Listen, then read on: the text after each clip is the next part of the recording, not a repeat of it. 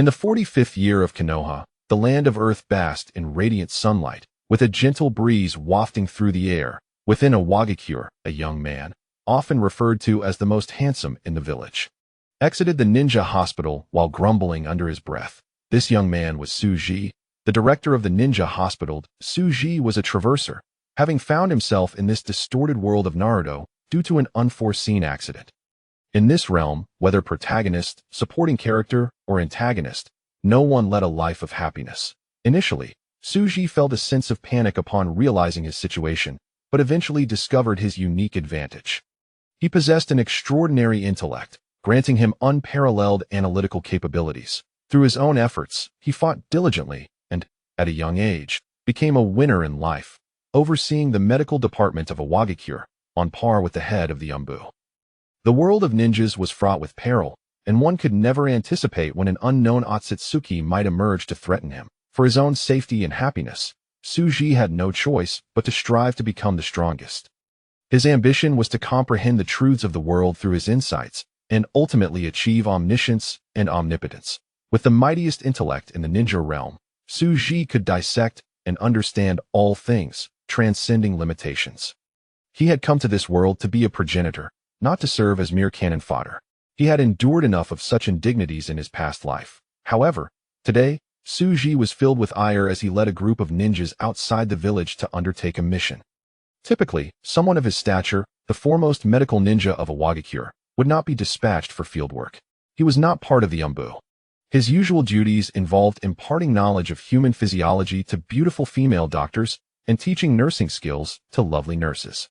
Yet today, an order from the Umbu, stamped with the Otsutsuki seal, compelled him to join the 1st Division of Awakens.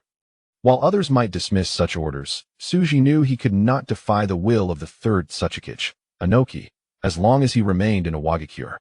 Reluctantly, he prepared to comply, biding his time to address those who manipulated events from behind the scenes.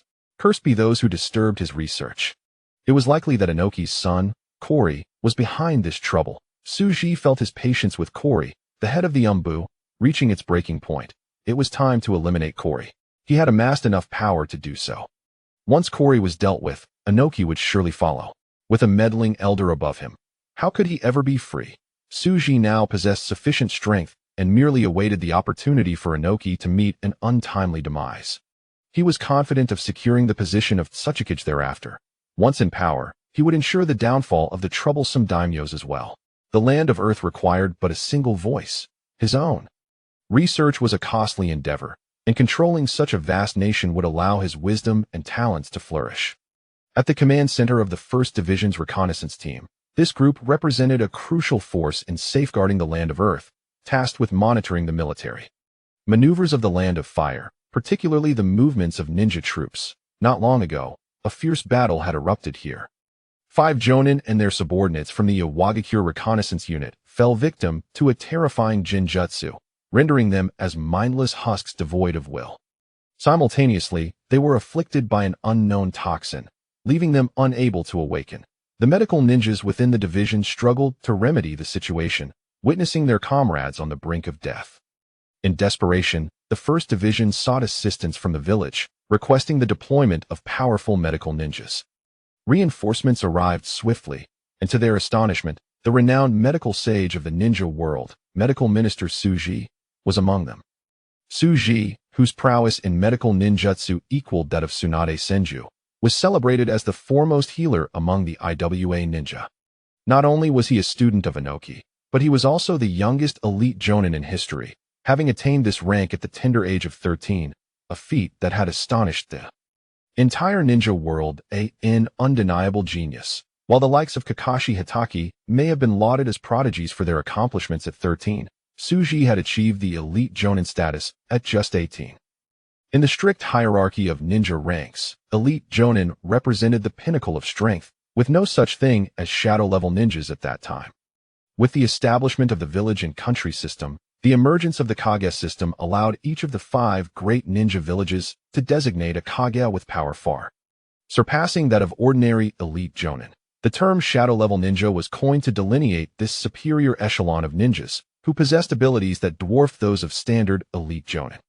Suji was renowned for his medical ninjutsu, capable of both healing and taking lives. Should these 5 Jonin perish, the reconnaissance team of the 1st Division would suffer a devastating loss in elite combat power. A substantial blow to Awakens, particularly given the importance of intelligence gathering and reconnaissance in battle. In the world of ninjas, information reigns supreme. Without adequate intelligence, one might fall victim to unpredictable tactics and maneuvers. If these elite Jonin and their accompanying Chunin and Genin were to perish, the designation of the 1st Division's reconnaissance team would be rendered obsolete. Even the heir to the powerful Morikawa clan, currently commanding the 1st Division, would face accountability and potential disgrace. Iwagakure maintains 3 principal ninja divisions stationed outside the village to safeguard the land of Earth. The reconnaissance team serves as the eyes of the division, underscoring its critical importance. However, the ninjas of the reconnaissance team were perplexed by the actions of the esteemed medical sage, Suji, who, upon examining the poisoned ninjas, did not offer any immediate solutions for their salvation. The medical ninjas, well aware of Suji's temperament, refrained from pressing him for answers and reported the situation honestly. Suji reviewed the afflicted individuals and, without needing to touch them, grasped the gravity of their condition. Shaking his head, he refrained from discussing a treatment plan and retreated to his designated office for rest. Soon after, the sentinels on duty observed numerous dancers entering Suji's room, bearing food and drink. The station ninjas overheard Suji exclaim, "After dedicating so many years to Awakens, must I not indulge myself? Let the music play and the dance continue."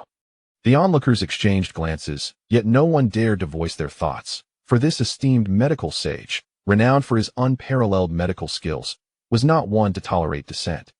Among the IWA ninjas, Suji's reputation as the killing sage rang louder than his title as the medical sage. Chapter 2. Suji will avenge. Huangtu seeks death.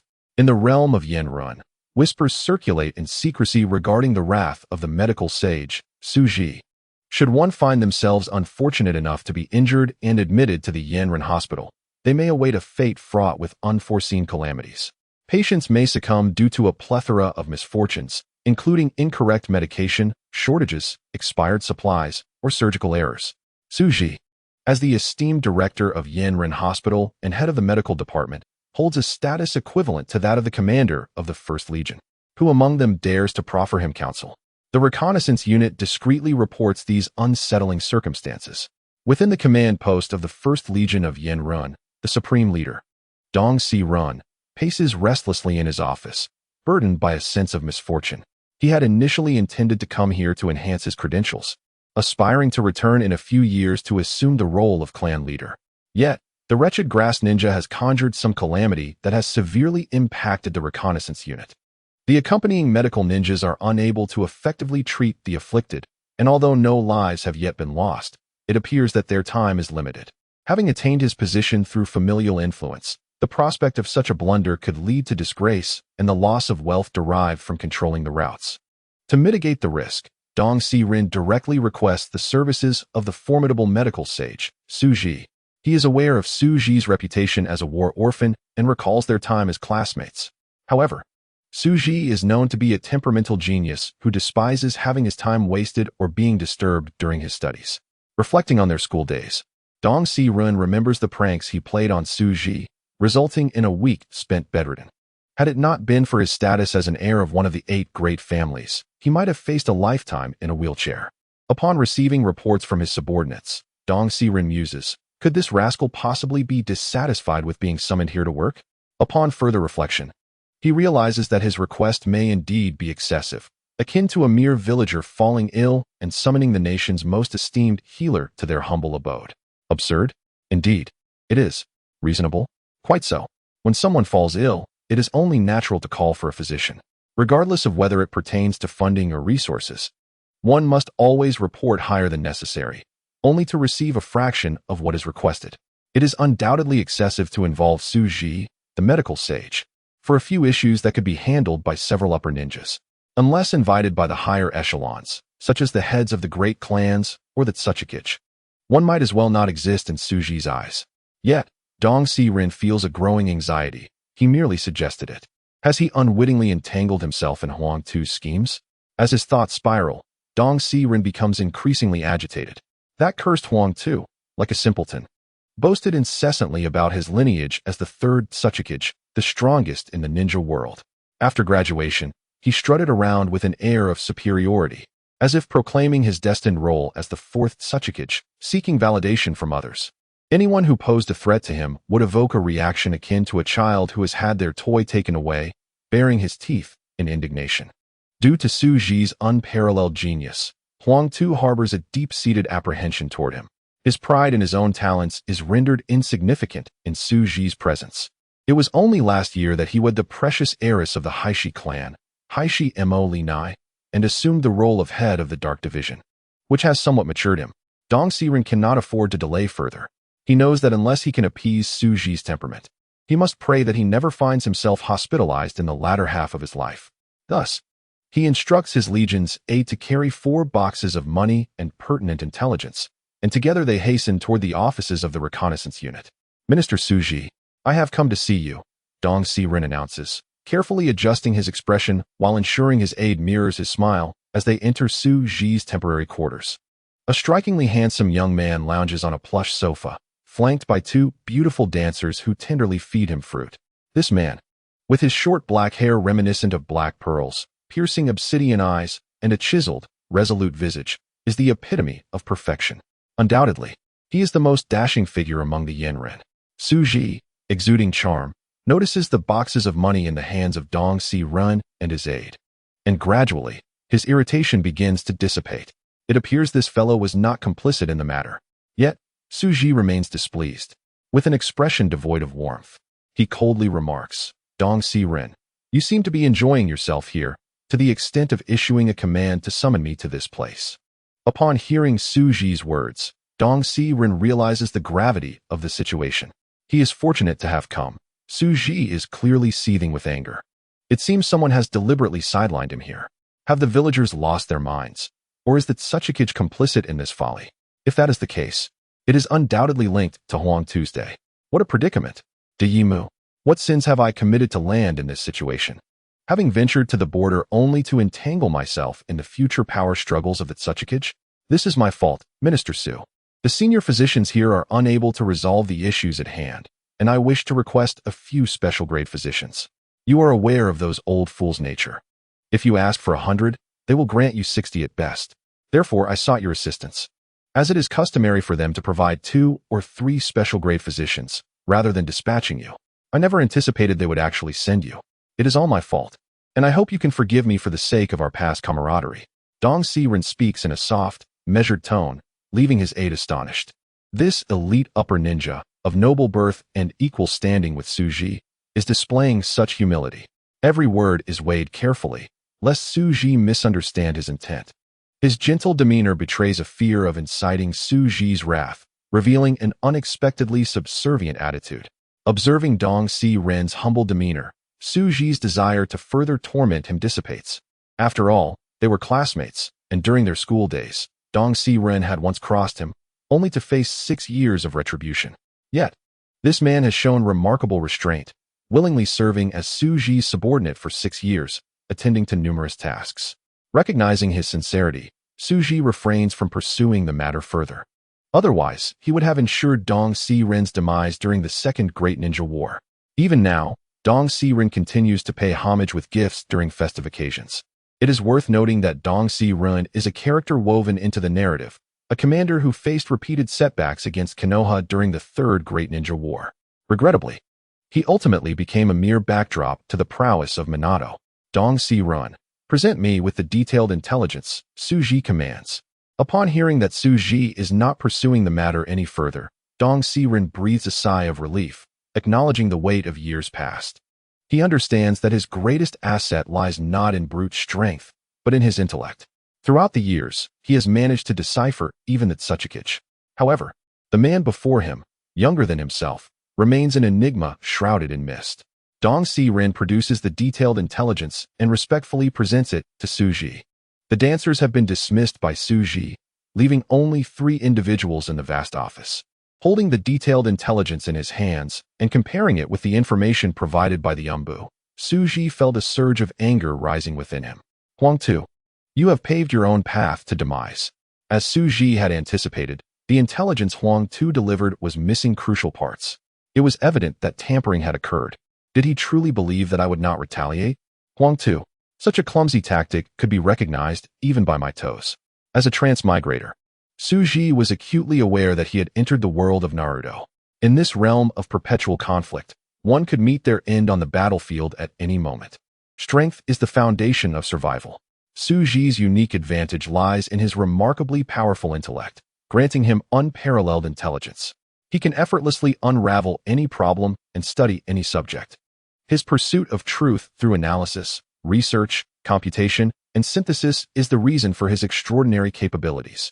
At this moment, Huang Tu was not the composed and mature commander he had been during the Fourth Great Ninja War. Instead, he appeared restless, brimming with arrogance, convinced that his lineage would produce the next Otsutsuki. Jealous of Su Ji's talents, Huang Tu frequently sought to create trouble for him, particularly since Su Ji was the disciple of the third Otsutsuki, Inoki, and naturally held the right to inherit the title. Typically, the successor to the Otsutsuki is a direct disciple of the current holder, with exceptions made only in special circumstances. Perhaps this is the will of the stone? Su Ji understood his own aspirations. His quest in this world was the pursuit of the Dao. He sought to uncover the truths of the ninja world and discover a path to transcendence, lest he fall victim to the internal strife of the Otsutsuki clan.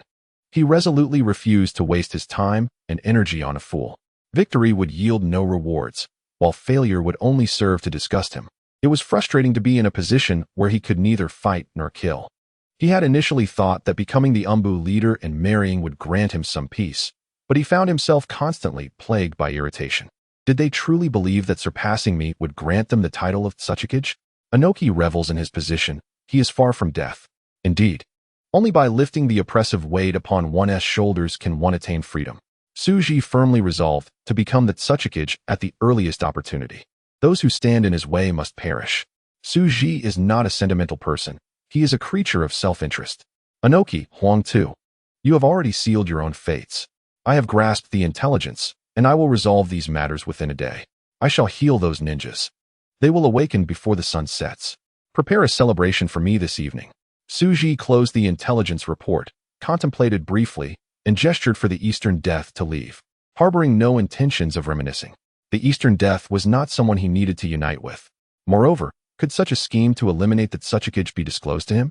Even if he helped Su Ji ascend to the position, what could he possibly offer him? He was already at the pinnacle of power and would naturally become a member of the Elder Council in a few years. The Eastern Death, well acquainted with Su Ji, understood that he was being dismissed. Bowing, he left the items in the room, lowered his head, and exited, accompanied by his troops. As they observed the dancers re-entering, music began to play within. The two departed swiftly. Once they had distanced themselves, the commander's aide curiously inquired, Lord Maoli, is Su Ji truly that formidable? The Eastern Death regarded his aide, a fellow clansman and younger brother, Mali Saburo, and replied earnestly, from this day forth, I do not wish to hear any dissatisfaction regarding Minister Su from you. Otherwise, I shall break your legs. Do you understand? Back in school, among our classmates, those who mocked him, insulted him, or played pranks on him, only I remain alive. It is not due to my status as the lesser clan leader of the Mali family, but rather because I was obedient for those 6 years. I proved that I would never dare to oppose him. Noticing his brother's silence, the Eastern Death's expression turned icy, and he reiterated in a chilling tone, do you understand? Brother, are you implying that during the Second Great Ninja War, the lesser clan leader of the Watanabe family, the Eastern Death, listening to his foolish brother, struck him across the face without holding back? Damn it, is that something you should say? Maoli Saburu's face immediately swelled and turned purple. He wished to retort, but saw the fury on his brother's face and dared not continue. The Eastern Death felt helpless. Many people had dismissed Su Ji as a mere fortunate child due to his age, looking down upon him. This deep-seated arrogance had led to the downfall of many. They remained oblivious to the true terror of Su Ji, judging him solely by superficial data. They regarded him merely as a fusion of an elite jonin and a senior medical ninja. While an elite jonin is indeed powerful, in a village like Awakens, every prominent family possesses several elite jonin. Consequently, many of the great clan's ninjas held Su Ji, a commoner ninja, in contempt. In the eyes of the Eastern Death, Suji was far more formidable than the Otsutsuki. The Otsutsuki, in the open, would seek a reasonable justification before eliminating an IWA ninja who had committed a crime. Observe Huang Tu. Even as the Umbu leader, he must manufacture coincidences to deal with Suji, crafting excuses that would be palatable to all. They all required a facade of righteousness. Yet, those whom Suji regarded as enemies met their ends quietly, without the need for any pretense. As if a vast and terrifying assassination apparatus was aiding him in eliminating adversaries. Many harbored doubts about Suji, but what could they do? Was there any evidence? Such methods are likely beyond Huang Tu's comprehension. Only those who pay close attention to Suji, like the Eastern Death, can quietly gather relevant intelligence and faintly sense Suji's modus operandi. It is an unequivocal principle. Those who follow me shall prosper, while those who oppose me shall perish. On the surface, he appears compliant, yet behind the scenes, he is unrestrained and dares to act freely. The third Otsutsuki stands in his path, and it is uncertain when he will choose to eliminate him. The Eastern Death, having once glimpsed the signs years ago, now finds them utterly vanished. This indicates that Suji commands a truly fearsome team executing his will. And this team is undoubtedly unknown to the Otsutsuki. Right beneath the Otsutsuki's nose, amidst Huang Tu's constant surveillance with the Umbu, a terrifying underground force has developed. What a fearsome ability! How can Huang Tu possibly prevail? It was only through his long-standing assertions and actions that this individual had quelled any murderous intent. The Eastern Death hurriedly departed, accompanied by his younger brother. Suji, observing the follower kneeling before him, inquired, "Huaguang, have you conducted a thorough investigation?" Huaguang, an elite jonin from Awakens, a fierce and combative individual, a master of ninjutsu, taijutsu, and jinjutsu from the IWA shinobi village, he stands as one of the foremost experts. In the narrative, during the pivotal task at Kamizukabashi in the Third Great Ninja War, he engages in a fierce battle with the youthful team of Kakashi. Ultimately, he employs Doton, a Wsoku to crush Uchiha Obito, only to meet his demise at the hands of Kakashi, who avenges his friend with Chidori. However, this esteemed jonin now kneels respectfully before Suji, reporting, "My lord, it is confirmed that the legendary artifact, the Pure Land Box, is indeed recorded in the annals of Kusa Shinobi Village. The Pure Land Box originates from the movie Blood Prison. It is rumored to contain the power to dominate the ninja world. It appears that the Kusa Shinobi escorting it have encountered our forces. To maintain secrecy, they may have utilized the box's powers, resulting in their poisoning and subsequent unconsciousness. Suji studies the detailed intelligence brought by the flames. They are not poisoned.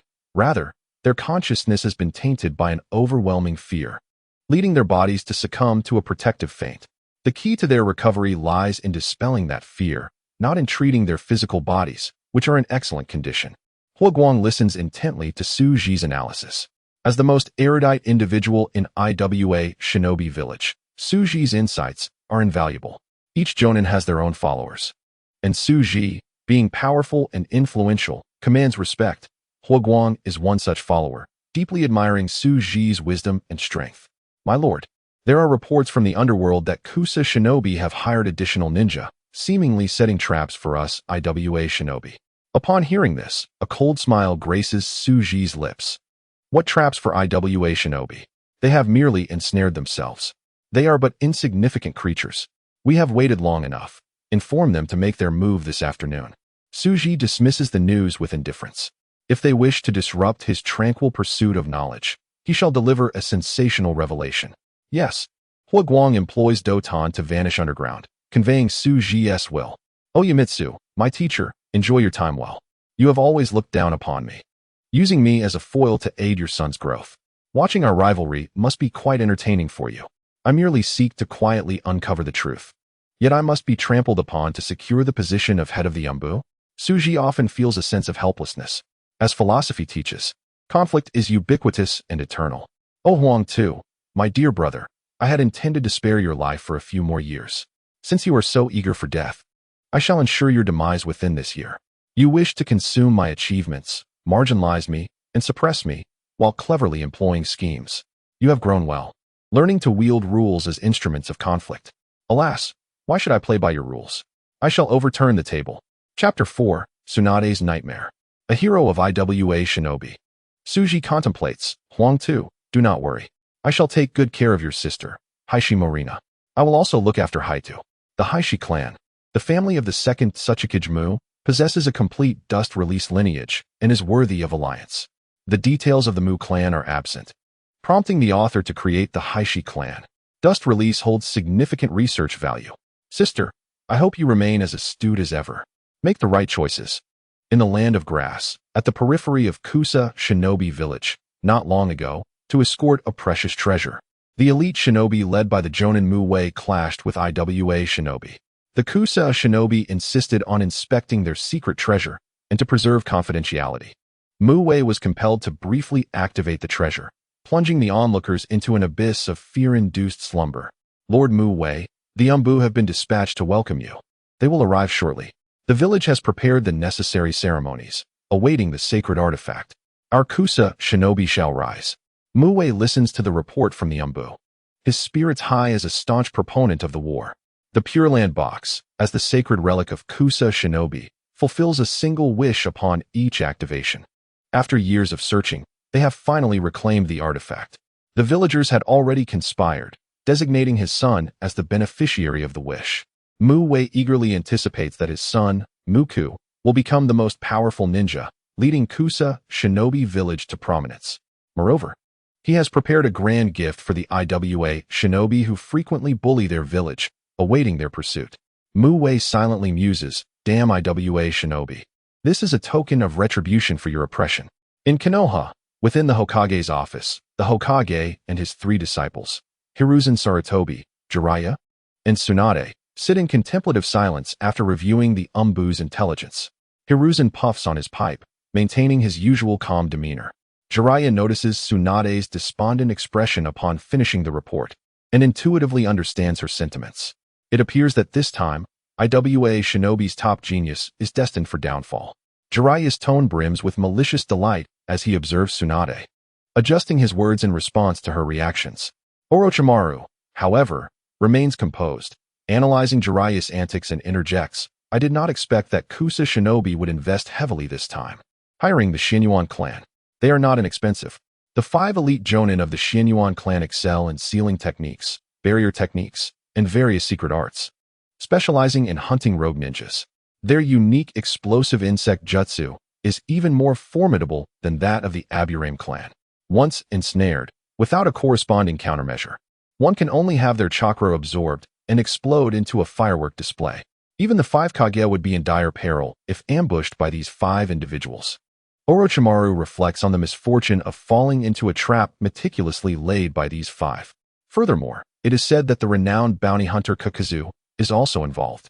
Jiraiya continues cheerfully. He is an old elite jonin with formidable strength. Additionally, the Cloud and Mist shinobi have joined as well. Most importantly, it seems that someone within IWA shinobi desires Suji's demise, leaking such crucial intelligence. They have contacted so many. I suspect Elder Danzo will also intervene. Eliminating the enemy's genius is certainly a hallmark of the root. Noticing Tsunade's lingering gloom, Jiraiya attempts to comfort her. Tsunade, do not fret. That kid is doomed this time. The debt of vengeance will be repaid. Bang! Upon hearing Jiraiya mention Dan Kato, Tsunade can no longer suppress her inner turmoil. She clenches her right fist and sends Jiraiya flying with a punch. The 3rd Hokage and Orochimaru exchange glances, their eyelids twitching. Jiraiya has once again struck a sensitive chord. Mentioning Kato and Suji in Tsunade's presence is a taboo. One is bound to face repercussions. During the Second Great Ninja War, Kato Dan, a genius of Konoha and master of the forbidden technique, spirit manifestation, an elite jonin, and commander of Konoha's 2nd Division, vied with Orochimaru for the position of 4th Hokage. He was left in Suji's clutches like a dead dog and, right before Tsunade, was repeatedly stabbed by Suji, leaving him with just a breath to pass on to her. In Suji's presence, Tsunade exhausted all her skills, deploying her utmost intelligence in a desperate attempt to heal him through the use of Sunin Jutsu. Yet, Kato still met his end. He died in Tsunade's hands. As Kato's blood ran cold, Tsunade's heart ignited with fury. She recognized the provocation, for Suji's methods were intricate, requiring different approaches to heal each wound. This was a contest of medical prowess. Regrettably, Tsunade's skills were insufficient, falling short of Tsuji's capabilities. Ultimately, Kato succumbed to the inadequacy of Tsunade's healing abilities. This was an immense blow to Tsunade. Such a feeling of helplessness, such regret over what could have been. In the end, Tsuji, now an enemy, retreated into the shadows with a chilling laughter. This was Tsuji's deliberate intention, to provide Tsunade with sufficient motivation, namely, hatred, to spur her to delve into the art of healing. He did not want her to squander her talents on drinking and gambling. The next time they meet, she would be prepared to present her intellectual achievements, which Tsuji himself would harvest. For Tsunade, the agony of not being able to exact revenge on her foe was a deep-seated pain. Furthermore, the inability to rescue her recently established partner was another source of her suffering. For a time, Tsunade, a revered medical sage, succumbed to a phobia of blood. Ultimately, it was her hatred for Tsuji that reignited her passion for medicine, leading her to immerse herself in her studies. Tsunade even relinquished her greatest vice, gambling. Upon hearing news of her enemy, she should have felt exhilarated. However, the knowledge that Tsuji was on the brink of death stirred a sense of reluctance within her. After all these years of diligently pursuing medical knowledge, her ultimate goal had been revenge. Moreover, she was determined to inflict various forms of suffering upon him, ensuring Tsuji would be forced to treat himself, ultimately leading to his demise in bitterness and confusion, unable to comprehend his own medical prowess. This was true vengeance. Tsuji's death at the hands of the masses was not the outcome Tsunade desired. He should perish by her own hands. To die in such a manner would be a mere stroke of luck for him. Would all her countless nights of torment simply conclude in this way? Tsunade paid no heed to Jiraiya being cast aside. Her thoughts were consumed by the incredibly handsome and cold Tsuji, that aloofness from on high. Each night, it would rouse her from her dreams, compelling her to rise and study diligently, to research medicine. The hero of one is the nemesis of another. The death of Kato Dan served as the stepping stone for Tsuji's ascent to the upper echelons of IWA Shinobi's power. Even with the prowess of an elite jonin, it would have been improbable for him to secure the position of Deputy Minister of the Medical Department at such a young age. IWA Shinobi lacked for elite jonin. Attaining such a position required a wealth of contributions and experience. Rokutsu, the father of the Otsutsuki, had climbed through the ranks of the Umbu from the very beginning, taking 8 years to become the deputy minister of the Umbu. It was only after marrying into the prestigious Korwashi clan, with their support, that he could shed the title of deputy and firmly establish himself as the minister of the Umbu. Kato Dan was the highest-ranking individual from Konoha slain by IWA Shinobi since the last 2 Shinobi World Wars. This was the most significant achievement of IWA Shinobi against Konoha in the 2 wars, without exception. The morale boost this provided to IWA Shinobi was beyond imagination. Many elders recalled the time Uchiha Madara had forced 2 generations of Otsutsuki to bow their heads, a tremendous humiliation for IWA Shinobi. Tsuji's actions were nothing short of heroic. The position of medical minister was bestowed upon him by those elders who wielded true power. Why was Rokutsu envious of Tsuji? This was the primary reason. It is not solely the strongest who can become Otsutsuki, but rather those who bring the greatest benefits to IWA Shinobi. Rokutsu, despite being the son of a 3rd Otsutsuki, lacked any distinguishing features that could compare to Tsuji. In terms of talent, ability, or contributions to IWA Shinobi, he could not even match Tsuji. Unfortunately, Tsuji's path forward was halted here. The role of minister represented the pinnacle for a common ninja. What Tsuji sought was the position of Otsutsuki, unless he could demonstrate extraordinary combat prowess. Becoming a leader far surpassing elite jonin, this would remain elusive. Yet, this too was a formidable challenge, unless one possessed the strength of Uchiha Madara and Senju Hashirama. It was unlikely.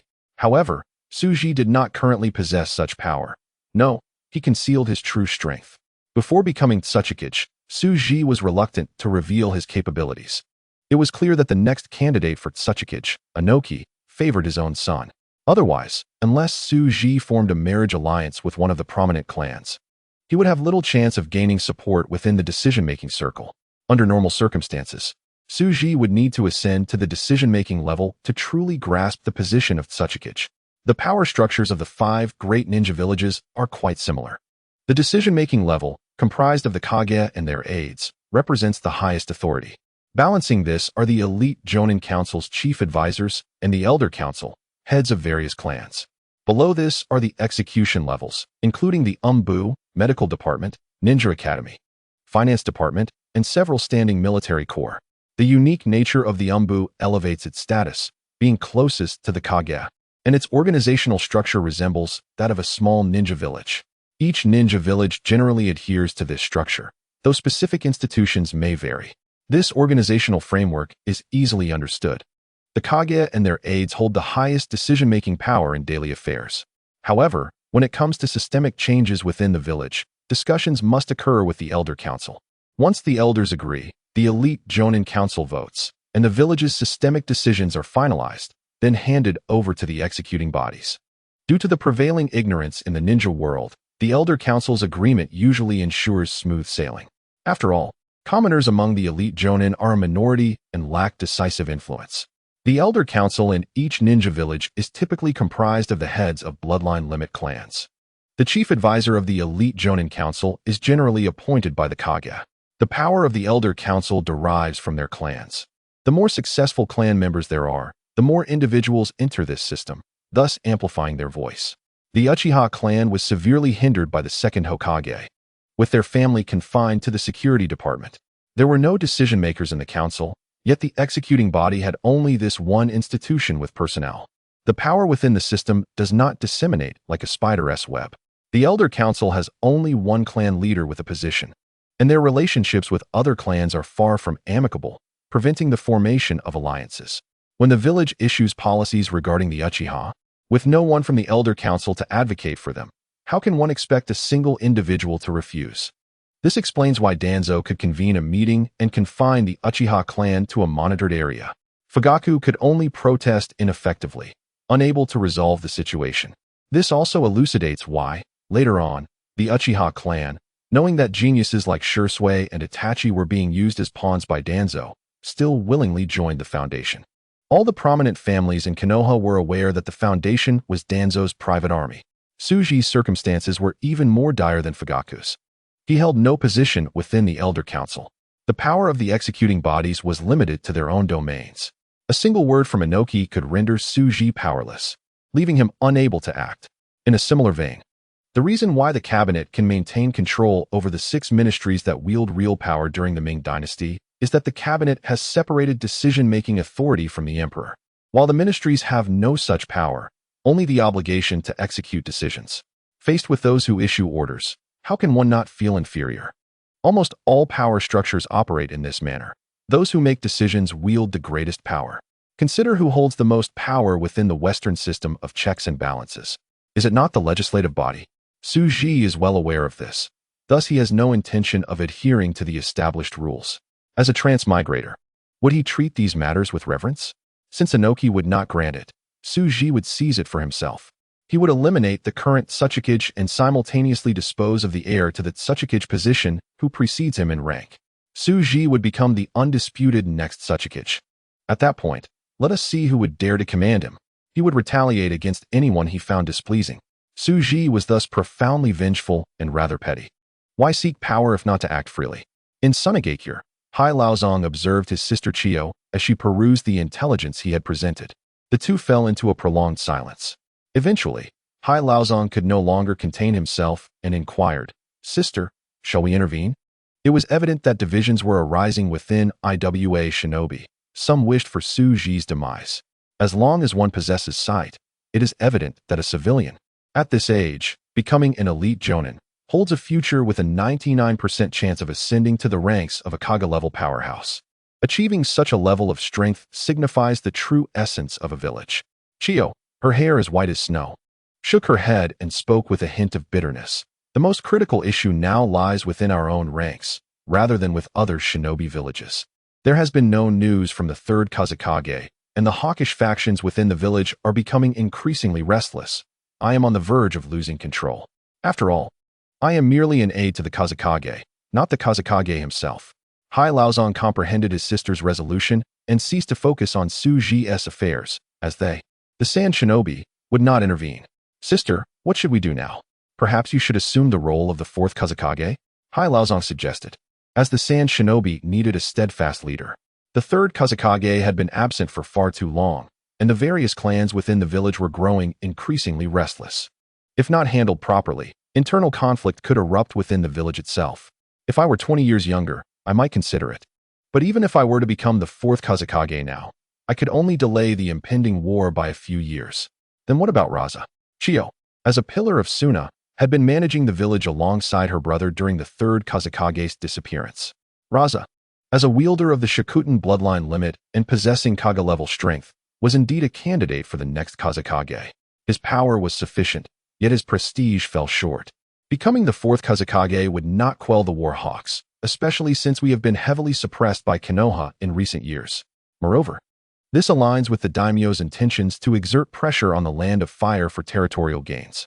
Once I declare war on Konoha, I will have him temporarily assume the Kazekage position. Hai Laozong's white brows furrowed. Sister, perhaps I should take charge. Suna stands no chance against Konoha. This decision may alleviate internal discord, but after the war, we will undoubtedly face accountability. No, this is my responsibility. I have decided to commence the assault on Konoha tomorrow night. Chapter 6. The war begins. Suji in crisis upon hearing Chiyo's decision. Hai Laozong was taken aback. This was far too sudden. War is no trifling matter. Adequate preparations are essential. Intelligence, provisions, troop movements, logistical support, and mobilization are all indispensable. War is a matter of destiny. Thus, we must ensure the utilization of all advantageous factors. Sister, is this not too hasty? We are not yet prepared. Chiyo sighed in resignation. Am I not aware? However, Konoha is not oblivious. They are not ignorant of our movements. Suna lacks the capability for a prolonged engagement. We must resort to surprise tactics to seize the initiative. We may not be prepared, but neither is Konoha.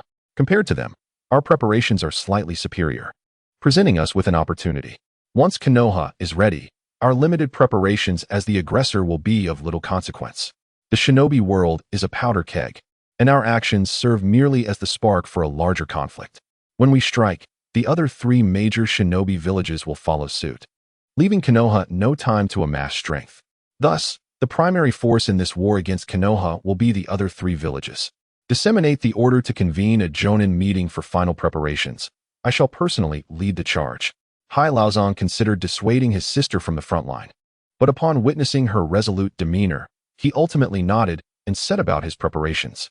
As the weakest among the 5 great shinobi villages, Suna indeed required a stabilizing presence like Chiyo to bolster the morale of the front lines, as Raza fell short. He was merely an intelligence officer, lacking the prestige of his sister, the master puppeteer. May the predecessors bless Suna. Chiyo gazed at the statue of the former Kazekage, silently reflecting. Hai Laozong merged into the depths below with a sigh. In Konoha, at the Hokage Tower, Sarutobi Hiruzen noted the easing of the troubled expression on Tsunade's face and felt a sense of relief. Over these years, the name Suji had indeed become a nightmare for Tsunade. The purpose of presenting this intelligence to the three of them was to help Tsunade release the chains of that nightmarish hatred. Once a ninja becomes ensnared in an endless cycle of vengeance, reason dissipates, leading to extremism. The third Hokage was unwilling to see his beloved disciple fall into darkness. Then, the third Hokage continued, Danzo will handle that matter. The reason I summoned you today pertains to another issue. According to the intelligence from the Umbu, Suna has recently been secretly amassing troops along the borders of our 2 nations. The other 3 major shinobi villages are also reinforcing their borders, posing a risk of war. I intend for you, Tsunade, to lead the 4th Corps as commander. What are your thoughts? The third Hokage turned to Tsunade, aware that aside from her gambling habits and lack of interest in political affairs, she had few shortcomings. However, ever since the death of Dan, she had become somewhat unhinged, even abandoning gambling to focus on her studies. It nearly led them to believe that Orochimaru and Tsunade had swapped bodies. Konoha's 5 Corps, the 1st Corps stationed with the Mist Shinobi, the 2nd Corps with the Cloud Shinobi, the 3rd Corps with the Rock Shinobi, and the 4th Corps with the Sand Shinobi. The 5th Corps served as the guard for the capital of the Land of Fire. I have no objections. My presence will also help address the Sand Shinobi's threat. Tsunade set aside her resentment and accepted her mentor's orders. Very well, then, Orochimaru. You will command the 1st Corps with the Mist Shinobi, and Jiraiya will lead the 2nd Corps with the Cloud Shinobi. Even if war breaks out, we will not be caught off guard. The Hokage holds the authority to directly assign the highest command of Konoha's 5 Corps. Suna missed. and Rock each maintain 3 standing shinobi corps, while the Cloud has 4, and Konoha the most with 5. Orochimaru nodded, accepting the Hokage's arrangement. This had undoubtedly been prearranged with the 3 advisors, and they had no reason or necessity to refuse. Furthermore, once war erupted, he would have ample opportunity to gather experimental materials. Watching his 3 disciples depart, the 3rd Hokage, Sarutobi Hiruzen, took a puff from his pipe. Amidst the swirling smoke, he pondered over his 3 disciples. Jiraiya was carefree. With Suji's death, Tsunade's obsession would fade, and she would remain as carefree as ever.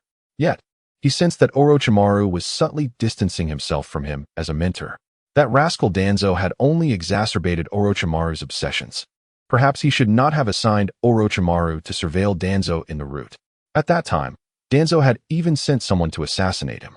Although he did not pursue the matter with Danzo, a necessary equilibrium must be maintained. Thus, Orochimaru was dispatched to the route. The Will of Fire, passed down from the 1st and 2nd Hokages, emphasizes Konoha's primacy.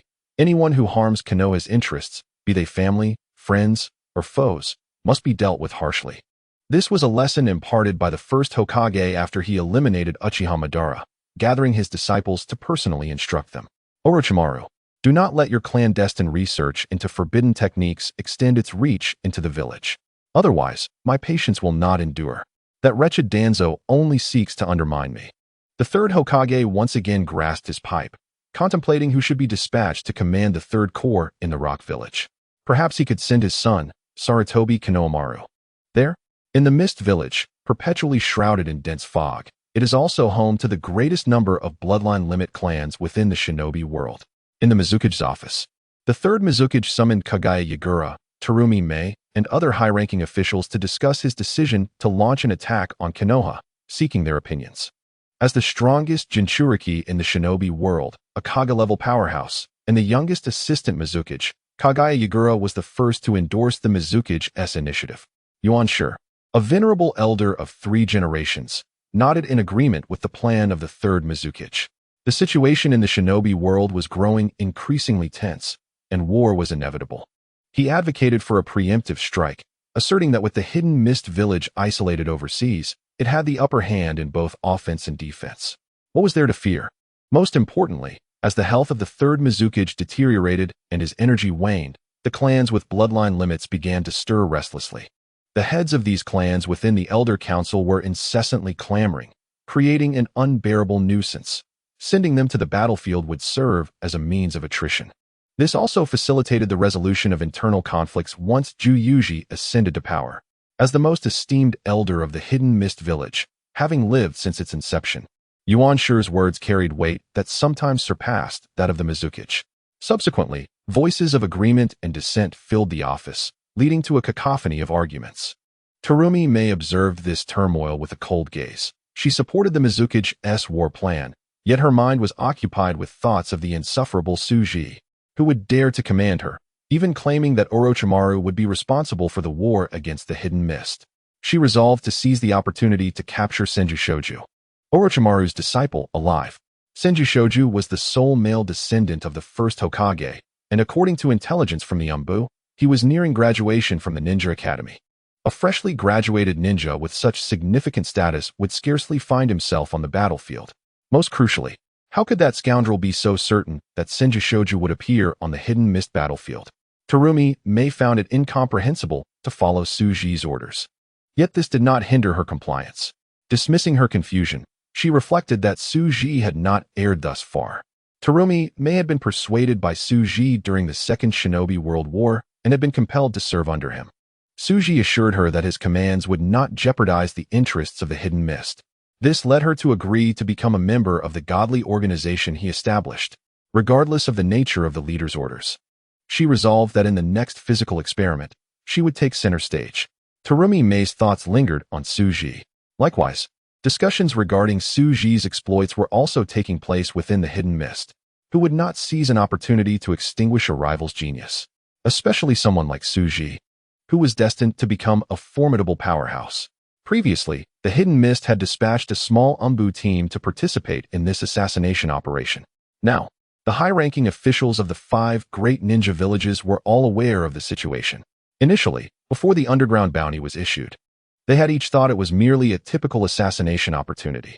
They were utterly unprepared for the revelation that someone had orchestrated the entire scheme to eliminate Suji. It was only after the bounty was taken that they realized the extent of involvement in this ambush. Chapter 7.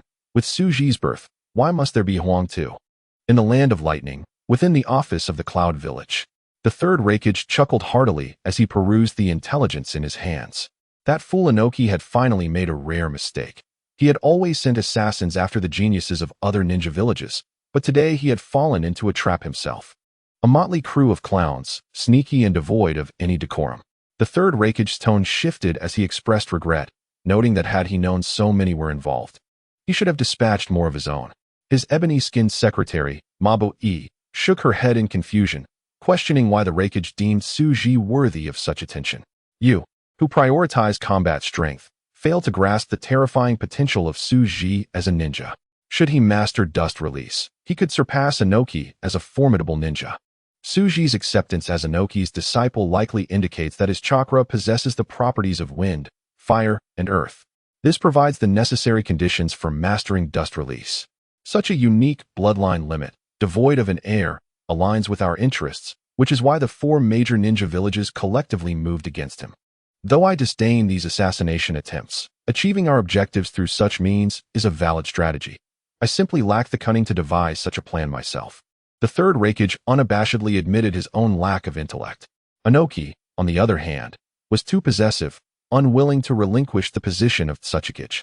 He had refrained from teaching Suji the dust release, likely due to his own son's inadequacies, all the while hoping for his son to surpass Suji. However, this time, Inoki would likely be infuriated.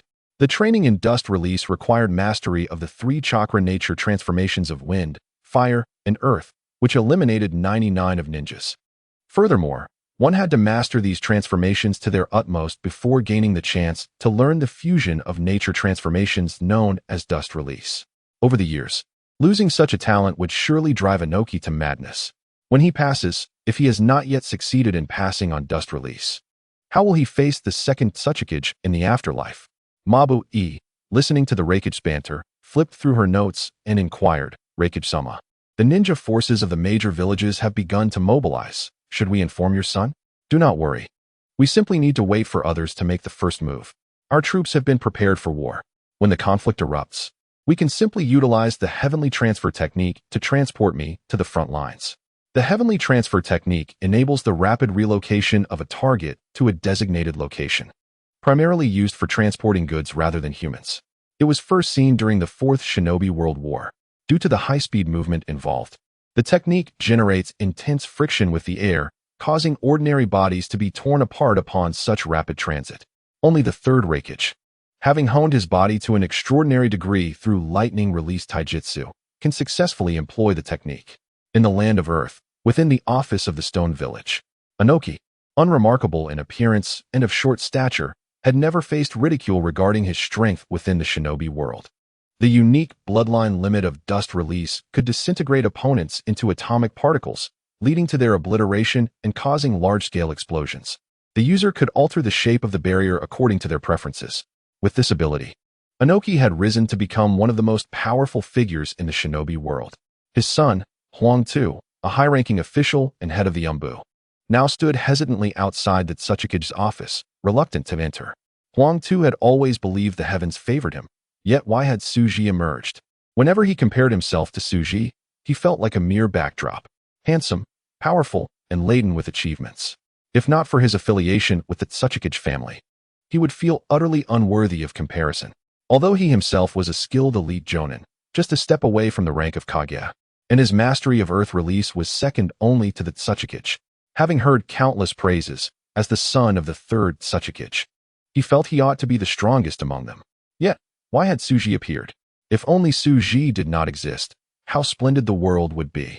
As a fellow villager, if he dared to dispatch the Umbu to assassinate Suji, Inoki would undoubtedly personally cleanse the village. Internal strife must adhere to boundaries, otherwise, it would not be called internal strife. The Otsutsuki serves to uphold this boundary. Otherwise, the village would descend into endless infighting, a failure on the part of the Kage. Huang Tu merely sought to replicate past struggles, uniting several prominent clans to seize the despair potion developed by Dou Qi. The despair potion, a forbidden substance spearheaded by Dou Qi, allowed the user to unleash triple or even greater chakra, drastically enhancing their power. The cost, however, was the irreversible extraction of chakra from the body, leading to death. In the narrative, the legendary 8 Gates technique, when fully opened, resulted in a terrifying surge of chakra. The despair potion required no training. Simply consuming it granted immediate access to such power. This was exponentially superior to the desperate secret techniques within the shinobi world. In times of war, if each person were equipped with a despair potion, the magnitude of power unleashed upon death would be formidable. The esteemed Dou Qi, having successfully developed the despair potion, stands to gain immense prestige and considerable benefits. He could easily establish a grand family through the profits derived from this venture. At that point, what advantages would he possess? Dou Qi's reasoning is not unfounded. Only those who can bring benefits to all will ascend to the position of Otsutsuki. In contrast, what can Huang Tu offer in comparison? This is not Dou Qi's first endeavor. During the Second Great Ninja War, he personally spearheaded the promotion of the medical ninja system. After years of development, his village, the Awakens, uniquely succeeded in ensuring that in the majority of 3-person teams, one member was designated as a medical ninja. Even Kanehagakure has not implemented such an advanced system. This advancement led to a dramatic expansion of Dou Qi's power, as the Minister of Health is entitled to oversee all medical ninjas. If, in the future, 1 out of every 3 IWA ninjas is a medical ninja, who would even consider the 4th Otsutsuki? This compelled Onoki to take action, removing Dou Qi from his concurrent position as the head of the Ninja Academy.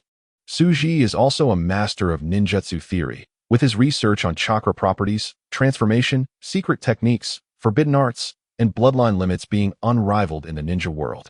Families are eager for their children to receive superior education, and without hesitation, they supported Dou Qi's role as the academy head.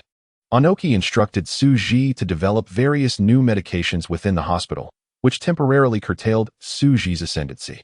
Little did they anticipate that within a short span, a mass-producible strategic potion would be developed, now only requiring final validation, refinement, and assembly line production. What could Huang Tu possibly compare with Dou Qi? Envious and resentful, Huang Tu desperately hoped Dou Qi would fail in his research of the despair potion, or that fortune would favor him, allowing him to usurp the project for the Umbu. Unexpectedly, fate smiled upon him, presenting an opportunity when the Supreme Commander of the 1st Legion, Dong Si Run, requested Dou Qi's transfer from the Otsutsuki.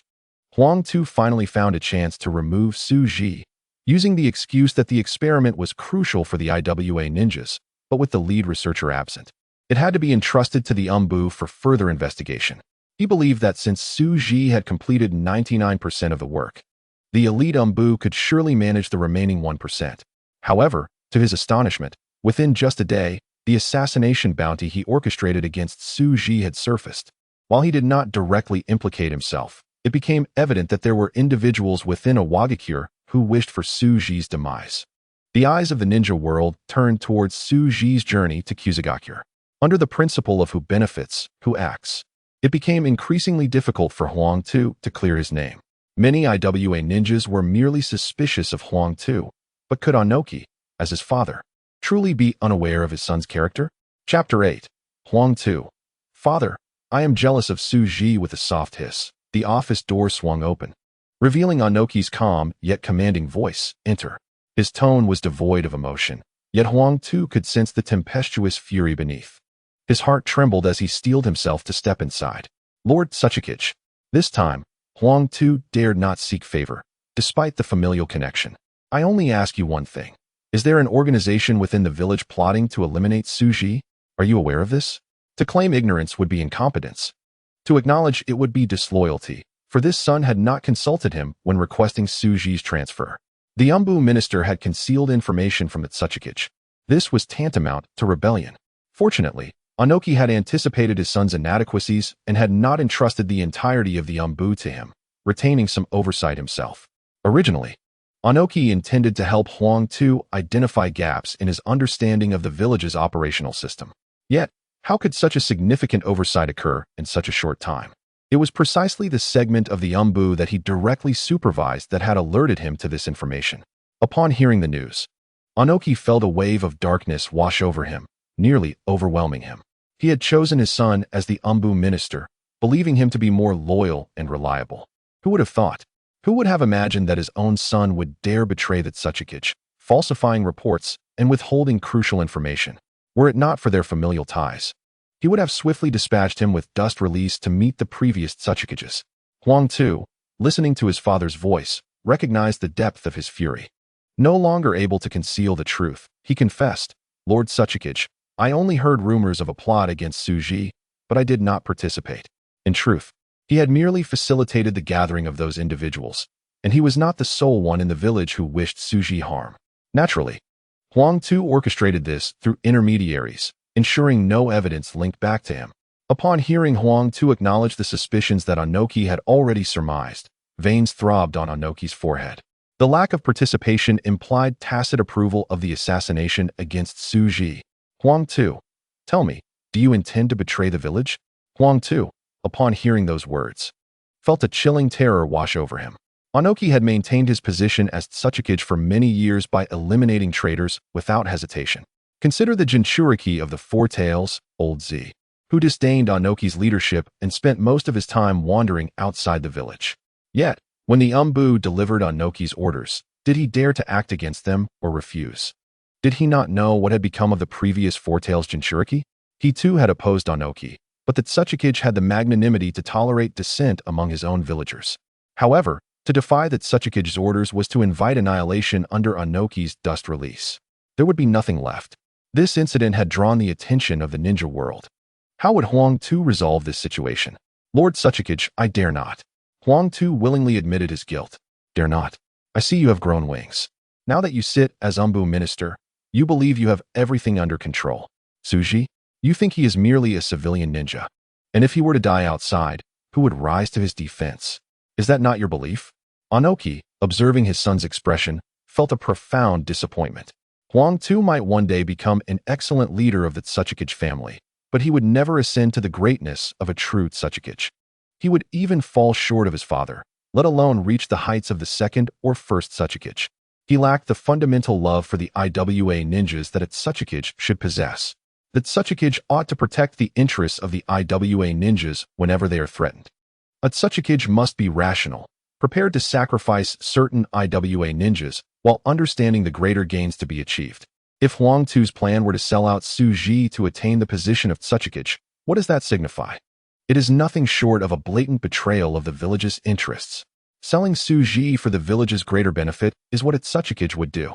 Selling Suji for personal gain is an act of treachery. Such a person cannot be Otsutsuki. They are no different from the insects within the Council of Elders, repugnant. Sighing deeply, Anoki realized that his son had yet to grasp the essence of what a Otsutsuki should embody. Observing Huang Tu's fear and discontent, Anoki fully relinquished hope for him. If the future heir and his own son were of equal caliber, choosing his son as Otsutsuki would not pose a problem. However, the disparity was too great. Summoning courage amidst his father's sighs, Huang Tu spoke. "I am sorry, father.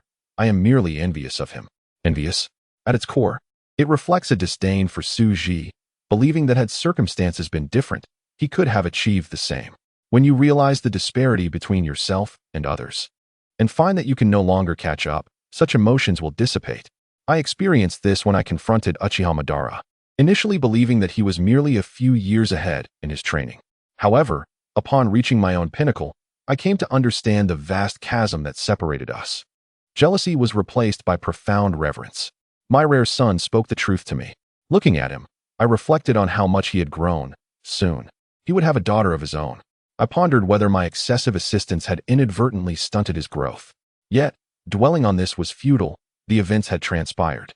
The only pressing matter now was to ascertain whether Suji could survive. If he did not, I would take this opportunity to personally eradicate the pests plaguing our villages. As Otsutsuki, how could I be unaware of these scoundrels? Their medical ninjutsu advancements have merely obstructed the financial avenues of those clans adept in healing techniques and medicinal herb cultivation. Should he survive, I would hand these individuals directly to Suji to appease his anger. Regarding Huang Tu, who played a pivotal role, if I had another son, I would eliminate him without hesitation. As long as I, Inoki still harbored the aspirations of the first and second generations. I could never bequeath the position to Huang Tuesday. To sacrifice a rival for the sake of the Otsutsuki position is an abhorrent act. For instance, when Orochimaru vied with Namikaze Minato for the position of fourth Hokage, he betrayed Minato by providing intel to an enemy village, leading to Minato's demise. Do you believe that the third Hokage would allow Orochimaru to ascend to Hokage after learning of this? He would undoubtedly take matters into his own hands to cleanse the village of such treachery. On the surface, Huang Tu did not directly betray Suji. He merely transferred him away to usurp credit. Later, upon discovering the mission's true dangers far exceeded prior assessments, he failed to inform Suji, merely allowing events to unfold as they would. In reality, this was a losing gamble for Awagakure. What did we gain? Nothing. Inoki felt uncertain, unsure of how to handle his son. Had the desperate antidote been completed? Huang Tu, feeling awkward, admitted it had not. Useless. Transferring him away while thinking you could handle it yourselves with such incompetence? The Umbu gathered the finest talents of the entire village, yet this was the outcome? Inoki could hardly contain his frustration towards his son. Do not be angry. Karatsuchi will be born in a month. Do not be angry. Inoki reassured himself. Compile a detailed report on this matter. I do not wish to be deceived again, Minister Huang Tuesday. Yes, Otsutsuki-sama. Huang Tu replied respectfully. He understood that his father had shown him leniency, but if Suji did not survive, Inoki would never support him for the position of Otsutsuki. Inoki rubbed his waist in frustration, realizing that his educational methods had indeed faltered over the years. As Huang Tu was the Otsutsuki's son, he often acted without considering the consequences. Had he not been Inoki's offspring, he would have long been imprisoned in the Umbu's dungeons. Inoki gazed towards the direction of Kusagakure, knowing that battle should be imminent there. He needed to contemplate how to deal with the aftermath. Chapter 9. The conspiracy of Kusagakure. The land of grass lies nestled between the powerful nations of fire and earth. Naturally, the existence of Kusagakure is influenced by these two great powers. However, like its neighbor Amigakure, this small ninja village is not one to simply lie down. The ninjas cultivated within its borders are adept in assassination and intelligence gathering. With each great ninja war, their homeland becomes a battleground. To remain passive is to invite death. Regrettably, Kusagakure lacks a powerful leader akin to Hanzo of the Salamander, who could guide them through such turmoil. This is why the village has placed its hopes in the legendary Six Paths Sage's artifact, the Box of Ultimate Bliss. The ultimate weapon from the Sage's era bears four faces: joy, anger, sorrow, and happiness. It is said that during the age of the Six Paths Sage, the ancestors of Kusagakure almost attained dominion over the world through it. Wu Wei knew that Awagakure would undoubtedly send someone. Those arrogant great nations, upon discovering that such a small ninja village dared to defy them, would surely retaliate. However, this time, they would witness a spectacle. Those not from a small ninja village cannot fathom the deep-seated hatred felt towards the great ninja villages. During the Second Great Ninja War, while the land of earth and the land of fire remained unscathed, the land of grass was reduced to ruins. This was a conflict between the land of earth and the land of fire, a classic case of the innocent suffering due to the folly of others. As a victim, how could one not harbor resentment towards those damned great nation ninjas? Especially Inoki. As long as they are not IWA ninjas, I would not grieve for their loss. My lord, it is rumored that the one coming this time is Suji, the elite jonin who rose to prominence during the last war. He is now the medical minister of Awagakure, possessing formidable strength. According to intelligence reports, he is proficient in jinjutsu, ninjutsu, and medical ninjutsu, albeit not particularly skilled in taijutsu. A genin named Long Shi recited diligently. Suji, indeed a prodigy who emerged during the Second War. If he were to perish here, it would cause great pain to Awagakure. Wu Wei spoke with growing excitement. Long Shi felt a tinge of unease. Would provoking Awagakure lead to irrationality? The first division of Awagakure alone boasts thousands of ninjas. For a small village like Kusagakure, they would be nightmarish foes. My lord, Suji is known as the sage of ninja medicine. He may have already cured many ailments afflicting the IWA ninjas. If they come in force, it could spell trouble. Another Chunin noted, clearly aware of Suji's esteemed reputation. Wu Wei scoffed at his subordinate's remarks, which only served to inflate the enemy's confidence. Humph, you people are truly ignorant. This is not your fault, as you have never witnessed the true power of the Box of Ultimate Bliss. Even a mere fraction of its power is beyond what they can endure. The box of ultimate bliss can grant any wish. It is a tool created by the Sage of Six Paths, capable of annihilating the world. Many listening to Wu Wei were left incredulous. However, a greater number erupted in cheers, for they anticipated witnessing the box of ultimate bliss unleash a fraction of its terrifying power, laying waste to the IWA ninjas like harvested wheat. Boom, boom, boom. The sound of violent explosions echoed, followed by the cries of battle. Wu Wei's expression shifted as he inquired, "Who goes there?" A hurried genin rushed in, reporting, "My lord, it is a awakens. Leading them is the Jonin Huoguang, who is directly attacking us." The genin was visibly anxious, as the might of a awakens was etched in their memories. Wu Wei stepped forward, seizing the man by the collar. "You will inform Konoha, Humogakure, and any ninjas who accepted the underground bounty. Regardless of who approaches, I do not wish to waste the box of ultimate bliss on a awakens." Yes, the man swiftly departed to relay the orders. "Everyone else, proceed according to the plan. The rest of you, follow me to the underground chamber." Wu Wei led the elite of the Land of Grass through a barrier and into the depths below. Soon after, the barrier vanished, leaving the area deserted. Huoguang and his subordinates swiftly dispatched the ninjas attempting to obstruct their path. Suji followed leisurely behind, lacking any interest in engaging with these minions. He was a scientist, not a warrior. The sounds of explosive tags detonating, the clash of water and fire techniques, the metallic clang of shuriken and kunai filled the air, accompanied by the battle cries of ninjas and the slicing of weapons through the atmosphere. Every sound and every fluctuation of chakra is perceived with utmost clarity by Su Ji's discerning eyes. The uniqueness of this world lies in its ability to manipulate reality through chakra, a force cultivated by the Otsutsuki clan. This power, extracted from the human body, astonishingly alters the very substance of the world, encompassing not only the properties and mass of matter, but beyond. For Su Ji, this is exceedingly convenient, particularly in his research concerning the transformation and manifestation of chakra, which allows him to observe realms otherwise hidden from plain sight. Su Ji has now attained the capability to utilize chakra to explore the microscopic world, conducting experiments that yield numerous phenomena and principles with remarkable ease. He has developed a series of technological advancements known as the Infinite Stones. Indeed, their nomenclature mirrors that of the 6 Infinity Stones from the Marvel Universe, yet fundamentally, they are distinct. They do not stem from the residual powers of the goddess of revenge or the singularities preceding the cosmic cataclysm.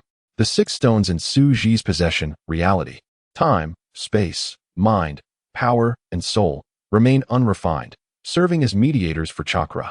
These technological creations are derived from the natural truths he has uncovered, and should Su Ji wish, he could produce them in infinite quantities.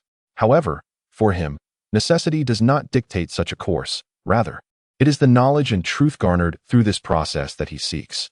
His ambition is not to merely snap his fingers, but to pursue understanding.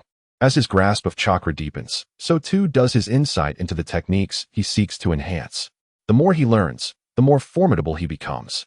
How does chakra, extracted from the human body, transform into elements such as fire, water, lightning, earth, and wind? If it merely manifests as fire or lightning, it could be interpreted as an energy conversion. However, how does chakra transmute into the solid form of earth? Can it further metamorphose into other substances? Perhaps even all matter within the universe? Is it possible that what was once relegated to theoretical existence, a phenomenon where energy converts into mass, has now been witnessed? Surely, anyone acquainted with society is familiar with the concept of a nuclear bomb. Its foundational equation is EMC, where E represents energy and M signifies mass. The mass on the right side of the equation, multiplied by the square of the speed of light, astonishingly equates to energy. This is a facet of special relativity and the principle behind nuclear weapons. The transformation of mass into energy, if controllable, can be harnessed for power generation. As in the case of nuclear power plants, if uncontrollable, it manifests as the devastating force of nuclear bombs. Yet, there has never been an observed instance of energy converting into matter. What then is the essence of chakra transforming into earth or water? Does chakra's wind release create air or an ordered thermal flow? What would wind release appear like in a non-vacuum environment? Or does chakra possess a material aspect, rather than being purely energetic?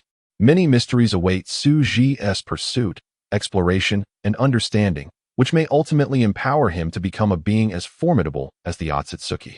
Chakra originally emanates from the fruit of a tree, detached from humanity. In Chapter 10, Tsuji's research on the infinite stones suggests that the Otsutsuki possess a method to extract chakra not from human bodies, but from planets, an advanced technology for cultivating trees. The core of all technological advancements resides within that primordial seed. In this world, the most potent known technology is indeed the Otsutsuki's tree cultivation method. However, this technology does not exist apart from the truths of the universe. It must align with the cosmic principles.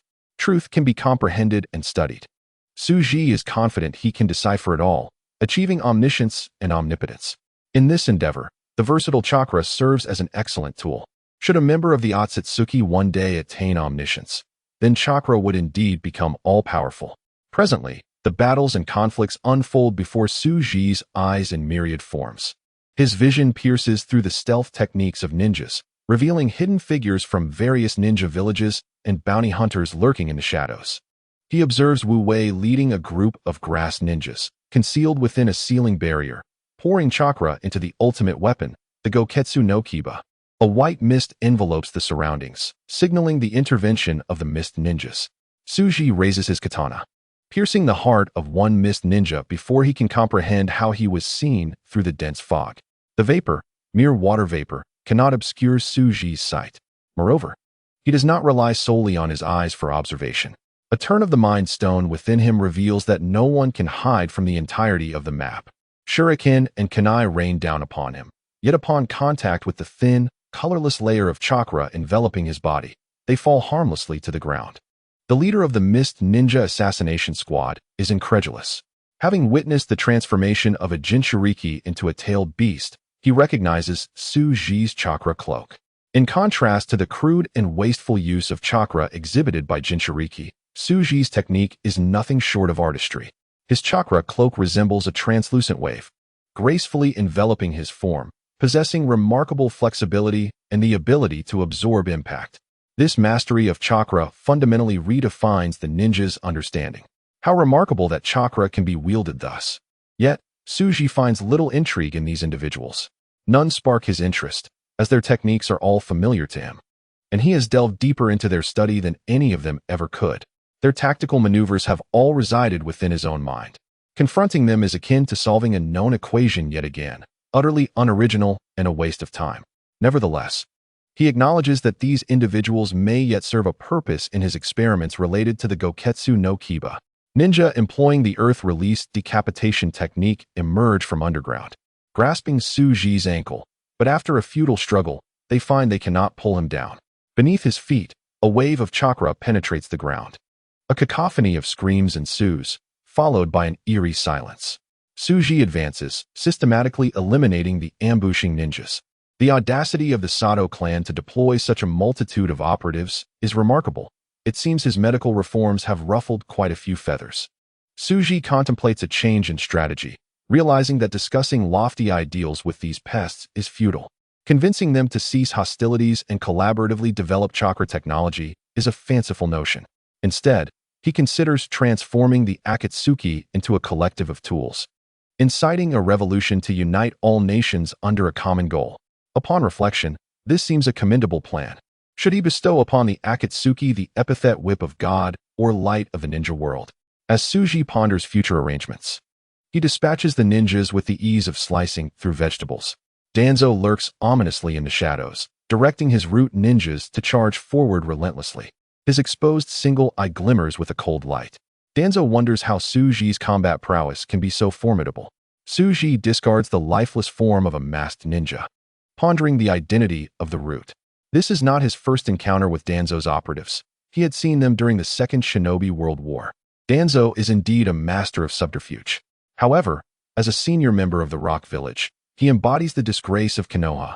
Having eliminated Kato Dan in a significant military engagement, Konoha must eradicate him to atone for such dishonor. Tsuji smiled serenely, shattering the spider that was about to fly towards him. Simultaneously, he repelled the minuscule explosive spider virus from his vicinity. Such entities are imperceptible to the naked eye of an ordinary person. Yet, Tsuji was no ordinary individual. Was this the Xinyuan faction? Suji gazed happily at the 5 figures stealthily encroaching upon him. These 5 were elite jonin, renowned bounty hunters, whose unique explosive spider techniques instilled terror in many.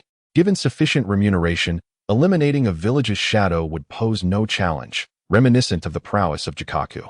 In the narrative, had it not been for Tsunade's intervention, the 4th Reikage, ensnared by the explosive spider, would have long since met his demise. The Xianyuan faction, witnessing Suji's calm demeanor, exhibited no fluctuation in their expressions and continued their assault. Encircling Suji, each raised a hand, activating the secret techniques sealed within their palms. Barrier technique, 5 elements light prison. Each palm erupted with radiant light, intertwining to form a chakra barrier that ensnared Suji at its center. Suji, smiling, raised his hand and pointed at a specific location on the barrier, which instantly shattered. All he did was interrupt the flow of chakra within the barrier, causing it to falter and ultimately collapse. This display startled the onlookers. "Nanny?" they exclaimed in unison. The Xianyuan faction was taken aback. It was the first time they had witnessed a ninja dismantling a barrier technique in such a manner, utterly shattering their perceptions. However, their reactions were swift. Shuriken flew towards Suji as they continued to suppress him with ninjutsu. To Suji, chakra represented an almost omnipotent force with limitless methods of utilization. It could be likened to a programming language. The universe is a system, and those who wield chakra, the ninjas, are akin to programmers. With these 2 elements, ninjas can create the programs they require according to their will and capabilities. Yet, this programming language was conceived by the Otsutsuki clan, who undoubtedly possessed a deeper understanding of the system. This disparity in knowledge rendered the Otsutsuki clan invincible in the eyes of the ninjas. By employing chakra as a programming language, Suji could compose various programs to comprehend the principles governing the vast system of the universe. Once he amassed sufficient knowledge, he could create his own system. This is the essence of Genesis. At that moment, Suji would possess the ability to forge worlds. Thus, every ninjutsu is merely an alternative form of code. As long as one's proficiency is sufficiently high, deciphering it becomes a trivial matter. Chapter 11, Xianyuan Faction. Suji unleashed a devastating onslaught. Wind style, Great Breakthrough. Fire style, Dragon Flame Jutsu. Earth style, Yellow Spring Swamp. The combination ninjutsu of the Xianyuan faction conjured a dragon of fire that rent the air asunder. And the terrifying heat wave ignited many nearby ninjas, enveloping Suji in flames. Simultaneously, the ground beneath him transformed into a swamp, restricting his movement. Trapped, they launched a coordinated attack. Observing Suji ensconced in flames, more fire and wind techniques surged forth. The flames, fueled by the wind, blazed with renewed vigor. Not to mention the lethal temperatures, the toxic gases and diminished oxygen alone could spell death. He was underground. Sensory ninjas detected Suji's movements. Earth style, ground movement. Earth style, ground wave. Earth style, earth eruption. The encircling ninjas executed ninjutsu, employing a sweeping assault strategy. Surrounding an elite jonin necessitated confinement to a compact area, where relentless attrition could lead to victory through sheer numbers. Emerging from beneath the earth, Suji utilized earth style to alter the surrounding terrain. The ground heaved as rocks protruded, partitioning the landscape into distinct zones, effectively segregating his opponents. Earth style, giant stone golem technique. A towering rock giant, 20 meters high, materialized on the battlefield, with Suji perched atop its head. For one who comprehended the nuances of chakra transformation, casting ninjutsu seldom required hand seals. The techniques he unleashed were not only swift, but also imbued with enhanced potency. Smash. The colossal stone creature rampaged, delivering physical blows comparable to mid-tier ninjutsu. Its speed and strength inflicted substantial casualties on those attempting to encircle Suji. In another locale, Suji's true form glided like a phantom, wielding his tachi to eliminate the last concealed mist ninja. Summoning the stone giant was merely a manifestation of Suji's rock clone. Lightning Scythe, a dark-skinned cloud ninja, with lightning crackling from his arm, swung his weapon like a guillotine towards Suji's chest. Suji thrust his tachi straight at the heart of the cloud ninja.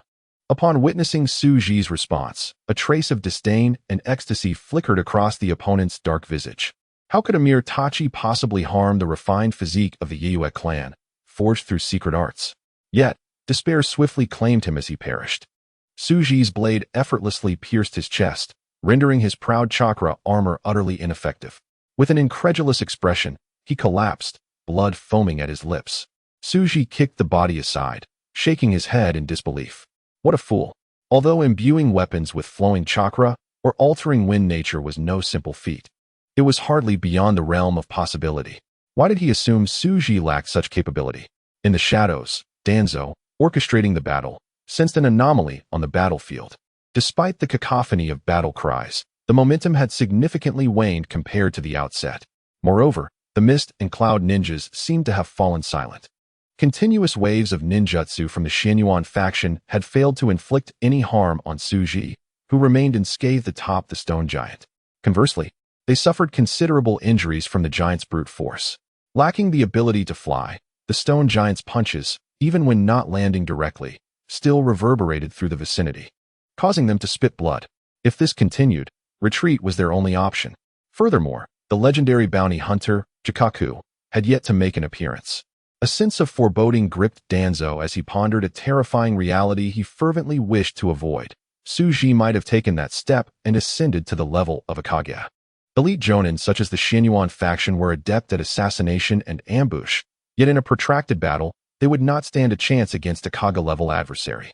How long had it been, and they had yet to succeed in ensnaring Suji in their explosive spider technique. Danzo turned to the nearby ninjas of the Yamashiro clan and commanded, "Relay the order to retreat." Suddenly, Danzo turned to a nearby rock and spoke, "Killing medical ninja. I did not anticipate you would surpass that threshold." Aware that he had been discovered, Suji voluntarily dispelled his invisibility, clapping his hands in amusement. Truly, the pinnacle of the dark arts within the ninja world, who had set up sensory techniques around his own body. Konoha's depth was profound, and the plethora of ninjutsu made Suji envious. Danzo's mastery of wind style, curse seals, sealing techniques, and barrier techniques ranked just below that of the third Hokage within Konoha. Danzo, unruffled, replied, "Young man, while you have entered the Kage level, do not become overly arrogant. There remains much for you to learn." Suji did not take offense at Danzo's admonishment, expressing gratitude for the elder's guidance, for he shared the same sentiment. Observing Suji's unblemished demeanor, Danzo planted a subtle warning. "Suji, let me inform you that Inoki has no intention of retiring. Your strength will become a thorn in his side. I hope you prepare accordingly." Suji was unfazed by Danzo's words. The man still held value. Many resources from Konoha could be traded with him. After planting the seed of caution in Suji's mind, Danzo had no further desire to elaborate. The root guards beside him tossed smoke bombs, and the group executed Earth-style to escape amidst the haze. Danzo was no fool, possessing Kage-level strength. He knew that a drawn-out battle was not in their favor. Currently, the situation in the shinobi world does not permit any unforeseen circumstances. Should he perish, how would the inhabitants of Konoha confront the impending shinobi world war? Suji chose not to pursue, allowing Danzo to depart. In the future Suji envisioned for Danzo, this man would conduct various forbidden experiments within Konoha, thus facilitating the harvest of their experimental outcomes. In the near future, under pressure, Konoha would inevitably commence extensive research into various bloodline limits. Unlike the third Hokage, who remained cautious of reputation, human rights, and ethics, the unscrupulous Danzo would undoubtedly initiate inhumane experiments within these studies. The research on Sharingan and Mokuton, initiated by the second Hokage Senju Tobarama, had yielded no results, under duress. The third Hokage had even shut it down. However, under Danzo's influence, it would continue to progress. This was precisely what Suji required. Even amidst the third Hokage's suppression, Danzo had never ceased his clandestine research on various Hashirama cells and Sharingan. "Danzo, continue your diligent work. I hold high hopes for you." Through the earth, Suji perceived the underground barrier. The chakra absorbed by the box of bliss was nearing its critical point, preparing to open. Suji dispelled his shadow clone, and within his body, 5 luminous orbs were pulsating with natural energy. A red orb manifested in Suji's hand, one of the unfinished infinity stones he had forged, the Mind Stone. Currently, the Mind Stone remained an incomplete artifact, merely a vessel imbued with Suji's will and chakra, embodying a complex model he had devised in his exploration of the human psyche. It amalgamated various theoretical studies on illusions and human emotions from the shinobi world. The realms of mind, spirit, consciousness, and wisdom could all be influenced by the Mind Stone. Tsuji envisioned that the completed Mind Stone would epitomize his ultimate understanding of sentient consciousness in the realm of illusions within the shinobi world. Aside from those capable of altering reality, all others paled in comparison to the Mind Stone. Simply put, all illusions were rendered ineffective against its possessor, Tsuji, who could conjure any illusion at will, with a remarkably elevated level of proficiency. Presently, the pinnacle of illusion achievable through the incomplete Mind Stone was Izanagi, rather than the infinite Tsukuyami.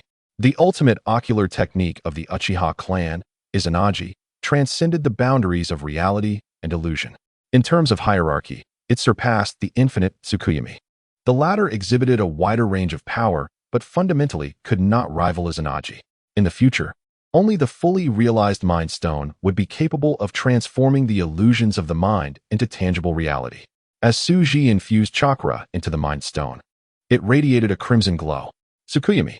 In the distance, those engaged in battle against Tsuji's stone giant paused abruptly, their actions frozen. A throng of individuals fell into a stupor as their consciousnesses were ensnared within the illusionary realm of Tsukuyami. Huoguang, along with his subordinates, knelt before Tsuji. "My lord, I am incompetent." Tsuji observed the 20 individuals he had brought, noting that 8 had perished. Not too shabby. Amidst such a considerable assault from numerous shinobi, not all had succumbed. They had not wasted the resources and funds I allocated for their transformation. The 20 individuals were not all Tsuji's. The others hailed from the Umbu, whom he did not trust. Thus he had only brought his most loyal followers. "All right, rise. Return and instruct Secretary Xiaori to provide these individuals with additional compensation." Xiaori was a subordinate Tsuji had acquired from the hidden village of Hashigakure during his quest for the fabled star. During the Second Great Ninja War, amidst the collapse of order, he had coerced Xiaori into accepting the cursed seal he had inscribed upon her mind, thereby binding her as his servant. "Yes, my lord. How shall we handle these individuals?" Huoguang inquired respectfully. Tsuji pondered briefly before responding. "Take Xianyuan Zhong and seal away the 5 elite Jonin. They are still worthy of my transformation. I have some new experimental ideas to test on them. After all, such quality materials are rare. The others are of no concern. Take these 5 and return to the reconnaissance unit's encampment to await my arrival. The sun has 3 hours before it sets. I shall return in 3 hours." "Understood." Huoguang and his subordinates sprang into action, using sealing techniques to bind the 5 individuals before departing with their fallen comrades. Boom. A colossal pillar of chakra erupted from the earth, extending skyward. The box of bliss had been unleashed. Chapter 12.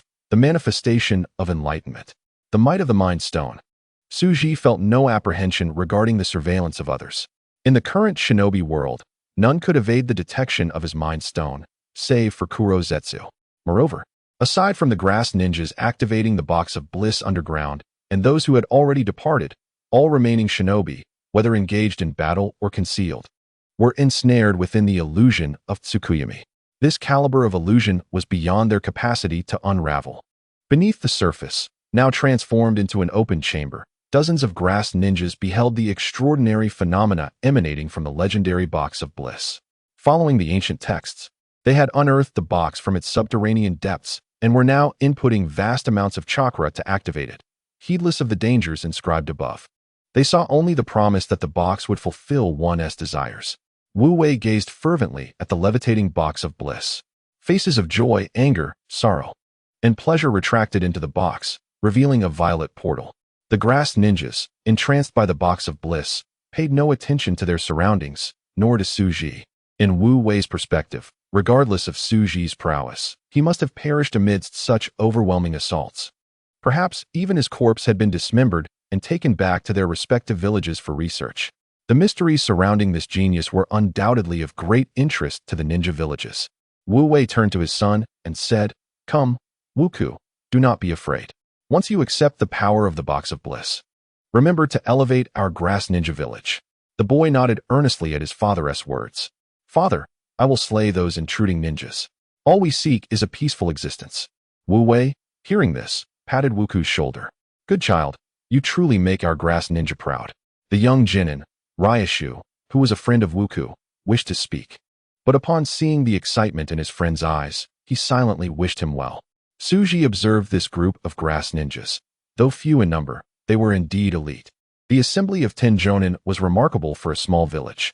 The white-haired girl with eyes akin to the Rinnegan must be a ninja possessing a unique bloodline limit, Ryushu. Recognizing her, Suji recalled that she was the protagonist from the movie Blood Prison. Wu Wei, hurry. As the gatekeeper of the Tianlao clan, only your wish can be realized. The other grass ninjas began to urge Wu Wei, all of them lost in the dream of a unified world. Box open now. Wu Wei formed hand seals and then pushed forward with both hands. Box of Bliss. The Box of Bliss responded, and the violet portal cracked open. Grant my son immense power. Let our grass ninjas rise. Wu Wei clasped his hands together in prayer. Box of Bliss, please grant our wish. The Box of Bliss appeared to respond, as a beam of light enveloped Wugong, drawing him inside. Shortly thereafter, the youth emerged, his chakra having multiplied exponentially compared to when he had been absorbed. Wu Wei and the other Kusa shinobi noticed the transformation in Wugong and approached him with excitement. At that moment, an unexpected turn of events unfolded. Wugong suddenly plunged a hand through the chest of a Kusa shinobi. He had undergone a change that was beyond their comprehension. Wugong, what has happened to you? Wu Wei, being Wugong's father, was naturally the most concerned. Suji, using the mind gem, observed that Wugong had become a different kind of life form, a chakra entity interwoven with various emotions. It was remarkably peculiar, indeed a promising subject for research. Wugong did not respond. Instead, he discarded the person in his grasp back into the Box of Bliss and extended his lethal hand towards the others. At that moment, even the normally formidable Jonin appeared as mere fodder in Wugong's presence. All attacks from the Jonin were deftly evaded by Wugong, whose speed was astonishing, rendering him untouched. He discerned the intentions of all who dared to attack him. When Wugong seized Wu Wei, he hesitated, as if struggling against some controlling force. Wugong, what is wrong with you? Wu Wei, unable to uncover the reason for his son's transformation, resorted to the family's secret technique, the binding technique, fire release, great fire prison. This ancient sealing technique, when infused with chakra, would trigger a seal, interrupting chakra accumulation. It was this very ability that had granted Wu Wei's family control over the management of the Ghost Lantern City within Kusa Shinobi Village. However, this special sealing technique failed to take effect, and Wugong underwent a grotesque transformation before the remaining witnesses. He morphed into a monstrous entity known as Wu, resembling a headless humanoid with a massive maw filled with saber-toothed teeth, devoid of eyes and ears. Sporting a pair of wings and a tail akin to that of a bull. Truly repulsive. What is happening, Wu Wei? A surviving ninja inquired angrily, but before he could finish, Wu seized him and flung him into the box. Wu Wei was equally pained, bewildered, and tormented, grappling with the inexplicable events unfolding before him. How could this be happening? It was then that he recalled the warnings recorded in his family's lore. Do not touch the Box of Bliss. Wu's power was terrifying. Soon only Long Shi and Wu Wei, two familiar faces to Wugong, remained. It seemed that Wugong's consciousness still influenced the monstrous Wu, refraining from harming those he recognized. It appears you cannot control the weapon you have created. Su Ji's voice reached the ears of Wu Wei and Long Shi. Nanny, you are not dead? The two finally acknowledged Su Ji. The outside world had succumbed to Su Ji's illusion, remaining motionless, their attention captivated by the unfolding chaos, oblivious to the peculiarities beyond. To Wu Wei and the others, Su Ji had long since perished, reduced to nothingness. Except for the legendary ninja god, all other ninjas could be overwhelmed by sheer numbers. Wu Wei painfully rose, caught in a dilemma. Upon Su Ji's appearance, Wu seemed startled, retreating from him. The massive maw emitted a sound. Why can I not perceive your emotions? Su Ji did not answer Wu's inquiry. Instead, he calmly countered, what is emotion? Fear? Affection? Terror? Hatred? Anger? Or something else? Why do humans experience emotions? Wu was taken aback by Su Ji's words. Although he possessed the ability to sense emotions, he was oblivious to the principles behind it. Thus, encountering someone like Su Ji, who could not be detected for emotions, was perplexing. How could a person possibly lack emotion? How could an intelligent being be devoid of such a trait? The mind is the exclusive realm of intelligent life. Emotions are merely a facet of the mind. Su Ji's research into the mind allowed him to easily obscure Wu's perception. The Box of Bliss, left behind by the Sage of Six Paths, represented an exceptional resource for Su Ji. Wu was likely a byproduct of the creation of tailed beasts. The mind gem in Su Ji's possession radiated a brilliant light. Wu was filled with dread, yet he was unaware of what was transpiring. To everyone's astonishment, he began to approach Su Ji willingly, then knelt before him in reverence. "What is happening? What have you done to me? Is this an illusion?" Wu's terror mirrored that of Wu Wei and Longxi. The unknown is the most terrifying aspect. Su Ji harnessed the power of the mind gem to manipulate Wu's consciousness, severing the connection between his mind and body, rendering Wu incapable of controlling his own form. Su Ji commanded Wu to cast Wu Wei into the box of bliss as well. He then turned to the newly minted Chunin, Longxi. "How about you come with me, little girl?" Longxi, rattled by the day's events, found herself in a state of disarray. I don't know. That implies consent." Su Ji smiled as he gently patted Longxi's head, directly imprinting a mind seal into her being.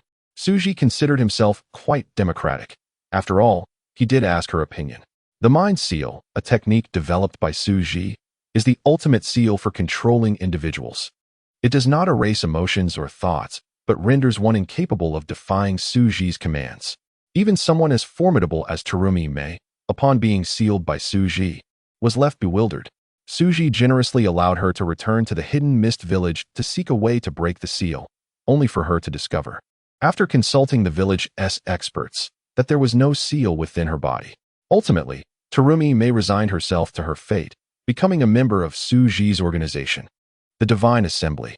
From that day forth, Longxi would be unable to defy Su Ji's commands unless she could eradicate the mind seal placed upon her. Longxi still held potential for development. "Step aside," he commanded. "Yes, my lord." Longxi was unable to refuse Su Ji's command, and in the shinobi world, strength reigned supreme. Longxi was not foolish. She quickly recognized her position. Su Ji, binding Wu with the mind gem, began to study this peculiar life form. His superbrain commenced analyzing Wu. Why did the Sage of Six Paths create Wu? How was Wu created? Utilizing the power gem in his possession, Su Ji initiated an analysis of Wu's chakra.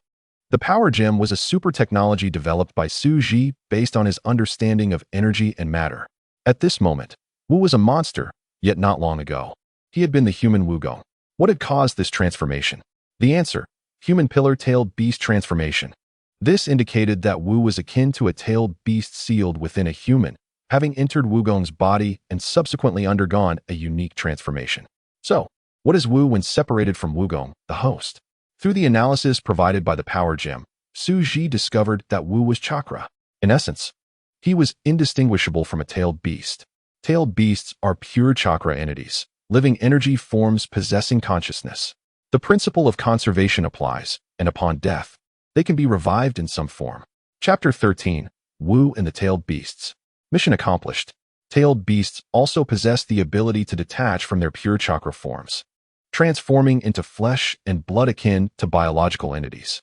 This is the highest secret of energy conversion into flesh, likely the pinnacle of technology from the Otsutsuki clan. Wu's current appearance is a manifestation of this. Su Ji could assert with absolute certainty that Wu was indeed a creation of the Sage of Six Paths. Moreover, he was likely a fragment of the 10 Tails. The chakra of tailed beasts possesses the power to infect human consciousness, leading to uncontrollable states. This is the essence of tailed beast rampages.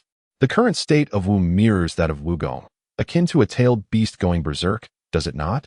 Moreover, there exists a distinction between the rampage of the tailed beasts and the awakening of Wu. The latter is conscious. What accounts for the unique characteristics of tailed beast chakra? The chakra of the tailed beasts differs greatly from that of ordinary humans. Firstly, the tailed beasts themselves are manifestations that have split from the 10 tails, rather than being extracted from human bodies.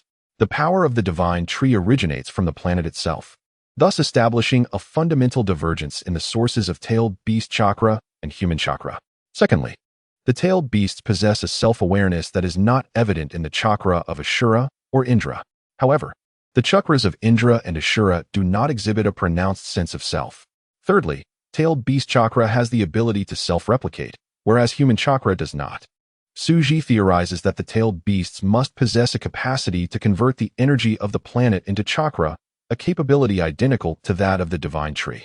Regrettably, Su Ji has not had the opportunity to study the tailed beasts, as the tailed beasts residing within Han and Lao Zi, the two Jinchuriki, are beyond the purview of a mere medical chief. Such matters fall under the jurisdiction of the Umbu. Cursed are those two individuals. They do not fall ill, denying Su Ji the chance to examine them on an operating table. Currently, all research regarding tailed beast chakra remains speculative. Su Ji surmises that human chakra may be a degraded version of the chakra possessed by the Otsutsuki clan. The more he delves into his studies, the more exhilarated he becomes. The secrets of the Otsutsuki clan's technological chakra seem to diminish before him. How enlightening it is. He exhales in realization that Wu is a manifestation of resentment severed from the Ten Tails. The other tailed beast chakra also harbors this resentment, which explains why utilizing tailed beast chakra without the tailed beast's consent or without engaging in combat with them leads to a loss of sanity. Freed from the tailed beast's constraints, this resentment originating from the Ten Tails has infected the Jinchuriki. Within the pure body, Wu is not a complete form. The resentment of his chakra predominantly resides within the box of bliss. The box of bliss serves as a prison created by the Sage of Six Paths to extinguish this resentment. Su Ji has also analyzed the seals upon the box of bliss from a more microscopic perspective. The so-called sealing arts, barrier techniques, and ninjutsu are merely models for utilizing chakra. Furthermore, the box of bliss is intricately related to the methods and yin-yang release techniques devised by the Sage of Six Paths for creating internal spaces. Su Ji's power gem cannot fabricate such an object. He speculates that it may also relate to the power of the Six Paths additionally. The material of the box of bliss is not among the known substances of the ninja world. Su Ji is well aware of all materials present in the ninja world. Yet the box of bliss is not among them, likely being a special material crafted from the fusion of yin-yang release and the power of the Six Paths. What indeed is the essence of the power of the Six Paths?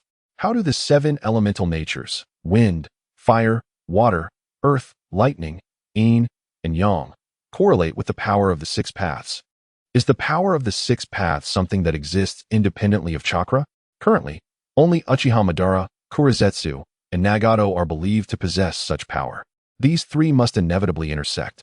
After Uchiha Madara's death, his corpse will also hold significant research value. Within the research facility of the head of the IWA, Shinobi Hospital, Su Ji has long prepared the relevant experimental attire for Uchiha Madara. Associated experimental projects have been planned, merely awaiting Madara's arrival. However, how will Su Ji handle Uchiha Madara? How can he ensure Madara's willingness to cooperate? The more he researches, the more he admires his own intellect. The Sage of Six Paths' ultimate weapon, the Box of Bliss, has already been thoroughly examined. What remains is to await breakthroughs in other areas before further research can yield value. Wu has been sealed by Su Ji, retracted into the pure body. Sealed. Su Ji forms a hand seal, directly placing the pure body within the Box of Bliss. In the IWA Shinobi 1st Legion's Scouting Division, the comatose scouts have had the fears and emotions that had plagued their minds for days begin to dissipate, soaring towards the Box of Bliss. Su Ji perceives strands of chakra flying from afar and entering the Box of Bliss. A medical ninja from the Scouting Division is currently examining the bodies of the unconscious ninjas. Suddenly, one ninja lying on the bed opens his eyes upon realizing that the medical ninja is one of their own. He inquires, "Where am I?" "You are in the army hospital," the medical ninja replies, then calls out, "Quick, inform Lord Dou Qi that all the ninjas have awakened." Lord Su Ji's wisdom is truly remarkable. These individuals have indeed awakened as he predicted, before the sun has set. Even more astonishingly, it appears that this lord has not performed any overt actions, or perhaps engaged in some unknown deeds. The news of the healing of the Scouting Division spreads rapidly. Dou Qi breathes a sigh of relief upon receiving the news, securing his position. His lineage as the next leader of the Mori clan is thus assured. He soon recalls that he has sent an additional 200 million to Su Ji due to the folly of these scoundrels. His heart bleeds. An Asuma bounty is 30 million. 200 million amounts to nearly 7 Asumas. The sealing marks and seals upon the Box of Bliss now hold no secrets for Su Ji. Previously, he had contemplated that his research on the Infinity Stones was insufficient, and that the Space Stone in its unfinished state could not withstand the power of the tailed beasts. The Box of Bliss, however, is an exceptionally strong sealing container, a rare treasure within the ninja world. Consequently, Extracting tailed beasts from Han or Laozi for study no longer poses a concern regarding their confinement. The harvest is indeed bountiful. Let us depart. Su Ji takes the young girl, Long Shi, and leaves this place. Upon returning, the reckoning shall commence. A blue point of light appears in Su Ji's hand, which is the semi-finished space stone. The box of bliss is absorbed within it. The next target for research is the tailed beasts, to uncover the secrets of their infinite chakra and the mystery of chakra proliferation. Kakadu, I hope you will bring forth what I need. Understanding the principles of chakra proliferation will enable the creation of chakra energy batteries. The Tianyan project will then resolve the ultimate energy dilemma. Simultaneously, the issue of infinite energy is one of the core aspects of the Infinity Stones. Longshi obediently approaches Su Ji, who grasps her hand as the power of the space stone activates, transporting them directly to Su Ji's quarters in the scouting division. Longshi is astounded by the unfolding events. Could this be the fabled space-time ninjutsu? Truly, the master is formidable. He can wield such legendary techniques. At the celebratory banquet that night, Dong Si-rin has summoned the most beautiful songstresses from the vicinity. At the feast, Su Ji revels, surrounded by companions, indulging in sheer delight. Why does Su Ji pursue truth? Is it not for the sake of enjoyment? Yet without strength, how can one savor the pleasures of life? Relying on the protagonist? Had that been the case, Su Ji would have perished in the wars long ago. Who can guarantee survival amidst the chaos of battle?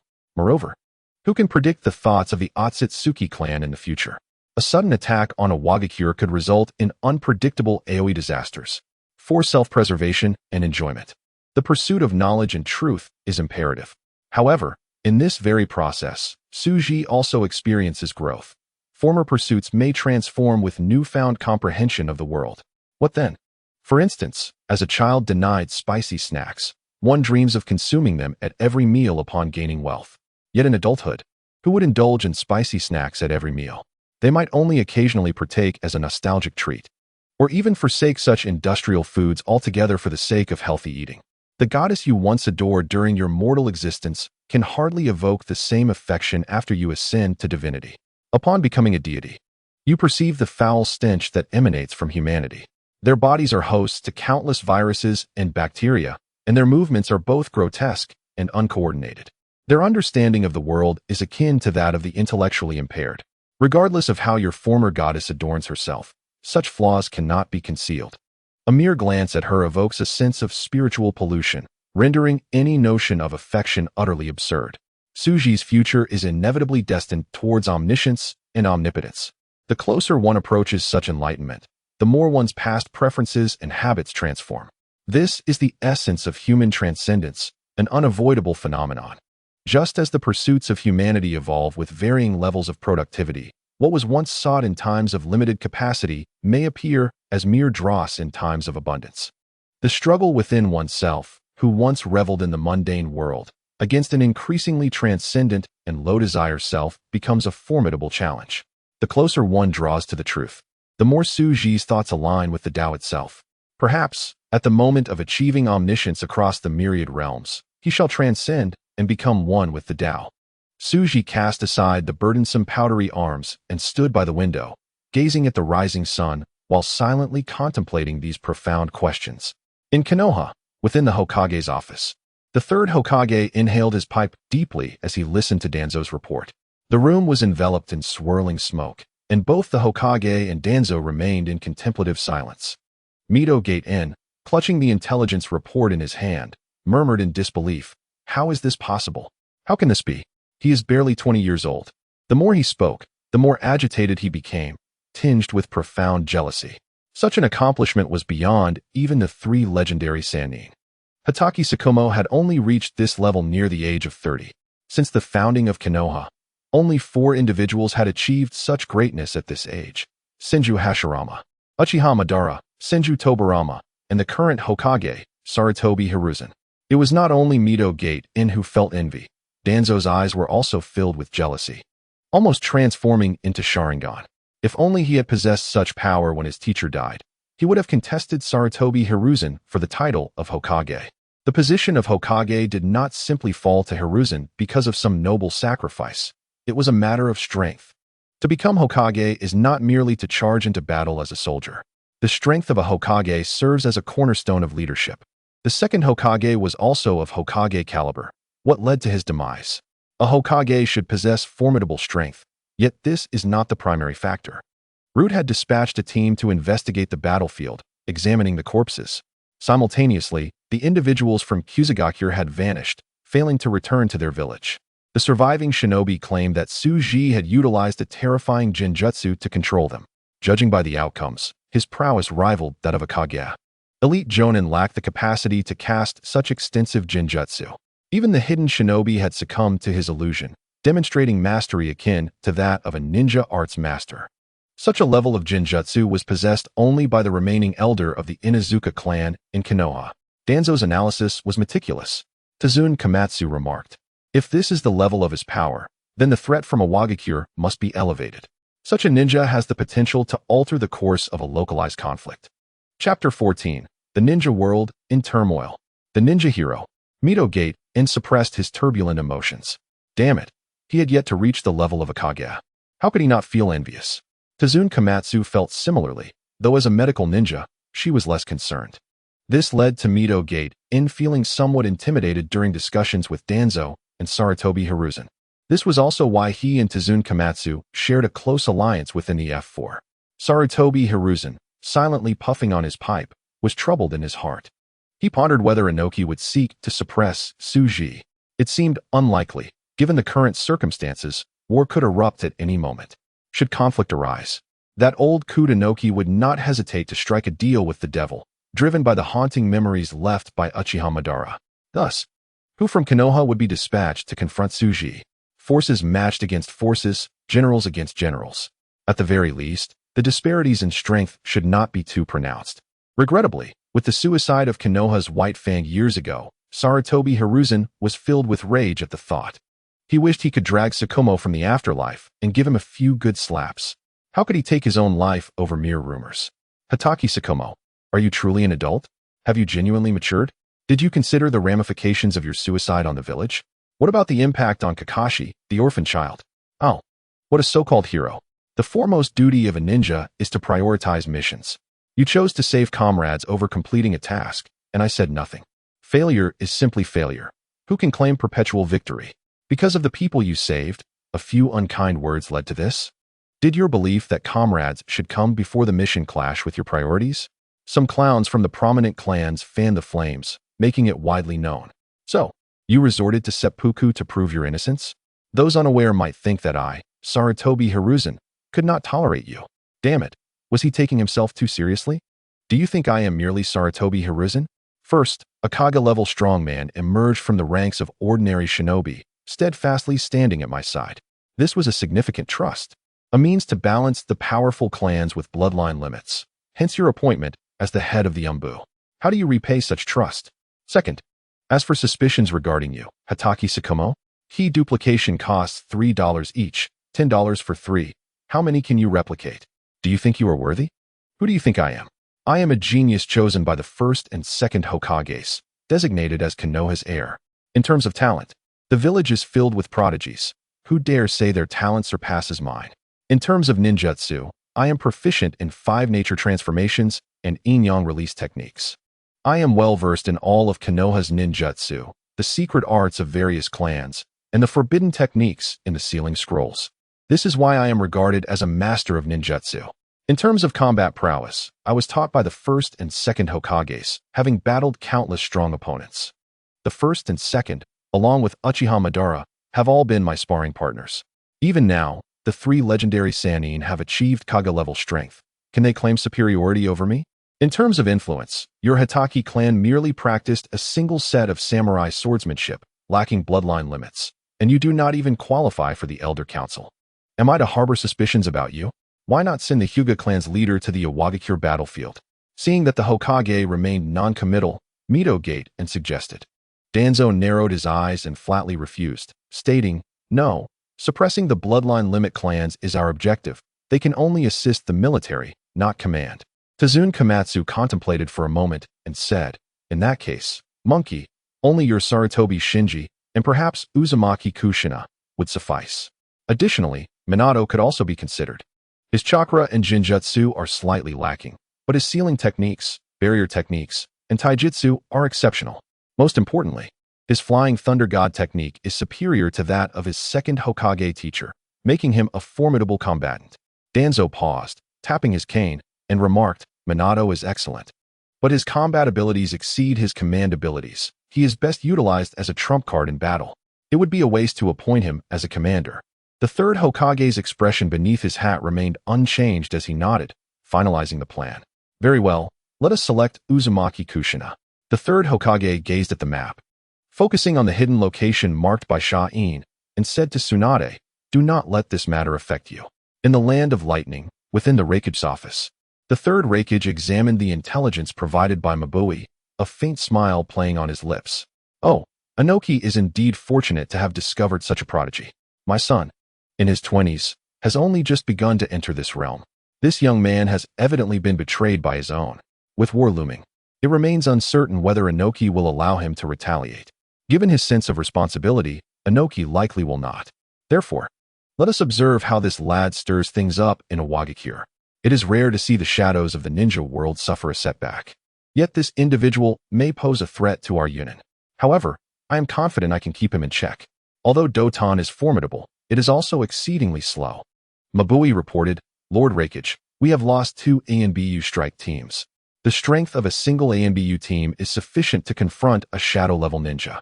Among the 5 great ninja villages, the ANBU strike teams serve as the frontline combat units.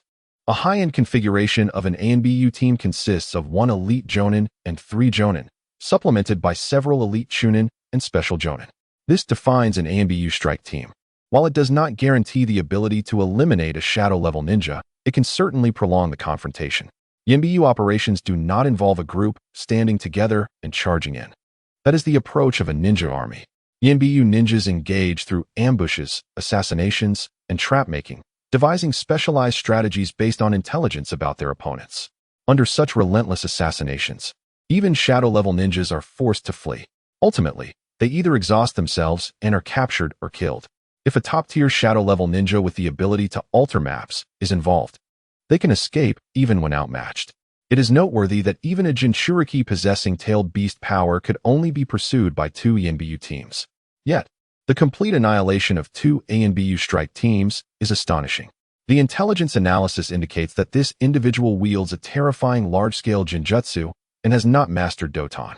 The battlefield bore no traces of Doton, but there were signs of Tsuchi no Jutsu. The Xianyuan clan has gone missing, as have the people from Kusagakure, and nearly none of the ANBU sent by Kirigakure returned. Konoha's Danzo retreated with the most decisive action, suffering the least losses. The third Raikage fell silent for a moment before stating, instruct the ANBU to gather intelligence, devise a plan, and seek opportunities to eliminate him. Do not hesitate to call upon me if necessary. Such potential, once he masters Doton, will leave us with no chance to eliminate him. Judging by Inoki's appearance, he could live for another decade. This implies that future battlefields will not see Doton ninjas occupying command positions. Doton users will emerge on the battlefield, posing a far greater threat than uncontrollable Jinchuriki. Furthermore, should the records of previous generations be accurate, those who master Doton should also be able to learn Juryoku Iwa no Jutsu. At that point, we could face a Doton ninja capable of flight, a dire predicament indeed. Mabui listened intently to the Raikage's serious words, jotting down these instructions for the ANBU. Chapter 15. Ice Release, Terumi Mei? Tsunade secretly rejoiced. The third war begins. In the Mizukage's office, the third Mizukage sighed after reviewing the intelligence. Had I known it was a shadow-level ninja, I would have refrained from meddling. Inoki and Shuanji are truly adept at concealing their depths. Could it be that they aim to ensnare the major ninja villages before the war? The third Mizukage's thoughts diverged sharply from those of the third Raikage. He suspected that this was merely a ruse by Awagakure. That damned Inoki is indeed a cunning old fox. The Mizukage then addressed Terumi Mei, who awaited orders. Terumi Mei, relay the message that the ANBU need not concern themselves with this individual. His matters can wait until after the war. During the conflict, we shall not engage Awagakure, prioritizing our victory. If necessary, we may consider contacting him for cooperation. Terumi Mei departed the Mizukage's office, relieved that the Mizukage did not act hastily. Otherwise, any deployment would be futile. Deep down, she dismissed the ANBU's intelligence, thinking, Xuanji is a shadow level? You all are simply unaware of his true terror. She was acutely aware of Xuanji's capabilities. During the Second War, he had already exhibited shadow-level strength. After so many years, who could ascertain the extent of his power? The leader of the divine organization did not possess a penchant for public appearances, yet the shadow-level elites within the organization held him in profound respect. Every one of them had been educated by Xuanji, taught to show deference when addressing the leader. Speaking loudly and startling the leader could jeopardize the organization's grand ambitions. Perhaps, should the Mist Ninjas face defeat in the war, a request for liaison with the Awakens allies could be submitted, especially with Senju Shoju, who must come to the Mist battlefield. My achievements rest upon you.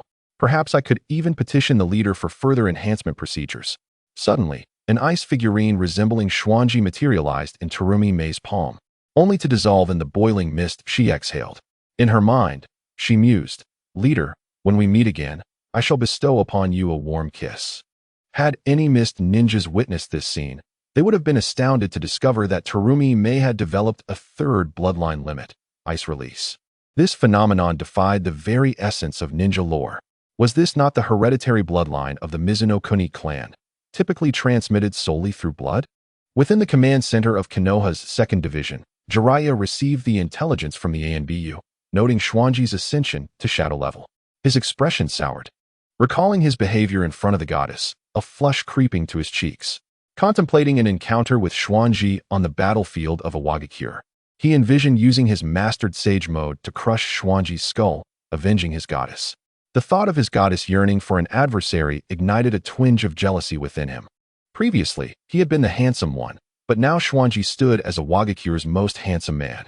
Was it merely a slight difference in appearance that kept him from winning her affections? After the war, he vowed to eliminate Xuanji, freeing his goddess from this annoyance. In the Toad Sage village of Myobokuzen, Jiraiya, having inherited the sage's legacy and mastered sage mode, felt an overwhelming confidence. He yearned to prove himself through his achievements. Ideally, he would demonstrate his prowess before the goddess. After all, what use was good looks if not backed by strength, which alone could provide security? On the battlefield of the Mist, at the command center of Konoha's 1st Division, Orochimaru finished reading the intelligence report, extending his long tongue to lick his lips. His curiosity about Xuanji intensified. As a fellow genius, he recognized that Xuanji was a prodigy beyond his reach. Genius and genius, yet there exists a disparity. Xuanji, what secrets lie within you? How did you ascend to shadow-level strength so rapidly? He knew Xuanji was not a wielder of a bloodline limit. Only those from bloodline limit clans could experience such rapid strength progression due to the awakening of their lineage. Yet, Xuanji's power was almost excessive, reaching the pinnacle of bloodline limit users. Among those Orochimaru knew, only his teacher, the ninja hero, possessed such a gift. However, this did not account for the fact that his teacher had the legendary god of ninjas guiding him. Orochimaru understood that Inoki had not imparted his signature Doton to Xuanji. Could it be that Xuanji had charted his own course? The reason shadow-level ninjas were so scarce in the ninja world was that those with shadow-level mentors would acquire all their knowledge. Once the chakra reaches the standards set by Chijingla, one is deemed to have entered this realm. This path has already been proven viable. The illustrious Onoki exemplified this. Fully inheriting the legacy of the 2nd Tsuchikage, upon meeting the chakra criteria, he ascended to the level of a Kage. However, it is evident that Suji lacks the mastery of dust release and the light-heavy rock technique. Has he forged his own path, akin to the legendary Sannin? I shall have to study you closely in the future, Suji. Orochimaru set aside his intelligence reports and continued to compose a letter, dismissing his disciple Senju Shoju's request to deploy to the front lines. He had no desire to bear the burden of such a liability. On the battlefield of Sunagakure, within the command post of Konohagakure's 4th Division, Tsunade, who had just been playing dice all day, furiously crushed the newly acquired dice into powder. That wretched Suji, how has he not perished yet? And he has even attained the level of a Kage. This is far from good news for her, as she had absorbed a vast array of medical ninjutsu from the Senju clan. Moreover, it was the 3rd Tsuchikage, renowned for his mastery of ninjutsu, who combined medical techniques to carve out his unique path to Kage status. What merit does Suji possess to achieve such a feat? Tsunade slammed her fist on the table, rendering it useless. Even amidst the chaos of war in the Sunagakure battlefield, she could not find that scoundrel. Yet, a flicker of satisfaction ignited within her. Tsuji, prepare for my vengeance. Even if you have reached the level of a Kage, I shall have you begging for mercy. You shall witness the pinnacle of my medical ninjutsu, ensuring that I can dissect you repeatedly without allowing your demise.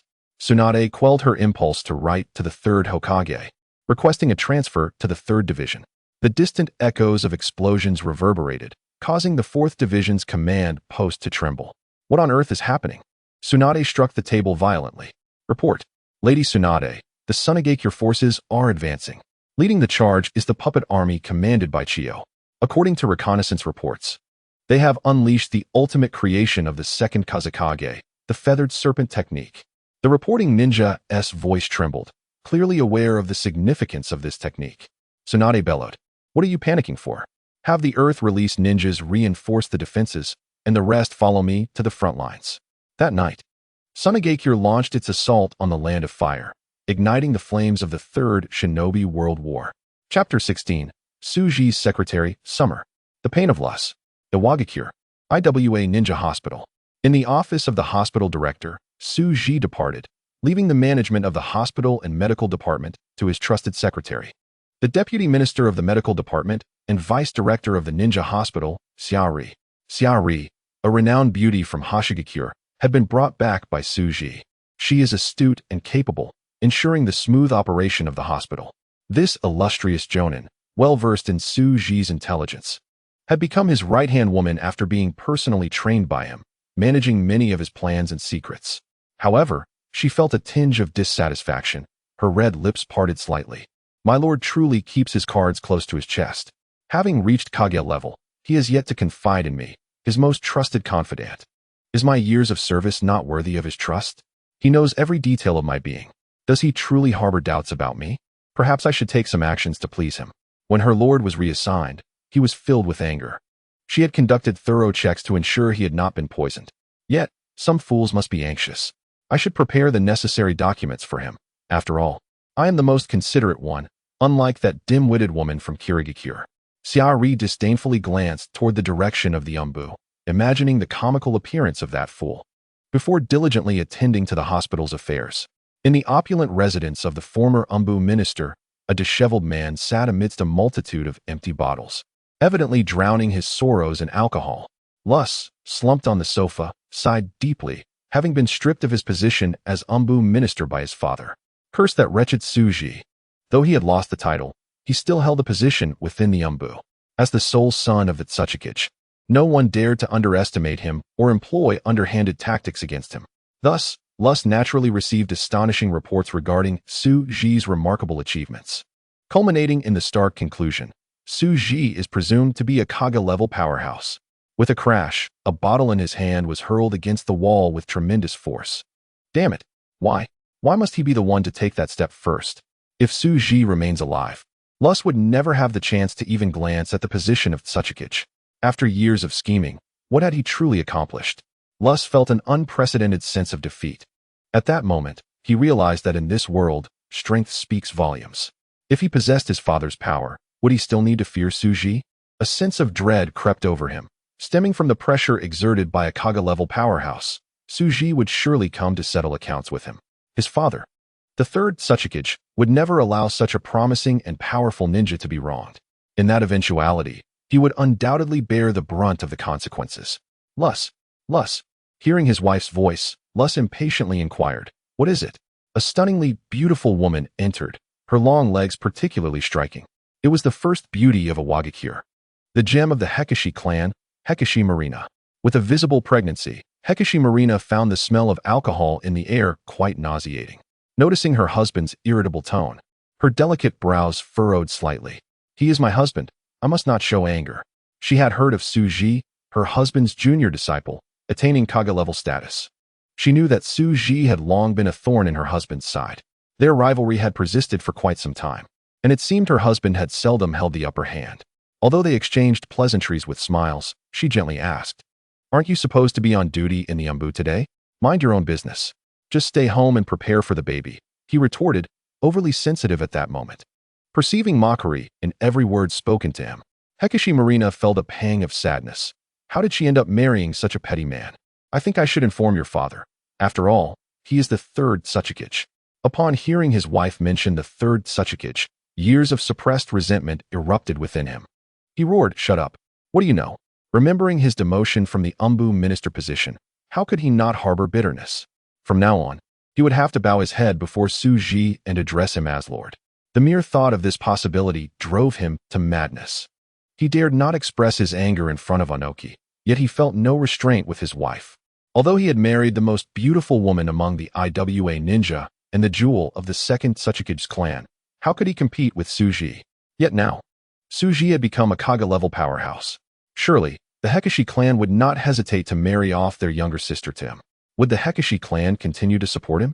The image of his father-in-law, who would sell out anything for benefits, intensified his fears of this eventuality. Hekishi Marina was taken aback by her husband's outburst. As the first beauty of Awakens, she had never lacked admirers. Lus, of course, had been the most devoted of them all. As a cherished gem of the Heishi family, who would dare show her disrespect? Were it not for the third generation of Otsutsuki personally proposing marriage and promising lucrative benefits, it would be inconceivable for her to consent to wed him, even considering the loyalty of an infatuated admirer. After their marriage, with the backing of the Heishi family, Huangtu should have flourished. However, unexpectedly, Suji emerged, determined to vie for the position of the fourth Otsutsuki, relentlessly suppressing Huangtu at every turn. On the surface, Huangtu married a beautiful and wealthy woman, seemingly ascending to the pinnacle of life. Meanwhile, Suji remained ensconced in the hospital's research facility, hardly emerging into the light. Countless individuals rallied around Suji, trampling upon Huangtu. Thanks to Suji's research, tangible benefits were bestowed upon the IWA shinobi. Each time they were compared, especially after gaining control of the Umbu, it became evident how the villagers and commoners perceived them. Huangtu was consumed by jealousy. Yet, Heishi Melina remained silent. Her sharp gaze coldly fixed upon Huangtu. The effects of alcohol began to wear off for Huangtu, yet he showed no intention of apologizing. He believed that Heishi Melina, now his wife, should heed his words. Would he truly consider divorce? A married woman must endure her grievances. Heishi Melina sighed inwardly, recognizing the plight of women post-marriage. At this moment, Huangtu was seething with anger. Under ordinary circumstances, he might have tried to placate his goddess. In the future, he vowed never to mention Suji in his presence again. He was merely a ninja who rose to prominence through the aura of being a disciple of his father, merely a subordinate of the Tudei Ping family. To bow before him was beneath him. Huangtu understood his wife's intentions, which merely called for the Otsutsuki to act as a mediator and extend an apology. Heishi Melina wished to counsel Huangtu further, but a sudden announcement interrupted her thoughts. A ninja reported from outside, "Lord Huangtu, the head of the Sato clan invites you to a banquet." Upon hearing this, Huangtu realized this was certainly a gathering to discuss strategies regarding Suji. Having consumed the despair-inducing potion, they must be seeking a way to provide an explanation. He instructed, "Tell them I will arrive shortly." The messenger ninja departed. "You just stay home and rest. Do not involve yourself in these matters," Huangtu said as he changed his attire in preparation for the banquet. Heishi Melina pondered for a moment, but ultimately could not voice her concerns. What good would her words do? Should she truly consider marrying her sister off as a concubine to him? How absurd. Chapter 17. The Seven Tails Jinchuriki is within reach. The diligent Kakazu thinking of Suji sent a tremor through Heishi Melina's heart, who in IWA Shinobi Village was unaware of the most handsome man, adept in medical ninjutsu, and fond of befriending beautiful women. He championed women's rights, advocating for female independence and strength. Countless nights, she dreamed of her new husband being Suji. She delighted in this thought, yet dared not express it. Every encounter with Suji revealed his eyes, starkly ravenous for her. Instinctively, Heishi Melina feared Suji. She silently mused, "Oh, Huangtu, how much better it would be if you yielded. You cannot compete with Suji." As night descended, IWA Shinobi Village illuminated itself. The Umbu ninjas were astonished to find that the third Otsutsuki did not return home after work, but remained in his office, staring blankly at the map. On his mind was Suji, as his first disciple. Suji's exceptional talent and the numerous contributions he had made to the village over the years weighed heavily on his mind. Due to age and Huangtu's influence, he had indeed been suppressed. He recognized that what Suji most desired were his dust release and lightweight rock techniques. Yet, he had withheld them, never anticipating that Su Ji would achieve such heights at this age. He was the most gifted child since the foundation of IWA, Shinobi Village. What compensation should he offer? With war looming, what position should he assign him? As the third Otsutsuki, it seemed his political legacy would inevitably fall to Su Ji. He hoped Su Ji would not recklessly demand more during the Jonin meetings upon attaining that status. Dainoki retrieved a set of conditions he had previously prepared. It contained various forbidden techniques from IWA Shinobi Village, which Su Ji had sought multiple times without success. Additionally, he hoped to mend the rift between Su Ji and his son. What had begun as a normal competition for the Otsutsuki title had devolved into a bitter rivalry. Had Huangtu not been his son, he would have already dispatched him with a dust release technique to meet the previous Otsutsuki. Report. Otsutsuki. We have urgent intelligence from the Umbu. The shinobi army from Sunagakure has launched an attack on the Land of Fire, igniting war. After perusing the intelligence, Dainoki suddenly conceived a plan to resolve the conflict between his son and Su Ji. He could send Huangtu to earn merit, and with that merit, alongside his status as the head of the two-day Ping family, he need not worry about Su Ji resorting to underhanded tactics against Huangtu. Upon his retirement, he could appoint Huangtu as the fourth Otsutsuki, thereby ensuring Huangtu's safety. Otherwise, once he passed, Su Ji, having become the Otsutsuki, would surely seek to eliminate Huangtu without hesitation. Could he truly hope to outlive Su Ji? Of course, there was another option. Dainoki could take matters into his own hands and eliminate Su Ji. Would he do that? Certainly not. What kind of Otsutsuki would he be? If he acted so, he would have no face to meet the previous Otsutsuki in the afterlife. Huangtu, my foolish son, do not make any more mistakes. As Otsutsuki, Dainoki was acutely aware of the vast power wielded by the Otsutsuki. Should Su Ji seek to eliminate Huangtu, even as the son of the third Otsutsuki, he would still possess ample means. He could assign Huangtu a myriad of seemingly perfect, yet ultimately unachievable tasks, ensuring he toiled throughout his life and perished in the process. This was a blatant method. It was better to wait for Su Ji's return and ascertain his desires. Dainoki understood that Su Ji's passion for ninjutsu and knowledge far surpassed his thirst for power. This was why, despite having the merit of eliminating Kato Dan, he chose to align with the medical department and the ninja academy rather than the finance or Umbu, which wielded immense power. Longja, as a servant, was tasked with kneeling and protecting Su Ji within the room. Throughout the night, Longja's small eyes widened in shock. The brutal beatings Su Ji administered to the singing girls echoed in their cries for mercy, each one lamenting, "Please, stop. I cannot bear this. I beg you, my lord. I am dying." As a 12-year-old child, Longja had only gleaned from the fragmented words of adults that men could strike women in such a manner. So this was how women were treated. It was terrifying. Emerging from the layers of makeup, Su Ji, refreshed after washing up, sat in his office, gazing at Kakuzu before him. "Are you certain you have located the woman of the Uzumaki clan I requested?" Kakuzu respectfully replied, "Leader, I cannot confirm if she is the one you seek. She came with a newborn child. I was unaware of your arrival here and entrusted them to the organization. Scorpion should have arranged for them to be brought to your hospital." Suji nodded. "Kakuzu, you are ever so reliable. Capturing the Seven Tails Jinchuriki is indeed a significant achievement. Furthermore, whether or not those two women are the ones I desire, they are both of the Uzumaki clan and hold great value. I shall not hesitate to reward you." Suji clapped his hands, and Longja brought forth 4 boxes. Inside lay the 200 million that Dong Shuren had previously offered as an apology. This was nearly equivalent to 7 Asuma. In the original narrative, Asuma's bounty was 30 million, which Kakuzu had claimed. Suji was always so generous, and Kakuzu was a loyal follower of him. Numerous facts demonstrate that a boss willing to negotiate your treatment is a good boss, unlike those who merely paint a rosy picture. Naturally, Kakuzu held great respect for the leader of the organization, Lord Suji. However, if one were to provide him with ample funds, his loyalty would undoubtedly intensify, and his efforts would become all the more vigorous. Unlike those pitiful employers, who are nothing but miserly misers, wishing to have their work done without parting with their money. You reap what you sow. Observe how I consistently exceed expectations in my contributions to the organization. The esteemed leader has always rewarded me generously for my exceptional efforts.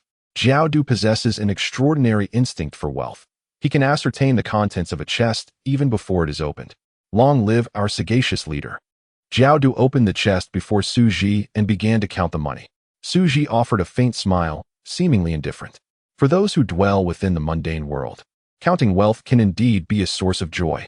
The aches of the back and legs vanish, and one can rise from the sickbed to count for days and nights. Bursting with laughter, he is far from fatigued. If Jiao Du were not fond of money, Suji would have no means to instill such intrinsic motivation within him. Just look at how flawlessly Jiao Du accomplishes every task assigned. Jiao Du, your next mission is to monitor the conflict between Sha-in and Mu Yi. Keep a close watch on Princess Tsunade of Mu Yi. In due time, I shall send individuals to apprehend her. Until then, maintain silence. Jiao Du respectfully nodded, accepting Suji's command. Leader, I shall not betray your will. Jiao Du immersed himself into the earth, vanishing from sight. Chapter 18. Return to the village. The joyful life of Dean Suji. Suji, possessing the Power Stone, can analyze both matter and energy and perceives that Jiao Du's strength has notably progressed. If this trend continues, he may well reach the pinnacle of humanity. Aside from the known figures of Senju Hashirama and Uchiha Madara, no one in the ninja world has achieved their level. This appears to be a form of constraint, an unseen membrane hindering the limits of humanity. Only those not related to the Otsutsuki have no qualification to attain the heights of Senju Hashirama, let alone the realm above that of the Six Paths. Jiao Du is, of course, a test subject, intended to explore whether the accumulation of chakra can transcend to reach the level of Senju Hashirama. Otsutsuki Kagaya consumed the fruit of the divine tree to achieve the Six Paths. This implies that the chakra contained within that fruit is equivalent to that of a Ten Tails. In the narrative, the second of the Six Paths, Obito, who embodies the essence of the Six Paths, also became the Jinchuriki of the Ten Tails. As for why the Sage of Six Paths was at the Six Paths level when he was not a Ten Tails Jinchuriki, when he displayed filial piety towards his mother, it is speculated that it might be due to his lineage as Kagaya's offspring, the children of the Sage of Six Paths, who are of human descent. Perhaps Indra and Ashura did not attain the Six Paths level. They might have reached it later. However, all of this remains buried in history. For Suji, as long as he continues his research, the truth will eventually be unveiled. Suji contemplated that after eliminating Inoki and Yagura, becoming the fourth Tsuchikage should not pose any challenges. At that point, a jester would surely emerge, providing an opportunity for a thorough cleansing of his domain. Following that, he would capture Tsunade and perform experiments on Senju Rope Tree. These two individuals are direct descendants of Senju Hashirama, and it is likely that he would uncover certain unique genetic traits pertaining to Ashura within them. With Senju Rope Tree in hand, Suji could easily persuade Tsunade to assist him in numerous experiments. Furthermore, the research into the Manjikyu Sharingan is crucial, as it pertains to the study of the Reality Stone's ability to alter the rules of the world.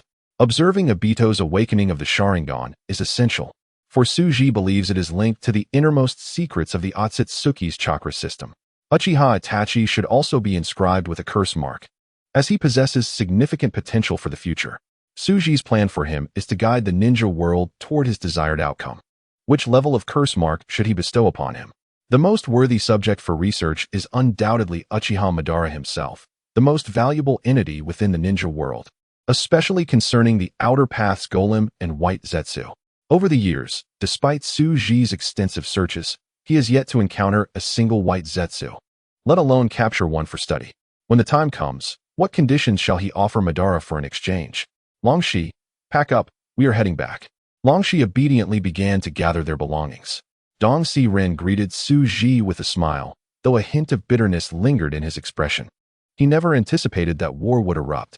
He had merely come to gain experience, but found himself wielding significant power as a commander. How would he explain it if he were to be defeated?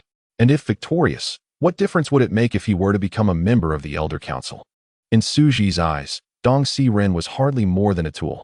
He nodded in response to the blessings directed towards him and set out on the journey back to the village, disregarding Dong Si Ren's pleas for assistance. Dong Si Ren was well aware that Suji had attained the level of Kage. Upon his return, he would certainly be granted a corresponding status. Hoping Suji would support him within the village, Suji offered no indication of interest. Such trivial matters did not captivate him. Upon returning to the village, Suji naturally made his way to the ninja hospital, which he considered his home. The ninja hospital is the largest and only medical facility in Awakens.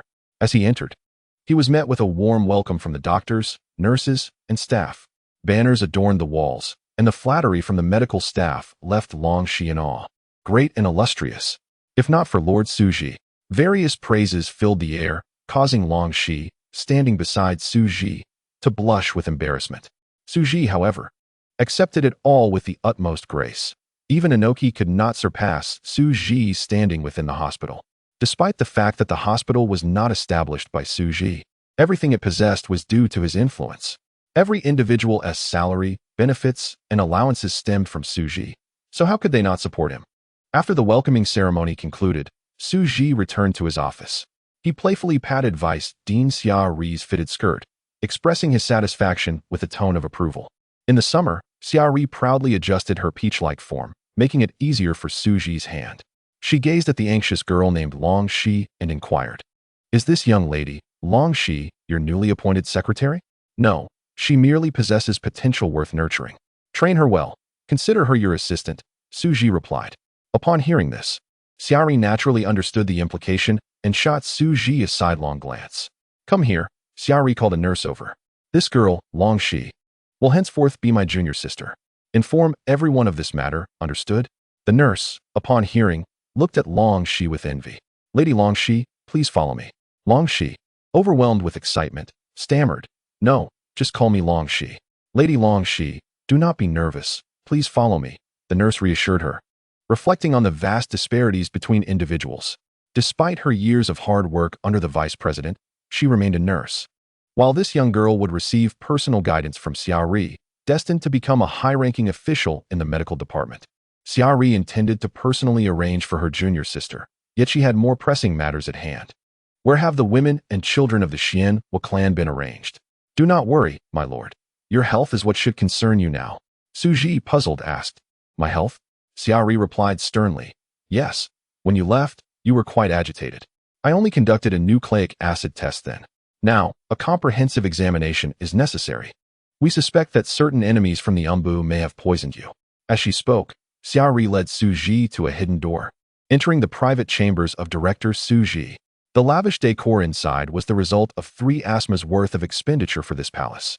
"This time, I've summoned the most beautiful doctors and nurses in the hospital to ensure you receive a thorough examination and treatment." Upon entering, Suji beheld the slender and curvaceous figures of the women in their uniforms, all gazing at him with concern. A smile blossomed on Suji's face. Indeed, the wicked enemies may have utilized toxins against him, making a thorough check and treatment imperative. Embracing Xia Ri, Suji shut the door to the secret chamber. As a high-ranking official, his treatment process was confidential and required strict protection. "Colleagues, let us commence as previously rehearsed," Suji stated, needing no effort on his part as he began to relish the treatment process. "Xia Ri, splendid work. You truly are my finest secretary. I hold you in high regard." Encouraged by Suji's praise, Xia Ri intensified her efforts. "Everyone, ensure all tests are conducted meticulously, including nucleic acid tests, blood tests, MRI scans, temperature measurements of various organs, as well as essential bodily cleansing. Post-treatment massages and beauty treatments are vital. We must safeguard the director's health. After all, he is the most handsome man, and the beauty care must be executed with care. Let the great director witness our medical prowess." The following day, after an afternoon and night of treatment, Director Suji appeared revitalized, as if reborn. "This is paradise." Awakening from Xia Ri's morning massage, he arrived late at the Tsuchikage's office, receiving numerous admiring and envious glances along the way. The greetings from Lord Suji caused his smile to stiffen slightly. In the Tsuchikage's office, others had departed, leaving only Oyaki present, evidently there to discuss matters with the medical minister, Suji. Tsuchikage, upon seeing Suji, nodded in satisfaction and remarked, "Suji, your recent mission was commendable. It showcased the might of our IWA shinobi." Suji humbly replied, "Lord Tsuchikage, it is my duty.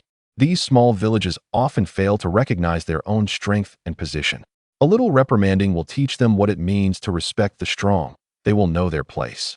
Tsuchikage nodded in agreement with Suji's words. In the world of shinobi, strength reigns supreme.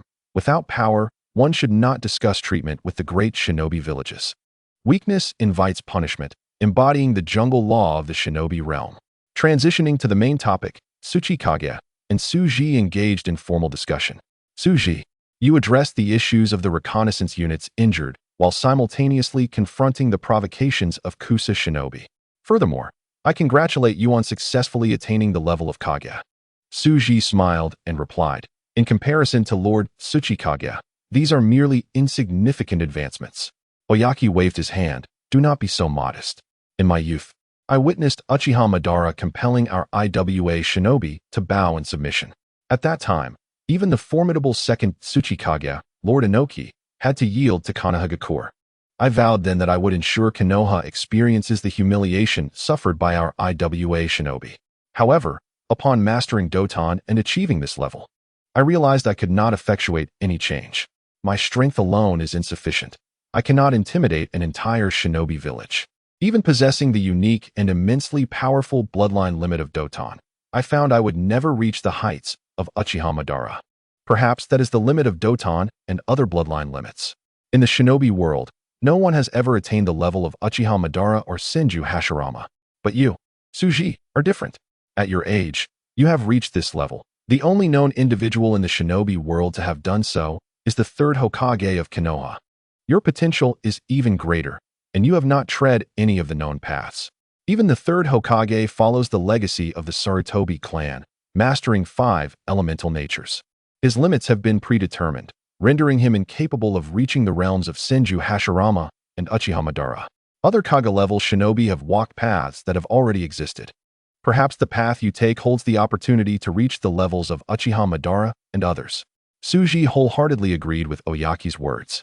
Indeed, Uchiha Madara and Senju Hashirama represent the pinnacle of humanity. Beyond that lies the realm of the Sage of 6 Paths, which necessarily involves the 10 Tails Jinchuriki. In the narrative, the protagonists Naruto and Sasuke reached their peak power during the period following the Sage of 6 Paths' impartation of power, before reclaiming that power. It was when they held the sun and moon in their palms, during their fierce battle against Uchiha Madara and Kagaya Otsutsuki. After sealing Kagaya Otsutsuki, the Sage of 6 Paths retracted their powers, rendering Naruto mortal once more. Without the power of the Sage of 6 Paths, Naruto could no longer wield the truth-seeking balls. His strength revolved around the chakra of the tailed beasts. Sasuke, too, became akin to Uchiha Madara. Perhaps his Rinnegan could utilize more techniques than Uchiha Madara without a Rinnegan. Their strengths merely mirrored another Uchiha Madara and Senju Hashirama. The author suggests that Sasuke, with one Rinnegan, could not surpass the 6 Paths' physical embodiment of Obito. They would never transcend those who consumed the fruits of the divine tree unless they were granted extraordinary circumstances or if the creator of the world, Kishimoto, the creator of the Naruto manga, weakened the Otsutsuki clan. Without further ado, the entire shinobi realm remains powerless against the bloodline limits. Lord Tsuchikage, I require some research materials on experience and forbidden techniques. I wish to explore how our predecessors pursued the utmost heights. Oyaki, well aware of Suji's needs, handed him the prepared scrolls. These contain materials accessible after attaining Kage level. Aside from confidentiality, there are no other stipulations. Suji opened the scroll and glanced at the contents, discovering they consisted merely of theoretical research, and he said nothing further. Thank you, Lord Tsuchikage. There is no need for thanks. This is what you rightfully deserve. Furthermore, I have decided to appoint you once again as the principal of the Ninja Academy. Suji raised an eyebrow in surprise and said, Lord Tsuchikage, I am preparing to launch 2 new research projects in the medical department. I fear I will lack the energy to manage the education of those children. Upon hearing this, Oyuki felt somewhat helpless. Suji was indeed a research fanatic. He was either engaged in a project or preparing for a new one. The development of the despair potion had been taken by the Umbu without a word. And now he was to start new projects? Suji, this is what you rightfully deserve. Previously, due to the exclusion you faced from those with bloodline limits, I removed you from the position of Ninja Academy principal. I also considered your age. You should focus more on cultivation. Now that you have reached the level of a shadow, you must bear more responsibilities. The village will provide you with an additional 10 million ryo each month for your training. Moreover, regardless of the project you pursue, the Umbu will cover 20% of the expenses. Embrace your talent boldly. After encouraging him, Oyuki inquired, Suji, would you be interested in joining the Umbu? Experience in the Umbu is a prerequisite for becoming a village leader, with one exception. Lord Tsuchikage, I prefer delving into theoretical studies over combat, Suji replied. Oyuki sighed inwardly. This was already the 5th time he had invited Suji to join the Umbu. Nevertheless, he understood Suji's point. The benefits of Suji's research abilities far outweighed the advantage of sending him to the battlefield. Suji, these are the cultivation insights from the previous Otsutsuki. After Suji declined, Oyuki presented a weighty and valuable gift. Suji's heart raced. Oyuki had guarded this item closely, and his previous requests had been denied. Suddenly, Suji realized Oyuki's intentions. No matter how high his previous talents were, without entering the shadow level, he was merely an elite jonin. These insights were beyond his reach. However, now that Suji possessed exceptional talent and had become a shadow-level powerhouse, the situation was utterly different. They had become several levels more precious than before. Suji felt a stir of excitement. Knowledge truly is priceless. He had initially thought it would take months to acquire such insights. By then, when he became the 4th Otsutsuki, these treasures would naturally fall into his hands. Thank you, Lord Otsutsuki. This means a great deal to me. Seeing Suji's rare excitement, Oyuki also felt relieved. The speed of this disciple's progress had taken him by surprise.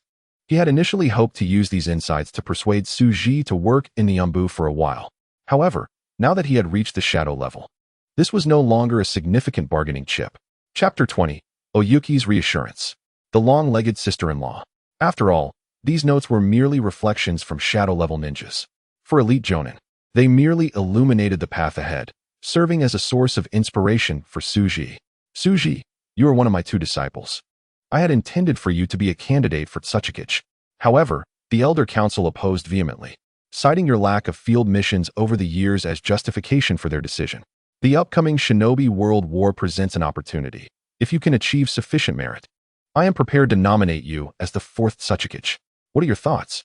This time, Oyuki demonstrated ample sincerity, promising the position of 4th Otsutsuki. Suji pondered briefly but declined. Lord Otsutsuki, might this be a bit too hasty? Oyuki shook his head and replied, Suji, among the next generation of ninjas, you are the most exceptional. It is only right that you inherit this position. Furthermore, your research capabilities can yield greater benefits for the village. The other candidates are from bloodline limit families, and their ascension to Otsutsuki may not balance the interests of the clan and the village. You need not worry about this. You are the best choice. After listening, Suji remained unmoved. The position of Otsutsuki was not a gift from Oyuki.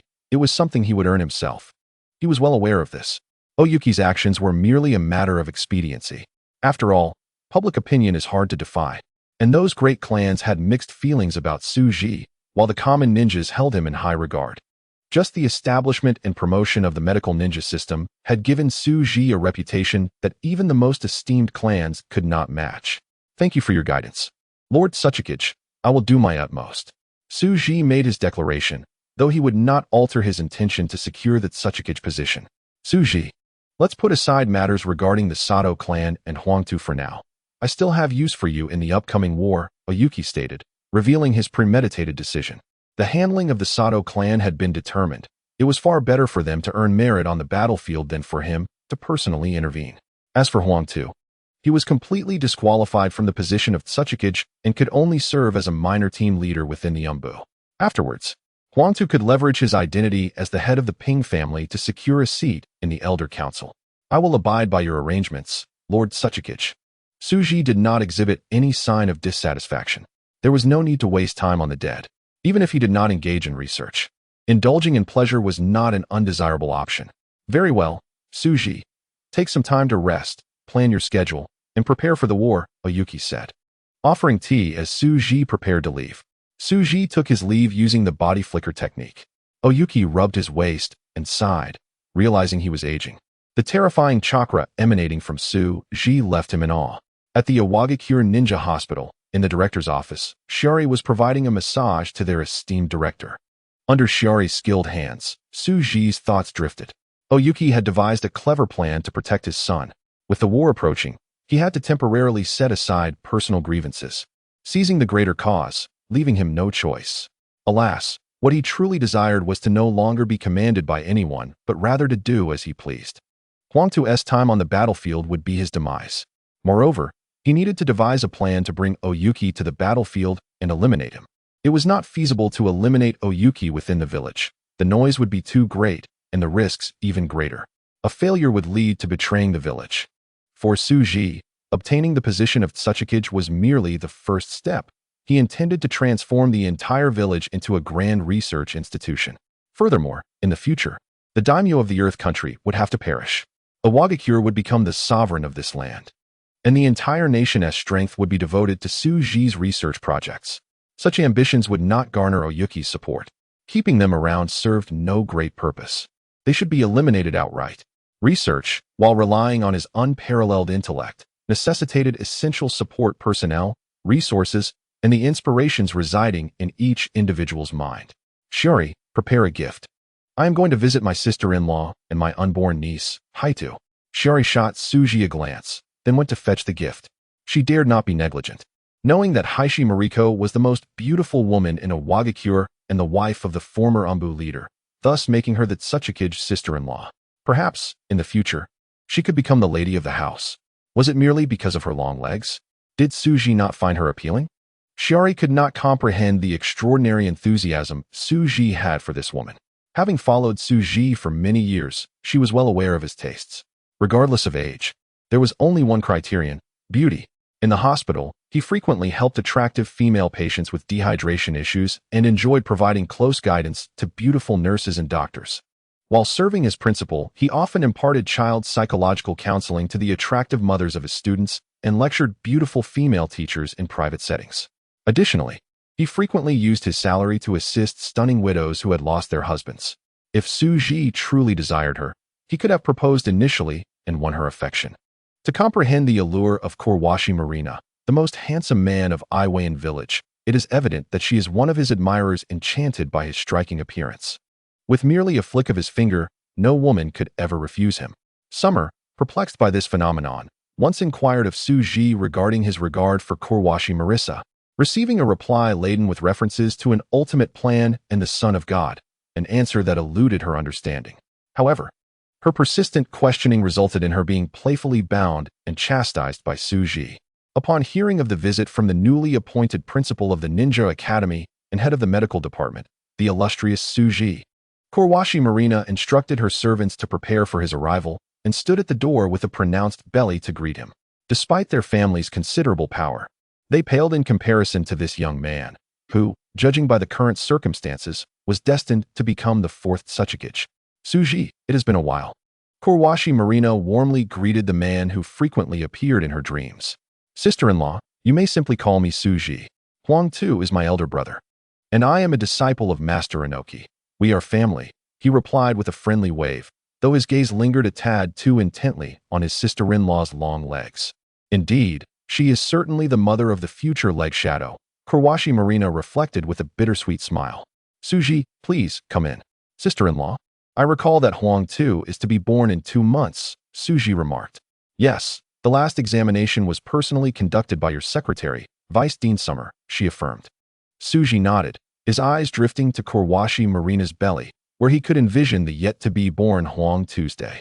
At the same time, he perceived a flicker of light on Huang Tu's forehead, a radiance visible only to him, one of the 6 infinity stones he had created, the Soul Stone.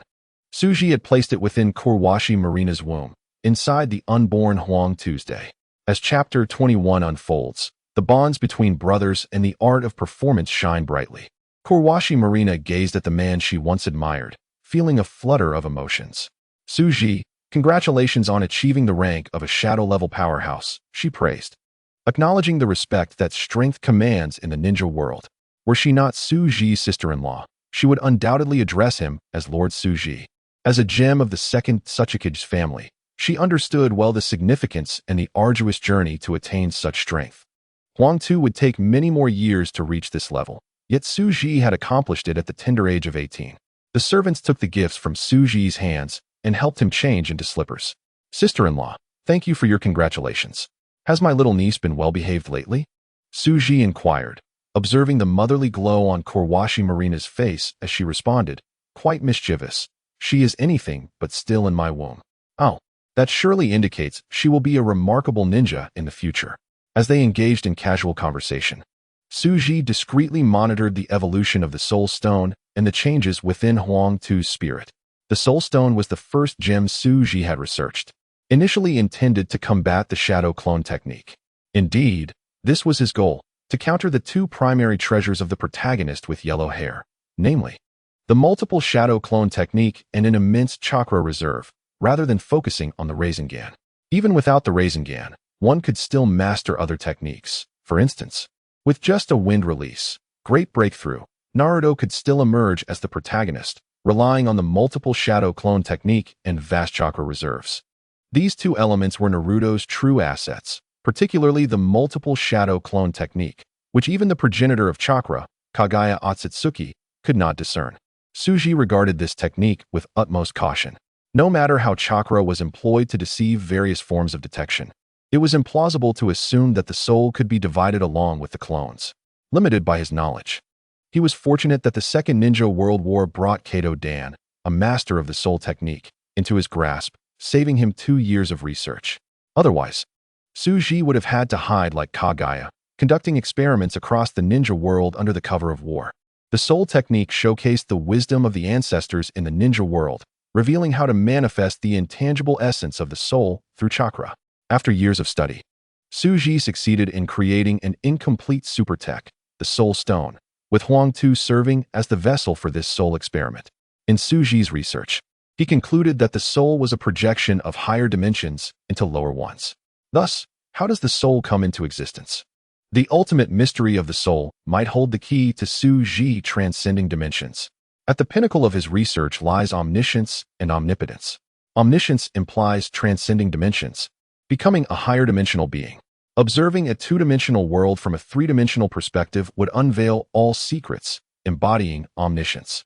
A three-dimensional entity could manipulate the two-dimensional realm at will, equating to omnipotence.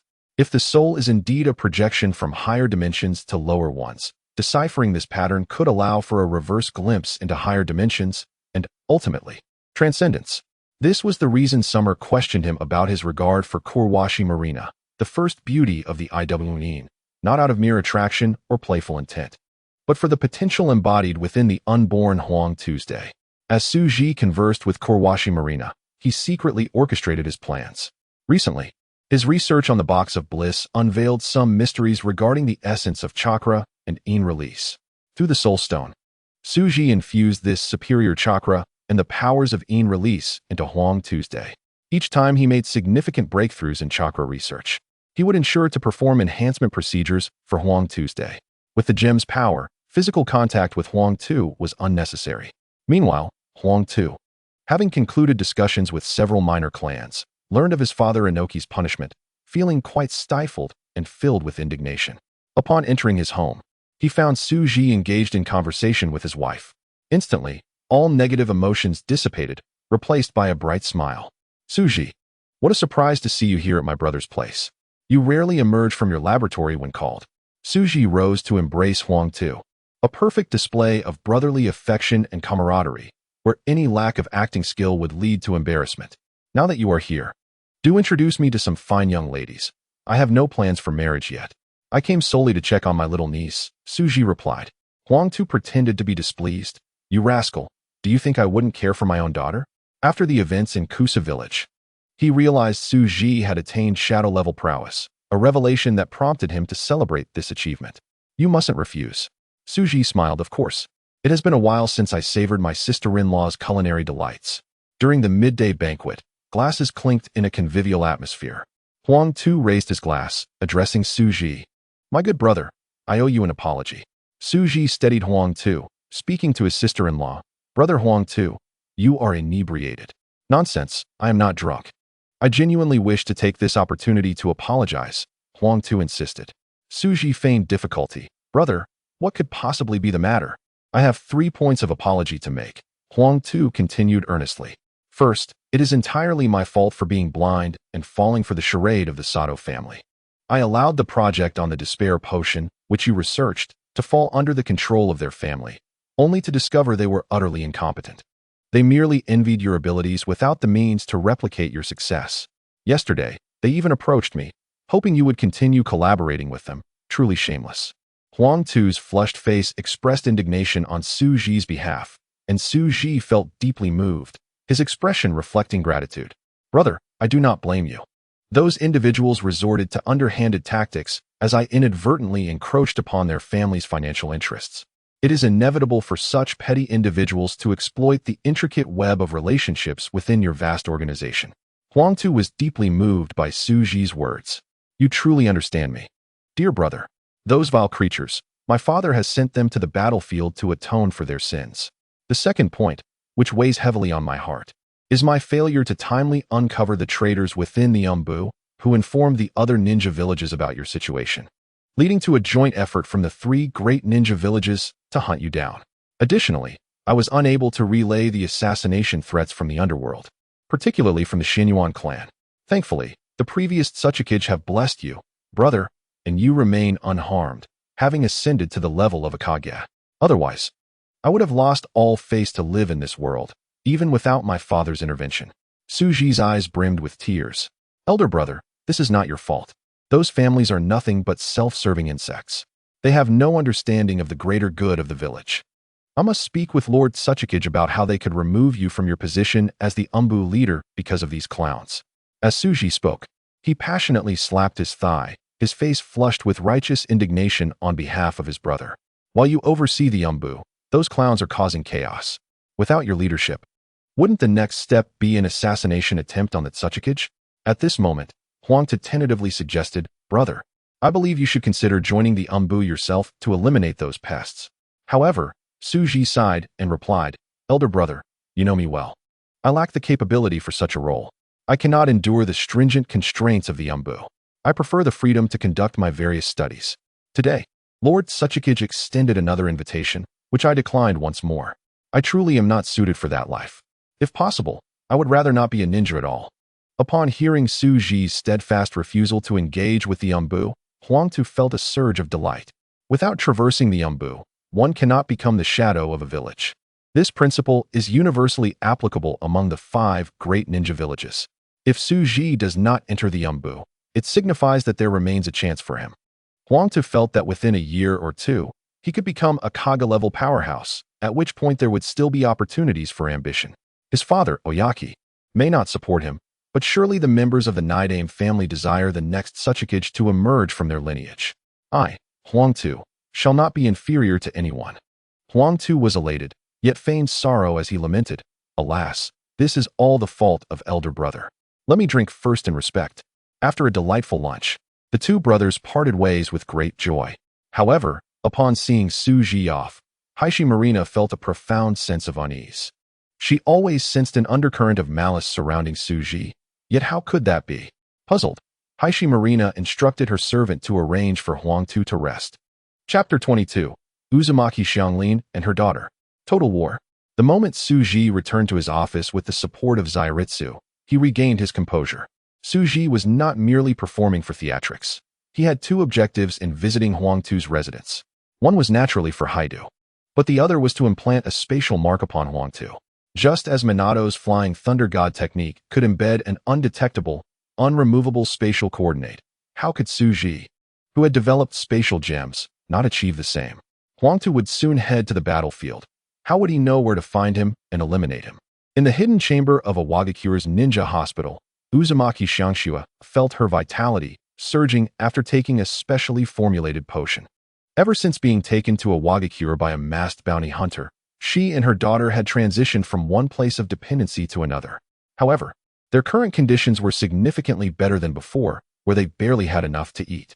After several days of recuperation and treatment, Uzumaki Xiangxue realized who had been so kind to them. The hospital's vice director, the tall and beautiful Zairitsu, reputed to be the most capable assistant to the director. Yet, she understood that in this world, no kindness comes without reason. She must possess something they covet. As long as she could protect her daughter Xianglin, she would divulge her secrets. Today, the usually composed vice director, Zairitsu, came to summon her, instructing her to prepare for an audience with the director. Uzumaki Xiangxue knew she lacked the strength to resist, so she obediently took her daughter and followed the elegant figure. May I ask, what does the director wish to discuss with us? Uzumaki Xiangxue inquired cautiously, fearing to offend this beautiful woman. Do not worry, it is something good. If the Lord is satisfied, you and your child will receive excellent treatment, Zairitsu reassured, fully aware of the significance of this mother-daughter duo. Previously, it had been the pregnant sister-in-law and niece. Now, it was the mother and daughter of the Uzumaki clan. Did the Lord have a particular fondness for them? Zairitsu contemplated how she might test the waters with the Lord, recognizing that as a subordinate, one must discern the Lord's intentions. What does the Lord require of me? Upon hearing this, Zairitsu displayed a peculiar expression. All that is needed is for you to be obedient. Come in now. They descended 100 meters underground to the hive Suji had established. Each level contained various experimental projects underway. As Uzumaki Xiangxue entered this futuristic laboratory with her daughter, she felt a wave of fear due to the unfamiliarity of the surroundings. Her gaze fell upon an exceptionally handsome man who was looking directly at her. Suji was well aware of the information Zairitsu had extracted from Xiangxue, and he could hardly believe his luck. That child was indeed Xianglin. In Suji's mind, the Uzumaki clan was a family inherently endowed with sealing techniques. Naruto was merely a deluded descendant of the Uzumaki clan. Consider the original Uzumaki clan members: Uzumaki Mido, the first Jinchuriki of the Nine Tails; Uzumaki Kushina, the second Jinchuriki; Uzumaki Nagato, who wielded the Rinnegan after transplantation; and Uzumaki Xianglin, the most formidable healer. Among these four, Suji yearned most for Xianglin, especially due to her extraordinary constitution, which was nothing short of miraculous. A mere bite could allow her chakra to heal any injury. As long as Xianglin's chakra was sufficient, even those on the brink of death could be revived. In the original plot, when Sasuke was grievously injured by Raikage's lightning blade, Xianglin attempted to save him using her unique abilities, but was denied by Chenwu due to insufficient chakra. This indicated that had Xianglin's chakra been ample at that moment, she could have saved him from such injuries. While healing techniques in the ninja world could also save lives, they paled in comparison to Xianglin's capabilities. The principles behind her healing could significantly advance Suji's research in biology, cell science, energy studies, and chakra, among other fields. Suji regarded the affluent and generous red-haired beauty, inquiring, "You are Uzumaki Xiangxue, and your child is named Uzumaki Xianglin?" "Yes, Lord Suji," she confirmed. Suji donned a lab coat and asked, "You claim to possess a power that can heal ninjas?" "Indeed, Lord Suji. I am willing to use my abilities to heal the ninjas of the village." Suji examined the health reports of Uzumaki Xiangxue and her daughter, which had been compiled by Zairitsu during their medical examination. He scrutinized them closely and asked, "Please elaborate on your abilities." Understanding that concealing the truth would be detrimental, Uzumaki Xiangxue knew she had to demonstrate her value in order to make demands. "As long as the injured person bites my skin, my chakra will heal them." "Oh." Suji was intrigued, meaning that you cannot actively utilize this healing ability, correct? Uzumaki Xiangxue paused to consider before replying, "Yes." Suji then inquired, "What is the limit of your healing ability? Can you treat multiple injuries?" "Lord Suji, this depends on my chakra reserves. As long as I have enough chakra, I can continue healing indefinitely. However, I am unsure how many injuries I can heal at once." Suji nodded, realizing that Uzumaki Xiangxue had likely never researched her own abilities without experimental subjects. "Does your daughter possess the same abilities?" Upon hearing Suji speak of her daughter, Xuanhua Xiangxue felt a surge of fear. "But she's just a child," she pleaded. "I can assist you." Kneeling on the ground, she raised her tear-streaked face in desperation, begging, "Please, spare my child." "Do not worry," Suji reassured her with a gentle touch on her head. "Your healing abilities are indeed valuable. Yet I do not require you to heal the injured. My interest lies in the ability itself." Xuanhua Xiangxue remained apprehensive. If her powers were not needed for healing, what worth did they hold? "Come, remove your clothing and lie upon the examination table." With a snap of his fingers, the laboratory sprang to life. Countless robots emerging from the walls, operating an array of advanced instruments as computer screens illuminated with intricate data. This technology was unprecedented in the world of ninjas. Xiaori comforted Xuanhua Xiangxue as she shyly reclined on the examination table. They proceeded to collect her cells, spinal fluid, brain fluid, stem cells, and various bodily tissues for cultivation. Utilizing the existing cellular reaction liquid library, they tested numerous cells while simultaneously mapping the genetic blueprint. Employing a life-interfering device, they assessed her physical condition. Following Suji's commands, not only did the robots spring into action, but the prepared nurses and doctors also began their meticulous work according to the established experimental protocols. These individuals were utterly loyal to Suji, bound by mental seals. Observing the bustling personnel, Xia Ri inquired, "My lord, shall we proceed with the transformation surgeries for the Xinyuan clan?" Suji shook his head. "Let us wait. I believe this research will yield significant findings. We can consider their transformations later." Unexpectedly, this research would span 2 weeks, an unprecedented duration for Suji's studies. However, he amassed an immense wealth of knowledge regarding the relationship between life and chakra, cellular principles, the essence of chakra, and the nature of yang release, achieving remarkable breakthroughs. The most significant outcome was the chakra-life equation. This was undoubtedly the pinnacle of the Otsutsuki clan's technology, a supreme achievement in the realm of life itself. The Otsutsuki clan, the beings of the ninja world, and the tailed beasts, all life forms connected to chakra, were undoubtedly encompassed within this equation. With his extraordinary intellect and the aid of computer analysis, Suji finally comprehended the origins of Xuanhua Xiangshue's unique abilities. It was the transformation of life into chakra and the life-giving properties of chakra itself.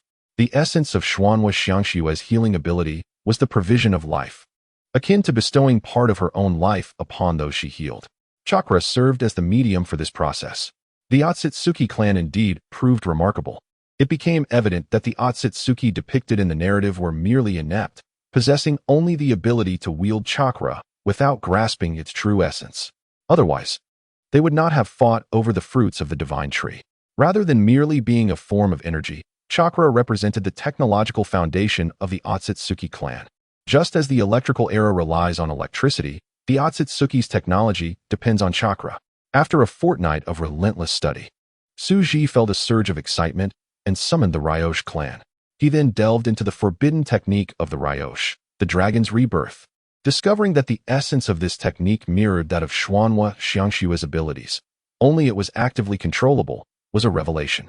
Similarly, the technique used by Chiyo to save Gaara, known as the self-rebirth, echoed this principle. However, Suji found Chiyo's claim that utilizing self-rebirth would resurrect the parents of Scorpion through chakra transfer to puppets to be quite ludicrous. Specific circumstances require careful consideration. After all, the souls of the deceased summoned by Senju Tobarama from the neighboring village exemplified the potential of such techniques. Chiyo's self-rebirth might indeed involve soul retrieval, followed by the conversion of life into chakra and then back into life, thereby resurrecting Scorpion's parents. The ninja world is indeed vast and filled with wonders. Simultaneously, Suji examined the Uzumaki clan's inherent sealing techniques, thoroughly investigating their capabilities. To his surprise, he discovered that Xuanhua Xiangshue also possessed the divine perception known as Kagura Shingon. Suji delightedly immersed himself in this study, recognizing it as a formidable chakra sensing ability that would save him considerable effort in the future. Throughout these 2 months, Suji remained oblivious to the turmoil beyond his laboratory, his shadow clones aiding in surgeries outside. After concluding his research, he sat in his office, perusing the report presented by Xia Ri, his expression one of disbelief. The ninja world was engulfed in war, with no sanctuary to be found. A month and a half prior, after Iwa, Suna, Kiri, and Kyumo, the 4th village declared war on Konoha, led by the East Death. The Iwa ninjas' 1st Legion invaded Konoha, while Yue Makoto commanded Konoha's 3rd Legion to confront them.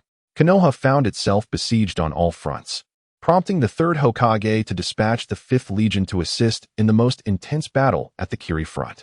The multi-front war caught Konoha off guard, with the 4 major ninja villages attacking within a span of less than 4 days.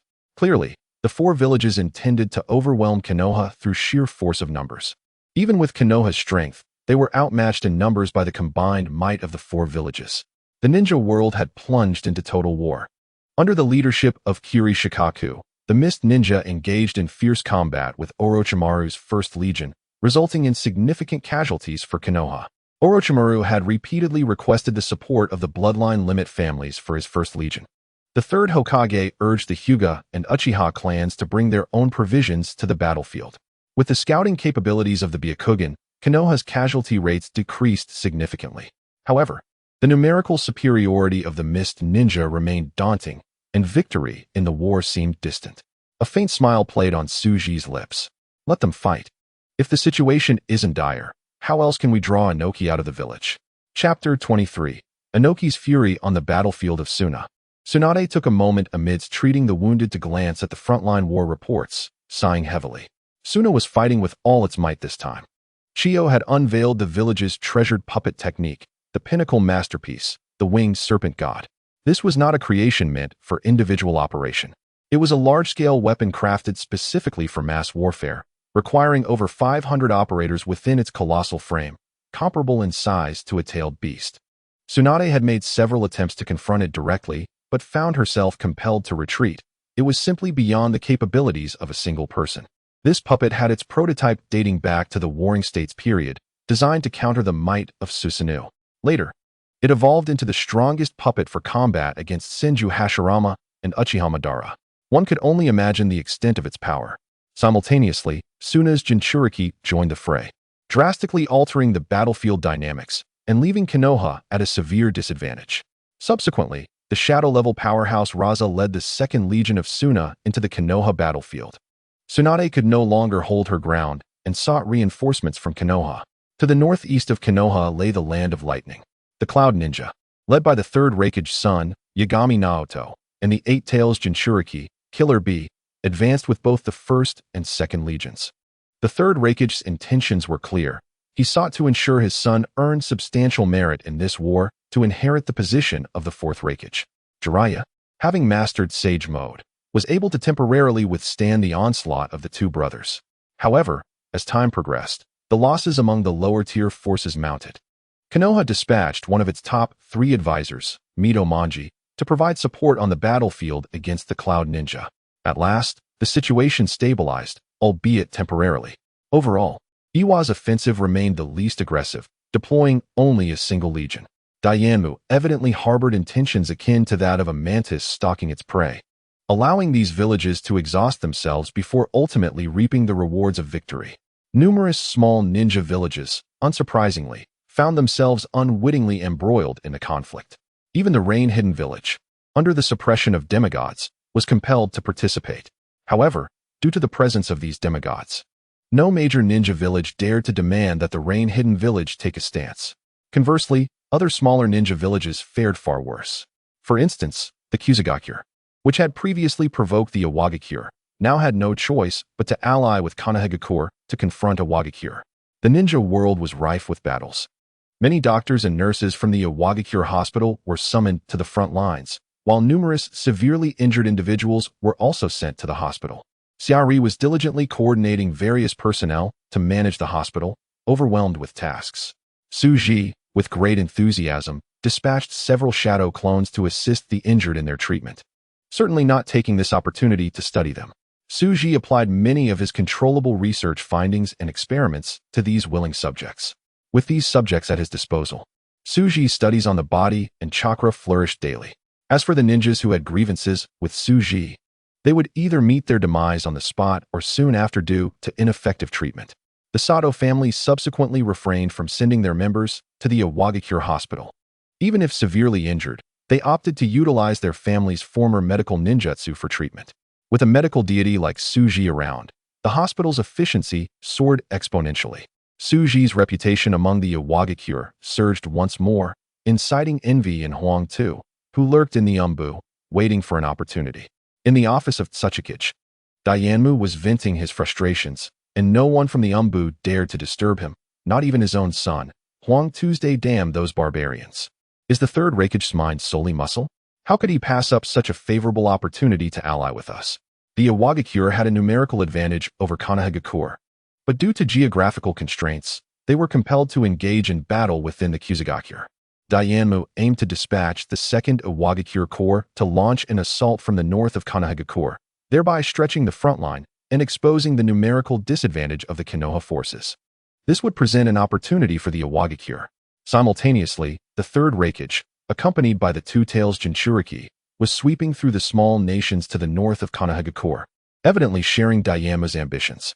Dayanmu's intention was for both sides to collaborate in the assault on Konohagakure. However, the 3rd Raikage's appetite appeared to be greater, wishing to claim the spoils for himself. This infuriated the Tsuchikage and the Council of Elders. An attack from the north would also inadvertently clear out the small ninja villages. Even if unsuccessful, those small villages would inevitably become part of the Awagakure's interests. Could the Reikage expect the awakens to acquiesce to such demands?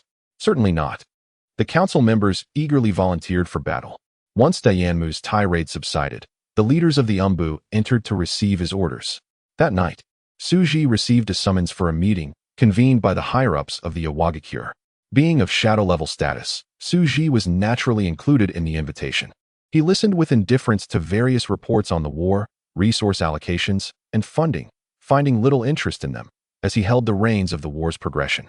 His sole objective was to ensure the demise of Huang Tu and the prominent Dayanmu during this conflict. The meeting ultimately addressed the core issue, whether to engage in a major battle against the Kumogakure in the north. Unsurprisingly, 99% of the attendees voted in favor. If our awakens cannot secure these territories, then you Kumogakure shall not claim them either. Your acquisition of these small nations would be far more distressing than my loss of them. After hearing the elders' opinions, Dayanmu slammed the table and declared, "Very well. It is decided." Post-meeting, Dayanmu swiftly issued various commands, mobilizing the 2nd and 3rd awakens Corps to secretly assemble in the north. This time, he intended to eliminate the entirety of the Kumogakure's northern forces, resolutely severing their ambitions of dominance. Dayanmu and the council were brimming with confidence, eager to seize this war as an opportunity to become the foremost ninja village. In the Otsutsuki's office, Dayanmu inquired, "Suji, do you wish to take to the battlefield?" Dayanmu ought to have directly appointed Suji. However, he realized Suji had little interest in such matters.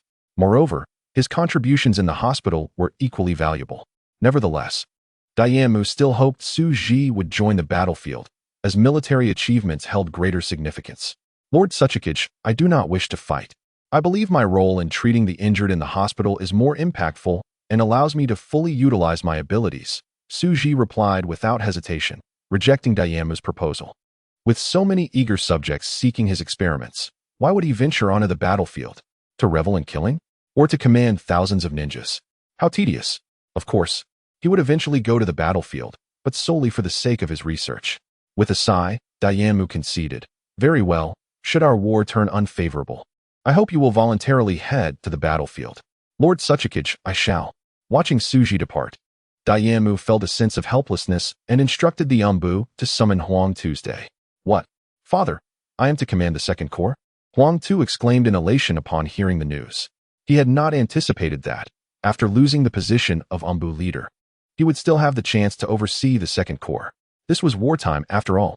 However, Huang Tu quickly reconsidered and asked, "Lord Otsutsuki, why not appoint Minister Suji?"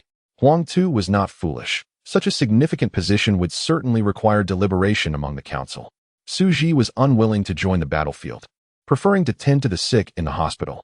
Dayanmu, feeling helpless, watched as Huang Tu processed this information, first with shock, then with unrestrained joy. Huang Tu thought Suji must be out of his mind, yet he would not offer any warnings. Such accolades would fall to him instead. At that moment, the 3rd Reikage was leading the Kumogakure in sweeping through the small ninja villages, expanding their influence further afield. Yet, he remained oblivious to the fact that a single village's might, the awakens, was mobilizing with the intention of confronting him and his Kumogakure forces. Under Suji's tacit approval and influence, the 3rd Reikage's downfall was already set in motion. Back in his office, Suji perused the intelligence in his hands. Deep in thought, the information was relayed by the Scorpion from the organization, detailing the research on the 7 Tails Jinchuriki, a genius in puppet research. Scorpion had long been invited into the organization by Suji. Upon witnessing Suji's talents and research, Scorpion willingly put in extra hours without seeking any reward, working tirelessly. The disappearance of the 3rd Kazekage was also something Suji had a hand in, as the bloodline limit remained worthy of study. Many elements could not be brought into the village for research, thus Scorpion became the head of numerous projects. The 7 Tails Jinchuriki, captured by Kakuza months prior, was placed under Scorpion's preliminary research. Chapter 24, The Divine Organization. Clone number 1. Kato Dan. The Divine Organization was established by Suji during the Second War, with the objective of creating deities. Suji, with his unparalleled research capabilities, promised the higher-ups of the organization that he would assist them in attaining divinity. Naturally, Suji proved his promise through modifications. The structure of the Divine Organization was straightforward, consisting of 3 tiers. The decision-making level was led by Suji, issuing commands. The upper tier comprised high-end combat members who executed the orders of the lower tier. Members within the organization operated independently, each fighting their own battles. The lower tier consisted of the shadow troops modified by Suji, serving purely as expendable tools. These tool-like soldiers were various experimental subjects Suji had modified during the Second War, with a base combat capability equivalent to special jonin. Heiying Bingtuan, as designed by Suji, is one of the ultimate weapons. Each ninja of the Heiying Bingtuan is intended to function similarly to the Baiju, serving as a combat weapon that can be mass-produced, yet surpassing Baiju in efficiency as a tool of slaughter. Each ninja of the Heiying Bingtuan should be crafted from the divine tree using cloning technology. Additionally, they will be imbued with various bloodline limits through the power of the gems, possessing a collective consciousness granted by Suji's mind gem and sharing a common mental network. Furthermore, Suji plans to utilize the space gem to create a shadow realm that intersects with reality, allowing him to summon the Heiying Bingtuan for battle regardless of his location. However, the current capabilities of the Infinity Stone technology are insufficient. Suji requires knowledge of the Divine Tree, also known as the Outer Path Golem, to facilitate upgrades. Presently, the organization comprises 4 members: Scorpion, Kakazu, Terumi Mei, and Summer. Kakazu is tasked with executing Suji's commands. Terumi Mei is idling in the Mist Ninja Zumbu, and Summer handles daily affairs for Suji. Scorpion is responsible for the research of the divine organization. The immense chakra of the Seven Tails Jinchuriki would be detected by the ninja in a Wagakure. Thus, Kakazu has transported it to the research facility, where Scorpion has initiated preliminary experimental research. The current experiments have reached a bottleneck, necessitating Suji's personal oversight of the subsequent research tasks. The headquarters of the divine organization is located beneath the ocean. Entry requires activating a special ring bestowed by Suji, enabling passage through the power of the space gem. In the core chamber of the hospital hive, Suji awakens one of his clones. Utilizing the shadow clone technique, he infuses chakra into it, rousing clone number 1. The shadow clone technique creates a fully conscious, sentient chakra body. The downside is that if struck, it will dissipate into chakra and return to the original body. Similarly, if the original body is harmed, the seal will automatically lift. More alarmingly, it will return to the original body bearing the experiences and knowledge acquired during its existence as a clone. Clone No. 1 rises from its frozen state and performs a set of calisthenics, inquiring, "Original, shall I watch over the house for you?" "No, I need you to study the tailed beasts at the base. I do not intend to leave this time. Now, prepare yourself," Suji states. Yet the space gem materializes in his hand, creating a spatial door. On the other side of the door stands Scorpion. At Suji's request, Scorpion has yet to metamorphose into a puppet. He remains a dashing young man. However, influenced by Suji, he is striving to achieve divinity. "Scorpion, be prepared. Soon, I will require you to fight. Do not falter," Suji reminds, observing Scorpion, who has been a recluse for several years. Scorpion's voice remains as calm as ever. "Fear not, leader. As a puppet master, I possess combat prowess through my control of puppets." "Very well. Expedite the development of the initial chakra battery. The Tianyan satellite project is in need of energy." "Leader, that depends on how well your intellect can harness its potential." Suji nods and closes the portal. The divine organization's base is constructed on the ocean floor. A plethora of robots and large computers create a distinctly futuristic ambience. Clone No. 1, hereafter referred to as 1, approaches a blue soul entity, greeting it with a smile. "Kato Dan, long time no see." This entity is confined within a massive glass jar, sealed with countless intricate curse marks, housing a soul, specifically Kato Dan, who was slain by Suji in front of Tsunade during the Second Shinobi World War. "You demon, may you meet a wretched end." Upon seeing his nemesis, Kato Dan flails in agitation, yet he remains merely a chakra-formed soul. Without a specialized sorcerer, a soul entity would inevitably drift towards the Pure Land. At that time, the spirit transformation technique allowed souls to become chakra-infused, manifesting outside their bodies to engage in combat. Kato Dan's soul has been imprisoned by Suji here, and of course, Suji has thoroughly researched Kato Dan's spirit transformation technique, which has become one of the principles for creating soul gems. One knocks on the glass jar, gazing at the blue chakra-infused soul, and states, "I have some unfortunate news for you. The Third Shinobi World War has commenced. Even more distressing, Konoha is once again besieged by the four major ninja villages. Konoha's front lines are critically understaffed, and it is likely that soon the children from the academy will once again be thrust into battle. Kato Dan's blue visage contorts with fury. It is certainly your evil villages that covet Konoha, instigating this war. One nods in agreement. Precisely. However, regrettably, the ideal of Senju Hashirama, that underage children should not go to war, has not come to fruition. The system of one nation, one village established by Senju Hashirama has failed. Kato Dan's expression darkens. You warmongering ninja villages will inevitably suffer the backlash of your own conflicts. One nods. Ah, indeed. Regardless of your ire, Kato Dan, out of mercy, I shall release you next time. I have even prepared a body for you. When the time comes, I will capture Tsunade for another medical ninjutsu competition. With that, one disregards Kato Dan's vitriolic curses and departs with a smile. One, or rather Suji's true intention, is to have Kato Dan assist him in his audacious ascent to the pinnacle of the shinobi world. Simultaneously, he wishes for Tsunade to shout from the sidelines, Kato Dan, Suji is weary. Lend him your aid. How utterly delightful. This scene must be recorded. If Tsunade is reluctant, fear not, for Senju Rope Tree will ensure she complies. Suji revels in taming these unruly steeds. He plans to endow Kato Dan's clone with a pair of Sharingan, perfect for research. Under certain emotional stimuli, how significantly can humans evolve in response to the Sharingan? This constitutes invaluable experimental data. The Sharingan will undoubtedly be essential for the future endeavors of creating reality gems. Suji adamantly refuses to acknowledge that such ideas stem from any external inspiration. In his eyes, Tsunade's research talent is exceptional. How could it be squandered on gambling and drinking? Without a little provocation, how would she return to diligently studying medical ninjutsu and contribute to the esteemed path of benefiting the shinobi world? Such merit is immeasurable.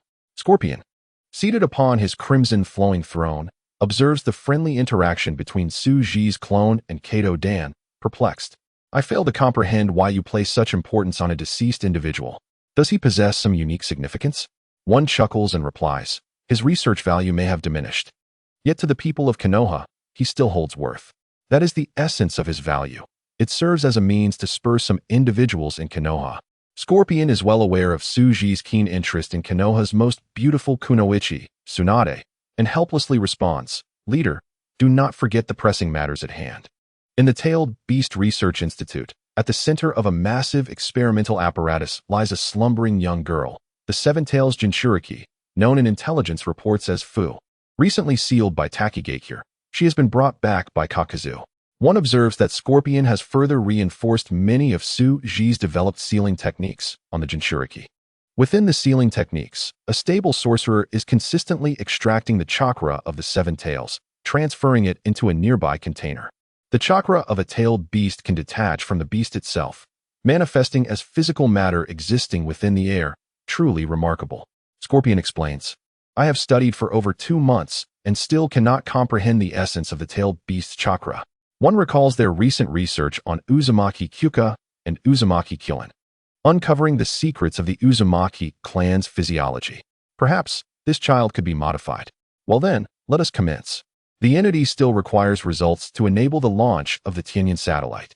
Scorpion rubbed his hands together, filled with excitement as he followed Suji, eager to absorb knowledge. It was truly a delight. Chapter 25. The Xianyuan clan's transformation is successful. The Great Defeat of Konoha.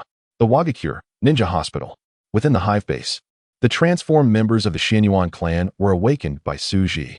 This transformation involved genetic modifications, and Suji felt quite satisfied. They were indeed commendable tools. The previous tools were merely half-finished products of little use. Now, the 5 members of the Xianyuan clan, who were originally elite jonin, had all ascended to the level of Kage. The amount of chakra within the Xianyuan clan members was several times that of before, and Suji had endowed each of them with 5 types of bloodline limits: Totan, Kotan, Arandan, Kotan, and Nindo. Totan allows one to eliminate their presence and become entirely transparent. Kotan enables instantaneous movement. Nindo permits the manipulation of matter, akin to the inorganic reincarnation learned after mastering the sage techniques in the Ryukido. Simultaneously, utilizing the Mind Stone, Suji granted the 5 individuals a psychic local area network, allowing them to share sensory experiences such as vision and hearing during combat. Furthermore, Suji implanted numerous ninjutsu of the 5 elements, forbidden techniques, and collected secret arts into their memories. The latter 2 bloodline limits, Koton and Nindo, were Suji's own imperfect creations. Chakra can effortlessly manipulate the physical rules of the world, and these 2 bloodline limits were the fruits of Suji's research into bloodline limits. Of course, there were other bloodline limit achievements as well, but for this transformation, the 5 would initially receive these enhancements. Upgrading and optimizing could continue in the future. The 5 members of the Xianyuan clan knelt before Suji, speaking in unison, "Master, from now on, your name shall be Jin, Mu, Shui, Hua, and Tu, becoming part of the Shadow Troop." "Understood," the Xianyuan clan responded. "Go forth. Your mission is to head north and monitor the war between Iwanin and Kimonin. Inform me when the 3rd Raikage is surrounded." As Suji spoke, a blue light emanated from his hands, illuminating the 5. In an instant, the Xianyuan clan vanished, transported by Suji to the northern battlefield. Shiori watched the Xianyuan clan disappear and inquired, "Master, why not send them directly to assassinate Huangtu?" Suji embraced his secretary's waist and explained, "The reason, of course, is to maximize benefits. We must eliminate Huangtu when Oyuki leaves the village, leaving no time for the village to react." Shiori massaged her master's back, wondering if he had a way to make the Otsutsuki leave the village. Suji, displeased, jested, "Doubting your master's capabilities? I shall have to discipline you with a whip tonight." Shiori blushed, declaring, "The great master is always right. Please chastise me. Punish my errors." Suji was naturally inclined to fulfill his secretary's request. On the Iwanin battlefield, Konoha's 3rd Legion, the ninjas of Konoha protected the severely injured commander, Yuhi Akane, as they made a swift retreat. Yuhi Akane struggled, insisting, "We cannot retreat. We must go back." Subordinates glanced at the emerging black-clad ninjas in the distance, feeling an overwhelming sense of fear. "Commander, we cannot return. We are no match for those individuals. To return would only lead to needless death." "Indeed, Commander, we are already exhausted just bringing you back." Hearing his subordinates' retreating footsteps and their admonishments, Yuhi Akane felt a deep sense of helplessness. He knew they spoke the truth. Returning would be tantamount to surrendering. However, this meant that the western Iwanin battlefield was left with a significant breach. Iwanin still had 2 major standing legions that remained inactive. If those 2 legions were to march directly into the heart of the Land of Fire, Konoha would lack the strength to defend, leaving only the option of surrender. The legion's assistant muttered, "Where did these people come from? They are primarily Jonin-level ninjas." Hundreds of upper Jonin and elite ninja squads infiltrated, directly dismantling Konoha's 3rd Legion's command center. Could it be that Iwanin has summoned all the upper Jonin from the other 2 legions here? The assistant of the 3rd Legion found the analysis increasingly absurd. However, upon further reflection, where could such a multitude of upper Jonin come from? Yuhi Akane struggled and commanded, "Stop analyzing. Report all the intelligence we have to the Hokage. Let Konoha's specialized team analyze it. The Hokage needs information to make swift decisions. We are all sinners of Konoha." The Konoha ninjas, hearing Yuhi Akane's orders, felt a wave of sadness. Could it be that Konoha was destined to lose? The commander of Iwanin's 1st Legion, Higashi Shirnin, gazed at the intelligence in his hands, feeling incredulous. Higashi Shirnin asked his intelligence officer, "Have we ascertained the identities of these ninjas?" "My lord, based on their attire, they appear to be ninjas who emerged during the late stages of the Second Shinobi World War. According to the intelligence from Umbu, they should be a coalition of small nation ninjas formed for revenge against Konoha. Last time, they seem to have hunted down Konoha's White Fang during the conclusion of the Second War." Upon hearing this intelligence, Higashi Shirnin furrowed his brow even deeper. Judging by their combat prowess, they possessed the strength of at least 60 upper Jonin. Who could have gathered these upper Jonin from small ninja villages? Compile this intelligence into a battle report and send it back to Otsutsuki-sama, ordering the frontline troops to hold onto Konoha's forces. Launch a fierce assault on Konoha. Today we must penetrate the borders of the Land of Fire. Higashi Shinin's heart raced with excitement. This was a significant achievement. Although he knew that even if he succeeded in the aftermath, he would be marginalized, as long as they could breach the heart of the Land of Fire. He would be a hero, which valiant Iwanin could not feel exhilarated. The Legion's advisor suggested, "My lord, perhaps we should prioritize caution on the front lines to avoid Konoha's ambush." Yet Higashi Shirnin was quite confident, asserting that there was no need for concern. Konoha's own strength was already stretched thin, and they were merely using geographical advantages to hinder us. They would not have several times the manpower to reclaim this territory. This could not possibly be their strategy. Inform the front lines to advance boldly. Should problems arise, it is my command that is at stake. And they should have no reservations. Indeed, the reality unfolded as Higashi Shirnin had predicted. Konoha, having lost its geographical advantages, was unable to defend against the Iwnin. The Iwnin surged into the Land of Fire, and Higashi Shirnin commanded his troops to launch widespread offensives, igniting the flames of war on the western side of the Land of Fire. Konoha's ninjas were in urgent need of reinforcements to extinguish the fires, leading to an even more pressing manpower situation. The breakthrough in Iwnin's military campaign shocked the shinobi world, greatly bolstering the morale of the Kumo, Suna, and Kirigakure. Konoha faced unprecedented pressure. In the Hokage's office, Konoha's F4 were increasingly anxious, their hair turning grayer. Sarutobi Hiruzen's pipe was being smoked with greater fervor, and most of his previously slightly white beard had turned completely white. The smoke enveloped his head, obscuring his expression, though it was certainly not a pleasant one. From his intense smoking, it was evident that he was far from calm. Mito Kaze, having temporarily stabilized the Kumo battlefield, returned to Konoha, only to hear this dire news upon his arrival. Mito Kaze muttered, "How could this be? How is it possible? How could Iwnin breach the defenses so suddenly?"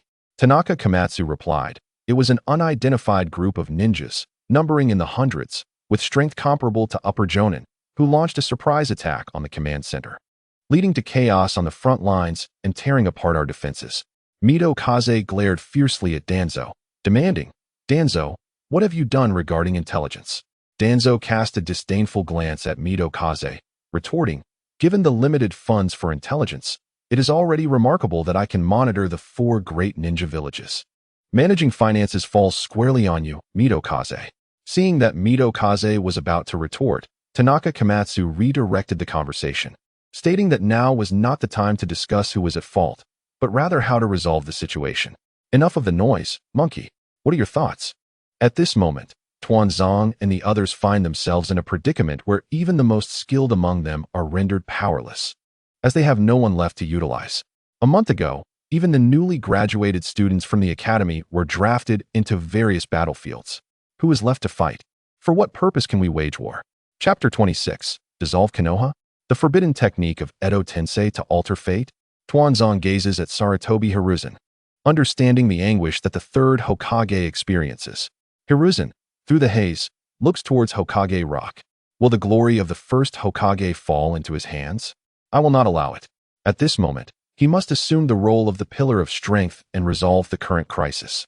Hiruzen clenches his right hand tightly, shattering the long-held pipe that has accompanied him for years, declaring resolutely, "I have decided to mobilize all the power of Konoha for a decisive battle."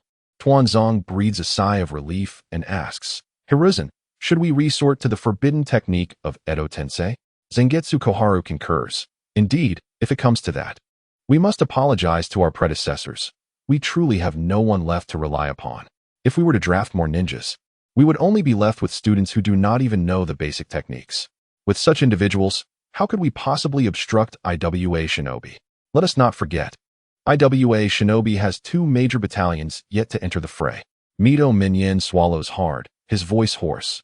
"Furthermore, if we completely withdraw the essential forces guarding the village, it could collapse in panic. The families of the frontline ninjas are here. If chaos erupts in the rear, the frontline ninjas will lose their will to fight.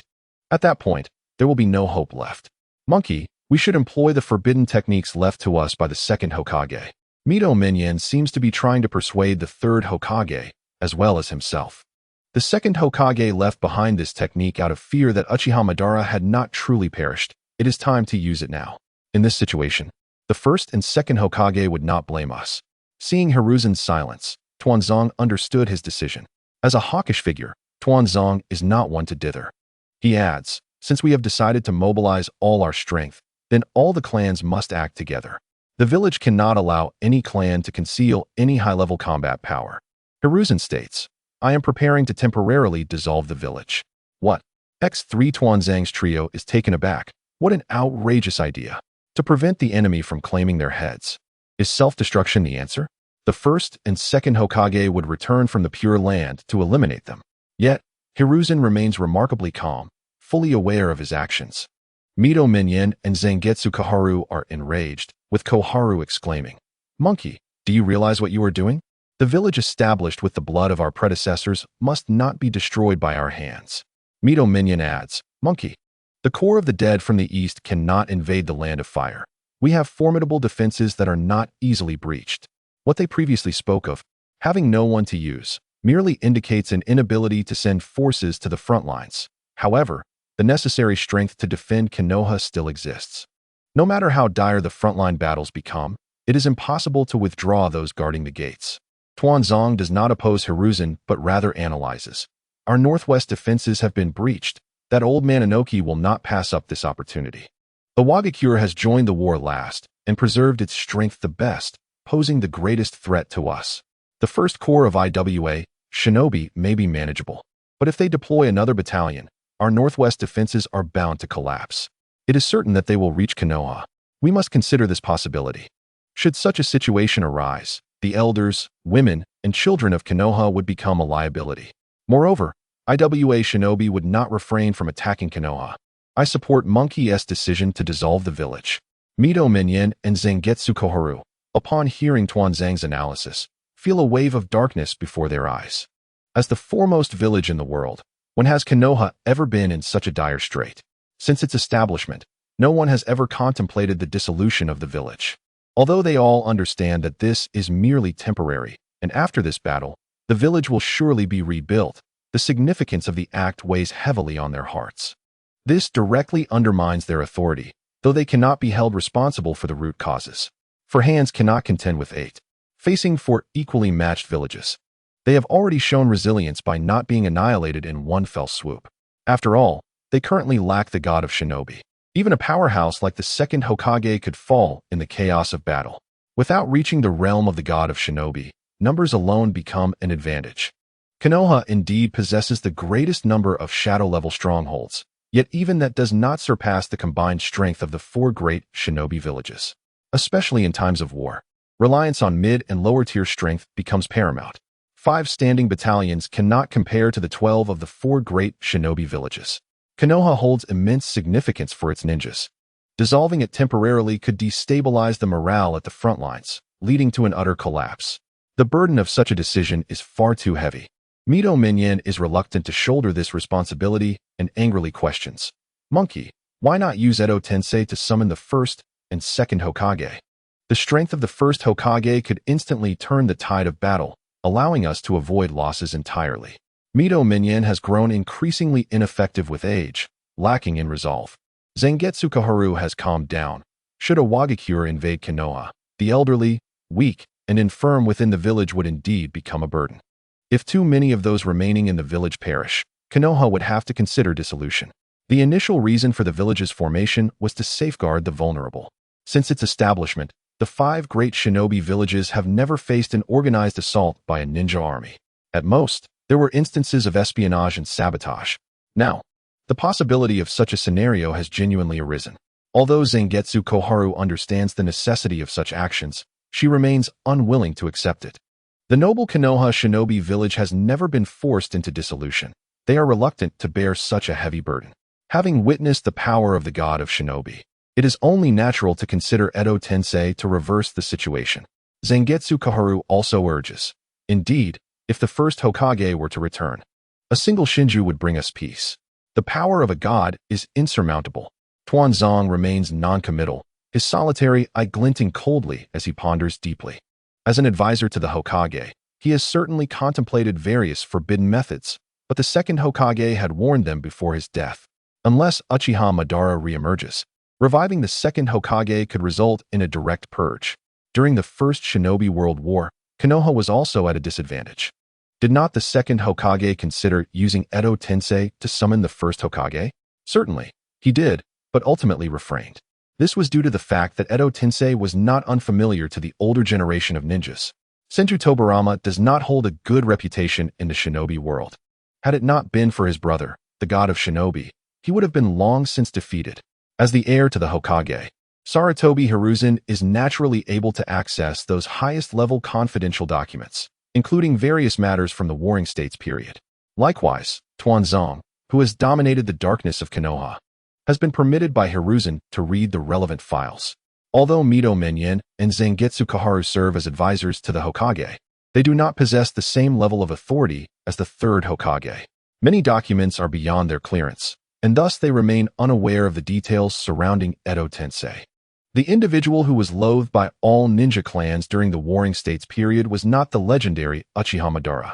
Rather, it is the scientific madman Senju Tobarama. Consider the techniques such as the Shadow Clone Jutsu, the Spirit Transformation Jutsu, and the Impure World Reincarnation. Ponder how they were developed. The process was undoubtedly gruesome. Moreover, do you think that Senju Tobarama did not employ the Impure World Reincarnation during the Warring States period? It was precisely because he faced retribution from the United Shinobi world. Had it not been for a remarkable elder, he would have long been reduced to ashes.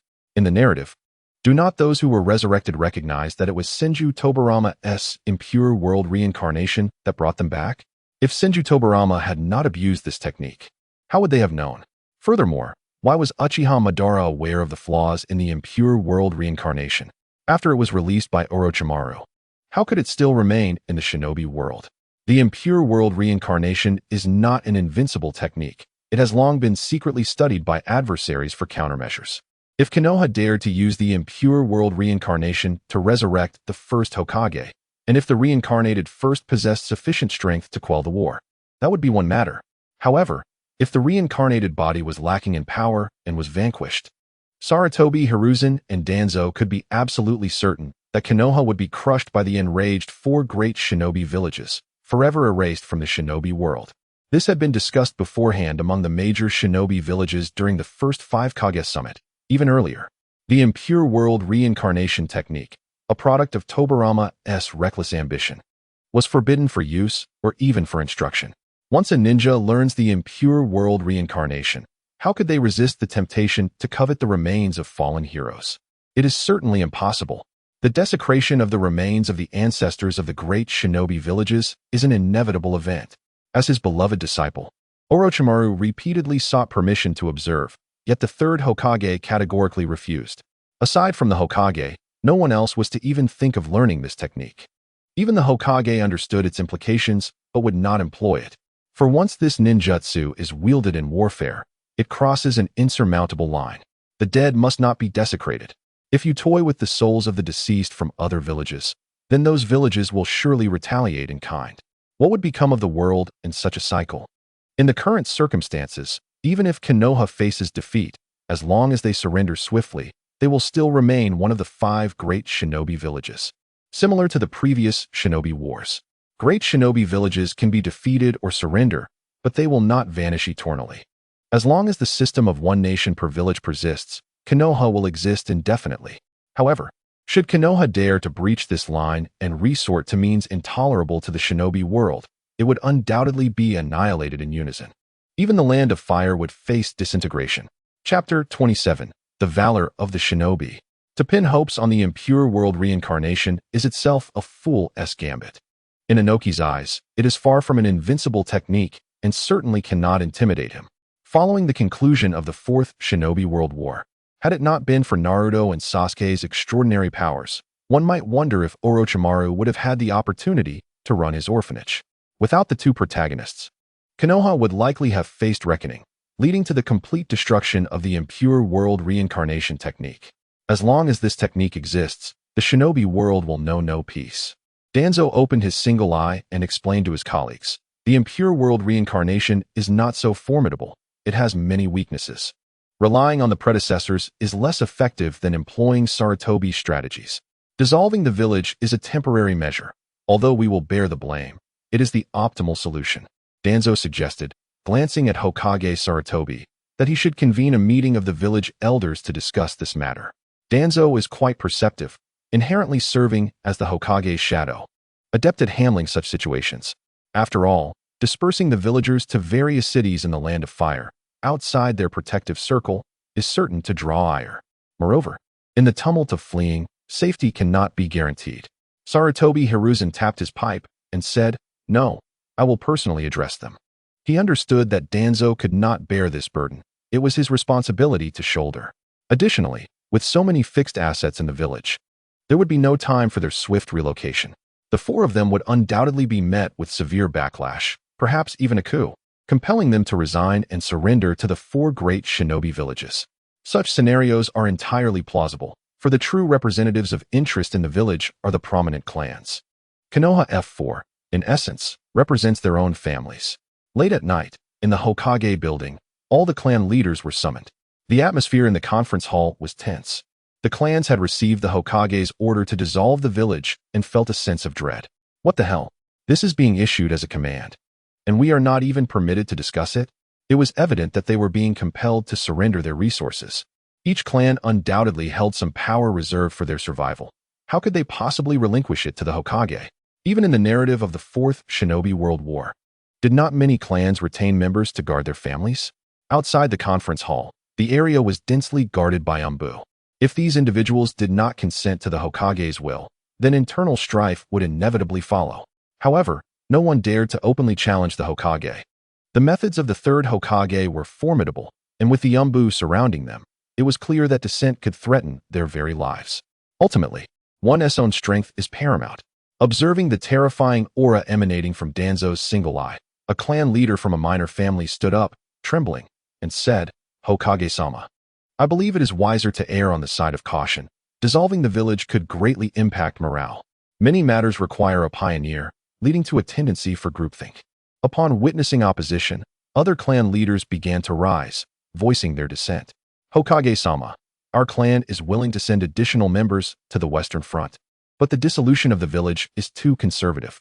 This individual was astute, not openly opposing, but rather adopting a guise of willingness to sacrifice. The third Hokage did not respond directly, but instead signaled to Danzo. Danzo then presented a report and proclaimed loudly, "According to our root investigations, the clan leaders of the Inuzuka and the Kobayashi families are suspected of collusion. Root, apprehend them." The ferocious root ninjas acted swiftly. The two clan leaders knew this was a blatant falsehood, yet saw no one willing to speak in their defense. Realizing they were being made examples of, they dared not resist, lest the fabricated accusations become reality. The third Hokage's expression turned serious. "Everyone, Konoha currently faces pressure from all sides, and numerous smaller shinobi villages are taking advantage of our plight.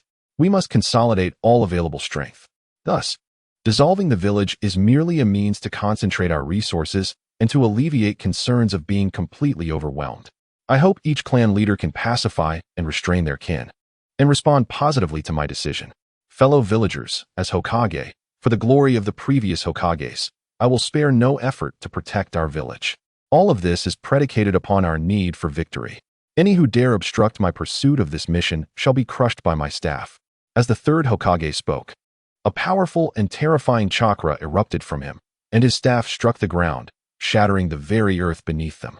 All the clan leaders felt a wave of suffocation. The name of the shinobi is indeed well-deserved. This is a legend standing at the pinnacle of the shinobi world. He is among the foremost ranks beneath Senju Hashirama and Uchiha Madara. Uchiha Fugaku sighed inwardly and was the first to stand in support, declaring, "I am willing to support Hokage-sama's decision to dissolve the village." Upon witnessing Uchiha Fugaku's support, Hyuga Hizashi cursed internally, yet found himself rising involuntarily to express his backing for the Hokage. Upon witnessing the situation, the other clans understood that there was no way to retract the statements made by the third Hokage and could only stand up to show their support. Otherwise, what else could they do? As for concerns regarding the loss of family interests, what of it? They were well aware of Tuan Zhang's true nature. If anyone were to perish here today, their clan would face annihilation. The power wielded by the Hokage was beyond what any single clan could withstand. Anyone daring to defy the Hokages would find themselves facing the wrath of the root. The Inuzuka, Nara, and Akimichi clans, once steadfast allies of the Hokage, could only express their allegiance upon witnessing the two most powerful clans take a stand. The third Hokage, observing this scene, secretly breathed a sigh of relief. It seemed that his continuous purging of the root after ascending to power had proven effective. In any organization, The most significant threat is the absence of a unifying core that commands all forces. Otherwise, during a crisis, each clan would prioritize its own interests, leading to internal conflict. Before the enemy even reached Konoha, infighting over personal gains would be disastrous. He and Tuanzong had prepared for the worst. Should any dissenters, like those just now, resist arrest, a massive purge would ensue, leaving no survivor among those clans. In such critical times, it was imperative to display unwavering resolve. Ruthlessness and decisive action were preferable to the chaos of a civil war that could engulf all military factions. While feelings of injustice and grievance were natural, could they truly afford to advocate for democracy at this juncture, allowing people to act as they pleased? Tuanzong, observing the third Hokage's ability to intimidate these individuals, felt a twinge of envy. This was the world of shinobi, where strength reigned supreme. Time was of the essence. They had merely 2 days. All jonin had to be dispatched to the various frontline units. No clan was permitted to conceal their hidden strengths. Many fixed resources, aside from essential heirlooms, were to be left behind. Only necessary rations were to be taken. Food and water were available in the nearby cities. The population of the village was significantly smaller than that of the cities, and dispersing them would not cause difficulties for the larger urban areas. Actions needed to be swift. The IWA shinobi were still days away, creating a critical time gap. After the meeting concluded, the entire village of Konoha erupted with fervor. Among the sentiments expressed were those of the gentle and kind Hokage, Tuanzong, and others, as Konoha transformed into a vibrant tableau overnight. The Konoha F4 observed as the villagers began to leave the village, undoubtedly accompanied by the powerful clans who had assets to protect. Jiqian Xiaochun posed the most pressing question on Sarutobi Hiruzen's mind. Tuanzong, have we accounted for the hidden battle capabilities of the various clans? Tuanzong temporarily consolidated this group, feeling his spirits lift considerably. Indeed, a significant amount of high-level combat power had been concealed, and this force, regardless of where it was applied, could stabilize the situation. With power in hand, one need not panic. Sensing that Konoha had not erupted into internal strife, Tuanzong felt much more at ease and inquired, Hiruzen, how are we to arrange the ninja from these clans? Direct the Hyuga and Uchiha clans to the battlefield in the Land of Water. The pressure from Orochimaru's side is the greatest. The Northeast IWA shinobi have not deployed all their forces. The position of the third Raikage remains unclear, but it is likely that he is encroaching on the smaller shinobi villages in the north. The IWA shinobi are stationed to our west, posing the most significant threat. However, our primary concern is our lack of strength. We cannot coalesce into a formidable fist capable of striking out. Comparatively, Sunagakure appears to be the most viable point of breach. The Inazuka, Nara, and Akimichi clans should head to the Western Front to swiftly conclude the conflict with Sunagakure. The utmost priority is to bring an end to the battles on at least one front. Before his comrades, Sarutobi Hiruzen voiced his deepest fears. I am concerned that the Jinchuriki from all major shinobi villages will engage in battle. According to intelligence from Yuhi Kurenai, the IWA shinobi have not deployed their Jinchuriki. This is the best news. Although the Northwest Front has fallen, our living forces still exist there. As long as Inoki does not reinforce his troops, we can hold for a while longer. We already know of the 8-Tails Jinchuriki, Killer Bee, the 3-Tails Jinchuriki, Yagura, and the 1-Tails Jinchuriki, Gara, who have all entered the fray. Should the 2-Tails, 4-Tails, 5-Tails, and 6-Tails join the battlefield, our strength dynamics will spiral out of control. Although Sarutobi Hiruzen felt increasingly anxious, his basic reasoning and analytical abilities remained intact. He quickly identified the crux of the issue. The decisive factor lies with the Jinchuriki. Tuanzong and the others felt a chill run down their spines. It must be understood that Jinchuriki are not mere tactical weapons, but rather strategic ones. To manage one requires the commitment of numerous high-level combatants.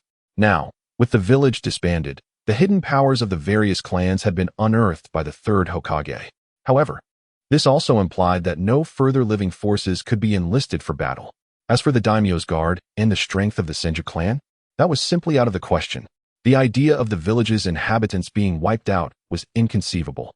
Since the establishment of the one country, one village system, the condition was that the founding clans serve as the daimyo's vassals, safeguarding the daimyo for generations. To be precise, those individuals were no longer connected to Konoha. The only member of the Senju clan who could be considered part of Konoha was Senju Hashirama, as a favor from the daimyo.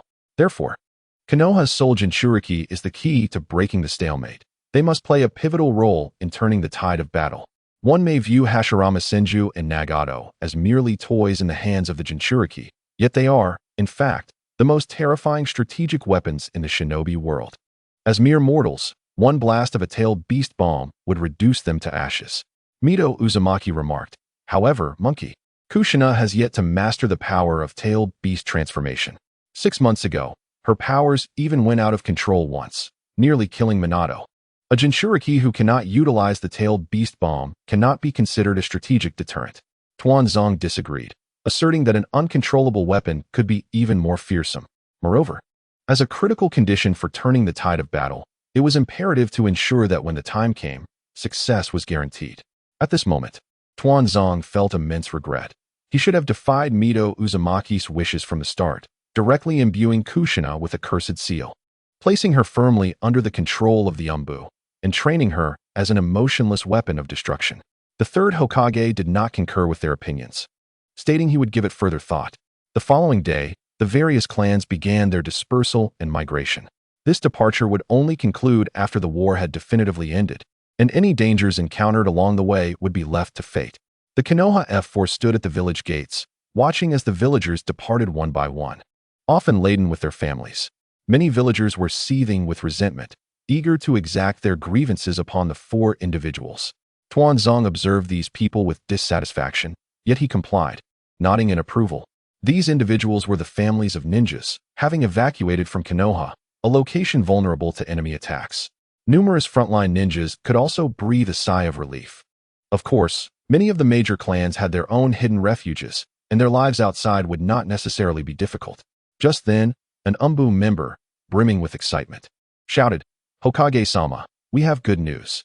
Upon hearing this, many perked up their ears. In times like these, good news typically signified victorious reports from the front lines. However, Sarutobi Hiruzen and Tuanzong felt a sense of foreboding. In such a war, the situation was exceedingly clear. Even a Kaga-level powerhouse could only serve as a cog, maintaining the machinery of war. How could there possibly be good news? Tuanzong raised his hand, urging the Umbu to share the information. Yet, this Umbu, perhaps lacking experience, seemed eager to share this good news with the villagers of Konoha.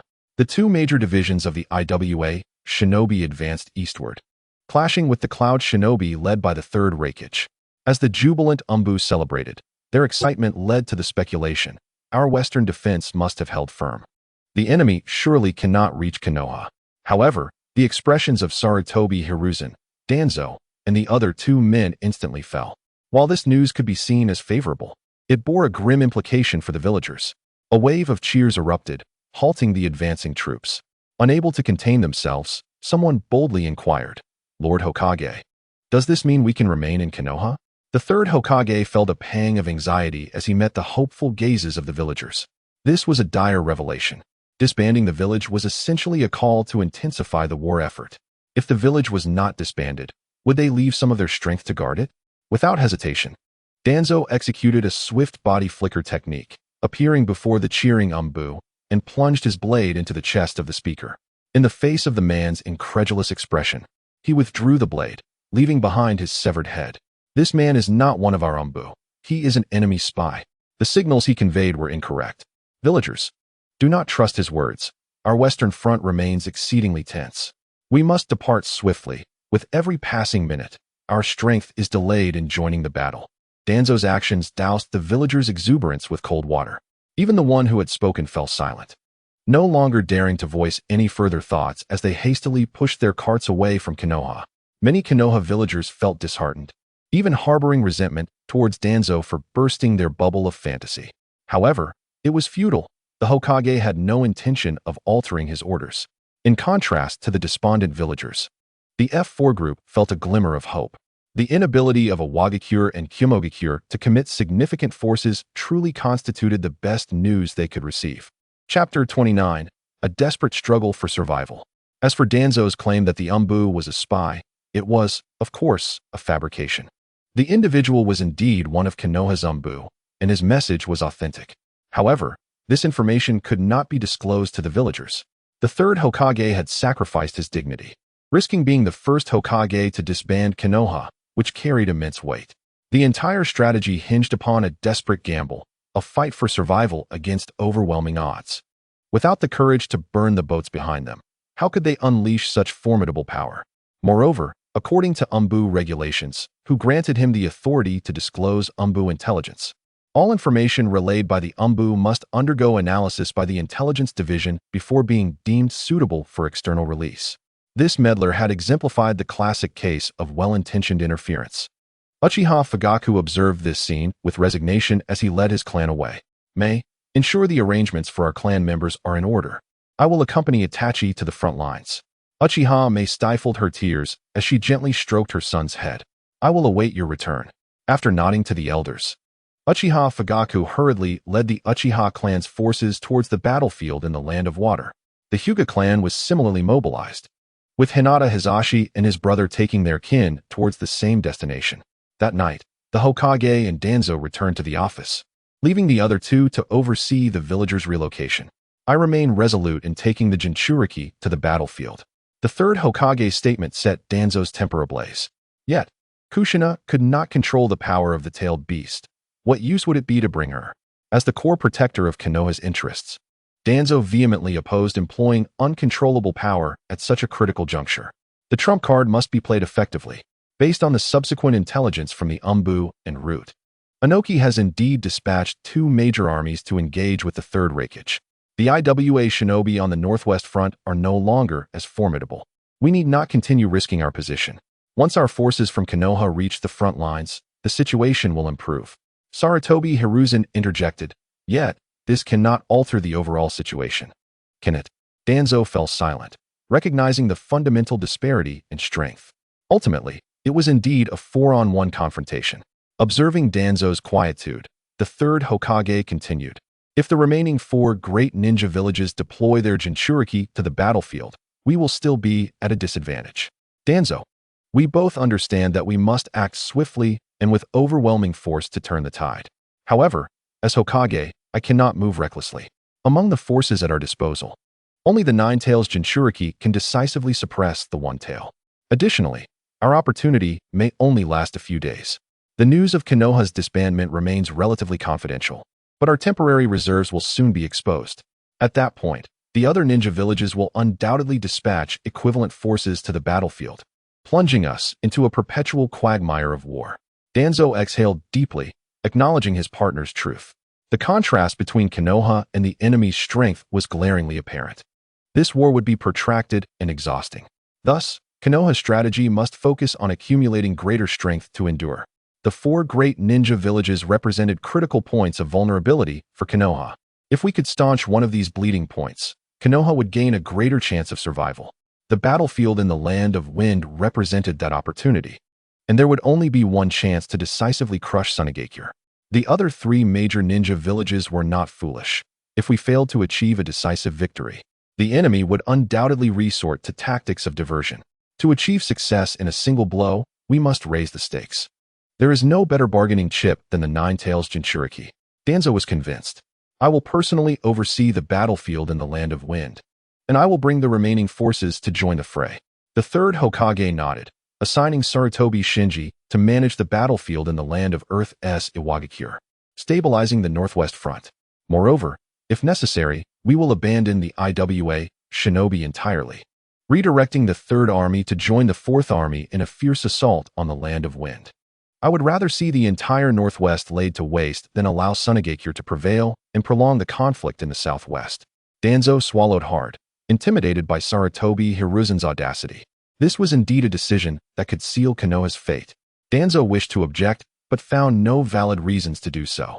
Konoha faced either a slow demise or a desperate struggle before its end. As Hokage, Sarutobi Hiruzen's decision was not fundamentally flawed. Deploying 2 major ninja clans to the battlefield in the Land of Water was a strategic move to counter the threat of Kirigakure and Kumogakure while collapsing the Eastern Front. Should this scenario unfold, even if we triumphed over Sunagakure, surrender would remain an option.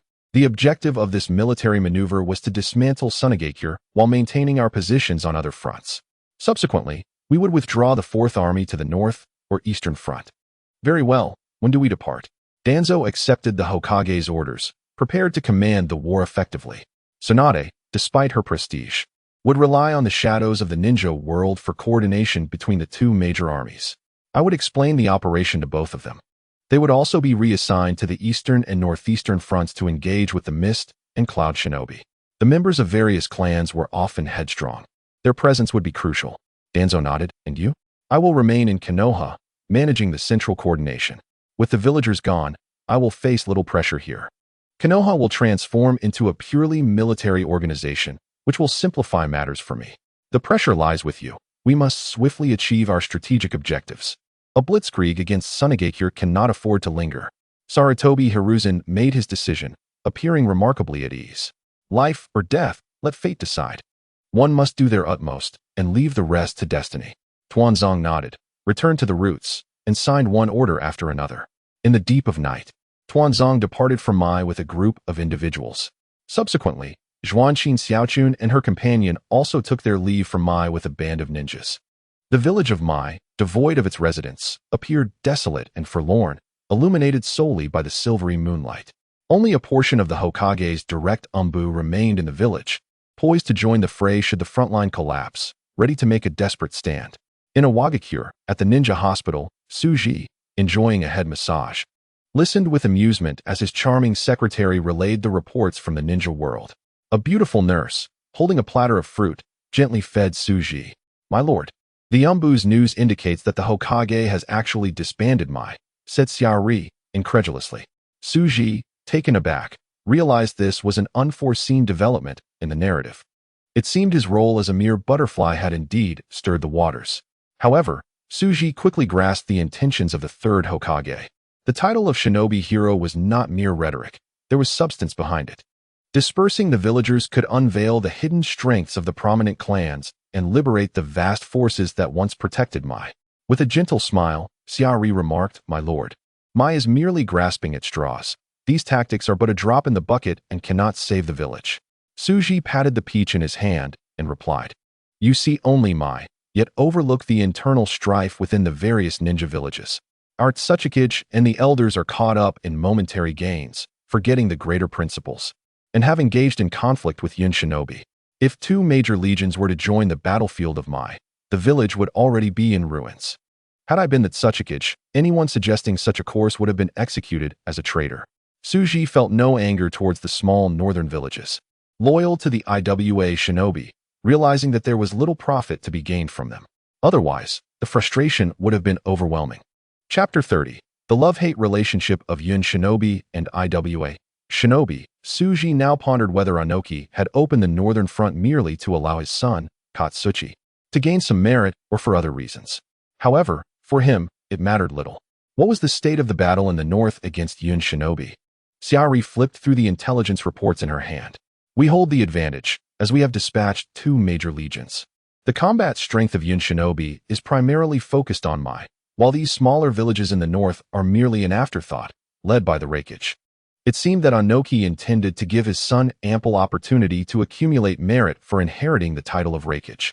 Perhaps, in the original timeline, Anoki had also paved the way for his son in this manner, until Suji's unforeseen influence altered the course. Xiaori nestled closer to Suji, wishing to ensure her lord's comfort. My lord, shall we take action? Suji contemplated deeply.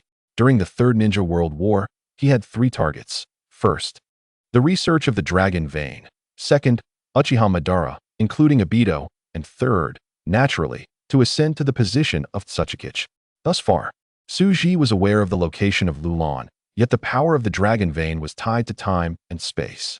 He had no confidence in navigating its currents, fearing he might emerge centuries into the future. Therefore, his current objective was to locate Uchiha Madara. However, without the deployment of the Tianyin satellite, global surveillance was impossible.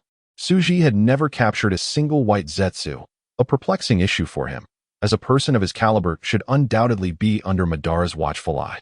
If even he was not being monitored, how could Madara be so confident that his plans would succeed posthumously? It was not arrogance on Suji's part. He was certain that the moment a white Zetsu approached him, he would detect its presence. As long as it possessed chakra, it could not evade the detection of the gems he created. Eliminating all impossibilities, the sole conclusion remained. Uchiha Madara truly had not been monitoring him. Was it possible that a non-bloodline user was beneath Madara's notice?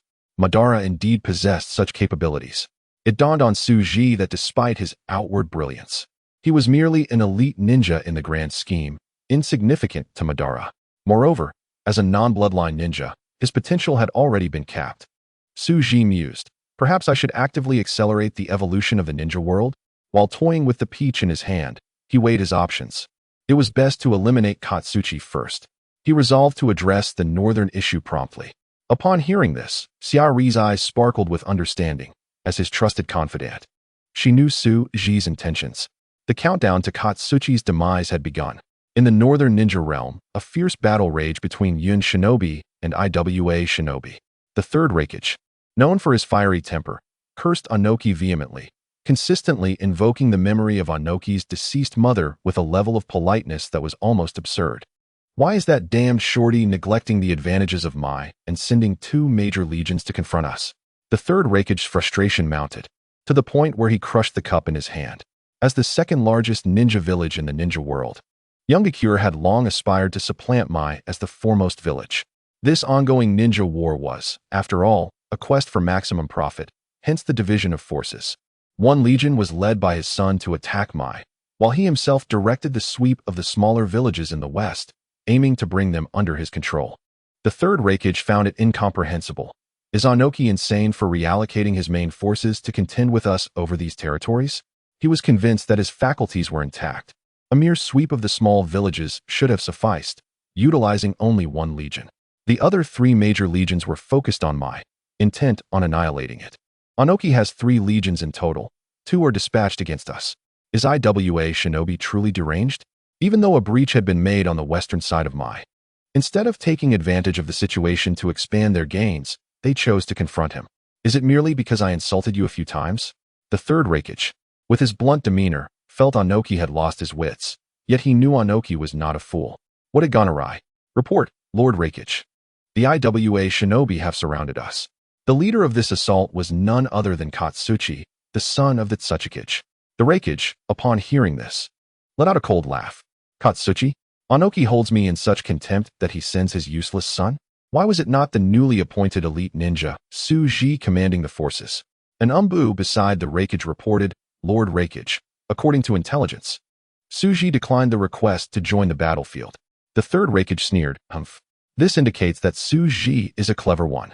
Onoki would not easily relinquish the position of Tsuchikage. Relay my orders. Break through. The third Raikage could not fathom Onoki's rationale, which prioritized the preservation of his son's life over the battle for glory in Mai. Katsuchi, who had always remained in the shadows of the umbu, would not be afforded the chance to achieve merit in this conflict. Most importantly, Onoki had already declared Tsuji as the next Tsuchikage, ensuring Katsuchi would not be sent to the front lines of Mai to outshine Tsuji. Yet, he had to provide his son a safeguard to protect him from Tsuji's inevitable retribution. Thus, Katsuchi could only accumulate merit on the battlefield of the smaller villages, hoping to secure the position of clan leader of the Nidaime clan after the war. Katsuchi, now wielding significant power, sat in the central tent, directing troop movements. The second and third legions of Iwa Shinobi comprised the bulk of their strength. He had never anticipated that despite not becoming the Tsuchikage, he would command such formidable forces. Katsuchi secretly reveled in his fortune. That fool Tsuji has declined such a splendid opportunity to learn the command structure of the legions. It is no wonder that Huangtu secretly rejoices. Becoming the Tsuchikage is one matter, but to command the Iwa Shinobi like an extension of his own will is an entirely different endeavor. He could not foresee that Tsuji's vision and strength far surpassed his own imagination. Are there those who disobey? They must indeed be suffering from mental afflictions and should be sent to a hospital for thorough examination and treatment. Tsuji does not believe there exists an ailment he cannot remedy. Lord Huangtu, we have executed the preordained plan and driven the Yun Shinobi into the designated ambush zone. Bang! Upon hearing this encouraging news, Huangtu slammed his fist on the table. There would come a day when Huangtu would achieve great merit. Throughout his life, he vowed to match Tsuji in prowess. Huangtu was genuinely exhilarated. Should they manage to eliminate the Raikage, the position of Tsuchikage would remain within reach. He could not help but admire his father's foresight, having anticipated every move of the Yun Shinobi. It was clear that this was not the main force of the Yun shinobi, thus he deployed the majority of their strength here, aiming for a decisive victory. Given the current circumstances, the failure of Konoha was inevitable. Chapter 31. The Prosperity of IWA Shinobi Village. Thus, the future leading shinobi village would either be Yun Shinobi Village or IWA Shinobi Village. Therefore, inflicting severe damage upon Yun Shinobi Village during this war would create a considerable advantage for the eventual peace treaty. This hunting plan was also devised by Inoki and his think tank. Huangtu merely needed to follow through with the execution. Inoki had grand aspirations. He was not merely seeking to eliminate the Raikage, but desired the complete annihilation of the Yun Shinobi's first army here. The loss of an entire organized force would leave Yun Shinobi Village incapable of contending for the title of the world's leading shinobi village in the future. Convey my orders. The entire army shall launch an offensive to completely eradicate the Yun Shinobi. My comrades, we IWA Shinobi are finally on the brink of achieving supremacy in the world. Under Huangtu's fervent encouragement, the IWA Shinobi erupted with formidable fighting spirit, their morale soaring, forcing the Yun Shinobi into a retreat. The Raikage led the Yun Shinobi in an attempt to break through to the east, yet he felt an overwhelming sense of unease. It seemed that the IWA Shinobi were not simply aiming to inflict casualties upon the Yun Shinobi, but were instead herding them away. Was it merely to drive them off and monopolize those smaller shinobi villages? The Raikage could not fathom this, so he chose to dismiss it from his mind. With a thunderous shout, he commanded, "All forces, break through to the north." The messenger relayed the Raikage's orders to the subordinate units using ninjutsu, and the Yun Shinobi proceeded in an orderly fashion toward the north. The IWA Shinobi quickly discerned the change in the Yun Shinobi's movements and reported it to the command center. What is happening? Why are the Yun Shinobi suddenly heading north? Have they discovered our plan? Huangtu mused as he examined the battle reports. Huangtu's aide, appointed by Inoki, offered a suggestion. Regardless of whether the Yun Shinobi have uncovered our strategy, they are cornered with no means of escape. Our two armies have already surrounded them. We should initiate the final encirclement early to prevent any unforeseen complications. Huangtu nodded. He understood the fundamentals of warfare. Their strategy was to outnumber the enemy, and employing any elaborate schemes was ill-advised. A straightforward approach would ensure victory. This was the essence of the most unadorned art of war. The more complexities introduced, the more likely they were to reveal flaws, resulting in failure. Signal to commence the final assault. Huangtu issued the command for the decisive battle. A brilliant firework exploded in the sky. The ominous sense felt by the third Raikage reached its zenith. The very ground beneath the Yun Shinobi trembled violently, while the surrounding rock formations erupted, creating towering mountains that encircled the Yun Shinobi. Such a massive ninjutsu could only be executed by thousands of IWA Shinobi. Cursing, the third Raikage realized he had fallen into a trap. The IWA Shinobi were intent on wiping them out entirely. With no time to lament his carelessness, he was enveloped in crackling lightning and charged northward. As he barreled forward, walls of earth rose in his path, which he cut through effortlessly as though slicing through tofu. The might of his spear was indeed well-deserved. However, the enemy was too numerous. The morale of the Yun Shinobi plummeted as they rushed to follow the Raikage northward. The IWA Shinobi remained calm and methodically continued to besiege this isolated force. Lightning release, thunder flow burst. The third Raikage unleashed a devastating hand strike, sending terrifying lightning into the ground, dispatching some of the hidden IWA Shinobi. Yet, the third Raikage, leading the escape of the Yun Shinobi, was engulfed in a sliver of despair. This level of encirclement was child's play for him. However, he still had around 10,000 Yun Shinobi with him. What was to be done with them? This was a fully staffed army. These individuals were not invulnerable like him. A simple shuriken, kunai, or even thrown stones could claim their lives. The third Raikage understood that Inoki had no intention of sparing him. His goal was to consume this entire, fully staffed army. Thus, in the negotiations at war's end, he would gain the upper hand and emerge as the leading shinobi village. The third Raikage felt profound regret. It was his arrogance stemming from power that led to such a blunder. Had he not been so arrogant, he surely would have grasped Inoki's intent. After all, the movement of an army costs a fortune. How could Inoki be so frivolous as to deploy two armies just to exact revenge on him? Well played, Inoki, the third Raikage lamented. At the IWA Shinobi Village, in the ninja hospital, Suji diligently instructed a beautiful young female doctor in the intricacies of male muscular anatomy. He even went so far as to demonstrate, allowing her to feel and understand the muscles firsthand. Yes, just like that, in this direction. Muscles have their own texture. During surgery, one must remember not to cut through. The freshly graduated intern felt a mix of shyness and profound admiration for Suji's noble character.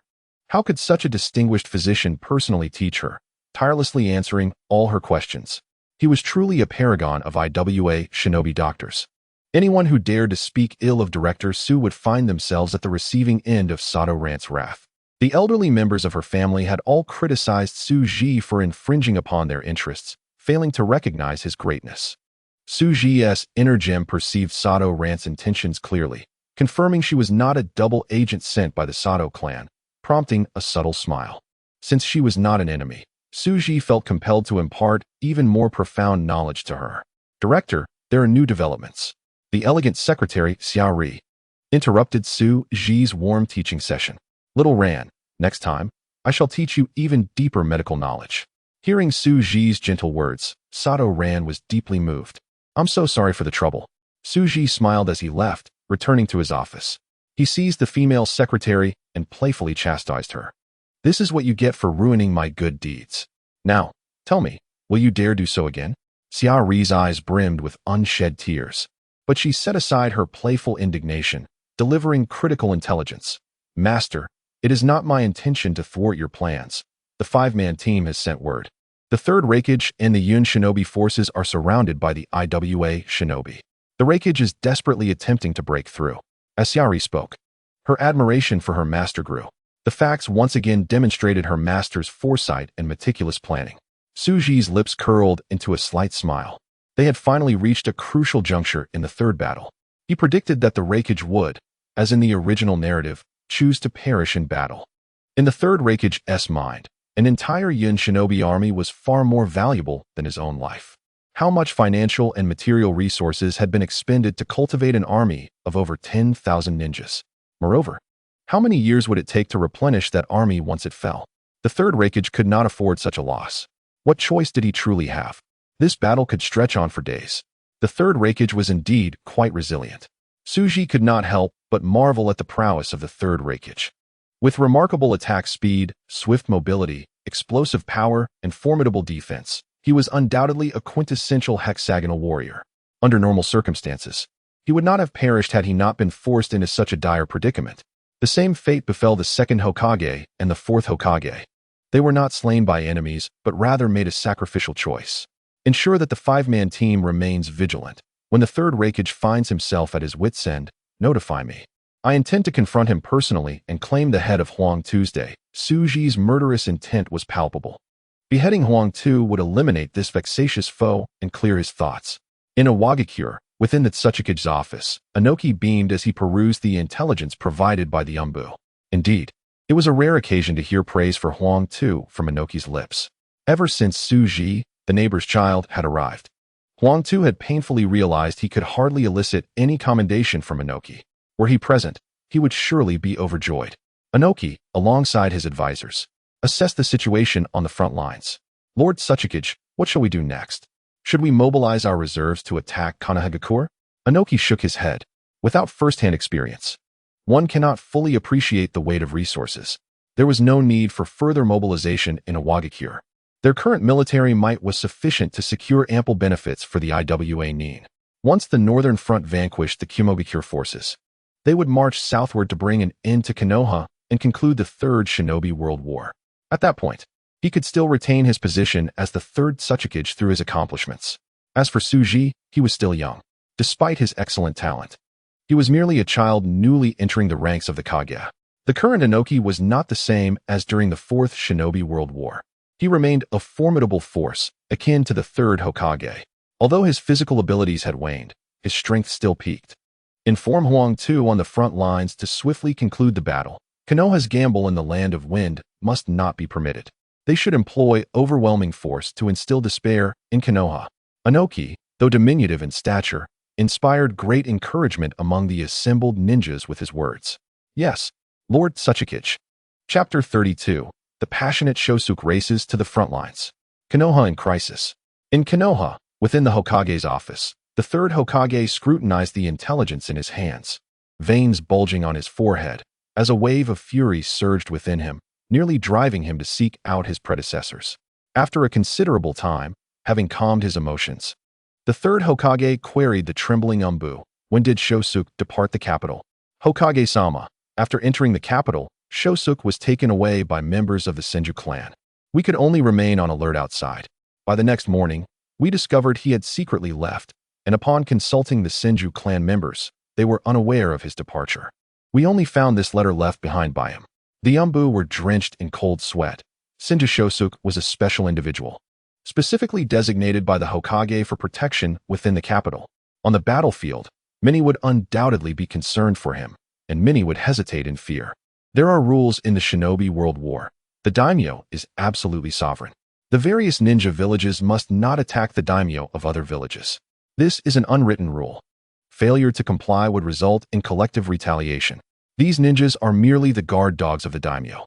Since Senju Hashirama established the one nation, one village system, the clan of the first Hokage has become the vassals of the daimyo, tasked with safeguarding them. Within Konoha, there are only a handful of Senju clan members, and these individuals will eventually relocate to the capital of the Land of Fire to live out their days. Only a handful chose to remain in the village, which is permitted by the daimyo. Among them are Senju Shosuke and his sister Tsunade. Therefore, strictly speaking, the Senju clan can no longer be considered a part of Konoha. However, blood ties bind them. Senju Shosuke, the direct grandson of Senju Hashirama, is undeniably legitimate and purebred. If not for the second Hokage's orders, how could he have been allowed to join Konoha? Once he joined, Shosuke's future was sealed. Provided his talent was adequate, he could ascend to the rank of Kage. However, he was still newly graduated and required protection to mature. A genius who has not yet grown cannot be deemed a genius. This shinobi world war far exceeds the scale of any previous conflicts. Konoha possesses nearly no strength to safeguard these seedlings, and this is one reason for the village's disbandment. Should Shosuke take to the battlefield, how many ninjas would be needed to protect him? Furthermore, his strength would only make him fodder, serving no real purpose. Yet, if he were to fall on the battlefield, the connection between the Senju clan and the village would be severed, a fact many elders would find hard to accept. After all, Shosuke's symbolic significance is monumental, even surpassing that of Tsunade. This is a patriarchal society. Alas, let this matter rest. The third Hokage sighed deeply. Retrieving Shosuke would be a fruitless endeavor. One could only hope for his fortune, wishing him safe passage to Orochimaru. The remaining strength of Konoha would not be squandered on a single individual, even if that individual were the Hokage. What of the situation on other battlefields? The third Hokage inhaled deeply and inquired. Nara Shikaku, the chief strategist in the office, organized his materials and reported, "The battlefield in the Land of Water is highly tense, with the Mist ninjas launching fierce assaults. They possess the most bloodline limit users, making them particularly troublesome.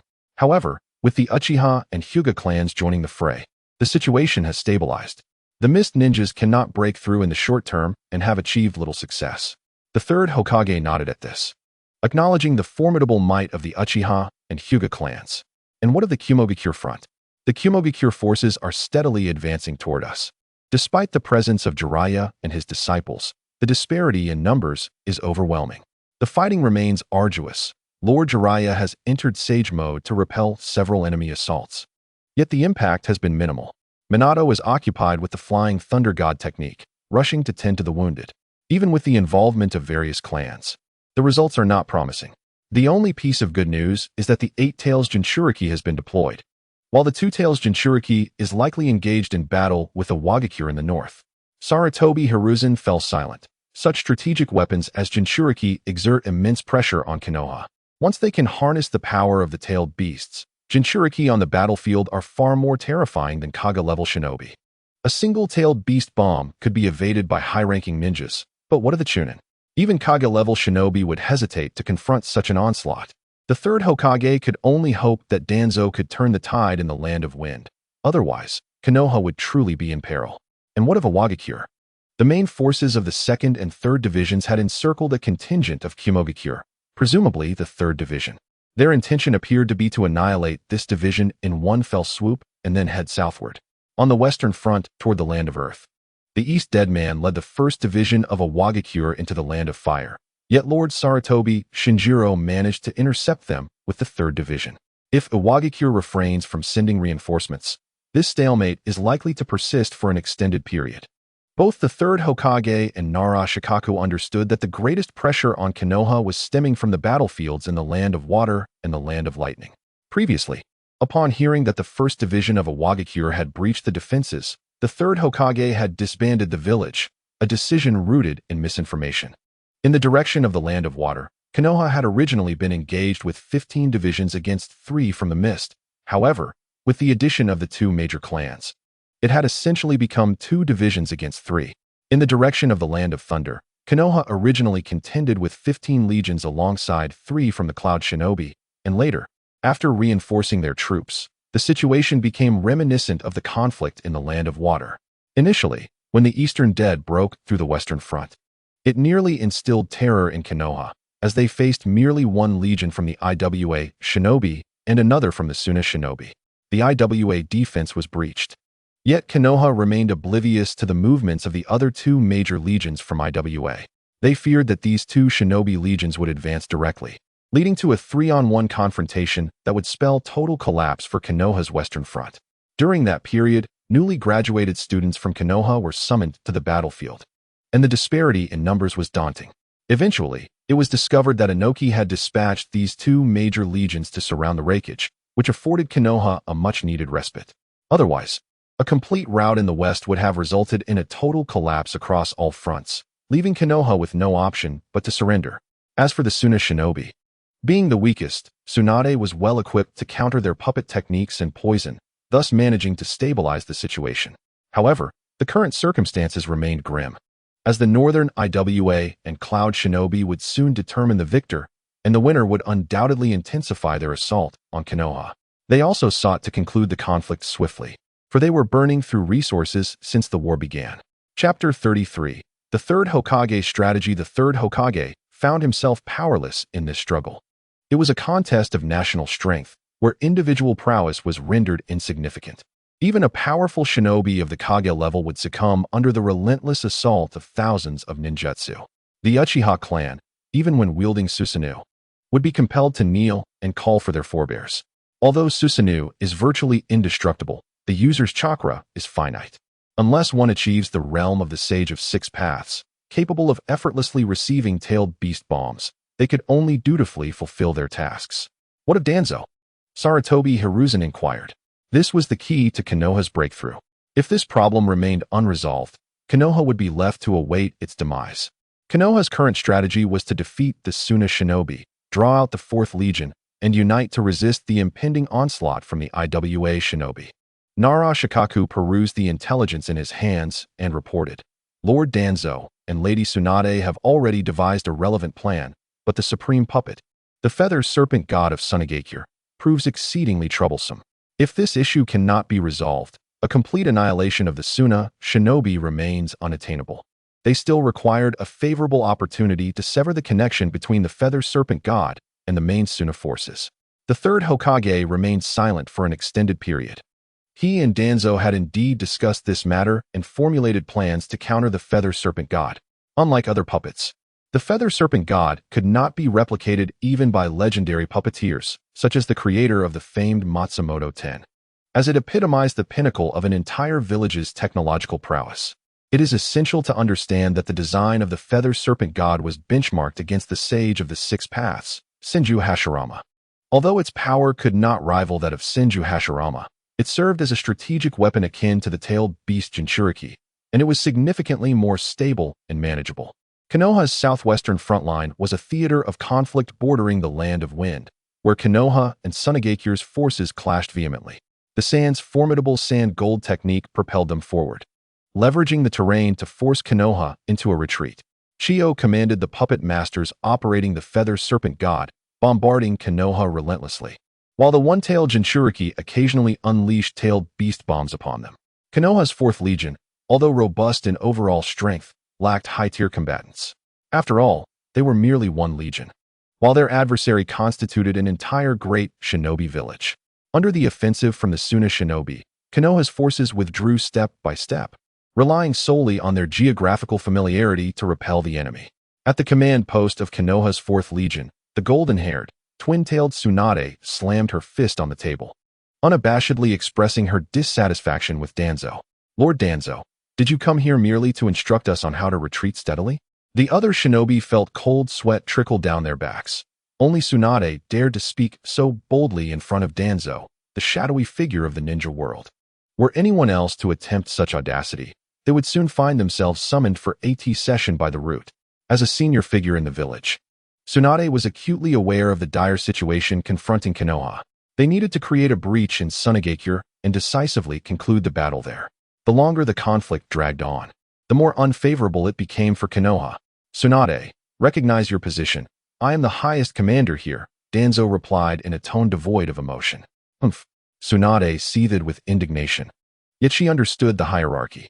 Within Konoha, Danzo's strength was indeed second only to the 3rd Hokage, both of whom were at the pinnacle of their lives. Furthermore, Danzo and the Hokage were the true decision-makers of Konoha. The red-haired Uzumaki Kushina attempted to soothe Tsunade, urging her not to be angry. The strategist unfurled a map, and Danzo approached, explaining his plan. The Feather Serpent God has remained shielded by their forces. Without neutralizing this puppet, we cannot mount an effective counteroffensive. Picture an artillery piece capable of multi-target attacks with unlimited firepower. How challenging it would be to confront. We must first obliterate the Feather Serpent God before launching our assault. Danzo pointed his cane at the map, stating that based on the current situation, tomorrow the Suna forces would advance here. I have arranged for Root to set up an ambush here to sever the connection between the Feather Serpent God and the Suna forces. This is our only chance. If we fail to eliminate the Feather Serpent God here, our defeat will be inevitable.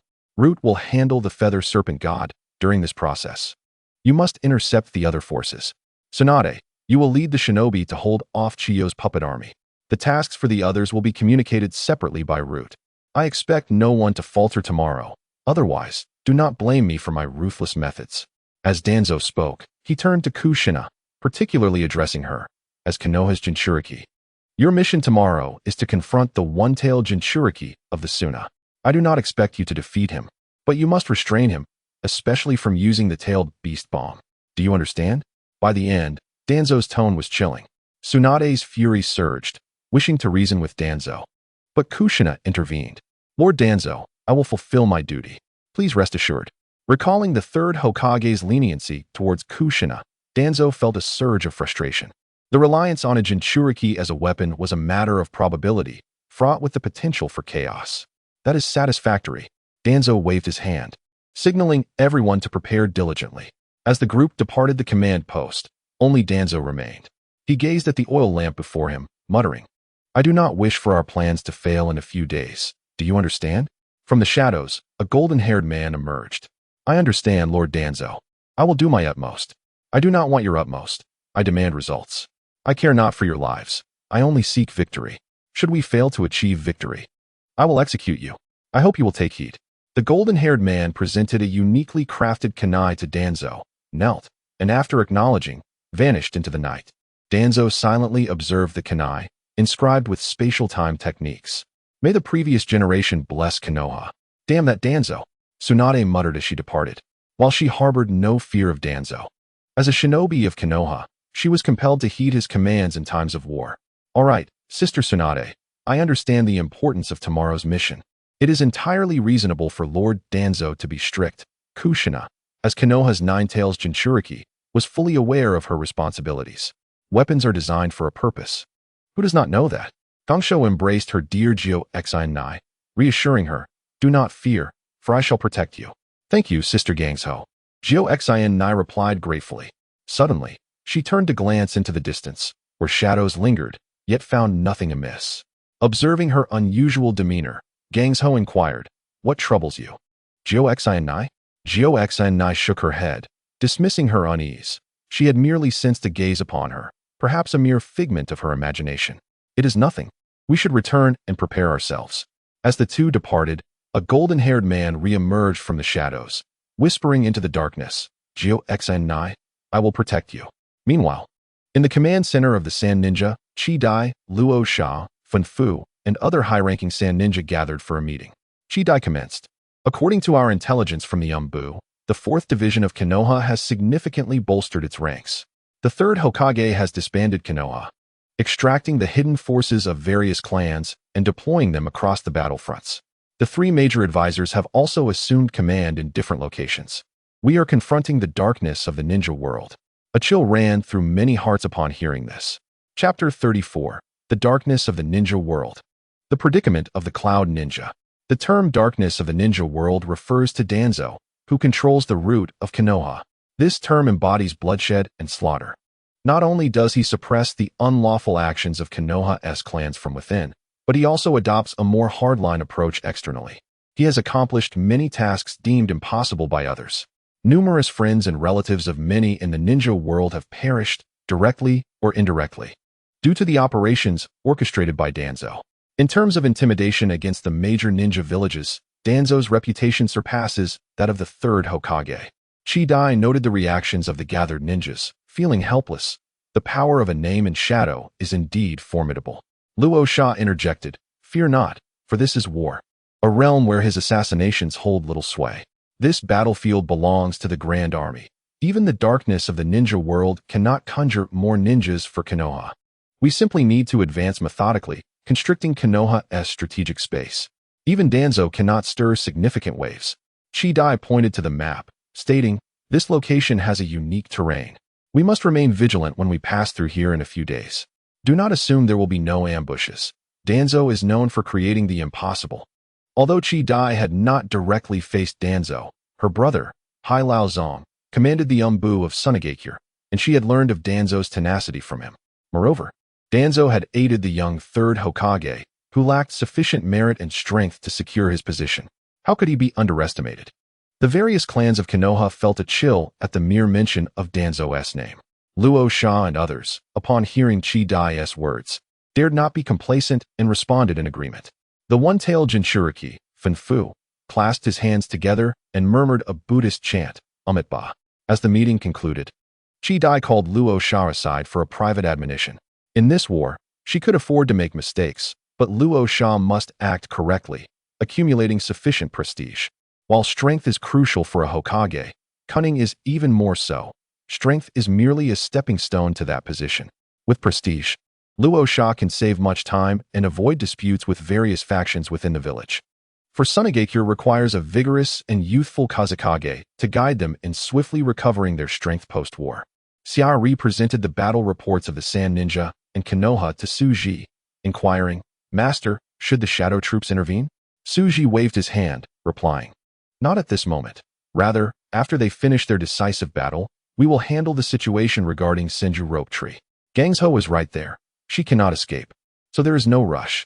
If they manage to defeat the Sand Ninjas, Konoha's 4th division will be swiftly redirected to our location."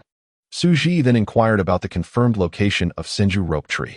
Xiaori responded, "Our spies in the capital of the Land of Fire have learned from the Senju clan members that Senju Rope Tree has secretly departed from the Senju clan's stronghold.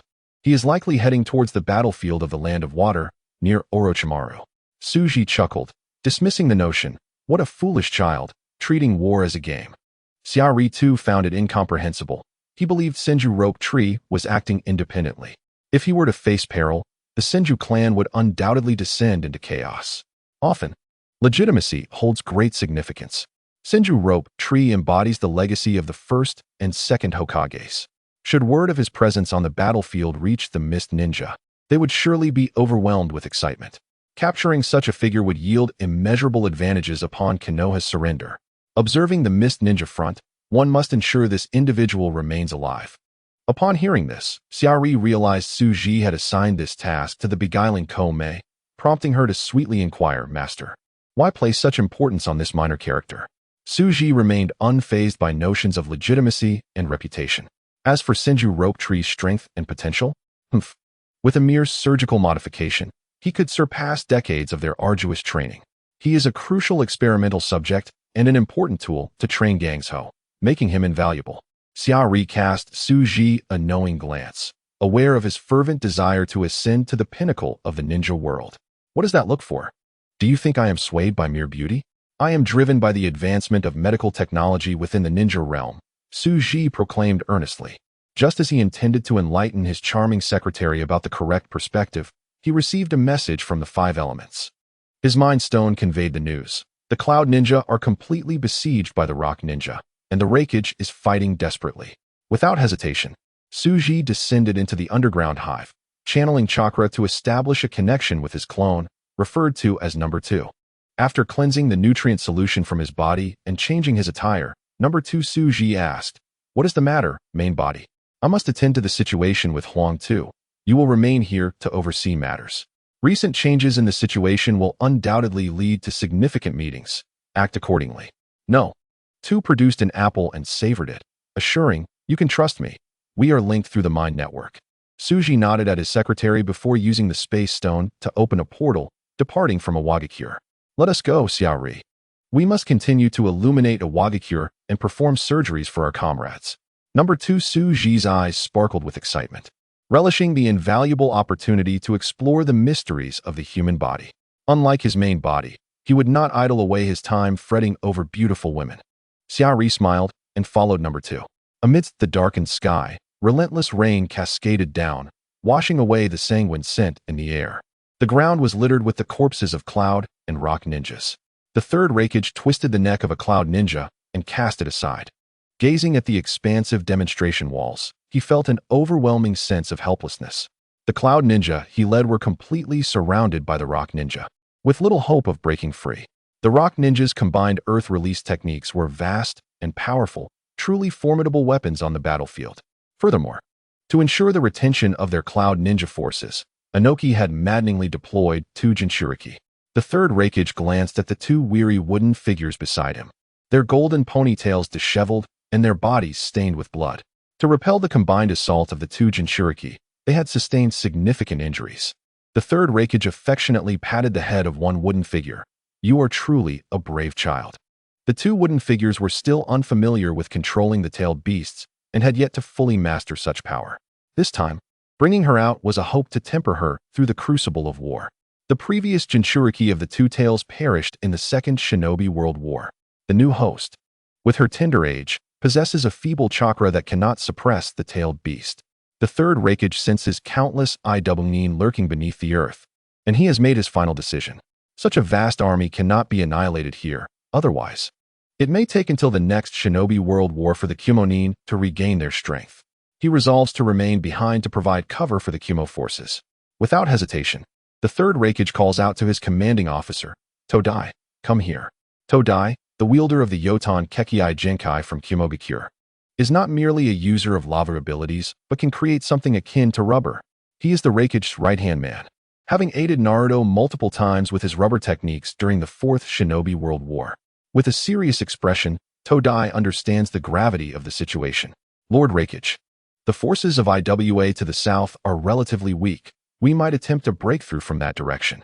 The third Raikage shakes his head, declaring that a breakout would lead to a dead end.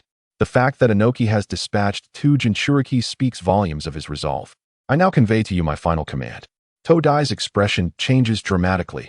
As the Raikage's confidant, he comprehends the implications of these words. "Lord Raikage, we do not fear sacrifice.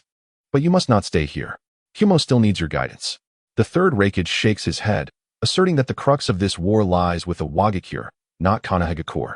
"We have lost our initiative against Iwa, but Inoki has underestimated me. Todai, you must lead them back.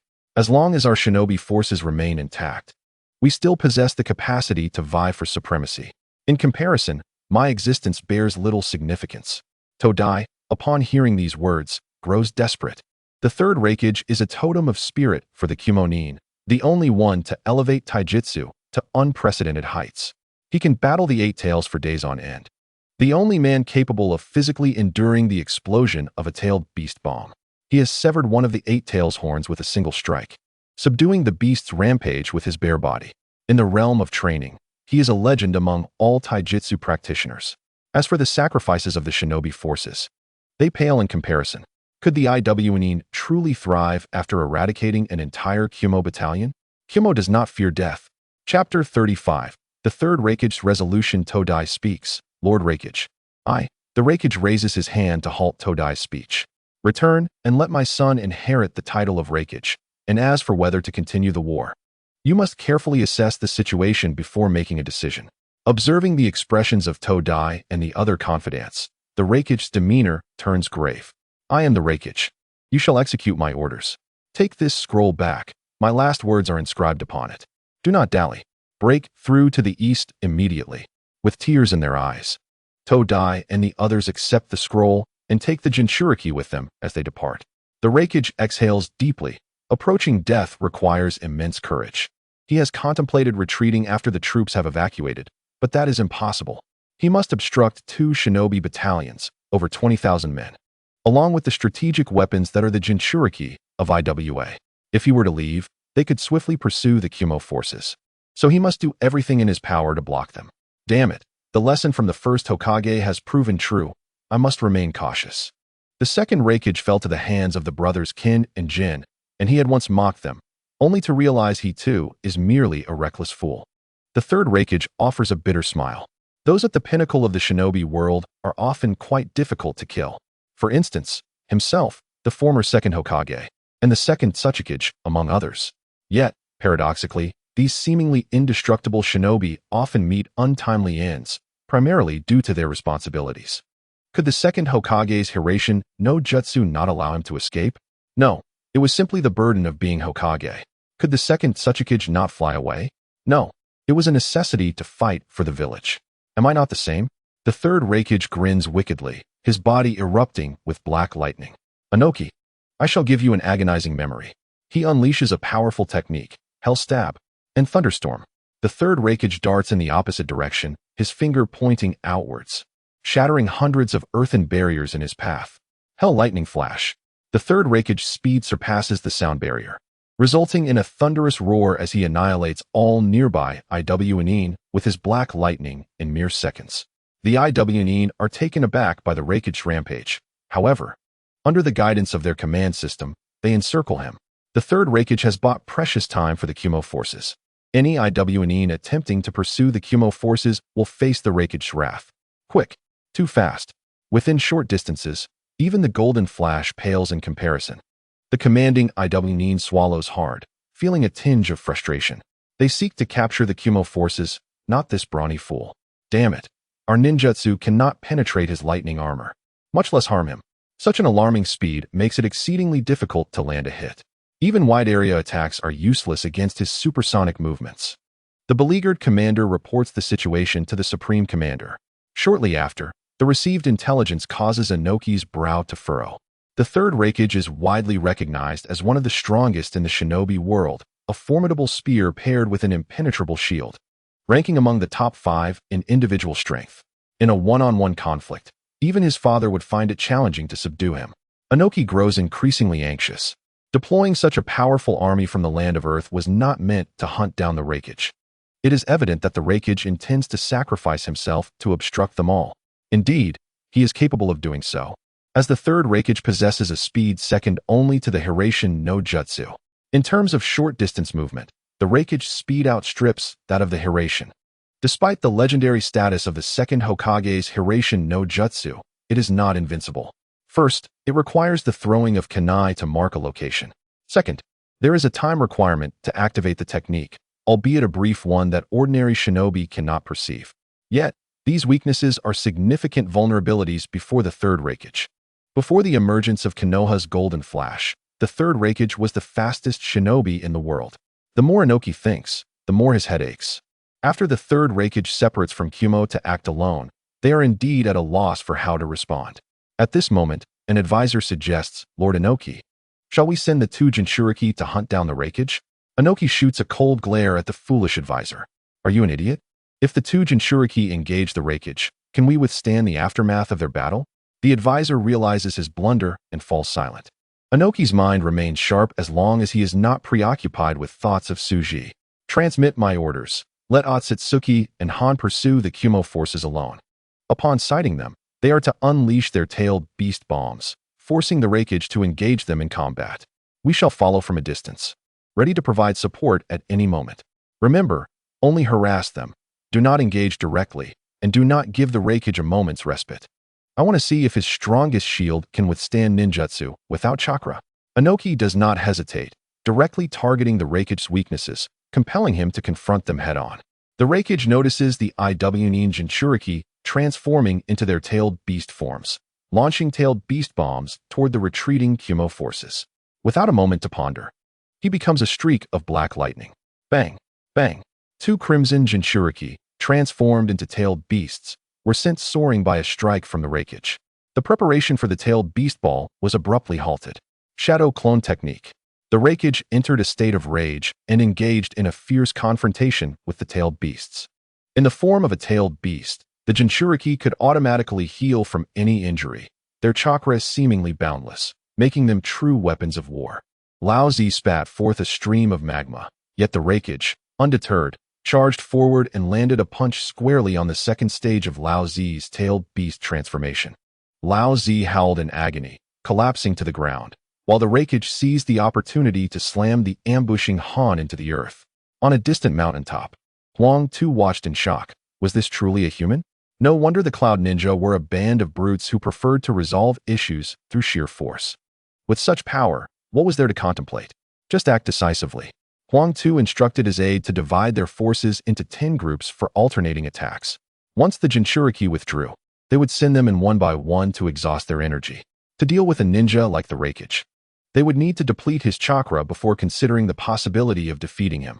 The aide relayed Huang Tu's orders, equally astounded by the display of strength. The pinnacle of the ninja world was on an entirely different level from them. The Reikage swung the 2 Jinchuriki like weapons, forcefully driving back the IWA shinobi. Come on, you little rock ninjas, is this all you've got? The third Reikage laughed heartily, exhilarated and joyous. He could finally unleash his full power, proving that he was not inferior to anyone. He longed to compete for the title of the God of Ninjas, had he been born in the same era. Chapter 36. The Fall of the Mighty Man. Huang Tu never anticipated that this expenditure would consume a full 3 days and nights. The IWA shinobi were left numb. Was this even human? Leaving aside everything else, the chakra levels were akin to those of a tailed beast. The Jinchuriki had retreated several times to recuperate. It is crucial to note that while the Jinchuriki could utilize the tailed beast's limitless chakra, their usage was constrained by their stamina. As their energy waned, they could no longer maintain their tailed beast transformations. Huang Tu silently thanked his luck for not relying on sheer numbers to engage in a head-on clash, as it would have resulted in countless IWA shinobi casualties. Under Huang Tu's command, the IWA shinobi employed long-range earth release techniques, hiding underground. Nevertheless, many ninjas, no matter how deeply concealed, were extracted and eliminated by the Reikage. Despite this, after 3 days and nights of battle, nearly 1,000 ninjas had perished on the battlefield. Standing amidst the corpses of IWA shinobi, the Reikage remained unscathed, not a single scratch upon him. All the combatants felt a deep-seated fear. They were not facing a mere man, but a god. The so-called God of Ninjas was no exaggeration. Huang Tu trembled with rage upon receiving the battle report. How could he present such a report? Over 20,000 men could not defeat one individual, even after 3 days? That damn bastard. Huang Tu gritted his teeth, feeling a sense of helplessness. Was this the terrifying power of a peak shadow? If the Reikage learned to fly, not even his father would dare to enter the Reikage's perceptive range. Though dust release was formidable, the initiation speed was truly lethal. During these days of combat, had it not been for the support of the Cloud Ninja, the 2 Jinchuriki would have been brutally defeated by the Reikage. Against the Reikage speed, even the tailed beast balls could not unleash their power. The Reikage's lightning chakra armor was comparable to the Uchiha clan's forbidden technique, Susanoo, making it exceedingly difficult to break through. My lord Huang Tu, we have received good news from the Sensing Ninja. An excited messenger rushed to Huang Tu's day. What news? Huang Tu furrowed his brow, wondering if the Cloud Ninja had returned to rescue them from the Reikage. If so, it would be catastrophic. The Sensing Ninjas reported that the Reikage chakra was nearly depleted. He could not hold on much longer. Huang Tu's eyes brightened. This was indeed excellent news. If the Reikage continued to persist, the morale of the IWA shinobi would collapse entirely. Huang Tu silently cheered. Splendid. I truly believed you were invincible. Notify the front line. The one who kills the Reikage shall be promoted 3 ranks. A bounty of 100 million. Huang Tu recognized that the IWA shinobi's low morale required a boost, and eliminating the exhausted Reikage was imperative. Many IWA shinobi were on the brink of psychological collapse, facing a crisis of perception. Let us witness the fall of the Raikage. Huang Tu could not contain his excitement, and the other IWA shinobi shared his enthusiasm. The title of Shadow represented not merely a position, but the spiritual backbone of an entire village.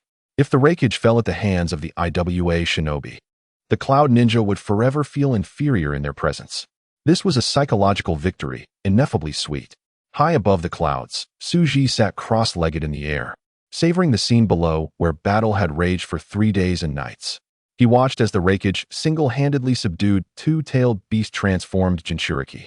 The younger Han was directly forced out of his transformation, nearly succumbing to a fatal blow from the Raikage. Had it not been for Lao Zi's intervention, the IWA shinobi could have contemplated capturing the five-tailed beast years later. Without medical ninjas to replenish the stamina of the two Jinchuriki, they would have succumbed to exhaustion long ago.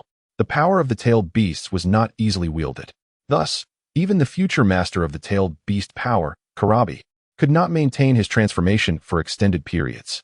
Suji clearly observed that the Raikage chakra was nearly depleted, and he could no longer sustain his chakra armor. The Raikage's demise was imminent. The sky darkened, as if mourning for the fall of this formidable figure in the ninja world.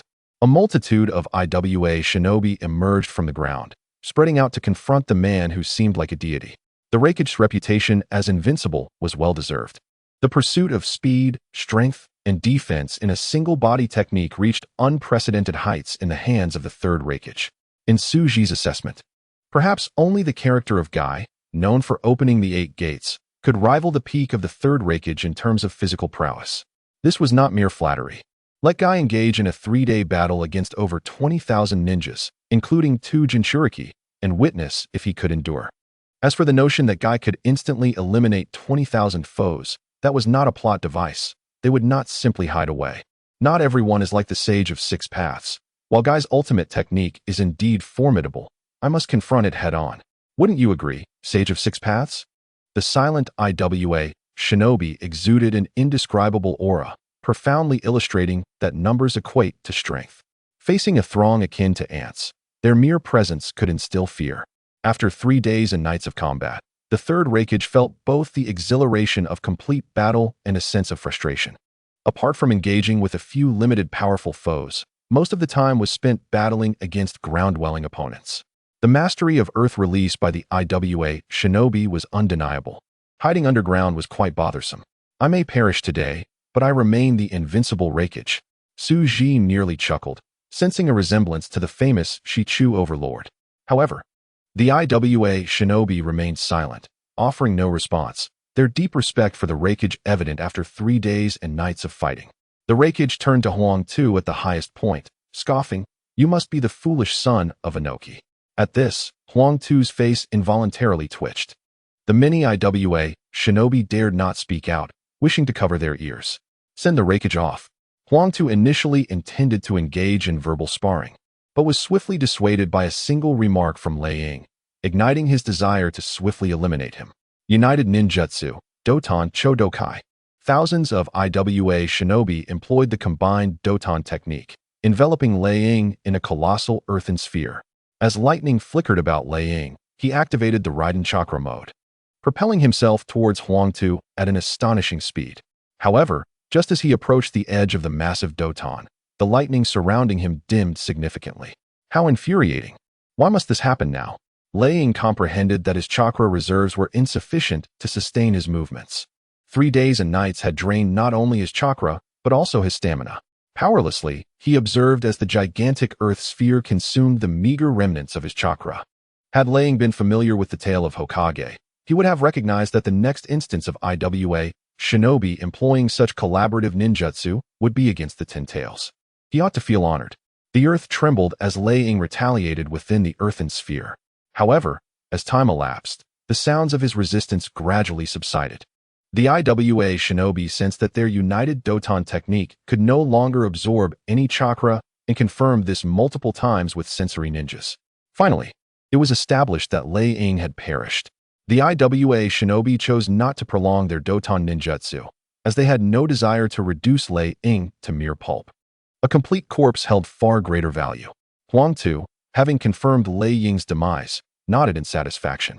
Had Lei Ying possessed sufficient chakra, their ninjutsu would not have contained him. Chapter 37. The Debut of Gold, Wood, Water, Fire, and Earth.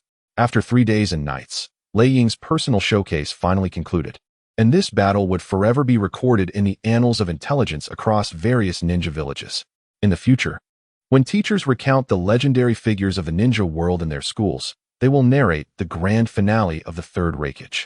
The third Reikage has also become an idol for practitioners of ninjutsu. Have the sealing class seal Lei Ying's body and return it to the village. Huangtu watched with a myriad of emotions as Lei Ying's corpse was liberated from the Doton. He increasingly felt that confronting Su Ji would require a similar approach, ensuring to outnumber him, never confronting Su Ji alone. Regardless of how legendary a ninja may be, they would ultimately succumb to overwhelming numbers. As he observed the sealing class ninjas preparing to package Lei Ying's body, the entire IWA shinobi felt a wave of relief wash over them. Many IWA shinobi contemplated where to unwind first. Huangtu recognized the need for his forces to recuperate. Convey my orders. Rest for 3 days. Abundant food and drink shall be provided. The numerous IWA shinobi erupted in cheers. Long live Lord Huangtu. Huangtu, reveling in the praises of the IWA shinobi, felt light as a feather, exhilarated beyond measure.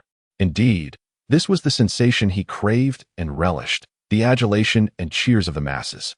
However, in comparison to Su Ji, such accolades seemed unattainable to him. Despite failing to complete the high-ranking IWA shinobi's mission to annihilate the Cloud Shinobi army, Lei Ying's demise sufficed as a report. This time, it was a crime of non-combat. Lao Zi and Han exhaled a sigh of relief upon learning of Lei Ying's death. Thank the heavens, this inhuman being has finally met his end. Han, being younger, inquired, Lao Zi, is the Raijin body refinement secret technique of the Cloud Shinobi truly that formidable? Lao Zi, well versed in the matter, explained to his junior, while the Yue clan's Raijin body refinement technique is indeed powerful, only this particular iteration is so excessively potent. The first and second Reikage did not possess such extremes. It is estimated that the third Reikage strength ranks just below the legendary ninjas of Ur, Uchiha Madara, and Senju Hashirama. In the future, should you encounter such a ninja, do not fear. It is unlikely that the Cloud Shinobi can cultivate another such anomaly as the third Reikage. As he spoke, Lao Zi pointed at a massive boulder, claiming he could consume it. Han, clad in a specially designed red armor that revealed only his eyes, responded in a deep voice, are there truly such powerful ninjas in the ninja world? Yes, Otsutsuki is one of them. A single dust release technique would reduce any Jinchuriki to mere dust. Lao Zi sighed, recalling the moment when Inoki personally reduced the disobedient former Four Tails Jinchuriki to atomic particles. Han displayed a look of reverence, acknowledging, I am well aware of the Tsuchiki's dust release capabilities. Are there any other ninjas in the ninja world who can be compared to the third Tsuchiki? I find it hard to believe that any force could rival the invincibility of dust release. Lao Zi patted Han's shoulder, cautioning him not to underestimate the heroes of the world. While dust release is indeed terrifying, there are methods to counter it. However, the Tsuchiki has not personally intervened for decades. In other ninja villages, even if they devised a counter strategy, there would be no opportunity to implement it. Nevertheless, the third Hokage of Konohagakure is known to be a formidable opponent, on par with the Tsuchiki. As for the third Mizukage and third Kazekage, their strengths remain uncertain. Han expressed disbelief. I know the third Hokage is proficient in all the ninjutsu of Konohagakure, but how can he possibly compare with the Tsuchiki's dust release? Lao Zi, feeling exasperated, remarked that the banter among ninjas often seems to suggest that battles can be reduced to mere statistical comparisons. He clarified, you fool, who would choose to face the Tsuchiki's dust release head-on? Naturally, one would aim to evade direct confrontation. Indeed, who would dare to confront the Tsuchiki's dust release? Wouldn't you agree? Impure World Reincarnation Madara. Thank you. The character has been corrected to Impure World Reincarnation Madara. Han, realizing he was caught in a cognitive trap, listened as Lao Zi explained. We both possess the power of tailed beasts within us, enabling us to manipulate chakra's nature and form quite effectively. Even so, we cannot claim mastery over any particular chakra attribute. The third Hokage is universally acknowledged as a master of all 5 chakra attributes, exhibiting unparalleled finesse in both form and nature transformations. While such a powerhouse may not rival the destructive prowess of our tailed beast bombs in a direct confrontation, we would certainly perish. To defeat such ninjas, one must create opportunities for them to confront us head-on, just as we did with the third Reikage. It is said that he has mastered all ninjutsu from the legendary sealing scroll, except for the first Hokage's would release bloodline limit. Han fell silent. As he had only become the Jinchuriki of IWA after the Second Great Ninja War, and was unaware of many secrets of the ninja world. Lao Zi was about to share more secrets of the ninja world with his junior, when the four-tailed son Wukong within him began to sound alarm bells. Kill. Avenge Lord Liang. The battle cries erupted from underground, revealing 5 cloud shinobi clad in ninja attire emerging through the earth, their target being Huangtu. The assailants were none other than the 5 members of Jinmu, Shui, Hua, and Tu, who had donned cloud shinobi garb. They were originally the Xian Yuan group, hired at a hefty price by the grass shinobi to assassinate Su Ji. In the narrative, the Xian Yuan group, a mysterious organization, claimed to be without a village or master, engaging in tasks of retribution for those who pay. They were known as ninja hunters, adept at hunting down other ninjas. The fourth Reikage had once led his subordinates to seize the secret technique scroll passed down through the generations of the Moku village, which had subsequently hired the Xian Yuan group to pursue the fourth Reikage and his associates. The Xian Yuan group, relying on their explosive insects, faced the fourth Reikage without fear, having killed one of his subordinates and placing the fourth Reikage and another of his aides in peril. Had the fourth Reikage not sought out Tsunade for healing, he might have perished as a result. After capturing Su Ji alive, he reformed him in the Yanren hospital, enabling each individual to possess the strength of a Kage-level ninja while simultaneously implanting 5 different bloodline limits: Totan, Gangtan, Rando, Xingdo, and Niando. Totan allows one to eliminate their presence and become entirely transparent. Xingdo facilitates instantaneous movement. Niando grants the ability to manipulate matter, akin to the inorganic reincarnation learned from the Senjutsu of the Ryuchi cave. Furthermore, Su Ji endowed the 5 individuals with a mental local area network using the mind gem, allowing them to share sensory experiences such as sight and sound during combat. In addition, he implanted numerous techniques he had studied, including 5 fundamental nature transformations and forbidden jutsu, into their memories. The latter 2 bloodline limits, Xingdo and Niando, were imperfect products of Su Ji's own research into bloodline limits.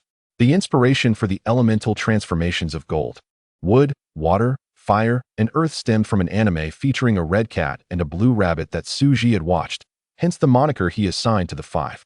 By utilizing Totan to mask their presence, they evaded the sensory capabilities of the ninja and stealthily approached Huangtu. At that moment, they launched a surprise attack. The cold blade of a katana gleamed ominously as it struck Huangtu's neck, shattering the rocky armor that protected him. It turned out that Huangtu was shielded by a layer of rock armor, a technique reserved for elite jonin, akin to the sand armor of Sunagekure or the Raijin armor of Kumogakure. Su Ji observed the unfolding drama from above, with the space gem in his possession. He could not be detected, and the sensory ninjas remained oblivious to his presence. Chapter 38. Su Ji's Malice Unleashed. Huangtu, you should feel fortunate to be targeted by 5 Kage-level strongmen. This is not a matter of Su Ji lacking grandeur. It is merely a quest for vengeance against the persistent annoyance that has plagued him for years. Huangtu's reflexes were swift, having been personally trained by Inoki. Protect Lord Huangtu. Doton, Doriahiki. The earth surged forth like a river, sweeping the 5 away. Doton, Yokan. The ground beneath the 5 transformed into soft mud, a pulling force dragging them into the mire. Huangtu's guards displayed their prowess, engaging in combat with the 5 using their techniques. Jin sneered, his body hardened, surrounded by crackling lightning. Raitan Reiko. The electricity radiated from Jin, paralyzing the nearby ninjas. Xingdo, Shandianzhan. Mu utilized his bloodline limit, appearing beside Huangtu, his katana resembling a roaring silver dragon as it descended with immense force. Should that strike land, Huangtu, regardless of his rocky exterior, would be cleaved in twain. Suddenly, the tailed beast transformation of Lao Zi appeared by Huangtu's side. With a sweep of its tail, it sent Mu flying. Steaming blast. Scalding steam enveloped Huangtu, obscuring his exact location from the 5. The duo of water and fire formed hand seals and executed a combined ninjutsu. Katan, Futon, Bofu Ryu Noan. A colossal fire dragon, spanning 100 meters, incinerated the nearby rock ninja guards into ashes. Lao Zi encased Huang Tu in tailed beast chakra, whisking him away from the reach of the combined ninjutsu's attack. Lao Zi was taken aback. The terrifying techniques and chakra displayed were beyond comprehension. Who were these intruders? And why did they seek to assassinate Huang Tu? How had they evaded the sensory ninja's vigilance? Such questions raced through Lao Zi's mind. Yet he recognized the urgency to escape with Huang Tu. Under the combined might of the five, he could not protect Huang Tu. Huang Tu felt a profound sense of despair. Had he known the identity of his assailants, he would have unleashed the wrath of the Otsutsuki upon them. As Lao Zi fled, he collided with an invisible wall, his rapid speed causing him to momentarily lose consciousness. This was the result of the five collaboratively employing Niando, a power akin to telekinesis that caught Lao Zi off guard.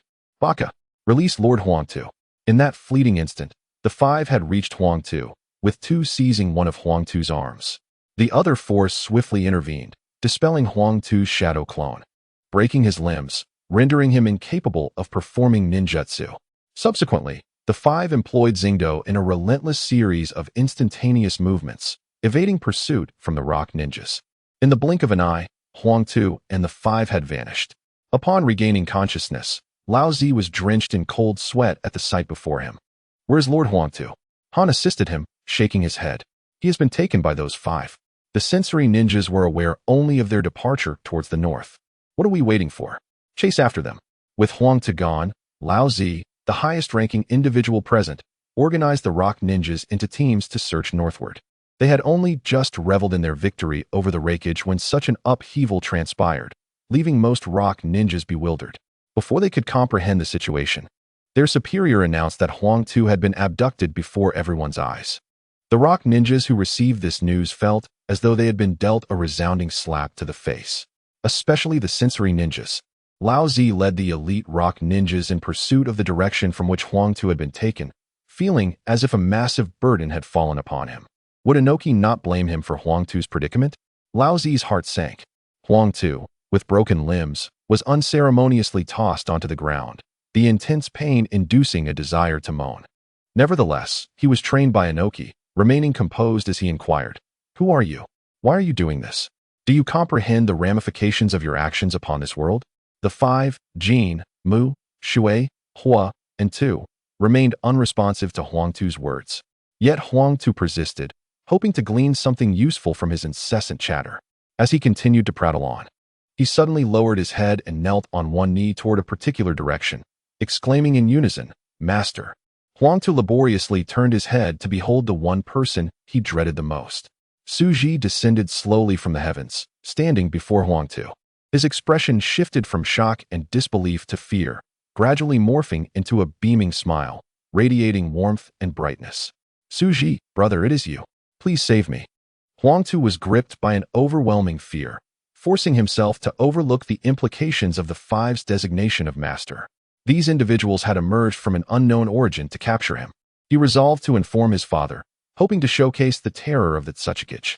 Suji regarded Huang Tu, who was deluding himself like a jester, with a serene smile. Feeling an unprecedented sense of tranquility within, this was what it meant to be a transmigrator. His purpose was to make everyone kneel before him in reverence. Whether their respect was genuine or not mattered little. The thrill lay in their compulsion to do so. "Huang Tu." Suji's icy voice interrupted Huang Tu's fantasies. "Do you have any final words?" Huang Tu's smile gradually hardened, losing its luster. He was not foolish. The designation employed by the five had made the situation abundantly clear. He had been naive, truly believing that Suji would remain non-confrontational, especially since he was his father's student. Were it not for his father's support, could Suji have attained his current accomplishments? This realization was the very foundation of Huang Tu's disdain for Suji. It was a deeply entrenched cognitive issue, not merely a matter of intelligence. Huang Tu recognized that Suji would not spare him. Thus, he became frantic, demanding, "Suji, why are you doing this? If it weren't for my father taking you as his disciple and continually supporting you, would you have achieved your current status?" Suji remained expressionless, merely waving his hand dismissively. The five-man group received orders and began to employ torture. Suji was well aware that he was no saint. He could harbor grudges until the end of the world. He had no intention of letting Huang Tu off easily. Would it suffice to merely subject him to a mere sampling of the 18 forms of torture? Certainly not. as he listened to Huang Tu's agonized cries. Suji brandished his self-crafted camera. Hundreds of robots took to the air, capturing every angle of Huang Tu's torment in 360 degrees. These recordings could serve as a source of amusement whenever Suji felt discontent. To prevent the pursuing Yin Nin from interfering, he utilized the power of spatial gemstones to relocate them periodically. Suji raised his hand, a beam of light enveloping Huang Tu, allowing him to speak once more. Suji, grant me mercy. Observing Huang Tu's near-lifeless state, Suji felt a sense of satisfaction. This was the essence of vengeance, his final words. Suji's tone was chillingly cold.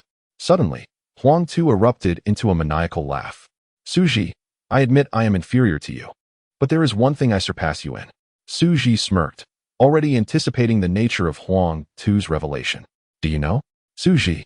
He languidly reclined on a rock, showing little interest in Huang Tu's words. Molly Nai has a secret crush on you, you know? I know you know. And I also know you like her too.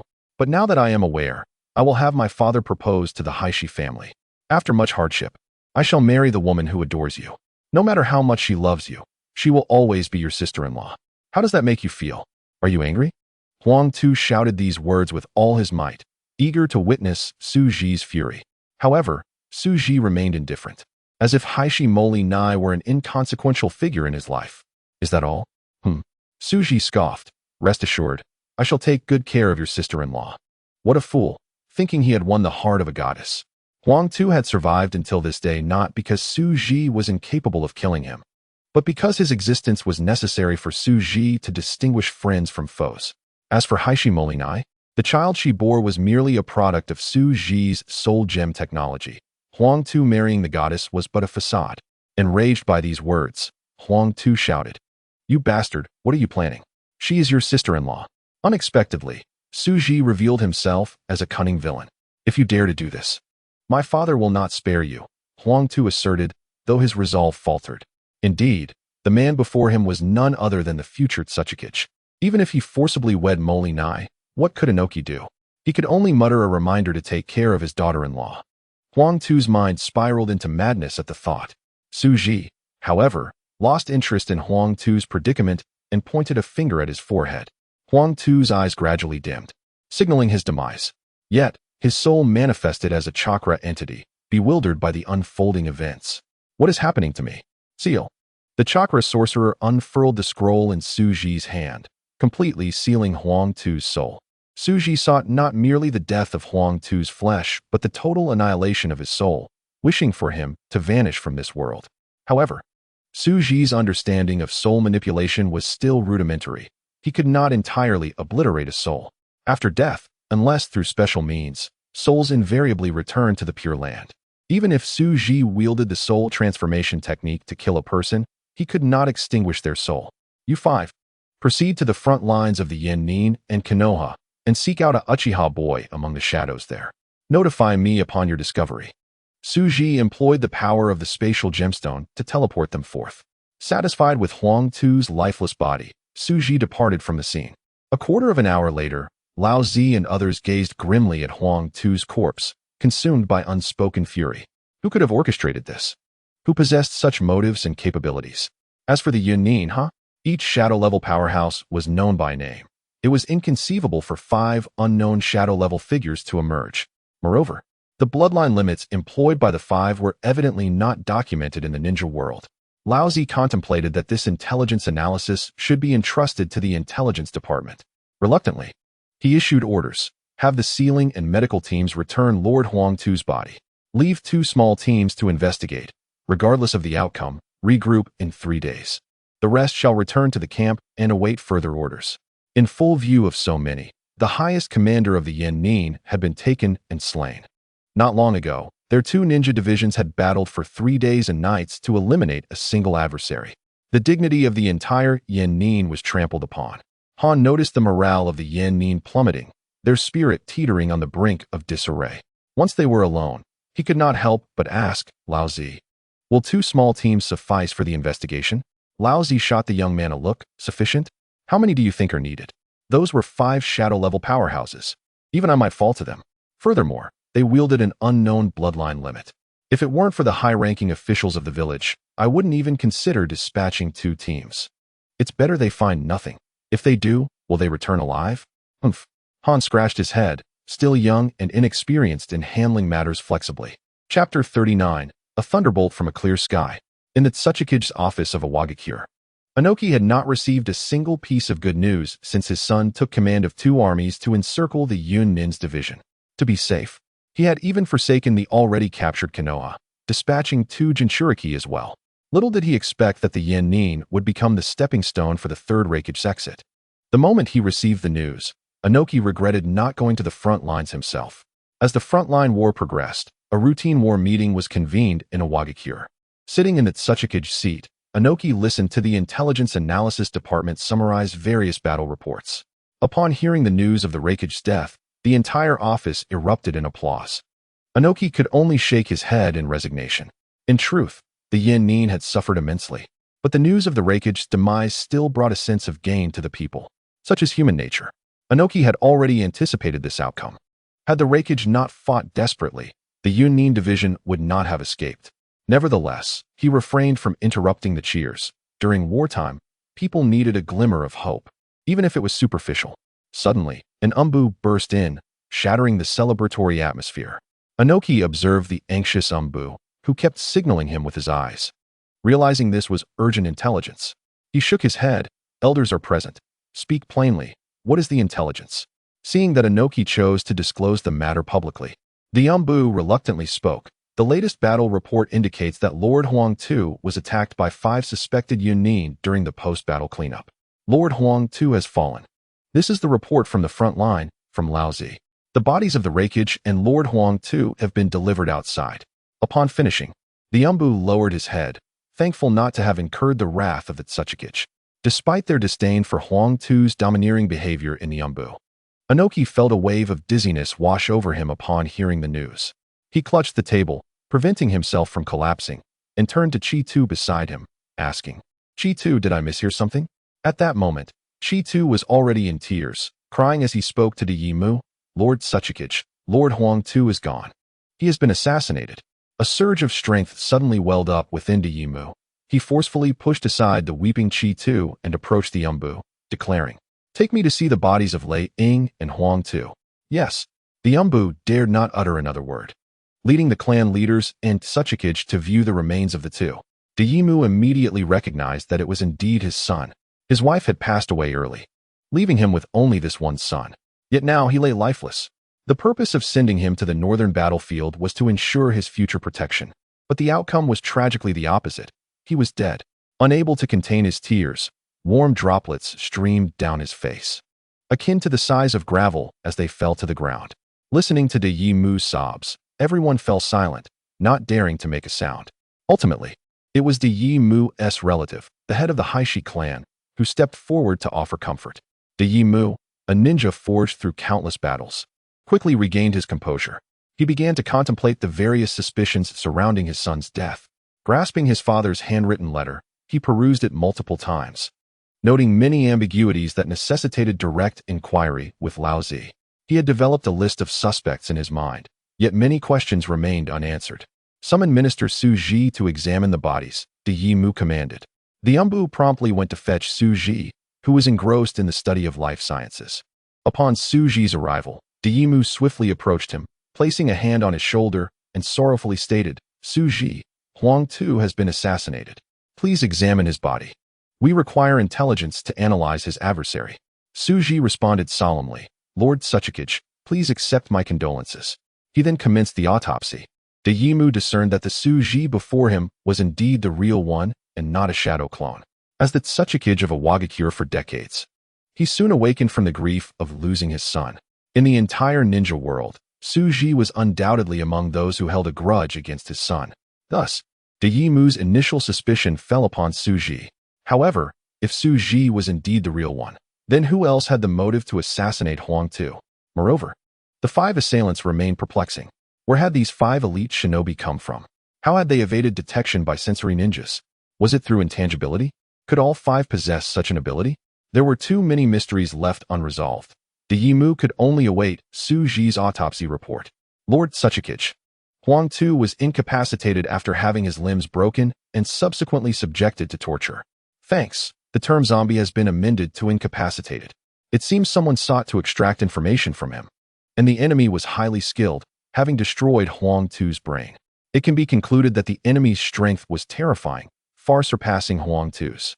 They must have breached his defenses in mere moments, taking him down before he even had the chance to utilize ninjutsu. The Yimu listened to Su Ji's findings in silence. The report aligned perfectly with his examination. The enemy was indeed formidable, leaving Huang Tu with virtually no opportunity to resist. The Yimu wished to continue inquiring about Huang Tu, but was interrupted by an Umbu intelligence report. Lord Tsuchikage. The 4th Division of Konoha, led by Danzo, has joined forces with the 3rd Division and has begun to counterattack us. The 1st Division, led by Lord Mao Lidong, has been compelled to retreat, and our defenses have been pushed to the borders of the two nations. The Yimu suppressed the fury bubbling within him, stating, "Call for an expanded meeting to discuss our next response strategy." Su Ji also attended the meeting, which required the participation of all department heads. Listening to the bickering of the elderly heads, Su Ji thought of the true Su Ji. The real one is indeed a scoundrel. He has truly subjected Huang Tu to various forms of torture, utilizing the abilities of the mind gem to prevent him from dying in agony. A splendid job indeed. If someone dares to repay Su Ji's kindness with malice, then Su Ji will ensure they meet their end. Su Ji had no interest in the discussions at the meeting. Everyone was merely vying for the interests of their respective clans. Regardless of their decisions, he, Su Ji, only sought to care for the injured and the sick. Chapter 40. The Battle of Konoha and Awakens. Su Ji observed everything with keen interest. Danzo was indeed quite capable. Yet even now, as he traversed this world, he could not comprehend Danzo's actions in Shippuden, where he thrust a kunai into Susanoo. Could it be that in that maneuver, Danzo employed wind release to enhance the cutting ability of the kunai, testing Susanoo's defensive capabilities? Ultimately, Su Ji believed, everything is the fault of Kishimoto. He is merely a haphazard comic artist who knows nothing of Naruto. Danzo secretly summoned Konoha's star ninja, Namake's Minato. He exploited the misinformation regarding Minato's presence on the battlefield against the Cloud Shinobi to utilize space-time ninjutsu to transfer the Feather Serpent God. Faced with the indomitable and indestructible Feather Serpent God, Danzo inscribed explosive tags on dozens of root ninjas, employing a suicide attack to utterly destroy the Feather Serpent God. It should be noted that the Feather Serpent God was a supreme puppet creation capable of withstanding tailed beast bombs. Witnessing this scene, Chiyo shed tears of sorrow. The one-tailed Jinchuriki was restrained by Konoha's nine-tails Jinchuriki, bolstered by Minato, Tsunade, and Danzo. Chiyo found herself at a disadvantage against Tsunade, even though Raza possessed formidable strength. He could not match the combined might of Minato and Danzo. Ultimately, Chiyo, being the most astute, promptly surrendered. Danzo recognized the precarious situation Konoha faced and chose to withdraw while the going was good. Chiyo realized that since she could not gain an advantage over Konoha, she would cease hostilities to preserve the vitality of Suna. In the end, Danzo and Chiyo facilitated a peace negotiation between the two shinobi villages. The war between the two villages concluded with Konoha's victory. The greatest loss for Suna was the Feather Serpent God. To gather the strength of an entire shinobi village to create the ultimate weapon against Senju Hashirama and Uchiha Madara was indeed invaluable. Reviewing the intelligence on Scorpion, Su Ji could sense Scorpion's resentment over the destruction of the Feather Serpent God. Had it not been necessary, Konoha would undoubtedly have refrained from destruction, preferring to bring it back for research. Flames ignited in Su Ji's hands, reducing the intelligence to ashes. Why would the real one not research physiology with beautiful women? What brings him here?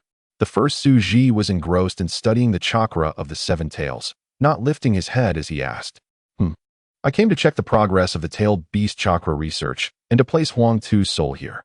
Su Ji replied, sending a scroll flying, causing Huang Tu's soul to enter a cylindrical tube, falling into slumber. Based on the current research progress, it would take several months to decipher the secret of the infinite proliferation of tailed beast chakra. Are you in a hurry to launch the Tianyan system? The first Su Ji inquired. Not urgently.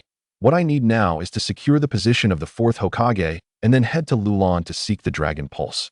To research the key to the Time Gem. The strength of the Otsutsuki clan is unknown. Rapidly enhancing our power is the best choice. The first Su Ji asked.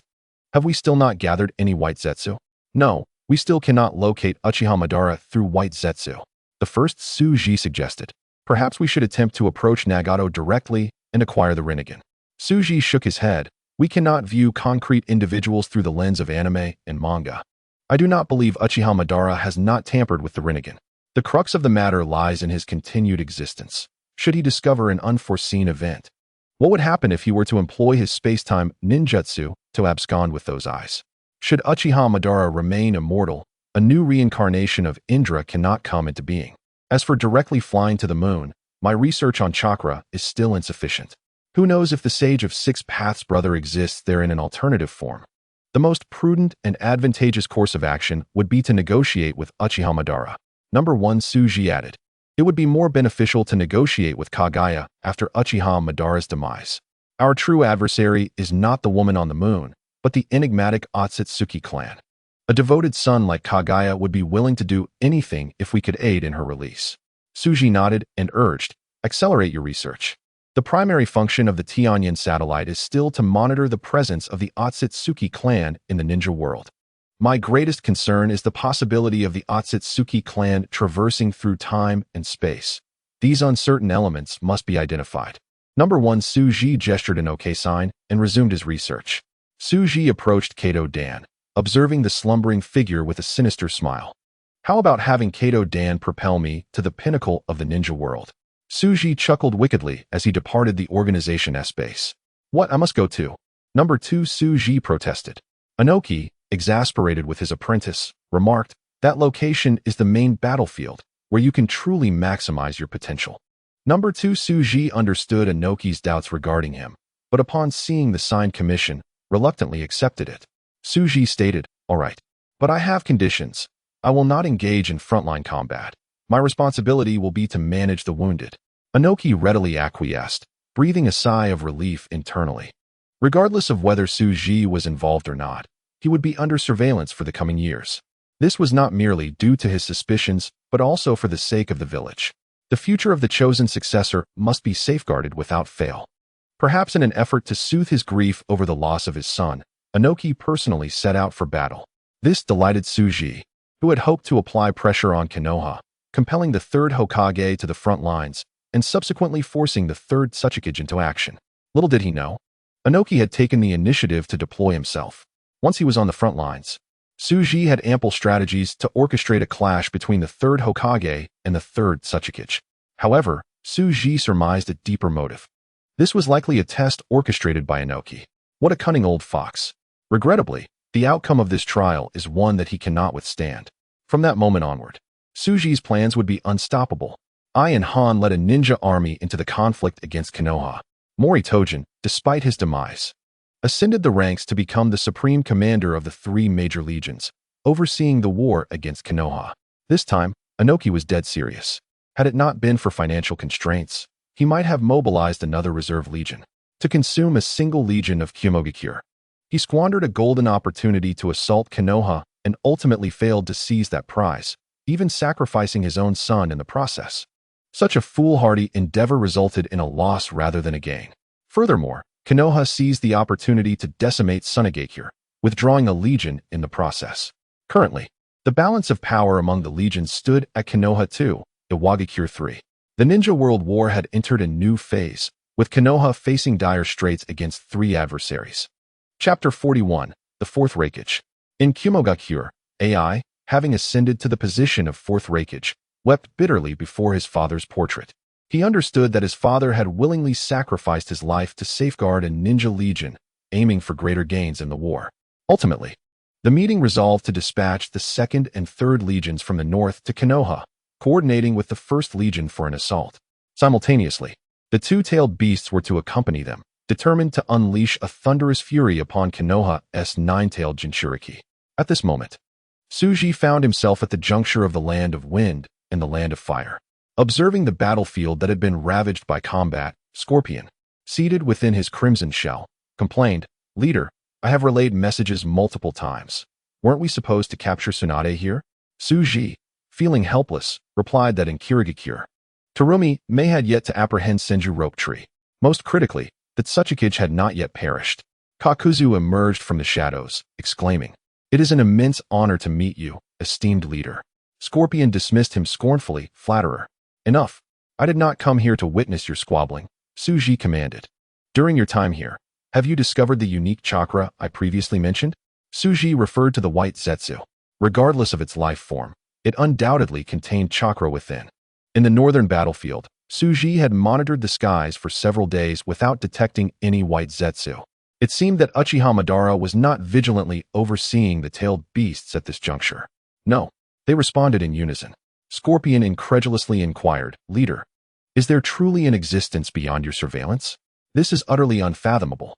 Suji shook his head, explaining that white zetsu typically concealed itself underground. If it were below 100 meters, he would be unable to sense it. This was one of the reasons why Suji had specifically awakened Clone Number 1 to study the tailed beasts and to launch the Tianyin satellite system for global monitoring. Moreover, the Otsutsuki clan is not limited to Kagaya, the wretched woman imprisoned on the moon. There are other members of the Otsutsuki clan that require his oversight and management, necessitating a corresponding plan. "Leader, do we still need to pursue Tsunade?" Kakuzu asked. That incompetent in the land of Earth has wasted considerable time in the north. His delay in guiding Inoki to the battlefield has prolonged the situation. Otherwise, he could have intervened personally to capture Tsunade. Why did Suji wish to capture Tsunade under the public eye? It was, of course, for the sake of merit and prestige. In his initial design, after Inoki's demise, the Wagakure would falter across various battlefields, enveloped in an atmosphere of sorrow and despair. At that moment, Suji would need to emerge as a hero, accomplishing significant feats to establish his renown and successfully ascend to the position of fourth Tsuchikage. Why choose Tsunade? Firstly, because he aspired to climb to the pinnacle of the ninja world. Secondly, Konoha and Awagakure had a long-standing grudge. His first major accomplishment was drawn from Konoha's Kato-dan, and his second from his girlfriend, which was only natural. Thirdly, Tsunade not only serves as a subject for experimentation but also possesses a noble status, allowing for the exchange of intriguing resources with Konoha. She is a wealthy and generous woman, worthy of Suji's thorough study. However, with Inoki still alive and well, Suji could only postpone this endeavor. That will not be necessary. You two should proceed to the borders of the land of Earth. I shall require your assistance there. Suji reflected for a moment and decided to have them aid in the assassination of Inoki. After all, he needed to orchestrate an appearance of Inoki's demise at the hands of the third Hokage. This would make his capture of Konoha's princess all the more convincing. "Leader, we shall depart immediately. Here is the battle report regarding Konoha and Sunagakure." Suji accepted the report and promptly entered the base of the organization located deep within the ocean. With a sweep of his consciousness, he discerned the specifics of the ongoing battle. The fourth Raikage could no longer afford the luxury of sorrow. Intelligence from various battlefields poured into his office like snowflakes. His subordinates diligently analyzed and compiled the information, presenting it before him. With the demise of the third Raikage, the fourth Raikage has come to a profound understanding of the arduous nature of being a Raikage. To reintegrate the third division into the war against Konoha, we must secure the benefits we rightfully deserve from this conflict. The fourth Raikage does not shrink back in the wake of the third Raikage's death. Rather, he embodies the true spirit of the Cloud Shinobi. It is imperative to strike Konoha, for this is the foremost duty of the Cloud Shinobi. Even though achieving this objective necessitates collaboration with his father's murderer, as a leader, the interests of the village must take precedence. Just as Inoki, who lost his son, consolidated all his strength to continue the assault on Konoha, the fourth Raikage sets aside the intelligence regarding the demise of Inoki, oblivious to the source of the formidable adversary that emerged. However, this is not the time for investigations. Meanwhile, the newly appointed secretary of the third Raikage, Mabu-e, feels a pang of sorrow. He had only recently assumed his role, and now he faces a new superior. Both father and son share a similar temperament and approach to their duties. Concealing his grief, Mabu-e reflects on the third Raikage as a spiritual totem for the Cloud Shinobi, protecting the retreat of the Cloud Shinobi forces. The third Raikage valiantly fought alongside over 20,000 shinobi for 3 days and nights, ultimately sacrificing his life. How could the Cloud Shinobi not mourn? Mabu-e prepares the Heavenly Sin technique, declaring his intent to head to the front lines of Konoha. He entrusts the affairs of the village to his superior, pledging to manage them diligently. After conducting a simple funeral for his father, the newly appointed Reikage refrains from any power grabs. Reikage-sama, I am not capable. Mabu-e instinctively declines the Reikage's request. The fourth Reikage places a reassuring hand on her shoulder, stating, Mabu-e, I have faith in you, just as my father did. He urges her to send him to the front lines, as Kurabi and the others require his presence. After the two from the village have rested, they can join him at the front. Mabu-e gazes into the Reikage's eyes and nods affirmatively, assuring, Reikage-sama, I will handle it well. With a series of hand seals, a radiant white light envelopes the fourth Reikage, and within moments, he materializes at the Cloud Shinobi front lines. Kurabi observes his elder brother donning the Reikage's attire, remarkably refraining from his usual off-key rapping. Instead, he simply embraces his brother. The fourth Reikage returns the embrace fiercely, inquiring, What is the situation at the front? Kurabi replies, Brother, the Golden Flash departed a few days ago, and we have pushed the front lines forward by several hundred miles. After his return, we managed to hold our ground. Among the three ninjas, Jiraiya has attained sage status, and our elite forces are unable to break through. Kurabi summarizes the recent developments for his brother. Although the Reikage has perused these reports in his office, he seeks to confirm with the frontline shinobi to ensure no critical information is overlooked. This time, we must crush Konoha. They have produced too many prodigies. The Reikage expresses his genuine concern. Historically, the strongest among the three ninjas has been Orochimaru. It is utterly unexpected that even the least of them, Jiraiya, has become a sage. The distinction between a sage and an ordinary shinobi is monumental. In the Land of Water, the third Mizukage observes the ongoing battle between Iwa and Kumo in the north with an impassive demeanor. Those fools. They have already been vanquished by Konoha. There was never a chance for the third Hokage to disband the village, he muses. Their miscalculations have allowed Konoha to eliminate Sunagakure, significantly alleviating their pressure. The dark figures accompanying the third Mizukage listen in silence, yet his words seem to provoke a reaction, causing one to cough up blood. Acknowledging his own deteriorating condition, the third Mizukage inquires about the situation in the Koki region. Lord Yagura is leading the troops steadily forward, forcing Orochimaru's first division to retreat. However, the arrival of the Uchiha and Hyuga clans has halted our momentum. A prodigious talent named Shursui from the Uchiha has caused us considerable trouble, reports one of the dark figures. Lord Yagura has dispatched the 7 ninja swordsmen to infiltrate the Land of Fire's interior, coordinating with the frontline forces to exploit any breaches in their defenses. The third Mizukage nods in satisfaction at this report, then recalls the secret operations of the dark figures, asking, How fares the mission regarding Terumi Mei? What are the chances of success? Lord Mizukage, we have yet to receive any communication from Lord Terumi Mei. Surely, she will succeed, the dark figure responds, unsure of how to elaborate further. The third Mizukage internally sighs, remarking, Acquiring the Byakugan is no simple feat. If we do not succeed within a month, we shall abandon the mission. The Byakugan of the branch family will self-destruct upon death or departure from the body, and capturing those of the main family is no easy task. The Byakugan possesses the ability to perceive, rendering it impossible for anyone to approach them undetected. Understood. The dark figure promptly conveys the orders. The third Mizukage gazes out at the desolate village, his thoughts drifting to Yagura. Yagura, you must gain sufficient prestige in this war. Meanwhile, Terumi Mei, mentioned by the third Mizukage, is lying in wait with her subordinate dark figures. The valiant Terumi Mei conceals herself among the trees, observing the approaching Konoha shinobi, querying, Kisame, are you certain that Senju Rope Tree is near Orochimaru? The shark-faced Kisame responds helplessly, Lady Mei. This information was relayed from our informants. I cannot ascertain its authenticity. Terumi Mei casts a disdainful glance at Kisame, contemplating that had he not been so obedient, he would have been cast aside long ago. Nonetheless, he proves to be a dedicated and diligent shinobi, hence the leader's commendation of him as an excellent tool.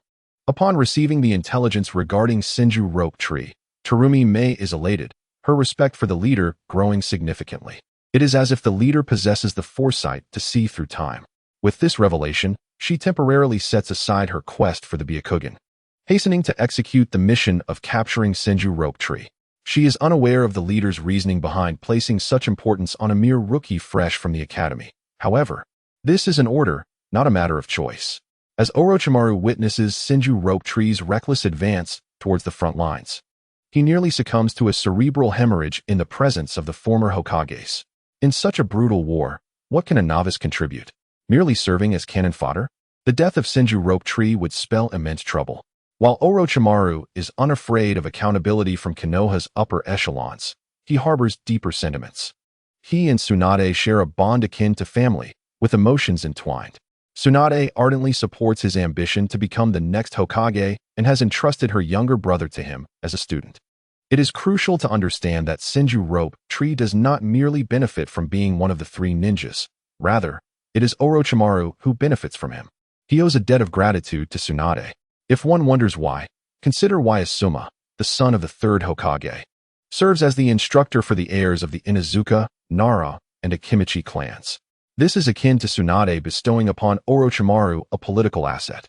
Yet, Orochimaru finds himself devoid of any surplus power to safeguard Senju Rope Tree. Reluctantly, he must keep Senju Rope Tree close.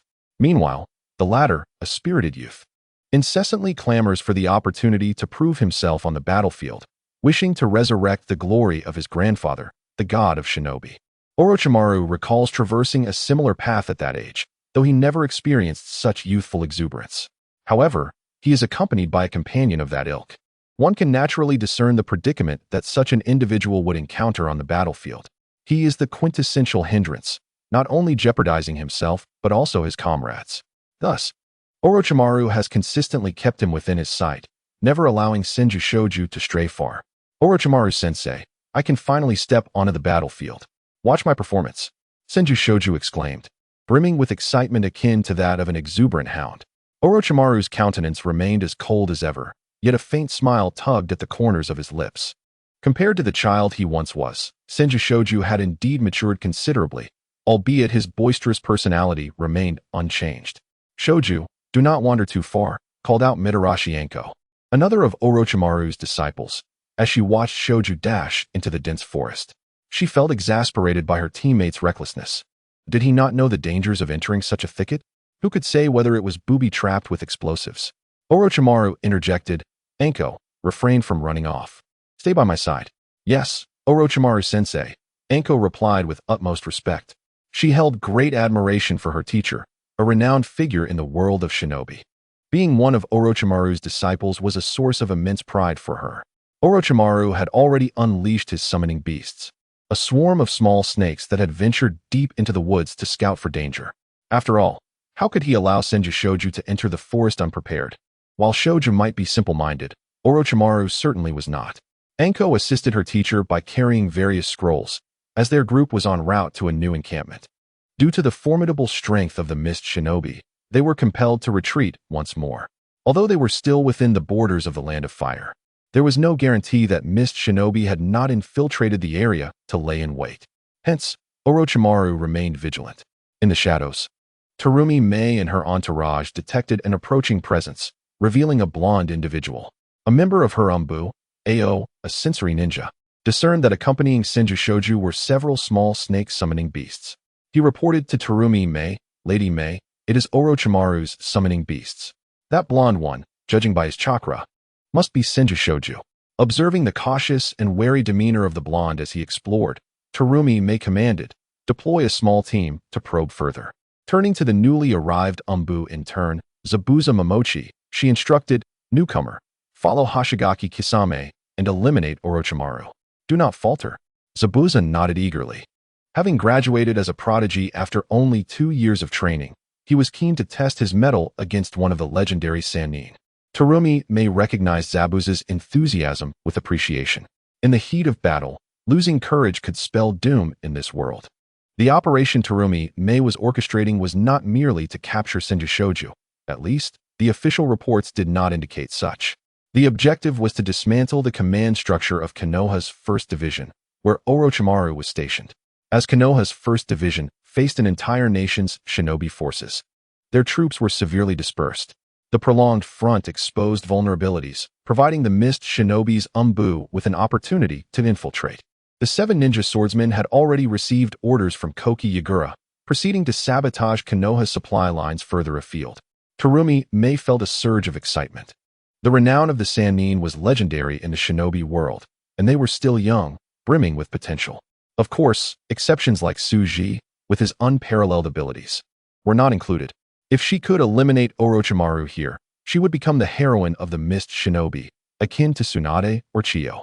As Terumi May calculated the distance of Orochimaru's movements, once Ao sensed Orochimaru's chakra, she decisively commanded, engage. Simultaneously, Orochimaru's ninjas also sensed the ambush. Orochimaru-sama, be cautious. The Byakugan-wielding Hyuga near Orochimaru noticed a massive chakra sphere hurtling toward them. A black-tailed beast bomb tore through the air, carrying an aura of death toward the Konoha ninjas. The ninjas around Orochimaru recognized the tailed beast bomb, their faces paling in fear. Who would dare approach such a thing? Orochimaru's serpentine eyes turned icy as he rapidly formed seals to summon his own defense. Triple Rashomon. 3 enormous gates, adorned with demonic visages, erupted from the ground, deflecting the tailed beast bomb off course. A cacophony of thunderous explosions accompanied the tremors that followed. The one wielding the tailed beast bomb was none other than the Jinchuriki of the Six Tails, Yugao, whom Terumi May had brought along.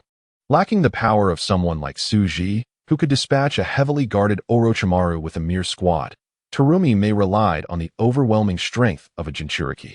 Konoha's Nine-Tails Jinchuriki was engaged on the battlefield in the Land of Earth, leaving no corresponding power to counter Yugao here. With a swift motion, Orochimaru extended his Kusanagi sword, using it to repel the tailed beast-enhanced Yugao.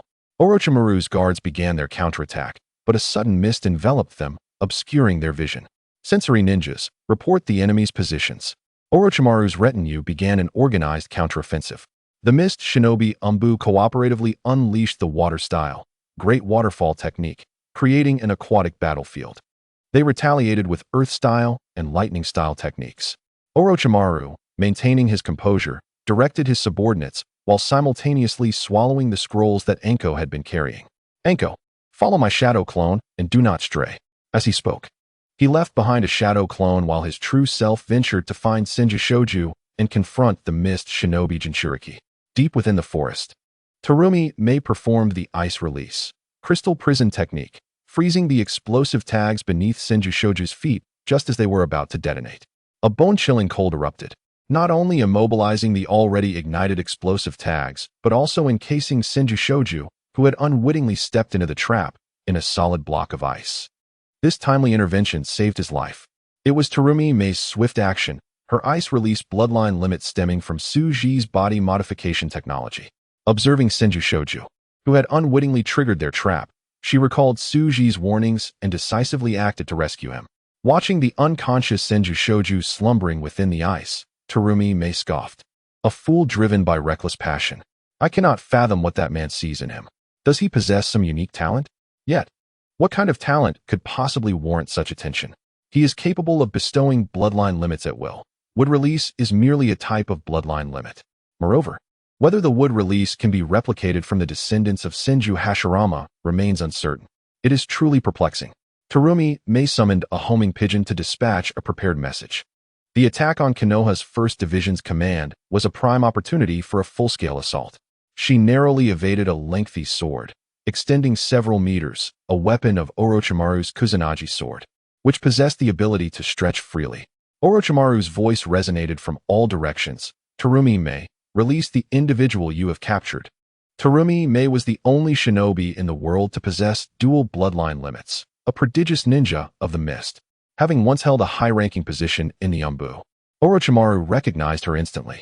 Gazing at the ice-encased Senju Shoju, a palpable aura of killing intent emanated from Orochimaru. Though the individual in my grasp is the grandson of your 1st Hokage, as the commander of the division, your priority should be to confront the Six Tails Jinchuriki. Otherwise, your command post may suffer complete destruction. Orochimaru refrained from further discourse, fully aware that Terumi May spoke the truth. However, he felt compelled to test the waters. Zhao Main wore a serene smile, exhibiting not the slightest hint of anxiety. A true ninja cannot act recklessly. Orochimaru is not a hot-headed child. His foremost duty lies in commanding the legion, not in serving as a personal bodyguard to Chinsho Shinshu. The air was filled with a cacophony of piercing sounds, as countless shuriken flitted about like a swarm of locusts, enveloping Zhao Main. This was indeed the advanced technique of the shuriken shadow clone, learned from his sensei's ninjutsu teachings.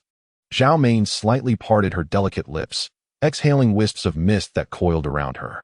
Any shuriken that entered this fog would instantly dissolve into molten iron upon contact. This represented the acidic solution of her bloodline limit, capable of melting even the formidable Susanoo. Orochimaru, hidden in the shadows, furrowed his brow. He was merely a shadow clone here. His true self was engaged in battle with the Six Tails Jinchuriki, bearing a greater responsibility to safeguard the command center. The lives of all ninja legions were at stake, and he could not afford to act recklessly. Zhao Mein possessed a dual bloodline limit, both associated with acidic solutions. 99% of the taijutsu masters in the ninja world would avoid combat with Zhao Mein.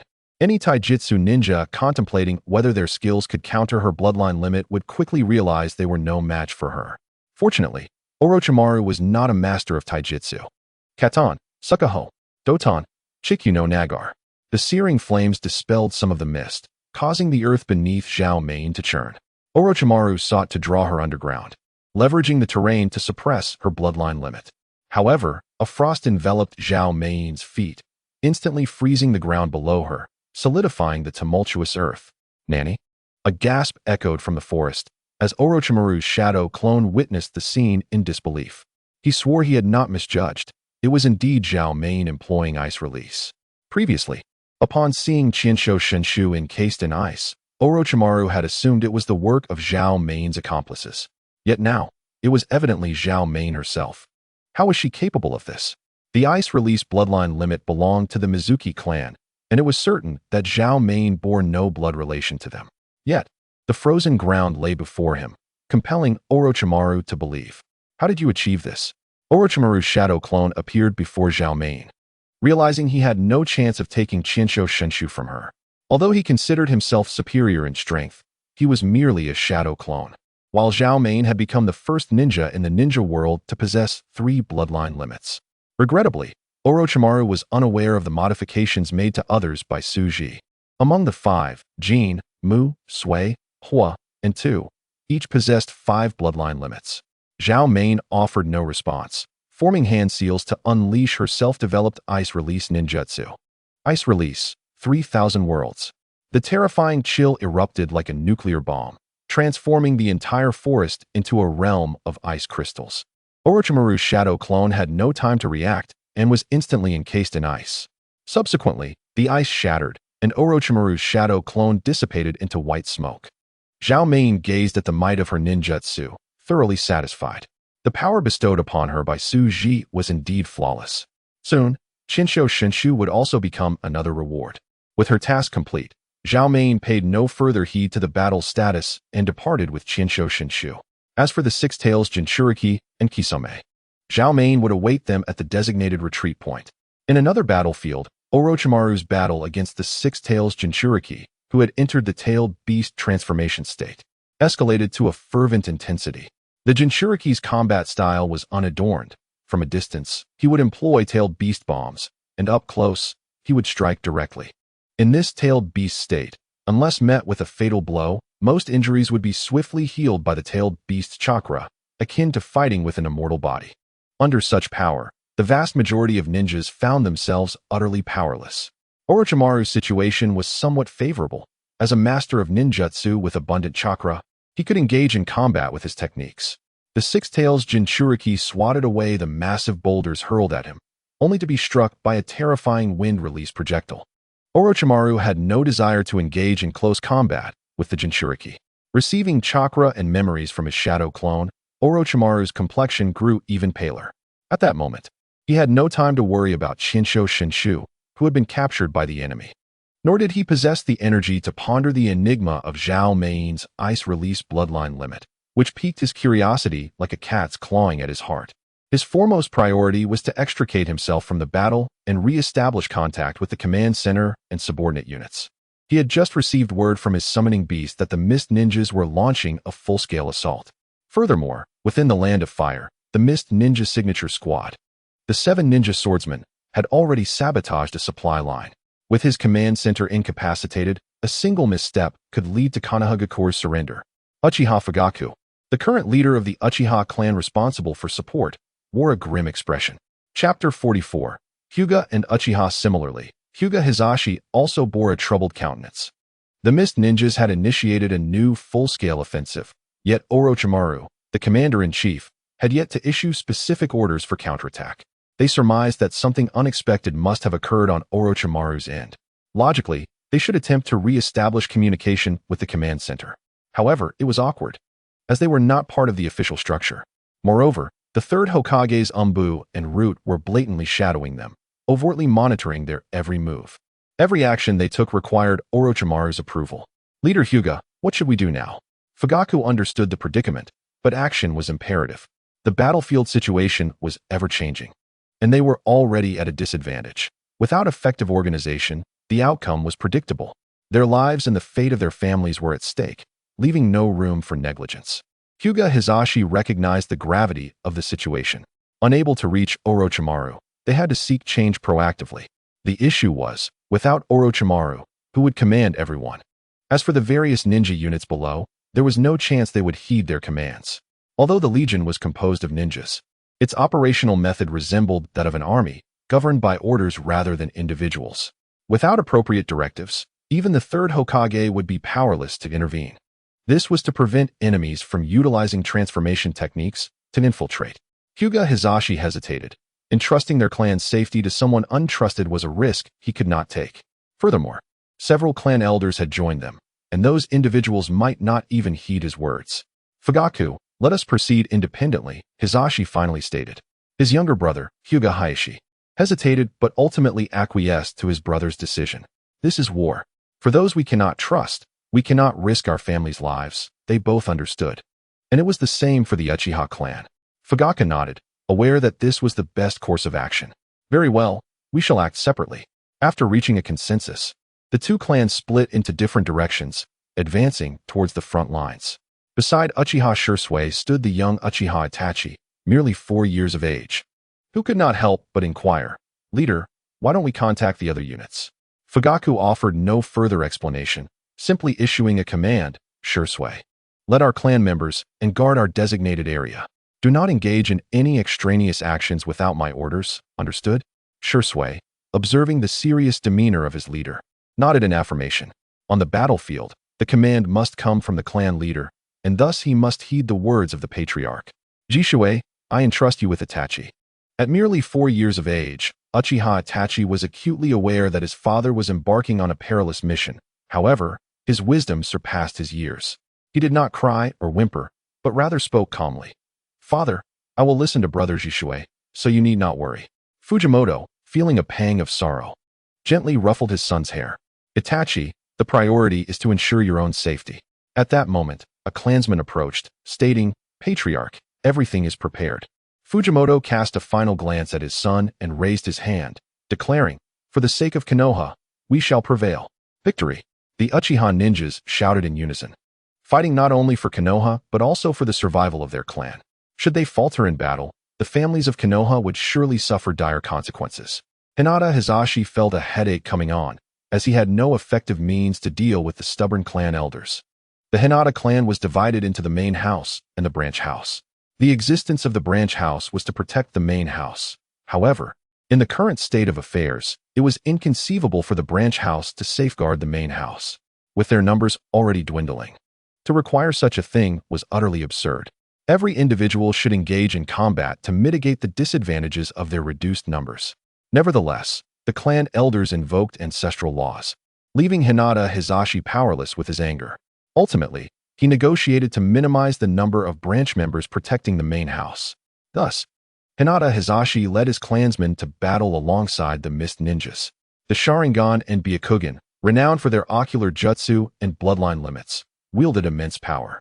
Among ninjas of equal caliber, the presence of these two bloodline limits would have the strength of any opponent.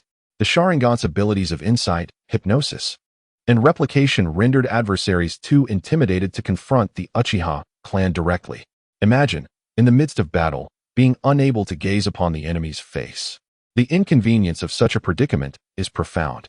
As for the Byakugan's penetrating vision, it effortlessly nullified the Mist Ninja's signature jutsu, the water release, hidden mist technique. With the ability to perceive chakra entirely, a staggering 99% of hidden tactics became futile. Furthermore, by observing the chakra within an opponent's body, one could foresee the signs of impending jutsu, granting a tactical advantage in combat. This held true unless the Hinata clan faced a ninja capable of launching an attack from beyond their line of sight, a rarity indeed. The inclusion of these two prestigious Konoha clans stabilized the retreating situation. In the land of fire, Konoha now lay cold and desolate, devoid of lively presence. The migration of all villagers had undeniably alleviated the burden of defense. One must acknowledge this as a brilliant maneuver. The third Hokage, Sarutobi Hiruzen, had barely begun to regain his composure when a pressing report from Orochimaru interrupted him. Previously, Danzo had swiftly concluded the conflict with Tsunagakure, granting Konoha a moment of respite. However, now the most challenging phase had arrived, as the Mist Ninjas unexpectedly initiated their assault. The third Hokage had already anticipated that the other three major ninja villages would soon follow suit with a full-scale attack. It was now imperative to consider where he, Sarutobi Hiruzen, would lead the remaining Umbu. Choosing a battlefield signified a decision to conclude that particular conflict. After careful consideration, the third Hokage abandoned the idea of supporting Orochimaru. Given the full strength of the Mist Ninjas and the fact that they were separated by a strait, it was clear that Konoha lacked the power to force the Mist Ninjas out of battle. Even if they were temporarily driven back, the enemy could employ harassment tactics. It was unrealistic to expect a massive ninja army to remain idle. All current fronts were lacking personnel.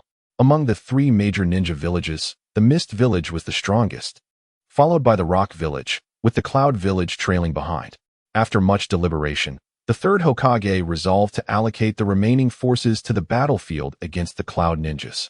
The Cloud Village had suffered losses under the Third Raikage, and a legion had been decimated by the Rock Ninjas.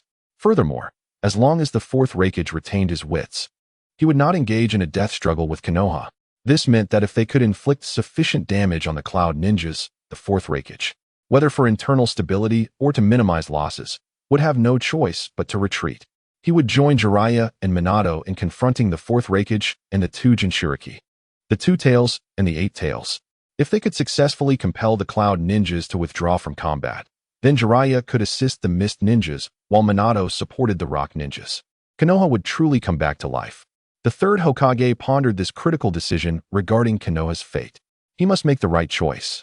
An Umbu delivered information to the third Hokage, stating that Onoki, accompanied by two Jinchuriki, was fully invading the Western Front. Danzo commanded Konoha's 3rd and 4th Divisions, which were currently engaged in full battle with the Rock Ninjas. Cold sweat broke out on the third Hokage's brow. He himself was not afraid of Onoki, but Konoha's ninja forces could not withstand such an adversary. An enemy of Onoki's caliber could only be countered by an equal opponent. The unique bloodline limit of the ninja world possessed such power. A tailed beast struck by dust release could only be revived by the spring water. However, pure dust release was not to be feared. The most pressing issue was that Onoki could fly. Anyone acquainted with modern warfare understands the critical importance of air superiority. In the West, Danzo and Tsunade were no match for Onoki. Send my orders to seal off the village completely. All forces must support the Western Front and engage the Rock Ninjas in battle. We shall depart in 1 hour. The third Hokage could only abandon his previous plans and personally lead the remaining forces to aid Danzo. His foremost objective was to divert Onoki's attention. Chapter 45. The Rock Ninjas advance with vigor. The third Hokage immediately resolved that they must first determine the outcome against the Rock Ninjas. Although this decision diverged from prior expectations, the battlefield is ever-changing. The third Hokage could only pray that the previous Hokages would bless Konoha and ensure he could catch up. His greatest concern was the Jinchuriki of the Nine Tails. Pray that the Jinchuriki does not succumb to the transformation during battle, only to be vaporized by a concealed dust release. In such a scenario, Konoha might as well surrender early. Otherwise, with the two Jinchuriki from the Rock Village, 2 from the Cloud Village, and 2 from the Mist Village, Konoha would struggle to find sufficient elite ninja to counter such strategic weapons once they lost the Nine Tails Jinchuriki. As for the clan leaders of the Hinata and Uchiha clans, are there not several prominent clans in that great ninja village? In terms of foundation, Konoha cannot compete with those who unite. The third Hokage's anxious sentiments permeated through to everyone, prompting the remaining Umbu to act swiftly and reach the front lines in the shortest time possible. Under Onoki's leadership, the Rock Ninjas surged with morale, pushing back Danzo's 2 divisions relentlessly. In fact, Danzo did not even dare to utilize the Nine Tails Jinchuriki. Once transformed, the target of the Nine Tails would become too large, making it an excellent target for dust release. As night fell, Suji leisurely sipped a beverage behind the rock ninjas. The white-haired Ryoso, dressed in a white nurse's outfit, gently massaged Suji, the master. Since following Suji, this young girl from the theatrical version of Blood Prison had begun to live a life of luxury. In the Rock Ninjas Hospital, she was practically free to do as she pleased. After all, those who belonged to Suji enjoyed such privileges. Aside from perhaps initially struggling to adapt to the daily care of Suji's lavish lifestyle, everything else satisfied her immensely. After all, how could a place like Kusagakure compare to the highest living standards of the ninja world surrounding Suji? Master, I will prepare your bathwater. The young girl Ryoso said gently. This was a lesson from Senpai Xiaji, to speak tenderly when addressing the master. No need. Tonight, I must tend to my compatriots. Poor souls. Suji naturally spoke, his gaze directed towards the distant Yanin encampment, several kilometers away, possessing the extraordinary ability to create a bloodline boundary.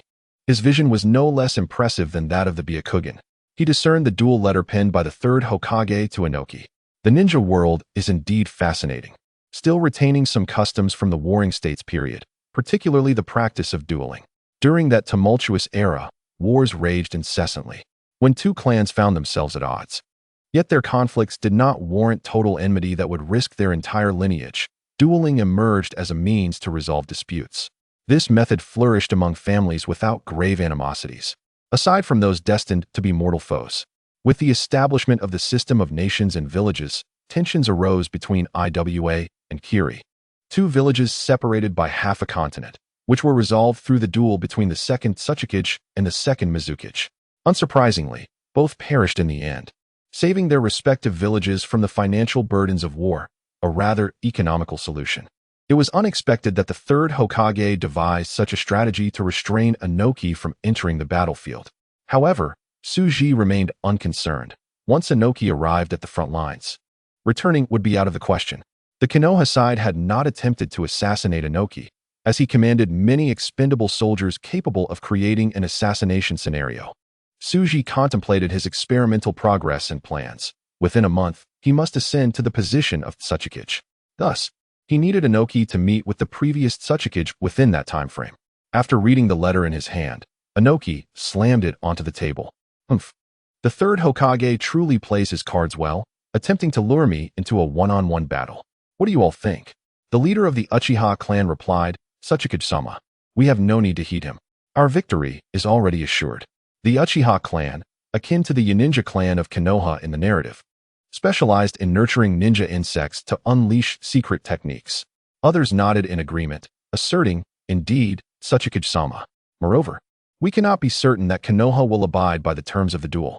Given their current circumstances, they might resort to desperate measures.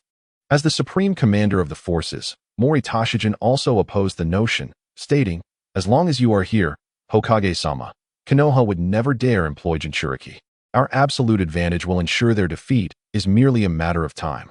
The high-ranking Iwa ninjas felt remarkably at ease. From their perspective, Konoha's defeat was inevitable. They were unwilling to entertain any unforeseen complications, having no desire to repeat the experience of the northern battlefield against the Cloud Ninjas, where they gained nothing while losing Inoki's son, Kodo. Listening to his subordinates' tumultuous opinions, Inoki nodded. He still harbored the intention to accept the duel, for it concerned the honor of the Kage. However, his subordinates were not mistaken in their advisement. Such a confrontation, regardless of victory or defeat, offered little advantage. Would the third Hokage willingly cede the entire defense line upon losing? If Konoha intended to surrender, they would have done so long ago, compelled by the daimyo behind them. As for losing, while Inoki possessed confidence, he was not arrogant.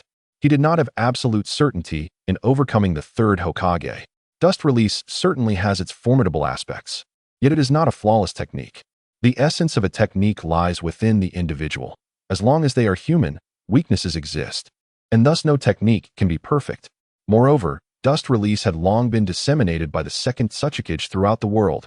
Its knowledge was not classified intelligence. The third Hokage would be foolish to recklessly engage with dust release. Refuse the third Hokage's challenge on my behalf, Inoki instructed his secretary, then turned to the supreme commander, Toshijin, saying, in 3 hours, we launch a full-scale offensive. Toshijin, it's up to you. Mori Toshijin confidently replied, rest assured, Hokage-sama. In the land of fire's western front. The hastily arriving third Hokage, after perusing Inoki's reply, handed it to Danzo. Both fell silent after reading the contents. Inoki had declined the third Hokage's challenge. Danzo, begrudgingly gripping his cane, felt his mind racing, yet he could not devise a suitable plan in that moment. As for Inoki coming to the front line without engaging, Danzo could not fathom such a notion. How could one assume the enemy to be foolish in war? The third Hokage's son, Sarutobi Shino, understood his father's anxiety. Yet reality was unyielding. Thus, he suggested, Hokage-sama, should we not arrange a retreat plan in advance? After all, the IWA ninjas will inevitably press forward. This was to prevent chaos among the troops and mitigate greater losses. Tsunade also nodded in agreement. They had been under immense pressure recently. For Tsunade's sake, the third Hokage had refrained from informing her that her brother had been captured alive by the Mist Ninjas. Even if the third Hokage arrived with the scant remaining reinforcements, it would not yield decisive results. The third Hokage nodded, stating they would proceed as suggested, instructing them to prepare. Tsunade, Sarutobi Shino, and other high-ranking officers departed, leaving only the two old companions in silent contemplation. This crisis facing Konoha was distinct from that which they had encountered upon assuming leadership. A misstep now could see Konoha tumble from its esteemed position, perhaps never to regain it. This was a matter of significance for all families and ninjas within Konoha. Danzo observed the third Hokage, who was continuously smoking, and could not restrain his urge to speak. What if we concentrate our elite forces for a preemptive strike? We could compel Inoki to a decisive battle, either to defeat him or to severely weaken him. The third Hokage exhaled a plume of smoke, his expression one of resignation, replying, Inoki can fly. In that moment, Danzo felt an overwhelming desire to scream like a frustrated groundhog. Why did Konoha regard Inoki with such trepidation? The answer was simple. Inoki's deterrent power was of a strategic level, akin to that of the tailed beasts. There was no other reason than dust release. To cite an example from the original narrative, Pain's Deva Path could obliterate Konoha with a single Shinra Tensei. Similarly, Inoki was capable of achieving the same effect through a single ninjutsu.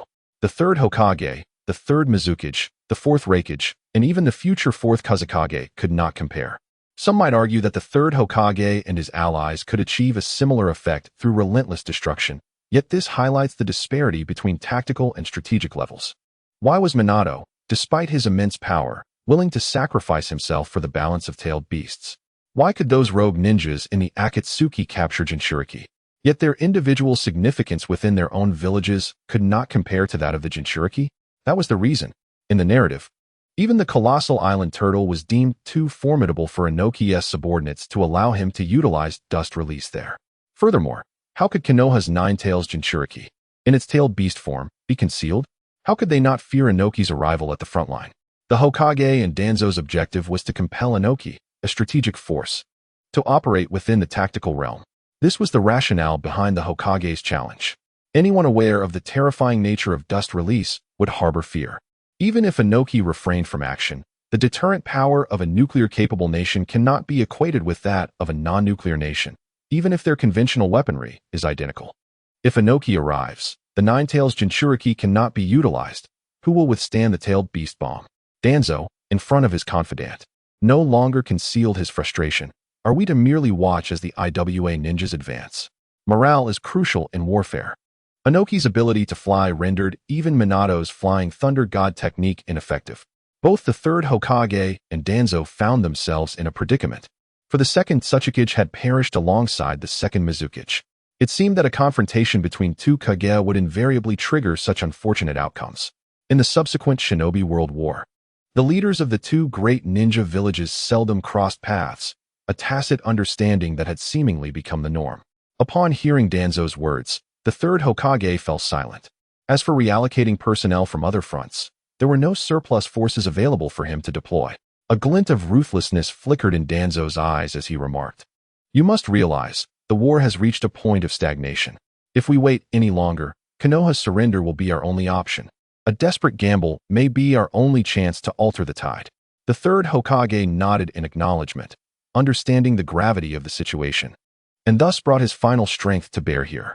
Since it was a gamble on fate, The consequences of failure were of no concern. They could perish in this endeavor. But Konoha must not be extinguished. Even in defeat, the next Hokage could quell the fury of their adversaries on their behalf. Therefore, who should be the fourth Hokage? Danzo discerned the meaning behind Sarutobi Hiruzen's intent and cautiously suggested, "Shall we consider Orochimaru for the position of fourth Hokage?" The third Hokage shot a fierce glare at Danzo, exclaiming, "You scoundrel, how dare you propose that? Orochimaru has already begun to resort to unscrupulous methods under your influence." Many civilians felt an instinctive fear upon encountering Orochimaru. Sensing an ominous presence, Danzo scoffed, asserting, "Orochimaru is no child. He is capable of distinguishing right from wrong, and that is his own choice." The third Hokage recognized that this was indeed Orochimaru's decision, feeling a sense of helplessness regarding his three beloved disciples, all entangled in vice. What could he do?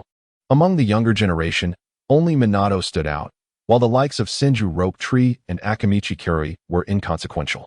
Although Minato's abilities did not match those of seasoned Kage-level shinobi, time was needed for growth, and he currently lacked sufficient merit and experience. However, as long as Danzo did not obstruct him, the third Hokage had no issues endorsing Minato. Let us not forget, Minato had Jiraiya as his mentor. Furthermore, the third Hokage personally selected Minato for the fourth Hokage position, with Danzo being the sole obstacle. "I have decided to choose Minato as the fourth Hokage." Danzo was displeased but had no recourse. He suggested Orochimaru as a backup in case Minato did not ascend to the position. The third Hokage took a drag from his pipe and nodded in agreement with Danzo's recommendation. Should Orochimaru learn of this, he would undoubtedly be quite displeased. Nonetheless, this was an order, not a negotiation. "Very well, we have reached a consensus on this matter." With a sigh of relief, the third Hokage understood that Orochimaru had not only Danzo's support, but also that of many mid-ranking shinobi. While Orochimaru's public image might not be favorable, his contributions were undeniably substantial. With their agreement on the next Hokage, there were no further complications. The third Hokage tapped his pipe and inquired, "Do you have any plans for a surprise attack on IWA?" Danzo, who commanded Root, had orchestrated most assassination plans. Thus, he was the true expert in this regard. "The conventional and elite forces of IWA surpass ours, leaving us with little chance. Our only option is to launch a concentrated assault with an elite team, akin to what Teacher Tobirama did in the past. Therefore, we require Minato's Hiraishin no Jutsu." Danzo articulated his sole strategy. The third Hokage grimaced, feeling a tinge of bitterness. He was reluctant to involve Minato in this endeavor. Should they fail, they could serve as scapegoats, but Minato was not one of them. Sarutobi Hiruzen had nurtured Minato as Konoha's savior. Realizing this, the third Hokage rejected Danzo's proposal. Minato was not an option. He was the leader of the next generation of Konoha, and they needed an alternative approach. Danzo was aware that Sarutobi Hiruzen would not acquiesce, and he was unsurprised. Thus, he proposed another idea, tracing a route on the map. "Initially, IWA will certainly take the offensive. We need to retreat, extend the battle line, and then choose a point of breakthrough. We will launch a surprise attack on Iwa's command center and engage Inoki in a decisive battle. At that time, with numerous IWA shinobi providing cover, Inoki's Doton will be hampered. The crux of this plan was that they must determine the outcome within a day. Prolonged engagement without elite forces on the Western Front would lead to utter devastation." The third Hokage scrutinized the route Danzo had drawn on the map, his eyes gleaming with determination. "So be it," the third Hokage declared firmly. In Konoha's Western Front, the third Hokage summoned several high-ranking officials and announced the plan he had devised with Danzo. The first order of business was the selection of Minato as the fourth Hokage, with Orochimaru as a candidate. As he made this announcement, the third Hokage noticed some individuals attempting to voice dissent, and he interjected, "Ladies and gentlemen, this is a wartime appointment, and I have the authority to designate my successor." Tsunade and Kushina were both taken aback, but understood that decisions made by the Hokage and their advisors were unalterable. Regarding the plan to ambush Inoki, few opposed it. These stalwarts were acutely aware of the current situation and knew all too well that continued fighting would inevitably culminate in Konoha's surrender. Since they were unwilling to accept that outcome, they had no choice but to fight fiercely. The announcement of the future Hokage signified that the third Hokage had resolved to make personal sacrifices, whether they perished in the ambush against Inoki or became future scapegoats. The plan was set. Once the announcement concluded, everyone dispersed. Before Kushina could speak with Tsunade, Tsunade hurriedly departed. This time, the planning had excluded Tsunade from consideration. Enraged, Tsunade sought out the third Hokage, demanding, "Old man, why was I not included in this ambush plan?" The third Hokage had been anticipating his beloved disciple's return and handed her a document. "This is the collective resolution for this operation. Your task is to safeguard it. If this ambush fails and I do not return, you must carry out the orders alongside Jiraiya and Orochimaru as per this resolution." Upon hearing her teacher's words, Tsunade struggled to hold back tears. "Teacher, why not relay this order through Umbu? I could also partake in the ambush mission." The third Hokage affectionately ruffled Tsunade's hair. Recognizing that the once mischievous girl had transformed into a formidable kunoichi, Umbu will indeed convey the relevant orders, but this serves as definitive evidence. You are one of the Sannin. While we depart, you must manage the situation on the Western Front. Good girl, you are the granddaughter of the first Hokage. Your involvement will diminish contention significantly. With you and Jiraiya holding this document, the supporters of Orochimaru will likely not cause significant issues. After the war, Konoha cannot afford internal strife. Chapter 47. Third Hokage vs. Third Tsuchikage. Under the cover of night, IWA launched an offensive. Fortunately, Konoha had the Hokage present, maintaining morale to a reasonable degree. Under Danzo's command, Konoha executed a methodical counterattack. Concurrently, the elite Jonin of Konoha began to secretly gather at the Hokage's location.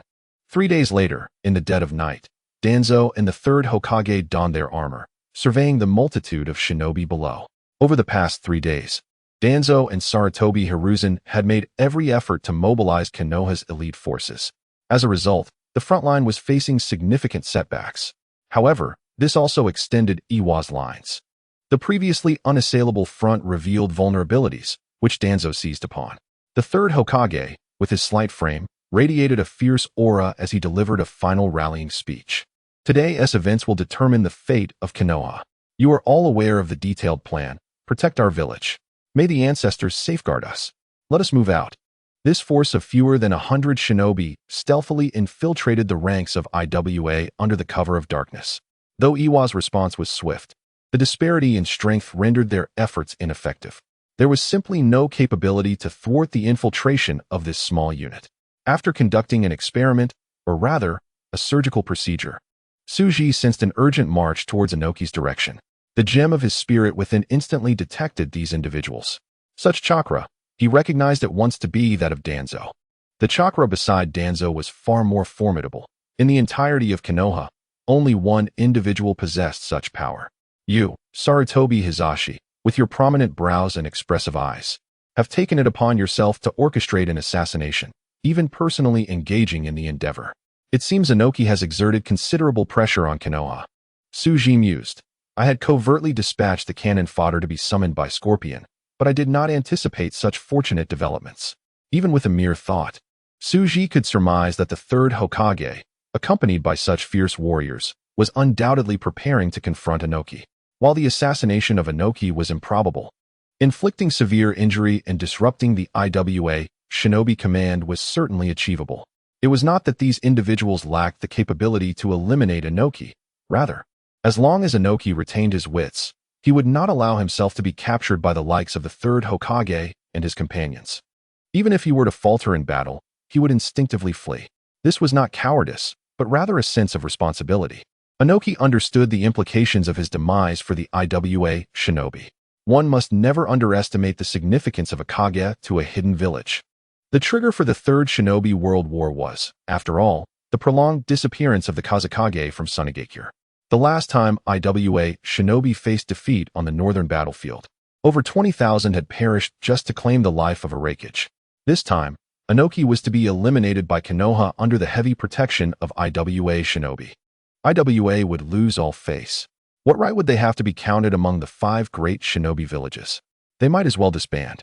The command center where Inoki resided was not the main headquarters. He did not participate in the specific commands at the front lines.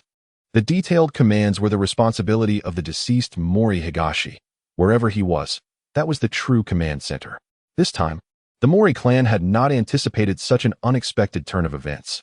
What was initially a mere mobilization to adorn the young clan leader with glory had transformed into a position of immense power as the supreme commander. All command over Iwa's legions now lay in the hands of the late Mori Higashi. Members of the Mori clan now felt as if they were walking on air. Once they conquered Konoha, their accomplishments would usher in a new era of prominence for the Mori clan. Upon receiving a report, Mori Higashi furrowed his brow. Where had such a formidable team from Konoha emerged, capable of infiltrating so deeply in such a short time despite the heavy control of IWA shinobi? Could it be the mysterious group that had suddenly appeared and defeated Shiyujinho? Mori Higashi found it perplexing, yet his actions were swift. He instructed the Otsutsuki to remain vigilant and dispatched 10 squads of ninja to apprehend this infiltrating enemy unit. He also ordered several squads to bolster the defenses of the command center. Saburo, prepare to relocate the command center. As the military aide, Mori Saburo promptly executed Higashi's orders. Perhaps it was Konoha? Mori Higashi pondered, feeling it even more implausible. To achieve this, how many elites would Konoha need to mobilize? Without superior combat strength, Konoha's front lines would soon collapse. What was their objective? Moreover, with such a small number infiltrating, they aimed to employ the strategy of capturing the king by first seizing the enemy leader. Their target was likely the Otsutsuki rather than him, the supreme commander. With this thought, Suji felt less anxious. Anxious? Why be anxious? These individuals seeking the Otsutsuki were merely courting death. The IWA shinobi held an almost reverent admiration for Inoki's prowess. Do not inquire why, they themselves did not know. Perhaps it was the might of dust release. Or perhaps long-standing propaganda, or the formidable impression left by the third Otsutsuki. Just as Konoha reveres the god of ninjas, IWA shinobi held the third Otsutsuki in high esteem. Regardless of who these intruders were, they would be obliterated under the dust release of the Otsutsuki. Mori Higashi hastily penned an urgent letter for his subordinates to deliver to the Otsutsuki. Upon reading Higashi's letter, Inoki was immediately informed by the Umbu at his side of the infiltration occurring near their vicinity. Inoki scoffed coldly, instructing the Umbu to prepare and deliver a surprise to these intruders. As Inoki rose to gather his equipment, he suddenly recalled something and inquired, "What is Suji doing?" The Umbu, puzzled by Inoki's unexpected concern for Suji, responded, "Lord Suji is currently attending to the critically injured soldiers sent from the front lines at the field hospital." Ah, Inoki pondered for a moment, and then commanded, "Have him come to me." On second thought, never mind. Unbeknownst to Inoki, he had a change of heart. He ordered someone to notify the clan leaders in the vicinity to unite against these intruders. Furthermore, others should be prevented from entering this area. The Umbu, noticing that Inoki had no further commands, promptly descended to relay the message.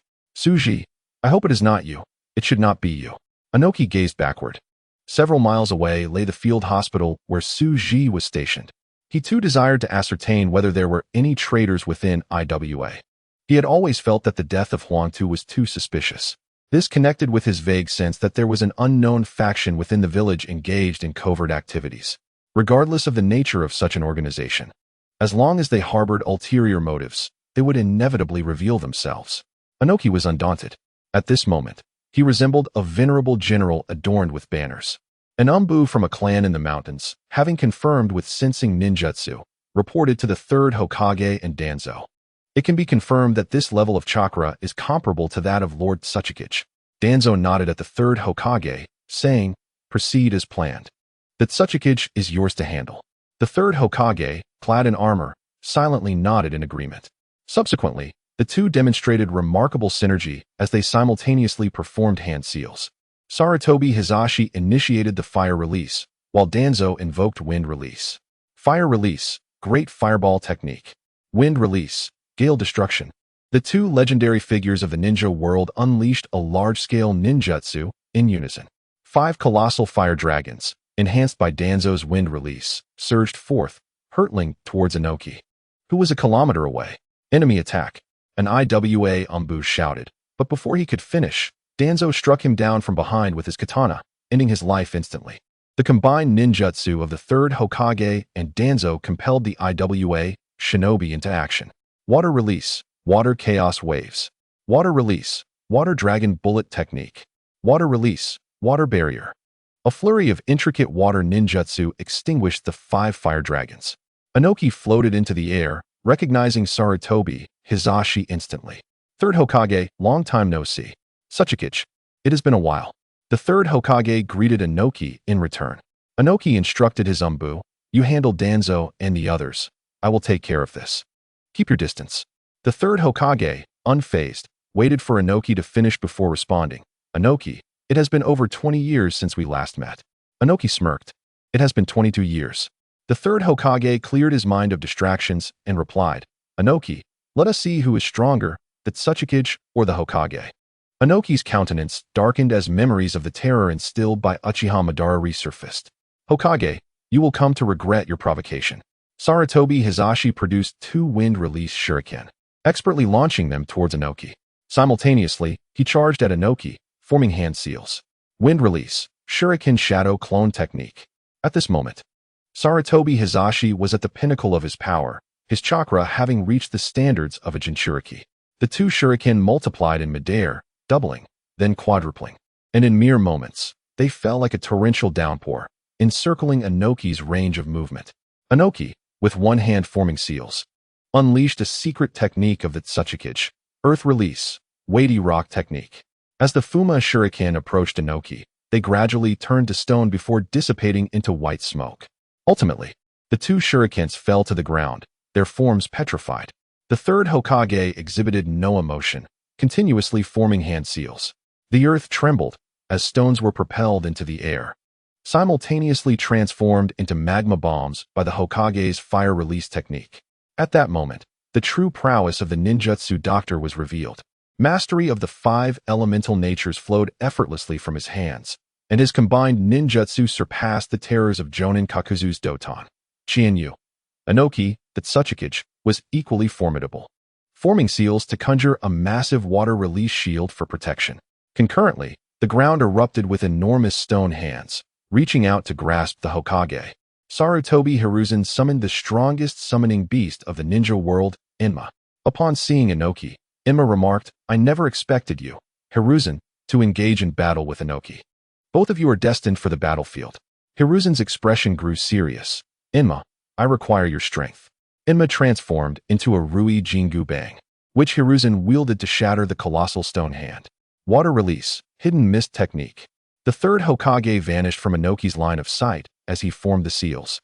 The mist enveloped their area, thickening and rising. Suddenly, a staff burst forth from the dense fog, hurtling toward Inoki's chest. The staff elongated swiftly, but Inoki reacted in kind, encasing his right arm in a thick rock armor to counter the attack. However, he noticed numerous explosive tags affixed to the Rui Jingu. A sense of dread washed over him as his body became enveloped in stone. A series of explosions erupted, sending Inoki tumbling through the air. Chapter 48. The ongoing battle. Inoki's fighting spirit ignited. Like the third Hokage, he had not experienced a truly unrestricted battle in a long time, as worthy opponents were scarce. Both of their strengths had reached the pinnacle of the legendary Sannin era. The likes of the third Raikage, the second Hokage, the second Otsutsuki, and the second Mizuki all stood at this level. They shared a commonality. They had reached the limits of ninja prowess but could not surpass Uchiha Madara and Senju Hashirama. In fact, they lacked even the qualifications to be compared with them. Be it bloodline limits or elimination, their potential had been fully realized, leaving no room for further advancement. There were even speculations within the ninja world that the powers of Senju Hashirama and Uchiha Madara were not solely due to their bloodlines, but for reasons yet to be discovered. Sadly, the mystery of their abilities perished with them. Doton, rock rain. Doton, heavy rock technique. Inoki unleashed a relentless barrage of stones upon the third Hokage. With the enhancement of the heavy rock technique, each stone fell like cannonballs. As Sarutobi Hiruzen ran, he performed seals. "Inma, it's time." "No problem." The Rui Jingu transformed back into the monkey form of Inma. Hiruzen released water release, summoning a water dragon that soared into the sky. Inma perched atop the dragon's head, propelled skyward to confront Inoki. Observing this spectacle, Inoki exclaimed, "Hokage, you truly are remarkable." Yet, he remained unyielding, forming seals to execute earth release. Doton, earth flip. The ground beneath Hiruzen's feet flipped a full 180 degrees. This upheaval was so vast that Hiruzen could not evade it, plunging him into the earth. The absence of the water dragon's continuous assault resulted in a torrential downpour. Seizing the opportunity, Inma approached Inoki, producing a rope to ensnare him. Inoki attempted to evade, only to find himself immobilized. In an instant, he understood Nara clan's shadow secret technique, shadow bind technique. Having emerged from underground, Hiruzen utilized the shadow bind technique, immobilizing Inoki's shadow. As a consequence, Inoki remained suspended in the air due to his own technique, the heavy rock technique, which he had not dispelled. Emma's rope ensnared Inoki, who suddenly transformed into a stone clone before plummeting to the ground. Emma's plan had failed, reverting back to the Rui Jingu, which Hiruzen reclaimed. Suji retreated alongside the medical team, yet he could not avert his gaze from the unfolding battle between Inoki and Hiruzen. He observed with clarity, marveling at the peak strength of the ninja world. Both warriors possessed unparalleled wisdom and experience. The spectacle was truly captivating, far surpassing the battles depicted by Kishimoto. The excitement of a real fight eclipsed that of manga and anime. Meanwhile, Danzo infiltrated IWA Shinobi with the Umbu and Root, engaging in combat to prevent IWA Shinobi from dividing and encircling them. This shadow of the ninja world showcased his remarkable talent as the second Hokage's disciple. His mastery of wind release was extraordinary, and he had developed corresponding ninjutsu. His subordinates coordinated with him, wreaking havoc among the IWA Shinobi like a tiger among sheep. Suji sensed the unfolding events but refrained from intervening, allowing them to exhaust themselves while preparing to capture Tsunade. Through the Mind Stone, Suji notified Scorpion and Kakuzu to take action. On the western front of the Land of Fire, the Konoha Command Center saw the third Hokage and Danzo departing with a contingent of elite shinobi, leaving Tsunade in command. Several kilometers away, Scorpion and Kakuzu concealed themselves underground. Upon receiving Suji's orders, Scorpion reviewed the latest intelligence from his spies. Tsunade had remained unchanged, consistently alongside the Jinchuriki of the Nine Tails at the Konoha Command Center. Kakuzu's eyes gleamed with anticipation, eager for Suji's command to strike, his impatience evident. The leader remained silent, withholding any orders for capture. Scorpion scoffed, noting Kakuzu's insignificance in the grand scheme of things, stating, "Do you truly believe you could snatch Tsunade amidst such vigilant protection?" Kakuzu offered no rebuttal, recognizing he was no Hashirama. To confront her alone would be a certain demise. "Did the leader specify when we should act?" Kakuzu inquired.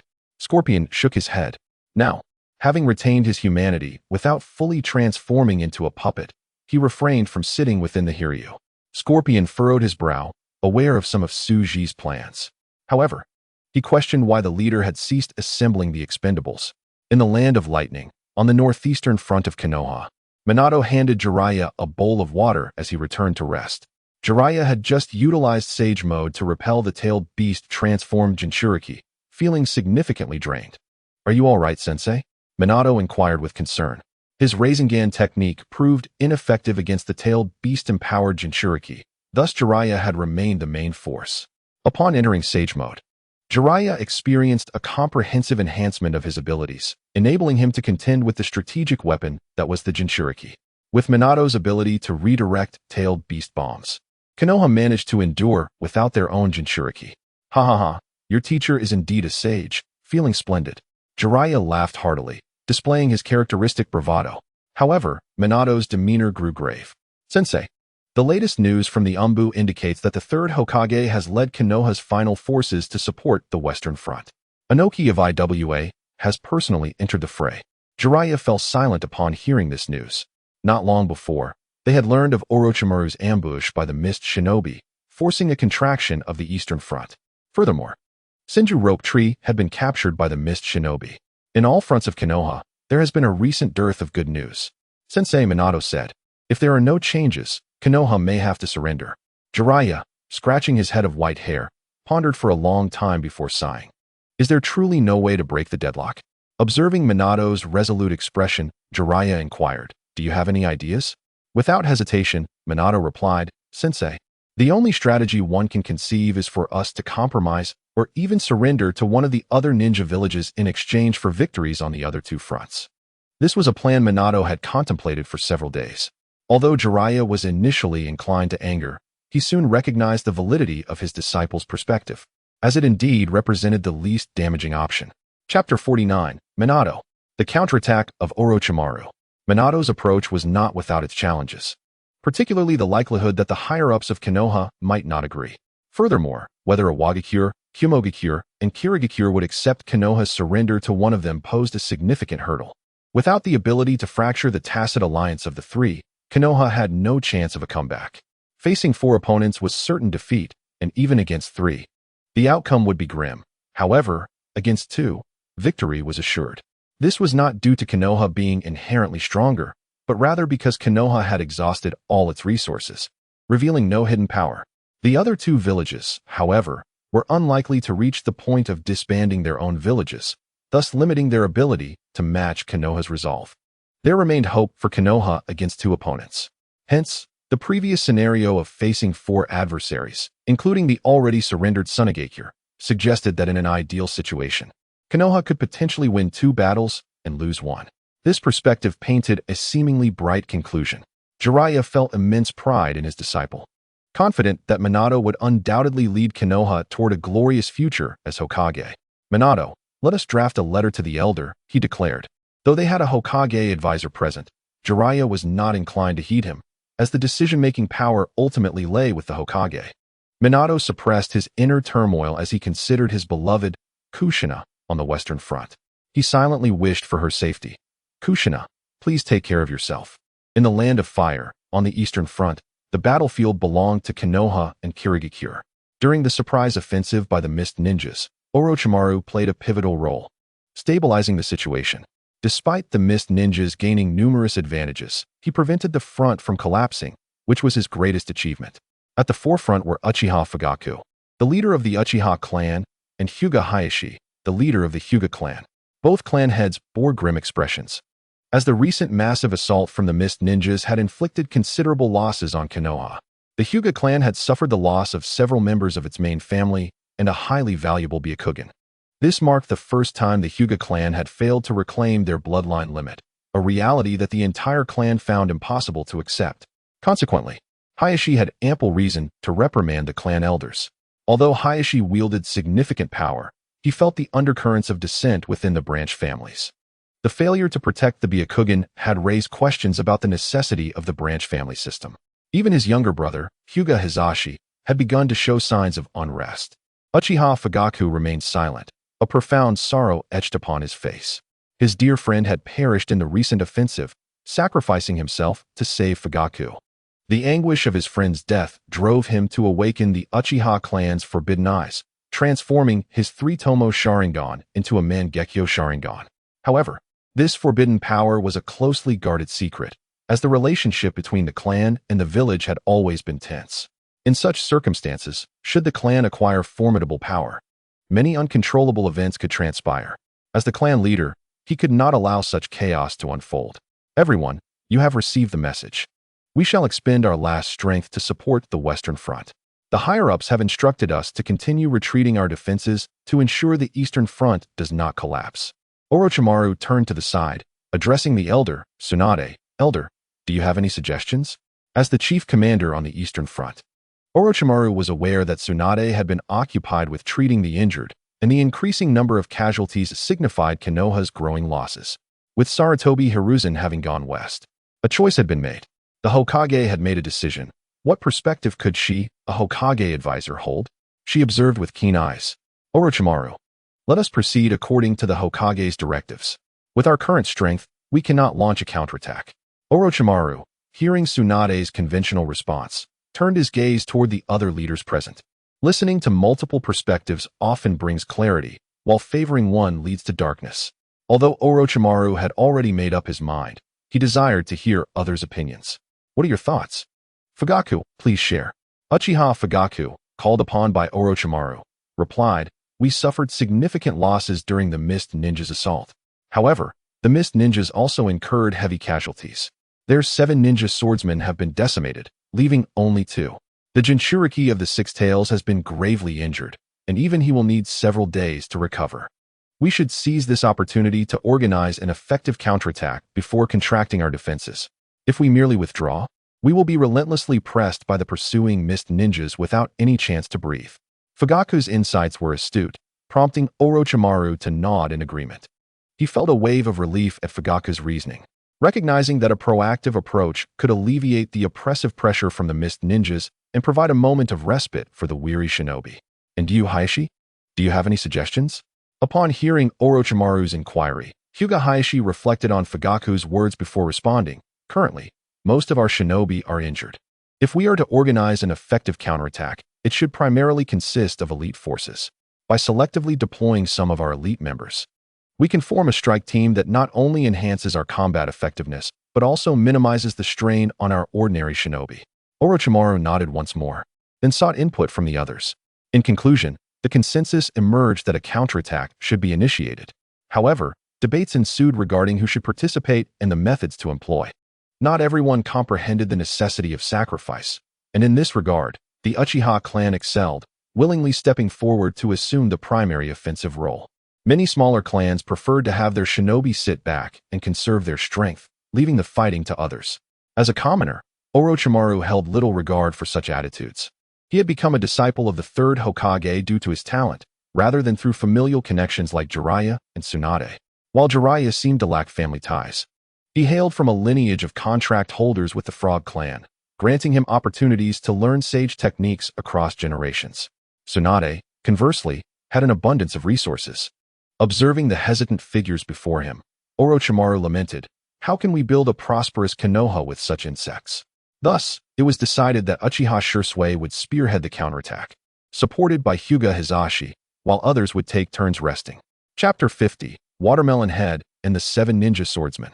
On the side of Kirigakure, Kagaya Yagura, upon reading the scathing letter from the third Mizukage, cast a dark gaze upon the gathered mist ninjas. He, filled with indignation, questioned aloud, "So, it was merely an inconspicuous figure from Konoha who managed to eliminate 5 out of the 7 ninja members?" Although Suigetsu Hozuki felt dissatisfaction towards Kakuzu Yashiro, he dared not voice it. He was neither a match for Kakuzu Yashiro in strength nor in status. Thus, he refrained from any provocation and answered earnestly, "My lord Yashiro." Indeed, the physical prowess of that watermelon-headed individual was exceedingly remarkable. As you know, while we, the 7 ninja swordsmen, cannot claim to be invincible, it is truly unfathomable for any taijutsu ninja to dispatch 5 of us in such a brief span. The recollection of that watermelon-headed figure, drenched in sweat, sent shivers down Suigetsu Hozuki and Biwako Shizun's spines. In that state, when the watermelon-headed ninja delivered a single kick, the Tosai Yabarashi was utterly obliterated, leaving only a dull blade and a puddle of flesh behind. Tosai Yarashi had aimed to utilize his blunt blade's unique ability to pierce through defenses and eliminate the watermelon-headed taijutsu master. Who would have imagined that he would vanish in an instant?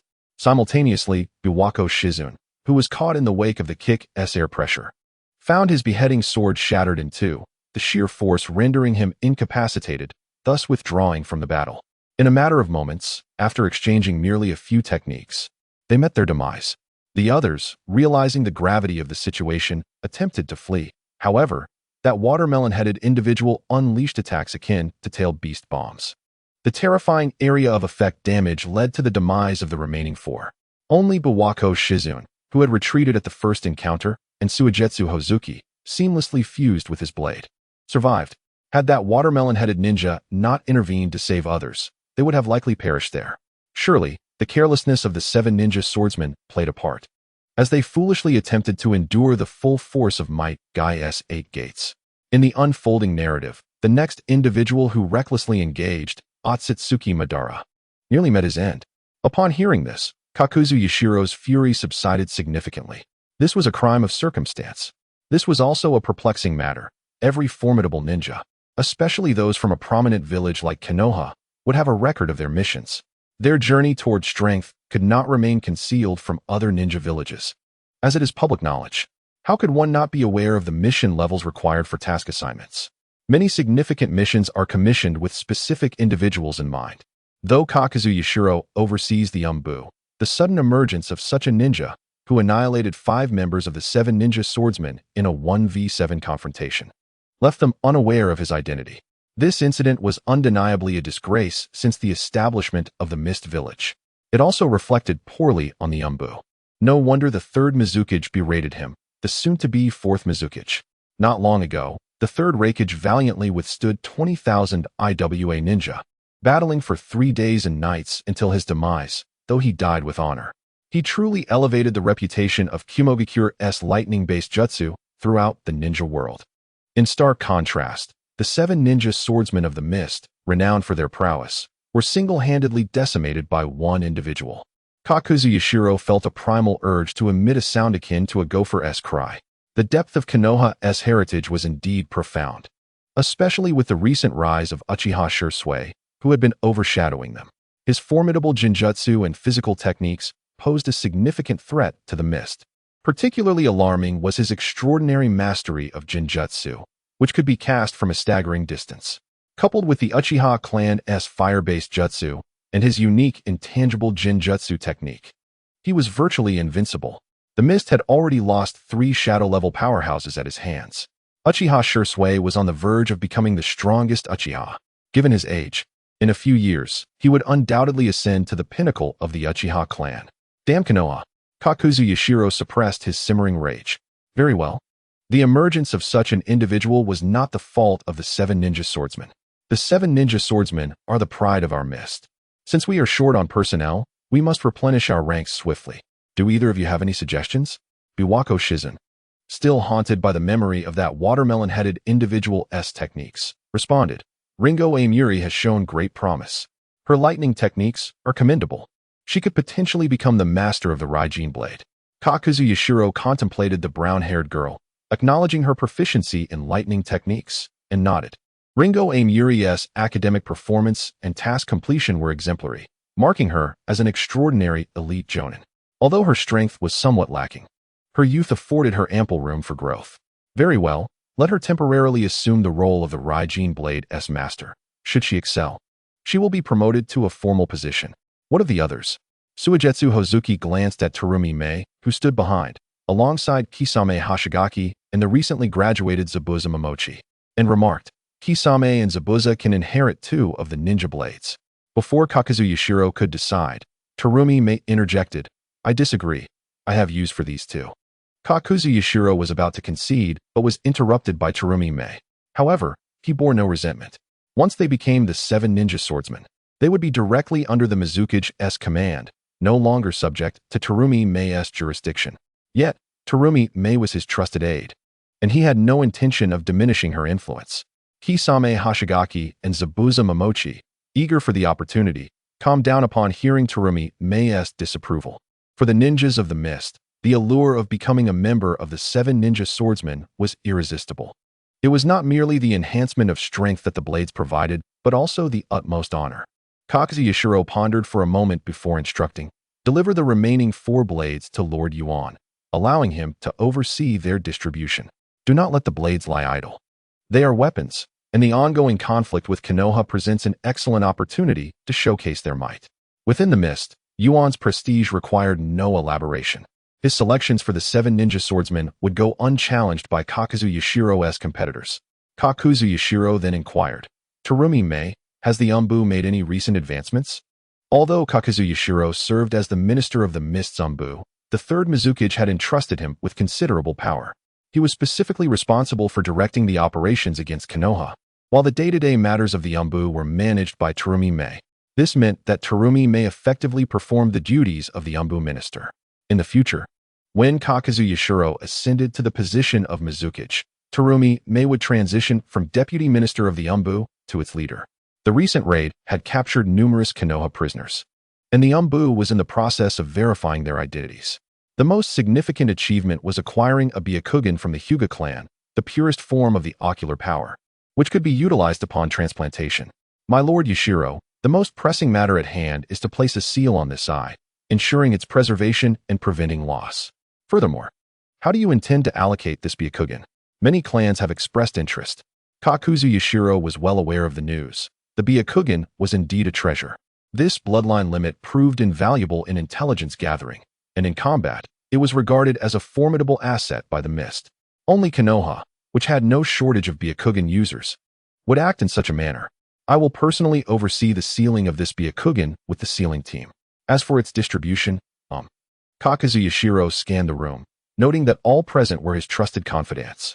However, Terumi Mei, being a strong figure, would likely decline, as freedom was paramount for powerful individuals. Once in possession of the Byakugan, it would be akin to a Jinchuriki, regarded as village property.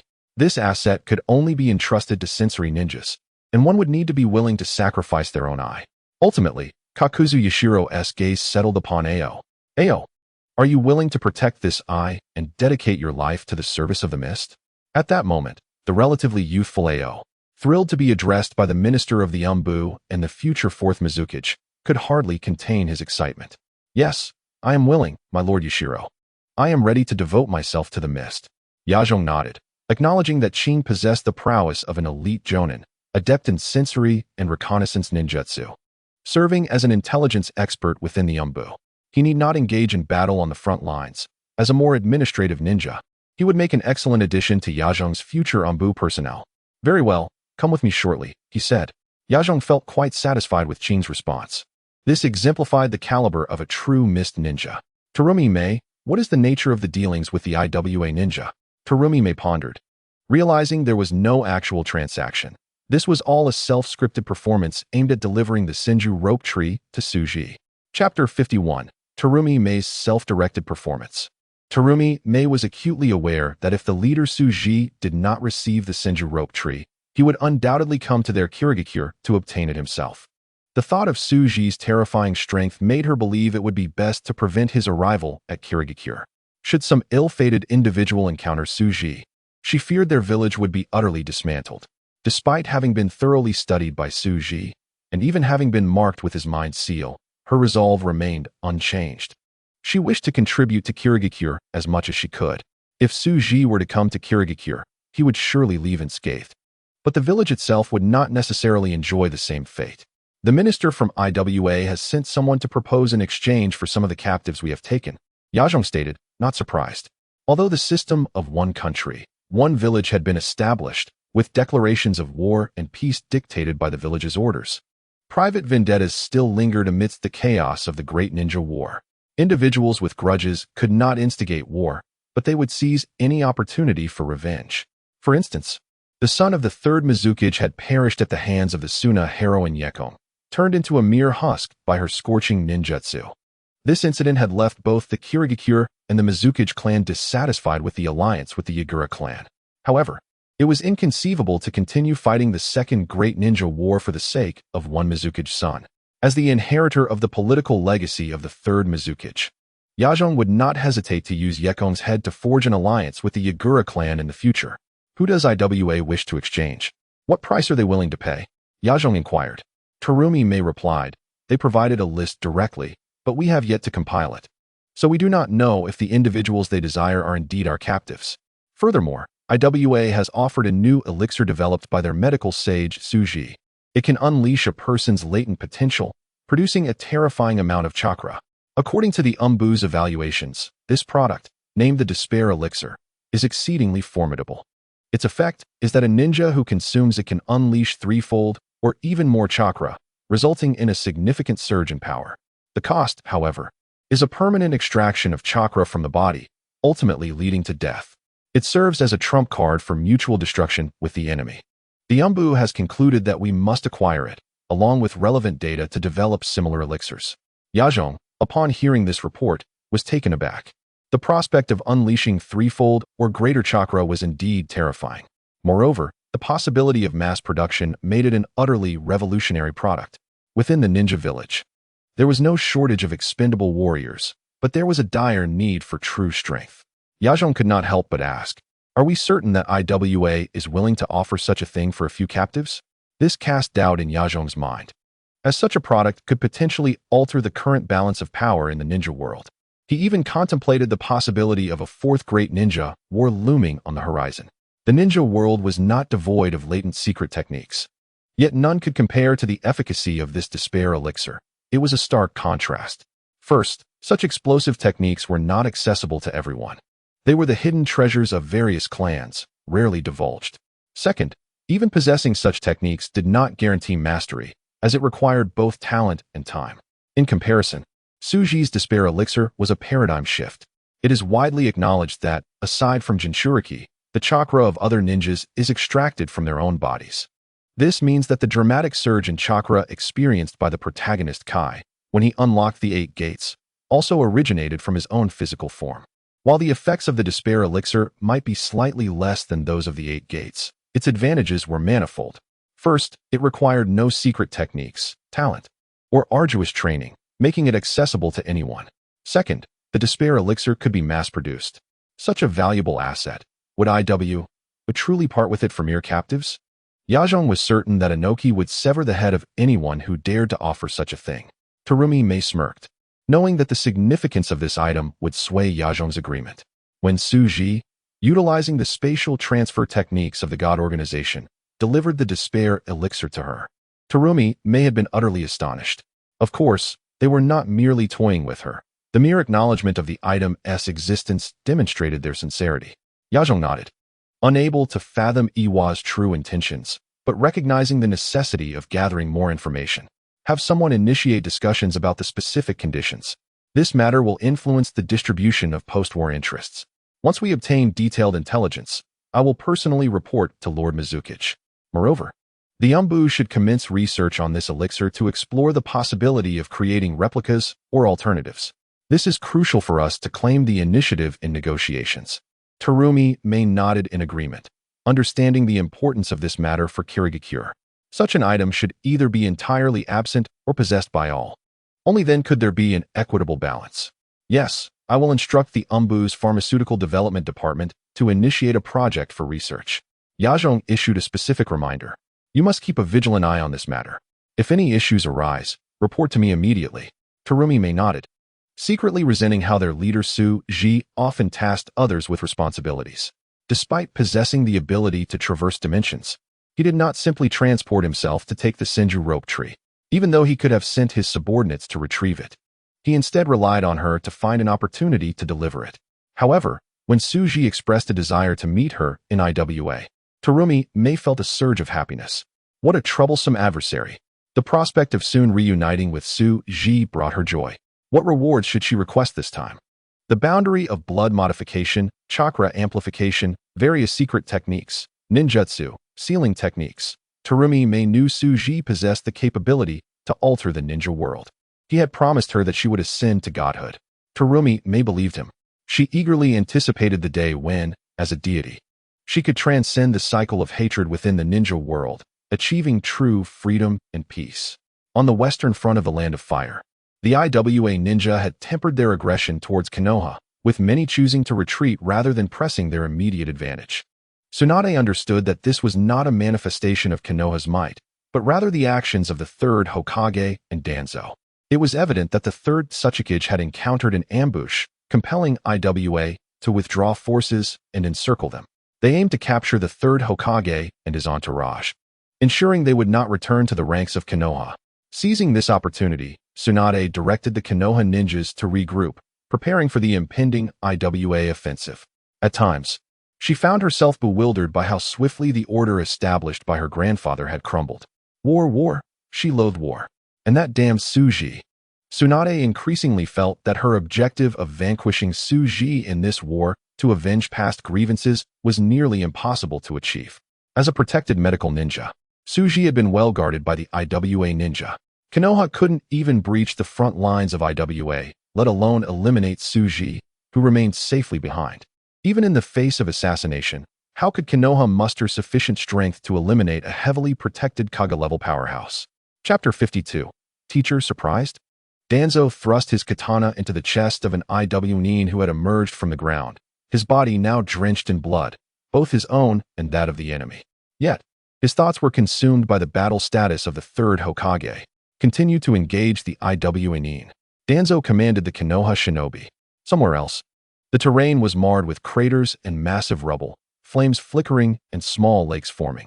This desolate landscape was the result of the fierce clash between the third Hokage and the third Otsutsuki, a battle that had raged for an entire day and night. The two Kage were at the zenith of their power, and the confrontation was exceedingly intense.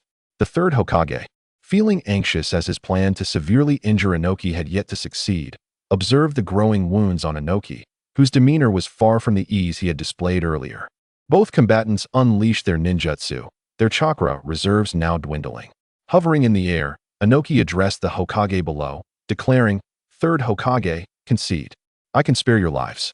Consider your comrades, For under the might of the IWA army, survival is not an option. Konoha's defeat is inevitable. The third Hokage wielded his staff with determination, retorting, "Without attempting, how can one know the outcome?" Inoki scoffed, "This is your choice." A white barrier materialized between Inoki's hands and expanded instantaneously. Upon contact with the earth, everything the barrier touched was disintegrated into atoms, vanishing without a trace. In the distance, beneath the shadow of a colossal boulder, the ground formed a figure, Sarutobi Hiruzen, who had evaded Inoki's dust release technique using Doton.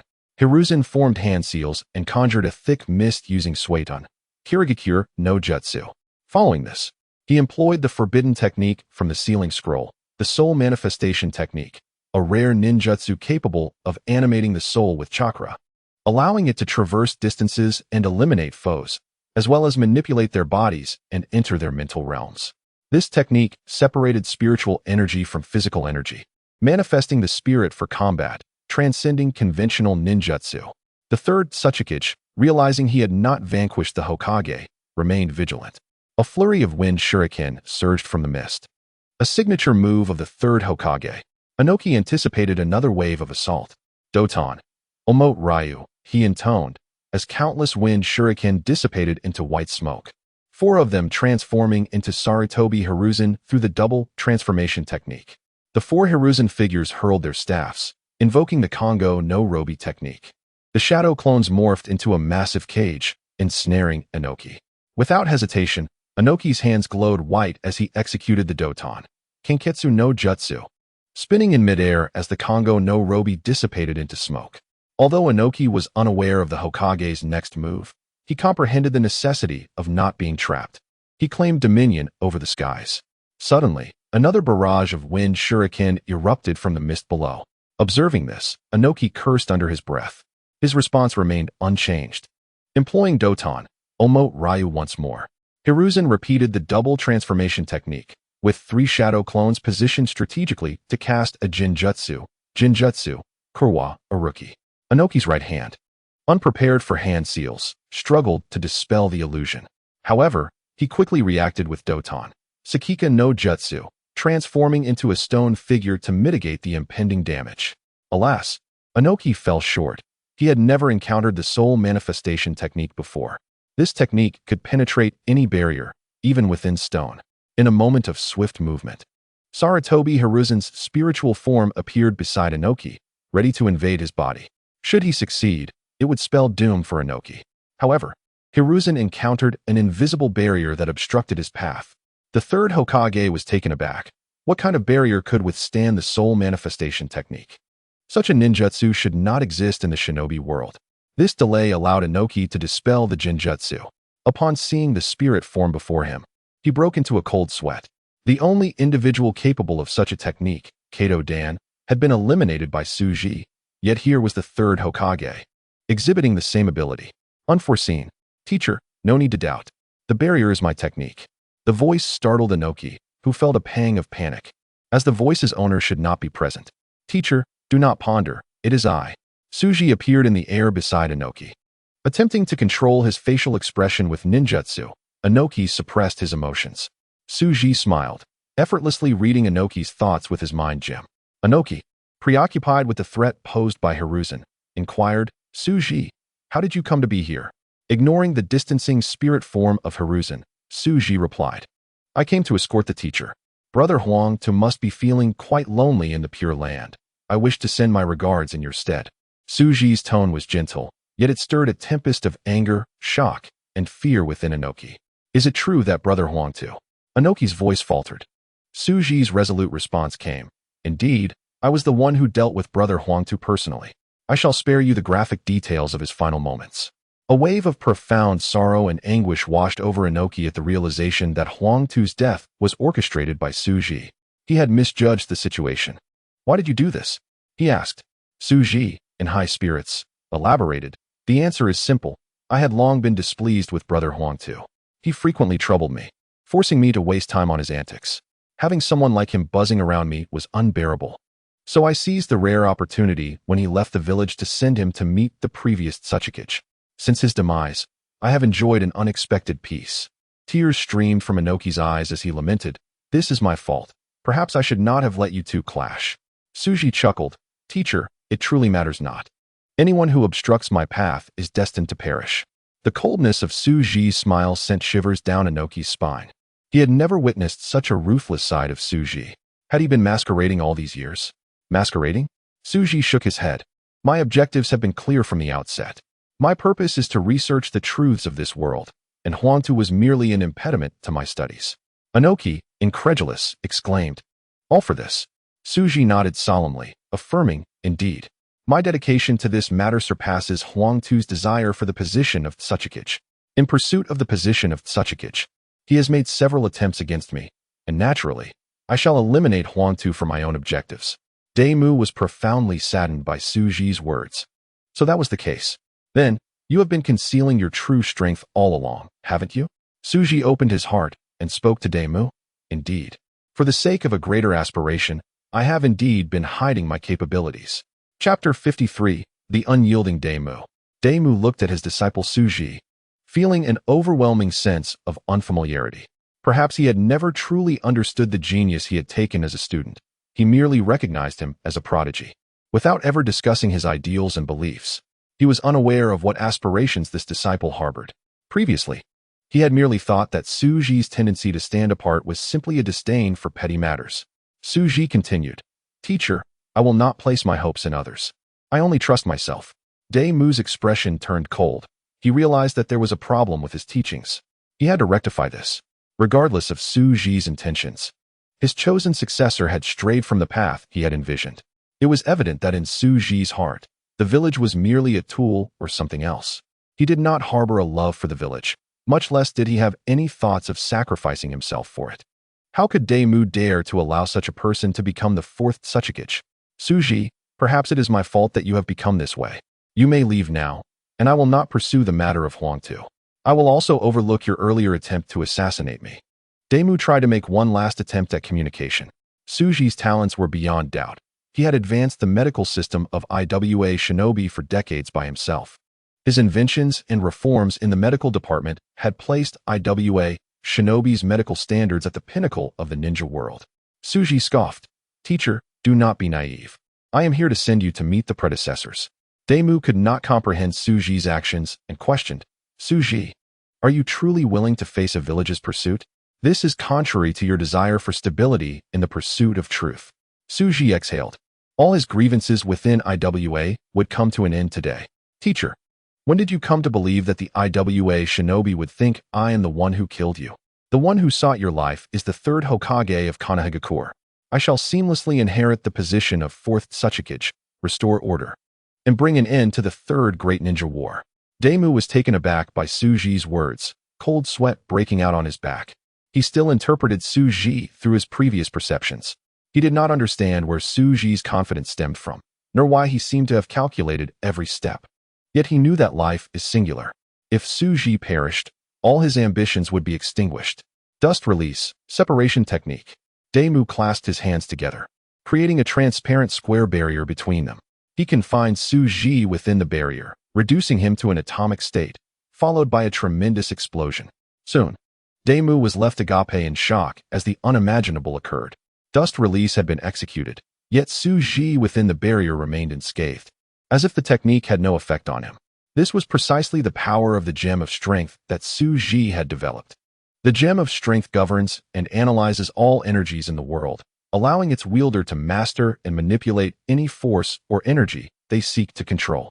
It enables the use of any bloodline limit, bloodline elimination, and bloodline collection, as well as energies beyond chakra, including natural energy and sage arts. Furthermore, it harbors boundless energy, capable of supporting and enhancing other gems. The gem of strength that Suji possessed was not yet complete. It was merely a prototype. However, it was more than adequate for absorbing dust release. Simultaneously, during the absorption process, Suji instantaneously utilized the power of the gem to analyze dust release. With the mastery of the mind gem, Suji's cognitive processes transcended human levels, meaning he had now acquired dust release. Previously, Suji had been unable to utilize or develop dust release due to a lack of exposure to it. Indeed, for all these years, Daemu had never used dust release in his presence. Extracting the combination of dust release from the myriad variations of the three chakra attributes was as challenging as pinpointing a single water molecule in the vast ocean. At that time, Suji had other research projects and had to set aside the study of dust release. Now, having personally experienced dust release, it was akin to revealing the fixed solution of chakra combinations to Suji. His intellect allowed him to deduce it effortlessly. What is happening? Could it be a specifically developed sealing technique? Daemu could not fathom how Suji had immunized himself against the damage of dust release. The once invincible technique had failed for the first time, prompting him to distance himself from Suji. Yet how could Suji, having never encountered dust release, possess a sealing technique specifically against it? Daemu was bewildered, utterly astonished, for this surpassed the principles of chakra in the ninja world. Teacher, I implore you to impart the secrets of dust release, heavy stone technique, and other mysteries mastered by the Otsutsuki to me. Suji spoke earnestly to Daemu. Upon hearing Suji's words, Daemu coldly scoffed. Suji, if you believe you can threaten me into handing over such knowledge with my life, then you have gravely misjudged me. I, Daemu, am not one to fear death. Earth release, earth-style technique. Daemu formed hand signs with one hand and unleashed an S-rank earth release ninjutsu.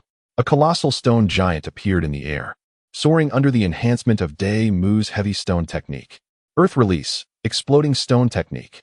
The stones on the stone giant fired off like a torrential rain of needles in all directions. Daemu's indiscriminate barrage served to probe Suji's capabilities. In ninja combat, intelligence is paramount. Had Daemu known that Sarutobi Hiruzen would employ the spirit transformation technique, he would have used a concealment ninjutsu to hide the moment he saw the third Hokage shroud the area in mist. How could he have been foolish enough to stand there waiting for the Hokage to make the first move? If it had not been for Suji's prior study of the spirit transformation technique, developing a barrier capable of countering it, Daemu would have already met his end. In the current situation, Daemu had to meticulously contemplate the various anomalies surrounding Suji's appearance to analyze his abilities. Know thyself and know thy enemy, and you will never be defeated. Daemu formed hand signs with one hand and attempted to use a substitution technique. However, the process was interrupted as a hand was placed on his shoulder, disrupting his chakra flow and preventing him from executing any ninjutsu. Daemu was now beyond astonished, for the owner of that hand was none other than Suji. Daemu had not even sensed when Suji had approached him. Without the ability to detect the arrival of an enemy, what remained but to await death? How is this possible? How did you achieve this? Daemu, momentarily unable to act recklessly, found his facial expression utterly uncontrolled. What has happened in this world? Why does Suji possess so many facets that elude his understanding? Teacher, let us cease this charade. Do you not comprehend the disparity in our strengths? Suji released his grip, his expression as devoid of emotion as ever. He would never admit that he was merely relishing Daemu's incredulous expression. As a transmigrator, witnessing the myriad expressions of characters from this fanfic due to his influence was a source of amusement. Daemu roared in fury. Are you joking? Chapter 54. Suji's Ambition. A white light emanated from Daemu's hand, signaling yet another dust release. Limit removal technique. Suji retorted, truly a stubborn old man. A similar white light also glimmered from his hand, as he too executed the dust release. Limit removal technique. Two waves of dust release collided in the air, resulting in a tremendous explosion. The stone giant beneath Inoki was also shattered, yet it provided him with a shield against the aftermath of the blast. At this moment, witnessing such a scene, Inoki was utterly shaken. He shouted in disbelief, could my eyes be deceiving me? Refusing to accept the absurdity, Inoki rubbed his eyes. However, the debris from the destroyed stone giant remained, forcing him to concede the truth. How could this be? How could you possibly possess dust release? His mind raced, contemplating a possibility. Could it be that the Heishi clan secretly imparted dust release to you? The Heishi clan was the lineage of the second Otsutsuki, Mu, and naturally had the inheritance of dust release, although no one else in the clan had yet mastered it. Teacher, don't overthink it. Your relationship with the Heishi clan is quite good. They are your staunch supporters and would never betray you. Suji added thoughtfully, at least not while you are alive. After experiencing a moment of despair, Inoki regained his composure. The series of events had initially overwhelmed him. Once he stabilized his emotions, Inoki refrained from further aggression and inquired, where did you learn dust release? Suji smiled. Of course, it was just taught to me by you, teacher. Impossible. Inoki immediately dismissed Suji's assertion without a second thought. It was akin to discovering a needle in the vast ocean using advanced technology, only for someone else to casually retrieve it without such means and then claim to have learned from your method. Shouldn't the focus be on that advanced technology? In the case of dust release, the secret lay in the intricate interplay of the three elemental chakra natures, akin to that extraordinary technology for retrieving the needle. Is this something one can simply learn by observation? Teacher, I understand that this may exceed your comprehension. However, if I lacked sufficient capability, how could I harbor such ambitions? Inoki, using his ninjutsu secret techniques, forcibly calmed himself, as reality did not bend to his will. The fact that Suji could wield dust release was undeniable. At the same time, Inoki grasped a grim realization: he might truly perish here today. Suji, why? If you reveal your hidden strength before me, I will certainly grant you the position of the fourth Otsutsuki. You need not conceal yourself any longer. I, Inoki, am not one to prioritize personal interest over that of the village. Inoki voiced his confusion. Indeed, if Suji showcased his full potential, the IWNine would not resort to any clandestine measures to harm him. Instead, they would undoubtedly protect him until he became invincible. This aligned with the interests of all IWNine. They sought a god among ninjas. As for the position of Otsutsuki, that was merely a trivial matter. Much like the first Hokage in Konoha, his actions were inconsequential. As long as Konoha had such an individual, the wealth of the ninja world would flow effortlessly towards it. Should Suji truly possess the qualifications of a ninja god, he would undoubtedly be recognized as the Otsutsuki by the IWNine. Suji fell silent for a moment, aware that Inoki's assertions were indeed valid. This matter had crossed his mind as well. However, it did not align with his interests. Indeed, teacher, if I were to demonstrate my full strength, I believe you would directly pass the position of fourth Otsutsuki to me. I trust that you would wholeheartedly assist me in ascending to the pinnacle of the ninja world. Yet, that is not my objective. Inoki grew even more perplexed. If you are not seeking power, then for what purpose do you undertake all this? Yes, even if I, Suji, do not pursue power or the pinnacle of ninjutsu, this does not conflict with revealing my talents, does it? Suji replied. My endeavors are aimed at uncovering the truths of this world. However, this journey is fraught with obstacles. Furthermore, my true adversaries are not you or the ninjas of other villages. My apprehension lies with the Otsutsuki clan. A race capable of developing chakra as a form of technology is undeniably formidable, evoking my caution. I do not possess such abilities. All right, even if you are concerned about enemies unknown to me, shouldn't you unite the strength of the entire ninja world to confront them? Inoki struggled to comprehend Suji's mindset. Teacher, you are correct. However, my ambitions extend beyond the confines of awakens. The interests of the IWNine do not coincide with mine. Inoki questioned, how can they not align? The stronger you become, the stronger awakens will also grow. If you wish to conduct research, harnessing the power of an entire village will undoubtedly expedite your efforts. Suji's expression turned enigmatic. Teacher, your understanding is flawed. Your perspective is overly superficial. An entire ninja village aiding me? I have no need for your assistance. I can create machines that are far more obedient, their efficiency surpassing anything the village could provide. Inoki's countenance darkened, a vague sense of foreboding creeping over him. He asked in a hoarse voice, what are you planning? Suji smiled patiently, explaining to his teacher. Teacher, consider this world composed of matter. Its governing principles, from inception to the present and into the distant future, remain unchanged. Because, indeed, they are eternal. Yet, beyond this fixed and intricate order, there exists a realm brimming with unpredictability and captivating magic, human free will. Human will is constrained by the material world, unable to unleash its full potential. Those of the ninja world, especially ninjas, utilize chakra, reveling in its power, yet fail to recognize the essence of this world. Chakra is not mere strength, nor is it a symbol of power or status. It embodies knowledge and discovery. When ninjas regard chakra as a source of power, they are destined to dwell in suspicion and fear, perpetuating endless wars. They are consumed by fear, even zealously embracing this power. Ninjas believe themselves superior, possessing strength, yet neglect evolution and accumulation. Human society is not akin to the natural world, nor is it a realm of survival of the fittest. When ninjas cease to represent the progress of human productivity, they ought to be discarded. I shall execute this process, ushering in a renewed vitality to the world. I believe such a world would be vastly superior to the present. Chapter 55, Sayonara. Sensei. Upon hearing Suji's words, Inoki trembled with fear. He could roughly deduce Suji's intentions to utterly dismantle the existing order of the world, potentially plunging Iwagakure into chaos. Inoki sensed his voice quivering as he asked, "What are you going to do?" "My first major undertaking as Otsutsuki will be to eliminate the daimyo of the Earth country and assume control over the land of Earth." Suji replied with a smile. "What do you think, teacher?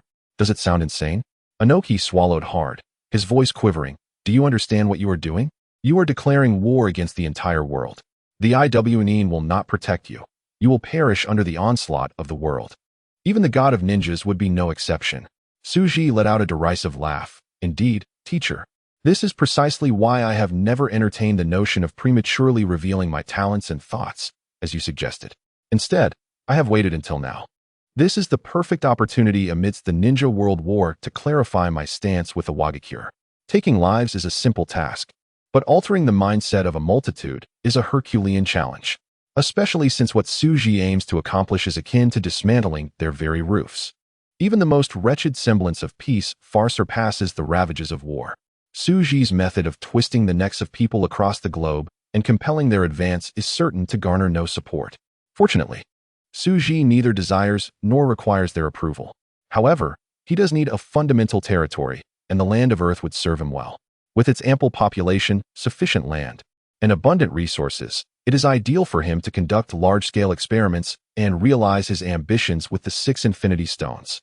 All of humanity shall become the fuel for Suji's ascent to greatness, whether they are willing or not. Suji is not the protagonist, caught up in notions of bonds, friendship, or village sentiment. His pursuits have remained steadfast and unchanging. Of course, he occasionally indulges in respite, allowing beautiful women to play music and dance. After all, it is entirely normal to pause along the path to omniscience and omnipotence, is it not? Yemu's expression grew ominous. He feared that Suji would obliterate the hard work of the previous Otsutsuki. Should Suji act according to his whims, Iwagakure would undoubtedly face siege and destruction. All the daimyos and their vested interests would go mad, determined to eradicate a madman like Suji to the point of obliteration, leaving no trace of him, not even in history. Suji turned to the anxious Yemu and said, "Sensei, be realistic. While someone might be able to thwart my ambitions, it certainly will not be you." Yemu's face hardened as he replied, "Suji, do not underestimate me. Allow me to demonstrate my will of stone. We, the IWA shinobi, shall not yield to mere power." Suji laughed heartily. "You believe that power will not compel submission? My dear teacher, your understanding of power is woefully shallow, which leads to such misconceptions. However, this is not your fault. Your knowledge of me is still far too limited." Noticing that Yemu wished to say more, Suji had lost patience. He had spoken enough for one day. This would also serve as a conclusion to the few ties that existed between him and Yemu. The techniques of dust release and fire release vanished without a trace as they neared Suji, confirming Yemu's suspicions. Suji possessed the ability to nullify ninjutsu. This was not mere space-time ninjutsu displacement. "Teacher, relinquish what the Otsutsuki ought to have to me, and I shall grant you a dignified end." Yemu's heart ached with sorrow, unable to breathe at the thought of the entire world besieging Iwagakure. The architect of this calamity was none other than Suji before him.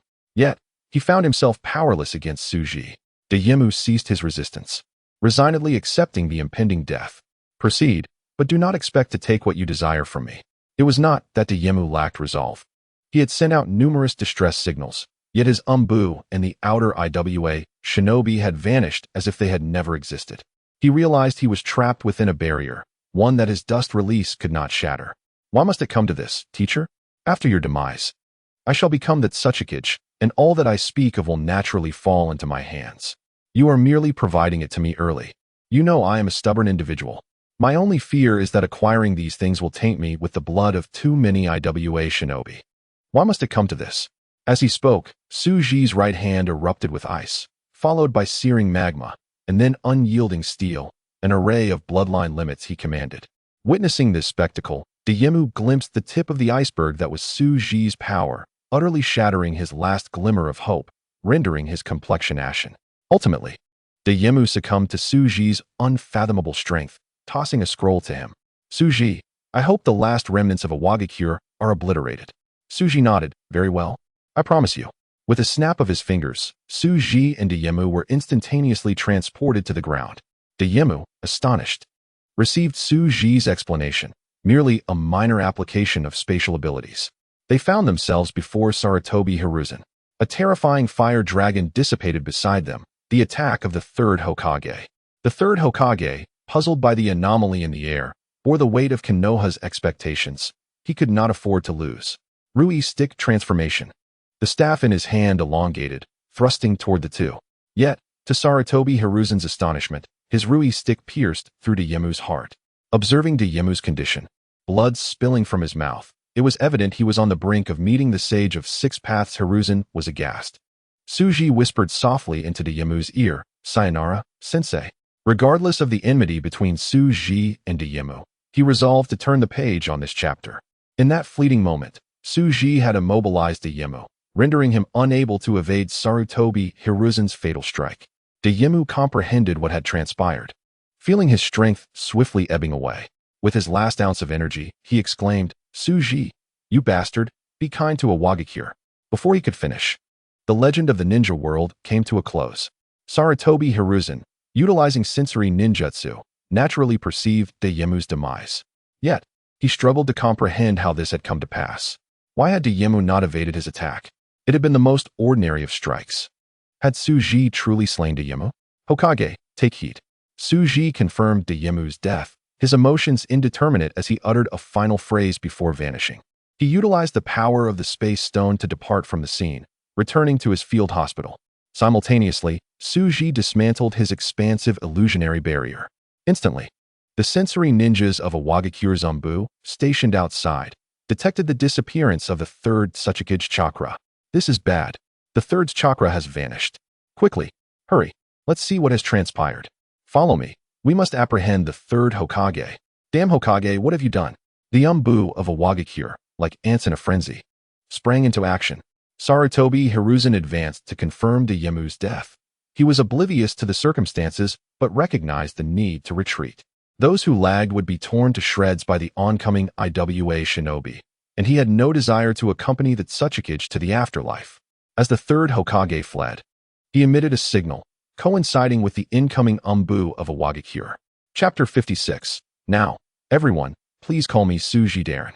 Upon encountering adversaries, tensions soared. An Zanbu of IWA inquired, Hokage, where's our Otsutsuki? Sarutobi Hiruzen understood that his words would not be believed, yet he persisted, your Otsutsuki is dead, slain by Suji. Preposterous. Audacious. You bastard. How could you possibly kill our Otsutsuki? Suji has been healing the wounded at the rear. How could he commit such an act? Not only have you done this, but you also slander our Otsutsuki's successor. Seize him, and the truth will reveal itself. The third Hokage sighed, knowing well that no one would believe him, and he would have to bear the blame for the Otsutsuki's death. Danzo, upon seeing the third Hokage's signal, immediately commanded his subordinates to converge upon Sarutobi Hiruzen and strike. The Zanbu of Awagakure gazed upon Dayemu's lifeless body, sprawled upon the cold ground, his chest blood already beginning to congeal. A glance at the wound in Dayemu's chest by Zanbu Vice Captain Suzuki Taro confirmed it as the result of the third Hokage's summoned beast weapon. Witnessing this scene, the Zanbu fell silent, their grief unutterable, yet the leader among them made the decision. Organize the remains of the third Hokage and notify the clan leaders, department heads, and the frontline commander, Dong Sishen. Most importantly, please summon Suji to preside over the situation. Ensure confidentiality. The news of the third Hokage's death must not leak out, as it could undermine the morale of the troops. Scale back the operations of the Zanbu and await a decision from the village's upper echelons before proceeding. A young Zanbu inquired, My lord, should we not intensify our efforts to pursue the perpetrators from Konoha? Baka. Suzuki Taro scolded sharply, then explained. The third Otsutsuki has already passed away. Our foremost priority is not to identify and pursue the culprits, but to ensure the stability of the village. We will address the matter of the culprits once a new Otsutsuki has been appointed. The Zanbu scattered, each taking their orders. Suzuki Taro meticulously examined the body of the third Otsutsuki, Yet he was engulfed by a profound sense of unease and an array of unanswered questions. How had the Hokage managed to eliminate the Otsutsuki? However, the pressing concern for the village was not the truth, but rather the appointment of a new Otsutsuki. The stability of a nation cannot endure even a day without its ruler. Consider the daimyos, whether by suicide or murder. The paramount issue is not uncovering the truth, but selecting a new leader. It falls to the new daimyo to determine whether and to what extent an investigation will be pursued. The death of Onoki cast a dark shadow over Suzuki Taro's heart. Why did it happen just as the IWA shinobi were poised to defeat Konoha? He anticipated that the entire IWA shinobi offensive would come to a halt. Even in the face of a potential village annihilation, a leader must be chosen to guide them. This is the essence of survival for any organization. Sarutobi, Hiruzen, and Danzo convened, acutely aware that the pursuit by the IWA shinobi had weakened. Yet, they had little time to ponder their situation as they followed the predetermined plan for retreat. On the front line, upon receiving the Umbu's notification, Maoli Dong Sishen felt a chill run down his spine. His ominous premonition was unfolding. Accompanied by the Umbu, he was informed of the third Otsutsukij's demise. Leaving him in shock, Dong Sishen found it nearly impossible to accept this reality. It was only upon witnessing the corpse of the third Otsutsuki in the conference room that he acknowledged the truth. Dong Sishen sensed that Awagakure was on the brink of a transformation. Suji was poised to seize control of Awagakure's highest authority far sooner than he had anticipated. And this was indisputable. In the dead of night, the upper echelons of the IWA shinobi gathered at the front line. Those present had all laid eyes on Onoki's body. Based on their recognition, they confirmed that it was indeed Onoki. Now, the most pressing question arose. What would they do? While Onoki was alive, they had all followed his command. However, with Onoki's sudden departure and many high-ranking officials still in Awagakure, the new Otsutsuki could not bypass them. After all, the position of Otsutsuki must gain the approval of the majority. Otherwise, it would merely result in the installation of a puppet. During this meeting, Suji rightfully took the seat of authority. His qualifications to become the fourth Otsutsuki were undeniable. Although his age might be a consideration, prowess transcends age. Furthermore, Suji was a hero of Awagakure. In the previous Shinobi World War, he had vanquished Konoha's rising star, Kato Dan. Subsequently, he spearheaded the reform of Awagakure's medical system, nurturing numerous medical ninjas. Despite some tensions with families like the Sato clan, his merits were substantial. As the head of the medical department and a senior official, Suji's influence was considerable. Suji, do you have any suggestions? Inquired Kamishui Ryuda, the elder leader of the Kamishui clan, who, like Konoha's Aburame clan, fought using nurtured ninja insects. Although Kamishui Ryuda was only just reaching the threshold of the elite level, he recognized the strength of the man before him. His age and accomplishments were beyond his capacity to rival. Most crucially, Suji was not a solitary figure. He was not solely known as the disciple of the third Otsutsuki. Suji managed the medical department, and in the configuration of the three-man teams of ninjas, there was typically a medical ninja involved. He oversaw all medical ninjas, and during his reforms, these medical ninjas were beneficiaries, granting Suji a vast support base. This was why these long-standing clans, despite their numerous powerful members, still obediently heeded Suji's commands. Ultimately, strength prevails. Dong Sishen and the others fell silent upon hearing the words, awaiting Suji, the future ruler of Awagakure, to speak. No matter how overlooked a prince may be, upon the emperor's death, he immediately becomes the most esteemed individual. Suji embodied this truth. The entire Awagakure would revolve around him, and everyone would speak favorably of him. The world seemed to bask in sunshine. This illustrates the adage that power serves as an elixir of eternal youth. Suji eschewed any pretense of modesty, stating plainly, maintain the current situation on the front line. Those in command at the front line shall return to Awagakure. We will convene a supreme meeting in the village, during which I shall formally assume the position of Otsutsuki. Do you have any objections? The assembly exchanged glances, none daring to voice dissent. It was well understood that Suji, the esteemed medical sage of Awagakure, was intolerant of opposition. Yes, Lord Suji, they replied in unison, bowing their heads. Had Suji's strength been merely that of an elite jonin, such deference might not have been afforded. After all, strength dominates in the shinobi world. Although the duties of the Otsutsuki are not primarily combative, one cannot be perceived as weak. Within Awagakure, Only a select few elders openly surpassed the strength that Tsuji displayed. Umbu Vice Minister Suzuki Taro spoke up. Lord Tsuji, how should we arrange the frontline deployments? Suzuki Taro, effectively the head of the Umbu and Tsuji's equal, demonstrated deference by addressing Tsuji as my lord, despite his own strength reaching the level of Tsuchikage. Suzuki Taro's swift response in deferring the authority of the Umbu to Tsuji signified a submission of power. Chapter 57. Tsuji commands with authority regardless of the conditions in other departments. The Umbu, due to its unique nature, operates under the principle of a new ruler appointing new officials. This department is crucial, pivotal, and must be under firm control. Tsuji contemplated the situation. The Umbu did not require urgent action, and he harbored no fear of disobedience. He sought opportunities to address any insubordinate individuals. Tsuji declared, aside from already initiated classified missions, all other Umbu operations are to be suspended until new orders are issued from the village. The current objective is to maintain the status quo. I expect the front line to remain stable, ensuring no complications arise for the upcoming meeting. Tsuji's gaze fell upon Dong Sisen, who, feeling the weight of Tsuji's scrutiny, braced himself. Before he could offer command of the troops, Tsuji stated, Dong Sisen, you are the supreme commander on the front line. I entrust you with full authority, do not err. Relieved by Tsuji's trust, Dong Sisen responded, Lord Tsuji, I will ensure that Konoha does not disrupt our operations. After finalizing his directives, Tsuji felt no inclination to engage in casual conversation with these future subordinates to foster camaraderie. Very well, I shall take my leave. I entrust the remaining matters to all of you. Yes, Lord Tsuji, they replied in unison. As the crowd awaited Tsuji's departure, they quickly became preoccupied with their own affairs.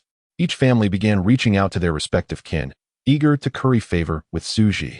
The Eastern dead man exhaled a long sigh of relief only upon seeing Tsuji leave. The moment Tsuji cast his gaze upon him, he was truly terrified. In Tsuji's eyes, he perceived a chilling intent to kill. He speculated that the demise of the third Tsuchikage, Inoki, might somehow be linked to Tsuji. Recently, Huangtu had been slain under the protection of the IWA shinobi, and today, the third Tsuchikage, Inoki, met his end despite the formidable safeguards provided by the Umbu. At the hands of the Hokage, he sensed a connection between these two events, their patterns eerily similar. Yet, lacking any evidence, it remained merely conjecture, one he dared not voice. To utter even a single word detrimental to Tsuji could spell his own demise. Despite his esteemed position as the commander of the three ninja legions, overseeing all IWA shinobi, he recognized that in Tsuji's eyes, he was but a mere insignificant creature. Was it not evident? The highest-ranking individual lay here, lifeless. Had it not been for Tsuji's meddling, the enemy would be Konoha. If Tsuji were indeed orchestrating this chaos, no, he could not fathom it. Lord Tsuji would not err. The Eastern dead man recited mantras in his mind as he exited to arrange matters concerning the legions. Lord Tsuji reclined, receiving a massage from Ryazetsu. He had not anticipated that the cowardly Eastern dead man would dare to question him. Had it not been for his possession of the mind gem, which revealed the Eastern dead man's thoughts, he might have remained unaware of such doubts. However, whether he questioned or not held no significance. He could bring benefits to IWA Shin Village. Inoki's death was a fact, and their goal was to derive profit from this incident, rather than pursue truth or justice. As for the Eastern dead man, there were aspects of command he possessed that could potentially be better managed by someone else. Let him continue in his role. Tsuji's thoughts drifted back to IWA Shin Village, contemplating his adversaries, a cruel smile gracing his lips. The third Hokage and others returned to their camp in disarray. Although they had accomplished their objectives, the losses were substantial, with 1/3 of their forces unaccounted for. It is important to note that those who participated in this operation were elite members of Konoha. Sarutobi Hiruzen recounted every detail of his encounters to Danzo, seeking his analytical expertise. Danzo was the true ninja of Konoha, adept in intelligence analysis, assassination, and conspiracy crafting, the most professional among them. In comparison, Sarutobi Hiruzen's abilities in these areas were considerably lacking. Hiruzen, if you can confirm that you were not caught in any genjutsu, then it is certain that this hero of IWA Shin Village was responsible for Inoki's demise. The rationale could stem from a desire to usurp power from the impatient Inoki. We previously analyzed this individual. While he does not seek power, He exercises absolute authority over matters he oversees. Suji possesses a strong desire for control, as well as a clear sense of purpose. This is the most reliable conjecture. Otherwise, it is difficult to comprehend why he would eliminate Inoki, who is only an obstacle in terms of power. Sarutobi Hiruzen exhaled a puff of smoke, stating, "It seems we have become a mere blade in the hands of this young man. It is hard to fathom that he possesses such terrifying strength and operational capability." Danzo recalled their last meeting, where he had given Suji a hint. Could it have been that casual remark that bore fruit? Yet, the reasons mattered little. What was significant was the impact on Konoha. Danzo inquired, "What shall we do next?" "Wait for IWA Shinobi's response." The third Hokage nodded. "We need to confirm the news of Inoki's death." Although Hiruzen is also convinced of Inoki's demise, he cannot afford to take the risk. Should Inoki be feigning his death, it would spell great trouble for us. While the likelihood of that is negligible, the Hokage cannot gamble. The third Hokage took a drag from his cigarette, saying, "If IWA Shinobi cease their offensive tomorrow, it will confirm that Inoki is indeed dead. After all, we are the weaker party. IWA Shinobi has no need to resort to such deceptions to mislead us, as they can easily subdue Konoha without them." Danzo pulled out a map, visibly excited. According to the intelligence from Root, the probability of Inoki's death is as high as 99%, regardless of whether Inoki is truly dead or merely feigning it. Our objective of buying time has been achieved. While IWA Shinobi cannot launch a large-scale offensive against us, we can effectively utilize our advanced combat capabilities. We should strategize our next steps to first defeat Kumogakure and bring a definitive end to the conflict with them. The fourth Reikage, that brash youth, lacked the support of his father, resulting in a less cohesive command on their side. The third Hokage exhaled a smoke ring. It seems some of the old-timers are taking advantage of this young man. Although the fourth Reikage possessed considerable strength, he was still outmatched by those seasoned in the ways of the shadows. With Minato's Hiraition and Jiraiya's sage techniques, coupled with my support from the Jinchuriki, we still fell short. With this level of strength, we could only gain an advantage, not enough to compel Kumogakure to withdraw from this war. We must devise a means to extract additional forces. By the way, can those en route practicing the 8 gates technique open the 7th gate? Danzo rubbed his chin, expressing his disappointment. No, most can only reach the 3rd or 4th gate. There is merely one who has attained the 6th gate. Yet even that level only qualifies as an elite jonin. In recent years, none have been able to unlock the 7th gate. Do not hold your breath. They were all aware that not long ago, Konoha's watermelon-headed Might Guy had opened the 8th gate. Had it not been to save his son, he might have annihilated the 7 ninja swordsmen. After all, the explosive power of opening all 8 gates would be accompanied by AoE attacks. Conventional ninjutsu, like the substitution technique, would hardly suffice to evade. Even taking refuge underground would result in being turned to pulp by a single punch. A terrifying prospect indeed. Chapter 58, Sarutobi's Elation, Tsunade's Sorrow Regrettably. The 8 gates technique demands both talent and dedication, and without the ability to open the 7th gate, the strongest practitioner is merely an elite jonin. Only the 7th gate can truly showcase the might of this martial arts technique. The 3rd Hokage side, purely dedicated ninjas like Might Guy are too few. Decades of relentless training yield only one such instance. Danzo nodded. Power cannot be conjured from thin air. If Kumogakure does not dispatch a few illusionists, the old relics of the Ainuma clan are nearing their end. Let them illuminate the last flicker of hope for Konoha. The 3rd Hokage, resigned, remarked that it was up to him to volunteer. Danzo's expression darkened. What do you mean volunteer? If you are unwilling to take on the role of the villain, I shall do it. Either they perish on the battlefield, or I will hold their clan accountable after the war. After all, they have caused us countless obstacles in the past. I spared him due to his status as a Konoha elder. If he wishes for the Ainuma clan to remain prosperous, he must exert himself. Anyone who dares to fall short of their efforts shall be brought to face the previous generations. Listening to Danzo's tirade, the 3rd Hokage adjusted his Hokage hat. Danzo was merciless not only to others, but also to himself. Once Danzo finished his scolding, the 3rd Hokage spoke. Established shadow-level figures should not be easily moved. We are left with the new talents. From the mist, only Uchiha Shursui stands out. His Jinjutsu and Taijutsu are exceptional. Although he has just entered the shadow level, his combat prowess should not be underestimated. Furthermore, his Sharingan can effectively suppress tailed beasts. Upon hearing Uchiha Shursui's name, Danzo fell silent for a moment, reflecting, the geniuses of the Uchiha clan are always emerging one after another. Yunfei Rajan replaced the tobacco in his pipe and remarked, indeed, the Uchiha clan has produced yet another extraordinary genius. However, he is a descendant of Kagami and lacks a strong sense of family loyalty, prioritizing the village's interests above all as a ninja. Danzo scoffed, expressing skepticism about trusting the Uchiha, as one could never know when they might falter. Enough, Danzo. We must not view the villagers through such a lens, interrupted the third Hokage, for this was not in line with his beliefs. It is only after one commits a crime that one should consider how to judge them, not before they have erred. Danzo waved dismissively, uninterested in the Hokage's sentiments. That is your concern, Sarutobi. My duty is to prevent mistakes. There is no need to further discuss our philosophies. He continued, frustrated with the elderly members of the Hyuga clan who seemed to be on the verge of death. They ought to contribute as well. What are they hiding for? They should join the battle against the Cloud Shinobi instead of leaving the branch families to fight.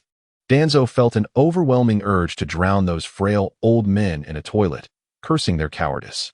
While he and the Hokage fought valiantly on the front lines, these aged relics of the village, who boasted longer tenures than either of them, remained idle. They had been the backbone of the shinobi village during its founding and had been duplicitous since Sarutobi became the third. Although Danzo had eliminated many of them, numerous others survived and became esteemed elders of their clans, wielding significant influence while shirking their responsibilities to the village. These elders, revered in status, did not partake in the village's tasks and often scrutinized both him and the Hokage with disdain. Danzo harbored equal contempt for them. With the village in disarray, he intended to ensure these elders bled dry on the battlefield. His ruthless actions on the Western Front were a testament to this resolve. Yet, in other areas, the influence of Orochimaru and Jiraiya was insufficient, and the other two Hokage advisors lacked the courage to confront these elders. Danzo's heart seethed with resentment. Only I, Danzo, can save Konoha. How can we restore Konoha's glory with such selfish, cowardly individuals? The third Hokage did not reject Danzo's proposal. Though compassionate, he was not weak. Even he was compelled to fight desperately on the battlefield while those elders cowered behind, complaining. Did they think he, the Hokage, was devoid of temper? It was fine to criticize the Hokage, but if one dared to jeopardize Konoha's interests, they would find themselves facing the previous Hokages. The following day, Danzo excitedly shared intelligence from Umbu's spies with the third Hokage. It had been confirmed that the higher-ups of the IWA shinobi were orderly retreating from the front lines, and Awagakure was under strict martial law. After analyzing the information, it was established with certainty that the third Tsuchikage had indeed perished. The IWA shinobi were in a state of disarray, as their most pressing concern was to elect a new Tsuchikage, a matter of utmost urgency. The process would take at least 3 days, granting Konoha precious time, especially with the advantage of the Flying Thunder God technique wielded by Minato. The third Hokage felt a wave of relief wash over him. He had despaired when his use of the Shunshin technique was thwarted by an inexplicable barrier. He understood that this opportunity was fleeting. Failure meant surrender for Konoha. The third Hokage bore the heaviest burden, wielding the greatest power along with the greatest responsibility. Unexpectedly, the situation had shifted dramatically with the death of Inoki. While he did not grasp the full details of Suji and Inoki's circumstances, he recognized this as a boon for Konoha. Konoha had a genuine second strategic turning point. The first was the fierce battle between the IWA and Kumo shinobi in the Northern Front, which provided Konoha a chance to breathe and allowed Sunagakure to withdraw from the Shinobi World War. Konoha must seize this strategic opportunity. If they could succeed in persuading the Kumo shinobi to withdraw from the conflict, Konoha would emerge revitalized, with hopes of negotiating a stalemate with Awagakure and Kirigakure, thus bringing the Shinobi World War to a victorious conclusion. In such a scenario, Sarutobi Hizashi would not have betrayed the villagers of Konoha, nor would he have failed the previous Hokages or dishonored the spirits of those who had perished for the village. It would be nothing short of perfection. Suppressing his excitement, the third Hokage instructed Danzo to proceed as planned. I shall inform Tsunade and convene a meeting. After the meeting, we shall depart. Danzo acknowledged the urgency of the situation and nodded to make arrangements.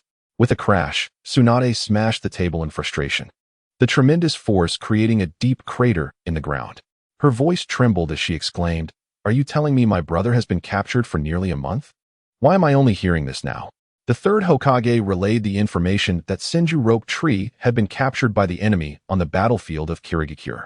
Upon hearing this news, Tsunade's emotions spiraled out of control. "Tsunade, please, control your demeanor." Danzo entered, his tone firm. "This is war. Do you think it's child's play? I have been patient regarding Senju Rope Tree's disobedience in venturing onto the battlefield. Orochimaru is not his babysitter, nor are we. He is no longer a child. He has graduated." Tsunade defiantly glared at Danzo, insisting, "What is wrong with my brother caring for Konoha? Humph, you are no longer a child." Danzo's expression softened slightly as he recognized Tsunade's calmness. He understood that as the grandson of the first Hokage, Rope Tree's actions affected many. Had he not held such a lineage, he would have long been sacrificed as cannon fodder on the battlefield. She should feel fortunate that he had not perished at the hands of the Kirigakure shinobi, but was merely a prisoner. After the war, they could negotiate and potentially bring him back. Had he died on that battlefield, the troubles it would have caused would be unimaginable. Danzo's voice was chillingly resolute. Although Senju Rope Tree was the grandson of his teacher, the first and second Hokages, in Danzo's eyes, there was no distinction. Did the third Hokage not hold a rank equal to his? He too fought tirelessly for Konoha's future. A mere genin had no right to disobey orders. If he perished on the front lines, it would affect Tsunade, and she would, in turn, impact Jiraiya and Orochimaru. Moreover, the influence would extend to the elderly in Konoha, the Senju clan, and Konoha's connections. He should remain obedient in the capital of the Land of Fire, acting in the best interest of himself, his sister, his teacher, Konoha, and the Senju clan. This would be a win-win for countless individuals. Yet he chose to disobey and venture onto the battlefield, causing distress for many who sent messages to the third Hokage, imploring him to bring Rope Tree back. This was where Sarutobi Hizashi, the Hokage, with his gentle nature, viewed newly graduated ninjas as children. Were it Danzo in his place, during wartime, disobedience would lead to immediate consequences. Chapter 59. Suji knocks on the widow's door. Tsunade recognized that Elder Danzo was admonishing her, but she was unwilling to listen. Impatiently, she retorted, "I understand. Enough of your rambling, Danzo." Wiping the tears from the corners of her eyes, she lamented that Senju Rope Tree was her only remaining close relative. And how could she not be concerned? However, she also understood that her teacher's decisions were rooted in the greater good of the village. "Teacher, I will keep a close watch on the Iwa shinobi," Tsunade assured the third Hokage earnestly. She recognized that her brother had crossed Danzo's boundaries. As someone who valued order above all, Danzo detested disobedient ninjas, as they endangered both themselves and others, especially in times of war. He often felt that even the third Hokage made misguided decisions and had contemplated striking him down on the spot. Regarding the merits and sacrifices in war, does any family remain untouched by the loss of dear relatives and friends? It is easy to claim one's lineage as that of ninjas. To her, Tsunade, the first and second Hokage are akin to grandfathers. However, for the third Hokage and Danzo, were not the two also cherished mentors and guiding lights on the path of ninjutsu? Their reverence and closeness to the first and second Hokage are no less than hers. The third Hokage's decision to prevent Senju Rope Tree from participating in the war, instead sending him directly to the Senju clan's residence in the capital of the Land of Fire, exemplifies a profound commitment to his protection. It is crucial to recognize that the founding families of various ninja villages have become personal bodyguards to the feudal lords, serving as their vassals. Konohagakure acts as a vassal of the Land of Fire, while the Senju clan serves as the personal retainers of the feudal lord. Additionally, during past ninja world wars, there have been agreements among the feudal lords to ensure that the flames of conflict do not reach their doorsteps, with only the lives of ninjas being consumed. The third Hokage gently patted Tsunade's shoulder, assuring her to relax, for her teacher remains present. There is no need to place undue pressure upon herself. Frankly, had Tsunade expressed a desire to assume the role of Hokage, the third Hokage would undoubtedly have devoted himself to nurturing her. Yet, Tsunade is unwilling, while Orochimaru strives towards that very goal. As for Jiraiya, he shows no interest in political affairs, spending his days in search of the child of destiny, wandering the world. If only Tsunade were willing to take up the Hokage position, he would not have to pass the mantle through generations to Minato. Tsunade nodded, acknowledging the gravity of the situation facing Konohagakure and the immense pressure her teacher bears, saying, "Please take care, teacher." The third Hokage, concerned for Tsunade's confrontation with Suji, shared intelligence indicating that this potential adversary might indeed become the fourth Otsutsuki.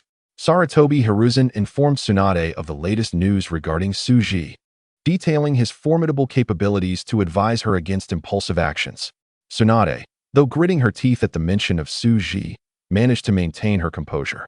She assured, "Teacher, I am the commander. I will not act out of emotion." That is reassuring. The third Hokage felt a sense of satisfaction with Tsunade's growth, trusting her with the battlefield. With Tsunade and his own son coordinating, even if Awagakure organized another internal offensive, they could hold out until he and Danzo returned to provide support, preventing the situation from spiraling out of control. In the land of Earth, Awagakure, many prominent families had already learned of the third Otsutsuki's demise at the hands of the Hokage, and the Umbu's efforts to contain the news seemed futile, although they remained effective for the common folk. The Todohei clan, with its cornerstone, Inoki, deceased, alongside the future heir, Kodo, both passing in quick succession, was engulfed in a suffocating sorrow. In the grand courtyard of Kodo's estate, a beautiful woman clad in mourning attire knelt before two photographs, weeping inconsolably. She was Kodo's wife, the renowned beauty of Awagakure, the jewel of the second Otsutsuki's family, Kurwashi Marina. The labels of beauty, wife, pregnant, long-legged, and widow all converged in one figure. Yet Kurwashi Marina appeared gaunt, the burden of her widowhood weighing heavily upon her. After all, becoming a widow at such a tender age is no trivial matter. Moreover, within these noble families, widows are not permitted to remarry. As the granddaughter of the Todohei clan leader, Kurwashi Marina temporarily assumed the role of the clan's highest authority. However, this status was ephemeral in a patriarchal society. Had it not been for her lineage as a member of the second Otsutsuki's family, such an opportunity would have been unattainable. During wartime, Kodo's death did not warrant a funeral, as all fallen ninjas would be interred collectively in the Martyrs' Memorial Cemetery after the war. Thus, Kodo's body had been sealed within the cemetery, with only a few clan members performing rites, hoping for his peaceful rest in the afterlife. Unexpectedly, just yesterday, the most esteemed and strongest figure among IWA ninjas, the third Otsutsuki Inoki, perished at the hands of the Hokage. The Todohei clan members were utterly shaken upon witnessing Inoki's lifeless form, their faith shattered. The invincible dust release, combined with his ability to fly and extensive combat experience and secret techniques, should have ensured his escape, making it inconceivable that he could be slain by the third Hokage. Such a notion was preposterous. Even the second Otsutsuki's death had been the result of a fateful duel against the second Mizuki, where only one could emerge alive. Accepting the loss of its Otsutsuki in a one-on-one combat scenario was beyond their comprehension. Kurwashi Marina sought to reassure her clan members when she received word from a servant that the medical minister Tsuji had arrived with his secretary. She promptly commanded, "Quickly, treat him with the utmost respect." With Inoki's demise, the Todohei clan had begun to decline, yet Tsuji stood on the brink of ascendance. Kurwashi Marina was unaware of how much Tsuji might still regard her late husband with favor, although she suspected he bore little goodwill towards Kodo. As Tsuji secured the Otsutsuki's position, he needed to establish connections with the prominent families, and as his teacher's clan, the Todohei clan held significant value in his endeavors. This represented a mutually beneficial arrangement for both Tsuji and the Todohei clan. Simultaneously, he could leverage this opportunity to secure advantages for his own Kurwashi clan. With the backing of the second and third Otsutsuki families, Tsuji would likely not refuse their goodwill. The two families had already conspired in private regarding the implementation of this plan, initially intending to wait until Tsuji officially assumed the Otsutsuki's position before discussing it with him. However, with Tsuji visiting the Kodo estate, Kurwashi Marina recognized this as a prime opportunity. "Lord Tsuji, please." Despite Tsuji being her brother-in-law, Kurwashi Marina dared not address him without a title at this moment. Tsuji nodded and entered. This time, Tsuji brought not only his confidant, Natsui, but also several female bodyguards, all trained by him in the medical field. These individuals were utterly loyal to Tsuji, bound by his cursed seal. Tsuji possessed his own developed gem technology, having surgically enhanced these young women. Each of them held the strength of elite jonin, serving as Tsuji's temporary protectors. Upon seeing Tsuji enter, Natsuhi instructed her subordinates, "Ensure the perimeter is secure. Do not allow anyone to enter, including the Umbu." "Yes." Numerous female ninjas responded, employing barrier ninjutsu to seal off the entire area. Additionally, They enacted multiple layers of barriers to prevent outsiders from discerning what transpired within. Simultaneously, some servants were dismissed, leaving only Suji, Natsui, and Korwashi Marina inside. Observing Suji's actions, Korwashi Marina understood that he intended to discuss something of great importance with her, her heart racing with anticipation. This was a matter that could secure her a life of opulence. How could she not take it seriously? Chapter 60, Sister-in-law, you wouldn't want. Suji bluntly stated, Sister-in-law, you must be aware of my teacher's situation regarding the third Tsuchikage, Anoki. Korwashi Marina wiped away her tears, nodding sadly. The third Tsuchikage, Anoki, commanded immense respect and support from the villagers. Suji, with a resolute expression, unabashedly proclaimed, though my teacher was treacherously ambushed by the third Hokage and has joined the ranks of the past Tsuchikage, our endeavors in Awagakure must continue. Our journey lies ahead. A snake cannot thrive without its head. We require a new Tsuchikage, and I am fortunate to have been nominated by the esteemed Jonin. I hope to succeed the Tsuchikage.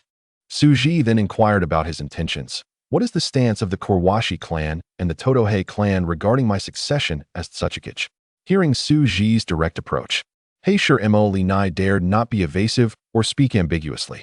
The soon-to-be crowned prince inquired of his ministers regarding their thoughts on his ascension to the throne. Naturally, the ministers responded with superlatives, uttering good, better, best. No, it was best, best, best. They were eager to exhaust their vocabulary of praise. Heisher Mo-Linai, however, was no fool. She felt a sense of obligation towards Suji and thus felt emboldened to make one request after another. Those who seek to repay kindness can be quite off-putting, especially in the presence of someone like him, a renowned assassin and physician who despised unsolicited advice. He considered anyone who dared to advise him as mentally unstable, deserving of a visit to a psychiatric ward for a thorough examination. My father, representing the Heisher family, has conveyed to me that they are steadfast supporters of you, willing to employ every means to assist you in seizing control of Yenin village. The elders of the Liang Tianping family have also expressed their unwavering support for you as the sole disciple of the third-generation Tsuchikage, pledging their aid in your ascent to the position. Suji listened to these formalities with skepticism. He had no belief in their sincerity. As he approached the zenith of power in Yenin village, he was confident that no one would dare to declare him unworthy of succeeding the Tsuchikage, unless they were utterly deranged. Undoubtedly, there would be dissenters, particularly those who had deeply offended Suji, who dared not hope for his forgiveness. In their desperation, they could only unite with others to make a final stand. Coincidentally, Suji had no intention of showing them mercy. A cold smile graced Suji's lips as he addressed his sister-in-law. You are a clever woman. Do you desire power? Heisher Mo-Linai, driven by ambition, quickly denied it, asserting that such matters were for men. Her greatest wish was simply to raise her child in happiness. Suji's expression turned peculiar. The child of Hei too required no nurturing, as she would grow autonomously. Suji's demeanor grew frigid, his tone laced with menace. To be candid, sister-in-law, I place no trust in you. My enmity with Huang Tu has been long-standing. He has caused me numerous troubles, and I refrained from dealing with him only out of respect for my master. I possess a characteristic. I either abstain from action or proceed to the utmost extreme. I do not wish to leave any loose ends, especially concerning anyone associated with Huang Tu's day.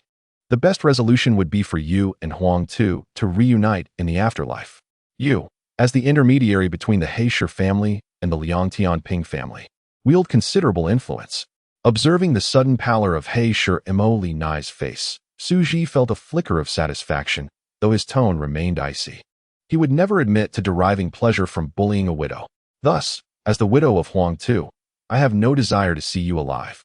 Faced with Suji's stark transformation and his menacing words, Heisher Mo-Linai was gripped by fear.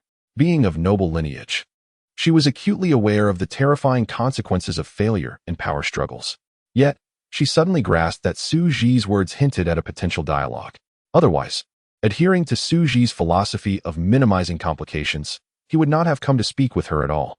Heisher Mo-Linai quickly clarified, Lord Suji, Huang Tu opposes you, relying on the glory of the third generation. I shall not stand against you, nor harbor any grievances. As Suji's chosen experimental subject, he was well aware of her character. Heisher Mo-Linai lacked the courage to oppose him. How could Suji be so certain? The soul gem resided within her, akin to a constant surveillance on her actions. This manner of tormenting a widow brought him a certain thrill, particularly as she was the legitimate wife of his nemesis. Huang Tuesday, recalling the words Huang Tu had spoken before his death, only intensified his satisfaction. Nothing was more exhilarating than revenge. If there were anything more gratifying, it would be complete annihilation. Huang Tu had positioned himself against Su Ji, and all those associated with him faced either destruction or subjugation. There was no alternative path, nor would Su Ji allow one. Waving his hand dismissively, Su Ji remarked, "Sister-in-law, it is not that I lack benevolence. Rather, some wish to exploit your status. Recently, many have likely approached you, hoping to frame me. The mere thought of such troubles compels me to eliminate those who create them.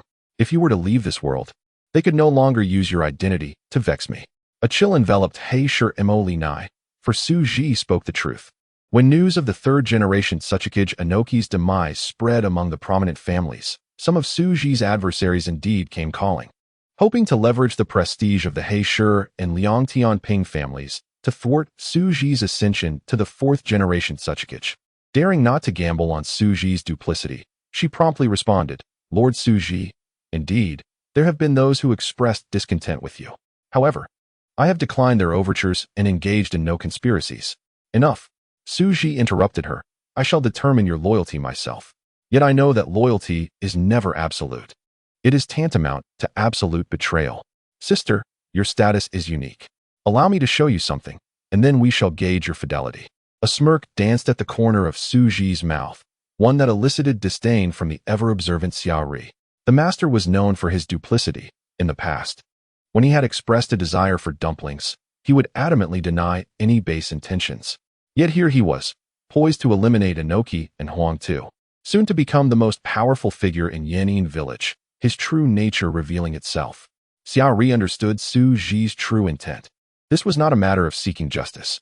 Rather, he was merely curious about the taste of dumplings.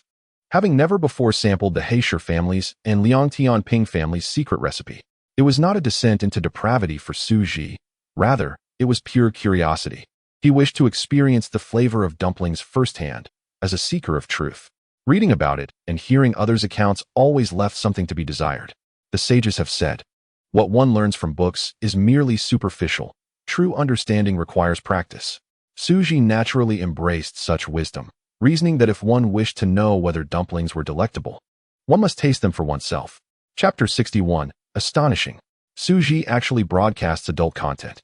Su Ji waved his hand, and Xiao Ri promptly produced the technological marvel that Su Ji had prepared, a projection device resembling a spherical object. Xiao Ri infused it with chakra, causing it to levitate and project a video into the air. This was but a small trick of Su Ji's, destined to become a bestseller in the civilian market. He Shi Mo Li Nai, puzzled, inquired, "What is this?" Su Ji and Xiao Ri offered no response, compelling her to continue watching alongside them. The screen flickered to life, the sounds of battle reverberating through the air, depicting a fierce skirmish between the IWA shinobi and Kumogakure shinobi, their ninjutsu, shurikens, and kunai intertwining in chaos. Soon, He Shi Mo Li Nai's astonishment grew as she recognized Huang Tuesday. She quickly deduced that this must be footage from the recent IWA and Kumogakure conflict in the north. Huang Tu stood at the center of the IWA shinobi, exuding confidence as he directed the pursuit against the Kumogakure. A surge of panic surged within He Shi Mo Li Nai as she grappled with the underlying mechanics of this revelation. She could not fathom where Su Ji had obtained such things, or how these images had come to be. However, she was certain that Su Ji had not shown this to her father-in-law, Yi Mu, at that time. It seemed she was aware of information that, if known, could lead to her demise. Suddenly, 5 ninjas emerged from the surroundings, launching an assassination attempt on Huang Tuesday. Haishi Meilin noticed the peculiarities in this situation, as there must have been sensory ninjas guarding such an important figure. The enemy could not have approached Huang Tu unnoticed and executed a strike. These 5 individuals were indeed Su Ji's modified beings, Jin, Mu, Shui, Hua, and Tu. Originally the ninja hunter Xinyuan Zhong, transformed into his lethal instruments. The projector displayed the scene of Huang Tu's assassination, with the actions of Jin, Mu, Shui, Hua, and Tu leading up to the appearance of the mastermind Su Ji. Haishi Meilin felt a chill run down her spine, her forehead damp with cold sweat. She immediately rose, resolutely stating, Lord Suji. This must be a spy sabotage plan initiated by another ninja village. They used the principles of illusion to create these images. Haishi Meilin realized her life hung by a thread, and an idea suddenly sparked in her mind, allowing her to weave a narrative that, at first glance, seemed plausible. Although she internally believed in the veracity of the displayed content, she understood what needed to be said. Suji pulled Haishi Meilin into his embrace, gripping her chin and turning her head toward the projected images. Watch quietly until the end. Sitting in Suji's arms, Haishi Meilin felt her hands and feet grow cold, her breath becoming labored, yet she dared not defy his wishes. Instead, she focused intently on the video in the air.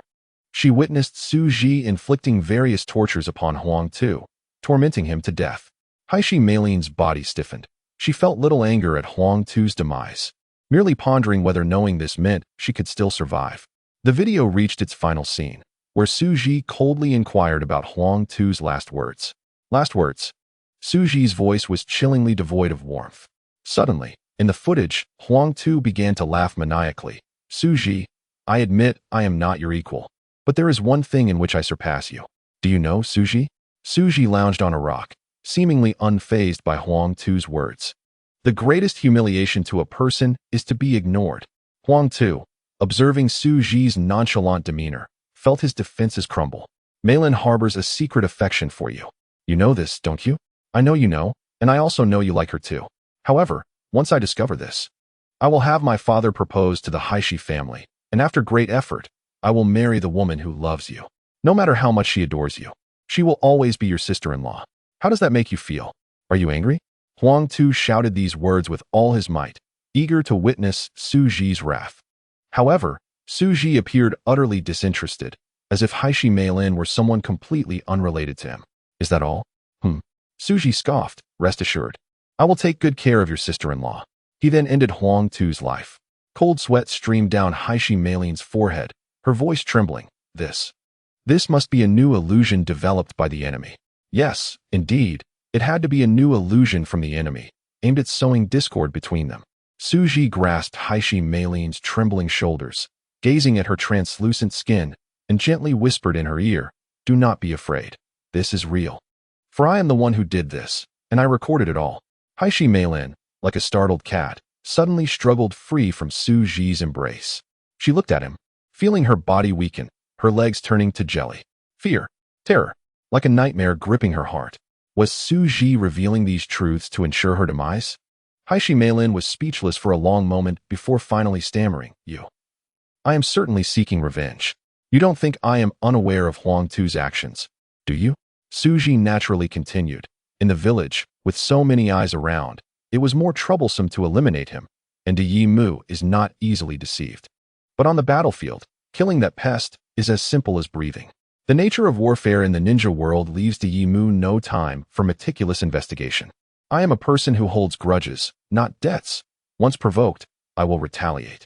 Suji stood, approaching Haishi Meilin, their faces nearly touching, and earnestly declared, I will have my revenge. What sort of nonsense is it to repay kindness with kindness? Get lost. If you provoke me, not only will you suffer, but your family, your friends, and even the trace of your existence will be erased. Do you think Huang Tu's torment at my hands was the end of his punishment? Naive. In the future, once I gain control over the Pure Land, what awaits Huang Tu will be a hell of my own creation, where he will endure endless torment until the end of time. Haishi Meilin could no longer stand, collapsing to the ground, her voice dry as she asked, So, you came here today to end my life? Suji replied gently, Your sister-in-law has no enmity with me.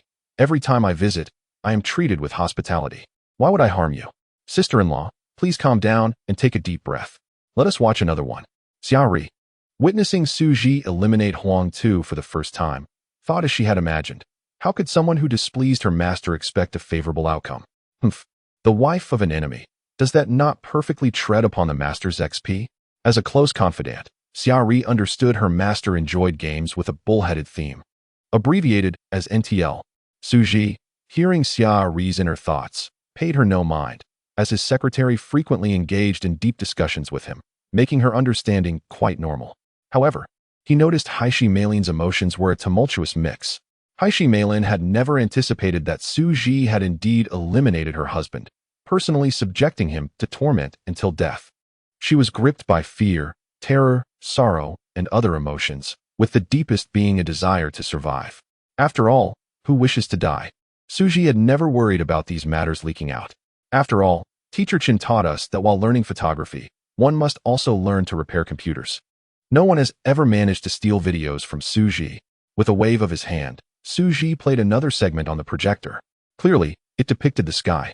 Haishi Meilin's body trembled as she saw Suji, De Yimu, and the third Hokage. Most importantly, she witnessed Suji standing beside De Yimu. For some reason, De Yimu did not evade the Hokage's rod, resulting in his heart being pierced and leading to his death. His last words were, "Suji, you bastard. Be good to a Wagakure." De Yimu's final obsession was a Wagakure. Haishi Meilin understood that what she had witnessed differed from the propaganda. Her clansmen had not claimed Suji had participated in the battle. She finally broke down in tears, asking, "Suji, why did you do this?" In a fit of despair, she abandoned all pretense, neglecting to address him with respect. Confused, she said, "The third Otsutsuki could have been your mentor. Look at the story where Sasuke killed Kakashi, Obito took down the fourth Hokage, and Orochimaru eliminated the third Hokage. Such deeds are deemed disgraceful in the ninja world. The master-disciple bond surpasses even that of father and son, being the absolute heir." Unfortunately, Suji had long since freed himself from such constraints. Shudru coldly interrupted Haishi Molinai's words, his tone icy and serious, declaring, "Anyone who obstructs my path, regardless of our relationship or the depth of their kindness towards me, must perish." Much like the plot in which Nagato eliminated Jiraiya, he recognized that after articulating his beliefs, the other party would undoubtedly disagree. Such opposition would inevitably lead to enmity. Thus, it was best to eliminate them early. Shuji was not one to dwell on gratitude. His sole devotion was to himself. He had a clear understanding of his own motives. The act of slaying Ohyuki was not born from a penchant for killing. When he achieved his ultimate goal, the entire shinobi world would meet its demise. Was it necessary to wait until that moment to eliminate Ohyuki to demonstrate his mercy and humanity? Shuji had no desire for such virtues. Haishi Molinai, perhaps overwhelmed by fear, eventually regained her composure. She understood that Shuji's lengthy discourse aimed to convey his intentions regarding the demise of Huangtu and Ohyuki, not to provide her with clarity, but rather to compel her to act. Tentatively, she inquired, "Shuji, what do you wish for me to do by showing me these things? Or is it merely to enlighten me?" Shuji, with a playful expression, replied, "Do what? Sister-in-law, do you wish to survive?" Upon hearing Shuji's words, a flicker of hope ignited within Haishi Molinai amidst her despair. As a cherished member of a prominent shinobi clan, she had everything one could desire: wealth, luxury, and glory, yet such indulgences were never sufficient. At merely 20 years of age, thoughts of death were far from her mind, even if not for herself. She had to consider the unborn child within her. For someone in the bloom of youth, untouched by life's hardships, with no family conflicts, and having been adored since childhood, it truly felt as if the world revolved around her. Who would wish for death in such circumstances? She longed for eternal life, to revel in endless opulence. "I wish to live," Haishi Molinai lamented. Shuji's jesting came to an end. He had never intended to eliminate her. She was a subject of great interest, holding significant value. Moreover, the child within her, Haitu, was an experimental product of the soul gem, akin to his own offspring, though not in the traditional sense, as it was created through different means. Haitu, born from Haishi Molinai, was not of the two Tianping family's bloodline, but rather of pure Haishi lineage. To destroy the instruments of the experiment before its conclusion would be an act of folly. Shuji was a man of frugality and simplicity. Thus, if Haishi Molinai wished to survive, he needed to ascertain the veracity of her words. Commanding with authority, he succinctly issued an order: "Kneel." She hesitated, protesting. "How can this be? I am a married woman. I cannot betray him." Without a declaration of loyalty, how could she prove her severance from Huangtu? She must understand that the one who despised Huangtu the most was none other than Shuji, merely resting on the laurels of the third Otsutsukij's legacy. Huangtu would soon face Shuji's reckoning. Xia Ri, with a cold smirk, remarked, "You must realize that our lord is about to become Otsutsuki. What value will you hold then?"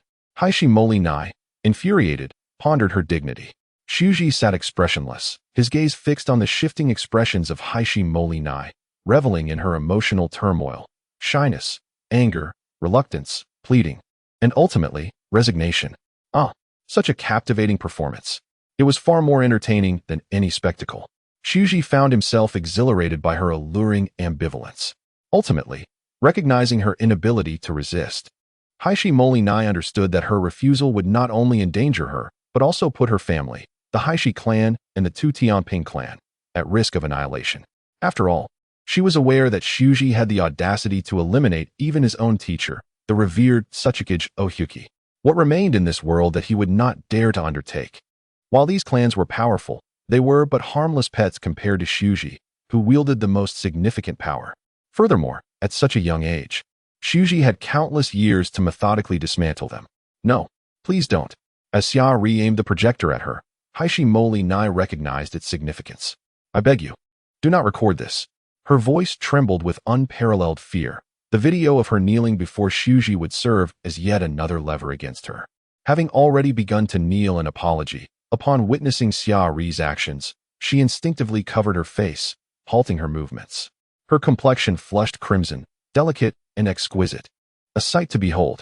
My lord's patience is limited. Contemplate the fate of your family. Xia Ri firmly rejected Haishi Moli Nai's plea.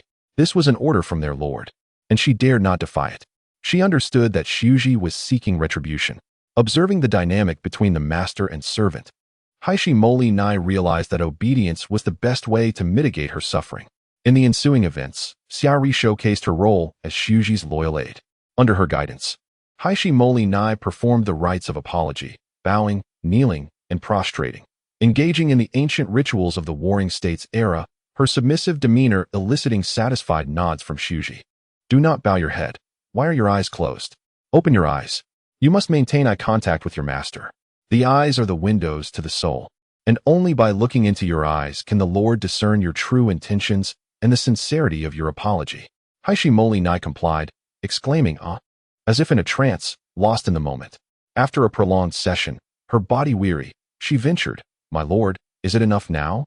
Yet, before her stood the diabolical duo of master and servant. Shuji would not let her off easily, after a long night. He felt an unprecedented sense of rejuvenation in this world. This was power. This was authority. What a thrill. On the following day, Shuji felt invigorated. After a night of instruction, Haishi Moli Nai had repeatedly acknowledged both her and Huangtu's transgressions against Shuji. She expressed her apologies with fervent cries, even fainting several times, only to be revived by Xia Ri to continue her contrition. The simplicity of her apologies, coupled with their brevity, lacked the depth of sincerity required. She continued to bow her head. Seeing her earnestness, Shuji decided to temporarily spare her. He was not merely intent on bullying Haishi Moli Nai. He also harnessed the power of the gem to enhance her body, making her a more suitable vessel for the growth of the soul gem experiment. Haishi Moli Nai had regained consciousness, yet she dared not open her eyes. The previous night, having exhausted herself in apology, she had been guided by Shuji to face Huangtu's portrait, compelled to apologize on his behalf. Her voice echoed with anguish, yet fortunately, the barriers outside insulated them from the outside world. In the end, moved by her sincerity, Shuji decided to let her be, opting to observe her future conduct. Xia Ri assisted Shuji in dressing, suddenly recalling, by the way, my lord, you have yet to tell me about the incident with the red plum blossoms last night. This inquiry was not born out of mere curiosity. Rather, it stemmed from her desire to be regarded as Shuji's most trusted confidant. It is evident that Suji did not disclose this matter to her. All right, wake up after your slumber. Suji savored the drink handed to him by Xia Ri, relishing the massage from the most beautiful woman in Yan'an Ciyuan. He explained to the two women, now, you are also my subordinates, so I can share this with you. When Suji transformed He Tu, he naturally inscribed a mental curse upon him. The mental curse, developed by Suji, is the supreme incantation for controlling others. It does not erase a person's emotions or thoughts. It merely renders them unable to refuse Suji's commands. Suji possesses no peculiar systems, and after a single game of poker, the other party would remain unwaveringly devoted. He had greater faith in his mental curse. First, let me explain why the quilt is embroidered with plum blossoms.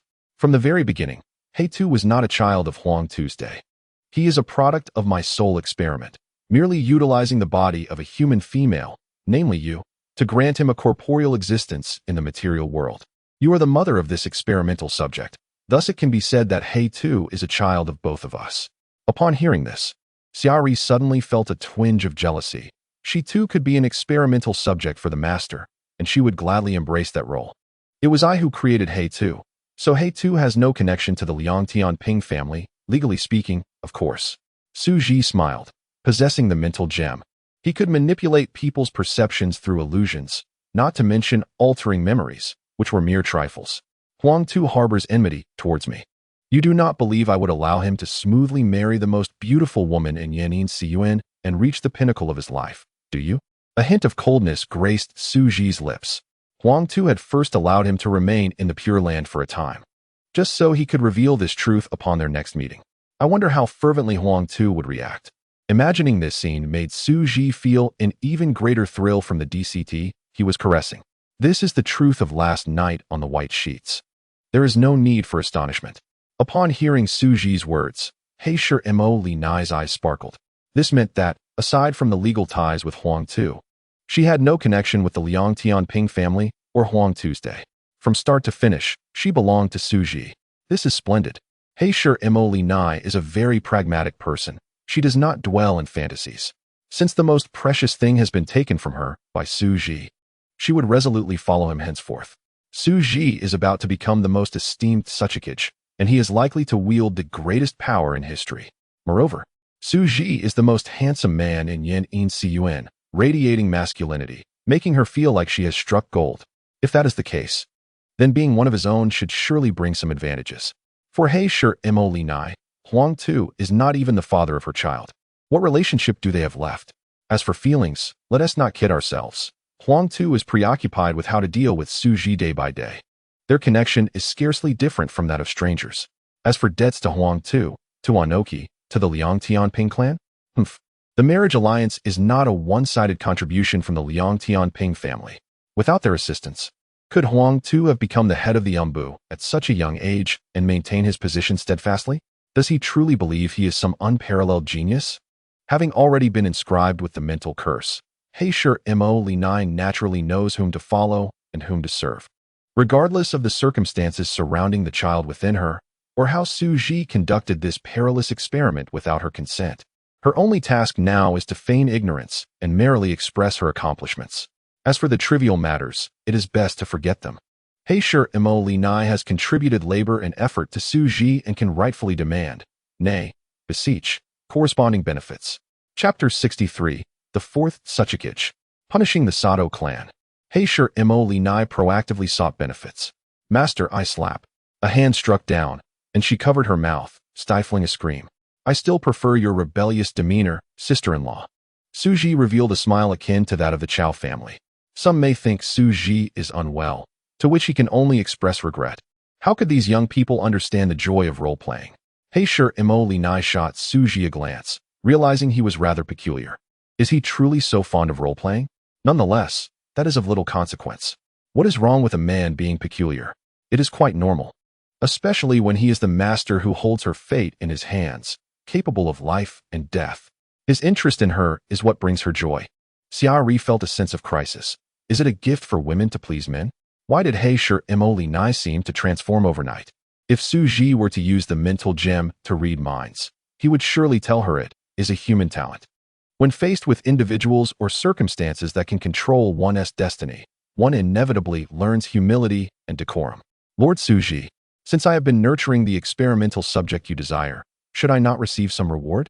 He Shi Mo Li Nai understood that one can only negotiate terms when one is needed, otherwise, who would pay heed? Su Ji gazed upon the stunning beauty before him, thoroughly pleased. Just like that. What is omniscience for if not for enjoyment? Women, wealth, power, fame, and status are indeed mere byproducts of strength. Su Ji chuckled, sister-in-law. Would you be interested in serving as my Suchikage's aide? His voice was like a devil's whisper, and the position would be unique. Upon hearing this, He Shi Mo Li Nai's eyes sparkled like twin stars. She nodded fervently. I am willing to be the Suchikage's aide, indeed. That is to be second only to one and above all others. However, upon seeing Xiaori beside her, She reigned in her elation. That individual is Su Ji's confidant. Therefore, she respectfully inquired, "And what about Sister Xiaori?" Su Ji, caressing two different peaches, replied, "I have assigned her the role of Umbu minister. She will oversee the Umbu for me." Xiaori, however, was reluctant to leave Su Ji's side, pouting, "Master, I wish to stay by your side and be the Otsutsuki's secretary. I have no interest in being the Umbu minister." Xiaori understood that Su Ji does not value the ninjas of the Umbu, and that dealing with such matters would only distance her from the master. Staying close to the master is the best choice. The rubbish Umbu minister? Let those who wish to take it do so. Su Ji pondered. It is indeed beneficial for Xiaori to serve as his secretary. As for the Umbu minister position, there is no suitable candidate. So let her hold it for a while. Sister-in-law, I need to see the submission of the Heisher family and Liang Tianping family, not mere support. I do not lack capable subordinates. I require all ninjutsu, secret arts, sealing techniques, and other materials from the Heisher and Liang Tianping families. Remember, it must be complete. These are what hold value for me. You will handle this matter and prove your capability. Heisher Mo Linai recognized the difficulty of this task. What Su Ji demanded was the very foundation of a clan. She gently and tactfully advised, "Lord Su Ji, even if your strength is that of the god of ninjas, they would still be reluctant to part with these things." Su Ji coldly replied, "I am well aware. If you wish for your family's future to exist, then do your utmost to persuade them. I have not left you empty-handed. I have already transformed your body. And now you can utilize dust release. Do not feel pressured. The success or failure of this matter does not significantly impact me. It only determines the extent of your future power." Upon hearing that she could use dust release, Heisher Mo Linai was so thrilled that she embraced Su Ji.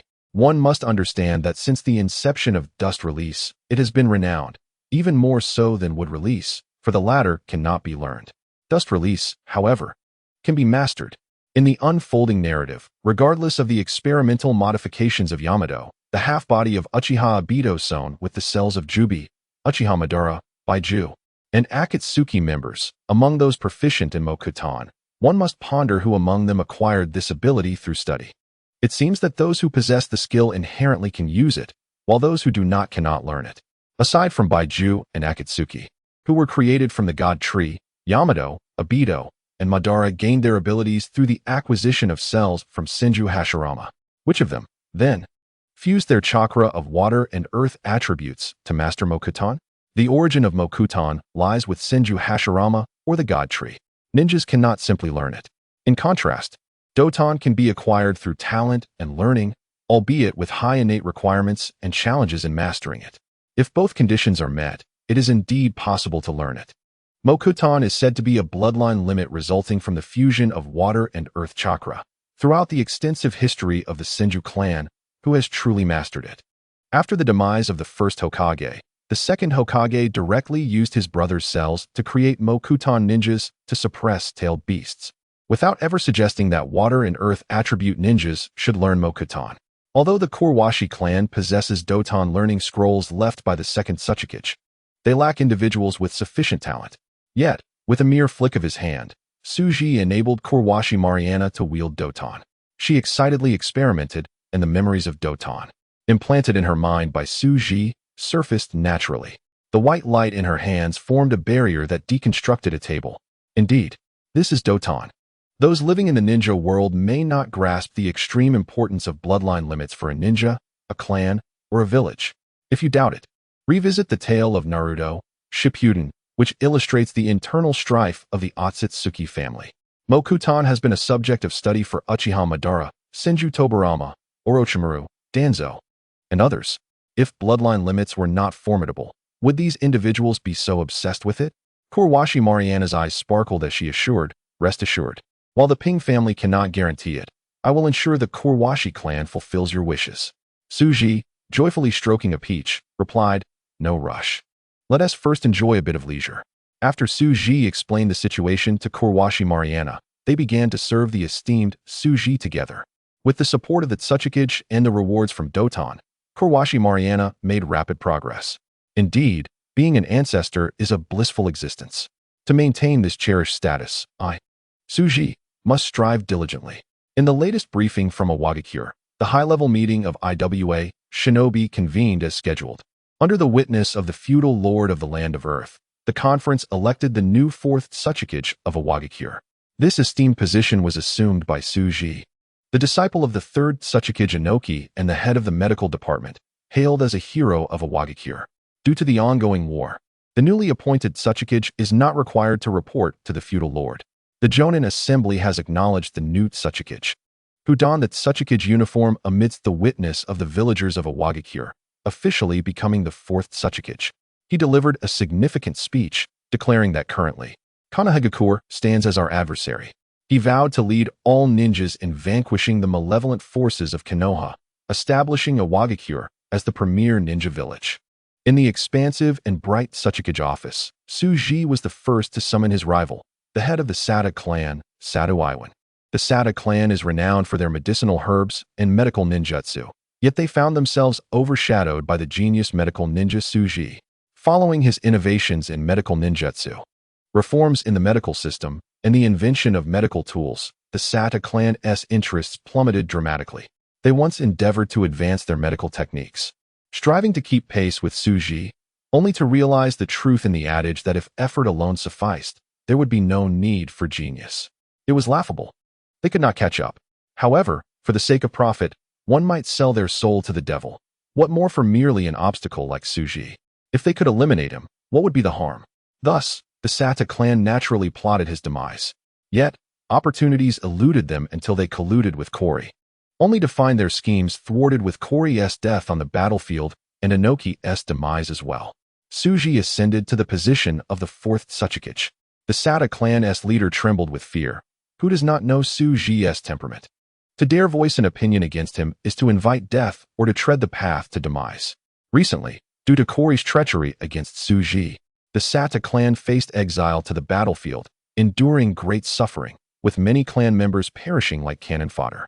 The difference between Inoki and Suji lies in the former treating villagers as kin, while Suji, well, if you demonstrate any talent, he acknowledges you as a person. If you are a mere leech, Suji regards you as heir. If you provoke him, he will unhesitatingly send you to meet the previous Tsuchikage.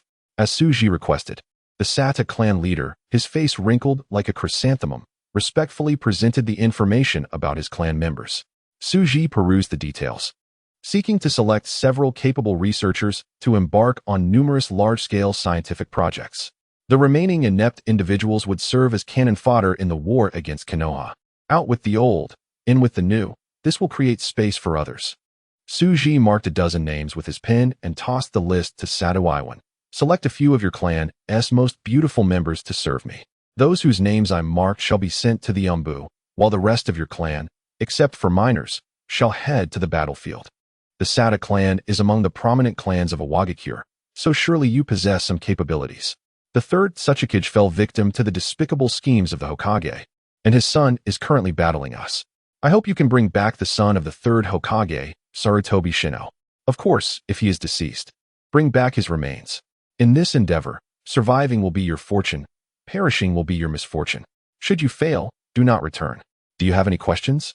Upon hearing Suji's words, Sado Iwan was overjoyed.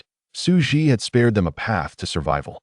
Otherwise, the underage children would have been sent to the battlefield, becoming mere souls lost to the slaughter. At the very least, they were not all treated as lunatics to be confined in a hospital. Two clans that had previously opposed Suji had already been irrevocably erased from history. None. Thank you, Tsuchikage-sama. Your brilliance shines, Sado Iwan exclaimed, showering praise that was genuine and devoid of pretense. This is the essence of survival. Suji's treatment of them was no different from that of the third Hokage.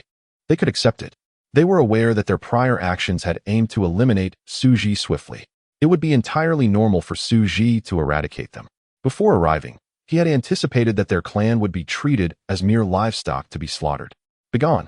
Sata clan leader, a formidable figure of the shadow level, became humble before Suji. Master, why did you not send them all to the battlefield to be expended? Xiaori inquired, puzzled. Suji is not one to repay malice with malice. He has always adhered to the principle of annihilating entire families of foes. Xiaori, this is a matter of your perception. Why do you believe that their existence is preferable to their demise? Suji coldly responded, feeling a twinge of pity for Xiaori. It was evident that she did not comprehend the intricacies of capital operation. Human beings are the most invaluable treasure. The Sato family shall become the most loyal servants under his command, diligently toiling for the grand enterprise of Suji, sacrificing generation after generation. They ought to express gratitude for my magnanimity. Are you certain this is what one would call sparing them? Apart from a select few with intellect who will serve as my permanent aides, those who survive will either become experimental subjects destined for destruction or serve as mere expendable tools, consumed in various fields. Their arduous days have only just begun. Murder? Too trivial. Prolonging their suffering, allowing time to stretch endlessly, is the true form of torment. A swift end is but a release for them. Upon hearing Suji's plans, Xiaori felt a chill run down her spine. Indeed, opposing the master leads to no favorable outcome. The Sato clan shall forever serve Suji as cattle and horses. Chapter 64. Future plans. Suji found amusement in the unspoken thoughts of his secretary. This is merely the beginning. One day, Suji shall transform a portion of the ninja realm into soul entities. These soul entities will be devoid of the physical limitations of illness, fatigue, and the need for rest. When that day arrives, an unceasing labor force, tirelessly working 24 hours a day, will emerge. By granting these individuals immortality, Suji will be a benefactor to all humanity. Orochimaru is elated. Furthermore, Suji will harness the power of time, manipulating its dimensions so that these beings may experience a day on Earth as a year in the heavens. With such assistance, the wisdom he can absorb from the collective consciousness is unfathomable. This fuel will ignite the divine fire within Suji, elevating him to a transcendent throne, bestowing him with hope beyond the ordinary. With a fresh mandate, the fourth Otsutsuki, Suji has meticulously planned his initial 3 decisive moves. However, the timing must be chosen with care. Suji surveyed the map before him, which displayed the distribution of various factions in a spectrum of colors. Contemplating the dynamics of the ninja world, one decisive move will surely involve capturing one of the legendary Sannin of Konoha, the pinnacle of the ninja world, Tsunade, princess of the land of fire. In contrast, the son of the Hokage, Sarutobi Konohamaru, is but an insignificant figure in his eyes. Suji has long noted Tsunade in his diary, often feeling an impatient yearning. Tsunade, in her prime, presents an irresistible challenge for a time traveler like himself. Possessing a spirit of adventure and a heart for charity, Suji aspires to empower women, facilitating their participation in societal life. To achieve this, he must investigate the physiological health of these women. However, Tsunade's village harbors a blood feud against him, and she is unlikely to welcome his intrusion. Thus, Suji must resort to force, justifying it as an act for her own good. In truth, capturing Tsunade and her brother is crucial for acquiring sufficient leverage to trade for the cells of Senju Hashirama. These cells are linked to wood release, a bloodline limit Suji has yet to replicate. Similarly, the technique of the God Tree, associated with the bloodline limit of the Senju, remains elusive. Though both involve tree manipulation, Senju Hashirama's abilities stem from a bloodline limit, while the latter is a bloodline collection.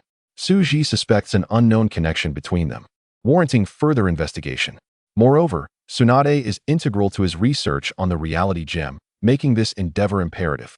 His second decisive move involves securing victory in war, ensuring that Konoha emerges as the ultimate victor while positioning Awakens as the dominant force.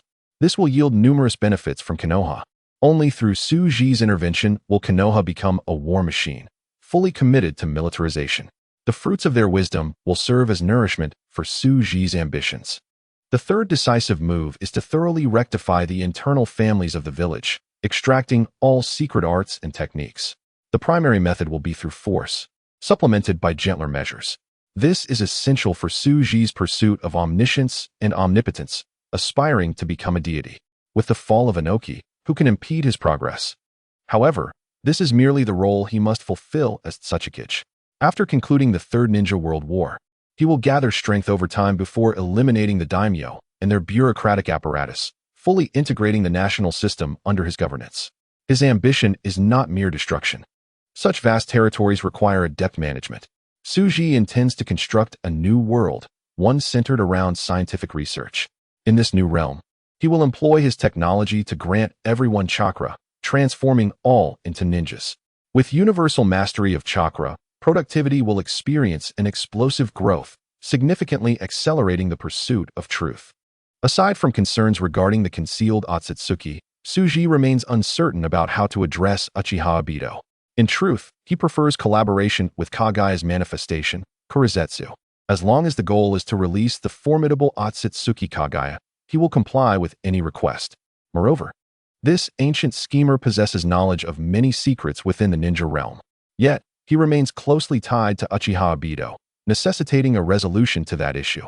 The answers to the Mangekyo Sharingan, Rinnegan, and Six Paths techniques lie with Uchiha Obito.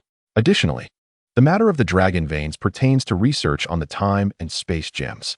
Exploration of the region of Lulan will have to wait for the comprehensive deployment of the Tianyan satellite system. Otherwise, Suji fears being swept into a time tide and unable to return to the present when studying the dragon veins. Should he encounter the legendary Otsutsuki deity, his fate may be sealed. The Tianyan system not only provides spatial positioning, but also temporal coordinates. With it in place, he shall not become lost amidst the time tides. As a researcher, Suji understands the importance of self-preservation and experimentation. Safety must always come first.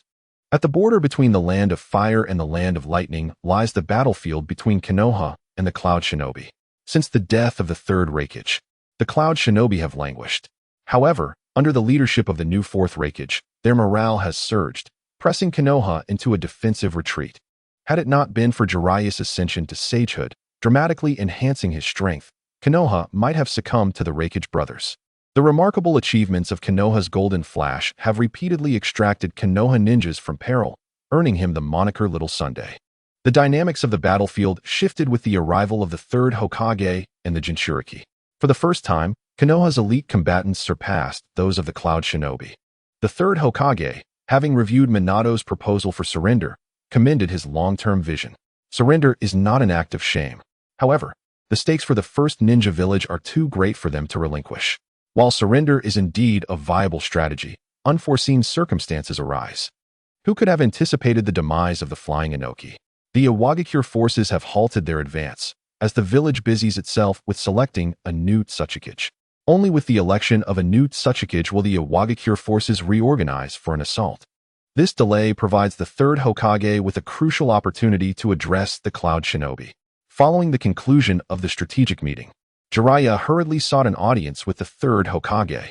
Sarutobi Hiruzen, having deduced Jiraiya's urgency, inquired with a hint of exasperation, "Jiraiya, do you have any suggestions regarding the battle plan we just discussed?" Jiraiya exhibited no interest in the words of the third Hokage. Instead, his concern lay with the goddess's feelings. He anxiously inquired, "Ah, old man, now that you are all here, I shall cease my worries. I have heard that Orochimaru has captured Senju Shoju from the Mist Ninja. Is this true? Has Tsunade learned of it?" Sarutobi Hiruzen had no objections to Jiraiya's concern for Tsunade, as Jiraiya was the type who refrained from meddling in matters beyond his purview. The strategy for the ongoing war against the Cloud Ninja was the third Hokage's responsibility, and naturally, Jiraiya had no interest in such affairs. He was a man of pure intentions, with his heart divided among Konoha, Tsunade, and the Child of Destiny. With his mentor present, his focus naturally shifted to Tsunade. The third Hokage nodded, contemplating deeply before relaying the information to Tsunade. War is inherently a brutal affair, and he could meet his demise on the battlefield at any moment. Jiraiya began to fret, as he was quite familiar with Senju Shoju, akin to his own brother. Their bond was so profound that they shared resources. He had always regarded Senju Shoju as a future brother-in-law, yet never anticipated such a calamity would befall him. Observing Jiraiya's distress, the third Hokage tapped his pipe against the table, stating, "We lack the resources to address this matter. Let us hope Shoju is safe." Jiraiya, feeling the weight of his mentor's words, replied, "I understand. I will not act impulsively." In Chapter 65, Konoha launched a fierce assault against the Cloud Ninja. Taking advantage of the interval while Iwagakure selected its Tsuchikage and the IWA Ninja hesitated on the Western Front, Konoha's pressure on the Western Front significantly diminished. With the formidable Ninetales Jinchuriki, Uzumaki Kushina, and other powerful allies in tow, they secretly advanced to the battlefield against the Cloud Ninja. Within 6 days, they executed 12 relentless assaults, with the combatants having no respite from battle, even seizing opportunities to rest amidst the chaos. The fighting was continuous, with Konoha consistently outnumbered, leading to heavy casualties on their side. yet the results were remarkable. In a series of 5 encounters with the Reikage brothers, the third Hokage inflicted severe injuries on the 8 Tails Jinchuriki, forcing the brothers to withdraw from the fight. Jiraiya, in sage mode alongside the 9 Tails Jinchuriki, with the guidance of Danzo and aided by Minato Namikaze, surged forward, routing the Cloud Ninja, including the 2 Tails Jinchuriki. The 4th Reikage, witnessing Konoha's fervent determination, recognized the 3rd Hokage's intention to carve a breach in their defenses. Should the Cloud Ninja withdraw from the Ninja World War, Konoha's situation would be revitalized, potentially leading to a stalemate with the Mist and IWA Ninja.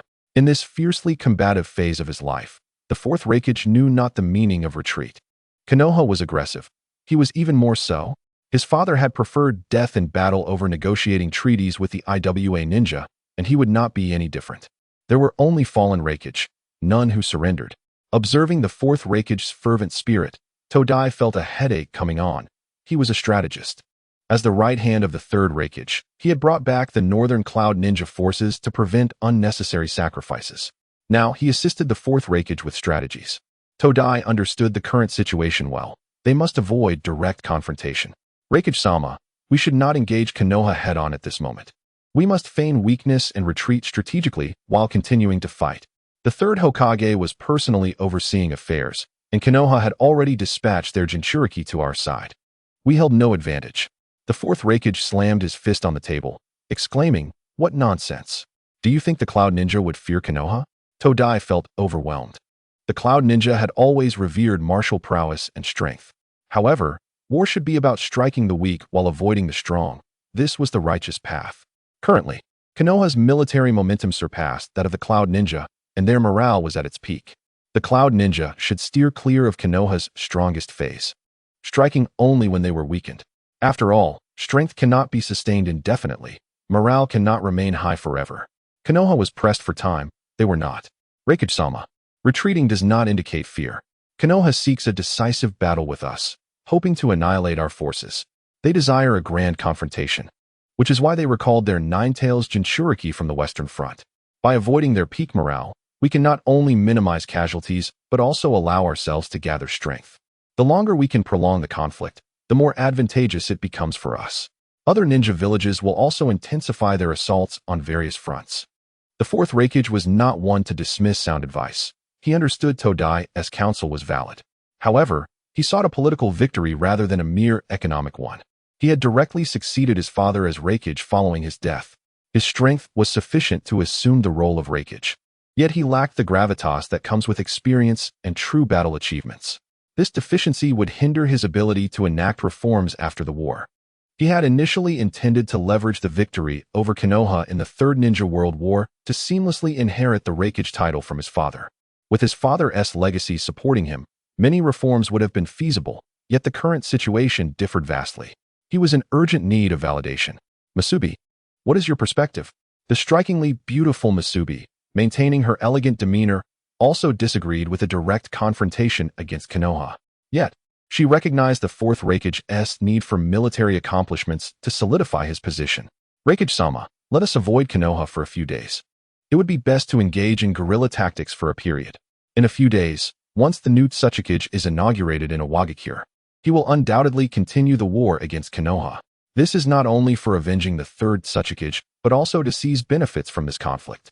With Konoha's western front devoid of Jinchuriki, only Tsunade and Sarutobi Shinji can withstand the assault of 2 Jinchuriki's tailed beasts. Moreover, Reikage-sama, the ultimate victory will depend on whose forces endure, allowing them to claim the largest share of the spoils. The 4th Reikage grasped Masubi's intent. Frustrated, he slammed the table, declaring, "Fine. For now, we shall play the role of the submissive. In the future, we will ensure Konoha pays dearly." Todai and Masubi sighed in relief. The Reikage's youth made him impulsive, especially since the Cloud Ninja revered individual valor. This compelled the Reikage to prove himself. His father had perished in the siege by the IWA Ninja, while the strongest IWA Ninja, Otsutsuki Inoki, had fallen to the 3rd Hokage.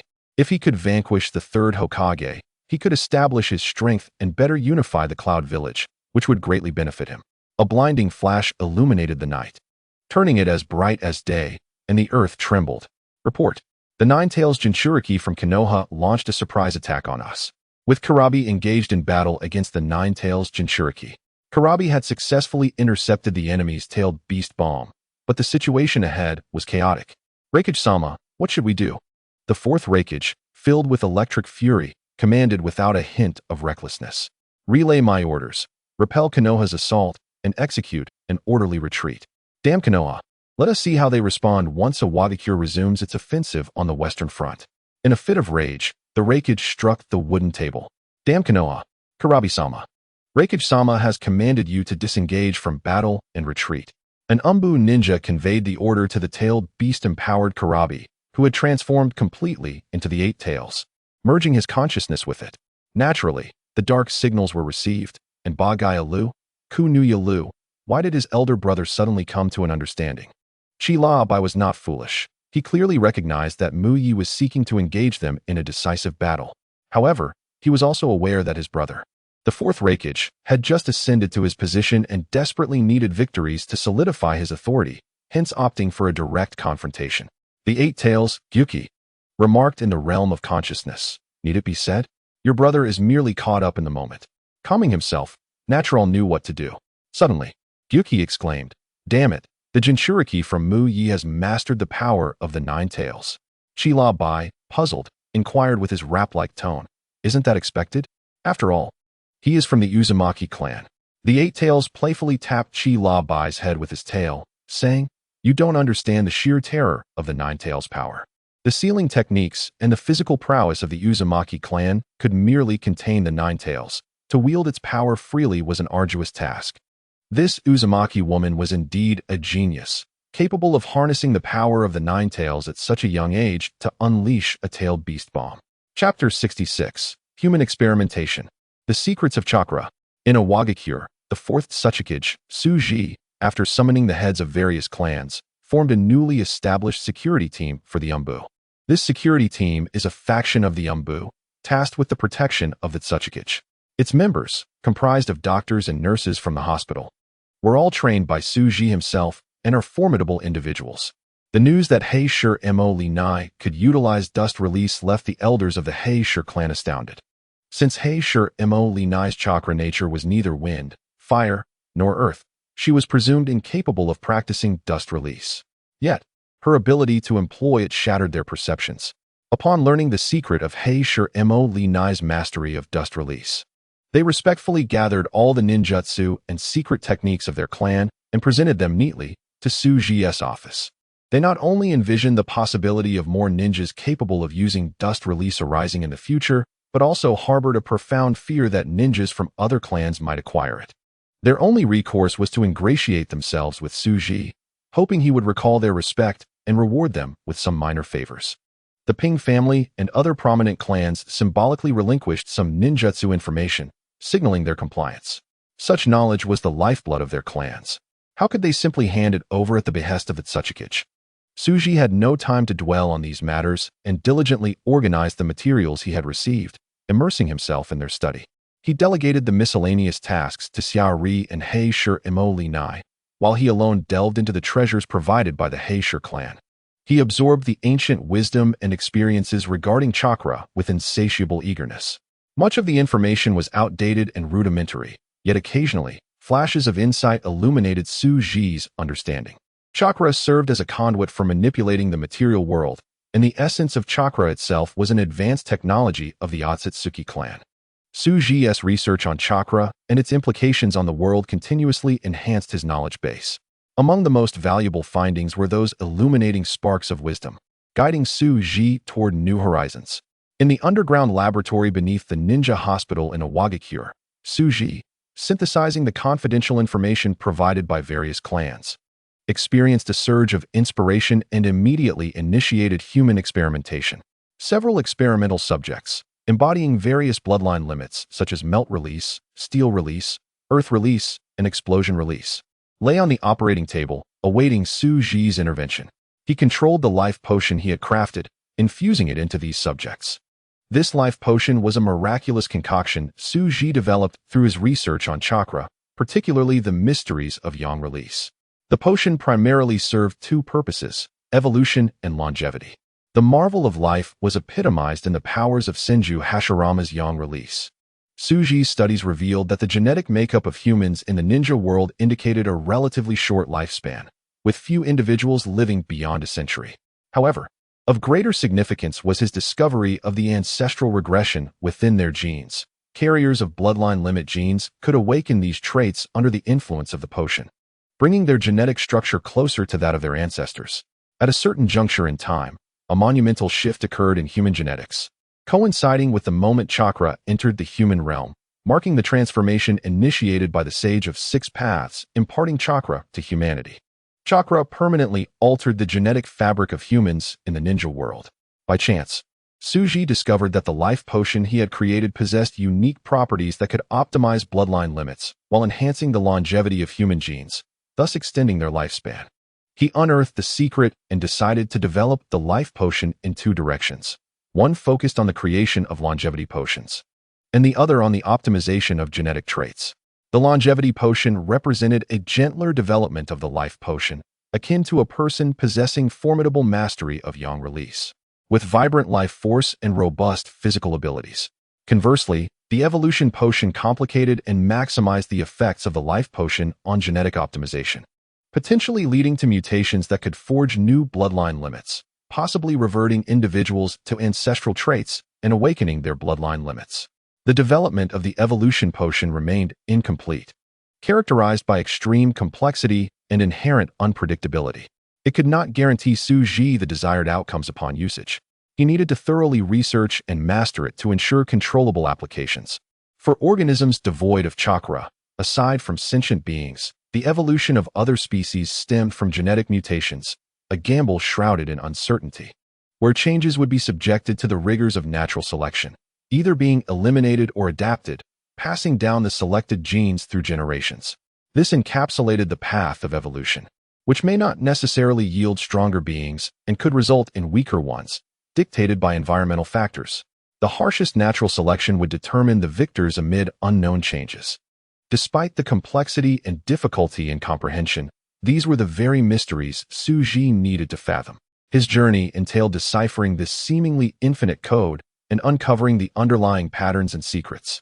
As a seeker of knowledge, his path was one of learning and research.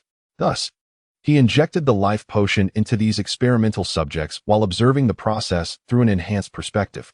Utilizing the combined might of the power gem, mind gem, and space gem, he sought to observe the evolutionary processes occurring within these bodies. Simultaneously, he harnessed the powers of three incomplete infinity gems to control their physical forms and oversee the evolution taking place within them. Under the influence of the life potion, the chakra within them began to undergo a transformation not into powerful ninjutsu, but into an entirely new form Suji had never encountered before. The chakra seemed to encode vital information about life, as the life potion acted simultaneously on both chakra and genes, leading to a reconfiguration of genetic expression and change. Suji endeavored to influence the essence of life using the energy represented by his gem technology, the source of mind and vitality. As he explored the secrets of the Otsutsuki clan, who had intricately woven the mysteries of life into chakra, the transformation of the essence of life by the three infinity gems, coupled with the optimization provided by the life potion, resulted in rapid and dramatic changes within each experimental subject, marking an astonishing advancement in Suji's research. Under the influence of three precious gems, Suji is able to observe, at the microscopic level of electrons and protons, that the chakra is indeed rewriting such fundamental elements. As Suji unravels the connection between chakra and human genetics, he is simultaneously able to speculate on the evolutionary history of chakra. He gains insights into the world beyond the shinobi realm, particularly the life forms on other planets that have been absorbed by the Otsutsuki clan. The mysteries of those lives leave traces within chakra itself. The more he delves into the chakra of the Otsutsuki, the clearer his own path to transcendence becomes. The Otsutsuki are the pioneers, having integrated numerous laws and mysteries of the world into chakra. With chakra as his aid, Suji can directly glimpse the technological prowess of the Otsutsuki clan. In this world, the boundaries between chakra and bloodlines can be freely rewritten, allowing for the manifestation of astonishing miracles. The colorless life potion gradually vanishes within the experimental subjects, causing their bodies to tremble violently. Their skin and tissues undulate like ripples, as a profound transformation unfolds within them. The genetic chromosomes within their nuclei collapse dramatically, rapidly reorganizing under the dual influence of the potion and chakra. Chakra alters these genes, optimizing the bloodlines of many, rendering them more stable and powerful. Through these transformations, Dou Qi is certain that the evolution guided by chakra is a predetermined program, as these changes invariably progress toward a better state. He has not observed any instances of failure or distortion in this evolution. These individuals subtly exhibit tendencies toward becoming more akin to the Otsutsuki. Dou Qi, wielding the three gems, provides nourishment and energy to these subjects, facilitating the ongoing occurrence of such transformations. The transformations within the bodies of those with the steel release bloodline manifest as complex changes at the cellular level, with genes continuously reorganizing, growing, and multiplying. Their bodies visibly swell, their skin transitioning between metallic and organic textures. Different metallic components within their nuclei combine to form entirely new metal cells. A series of maddening new alloys is birthed within them, only to be swiftly discarded. Conversely, the rock-release bloodline subjects undergo petrification, where their cellular structures constantly shift between organic and rocky materials. The changes in the bodies of the lava-release bloodline bear similarities to those of the rock-release, yet their petrification incorporates the fiery transformations, rendering them as beings of magma, a form akin to liquid life. The cells within the explosion-release bloodline subjects undergo miraculous transformations, with countless chakras affecting properties at the molecular and atomic levels. Each molecule and atom that composes their cells undergoes changes akin to nuclear reactions under the command of chakra, releasing vast amounts of energy. Were it not for the protective power of the reality stone, this explosive energy would have obliterated Dou Qi's laboratory. Other bloodline users also experience significant transformations. Under the influence of the life potion, a common feature emerges among all bloodline users. They begin to develop horns on their foreheads, as if their bones are evolving into a new bloodline. Is this a proactive evolution towards a skeletal lineage? Dou Qi meticulously records the nature of these phenomena and the genetic changes, preserving these invaluable samples. The miracles produced by the confluence of the life potion and the bloodline user's genetics are such that even Dou Qi cannot replicate them. Each evolutionary change is distinct, with the life potion acting as a key that unlocks the secrets hidden deep within chakra belonging to the Otsutsuki clan. These bloodline users merely serve as Dou Qi's medium for observing chakra. In Chapter 67, titled The Latest Developments, Tsunade Saves Lives, Dou Qi acquires a wealth of invaluable data from his studies on the evolution of bloodlines. He makes astonishing discoveries regarding the changes in bloodlines, the self-integration of chakra and life, gene evolution, and the fundamental mysteries of Otsutsuki life. Most gratifying for Dou Qi is his newfound understanding of many chakra secrets. This almost omnipotent medium, he quickly peruses the foundational aspects of chakra, peering into the entirety of the Otsutsuki's mysteries. Even the Otsutsuki clan must rely on chakra to manifest their wondrous abilities. Time travel, space jumping, mind control, reality rewriting, and the interplay between the real and the illusory. All these incredible powers are realized through chakra. Despite his extensive knowledge of chakra's mysteries, Dou Qi feels that many enigmas remain to be unearthed. The bloodlines he has researched can now be easily replicated. They hold no further secrets for him. As time swiftly passes, Dou Qi becomes oblivious to his responsibilities in leading the shinobi world war, wholly engrossed in his research. The world of Naruto is extraordinary, not for its setting, but for the Otsutsuki and their chakra-centric technological advancements. Material decomposition, mind-reading ninjutsu, time-space travel, various ninjutsu, and bloodlines. All are encompassed within the truths the Otsutsuki have distilled into their technological essence, chakra. Thus, Dou Qi is able to develop terrifying technologies of infinite gems in just a few years through his studies of chakra and the natural truths it represents. He suppresses the transformations of the explosion-release bloodline experimental subjects using the power of the reality stone, meticulously documenting the intense reactions of light and heat within them. Other experimental subjects provide invaluable data that will inspire Dou Qi in the creation of complete infinite gems. Upon reviewing the research on these bloodline users, Dou Qi gains insights into the material foundation of chakra design, leading him to understand how the reality stone should be conceived and which path to follow. The research and creation of the reality stone is not an endeavor that can be accomplished in haste. However, in this vast shinobi world, everyone will ultimately serve Tsuji. Naturally, the burdens of these tasks will be placed upon them. When the time comes, Tsuji need only present them with a hint of existential crisis, and they will undoubtedly strive to perfect his vision, using their intellect to forge his throne. The unknown breeds fear. The deeper his research into chakra, the less reverence he feels for the Otsutsuki clan. Emerging from the laboratory, Tsuji indulges in the rare pleasure of drinking and moon-gazing while summoning numerous songstresses. In his commitment to the advancement of the world, it is only fitting that he allows himself some enjoyment. Upon learning from the Umbu of Tsuji's departure from the Hive laboratory, Shiori hastens to his side, bearing urgent intelligence. However, recalling Tsuji's previous instruction to refrain from interrupting his research with information unrelated to his safety, she chooses to withhold the frontline reports for the time being. After all, the lives of those mere pawns pale in comparison to the paramount concerns of her master. Tsuji contemplates whether to organize a beauty pageant to select the finest dancers for his esteemed Suchikage, considering it a means to provide a lifeline for those beautiful girls who lack intellect. The shinobi world is embroiled in a great war, and survival is increasingly arduous. He must fulfill his role as a significant figure. Just then, Shiori enters, interrupting Tsuji's pleasant reverie, and presents the latest battlefield reports from Konoha and Kumogakure. With a wave of his hand, he dismisses the dancers and, furrowing his brow, inquires, did Konoha emerge victorious? In the summer, the intelligence was disclosed. The third Hokage was stationed at the front lines, supported by the Jinchuriki of the Ninetales and Danzo, effectively suppressing the Cloud Shinobi. The illustrious Namikaze Minato employed space-time ninjutsu to relocate the Two-Tails Jinchuriki. The Nine-Tails Jinchuriki, in collaboration with the Leaf S forces, managed to injure the Raikage, A, and his brother. However, the Eight-Tails Jinchuriki, Killer Bee, demonstrated exceptional control over his tailed beast and successfully evaded encirclement. The Cloud Shinobi began to retract their front, while the Leaf forces intensified their pursuit. Concurrently, the Mist Shinobi seized the opportunity to compress the Leaf's front, pushing the front lines deep into the land of fire.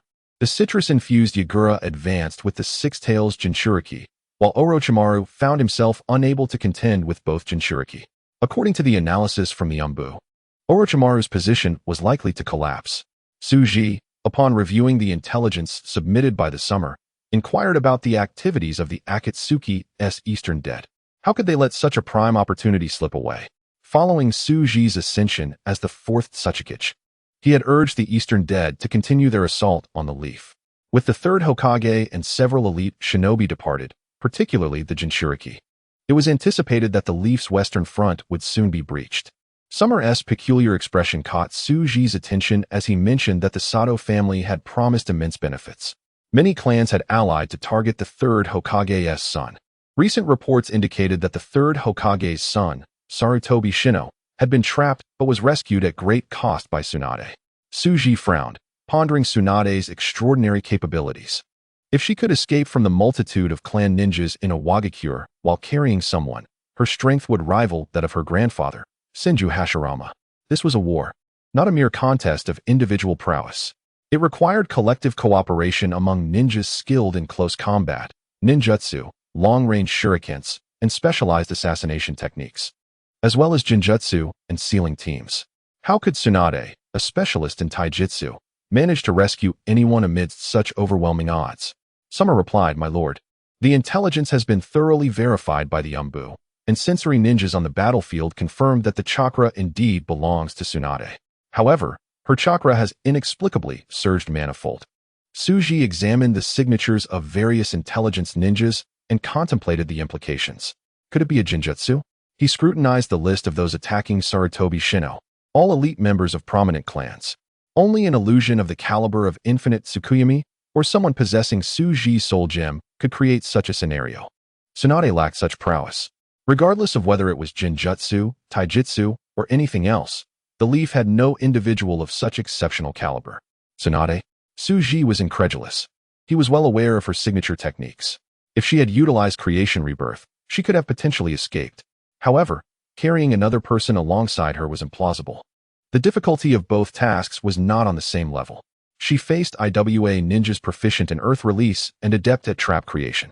As a taijutsu specialist, she was heavily reliant on the ground for power, which was under the control of earth release.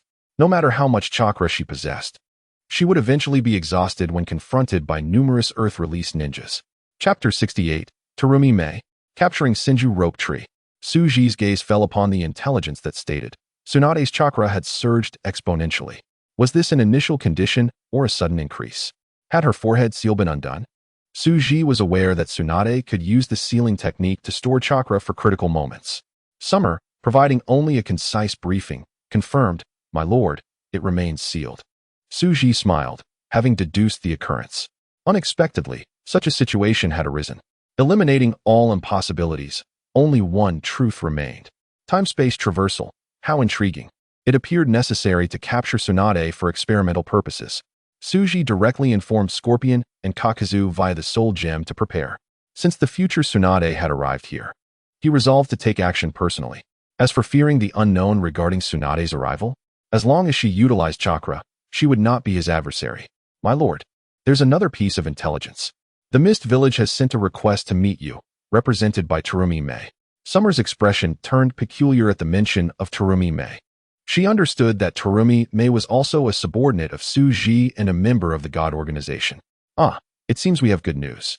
Allow her in and have her prisoners escorted to the Hive's prison. You shall go personally." The arrival of Terumi Mei indicated that she had brought the Senju Rope Tree. As Suji had requested, a devilish smile crept across Suji's lips. The Senju Rope Tree would possess a promising future. At the very least, he would avoid an early demise.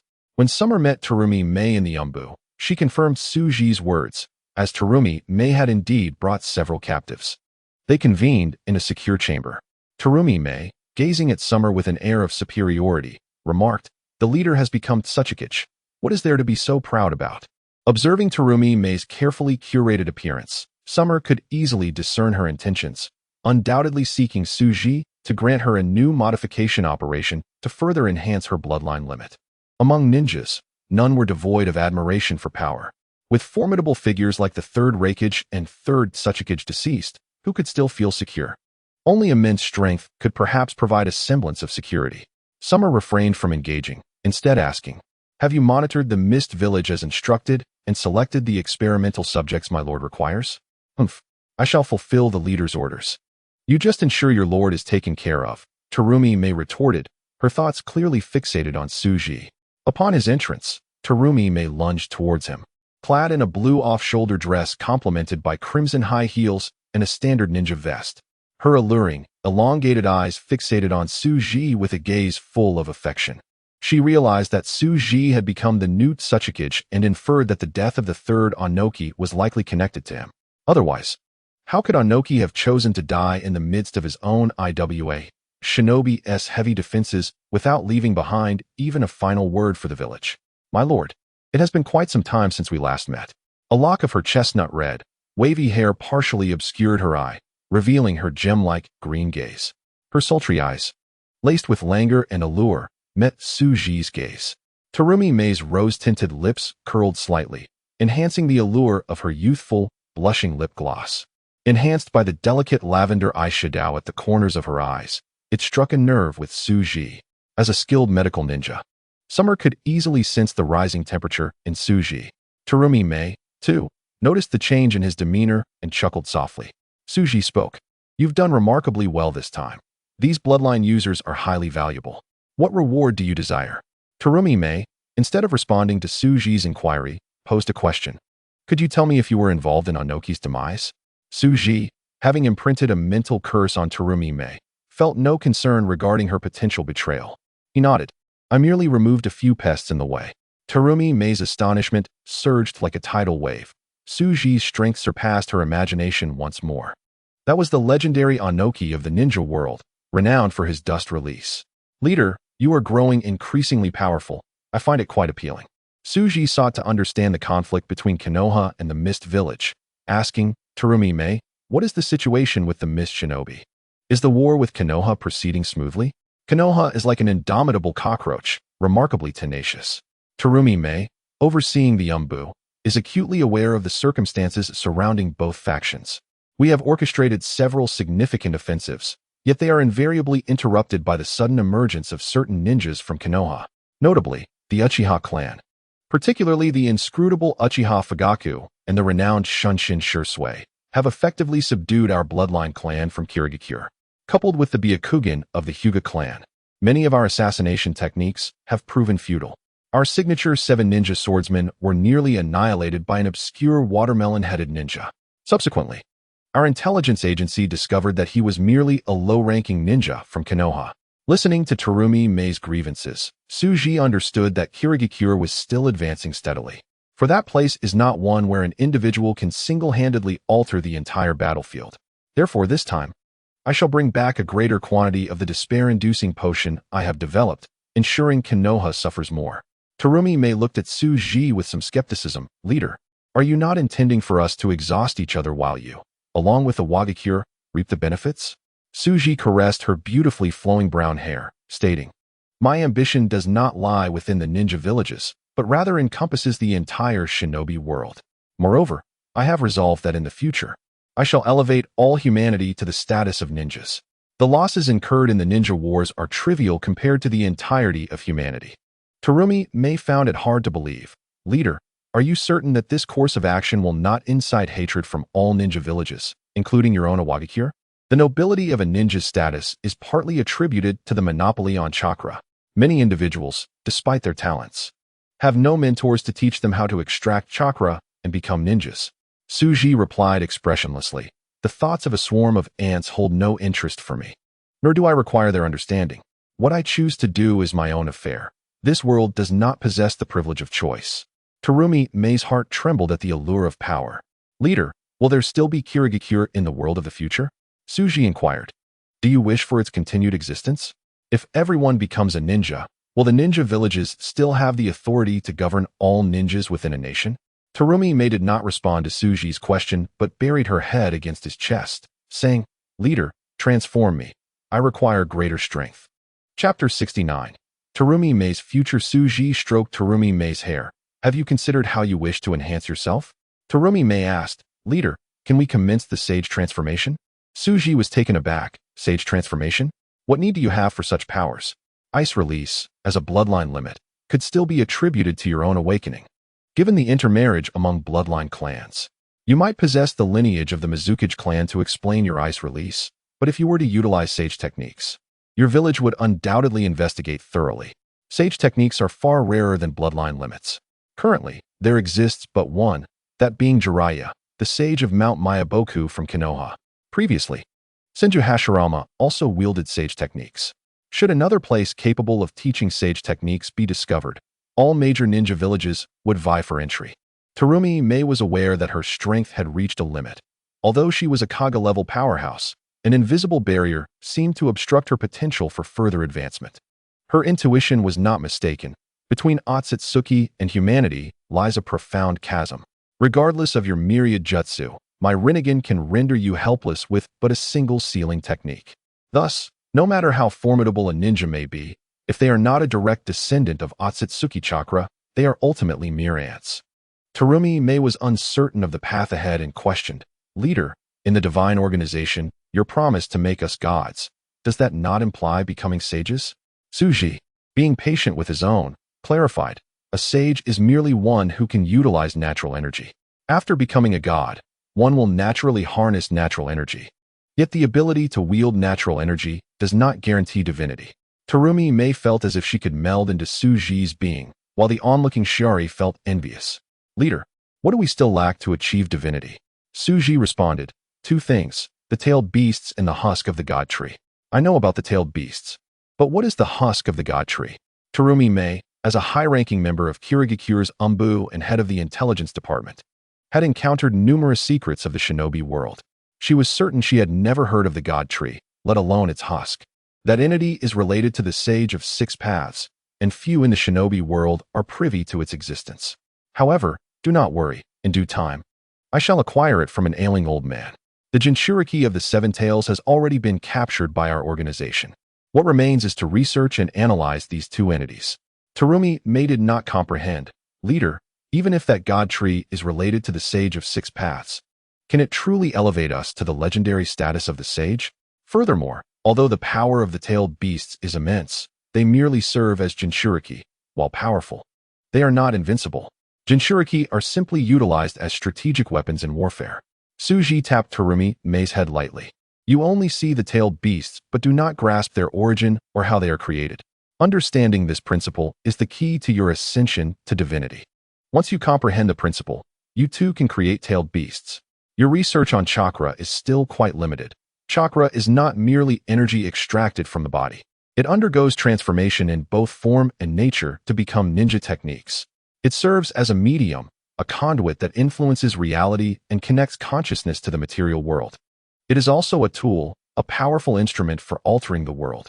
Suji noted the perplexed expressions of Terumi Mei and Shiori, realizing he had divulged too much. Women, after all, have modest desires. Obedience and beauty suffice. No talent in the world can match the pace of my intellect. And Suji does not seek companions on the path of enlightenment. Well, I know you may not fully understand. I have news to share. I am about to commence the construction of an ascension platform. In due course, you shall undergo the ascension ceremony atop this platform and attain divinity. Of course, this is a distant event. For now, let us focus on augmenting your physical form. I will employ the yang release serum I recently developed to transform you into a half-sage body. Simultaneously, I will enhance your eyes, granting them the ability to perceive chakra, akin to the Sharingan and Byakugan. This will be a combination of both, providing you with substantial assistance. Suji reassured Terumi Mei, calming her excitement. Terumi Mei, filled with anticipation, inquired, "What is a sage body?" You can simply understand it as a physique akin to that of the Uzumaki clan, with chakra and vitality that are extraordinarily robust. I will also amplify your bloodline limit, increasing its potency and control. A formidable life force will support your rapid ascension and strength. Terumi Mei eagerly asked, "What level of power can I achieve after the transformation?" Within the shinobi world, you would rank among the top 10. Even Kagaya Otsutsuki would find it impossible to defeat you. You would be considered the strongest of Kirigakure. Your inherent talent is commendable. In post-transformation, your control over chakra's nature and form will see remarkable advancement.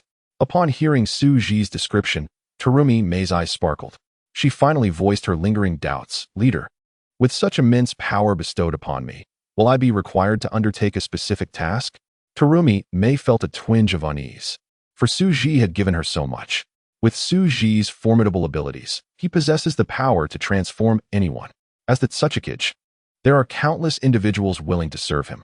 She is not lacking in capable subordinates. Despite her own strength, the multitude of ants can indeed bring down an elephant. And in the face of overwhelming numbers, even she would succumb to oblivion. So, why does Suji place such importance on her? Although she has already allied herself with Suji, her feelings for Kirigakure run deep, and she harbors no desire to see her village fall to Suji's hands. Within the village, her greatest aspiration would merely be to attain the position of Mizukage. Yet what I desire of you is to become the daimyo of the land of water. I anticipate your future. Suji briefly outlined his plans for Terumi Mei. What? Leader, you wish to involve yourself in matters of the daimyo? That is forbidden. Terumi Mei fully comprehended that the daimyo and the bureaucratic system they represent are the true rulers of a nation. Ninjas merely serve as their watchdogs. Only those at the upper echelons of the ninja villages, integrated into their system, can be considered true members of that hierarchy. The status of ninjas only holds significance during the Ninja World Wars. Suji understood that a country's daimyo is akin to the emperor of the land of the rising sun, while ninjas are comparable to the emperor's army. In any stable nation, military personnel should not meddle in politics. The separation of military and political powers greatly benefits a cohesive state. Suji's ambition to supplant the daimyo of the land of Earth following the Third Great Ninja War is akin to a military coup, establishing a military government. There is no need for concern. In the face of absolute power, any resistance is akin to a mantis attempting to stop a chariot, utterly futile. Suji dismissed Terumi Mei's concerns with disdain.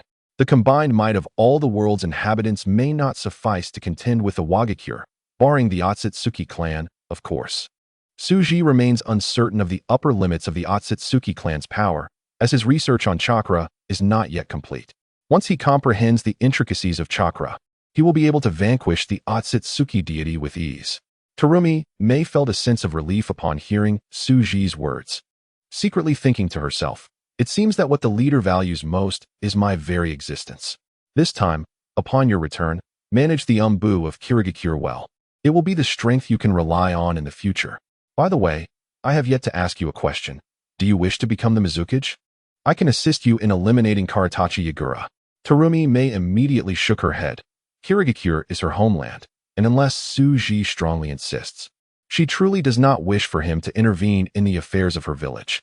For when Suji takes action, he does not consider whether Kirigakure can endure it. Leader, as a member of the God organization, I aspire to become a deity as soon as possible, to escape this world twisted by hatred. My desire for power is not strong. It is merely a necessity for self-preservation. Upon hearing Terumi Mei's response, Suji nonchalantly remarked, very well, as you wish, after all. This is but a trivial matter.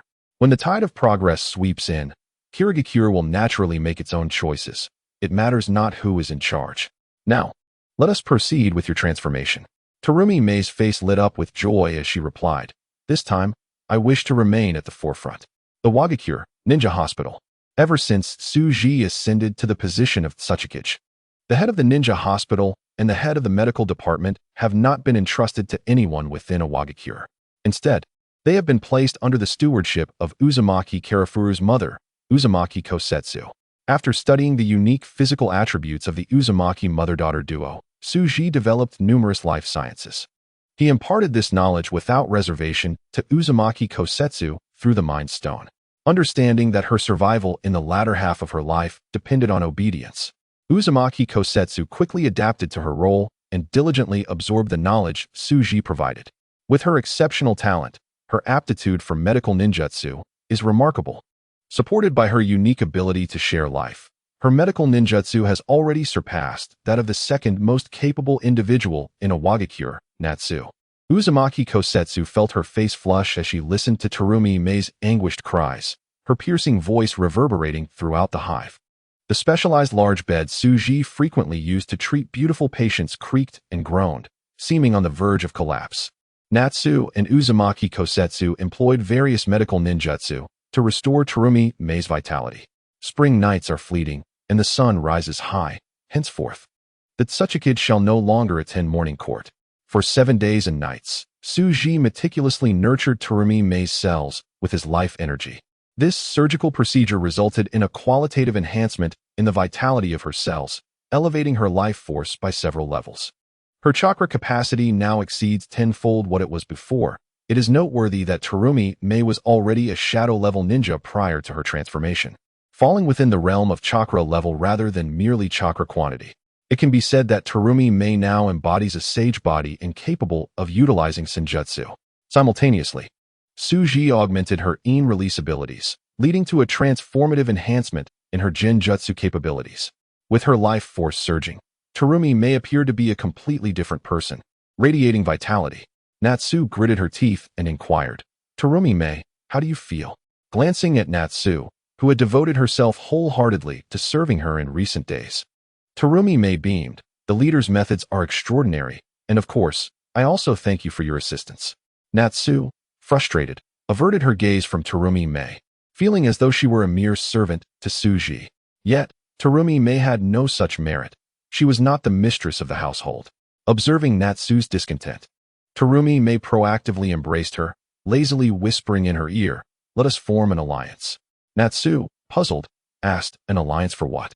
Terumi Mei elucidated, you see, the leader is quite the eccentric and certainly does not lack for admirers. We could unite to ensure our interests. You are by his side, and I am within the organization.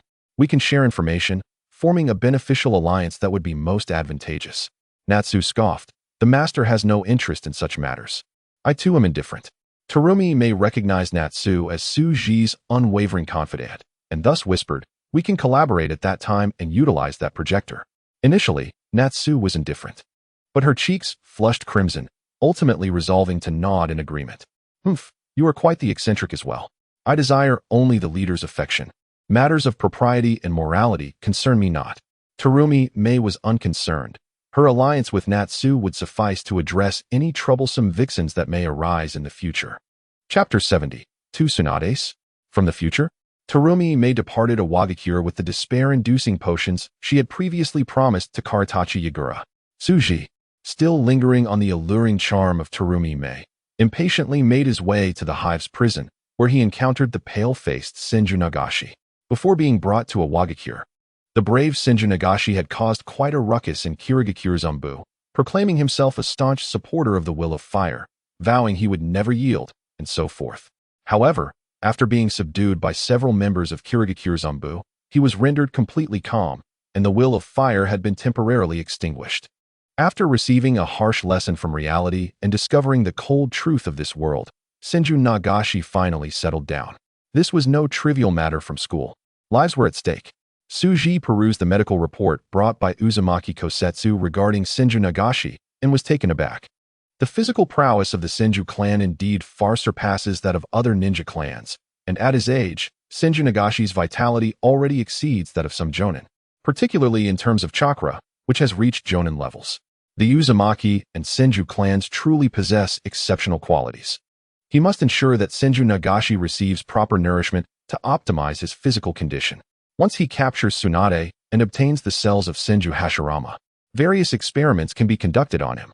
First, initiate the clone experiment for him and establish his database and material repository. Subsequently, we shall conduct various experiments on the integration of bloodline limits and the bodies of celestial beings. Tsuji instructed Xuanwu Xiangxue, emphasizing that one of the crucial experimental materials, the Hashirama cells, had yet to arrive, and the original body of Senju Hashirama held significant importance for Tsuji.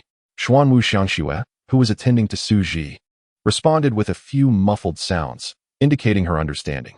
Within the office of the Otsutsuki, after assigning matters concerning the hospital, Tsuji called for his elder sister-in-law to discuss the administrative affairs of the village. After distributing milk and soy milk to the two of them, Tsuji, somewhat reluctantly, departed from Awagakure with his secretary, Xiaori, heading towards the battlefield. After all, the situation with Tsunade should have been resolved, and he was eager to witness the pinnacle of the shinobi world, ready to conquer Awagakure. At the command center of the IWA shinobi frontlines, the atmosphere was tense. The high-ranking IWA shinobi present were holding their breath, for the newly appointed Tsuchikage, whose expression was anything but pleasant, sat in a position of authority. So, has your Sato clan failed to capture Sarutobi Shino? Tsuji inquired, his face devoid of expression as he scrutinized the incompetent assembly before him. Sato Iwan, the clan leader of the Sato family, stained in blood, trembled at Tsuji's question. It was not that the Sato clan had not exerted effort.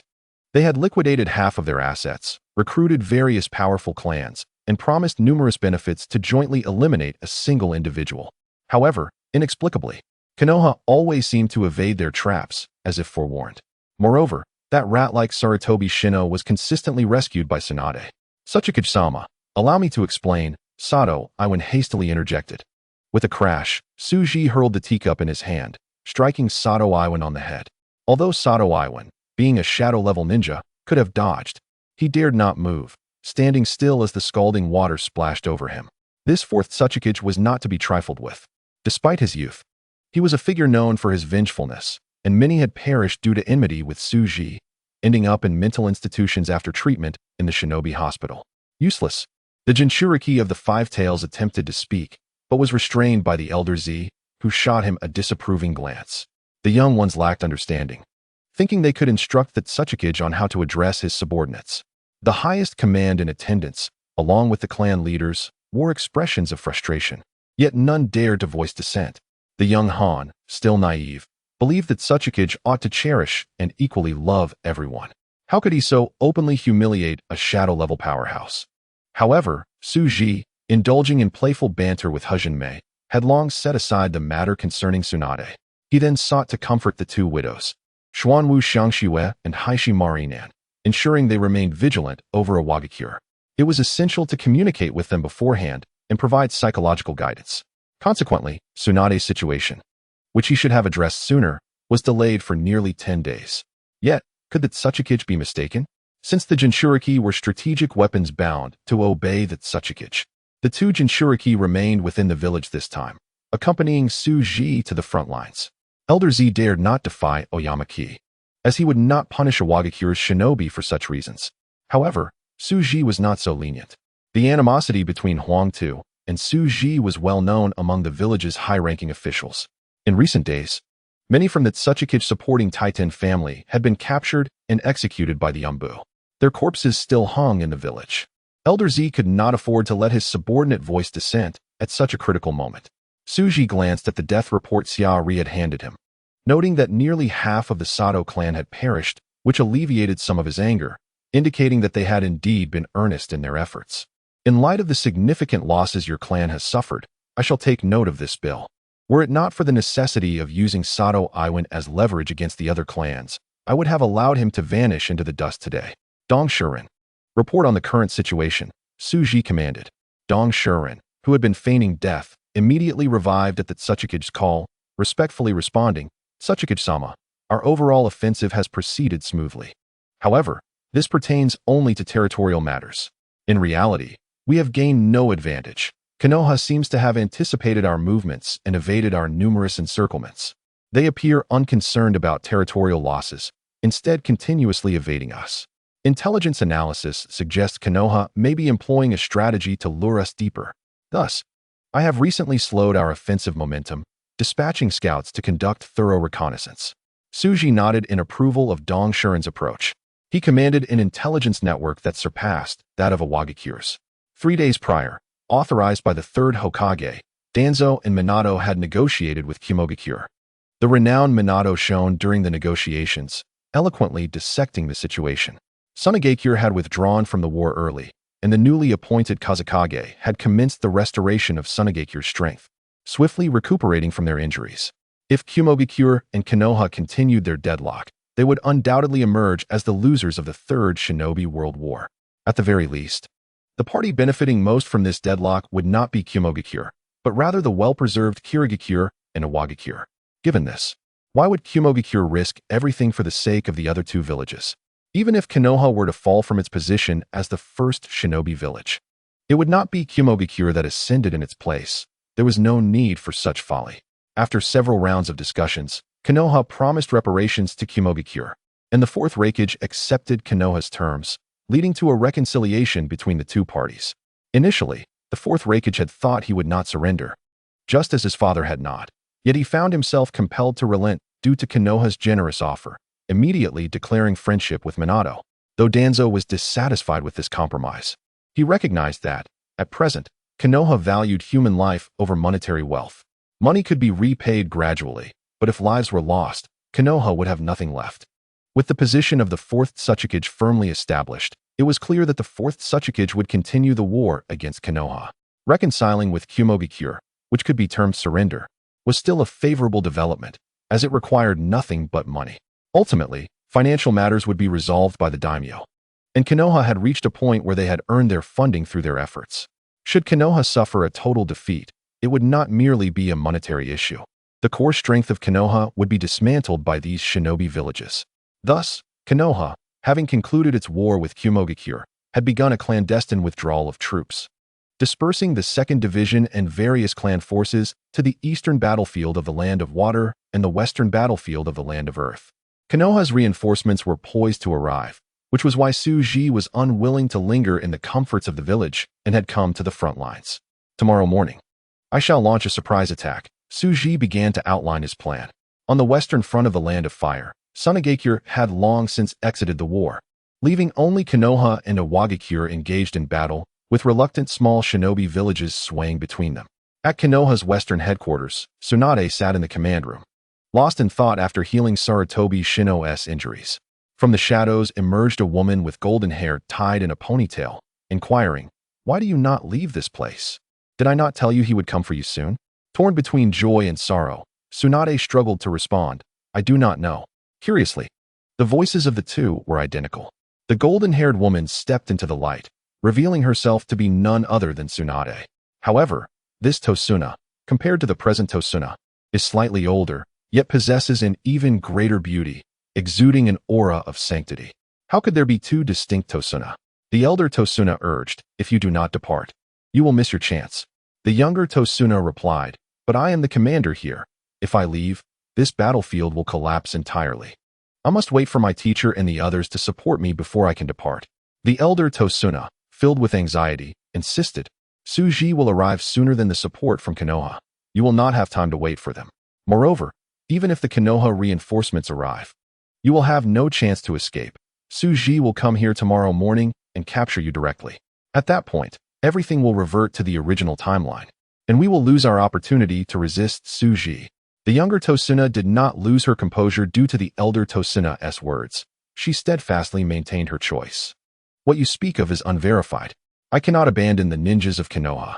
This is the culmination of my grandfather, my parents, and my clan's efforts.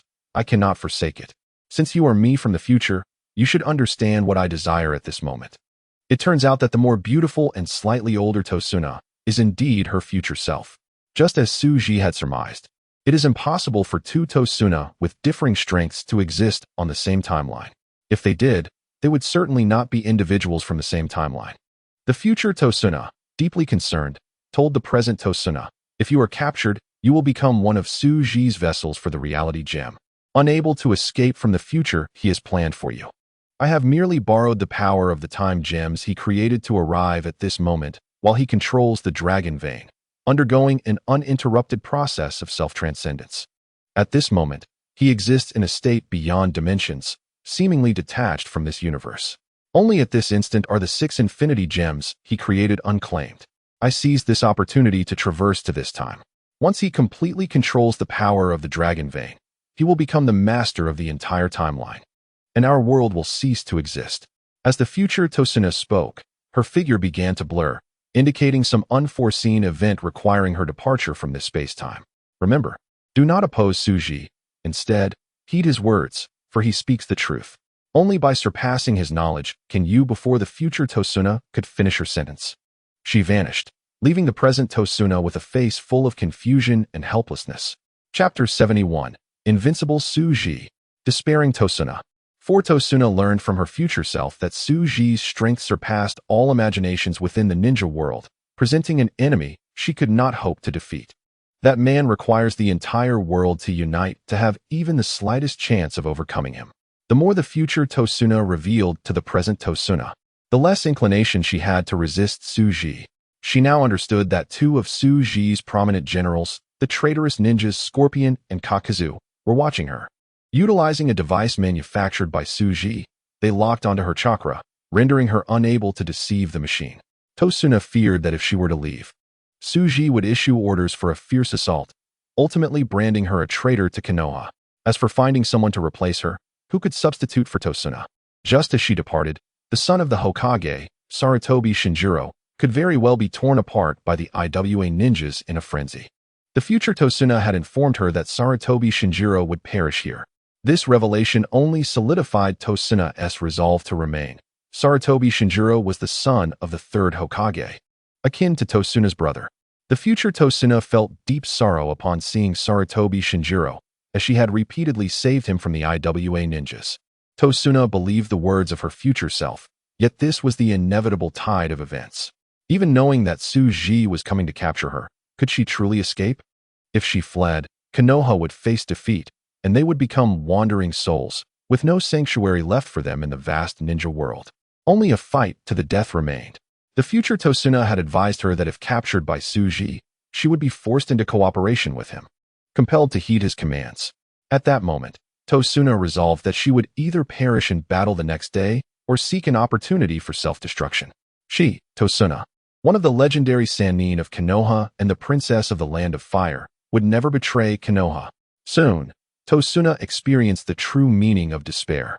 The following day, as the first light of dawn broke the horizon, the IWA army launched a frenzied assault, deploying the Jinchuriki this time. 2 super war machines inflicted grievous losses on Konoha, swiftly tearing a breach in their defenses. With a stern expression, Tosuna issued commands with meticulous precision. Simultaneously, a slug perched upon her shoulder allowed her chakra to be channeled through it, directly aiding the injured patients, effectively performing the work of countless medical ninjas. Konoha's western front had held steadfast for so long, largely due to Tosuna's efforts. Fire release, Phoenix fire technique. Wind release, Great Typhoon. The sudden emergence of the fire-wind combination jutsu sent many unsuspecting Konoha ninjas flying. The entire command center was in ruins, engulfed in flames. Thousands of puppets, like a well-trained army, suddenly appeared, clashing with the Konoha ninjas. Caught off guard, the Konoha ninjas retreated to protect Tosuna, hoping she would leave the area. The assailants were none other than Kakuzu and Scorpion, who had been assigned to monitor Tosuna for 6 months. Scorpion fared slightly better, as he could occasionally venture out to gather experimental materials. Kakuzu, however, was growing restless without the chance to earn money, feeling increasingly pent up. As time passed, Scorpion also longed for the laboratory, yearning to return to his research. He did not relish killing, but pursued eternity. Had it not been for Tsuji's simultaneous directive for them to seek out White Zetsu, they would not have been compelled to act in the shadows. Unfortunately, they remained fixated on Tosuna of Konoha, with no leads on White Zetsu. Lord Tosuna, you must retreat quickly. We will handle these two. You need to continue commanding the fight against the IWA ninjas, urged her guards. It was already too late. The enemy had arrived. The dark seal on Tosuna's forehead had been released, and she formed hand seals, directly employing her self-created jutsu, creation rebirth, entering a state of battle.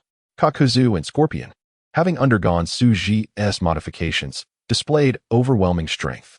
One transformed into an uncooled turret, while the other became a one-man army. Their coordinated assault left Konoha's ninjas unable to mount an effective counterattack. The elite Jonin were scattered in disarray. Tosuna's guards continued to implore her, reminding her that her primary duty was to command, not to engage in combat. Yet, at that moment, a sound of slicing air filled the sky, followed by the sight of a figure descending, hovering above them. Fourth Tsuchikage, how could you be here? The Konoha ninjas recognized Tsuji, incredulous. Quick, protect Lord Tosuna. Her guards grew anxious. A shadow is always accompanied by its umbu. With Tsuji's appearance, they had to evacuate Tosuna immediately. Withdraw, you all retreat. Tosuna commanded calmly to her surrounding ninjas. However, her guards sought to dissuade her further, only to be interrupted by Tosuna. Execute the order. Retreat. I will stay behind to stop him. No more chatter. Many young guards, reluctant, wished to confront Tsuji, for Tosuna was not only their superior, the princess of Konoha, but also their idol. How could they remain indifferent to their goddess's peril? Yet, they were pulled away by the older ninjas and swiftly departed. They remained, merely to complicate matters for Dayton-sama. Oh, have you overcome your fear of me and dared to confront me? Tsuji jested, while inwardly pondering how he sensed the powers of the Time Stone and the Reality Stone emanating from Dayton. Yet, the conundrum lay in the fact that Tsuji had yet to create these two artifacts. Although he had not fashioned them, he could discern that these were undoubtedly the powers of the finished Time Stone and Reality Stone. Indeed, the future Dayton had traversed this timeline, utilizing her own Time Stone for the journey. Upon hearing Tsuji's words, a surge of past grievances surged within Dayton. Memories of witnessing Kato Dan being brutally slain before her eyes, while she could do nothing to save her comrade, flooded her mind. Without a moment's hesitation, Dayton launched an attack, her foremost desire at that moment being to shatter Tsuji's face, which regarded her as one would an ant. The first strike, a powerful punch, her right hand clenched into a fist, struck forth, creating a deep trench in the earth from the sheer force of her blow. The air was violently displaced, as if it had been tightly grasped. With her full strength unleashed, Dayton could have obliterated a small mountain with that punch. However, it failed to connect with Tsuji, for a barrier resembling rippling water absorbed her formidable power. Undeterred by the ineffectiveness of her first attack, Dayton initiated her second strike. With a single hand, she formed a seal and employed a sealing technique to strike Tsuji. Yet, the expected transformation of chakra into the sealing runes did not materialize. Damn it, Dayton could not fathom why the sealing technique had failed.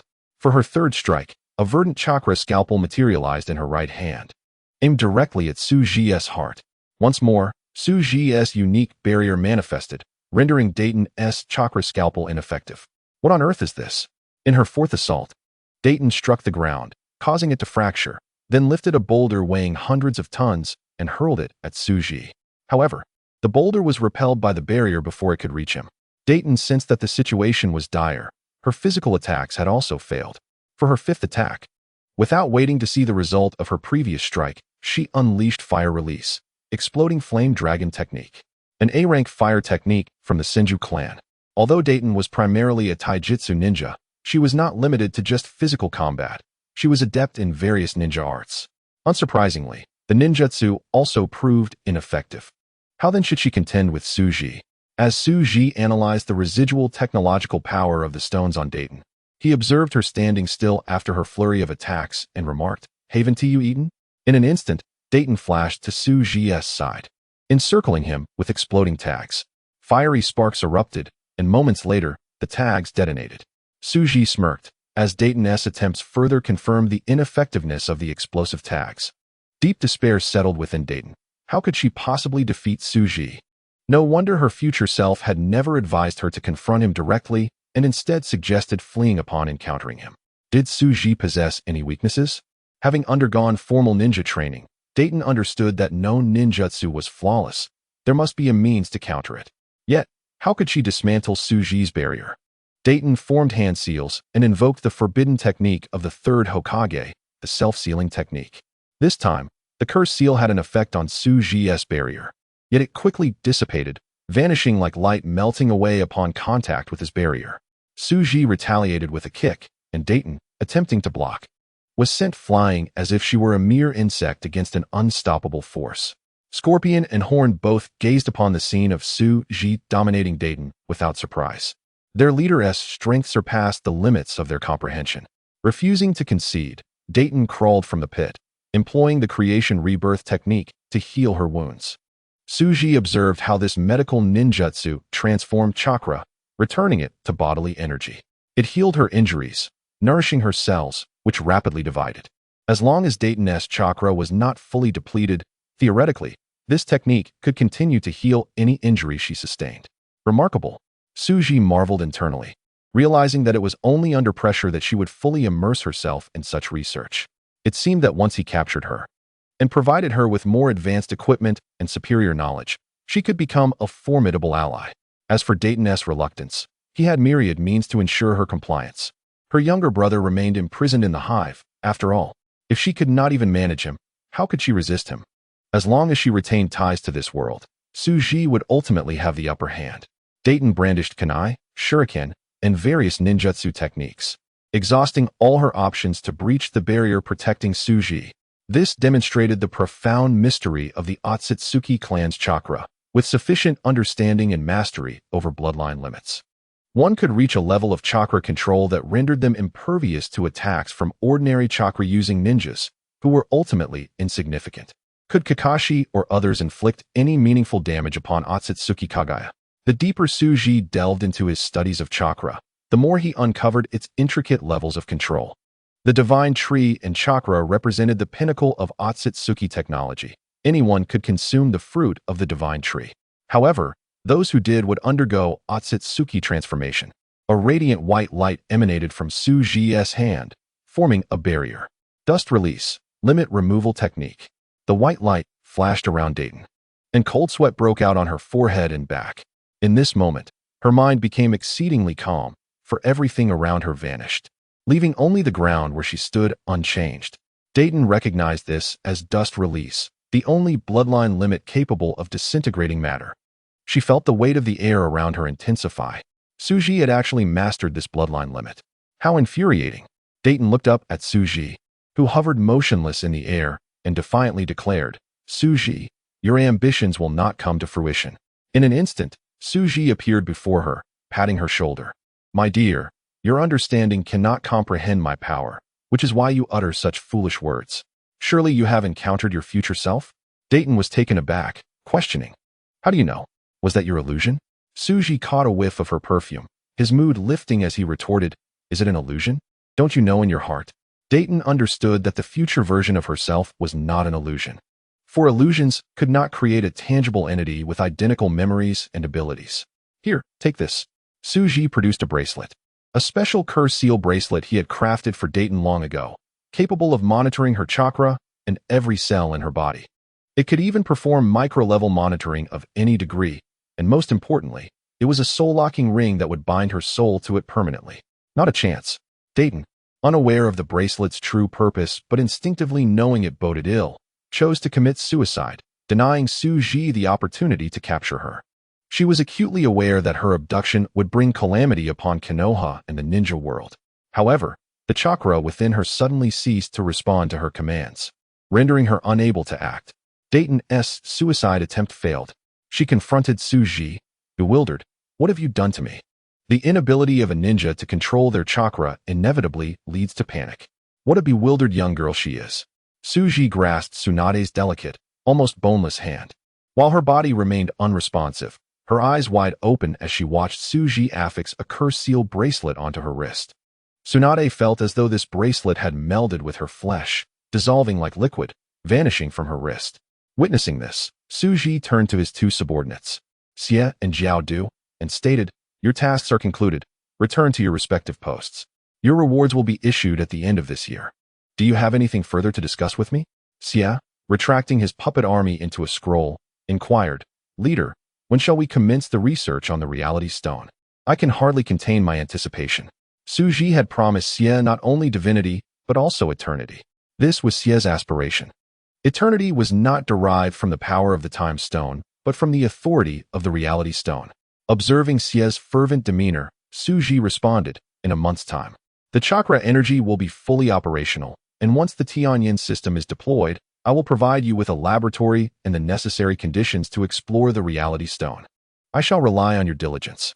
Xie was elated by Suji's words. Within the ninja world, there were merely insects. And only someone like Suji could truly comprehend the allure of eternity. Having lost his parents and vanquished the third Kazekage, Xie had severed ties with his past, now willingly following Suji for eternity. "And you, Jiaodu?" Upon hearing Suji's inquiry, Jiaodu's green eyes shimmered with a deep desire for wealth. "Leader, I shall continue hunting bloodline limit users within the ninja world and tirelessly collect forbidden techniques, but I am short on personnel." Suji, having heard Jiaodu's request, responded without hesitation, "Very well, I shall place the Shadow Army under your command. The elements of gold, wood, water, fire, and earth will also heed your orders. I have but one request. I expect you to perform well in your duties, and I shall not withhold financial rewards." Upon learning that Suji was entrusting the entire Shadow Army to him, Jiaodu's eyes gleamed ominously with greed. He understood the fearsome reputation of Suji's Shadow Army, a heartless, sacrificial force capable of relentless combat until the final breath. The combined might of the Shadow Army could easily topple entire small ninja villages, establishing dominance. However, Jiaodu was not drawn to power. Rather, he envisioned his incomes soaring with such assistance. While capturing bloodline limit users and gathering forbidden techniques was crucial, Suji showed no concern for Jiaodu's occasional diversions for personal gain. Suji was only interested in whether his requirements were met. The consumables produced on the assembly line were of no consequence to him. Should he desire, he could harness the chakra of tailed beasts to mass-produce power stones, endowing them with intelligence through the Mind Stone. "Leader, I assure you I will fulfill my tasks." Jiaodu vowed, determined not to let Suji down. Hearing Suji assign the Shadow Army to Jiaodu filled Xie with envy. After all, his pride, the puppet army, paled in comparison to the Shadow Army. Suji nodded, activating the power of the Space Stone, and directly transported the now-controlled Tsunade away. Simultaneously, he waved his hand, sending Jiaodu and Xie to their designated locations. The Space Stone was indeed remarkably convenient. The capture of the overall Commander Tsunade on the western front of Konoha significantly disrupted Konoha's command structure. With Tsunade's departure, no ninja remained capable of thwarting the IWA ninja clan's assault on the third Hokage's son, Sarutobi Shinji. Following Tsunade's abduction by Suji, the Vice Commander Sarutobi Shinji was slain, beheaded by Sato Yuan. The collapse of Konoha's command corps, under the leadership of the Sunset's Crimson, fled in disarray. Naturally, the IWA ninja seized the opportunity to pursue the Konoha ninjas, continuing to expand their victories. Perhaps it was not Konoha's fate to perish. The disheartened Konoha ninjas fortuitously encountered the reinforcements led by Jiraiya. As the vanguard, Jiraiya arrived with the majority of Konoha's second corps, accompanied by formidable allies such as Namikaze Minato. However, upon encountering the defeated ninjas, the first shocking news he received was that the fourth Tsuchikage Suji had personally captured Tsunade. Impossible. Absolutely impossible. Jiraiya could hardly believe what he was hearing. Tsunade's strength was such that even in sage mode, he dared not claim he could subdue her. Capturing and defeating represented two distinct levels of power. How could someone at Suji's level, even as a Kage, possess such formidable might?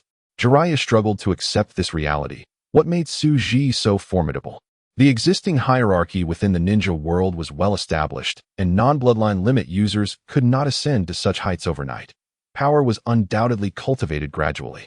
Teacher, please calm down. We need to ascertain precisely what has occurred, urged Namikaze Minato, who recognized his teacher's admiration for Tsunade. Minato understood that with so many confirming the truth, Tsunade's abduction by the fourth Otsutsuki was indeed a reality. The weary and bloodied Akatsuki, led by the Sunset's Crimson, struggled to retreat.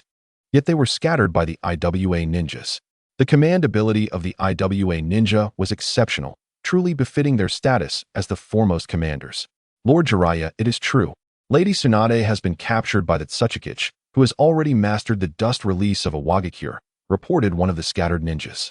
Jiraiya felt as though a bucket of cold water had been dumped over him, instantly silencing him. Within the ninja world, bloodline limit users were undeniably superior to non-bloodline limit users, a fact that could not be overlooked. Observing the various ninja clans, even those lacking bloodline limits possessed formidable techniques.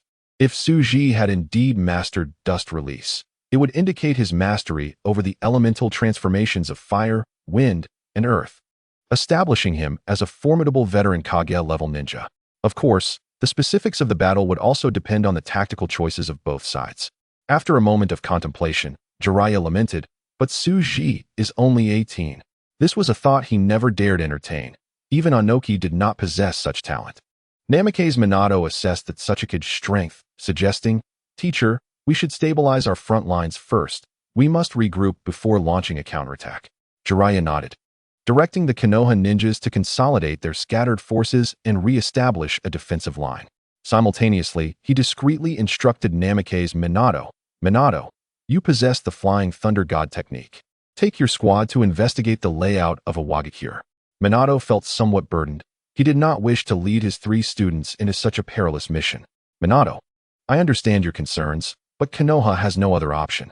For the sake of victory, we have effectively surrendered to Kimogakure. Our village is currently in disarray, and the swift conclusion of this war is our best means of safeguarding our future. Minato nodded, recognizing the gravity of the situation, and knowing that his 3 students were not weak. Kakashi was already a Jonin, while Uchiha Obito and Rin were Chunin, with Minato as their Kage-level mentor. Jiraiya was not issuing orders blindly. Though Jiraiya wished to assign Jonin companions to Minato, every Jonin had critical responsibilities. Considering the circumstances, it was best for Minato to lead his own students. Teacher, I will complete the intelligence gathering as swiftly as possible, Minato assured, before vanishing using the Flying Thunder God technique. Jiraiya had faith in Minato's abilities, knowing he was competent enough to handle the task at hand. Kongshu, wait for me. I will undoubtedly rescue you. Damn Awakens, you shall pay for your actions. Wicked Suji, you better ensure that Kongshu receives the finest treatment. In Chapter 73, Uchiha Obito and Kakashi Hatake meet with Minato Namikaze in a tent, where they encounter their 3 disciples who have journeyed from the northern battlefield to the western front. Kakashi, diligently polishing the small blade of Konoha's white fang, feels a deep connection to this weapon, which has accompanied him like his father. Through the crucible of war, Kakashi has matured significantly, his demeanor now exuding a refined sharpness. Uchiha Obito, the underachiever of the Uchiha clan, is busy organizing various supplies for the shinobi world, including explosive tags, food pills, and kunai. Rin, a medical ninja, is engaged in crafting various healing pills. Minato-sensei, the lively girl Rin, her face adorned with stripes, is the first to spot him, exclaiming joyfully. In a battlefield rife with death, Minato-sensei shines like the sun, protecting them. They truly are fortunate. Many of their classmates from the same period have perished in this war. Even Obito, usually brimming with youthful fervor, has grown more taciturn in the face of grim realities. Minato-sensei, is there a new mission this time? Obito eagerly inquires upon seeing his teacher. He has an inexplicable urge to express his fervent aspirations, particularly in Rin's presence. Minato, seeing his 3 students, feels his worries dissipate, his spirits lifting. Especially with Obito's vivacious antics, the oppressive atmosphere of relentless slaughter lightens considerably. Only in the company of these Konoha children can Minato find the resolve to continue fighting. Indeed, Lord Jiraiya has tasked our team with gathering intelligence. This is a perilous mission. Are you sure you wish to participate? Obito interjects, of course. I, Obito, aspire to become Hokage. How could I hesitate? Kakashi, still young yet burdened by the weight of his mask, douses Obito's enthusiasm with a splash of cold reality. Do not rush in blindly. You'll only make us worry. Embarrassment colors Obito's face as he retorts, Kakashi, that was bravery. Their banter ignites a lively atmosphere, with discussions about lofty goals and the greater good. Minato briefs them on the mission, instructing them to prepare for departure. Sensei, won't Kushina-san be joining us on this battlefield? Obito asks. Minato gently ruffles Obito's hair, replying, Kushina is needed to confront the Jinchuriki from Kirigakure. She has gone to their side. Rin naturally adds, Minato-sensei, with Kushina-san's prowess, she will surely help us conclude the conflict over there. Minato nods. Genuinely concerned for his beloved, we will set off in 15 minutes. Make sure you are well prepared. At the Awagakure Frontline Command Center, Suji sits at the head of the table, flanked by the captured Kongshu. The IWA ninjas entering for the meeting glance at the immobile Kongshu, controlled by a cursed seal, astonished by her presence. They are well aware that Kongshu is one of the legendary Sannin, a formidable force within the shinobi world. This only deepens their admiration for the fourth Tsuchikage's inscrutable strength. Suji inspects the severed head of Sarutobi Shino presented by Sato Yuan. Noting the half-missing arm of the latter, he extends his right hand, pointing at the head, and in an instant, he uses a gem to record its brain and DNA for future cloning. Surely, the expression of Konoha when faced with this clone will be quite amusing. A devilish delight stirs within Suji. Indeed, have the Umbu take this back for all the clans and remaining ninjas to see. Furthermore, the news of capturing one of the legendary Sannin, Kongshu, must be disseminated. Though Kongshu cannot move, tears stream down her face. Her beloved Sarutobi Shino has been slain. His head severed. How could she not feel anguish? Having graduated under the third Hokage, Shino, older than the Sannin, had stepped in to teach them ninjutsu and combat when their teacher could not. It is utterly unfathomable that he met his end here. Witnessing Kongshu's rage, one cannot help but reflect on the brutality of the shinobi world. War is rampant, and hatred runs deep. Suji addresses Sato Yuan, who kneels before him. Well done.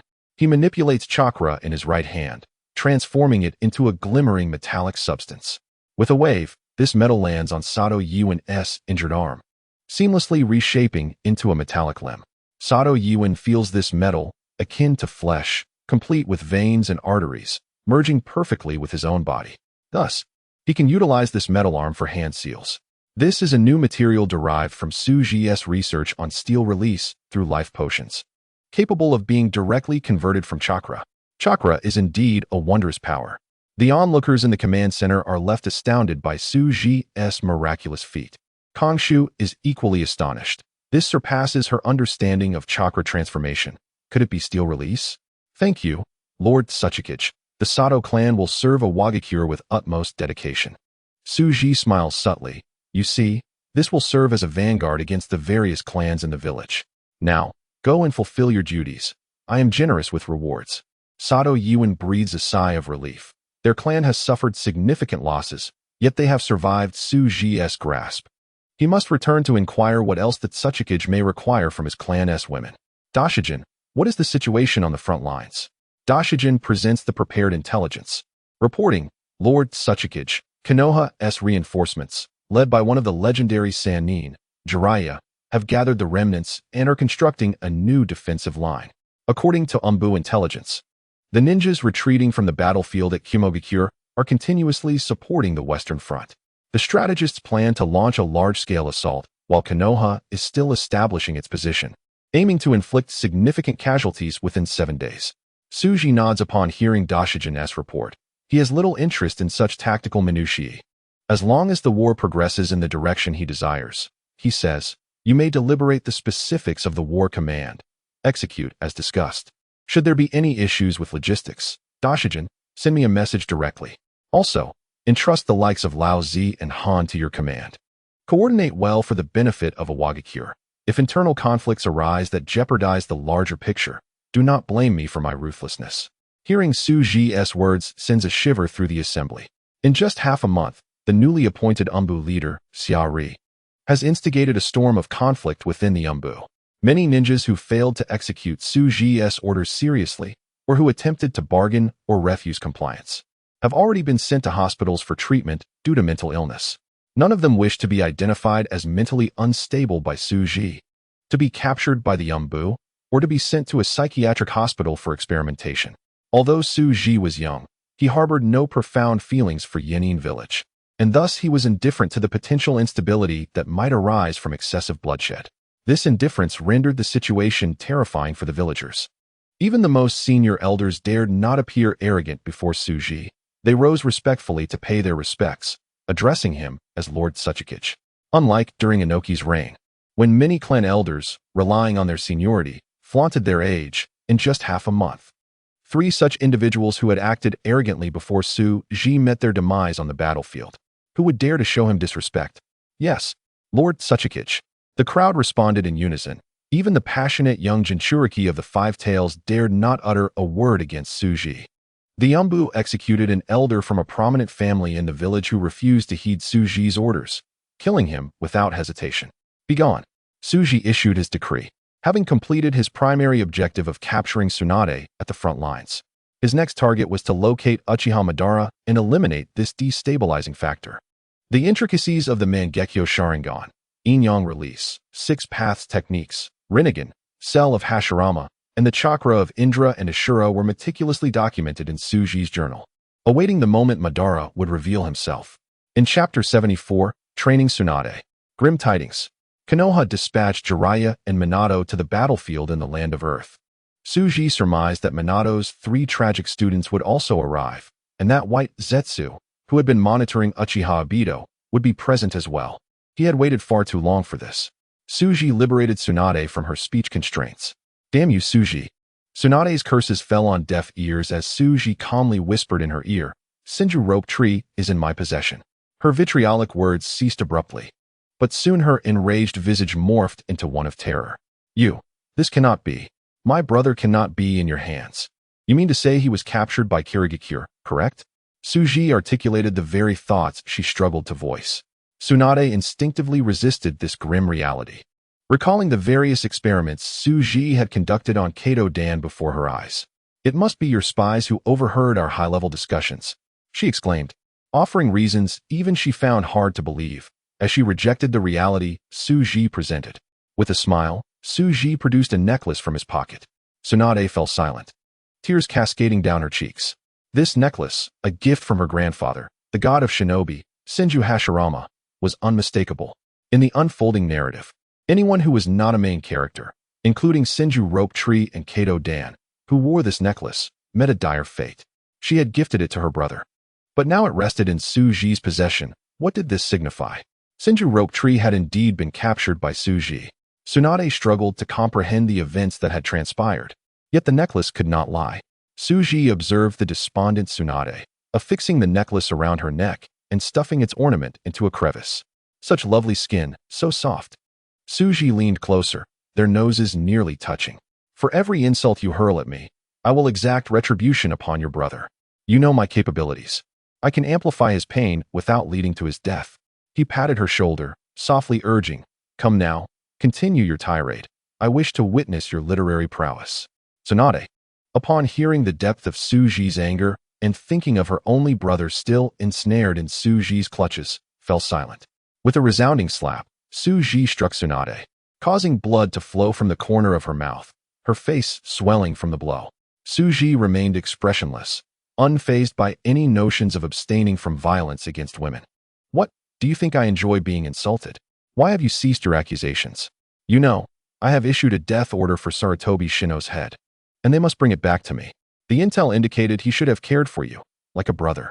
Tsunade's eyes glazed with tears, her fury directed inward, lamenting her own lack of effort that had led to such humiliation. If only she had tried harder.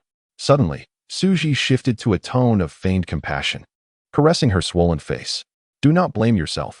Your weakness is not your fault. Even if your strength were 100-fold greater, the outcome would remain unchanged. I will reiterate, captives must possess the awareness of their status. Consider your foolish brother who yearns to become Hokage. You wouldn't want him to suffer under my torment, would you?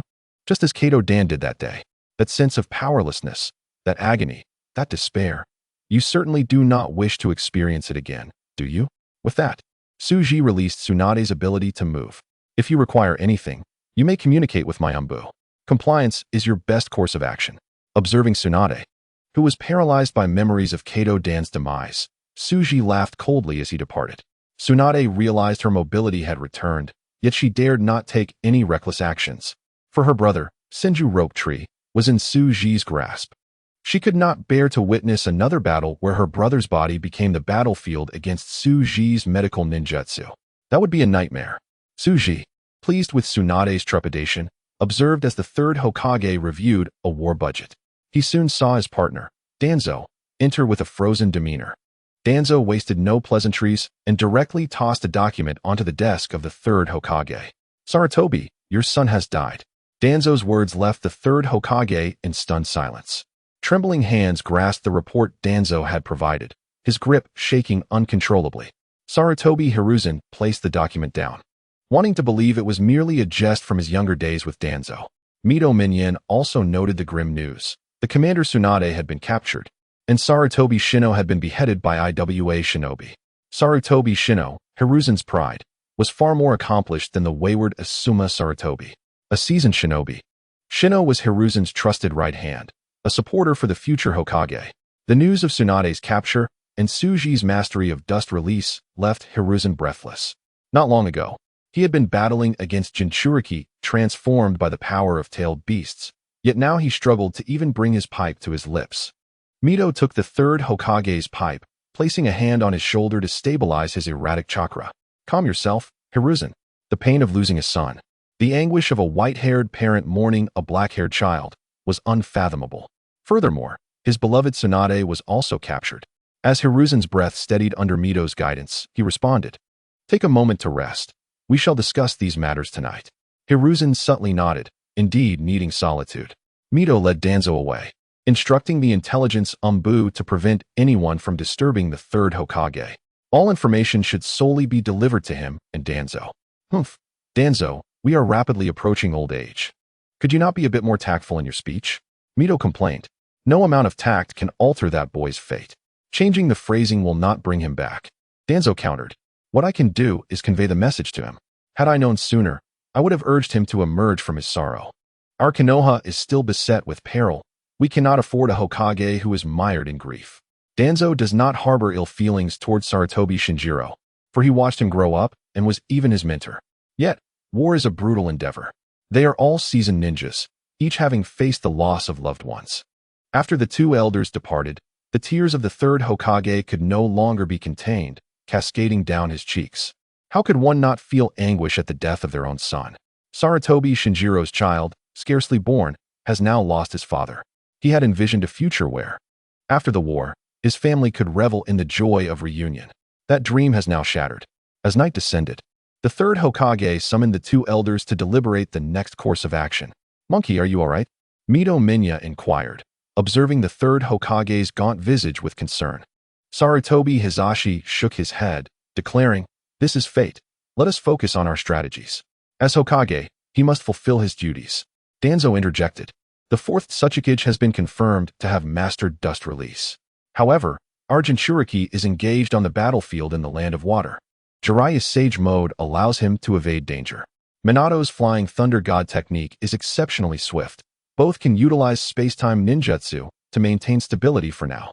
Once our Jinchuriki of the Nine Tails arrives in the land of water, the situation will improve significantly. Our primary dilemma is determining from which of the IWA or Kiri shinobi we should initiate our breakthrough. Mito Minya analyzed. If we divert the forces we withdrew from the north to both battlefronts, we would achieve parity on both sides. Our 5 major ninja corps, combined with the full-scale war effort mobilized post-dissolution of the village, equates to an army of 10,000. If we allocate 3 corps to each side, our disadvantage lies in the Jinchuriki. Though the Nine-Tails Jinchuriki is formidable and can take on 2 opponents, he is but one and cannot be present at both locations simultaneously. Once we determine our strategic breakthrough direction, we shall deploy the Nine-Tails Jinchuriki at that critical juncture. Saratobi Hizashi, unusually abstaining from smoking, asked, "What does the Intelligence Analysis Department report regarding the battle capabilities on both sides?" Danzo responded, "Both sides consist of one of the 5 great shinobi villages, each having mobilized 3 corps, resulting in a negligible disparity in personnel strength. However, considering the immense threat dust release poses to Jinchuriki, the command center recommends that we prioritize a breakthrough in the land of water." Saratobi Hizashi and Mito Minya understood the extreme peril dust release presents to large entities. Due to the considerable casting time required for dust release, the faster and smaller the target, the lesser the threat it poses. Dust release is indeed the greatest threat to a Jinchuriki when utilizing tailed beast bombs. Mito Minya produced a letter from Jiraiya and handed it to Saratobi Hizashi, who read it and then passed it to Danzo. After Danzo reviewed it, he inquired, "How can he be certain that the forces of the Toad village can counter dust release? Don't tell me it's another prophecy from the Toad sage. I have never placed faith in such things." Mito Minya hesitated, uncertain of the answer. Nevertheless, Jiraiya had learned sage arts in the Toad village, which undoubtedly colored their perception of its capabilities. The role of a Jinchuriki is to utilize tailed beast transformation to unleash tailed beast bombs. Otherwise, they merely possess the prowess of an elite Jonin or a Kaga-level shinobi. We must ensure that he does not fail to turn the tide of battle and risk the 9 tails Jinchuriki in the process. Danzo continued, "The resurrection of a tailed beast takes years. We cannot afford to wait that long. For the paramount interests of Konoha, we cannot rely solely on Jiraiya's word." Saratobi Hizashi concluded, "Mito Minya, go to Jiraiya and ascertain the methods he proposes to counter dust release before we make our decision." Mito Minya nodded. Strategic decisions must be made with caution. In the office of the 3rd Mizukage, upon learning of the clandestine reconciliation between Konoha and the Cloud Shinobi, blood surged to his head, igniting his fury. He felt he was drawing closer to meeting his predecessors. Terumi Mei could hear the 3rd Mizukage's vitriol even in the umbu. "The fool. The scoundrel." Various expletives filled the village. It is no wonder the 3rd Mizukage was enraged. He had missed a singular opportunity to topple Konoha from its pedestal. Initially, the foolish Reikage and Tsuchikage had engaged in a conflict over minor villages in the north, unwittingly granting Konoha a respite. This time, the Sunagakure village withdrew from the Ninja World War, providing Konoha yet another chance. Subsequently, the 3rd Tsuchikage was eliminated by the very Konoha he had previously held in his grasp. What a disgrace. Reluctantly halting the war, they sought to elect a new Tsuchikage.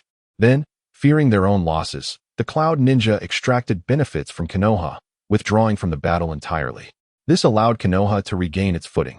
What was once an inevitable defeat for Konoha was transformed into a balanced struggle by the machinations of the 3rd Reikage and 3rd Tsuchikage.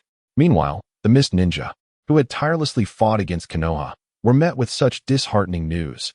How many lives had been lost in vain? Damn it, that fool Anoki, that scoundrel 3rd Reikage. Accompanied by the sound of crashing objects, the 3rd Mizukage had been in a state of extreme anger for several days. Indeed, the heavens had favored them.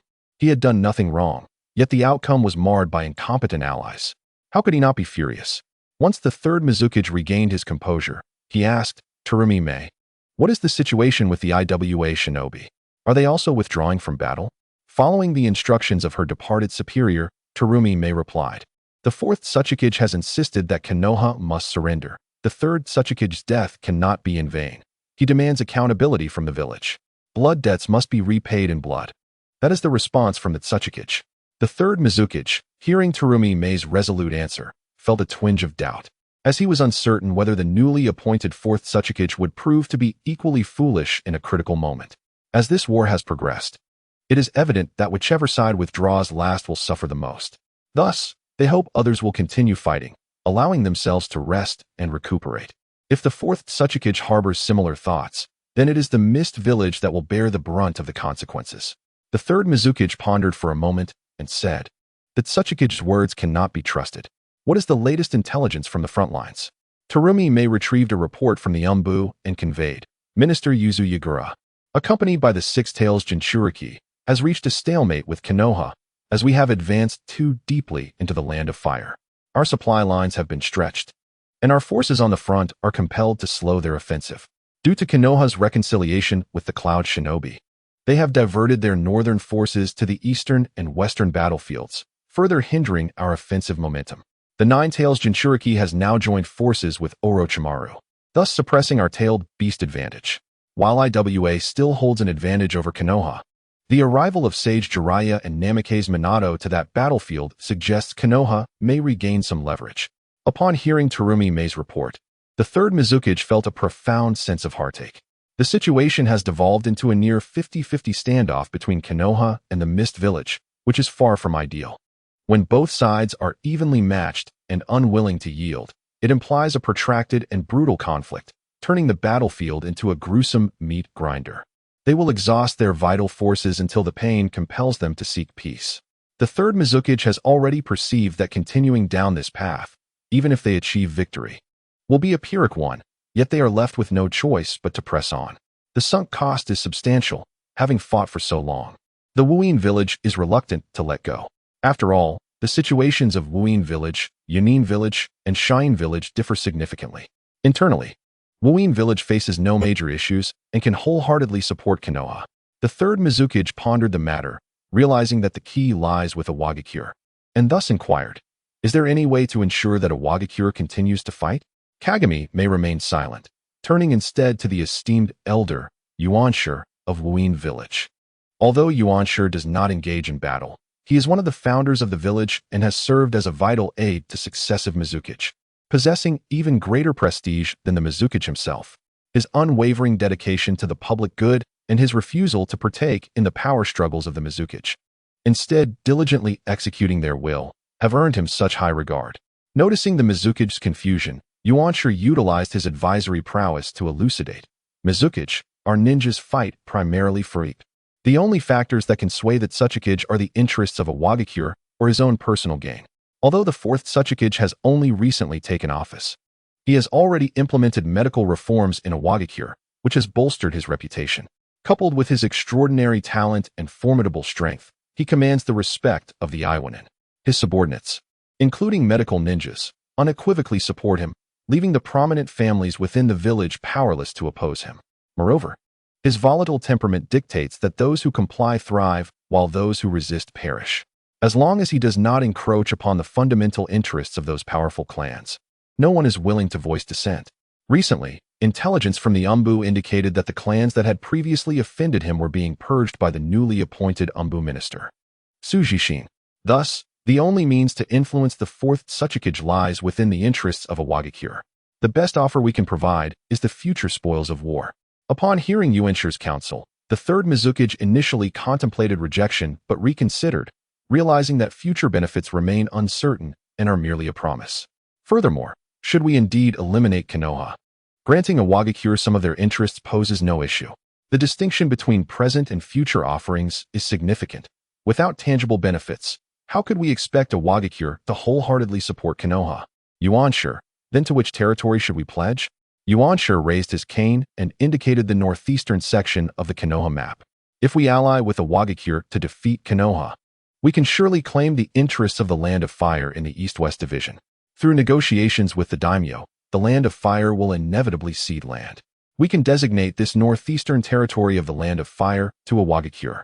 This strategy presents three advantages. First, we can extend our influence over a distant territory within the Land of Fire, depleting both the finances of the Land of Earth and the shinobi of Awagakure. Second, with the third Raikage's demise at the hands of Awagakure, the northern Yunin village harbors animosity towards them, enabling Awagakure to assist us in withstanding northern pressures. Third, our proximity to this area effectively amplifies the strength of Awagakure right before our eyes, allowing us to sever ties with them if necessary. Should the Fourth Great Ninja War erupt in the future, we can readily reclaim this territory. Yuanshi's analysis illuminated the third Mizukage's understanding, who nodded in agreement and stated, Kagami may instruct the Umbu to contact Awagakure and disseminate our desire to convene a meeting between the two village leaders. Upon hearing of the proposed dual leader conference, Yuanshi expressed concern. Mizukage, but your health? The third Mizukage waved his hand dismissively, assuring that it was merely a meeting, not a battle. Kagami may, overhearing their discussion, could hardly contain her disdain. She was acutely aware that in the Mizukage's heart, the interests of Awagakure held little significance. To him, Awagakure was merely a testing ground for his aspirations, and his true dedication was questionable. However, it was unnecessary to voice such thoughts. Who would believe them anyway? Deep in the ocean, at the headquarters of the Divine Organization, Suji's clone number 1 and Scorpion injected chakra molecules extracted from the Seven Tails Jinchuriki into the power gem. Scorpion gazed into the depths of the power gem, witnessing the tail beast chakra autonomously absorb ambient energy and convert it into chakra, causing him to tremble with excitement. After days of research, they had finally uncovered the infinite secret of the tail beast chakra. This revelation debunked a long-standing rumor. The original chakra may not have been derived from the human body. In other words, chakra, composed of both physical and mental energy, might merely represent a subset within the broader category of chakra. There exist alternative methods to produce chakra, and there must be a means to unify the various forms of chakra. Scorpion remarked, "Leader, it is truly astonishing. The depths of chakra contain such profound mysteries." Clone No. 1, nodding in agreement, noted that all things in the world inevitably conform to their inherent laws of operation. The essence of tail beasts is not akin to the corporeal forms of humans. Yet, they can transition between pure chakra bodies and fleshly forms, as well as unravel the mystery of the tail beast's immortality, indicating that there are secrets yet to be uncovered. If we can comprehend this intricacy, we too can create tail beasts. It now appears that tail beasts possess the ability to convert natural energy into chakra, a process that may be instinctively controlled by their subconscious, leaving even the tail beasts unable to consciously manage this transformation. Had Scorpion not known that the leader disdained their worship, he would have knelt before him, for the leader embodies the truth. Scorpion praised, "Leader, only under your boundless technological creation can we unravel the mysteries of tail beast chakra proliferation. Were I to attempt this, I would never have discovered this secret, nor would I have even conceived of it." Clone number 1 felt immense joy.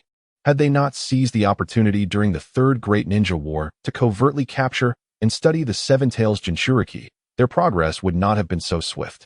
If a Jinchuriki were to vanish under normal circumstances, the various ninja villages would undoubtedly scour the world for them. Once the secret of the nine-tailed beast's self-propagating chakra is unraveled, such truths can naturally be applied to their own gemstone technology. Consequently, Suji's infinite gem would possess boundless energy, and its name would finally reflect its true nature. As Suji delved into the mysteries of the tailed beasts, he inevitably glimpsed the foundational secrets of the Otsutsuki clan's chakra. At this moment, he had a compelling urge to behold the divine tree. It is likely that the true enigma of the Otsutsuki clan resides within the divine tree. The tailed beasts are merely fragments of the divine tree. The divine tree and the ten tails are one and the same, easily understood as the divine tree being the plant form, while the ten tails represents the animal form.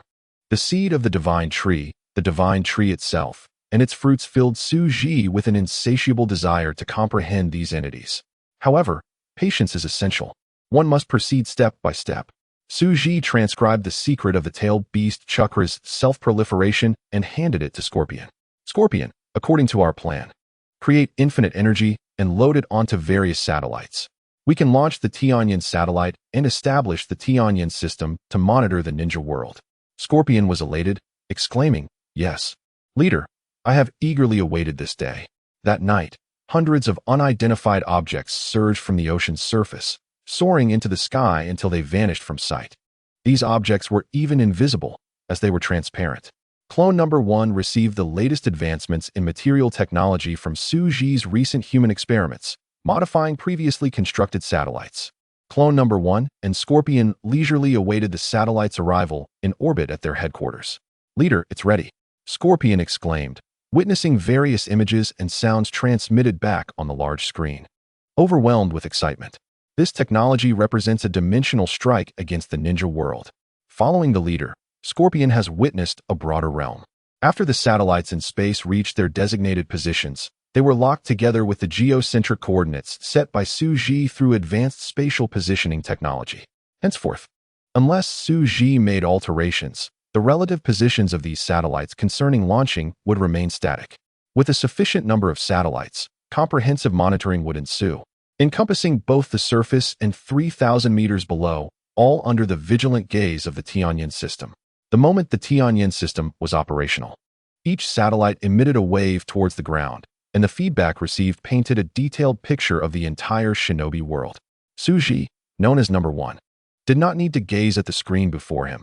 His mind, connected directly to the satellites through the power of the gem, could search for any desired location or individual. He directed the focus of the Tianyan system towards the battlefield of Awakens and Konoha. This continuous spatio-temporal fluctuation was none other than Minato. Suji observed the 4 figures of Namikaze Minato engaged in battle with IWA shinobi. Faced with the golden flashes, the IWA shinobi could only retreat in despair, their speed truly monstrous. What delighted Suji the most was the sight of several clusters of chakra far beneath the 4-man team. It was White Zetsu. At last, I have caught you, White Zetsu. It turned out that White Zetsu had concealed himself 2,000 meters underground, which explained why Suji had never sensed his presence. The Earth possessed the ability to obstruct detection. While Suji could sense far from the surface, the range diminished significantly when penetrating the ground. Fortunately, the research conducted on the secret of Kagura's hard eye from the Uzumaki family allowed for its application in the Tianyan system, bestowing it with such remarkable abilities. Continuing his search, Suji, aided by the Tianyan system's filtration, promptly located Nagato of Amigakure. The most potent chakra within Amigakure undoubtedly belonged to Nagato, who referred to himself as Kami. Suji was exceedingly thrilled to see that pair of purple Rinnegan eyes. Simultaneously, he noticed White Zetsu monitoring Nagato from a distance. However, Suji was aware that to find Nagato, he first needed to address the issue of Uchiha Obito, so there was no need to rush. After extensive searching, Suji even came across one of the tragic bosses, Otsutsuki Ishiki, who had been betrayed by Kagaya Otsutsuki.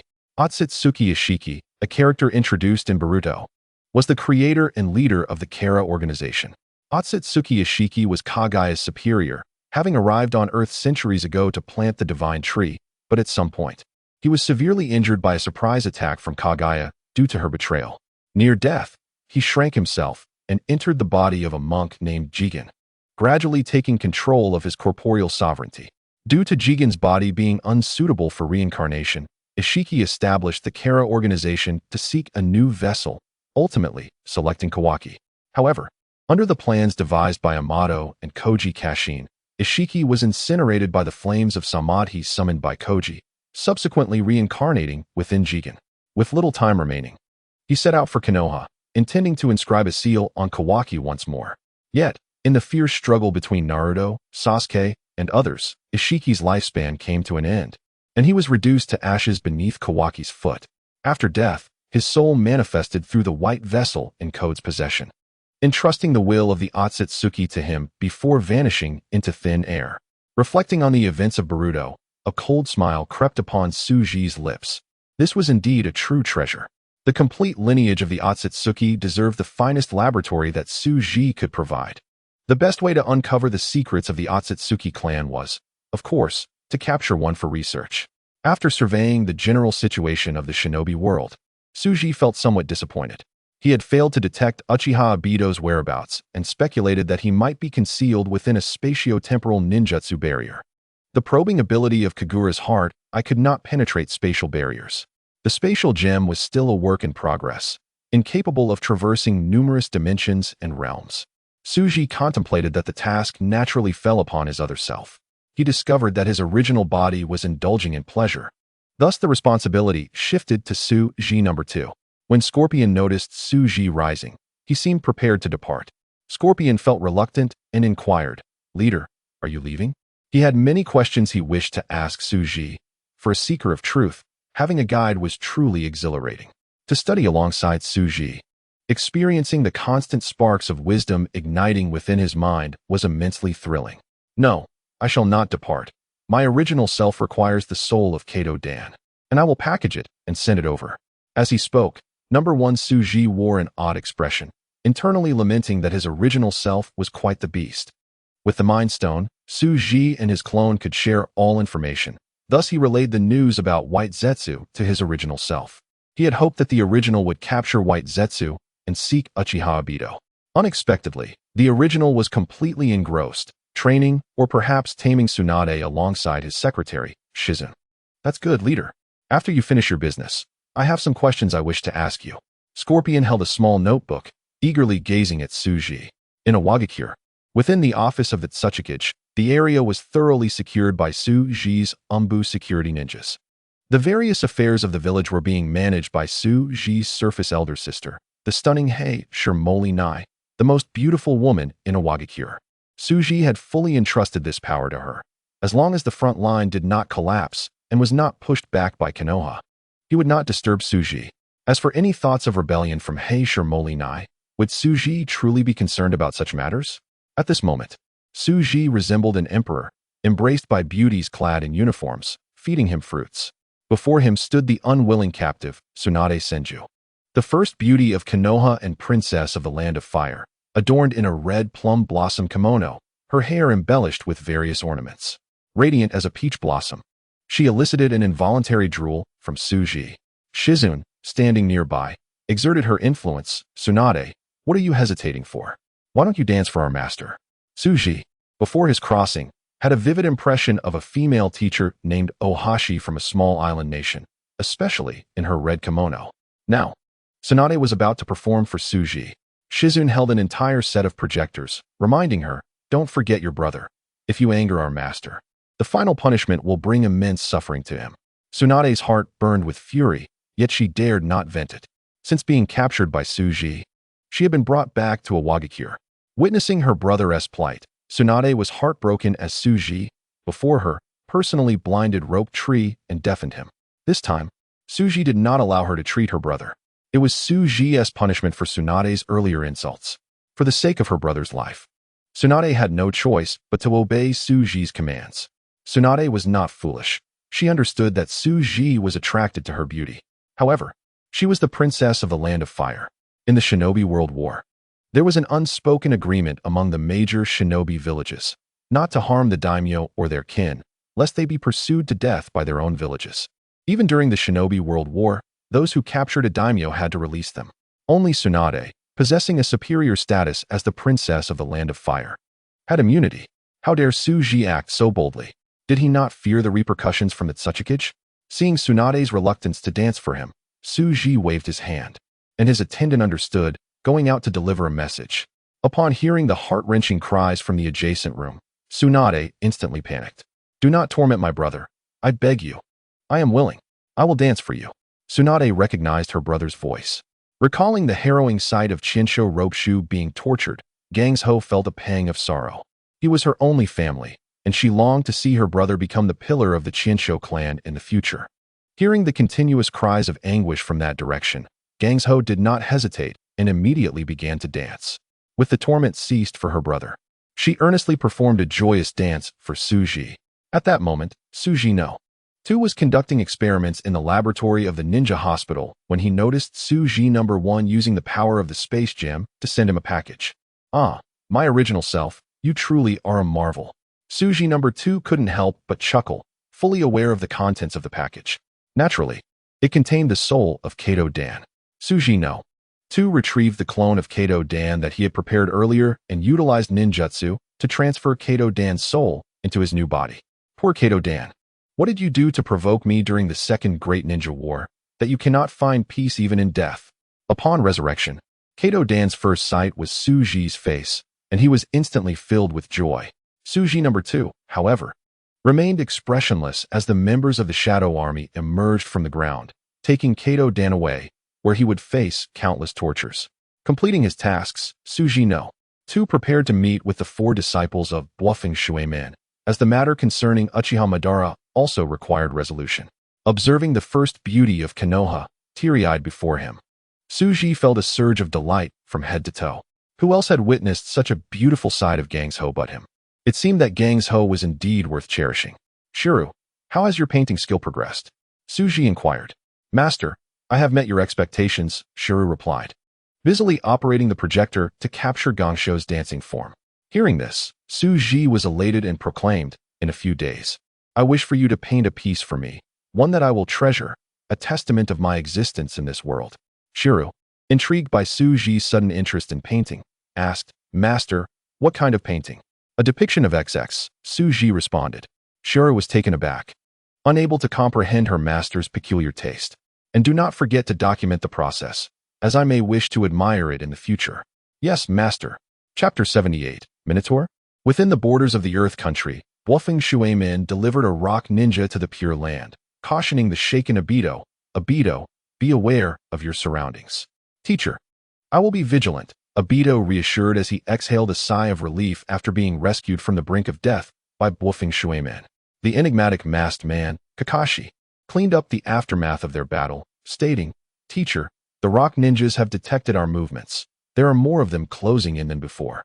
Have we entered their core, encountering a greater number of enemies? Or have we simply been discovered, leading to an encirclement?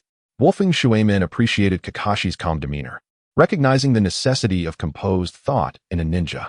It seems we face both scenarios. The majority of rock ninjas we have encountered recently are elite.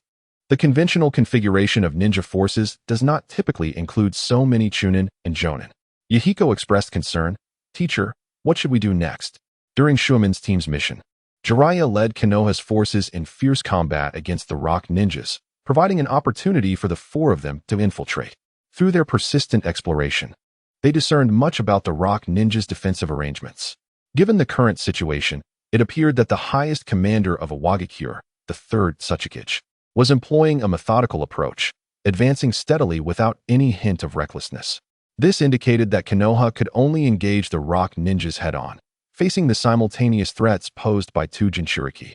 With no apparent weaknesses in their formations to exploit, Bluffing Shuemin sighed, acknowledging the ongoing nature of the conflict when he sensed an approaching enemy. A small squad of over 20 rock ninjas was closing in. Aware of the formidable reputation of the Golden Flash, they chose to conceal themselves rather than reveal their presence. A voice echoed through the dense forest. Konoha's Golden Flash, you are surrounded. If you are willing to surrender. Before the rock ninja could finish his statement, he clutched his throat and collapsed. His momentary lapse in judgment had exposed his location.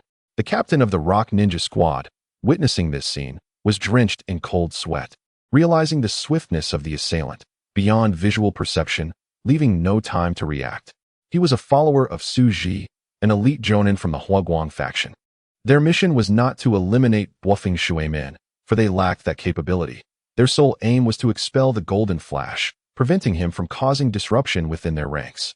Having undergone modification by Suji, the captain's strength was formidable, and his ego inflated, prompting him to volunteer for this task.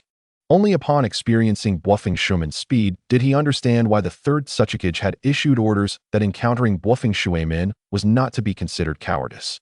The Huaguang captain refrained from creating a disturbance and signaled for a retreat.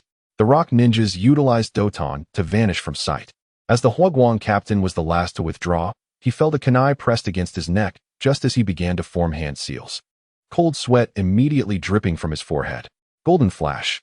Only those who had truly witnessed the strength of the ninja world could comprehend their own insignificance. Could you kindly divulge some insights into your rock ninjas arrangements? Bluffing Shuemin's tone was gentle, yet the Huaguang captain understood that his life was forfeit. I am sorry. I cannot. The captain resolutely declined Bluffing Shuemin's request. Sayonara. Without hesitation, Bluffing Shuemin moved to end the Huaguang captain's life. However, a terrifying force immobilized his raised hand.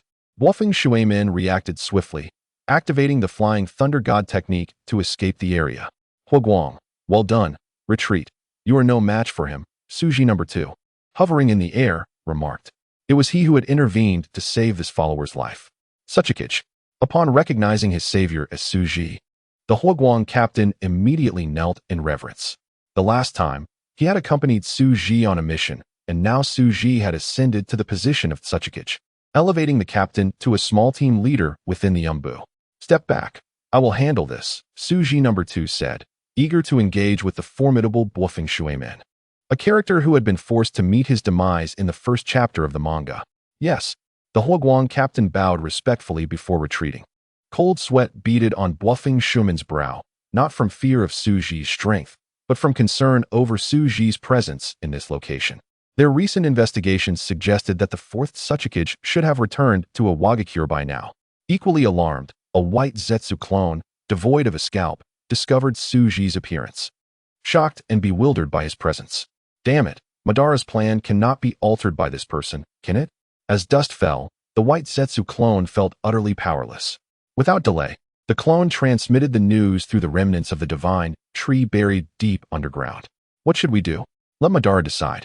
Greetings, Suji number 2 approached the four, who were on high alert, yet he still initiated conversation. Bluffing Shuemin directly inquired, Suchikage, how did you come to be here? I am here, much like you are. There is nothing to be surprised about, Suji number 2 replied nonchalantly. Bluffing Shuemin did not believe Suji's words and began to contemplate a retreat. Realizing that Suji had mastered dust release and that he could not ensure the safety of his 3 disciples, Bluffing Shuemin, without a moment's hesitation, reached for the ground beside him, intending to utilize the Hiratian no jutsu to send them away. However, his left hand failed to grasp his student. Cold sweat trickled down his back, yet his reflexes were sharp. He whisked away Uchiha Obito with a Shunshin no jutsu. At the same time, Suji held on to Kakashi and Noara Rin with both hands. Wave after wave of cold sweat cascaded down the back of Wave Wind Watergate. He considered himself the fastest ninja in the shinobi world, a fact acknowledged by the 3rd Hokage. However, even his extraordinary speed could not discern when Suji had taken Noara Rin and Kakashi from his side. Suji gazed at the terrified Noara Rin, who was too frightened to move, and gently brushed the 2 streaks of paint on her face, assuring her not to be afraid, for he harbored no intention of harming her. She was indeed a delightful girl. Uchiha Obito, the ultimate sycophant and destined villain, whose heart brimmed with love and peace, roared, "Let her go." Wave Wind Watergate felt a pang of despair. He understood the significance of Noara Rin to Uchiha Obito. She was more precious than his very life, perhaps even surpassing the importance of the Hokage position itself. Naturally, he would not blame Obito, for Uzumaki Kushina held equal importance in his heart. Kakashi soon regained his composure and, with his white fang unsheathed, lunged towards Suji. Suji swiftly grasped Kakashi's wrist and hurled him, causing Kakashi and Obito to collide like 2 balls, rolling away. Wave Wind Watergate attempted to reach his 2 students, but as he made contact, a terrifying chakra erupted, crashing against him. Upon their first encounter, Suji had already delivered a heavy blow to Wave Wind Watergate. After dissipating the impact, Wave Wind Watergate set Kakashi and Uchiha Obito down, wiping the blood from the corner of his mouth. He silently lamented, "The 4th Suchikage is truly formidable." Seeing his goddess still under Suji's control, Uchiha Obito felt compelled to rush forward. Wave Wind Watergate restrained him, cautioning, "Obito, do not act impulsively. This will not save Rin." Obito's mind remained intact as he shouted, "4th Suchikage, what skill is it to capture a girl? Let her go. I am willing to be your captive." Suji, with a peculiar expression, retorted, "Such a beautiful girl is meant to be taken as a little wife. What use is a scoundrel like you?"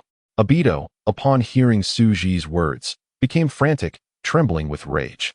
"You shameless scoundrel," he cursed, momentarily stunned as he witnessed Suji directly embrace Noara Rin and kiss her. Noara Rin, unable to resist Suji, was forced to endure the kiss. Uchiha Obito stood frozen, while Wave Wind Watergate and Kakashi were equally taken aback by Suji's audacity. Shouldn't the Suchikage be a person of great virtue and respect, rather than behaving like a rogue? As the scenario unfolded, Uchiha Obito's double Tomo Sharingan evolved into a triple Tomo. This spectacle was indeed explosive in the annals of the Uchiha's history.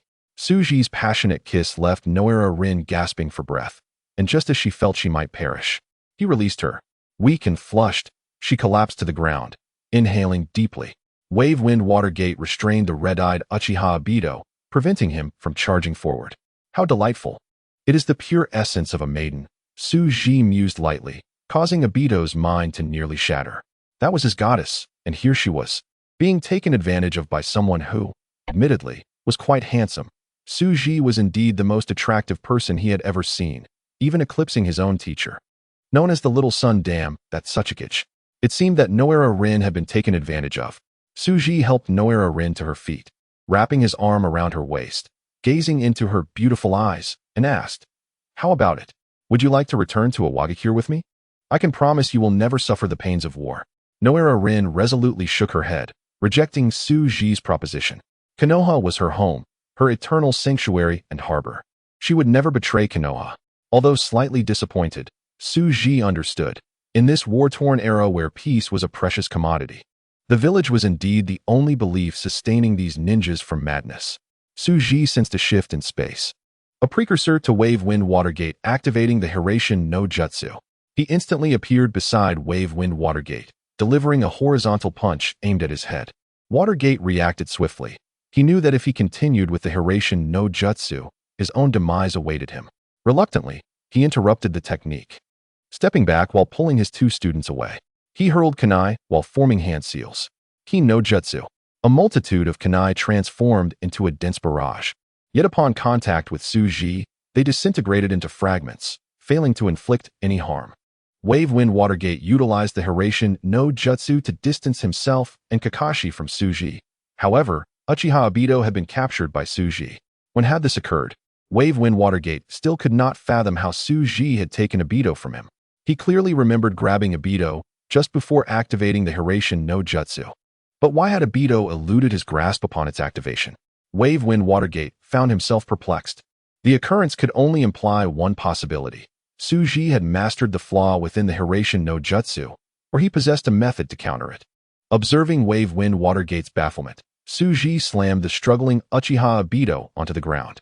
Obito felt as if his entire body would shatter. His muscles were quaking, rendering him unable to rise. Suji had no intention of killing him. Otherwise, such a simple act would have turned Obito into a mere puddle of flesh. Noara Rin rushed to Obito's side, employing medical ninjutsu to heal him.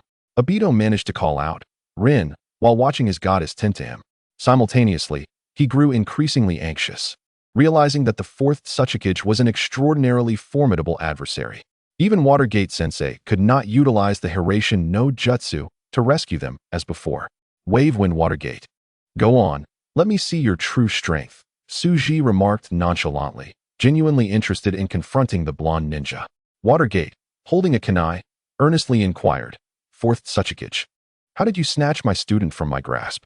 "Oh, that is quite simple," Suji explained. "I merely extracted him from the time-space ninjutsu after you had already pulled him into it. It was as straightforward as that." Kakashi gripped his white fang tightly, beads of sweat making it feel slippery in his palm. The process of time-space transmission remains imperceptible and unknowable. How could the fourth Otsutsuki possibly detect it? Even his teacher, the user of Hiraition no Jutsu, could not achieve that. The transmission process was a black box for Watergate as well. What is a black box?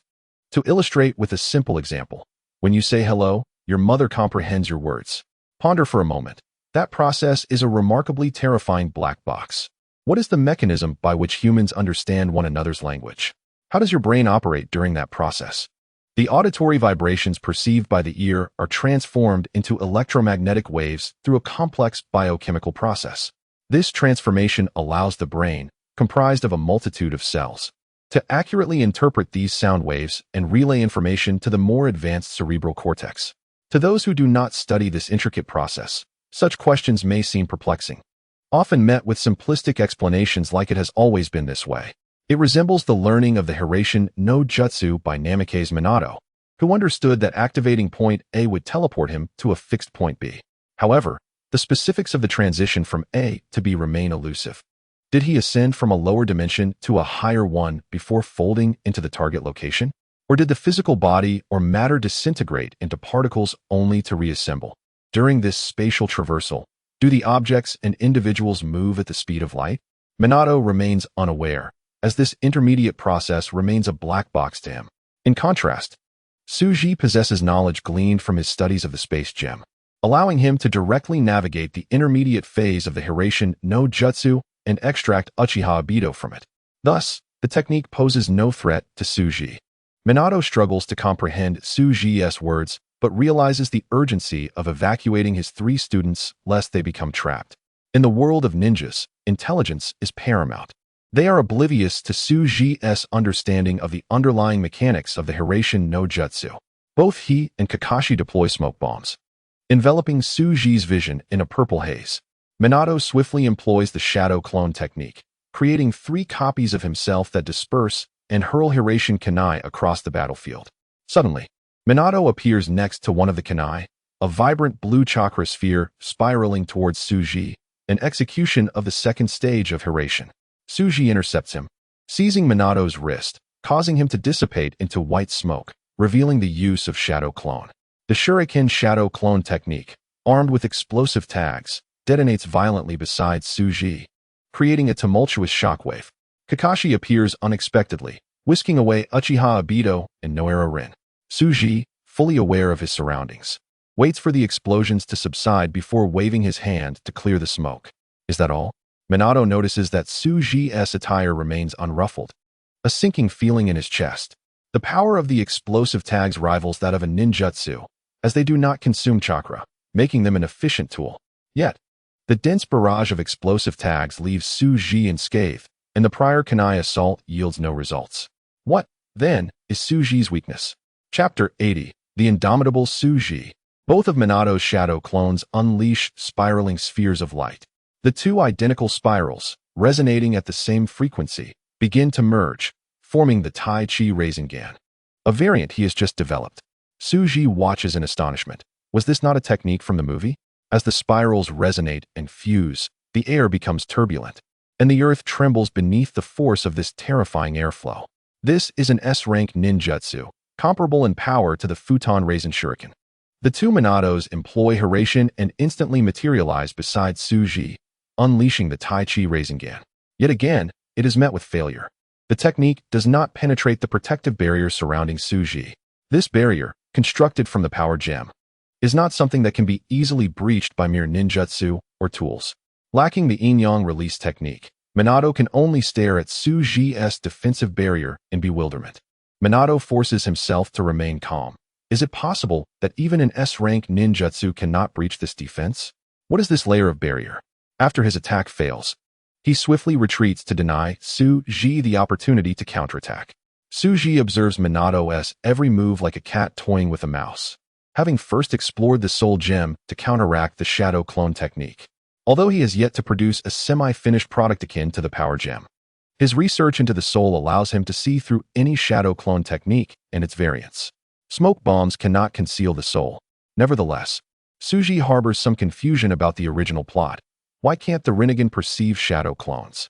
Logically, one of the Rinnegan's 6 paths is the power of the soul, which should enable such perception. Answers to these questions may only reveal themselves upon acquiring the Rinnegan. Minato resumes his assault, forming hand seals. Futon, Hanabira Sanmai, Katon, Horyuken. The combined ninjutsu forms a fire tornado that sweeps towards Suji, only to be absorbed by the barrier generated by the power gem. Absorbed? Minato is taken aback, suspecting that the 4th Tsuchikige's barrier might have been reinforced by sealing techniques. Absorbing ninjutsu is typically a variant of sealing techniques. Yet, why was the Rasengan not absorbed? Minato ponders. He decides to test further, using a Shunshin to appear behind Suji, unleashing a large Rasengan upon him. Yet, he feels the Rasengan striking an impenetrable wall instead of being absorbed. What could this mean? Minato quickly retreats, tossing out several flash bombs. The Rasengan flashing super rotation roar. This is a technique that combines Hiraishin with flash bombs, allowing him to throw kunai inscribed with Hiraishin seals while utilizing the flash bombs to emit blinding yellow electricity, leading the opponent to mistakenly believe it to be a ninjutsu obscuring their sight, thus allowing him to defeat them. Suji, gazing directly at the blinding yellow light, feels no discomfort. He extends his right hand, forming a massive vortex of air in his palm. Under the pressure of high atmospheric pressure, the two Minato clones instantly dissipate into white smoke. Suji neutralizes Minato's attack. At this moment, Suji can freely manipulate the nature and form of his chakra without any need for hand seals. Minato realizes that Suji's lack of hand seals amplifies his trepidation. Could this be a ninjutsu of Futon without hand seals? A small fire dragon coils around Suji's left hand, expanding exponentially before crashing to the ground, turning the area into scorched earth. If Minato's shadow clones do not use Hiraishin to escape, they will instantly be vaporized by the overwhelming heat wave, dissipating into white smoke. This maneuver effectively renders Minato's shadow clones incapable of combat. Suji is somewhat surprised. He senses Minato burrowing underground, launching an attack against him. The soil beneath his feet erupts and roils, but under the protection of the barrier, it hovers just above the ground, unscathed. Minato compresses chakra into a concentrated air mass, which then explodes with a force comparable to dozens of stacked explosive tags. Coupled with the shattered soil and rocks, the lethality is substantial. Transforming wind techniques into explosives is a novel approach that Su Ji has yet to witness in the ninja world. It is indeed a clever tactic. Explosions are an art. Otherwise, consecutive detonations may not enhance lethality, but rather diminish it. Minato's repeated failed actions become increasingly frustrating, especially as Su Ji remains utterly unfazed. Kakashi and the others have already been whisked away by Minato through Hiration, and to be prudent, he even left a shadow clone behind with his students. Minato feels a sense of despair. He resolves to gather sufficient information before making another move. Without access to the fourth Otsutsuki, he cannot plant the Hiration mark and thus cannot execute the assassination technique associated with Hiration. At last, let us attempt this once more. The rocks beneath Su Ji's feet surged upwards like crashing waves, directly piling onto the barrier created by Su Ji. In an instant, the earth coalesced into a solid form, and a distinct mark reminiscent of the Hiration no Jutsu, the flying thunder god technique, was evident upon this stone sphere. This was the signature mark of Namake's Minato's technique. With a series of hand seals, Namake's Minato initiated the Hiration no Jutsu to conduct a lightning strike. His intention was to displace the fourth Otsutsuki. However, upon completing the seals, cold sweat trickled down Minato's forehead, for the rock sphere remained utterly motionless. For the first time, the infallible flying thunder god technique had failed. Minato could distinctly hear the rapid beating of his heart, a consequence of his intense anxiety. It was akin to the Byakugan of the Hyuga clan, which could be activated with hand seals. Yet, when chakra was intact and all conditions were normal, the Byakugan remained dormant. This shattered Minato's perception of reality. The once invincible flying thunder god technique had faltered. The lightning strike application of the technique was an alternative utilization by Namake's Minato. The rocks began to crack and crumble into fragments, cascading to the ground. Minato employed a long-forgotten auxiliary technique to calm his mind and meticulously contemplate Su Ji's abilities. He threw shuriken, performing the shuriken shadow clone technique with his hands. The numerous shuriken created a disturbing sensation, yet they stirred not a ripple. Following the rain of shuriken, Minato's hand made contact with the barrier of the second Su Ji. Sealing technique. This was a seal taught to him by his beloved Uzumaki Kushina, specifically designed to seal chakra.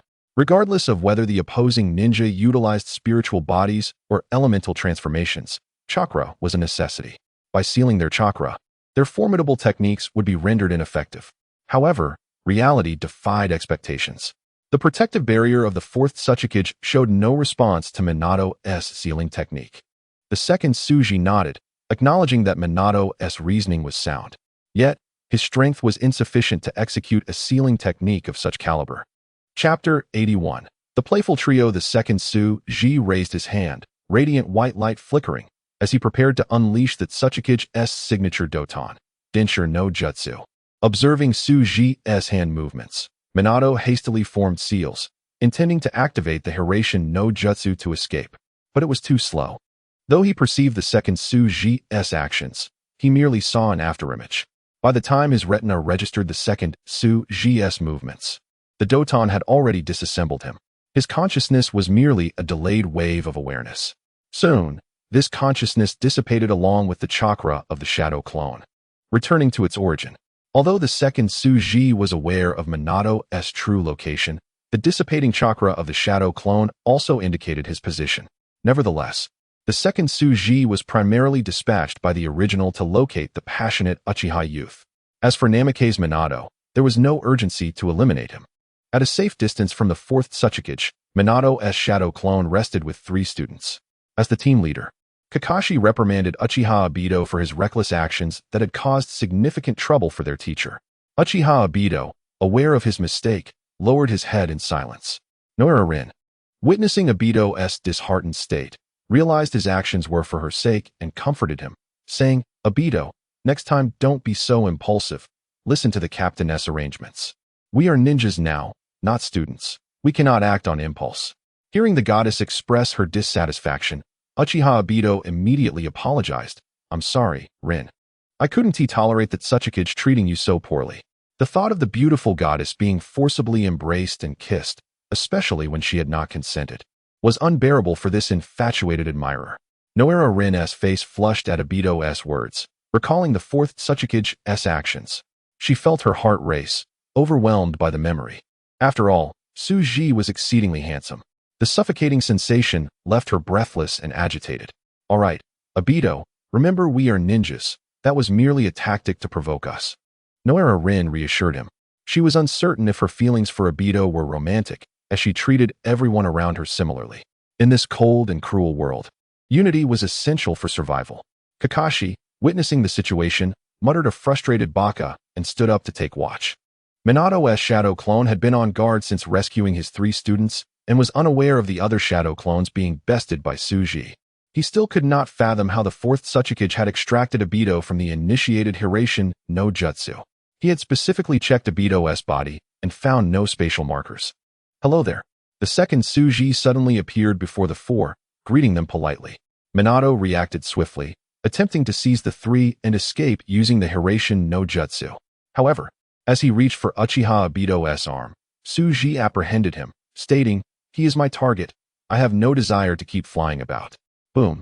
Minato dissipated into white smoke. Fire style, great fireball technique. Uchiha Obito unleashed a fire attack, a massive fireball capable of melting steel. The 2nd Suji exhaled, extinguishing the great fireball technique effortlessly. Earth style, heart decapitation technique. A hand emerged from the ground, attempting to pull Suji underground. After struggling for a while, Kakashi awkwardly released his grip upon realizing it was ineffective. Kakashi and Uchiha Obito shielded Noera Rin behind them, forming a triangular formation against the 2nd Suji. The 2nd Suji looked perplexed. "Are you planning to engage me in battle?"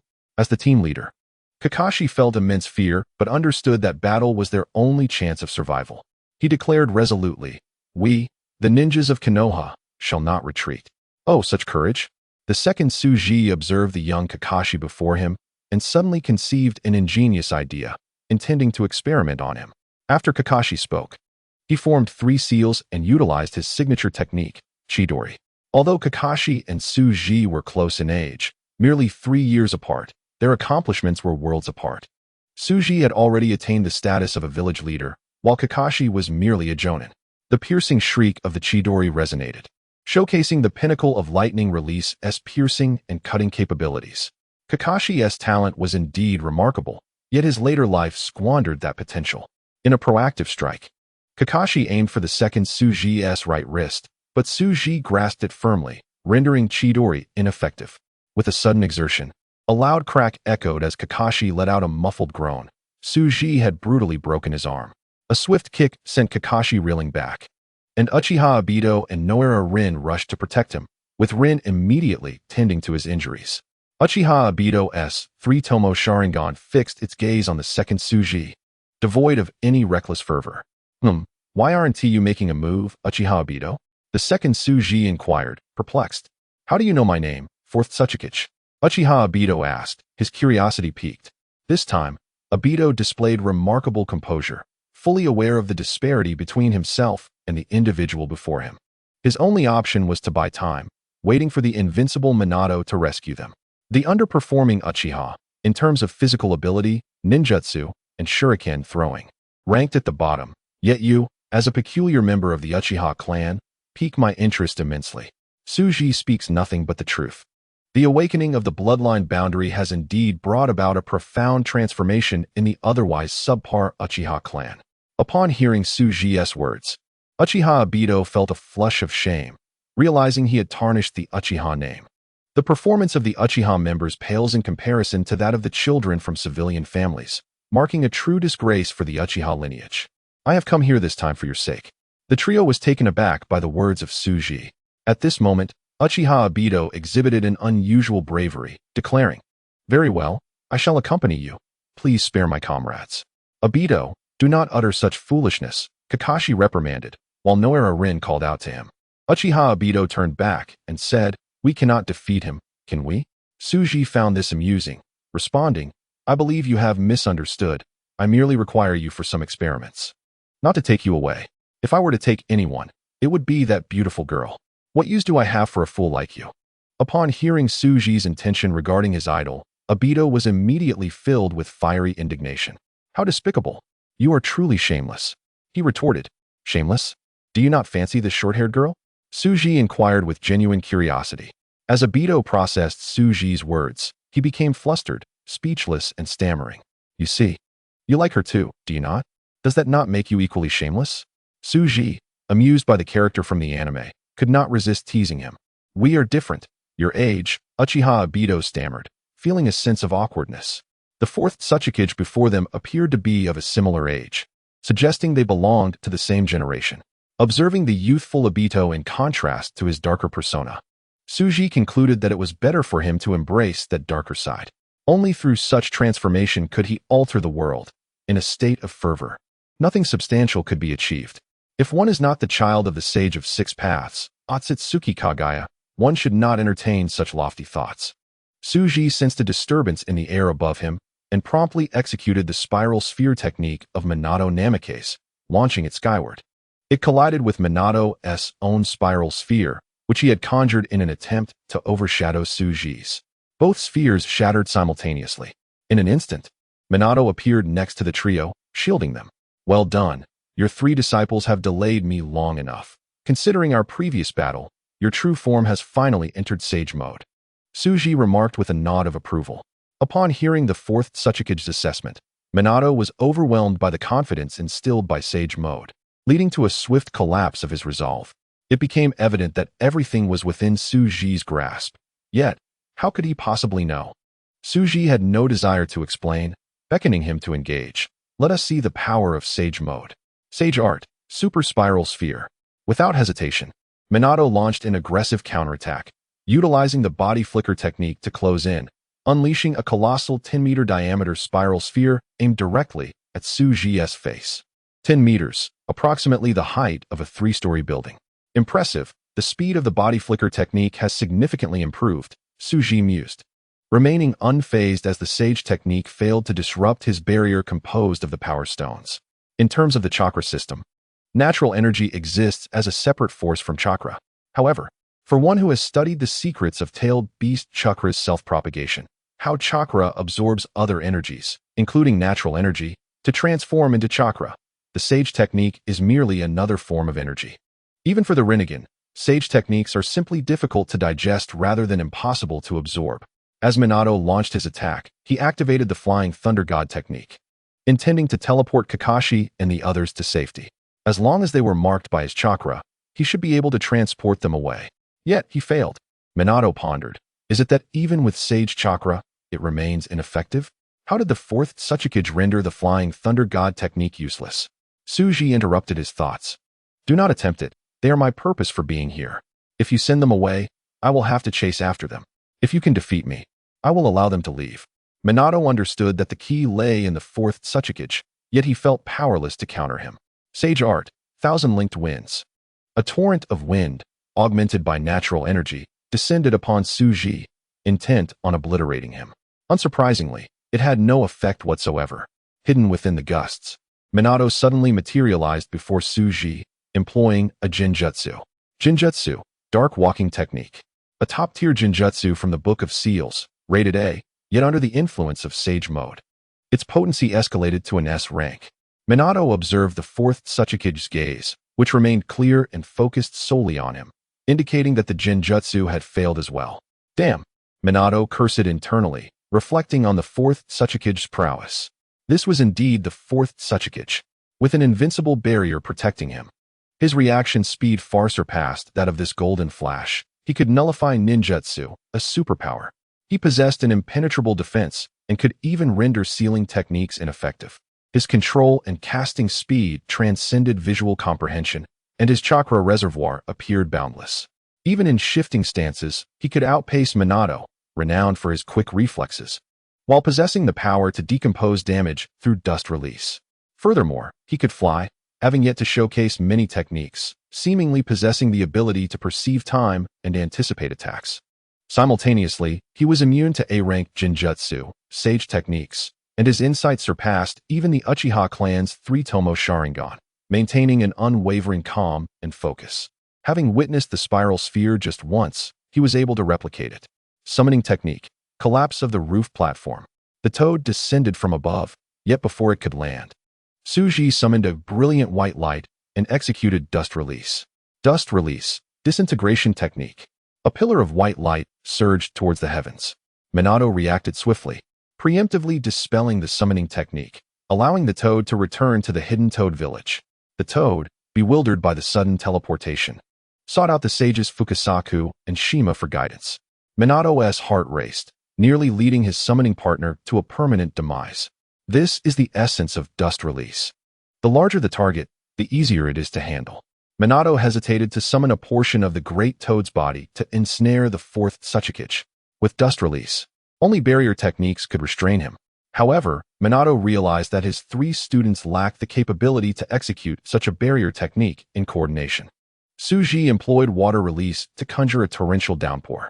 Each raindrop, the size of a fist, sliced through the air, striking the ground at supersonic speeds in a relentless barrage. Naturally, he avoided targeting Kakashi's group. In the face of such concentrated assault, Minato could only utilize the Flying Thunder God technique to teleport far from the range of the jutsu's impact. Noticing that the fourth Tsuchikage did not perform hand seals, Minato increasingly felt that the Tsuchikage could release ninjutsu without any seals. This was indeed dire news. It indicated that the fourth Tsuchikage had reached a level where chakra could be manipulated at will, a mastery not even the third Hokage, renowned as the professor of ninjutsu, had attained. Sage art, space-time barrier sealing technique. Minato employed his most perilous ninjutsu, which had yet to be fully developed. This is a fusion of space-time ninjutsu and sealing techniques, creating an isolated alternate dimension. Around Urheo Suji, the space begins to distort, and from this realm, a cubic spatial barrier is formed. At this moment, Urheo Suji has arrived in another space. Bo Feng Shui Min, you truly managed to surprise me. Urheo Suji does not hasten to depart. Instead, he meticulously observes this space, analyzing its structure and principles. This ninjutsu is akin to banishing Suji to another dimension. It bears a remarkable similarity to the Kamui space wielded by Uchiha Obito in the storyline. Naturally, possessing the space gem allows Suji to accomplish this with ease. Yet absorbing Bo Feng Shui Min's approach remains invaluable. Bo Feng Shui Min directly employs the Flying Thunder God technique to send an explosive tag into the closed dimension containing the fourth Tsuchikage. The forbidden technique, mutual explosive tag.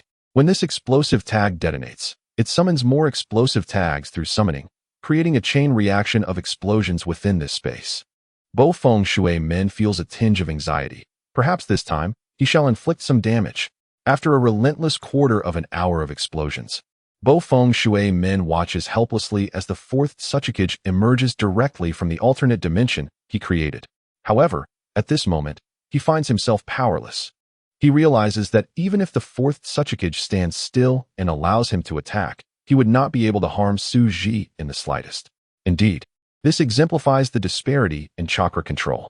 Urheo Suji, operating from a more microscopic level of chakra, renders all of Bo Feng Shui Min's methods ineffective. Observing Bo Feng Shui Min refrain from further assault, Urheo Suji comprehends the extent of his adversary's power. With a hint of disappointment, he muses, alas, somewhat disheartening. Bo Feng Shui Min's strength does not surpass that of Uchiha Madara and Senju Hashirama, aligning instead with the levels of the second Tsuchikage, third Tsuchikage, fourth Hokage, and others. Even in sage mode, he remains within this echelon. In Suji's classification of ninja strength within the ninja world, Uchiha Madara, non-reincarnation version, and Senju Hashirama from the Valley of the End constitute the top tier. Naruto Uzumaki with the Nine Tails and Sasuke Uchiha with the Eternal Mangekyo Sharingan are just beginning to touch this tier. But with further mastery, they will undoubtedly claim their rightful place. The reason this top tier commands respect from other ninjas is that it transcends mere technique. It is a pure display of overwhelming strength. Such power is not to be contested, for they belong to the chakra tanra level.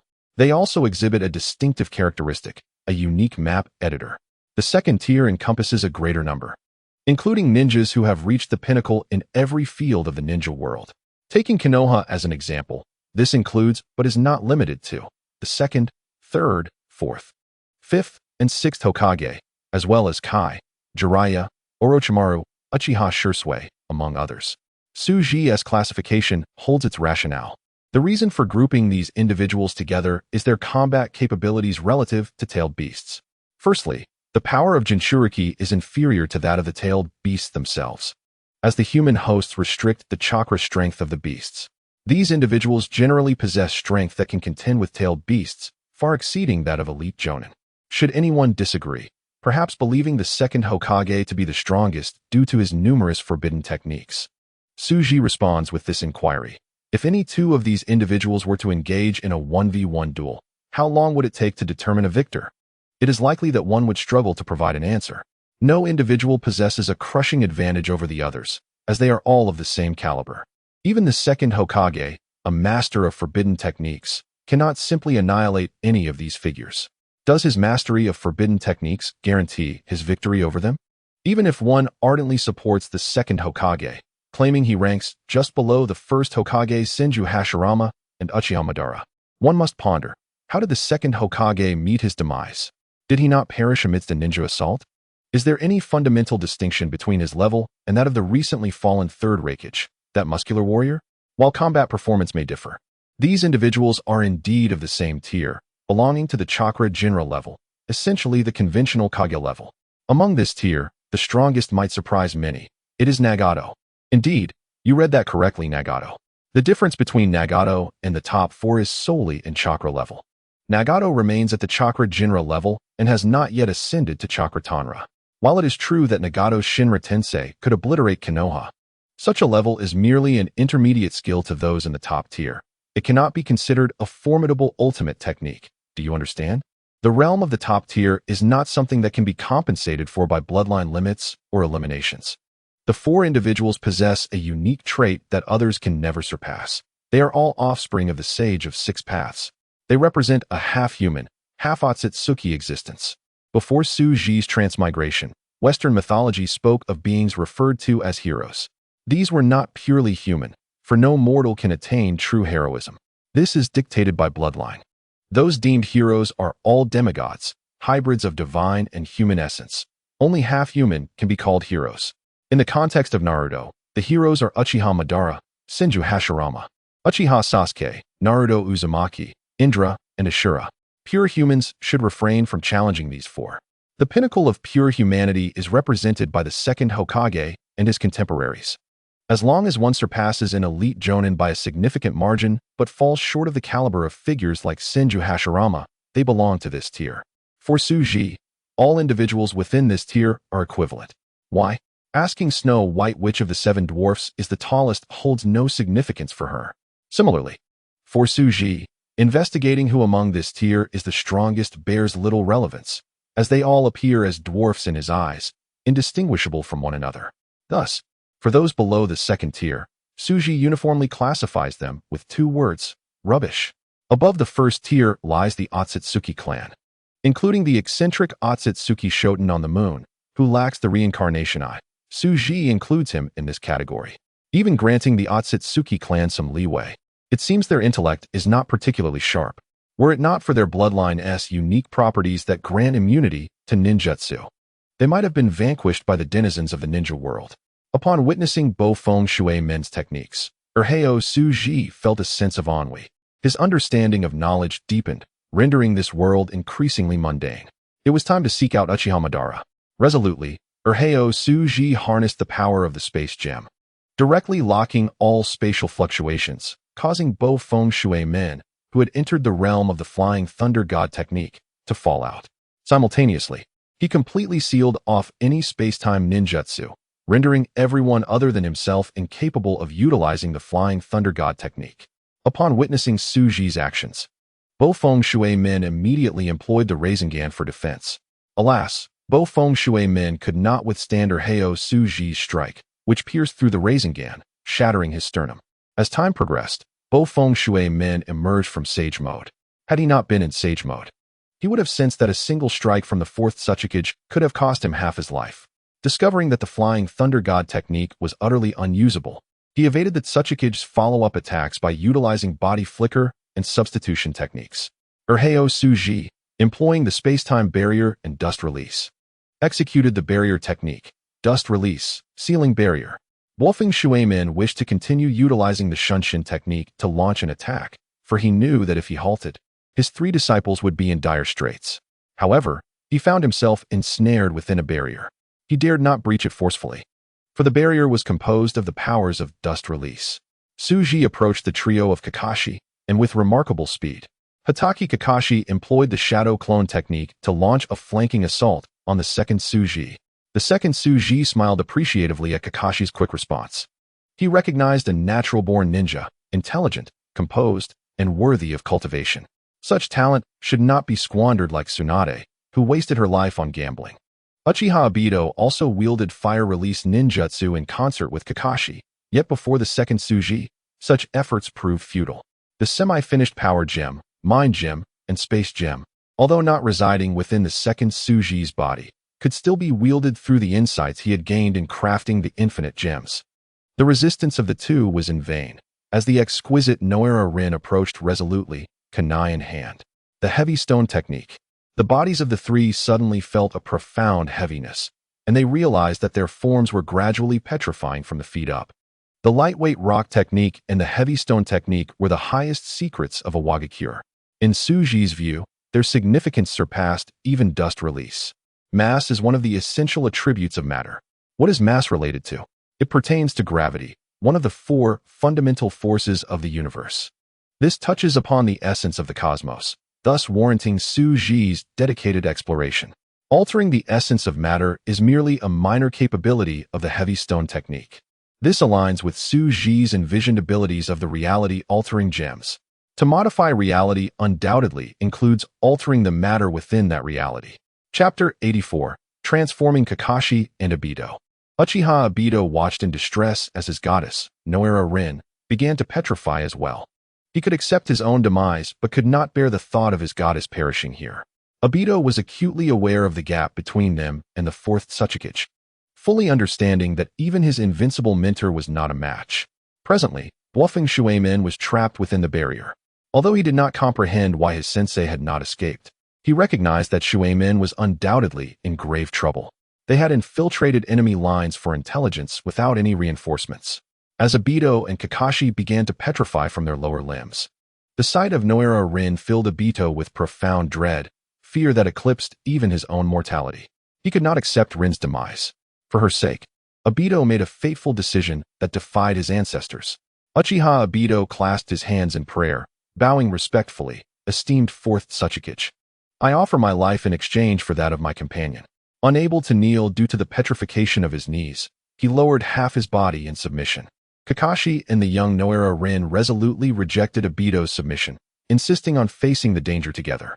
The second Tsuji regarded the humbled Uchiha Obito and directly dismissed him. Why do you believe you hold any bargaining chips in negotiations with me? As he spoke, he advanced toward Hatake Kakashi, inspired by a sudden and marvelous idea. He envisioned an experiment to split a person's dual personalities, transforming them into two distinct individuals, akin to the Tiger Talisman in Jackie Chan Adventures. This was also a rehearsal for his own future. In his continuous learning, Tsuji discovered that the deeper his understanding of a subject, the more mundane it became. He could foresee that once he attained omniscience and omnipotence in this world, he would lose interest in it entirely.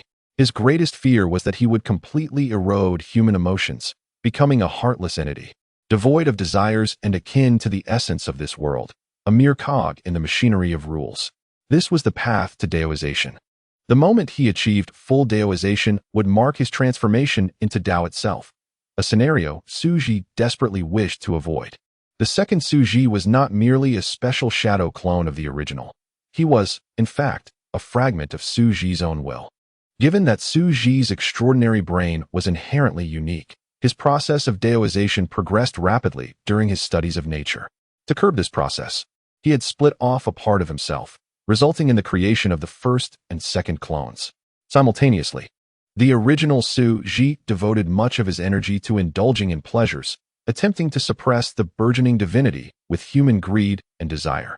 Prior to the division of the two clones, Tsuji occasionally found himself ensnared in a state of indifference towards the world and all its wonders, including life and honor, elements that belong to humanity, rapidly fading away. Upon seeing Kakashi, the second Tsuji recalled Kakashi's contrasting behaviors surrounding the deaths of his loved ones and decided to conduct an experiment on him. The personality split experiment.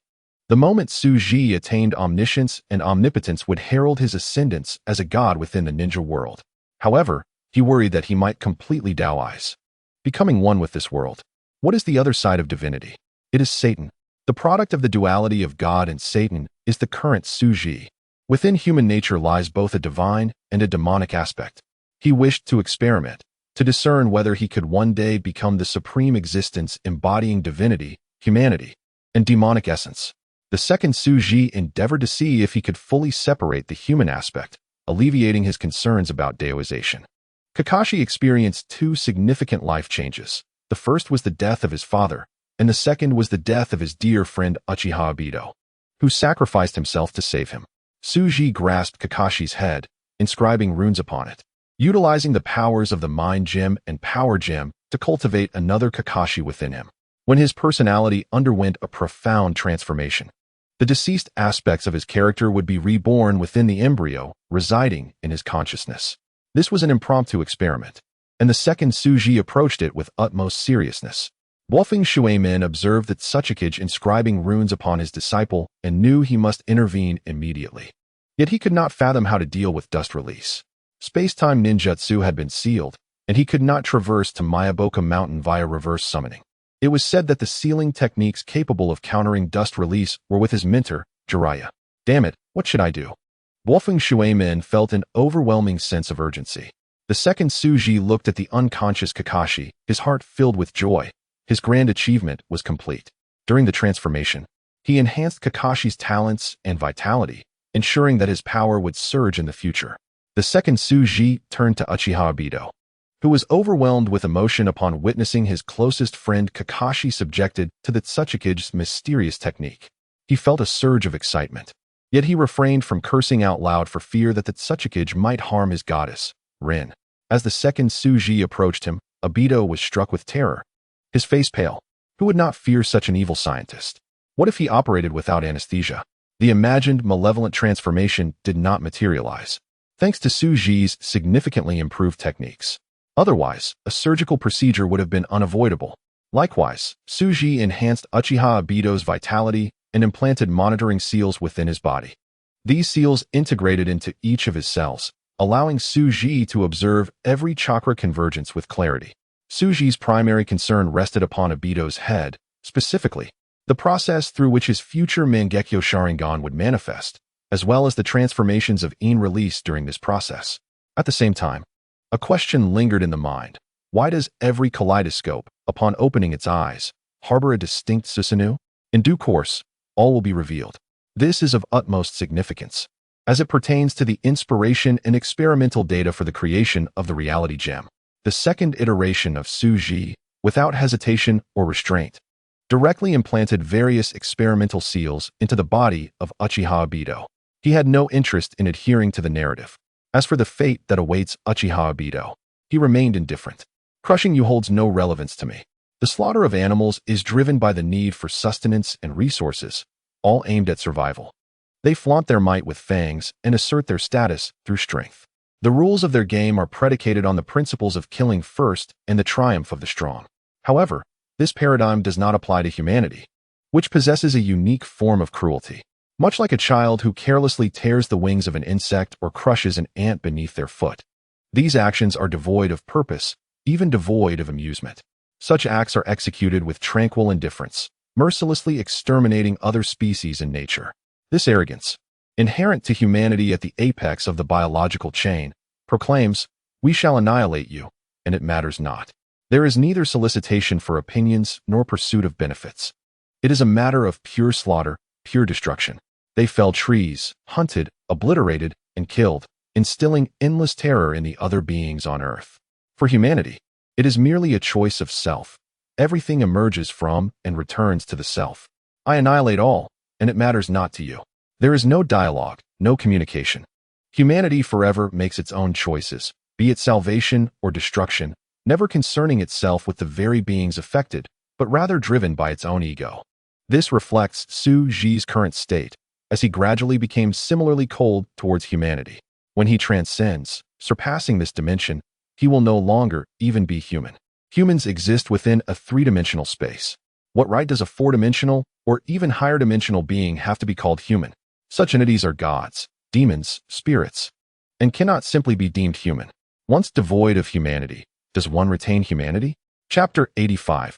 The Birth of Fate Goddess Haitu. After completing his tasks, the second iteration of Suji departed, initially intending only to observe the awakening of Uchiha Obito's Sharingan. Unexpectedly, he witnessed Kakashi's sudden whim to initiate a personality split experiment. Upon Suji's departure, the petrification of Kakashi's team was lifted as he actively dispelled the technique. Otherwise, they would have ultimately been transformed into stone beings. Uchiha Obito and Hatake Kakashi, overwhelmed by the surge of life energy, succumbed to unconsciousness. Trapped within the barrier, Namikaze Minato was also released, appearing quite disheveled. Noira Rin, in tears, employed medical ninjutsu to examine her two companions, but discovered nothing amiss. Minato-sensei, what has happened to them? She asked, her voice laced with sorrow as she gazed at her unconscious comrades.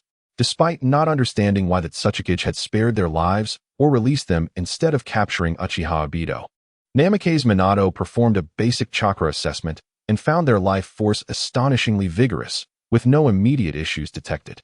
Rin, do not worry, we shall return at once, Minato reassured his student. He then activated the Flying Thunder God technique, leaping several times until he reached the front lines of Konohagakure, back on familiar ground. Rin, take care of them. I will be back shortly. Minato hurried to seek counsel from his mentor.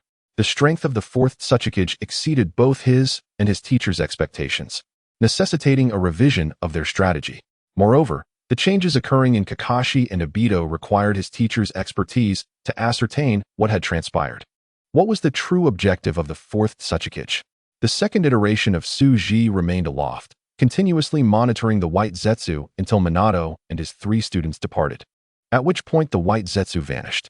Indeed, the process of its escape was unobservable. This was the Six Paths technique. However, there was no urgency, as Uchiha Madara would undoubtedly be anxious. The Heavenly Eye system would maintain surveillance over Uchiha Obito and Kakashi, allowing him to locate them at any moment. Currently, his concern lay with his daughter, Haitu, who was about to be born. To speak candidly, Haitu was indeed his child. He had bestowed upon her a soul. Kawashi Marina provided her with a corporeal form in the material realm. To be precise, Haitu was a child with disabilities, not in terms of physical flaws, but rather her soul remained incomplete. For in Suji's design, the other two pieces, perfect life and collective consciousness, had yet to be infused into Haitu's being. Only when the three elements were unified would the true and perfect Haitu emerge. In Awakens, the fourth Otsutsuki, Suji, rarely emerged from the haze of indulgence, as Haitu's birth was imminent. As the experimental subject for the Soul Gem, her birth had been delayed for months due to Suji's numerous modifications utilizing gem technology. You may go now, Suji waved, dismissing Tsunade, clad in a catgirl outfit, who had just finished singing a playful tune. Although the ascent to the pinnacle had yet to commence, this was due to the absence of the necessary actors, which was not the crux of the matter. The primary issue was that the experimental material, Hashirama's cells, had not yet arrived, preventing the commencement of Tsunade's transformation. Thus, she was relegated to singing and dancing daily for the amusement of the esteemed Suji. Reflecting on the performances, Suji envisioned a future where the Konoha girl group would dance and sing for him daily, which sounded quite appealing. Nevertheless, these matters were for another time. There was no need to rush. Kawashi Marina had already taken residence in the ninja hospital under the care of director Uzumaki Koyuki. As the vessel for the gem, Suji could sense her condition even across vast distances. Father, I am about to be born. He heard his daughter Haitu's voice resonate within the soul gem before he even arrived at the hospital. Your intellect has awakened? It seems the effects of the evolutionary serum are even more remarkable than I had anticipated. According to Suji's previous estimations, Haitu would require several more days to awaken her intellect and fully comprehend her origins. Yes, Father, I feel my wisdom rapidly expanding. Everything you left within my soul is gradually reviving, Haitu replied, a note of excitement in her voice. Suji nodded, relaying to Haitu, excellent, await patiently, in 1 hour. You shall be born. As the patriarch of the Kawashi clan and an elder of Awakens, Kawashi Masato bowed deeply, ingratiating himself before the yet unrevealed fourth Otsutsuki. Dust Release demanded exceptionally high innate talent, and thus far, no one from the Kawashi clan had been able to learn it, save for Kawashi Marina, who wielded Dust Release not through study, but as a gift from the fourth Otsutsuki. This was tantamount to severing their roots. Yet the only course of action left to them was to greet Suji with smiles, hoping that he would show mercy and permit the rest of their clan to learn dust release. Lord Yuta had already voluntarily imparted dust release to the next Tsuchikage. To whom Suji chose to teach was entirely his prerogative. Their clan dared not challenge the Tsuchikage, who detested receiving advice. As for taking a hard stance, they would not dare confront the Tsuchikage head-on. Had they not witnessed how his former adversaries had perished, with only those willing to serve him remaining? Kurwashi Masato, at such a young age, already possessed dust release and stood before the fourth Tsuchikage, capable of bestowing the ability upon anyone, feeling as diminutive as an ant. Long before even encountering the fourth Tsuchikage, he had already bowed deeply in deference, a privilege that even Inoki had not enjoyed. Previously, during Inoki's tenure, he would engage in discussions with clan leaders regarding the affairs and governance of Awakens, deliberating on mutual interests. Now, observe how this ancestor has engaged in discussions with various clans. Upon receiving orders, the Council of Elders had no choice but to obediently affix their seals. Recently, those elders who refrained from directly stamping their objections were diagnosed as mentally ill by the former vice president of the ninja hospital, now the esteemed minister of the Umbu, Lord Xiaori, and were dispatched to the psychiatric ward. The entire Awagakure has united around the fourth Tsuchikage like never before. Even the influential Mori Dongshi has become nothing more than a loyal lapdog. As for the two Jinchuriki, upon learning that the fourth Tsuchikage had mastered dust release, the brave Jinchuriki of the Five Tails, Han, fervently shouted, "Long live the Tsuchikage." Upon entering the hospital, Suji did not regard the obsequious Heisher Masato, but rather turned his attention to a charming young lady beside him, her long, radiant legs perfectly shaped. It was indeed a pity that such beautiful legs were not adorned with stockings for an artistic display before the Tsuchikage. During this time, he had been preoccupied with capturing various uniform photographs for the visiting beauty from Konoha, Tsunadeheim, having completely forgotten about his sister-in-law, Heisher. After all, in this world, the laws of physics dictate that larger masses exert greater gravitational pull, making Suji's attention to Tsunade's ample figure quite understandable. Lord Tsuchikage. The hospital staff greeted Suji with utmost respect. He waved them off, allowing them to attend to their duties, and then turned to Heisher, inquiring of Heisher Masato, "Have the elders in your clan consented to my proposal?" "Indeed, Lord Tsuchikage. For the advancement of Awagakure, our Heisher clan is willing to make all our ninjutsu, secret techniques, sealing arts, and various materials publicly available for all villagers to study," Heisher Masato replied. This was markedly different from their previous reluctance to share such knowledge with the Tsuchikage. Their family's enduring prosperity stemmed from their monopoly on these techniques. Once the fourth Tsuchikage made this knowledge public, their advantage over the common folk would diminish significantly. "Do you harbor any regrets?" Suji asked with a hint of amusement in his tone. "To serve Awagakure with unwavering dedication until death is the honor of our Heisher clan." Heisher Masato replied sincerely, though his heart ached with sorrow. He had never intended to acquiesce to the Tsuchikage. But after his daughter Heisher Marina subtly hinted at the bizarre deaths of the third Tsuchikage and Okudo, he completely reversed his stance. Heisher Marina was no fool. She understood that the likes of Suji thrived when met with compliance and perished when opposed. Now that he wielded sufficient power, he was willing to convey this message to the Heisher clan, motivated by his child and her beauty and long legs. Otherwise, once the fourth Tsuchikage issued a direct command, it would be Xiaori and the Umbu who would come to seize what they desired, asking whether one was willing or not. Those who opposed would follow the former Tsuchikage to the Pure Land, enjoying an eternal state of repose. Suji, unmoved by sentimentality, was indifferent to his feelings. He sought only results. He was determined to accomplish great things. Having spent these days preparing to consolidate all knowledge in Awagakure and establish the grandest library, in the future, every citizen of the land of Earth would undoubtedly become a ninja. Their learning would not commence from the most basic levels. Suji envisioned directly implanting knowledge into their minds through the use of the mind gem or developing some memory transmission devices. He aimed to elevate the world's productive capacity to unprecedented heights. "Very well, I understand." Suji nodded, simultaneously caressing Heisher Ika's long legs, and said, "IKA shall become the principal of the Ninja Academy." "Yes, thank you, Lord Tsuchikage." The father and daughter expressed their gratitude immediately. Heisher Ika, in particular, trembled with excitement. There is no one in society who does not covet power, regardless of gender. Throughout his 2 lives, Suji had never encountered an individual who lacked a desire for authority. While some may claim to despise intrigue, grant them sufficient power to act as they please, and observe whether their sentiments change. When the grip of power is strong enough, the world manifests kindness towards you, surrounding you with good people, and every conversation is filled with respect. At that moment, the beauty of the world becomes intimately intertwined with your existence. Disdain for power? Experience it, and even in dreams. The next day, someone will turn your fantasies into reality. Heisher Ika, witnessing her sister Heisher Marina rise to become an aide to the Otsutsuki, issuing commands daily, could hardly suppress her envy. Now, she too possessed real authority, while it may not equate to the position of the Otsutsuki's aide. Being the principal of the Ninja Academy was genuine power, not mere titles. Suji had previously held this position, frequently explaining child psychology to the lovely housewives of Awagakure and making home visits from time to time. The many beauties of Awagakure expressed their heartfelt gratitude for Suji's dedication, yearning for his return.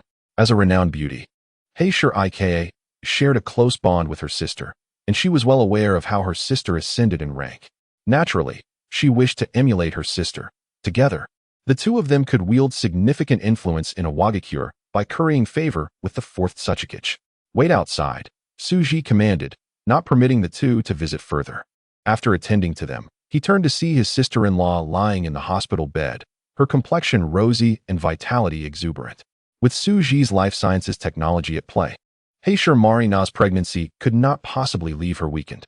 Not long ago, Suji had unraveled the secrets of the tailed beast chakra's self-replication, applying the corresponding technology to the soul gem. Now, as the bearer of the Black Earth, Heisher Marina was passively transformed into a sage body, her life functions flourishing to the point of overflowing. Suji was unafraid of others discovering his collusion with Heisher Marina. He held her hand, feeling the power of the soul gem. By continually inputting information into the soul gem, he endeavored to perfect it.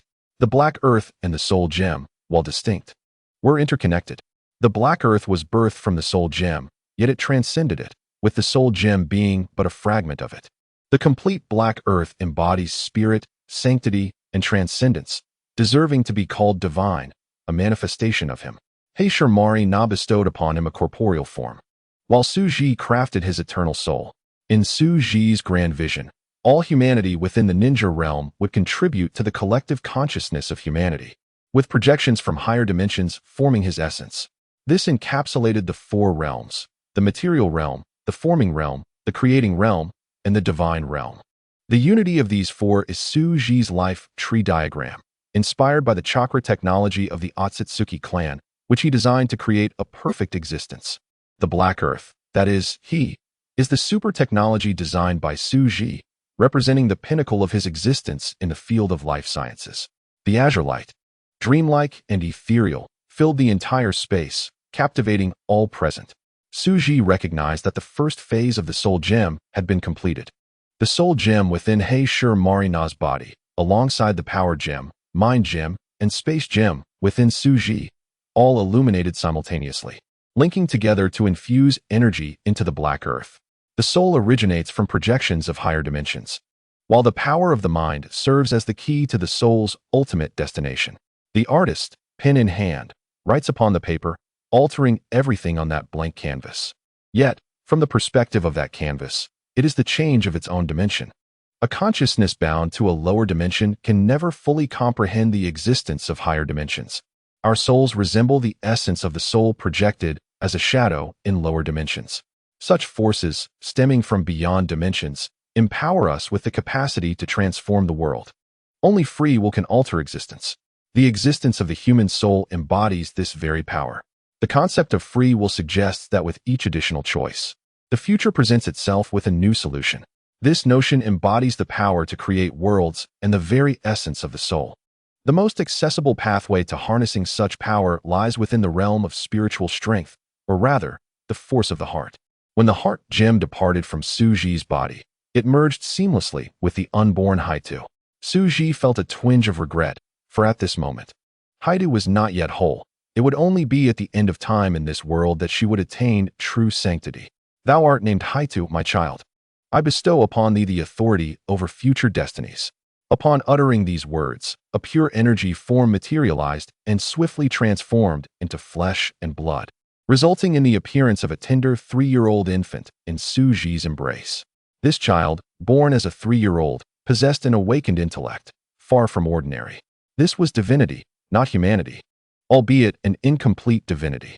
As Su Ji gazed upon the black-eyed infant who called him father, he felt a profound sense of accomplishment. Haidu, do not rush to grow. Relish your play. Your true mission begins only at the world's end. Su Ji affectionately rubbed his face against Haidu's cheek. All right, father, Haidu replied, instantly appearing in the arms of Haishi Melina, eagerly seeking nourishment. Witnessing this scene, Haishi Melina, Xiari, and Xuanwu Xiangxue were left in astonishment. The birth did not follow conventional means. She spoke immediately upon her arrival and possessed such maturity. It was nothing short of a miracle. You are mother, you are Xiari. You are Xuanwu Xiangxue, Haitu proclaimed, pointing at each of them after finishing her meal. Chapter 86. The Restless Wave Wind Watergate. Haishi Melina, ecstatic, embraced her porcelain doll-like daughter. At a loss for words. Was this the experimental subject Su Ji described? Observing a child born not of flesh, but as an energy entity akin to a tailed beast. She, as a mother, had not experienced the agony of childbirth. Haitu, noticing her gaze, laughed joyfully. Haishi Melina reciprocated the embrace, feeling an innate connection. Look, after the energy form transformed into flesh, the DNA verification aligns perfectly with yours, revealing that the mystery of energy conversion into flesh runs deeper than mere appearances. From Su Ji, Haishi Melina learned of his fondness for the child. That's wonderful. With a gesture, Su Ji summoned the heart gem and the soul gem back into his grasp. You all shall rest well. Haida's wishes are to be honored. Goodbye, father, Haida said sweetly. After Su Ji departed, Xuanwu Xiangxue also embraced Haitu. However, Haitu playfully retorted, I am not a demon, I am human, and playfully tapped Xuanwu Xiangxue on the head. Xuanwu Xiangxue felt her thoughts exposed, overwhelmed by embarrassment. Haitu, being a creation of Su Ji, inherently possessed all of his abilities, with mind reading being merely a fraction of her capabilities. Upon witnessing Haitu's extraordinary nature from birth, Xiari anxiously inquired of Su Ji, My lord, is she the young master? Indeed, Su Ji replied, affectionately patting Xiari's head. While I am away, heed her words. Although Xiari could not fathom why Su Ji treated this creation with such kindness, she understood the importance of following orders. The moment the soul gem was born, Su Ji glimpsed higher-dimensional secrets, deepening his understanding of the higher realms. Ensure that the Umbu focuses its primary efforts on investigating the various bureaucrats within the land of Earth, from the highest daimyo to the lowest officials. Leave no stone unturned. Additionally, examine the intricate web of interests that lie behind them. Su Ji issued his command. My lord, shall we commence action against the daimyo now? Xiari questioned, believing their forces were insufficient. After all, she recognized that Su Ji sought not mere destruction but aimed to establish a more advanced organizational structure. Where would the crucial manpower for such an organization come from? Su Ji feigned annoyance as he patted Mi Tao, saying, I said it is an investigation, not an assault. Xiari, with a playful glance, responded, Understood, my lord. In the western region of Konoha, a complete medical ninja team was mobilized to examine Kakashi and Obito. Following Watergate's recounting of the battle with the fourth Tsuchikage to Jiraiya, the latter fell into deep contemplation. Jiraiya pondered, if even Watergate in Sage Mode is no match for the fourth Tsuchikage, then should he personally intervene, he would likely suffer the same fate. Such an extraordinary individual must have transcended the conventional understanding of the shinobi world. Even the legendary figures, the Sage of the Six Paths and Uchiha Madara, did not possess such overwhelming might. Their absolute power allowed them to reshape the battlefield. The strength of the fourth Tsuchikage did not stem from dust release, but rather from an immunity to ninjutsu, sealing techniques, and physical attacks. What precisely was the protective barrier enveloping his body? If it were ninjutsu, there should be a flaw or a countermeasure. Moreover, according to Watergate's description, the fourth Tsuchikage could even negate the Flying Thunder God technique, rendering it ineffective. How was this achieved? If he truly possessed immunity to various ninjutsu and sage arts, as well as sealing techniques, such power would be invincible. They would be like dogs trying to bite a porcupine, impossible to penetrate. The more Jiraiya contemplated, the less certain he felt. He had initially thought to use the sealing scrolls from Mayaboku Mountain to contain the bloodline limits. Yet now he feared that the fourth Subverts could subdue them without even using dust release. Watergate. I must make a trip to Mayaboku Mountain and consult the sages there. You take command, Jiraiya decided. Recognizing the need for wisdom from those who had lived long enough to possess deeper knowledge of the shinobi world. Master, please return swiftly. I worry that the fourth Subverts may instigate unforeseen events. He seems indifferent to a Wagakure, and I have a faint sense that he harbors greater schemes. Wave Wind Watergate expressed his concern. In such tumultuous times, as a village leader, he would certainly not allow the enemy to escape. Allowing the enemy to regroup and rejoin the battle would be akin to betraying one's own people. Yet, the fourth Subverts had done just that. I understand. Should an unexpected situation arise that you cannot handle, use the summoning to inform me, Jiraiya instructed before utilizing reverse summoning to Mayaboku Mountain. Wave Wind Watergate breathed a sigh of relief, hoping for a favorable resolution from Mayaboku Mountain.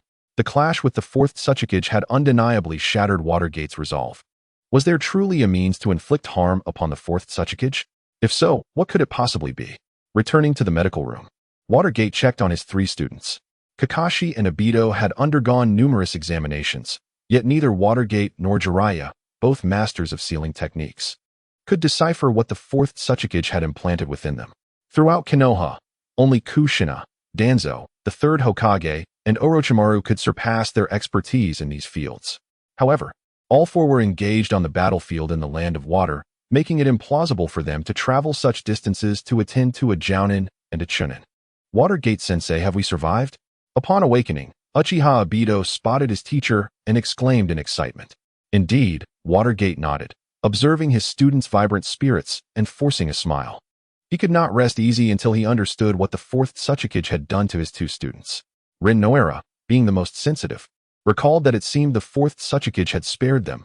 Yet what had that man, who had stolen her first kiss, done to Kakashi and Obito? Sensei, do we have any missions coming up? Kakashi inquired, fully aware that Konoha's current situation was precarious and that they could not afford the luxury of resting without any tasks at hand. Kakashi, I have conferred with Master Jiraiya regarding the stalemate on the battlefield of the Land of Water, and we require your assistance. Your Raiton, along with Obito's Katon and Sharingan, constitute invaluable combat prowess that can be leveraged to a greater extent in that region. Upon hearing his teacher's words, Kakashi discerned that a significant change had occurred, likely related to the mysterious technique employed by the Subverts against himself and Obito. Nevertheless, he was aware that Minato-sensei must have devised a comprehensive plan. The trio promptly gathered their belongings, preparing to depart for the battlefield in the Land of Water. Before their departure, Namikaze Minato brought Kakashi aside to elucidate the situation to his exceptionally astute disciple. Kakashi, you and Obito have been altered by the fourth Subverts. Yet neither I nor Jiraiya-sensei have discerned the specifics of your modifications. This mission to the Land of Water is to allow the third Hokage to ascertain the true intentions of the fourth Subverts. Kakashi nodded in understanding. Understood, sensei. Until we meet the third Hokage, I will do my utmost to avoid unnecessary confrontations with the enemy. Pleased by Kakashi's response, Minato handed him 3 of his Hiraishin Kunai, stating, each of you take 1. When necessary, activate the technique inscribed upon them, and I shall provide my support. Kakashi appreciated his teacher's kindness, burying his gratitude deep within. A rare smile graced his usually stern countenance beneath his white hair as he bid farewell. Goodbye, sensei. Watching his disciple depart, Minato immediately dispatched several shadow clones to follow, both as a precaution and to gauge the fourth Subverts' actions. Given that the Subverts had employed an unknown technique on the 2, it was evident that they were destined for some significant role. The uncertainty gnawed at Minato, for as the leader of a village, he could not entertain the notion of triviality in such matters. Chapter 87. The Prophecy of the Toad. The end of days. Mayabokuzen, the sacred abode of toads, is saturated with natural energy. Renowned as a bastion of senjutsu, it attracts countless ninjas seeking the secrets of this ancient art. Yet, these aspirants remain oblivious to their own inadequacies. Their talents fall woefully short, rendering them unworthy of the teachings, as the toads dismiss them. After all, Jiraiya, despite his success, requires the assistance of 2 sage toads to extract senjutsu chakra, a veritable testament to his needs. The great sage of Mount Myaboku has a reputation for prophecies that seldom falter. However, for several years, he has been plagued by nightmares during his slumber, only to awaken with no recollection of these ominous visions. Upon meeting the sage couple, Fukasaku and Shima, Jiraiya relayed the intelligence he had gathered. The two sages pondered, but found no recollection of similar occurrences. Thus, they escorted Jiraiya to meet the great sage. Jiraiya recognized the great sage, a being who has persisted since the era of the Sage of Six Paths. It was this sage who foretold his destiny to find the child of fate, a disciple destined to alter the course of the ninja world. Upon Jiraiya's arrival, the great sage stirred from his stupor, his bleary eyes sharpening at the sight of Jiraiya. "Little Jiraiya, approach me. I have seen you in my dreams." Jiraiya, approaching reverently, replied, "Great sage, I have encountered a formidable adversary whose strength eludes my understanding." The great sage, sensing the gravity of Jiraiya's words, trembled slightly and replied, "The fourth Otsutsuki you speak of is, in fact, the harbinger of the world's annihilation. In my dreams, I witnessed all living beings wailing beneath his power, the world reduced to mere playthings in his grasp. He wields 6 gems to manipulate the ninja realm, trampling upon the free will of all life." The great sage recalled visions of a shattered earth, ninjas transforming into tailed beast warriors, battling against the shadowy legions, and ascended warriors commanded by the harbinger. After being subjected to the cleansing of the world tree and ascension rituals, the ninjas transcended the chakra system. In a desperate bid, the ninja realm forged an alliance with the tailed beasts, utilizing their boundless chakra to transform ninjas into potent tailed beast warriors to confront the ascended ones. From the skies to the earth and oceans, the world united in a true collective effort to combat this terrifying foe. Jiraiya, though somewhat bewildered, grasped that the fourth Otsutsuki would evolve into a formidable enemy for the entire ninja world, embodying a villainous force capable of obliterating existence itself. A threat unparalleled in the annals of history. "Great sage, how might I confront him?" Jiraiya inquired directly. "You?" The great sage regarded Jiraiya with a moment of silence, contemplating whether he would regret his audacious words once he beheld the true power of the harbinger. "You cannot confront him alone. He requires the collective strength of the world to be challenged. Only by locating the child of destiny can you harness the powers left behind by the Sage of Six Paths to find a means to oppose him. Remember, do not provoke him recklessly." The great sage, wary that Jiraiya might misjudge his own strength upon mastering Senjutsu, imparted this warning. In the presence of such a harbinger, Jiraiya would be as insignificant as an ant. The harbingers seemed to possess even grander ambitions, sparing their existence for reasons unknown. The great sage foresaw a complete reconfiguration of the ninja world, with countless lives extinguished in the cataclysm instigated by the harbinger. Yet, he refrained from sharing these grim tidings with Jiraiya, for they would be of little use against an enemy of such magnitude. "Jiraiya, you would do well to prepare contingencies. Otherwise, the fate of the world may plunge into eternal darkness." The great sage, possessing the ability to glimpse into the future, understood the bleakness of hope. He also foresaw an organization named Otsutsuki instigating a revolution within the ninja realm, casting the daimyos, nobles, and officials into the annals of history. Otsutsuki would serve as the harbinger's instrument, driving the world toward his envisioned reality. The 4 great nations formed alliances, with countless smaller nations joining in solidarity to resist the tyranny of the harbinger. "Jiraiya, the only guidance I can offer you now is to seek your companion, Tsunade. She will come into contact with the highest secrets of the harbinger's creation of the infinite gems. Securing that knowledge will provide you with a glimmer of opportunity for resistance. The sole chance you will have, for the disparity in wisdom between you and him is vast." Jiraiya, absorbing the great sage's words, committed them to memory. At that moment, he understood the stakes involved, not just for Konoha but for the world itself, and thus set aside personal concerns. Nevertheless, he could not suppress his curiosity, asking, "Great sage, how is Tsunade faring?" "She is well and in no danger. Yet she shall be transformed into a fearsome force by the harbinger." The great sage advised, "Jiraiya, should you encounter difficulties, seek me out." This was not merely a human crisis. It was a calamity that threatened the very fabric of existence, one from which even Myaboku could not escape. Upon hearing the great sage's words, Jiraiya felt a chill in his heart. Transformation again, Coupled with his prior knowledge of the fourth Otsutsuki's secret techniques against Kakashi and Obito, it was evident that the Otsutsuki had come prepared.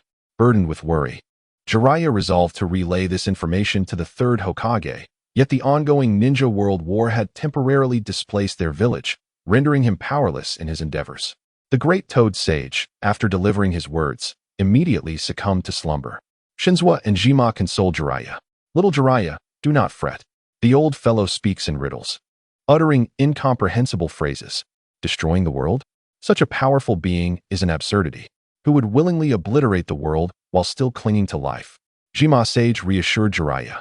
Shinzua sage, aware of the great toad sage's prophetic abilities, advised Jiraiya, "Regardless of what transpires, remember to safeguard yourself.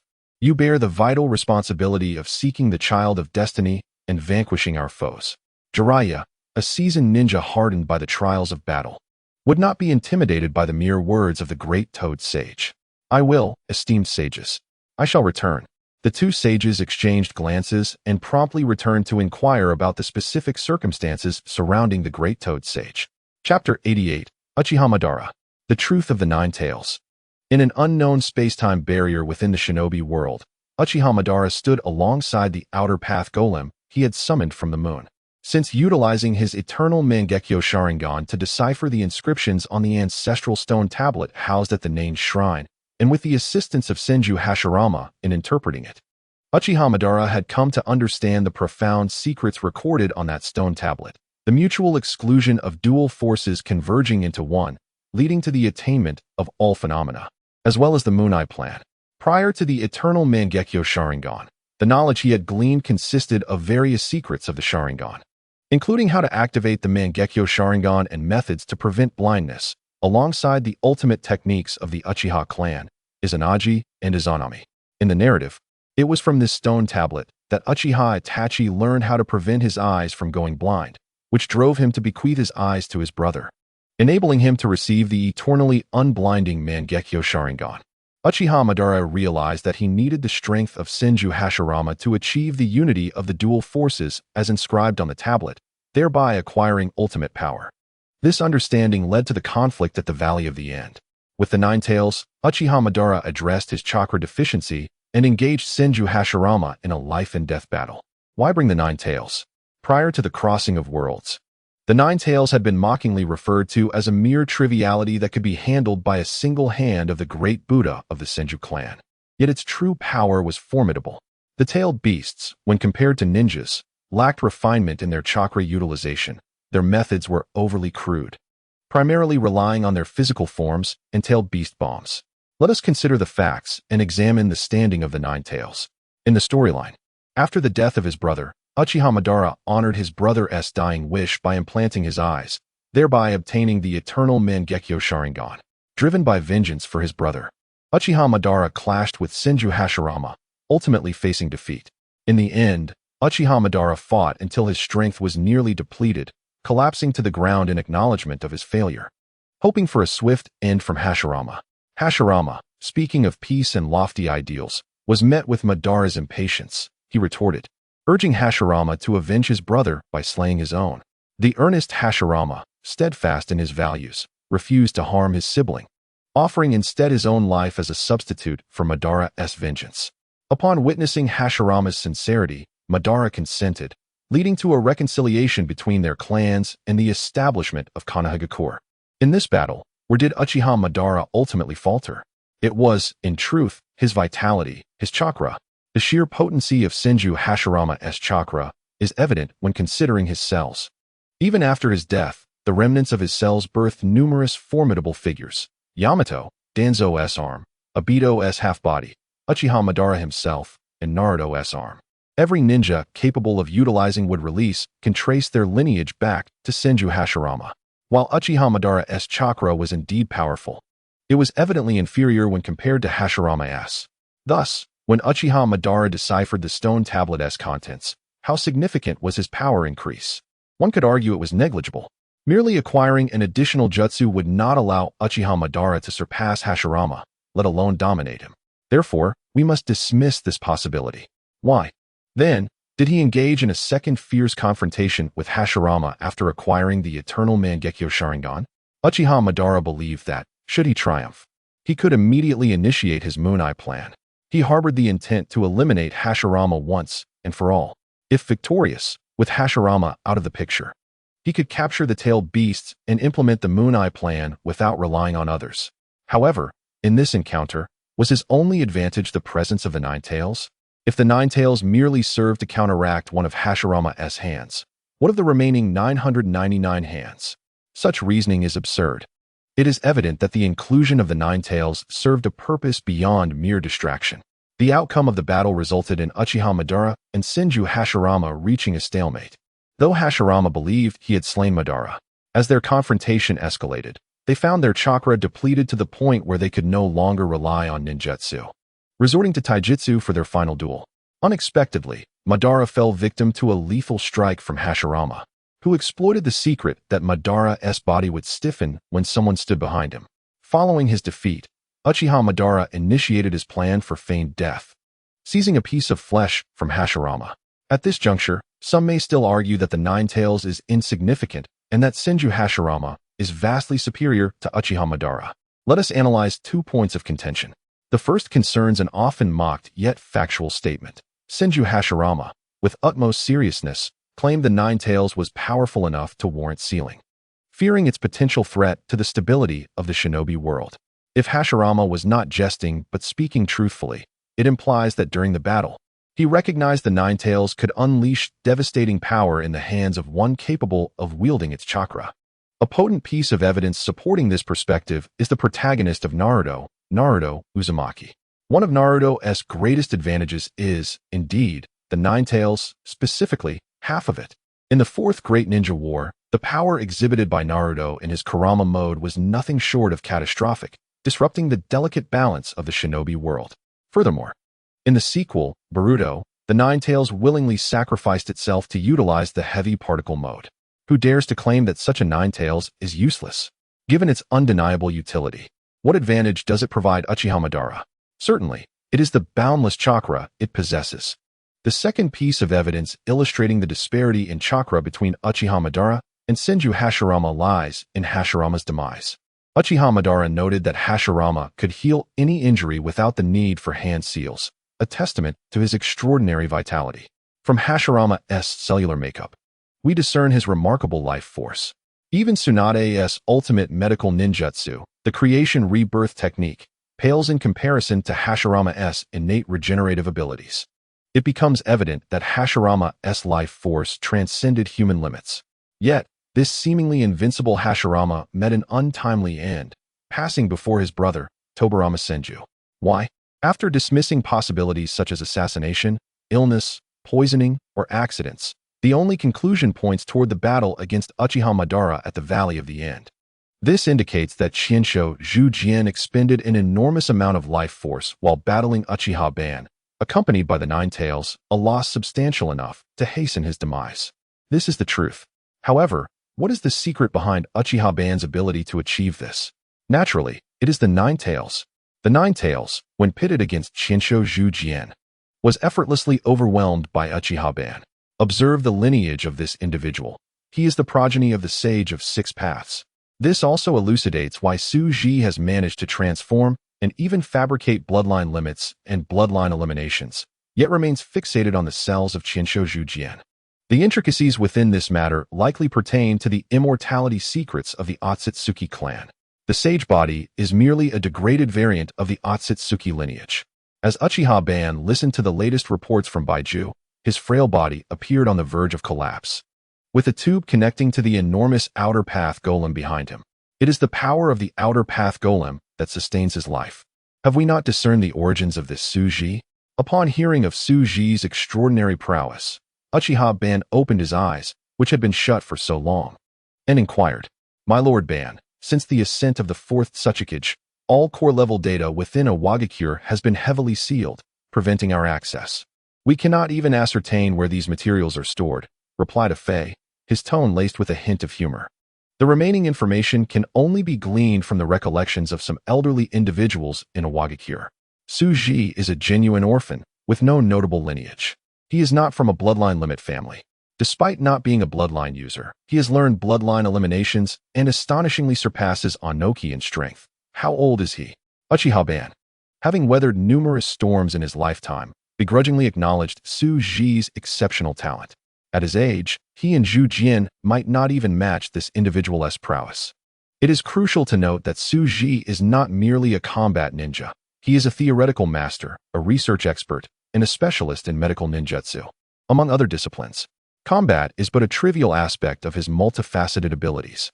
Regardless of who one is, every individual has only 24 hours in a day.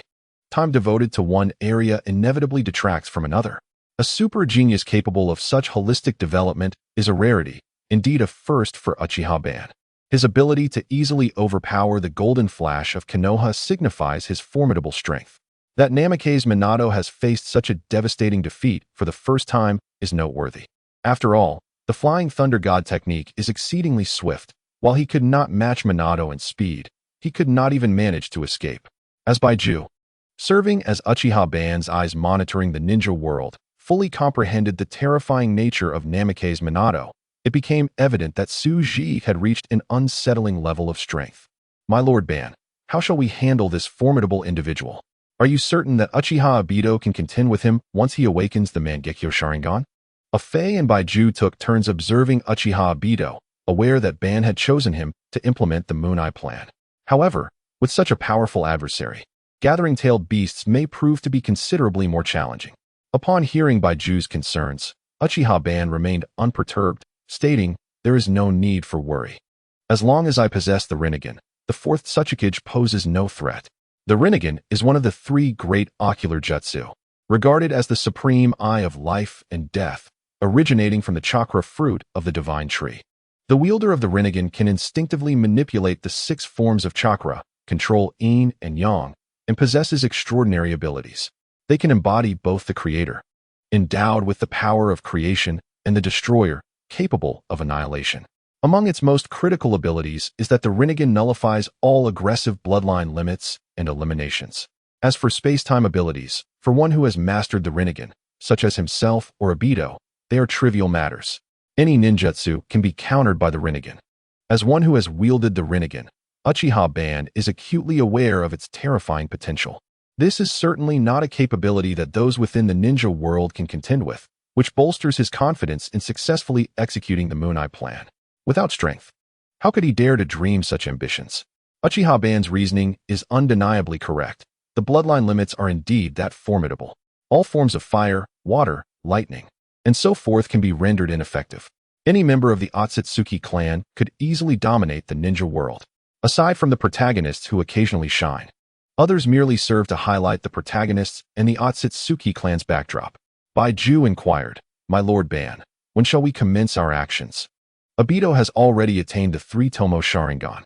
Afei, with a playful tone, remarked on Obito's genuine affection for the girl, noting that he had merely been kissed by another, which had sparked an evolution in his Sharingan. Uchiha Ban was unfazed, knowing that the power of the Sharingan derives from such intense emotions. Extreme feelings can induce astonishing evolutions in the Sharingan, unlocking forbidden powers. The greater the love, the more terrifying the darkness following its loss. Has Obito gone to the land of water? Uchiha Ban inquired, referencing intelligence from several days prior. Indeed, it appears that Jiraiya and his disciples failed to uncover what the fourth Tsuchikage had orchestrated for Obito and Kakashi. To thwart the fourth Tsuchikage schemes, they were sent to seek out the third Hokage, Danzo, and Orochimaru. Afei responded. As an anomaly among Baiju, Afei possessed considerable intellect. Have they encountered the third Hokage? Uchiha Ban further queried, aware of the third Hokage's identity. As a disciple of Qinsho Zhu Jian and Qinsho Fei Jian, Uchiha Ban had also imparted some fire release techniques to the third Hokage. After all, during that era, the village had only recently been established, and the ninja world remained embroiled in the chaos of the Warring States period. To cultivate new heirs of the will of fire, those who founded the village had spared no effort in nurturing a few promising youths. The most outstanding among them was Sarutobi Hiruzen of the Sarutobi clan. Yes, Kakashi and Obito are still under observation. Baiju relayed intelligence from his clone to Uchiha Ban. Konoha is under considerable pressure and lacks the time to address this matter. We should seize an opportunity to realize our plan, Uchiha-ban commanded. I also do not wish for others to jeopardize my plans. Uchiha-ban understood that should anything happen to Obito, it would be prudent to find a replacement promptly. The latest rising stars of the Uchiha clan, Uchiha Shisui and the newly 4-year-old Uchiha Itachi, were both excellent candidates. Understood. Baiju and Afei observed Uchiha-ban's silence following his statement. Recognizing that he intended to enter a state of dormancy to mitigate life force depletion, and they quietly departed. Chapter 89. Tsuji and Orochimaru in the eastern region of the Land of Fire. The area has been engulfed in the flames of war due to the ongoing Great Ninja War. Konoha is retreating steadily while the Mist Ninja advance triumphantly. After reaching an agreement with the Cloud Ninja, Konoha, upon reassessment, has finally managed to balance its strength with that of the Mist Village at a ratio of 4-6, marking a significant improvement. The Konoha F4 has indeed exerted their utmost efforts. Initially, the situation was dire, facing multiple opponents simultaneously, including 6 Jinchuriki and numerous ninja battalions. Through the opportunities presented by the enemy and the proactive measures taken by the 3rd Hokage and his allies, they have reduced the threat to 2 major adversaries. This is all attributed to the adept leadership of the 3rd Hokage. However, the 3rd Hokage's previously eased demeanor evaporated upon receiving news from Jiraiya and Minato, leaving him in dismay. He had witnessed firsthand how the 4th Uchiha had ensnared his mentor, the 3rd Hokage, and shifted the blame onto him. Nevertheless, this burden, rather than being a source of concern, could actually bolster Konoha's morale and enhance his reputation.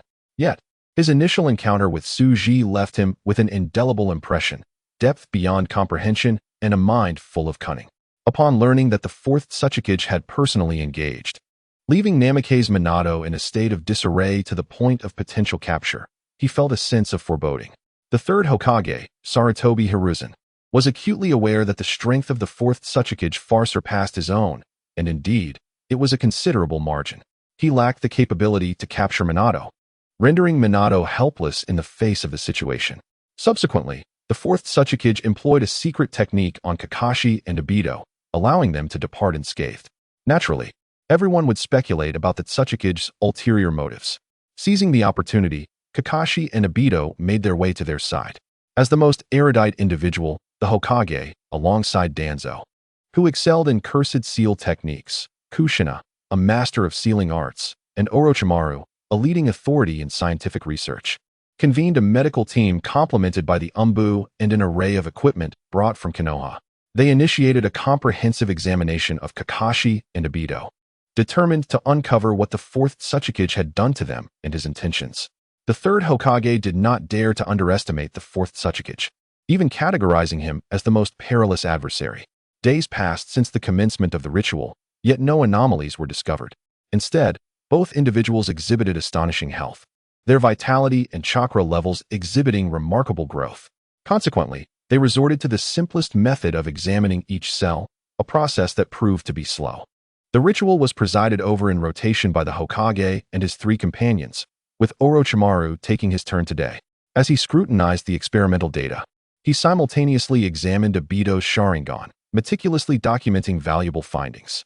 With the confirmations from Minato and the 3rd Hokage, Orochimaru was acutely aware of the need to engage with Tsuji with utmost seriousness. As he continued his examination, he murmured to himself, "It is impossible. There is no response from any energy or mental capacity. Where has the chakra gone?" The technique employed on Kakashi and Obito should have left a chakra imprint, which must reside within their bodies. Why could it not be found? Could it be that through space-time ninjutsu, the 4th Uchiha left the imprint in another realm, with their chakra serving as the medium connecting both?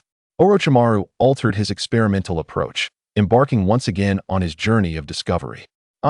Hidden within an unknowable and invisible alternate dimension, this place resembled the shadowy realm summoned from Uchiha Madara's technique. Without the Rinnegan, it remained unseen. Tsuji, the 2nd, was concealed within, observing the two, never anticipating that in the vastness of the ninja world, one must not underestimate others. Orochimaru, relying on his intuition, had managed to deduce his setup. An intriguing individual, perhaps a conversation could be had. "Are you searching for me?" A voice resonated from behind Orochimaru, causing a cold sweat to break out on his back, yet he quickly regained his composure. A long tongue flicked across his lips as the fourth Otsutsuki appeared. Much to his surprise, Orochimaru turned to face him, confirming his identity. Cleverly, Orochimaru opted against engaging the Otsutsuki in combat. His intrigue lay more with Tsuji himself. Your line of thought is quite fascinating, yet this method will not reveal the items I have left behind, Tsuji remarked, stepping closer to the instruments. Observing the information documented by Orochimaru. Why not? Any technique related to chakra should be traceable. Orochimaru, perplexed, inquired further, demonstrating his willingness to learn. While the statement held merit, it resided within the realm of Kekkei Genkai, unless one could wield the six paths techniques or reach the level of Kekkei Genkai. One could not perceive where the medium I had left for them was located. Tsuji explained with a cheerful demeanor, regrettably, you lack the capability. Upon hearing this, Orochimaru's eyes gleamed with excitement, incredulously asking, so that Otsutsuki can? The concept of Kekkei Genkai was merely a legend, and the six paths techniques had no inheritance. Indeed, Tsuji affirmed with unwavering certainty. Orochimaru yearned to request instruction but recognized the futility of such a desire. Then why does the fourth hold interest in these two youngsters? The Uchiha clan member may possess a Sharingan worth studying, but the Hitaki boy is merely a Jonin, Orochimaru prodded, aware that the Otsutsuki's appearance was not for battle. Although Kakashi possesses potential, converting that potential into strength requires time and opportunity. The Uchiha boy has drawn attention from others, and I am merely tracking him down. While simultaneously curious about the manifestation of the Mangekyo Sharingan, Tsuji candidly disclosed, unperturbed by Orochimaru's awareness. The Mangekyo Sharingan? Who has set their sights on him? Orochimaru's heart raced, recalling the news of Obito being targeted. The Mangekyo Sharingan was a power once held by Uchiha Madara, and he was eager to uncover its mysteries. Well, I won't disclose that.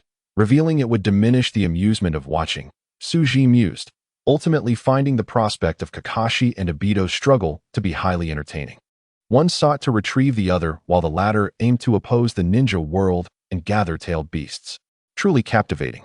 The wielder of the three-tomo Sharingan would awaken the Mangekyo Sharingan under immense mental stimuli. Naturally, this was a deviation from the norm. There existed a legitimate method for the Uchiha clan to unlock forbidden powers.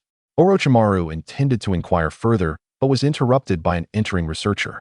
Upon witnessing the unfamiliar figure, the researcher immediately employed ninjutsu, causing a flurry of commotion from many rushing toward the scene. With a mere wave of his hand, Tsuji subdued the attacking ninja, rendering him into a mere pulp. Orochimaru, you are quite the talented researcher. Your work is precise and imaginative. Though not of the same genius caliber as the second Hokage, you are indeed among the world's elite researchers. However, you ought to cherish your talents and refrain from squandering them on trivial matters, especially commanding wars or participating in battles, which are rather dull pursuits, Tsuji expressed with a tone of regret. Nonetheless, Tsuji did not attribute any fault to the third Hokage. It was rather a societal issue. Moral and ethical considerations, being mere concepts, somewhat shackled the development of productivity and scientific advancement, serving as a means to protect and maintain the current societal framework. For instance, the matter of human experimentation. All medications produced for sale inevitably undergo human trials. However, this process is not conducted on a massive scale, but rather through the selection of volunteers. This naturally inhibits the explosive growth of medical technology. Konoha has indeed conducted human experiments in a most brazen manner. Following the death of the first Hokage, in an effort to restrain the tailed beasts, the second Hokage sought methods to merge Mokuton and the Sharingan, consistently employing the Uchiha clan as volunteers for these experiments. The Uchiha, envious of the power of Mokuton, readily engaged in large-scale experiments involving the transplantation of Hashirama's cells. However, by the time of the third Hokage, the number of deceased Uchihas had become excessive, compelling the cessation of these experiments and the permanent sealing of the laboratory. Only Danzo remained disobedient, clandestinely continuing the research. Eventually, under the new lead researcher Orochimaru, the study of Hashirama's cell transplantation in Konoha entered a new phase. In the narrative, did not Orochimaru gift Danzo an arm embedded with a Sharingan, successfully achieving the fusion of the Sharingan and Hashirama's cells? Observe how the seventh Hokage utilized technology developed from Hashirama's cells to equip himself with a similar arm. Naruto's close friend, Uchiha Sasuke, was not afforded such benefits and became a one-armed warrior. If Sakura were to end up with Sasuke after an encounter with a bull-headed man, complemented by Sasuke's summoning beast, the hawk, would that not resemble a version of the Condor heroes set in the world of Naruto? Nevertheless, Tsuji has already paved their path. Konoha will eventually cast aside ethical considerations and delve recklessly into the forbidden realms of human experimentation. Indeed, thank you for your praise. Tsuchikage. Orochimaru gazed at the youth, who was a full generation younger than himself, recognizing them as kindred spirits and seekers of the path. With his arm transformed into a serpent, Orochimaru activated his self-created jutsu, Hidden Shadow Snake Hands. The serpent struck like a blade, yet passed through Tsuji's form, leaving Orochimaru astonished. Was it an illusion? Or perhaps a spiritual entity? The third Hokage and Danzo arrived at the scene, concerned about the Jinchuriki, who had been ordered to leave and not reveal themselves, particularly worried about Tsuji's dust release. Kushina, not utilizing the power of the tailed beast and merely an elite jonin, was unfit to engage Tsuji in combat. Tsuchikage, having journeyed from afar, you may remain here. Danzo's voice carried a chilling aura. The root ninjas emerged from the ground, encircling Tsuji. You are truly weak, rendering me utterly uninterested, remarked Tsuji, disinterested in combat. Such trivial matters ought to be left to the fodder. Farewell. Tsuji vanished before them. A root ninja executed the four-symbol seal technique, unfurling a massive spatial barrier that severed everything within and retracted it back into the ninja's body. The earth itself was half-excavated. Regrettably, this self-destructive jutsu was executed in vain. Tsuji had long since departed from this realm. His body resided in an alternate dimension, and what Orochimaru and the others perceived was merely a semblance akin to a shadow clone he had created. If the person was not present, how could one attack? Striking at an illusion would indeed prove futile. Orochimaru recalled Tsuji's earlier assertion that without the bloodline limit, it would be impossible. Thus, they were not in the same time-space continuum. What transpired, Orochimaru? Danzo inquired upon witnessing the failure of the dead man's jutsu. While I was conducting my research, the Tsuchikage appeared without warning. There was no indication, and the barrier outside did not react. He mentioned that an entity was fixated on Uchiha Obito and was conducting an experiment on Kakashi. Then you arrived, Orochimaru replied candidly. He understood that Tsuchikage's terror, as it pertained to the safety of Konoha, leaving no room for negligence. The third Hokage meticulously analyzed the battlefield, noting the absence of the Tsuchikage's chakra residue, his brow furrowing with concern. Once again, this air of mystery, unlike any adversaries encountered in the ninja world, left no trace. The sudden appearance and disappearance were equally abrupt. Danzo regarded the third Hokage with a sinister expression, making a gesture as if to execute Uchiha Obito and Hatake Kakashi, intending to resolve the issue directly. The third Hokage shook his head, stating, "This will not resolve the problem. The Sharingan is not scarce, and Kakashi is not irreplaceable. We may kill once, but can we continue to do so? Let us withdraw surveillance and reallocate personnel to the front lines. Regardless of the fourth Tsuchikage's intentions, we must prioritize securing victory in the war." Remarkably, Danzo refrained from rebuttal, recognizing the truth in the third Hokage's words. With the Tsuchikage's elusive mobility, they could only react defensively. Though he yearned to lead troops directly against Awakens, Konoha lacked the strength to do so. Orochimaru, cease after this round of examination, the third Hokage declared, abandoning the pursuit of the Tsuchikage through the two, deeming it a futile endeavor. Orochimaru nodded, his curiosity toward Uchiha Obito intensifying. The prospect of branding him with a cursed seal was undeniably tempting. Researchers are perpetually driven by an insatiable curiosity for the unknown, undeterred by the potential for peril. And what of these two? Orochimaru replied succinctly. The third Hokage felt a wave of impotence wash over him, resolving to conduct necessary intelligence gathering, leaving the rest to fate. What could he do in Konoha's current plight? He could not even muster the strength to save Senju Rope Tree. His own son had perished, and Tsunade, who was like a daughter to him, had been captured by the Tsuchikage. He could only endure. Konoha, in its present state, lacked the additional strength to monitor a Tsuchikage who appeared and vanished without a trace, and he might not even be a match for the fourth Tsuchikage. Consider the likes of Amigakure, merely a Hanzo of the salamander. They were reluctant to provoke him, not because he was invincible, but because such actions would yield no benefit. Were they to form numerous ninja squads, sending wave after wave to assassinate the Otsutsuki? If not through such means, what else could be done? Ultimately, Orochimaru's insatiable curiosity led to two small white snakes infiltrating the bodies of the two, monitoring them on his behalf. As dawn broke, Kakashi and Obito awakened from their stupor. Since their arrival, they had endured a series of examinations, but today, all activities abruptly ceased. The third Hokage met with them, assuring them that they were largely unscathed, offering words of encouragement before allowing their return.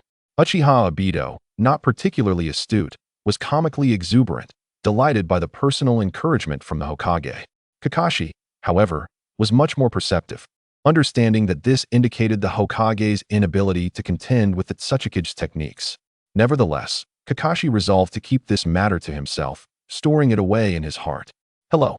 Are you Kakashi?" A nurse approached, addressing the white-haired masked man. "I am," Kakashi replied, regarding the nurse before him. "Is there something you need? Your comrade Rin has been captured by the enemy. You are now assigned to a different squad.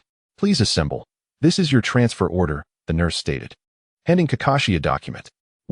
What happened to Rin? Upon hearing Rin was in trouble, Uchiha Obito's mind exploded with panic, feeling as though his very world was collapsing. The pure, angelic girl who was the light of his life had been captured? How could this happen? Uchiha Obito's three-tomo Sharingan transformed into a terrifying gaze, instilling fear in the nurse delivering the message. As Obito grasped the nurse's hand, the overwhelming force made it unbearable for her. "Baka!"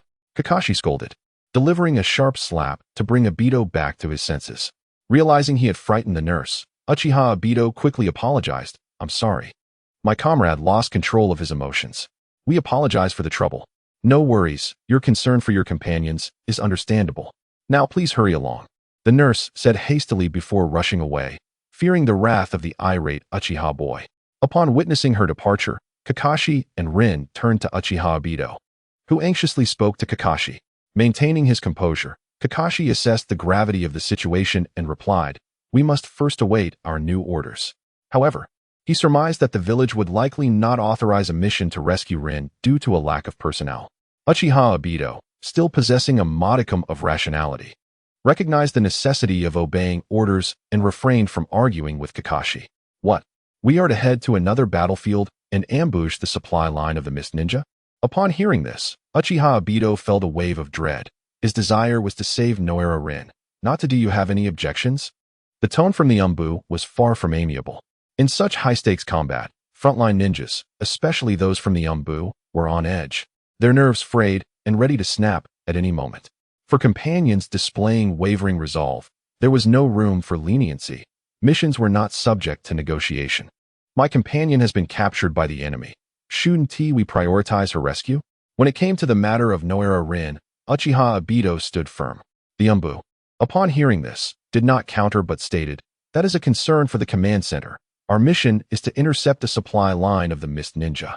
Uchiha Obito, not receiving the response he sought, urged, but the Umbu interrupted, "No buts. We are ninjas, and our mission takes precedence." Kakashi restrained the increasingly agitated Obito, forcibly leading him away. "Let go of me, Kakashi." Uchiha Obito broke free from Kakashi's grip. Kakashi, however, regarded him with an impassive expression and asked, "What exactly do you intend to do?" Uchiha Obito, in a fit of emotion, grasped Kakashi's shoulders and shook him. "Kakashi, they have abandoned Rin." As he spoke, tears streamed down Uchiha Obito's face. Despite his usual bravado, he could no longer suppress his vulnerability before Kakashi. The gentle, kind, brave girl's fate remained uncertain. She was their comrade, yet he felt powerless to save her. Overwhelming sorrow consumed Uchiha Obito. Chapter 91. Worthless? What is the reason for this world? Why do good people receive no reward? Uchiha Obito's tears fell like rain, while Kakashi stood by, lost in his thoughts. This is the life of a ninja. You are not new to the implications of this reality. Kakashi did not offer consolation, but rather unveiled the harsh truth. Uchiha Obito, unwilling to hear Kakashi's words, clung to his double standards whenever Noera Rin was mentioned. If any harm were to befall Noera Rin, it was undoubtedly the world's fault. Upon hearing Kakashi's words, Uchiha Obito regained his clarity. He understood that no one was coming to rescue Noera Rin. Suddenly, a thought occurred to Uchiha Obito, and he retrieved the Hiraishin kunai left for them by Minato. Damn it! Kakashi seized Uchiha Obito, who was about to activate the Hiration technique. "What are you doing?" Kakashi asked angrily. Uchiha Obito faltered. "I wanted to call Sensei Minato to save Rin."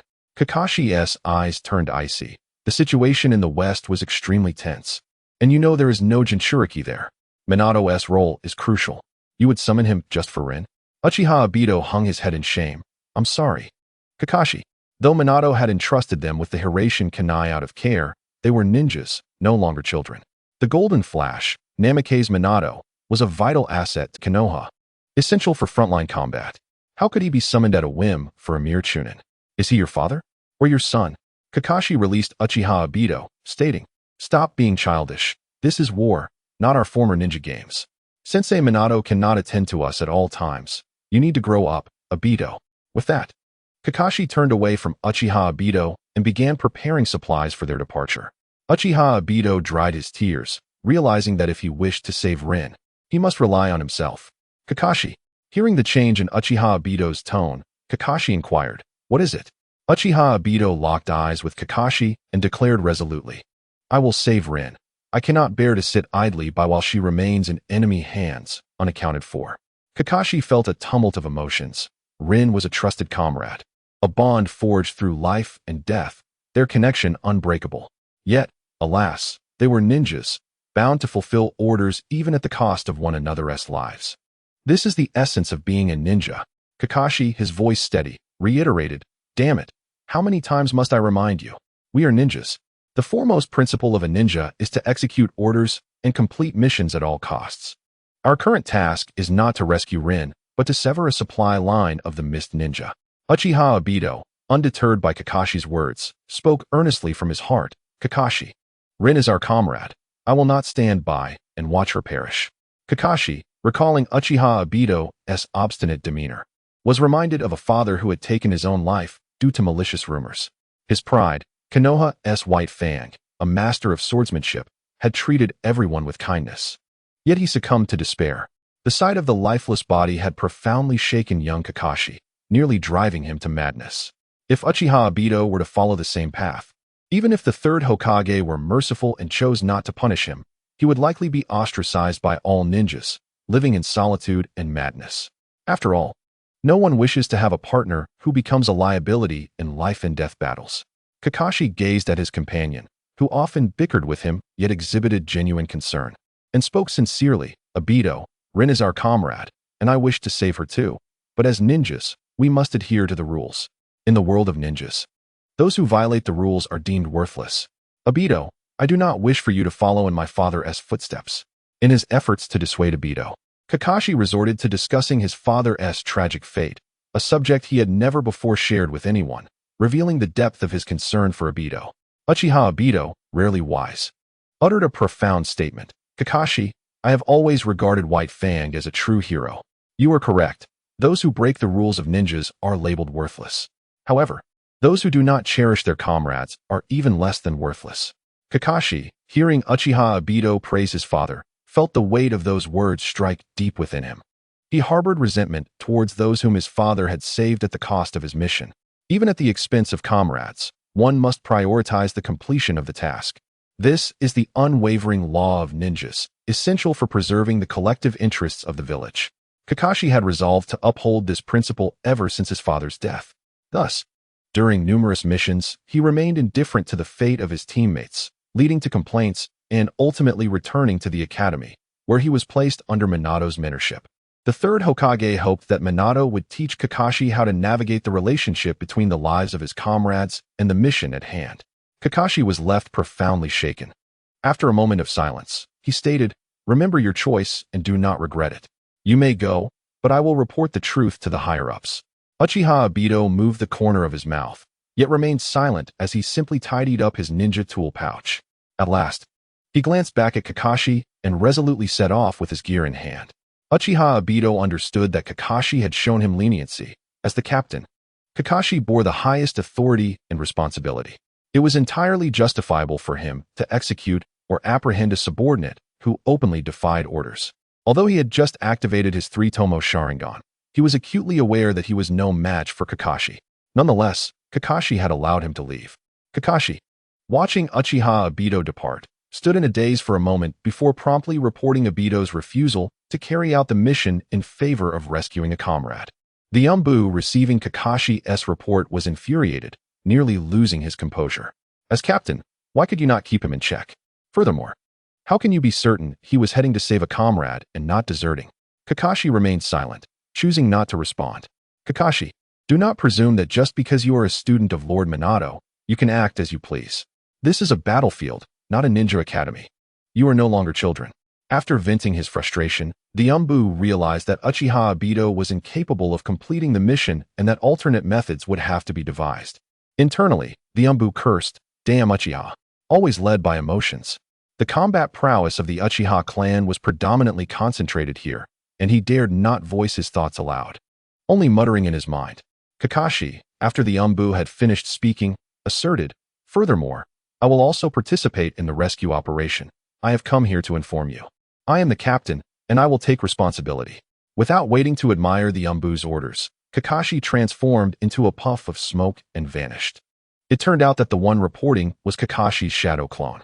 The Umbu, witnessing the typically calm and ruthless Kakashi defy orders, could only mutter in awe, "Impressive."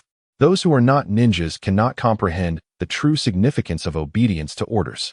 Every village prioritizes its own interests and the supremacy of missions because it is the essential safeguard for the village's existence. Without this principle, a village would not be considered a village, but merely a collection of loosely affiliated ninja clans. It is precisely for this reason that clans have abandoned the notion of familial superiority and united to form a village. May this not bring trouble to Lord Minato. Chapter 92, Misfortune Descends. Uchiha Obito set out alone to rescue the goddess he held dear, though he felt trepidation about venturing into danger alone. The thought of Noira Rin being captured and potentially in peril ignited boundless courage within him, propelling him forward. Who goes there? Uchiha Obito realized he was being followed. "It's me, Baka," Kakashi replied, catching up and addressing Obito with irritation. "Kakashi, what are you doing here?" Uchiha Obito asked, puzzled, yet resolute as he continued. "I will not turn back. I must save Rin." Kakashi, maintaining a cool demeanor, lied. "I have secured their agreement for us to rescue Rin." "Really?" Uchiha Obito's expression brightened, and he eagerly embraced Kakashi, exclaiming, "Thank you, Kakashi." Kakashi, taken aback by Obito's enthusiasm, replied, "As the captain, it is my duty to bring Rin back." With Kakashi's involvement, Uchiha Obito's confidence surged. He was well aware that Kakashi's intellect surpassed his own. After all, his grades in school regarding ninja tactics were far from exemplary. This is a stealth rescue operation, so we must avoid detection by the enemy at all costs. "Everything is to be directed by me," Kakashi reiterated. "Understood, Kakashi. Let us proceed." Uchiha Obito nodded, enjoying their playful banter and fully trusting Kakashi's leadership abilities. Once the two had devised their strategy, they stealthily infiltrated the rear of the Mist Ninja. Although Kakashi sensed some gaps in the enemy's setup, he attributed it to the ongoing conflict with Konohagakure. From the shadows, Akatsuki's Zetsu emerged, addressing the nearby white Zetsu. "Make sure you are prepared regarding the girl. We cannot afford any mistakes. She must not perish here." White Zetsu confidently assured, "This is a simple task. Do not worry. I have implanted spore techniques within her, and many of the Mist Ninja here are my clones." Akatsuki shook his head, speaking with a peculiar tone. "Poor child, Lord Madara is indeed ruthless." They had set a trap, eagerly awaiting the young and passionate Uchiha to fall into it.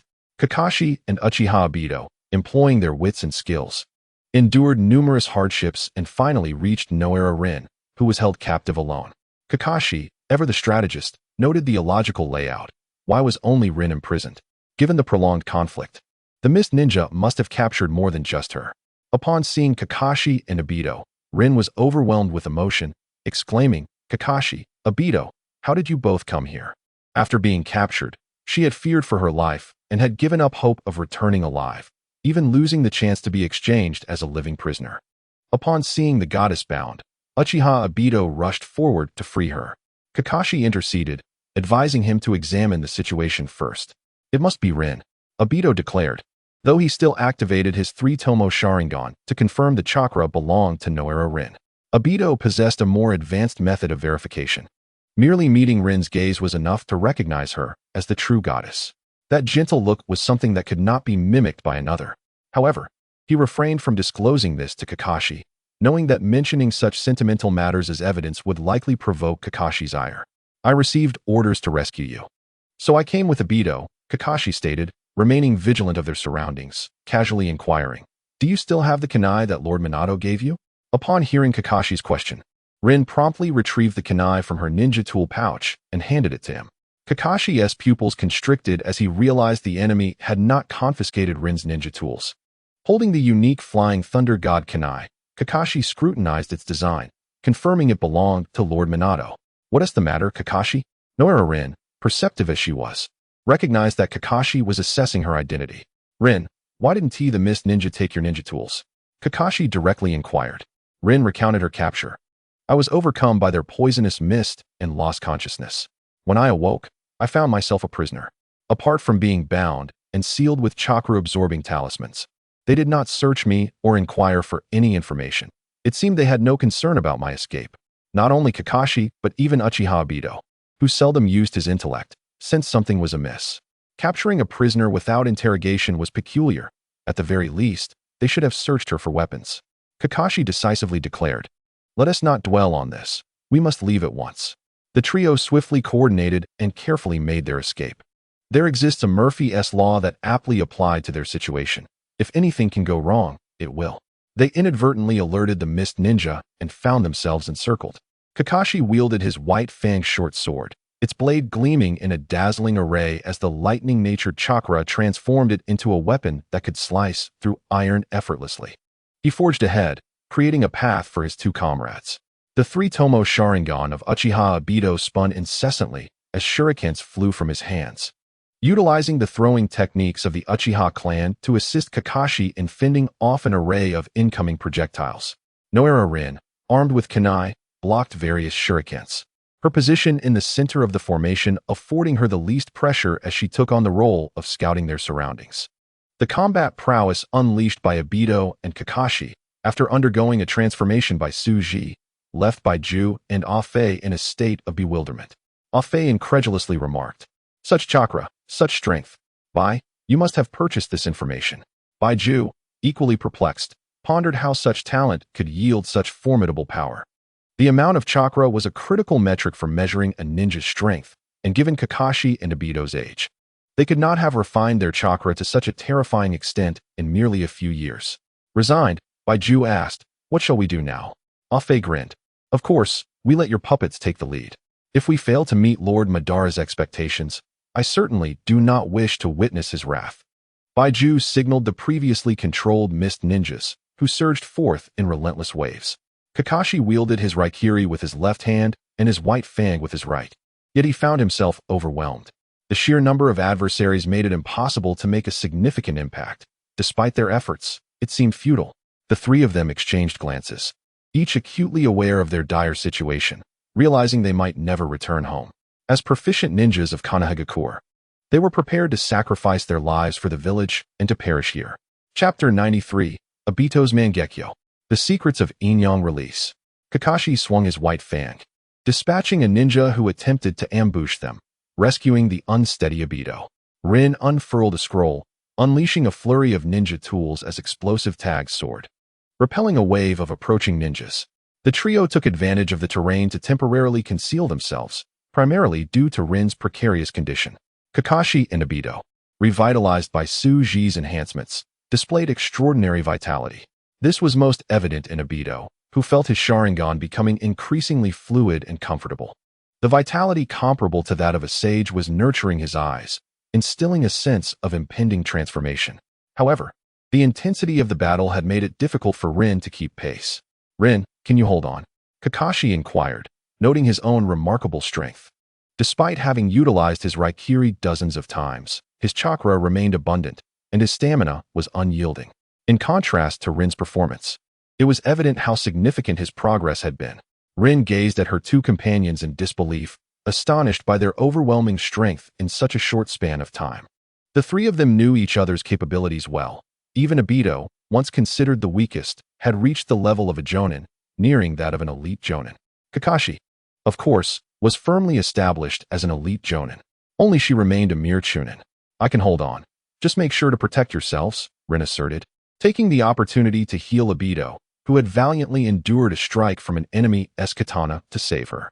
The enemies offered them no respite. And under the perception of sensing ninjas, their location was soon compromised. Explosive tags detonated in rapid succession, launching Kakashi into the air, the shockwaves crashing against his lightning chakra armor, saving his life. Nonetheless, he could not withstand the subsequent force and succumbed to unconsciousness. Kakashi. Both Obito and Rin cried out in alarm upon witnessing this. The power of the explosive tags was formidable, capable of inflicting severe injuries on anyone unprepared. Obito attempted to advance, but upon seeing an enemy approaching Rin, he immediately formed hand seals and unleashed the fire release, great fireball technique to send the adversaries to their end. Following the ninjutsu, he unleashed a barrage of kunai and shurikens. With Rin at his side, Obito fought while retreating towards Kakashi. The mist ninjas displayed remarkable strength and coordination, seemingly intent on driving them away rather than eliminating them. Rin, exhibiting a blend of grace and strength, sensed something amiss, yet remained oblivious to the underlying circumstances, attributing it merely to coincidence. A mist ninja emerged from the ground, seizing Obito's ankle, causing him to lose his balance. Without Kakashi's support, Obito's physical limitations became all too glaring. "Be careful, Obito," Rin called out as several mist ninjas seized the opportunity to close in on him, their katana poised to pierce his heart. Water release, water prison technique. Rin conjured a water sphere that ensnared Obito, simultaneously providing him with protection. Her right hand activated the flying thunder god kunai of her sensei, Minato. However, their formation was too fragile, drawing all attention towards her, including the impending danger. "Obito, run!"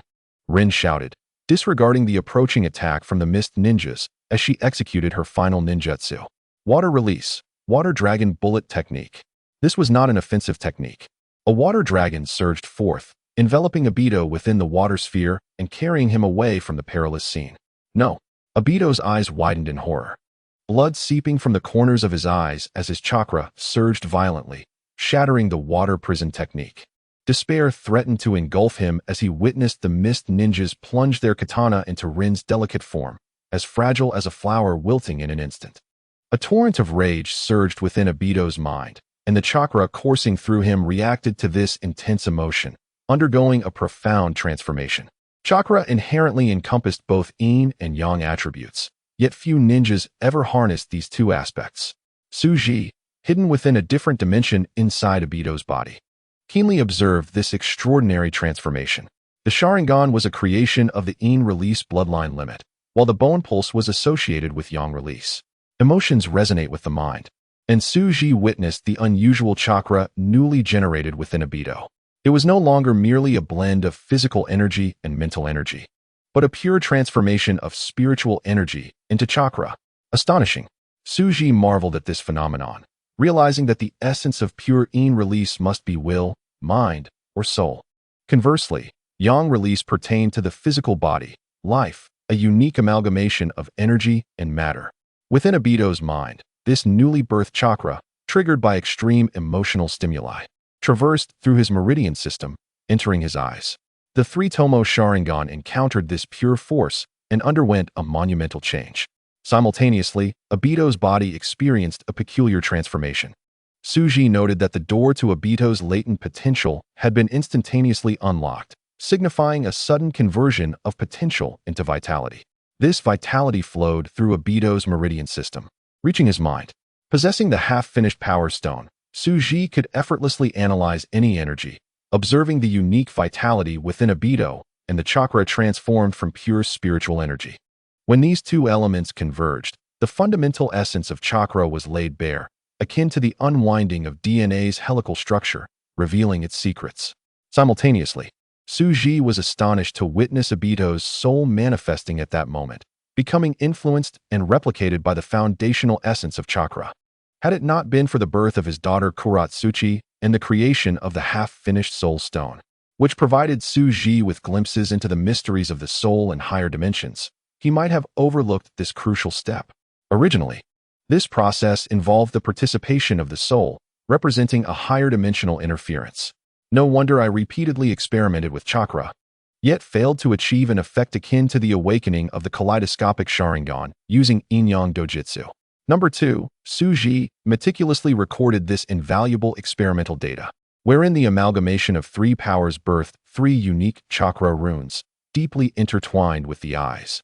Simultaneously, Uchiha Obito's 3-tomo Sharingan underwent a transformation, with the 3 tomos reshaping into the emblem of a windmill shuriken. Obito awakened his kaleidoscopic Sharingan, yet if given a choice, he would rather die than acquire power in such a manner. Suji observed that upon activating the kaleidoscopic Sharingan, Obito's bodily energy plummeted drastically, while the diminished energy astonishingly converted into an exceptionally pure Yin Dojutsu chakra through the kaleidoscopic Sharingan. This surge of chakra propelled Obito's chakra levels to that of an entry-level chakra user, and simultaneously, the extreme emotions within his mind were magnified during this process. As a sovereign of the study of the mind and will, Suji was naturally well acquainted with the transformations occurring within Obito. It became evident to him why Obito's strength escalated significantly upon awakening the kaleidoscopic Sharingan. This explosive increase in chakra and proficiency in Yin Dojutsu, coupled with a decline in vitality, led to an overall enhancement in all attributes and a substantial rise in combat capability. Additionally, the incredible ocular techniques possessed by each eye, along with the destructive power of Susanoo residing within his eyes, indeed elevated his prowess to new heights. Following Suji's modifications, Obito's vitality surged astonishingly, allowing him to swiftly adapt to the sudden decrease in life force. In mere moments, Obito acclimatized to his newfound power. Chapter 94. Pain. Excruciating pain. Both Zetsu and White Zetsu, who had been monitoring the battle, were left dumbfounded. Had he already awakened? Just as Rin was about to collapse, Obito appeared by her side, embracing her. With her last breath, Rin gazed at Obito's transformed eyes, lacking the time to inquire about what had transpired. Summoning her final strength, she urged, "Leave, Obito. Don't worry about me, just go." Before she could finish, blood began to seep from her mouth, her pupils losing focus as she slumped into Obito's arms. No.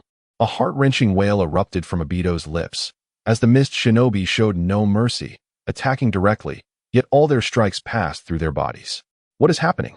Is he a spirit or employing space-time ninjutsu? It is not a spirit. I cannot sense any chakra, only the presence of a human. This is a barrier-type space-time ninjutsu. Before these individuals could complete their analysis, Obito's fury disrupted their discussion. Number 2. Suji had already deciphered the 3 techniques within Obito's eyes and unraveled all the information they contained. In an instant, Obito materialized behind the mist shinobi, thrusting the blade he had extracted from Rin's body into the backs of the attackers. His strikes could reach them, yet the mist shinobi were unable to retaliate. As the wielder of the dual Kimui, Obito executed direct spatial movement, akin to instantaneous teleportation. They had no means of evasion. The kaleidoscopic Sharingan is truly remarkable. Suji held little interest in Obito's slaughter, flicking his fingers to adjust the fundamental parameters of chakra. As Obito eliminated the mist shinobi while cradling Rin, he was suddenly beset by dizziness. It was at this moment he recalled that Kakashi was still at a distance. However, the dizziness was overwhelming, and Obito succumbed to unconsciousness. Kakashi, who had just regained consciousness, witnessed this scene unfold, shaking his head anxiously yet unable to utter a sound. All of this was orchestrated by number 2, Suji. Kakashi could not help but harbor intense hatred for the 4th Tsuchikage, fully aware of who was responsible for this chaos. He had heard the 4th Tsuchikage instructing him to be quiet and not disturb the spectacle. These are his comrades. Yet, Kakashi was left powerless in his rage. Number 2, Suji, sought not to replicate the ninja Kakashi, nor the one-eyed Obito, nor the completed form. Such trivialities lacked interest. Upon witnessing Obito activate the kaleidoscopic Sharingan, Zetsu realized that the situation had spiraled out of their control. He prepared to intervene personally and forcibly retrieve Obito, yet was taken aback when Obito suddenly fainted. Both he and White Zetsu were utterly bewildered. The events of the day had completely overturned their understanding. They had clearly laid the groundwork, yet it was beyond their comprehension. Zetsu, seal Obito and take him away. Several mist shinobi, transformed from White Zetsu, emerged from underground, utilizing sealing talismans to suppress Obito, then sinking back into the earth, disappearing from sight. Kakashi, witnessing all of this, gritted his teeth in deep loathing for his own impotence. Zetsu, where's the white-haired one? White Zetsu inquired, noticing Kakashi seemed to be the only living soul. No need to worry about that. Let Lord Madara deal with it. We should return and explain to Lord Madara how such an oversight occurred. After stating this, Zetsu too vanished underground. A golden light appeared, and a massive blue Rasengan descended upon Zetsu's location, scattering dirt and fracturing the ground. It was none other than the arrival of the Golden Flash, Namikaze Minato. Responding to Rin's message, Minato utilized the Flying Thunder God technique to hasten his journey, never anticipating he would arrive too late. Grasping the nearly lifeless Rin, Minato immediately employed sealing techniques to bind her, hoping the medical ninjas back in the village could save her life. Suddenly, Kakashi discovered he could move. He immediately stood up and shouted into the emptiness, "Come out, fourth Otsutsuki. What are you? You cowardly rat hiding in the shadows, you scoundrel." Kakashi unleashed every curse he had ever known, having witnessed Rin's demise and Obito's disappearance. Minato, holding Rin with one arm, appeared beside Kakashi, placing a hand on his shoulder, saying, "Calm down, Kakashi." Upon hearing his teacher's words, Kakashi turned, tears streaming down his face, choking on his anguish. "Teacher, is there still hope for Rin?" Witnessing Kakashi's intense emotional display was a first for Minato. At that moment, Kakashi felt an overwhelming pain, akin to witnessing his father's suicide before his eyes. And all of this was a design of the fourth Otsutsuki, merely for his own amusement. Rin still had a faint breath, but the chances were slim. Minato, though not a medical ninja, was well-versed enough to understand Rin's condition. "Kakashi, tell me what happened. Why didn't you use my kunai sooner?" Kakashi glanced around, sensing the fourth Otsutsuki's presence lingering, filled with dread at the thought of putting his teacher in danger. Thus, he suggested, "Teacher, let South leave this place." Minato nodded, gripping Kakashi's shoulder, preparing to activate the Flying Thunder God technique to depart. However, a hand materialized from thin air, catching Minato off guard as it seized his arm. "Don't be in such a hurry to leave. I wish to hear what you have to say." Number 2. Suji appeared with a smile, exuding an amiable demeanor. He certainly did not emerge to punish Kakashi for his insults. "I, Suji, am a person of integrity, guided by the principle of retribution for every slight. My heart is indeed narrow. For this reason, I do not hesitate to employ techniques that astonish the ninja world." Allowing Kakashi to truly comprehend the essence of suffering. Cold sweat beaded on Minato's forehead. Was this truly space-time ninjutsu, or some other secret technique? Boafengsuman swiftly freed himself from the grasp of the second figure, Suji, producing a length of rope that ensnared Kakashi, pulling him back to safety. Suji merely observed the pair with a calm demeanor, not pursuing them. Kakashi, upon seeing Suji, hesitated, pondering how he could confront the Otsutsuki. Standing still would render him incapable of action. Noticing Kakashi's silence, Suji took the initiative, stating, "If you do not speak, I shall be forced to strike you." With a flick of his wrist, Yawahara Rin was propelled from Bofeng Shui Min's grasp towards him, a demonstration of spatial manipulation far beyond Bofeng's capabilities. Suji placed a finger on Rin's forehead, infusing her with a surge of vitality that healed all her wounds in the blink of an eye. Simultaneously, he awakened her consciousness through his mental prowess. A gentle push from Suji brought Rin to stand before Kakashi. Both Kakashi and Bofeng Shui Min widened their eyes in disbelief at the miraculous medical ninjutsu, which had completely healed such grave injuries in an instant. The renowned medical ninja Tsunade of Konoha seemed trivial in comparison. Her skills appeared inadequate beside this display. Rin, gazing at Kakashi, asked in confusion, "Kakashi, what is happening? Didn't I die? What about Obito?" Suji clapped his hands together, signaling the end of their reunion, and declared, "Now, let us proceed according to my script." Rin once more encountered the man who had stolen her first kiss, while also facing her teacher, Bofeng Shui Min, who, uncertain of Suji's intentions, decided to attack him directly. Suddenly, Bofeng Shui Min found himself immobilized, ensnared in a spatial prison, akin to an insect trapped in amber. At that moment, he grasped the extent of the Otsutsuki's power, an ability to manipulate time and space that far exceeded his expectations. Bofeng Shui Min, his eyes filled with fury, questioned Suji's motives. "Why? Otsutsuki, do you revel in bloodshed? What do you perceive us to be?" Suji silenced Bofeng Shui Min's ability to speak. Yet Bofeng, using chakra, managed to produce sound. Kakashi, feeling a loss of control, found himself moving involuntarily. No, I apologize, Otsutsuki, please stop. His voice trembled with desperation as he involuntarily approached Rin, his Chidori activated, its lethal intent aimed at her heart. Bo Fengshui men, powerless to intervene, could only witness the impending tragedy unfold. Rin, though immobilized, maintained her composure, speaking softly, Kakashi, do not fear. I bear you no blame. This is their scheme. You must protect yourself and live on. Do not dwell in guilt over this. Seek a kind partner, marry, and find happiness. With a smile, tears streamed down her face as she gazed at Kakashi, who was driven by anguish as he plunged the Chidori into her heart. Despite her gentle gaze, Kakashi's torment was unparalleled. His rage surged, and he shook his head in agony, tears cascading like a waterfall as he cried out, "Please, don't do this." However, Tsuji, embodying a ruthless demeanor, showed no mercy. With Uchiha Obito's potential awakening, Kakashi's strength was about to surge. As a good companion, Tsuji felt reluctant to let Kakashi fall too far behind, for he was not a wielder of the bloodline limit. Thus, he granted him a form of enhancement, albeit one that would inflict suffering upon him, not as retribution for any grievances, but as part of his experimental design. Bo Fengshui men, witnessing the unfolding tragedy, implored, Otsutsuki, spare them.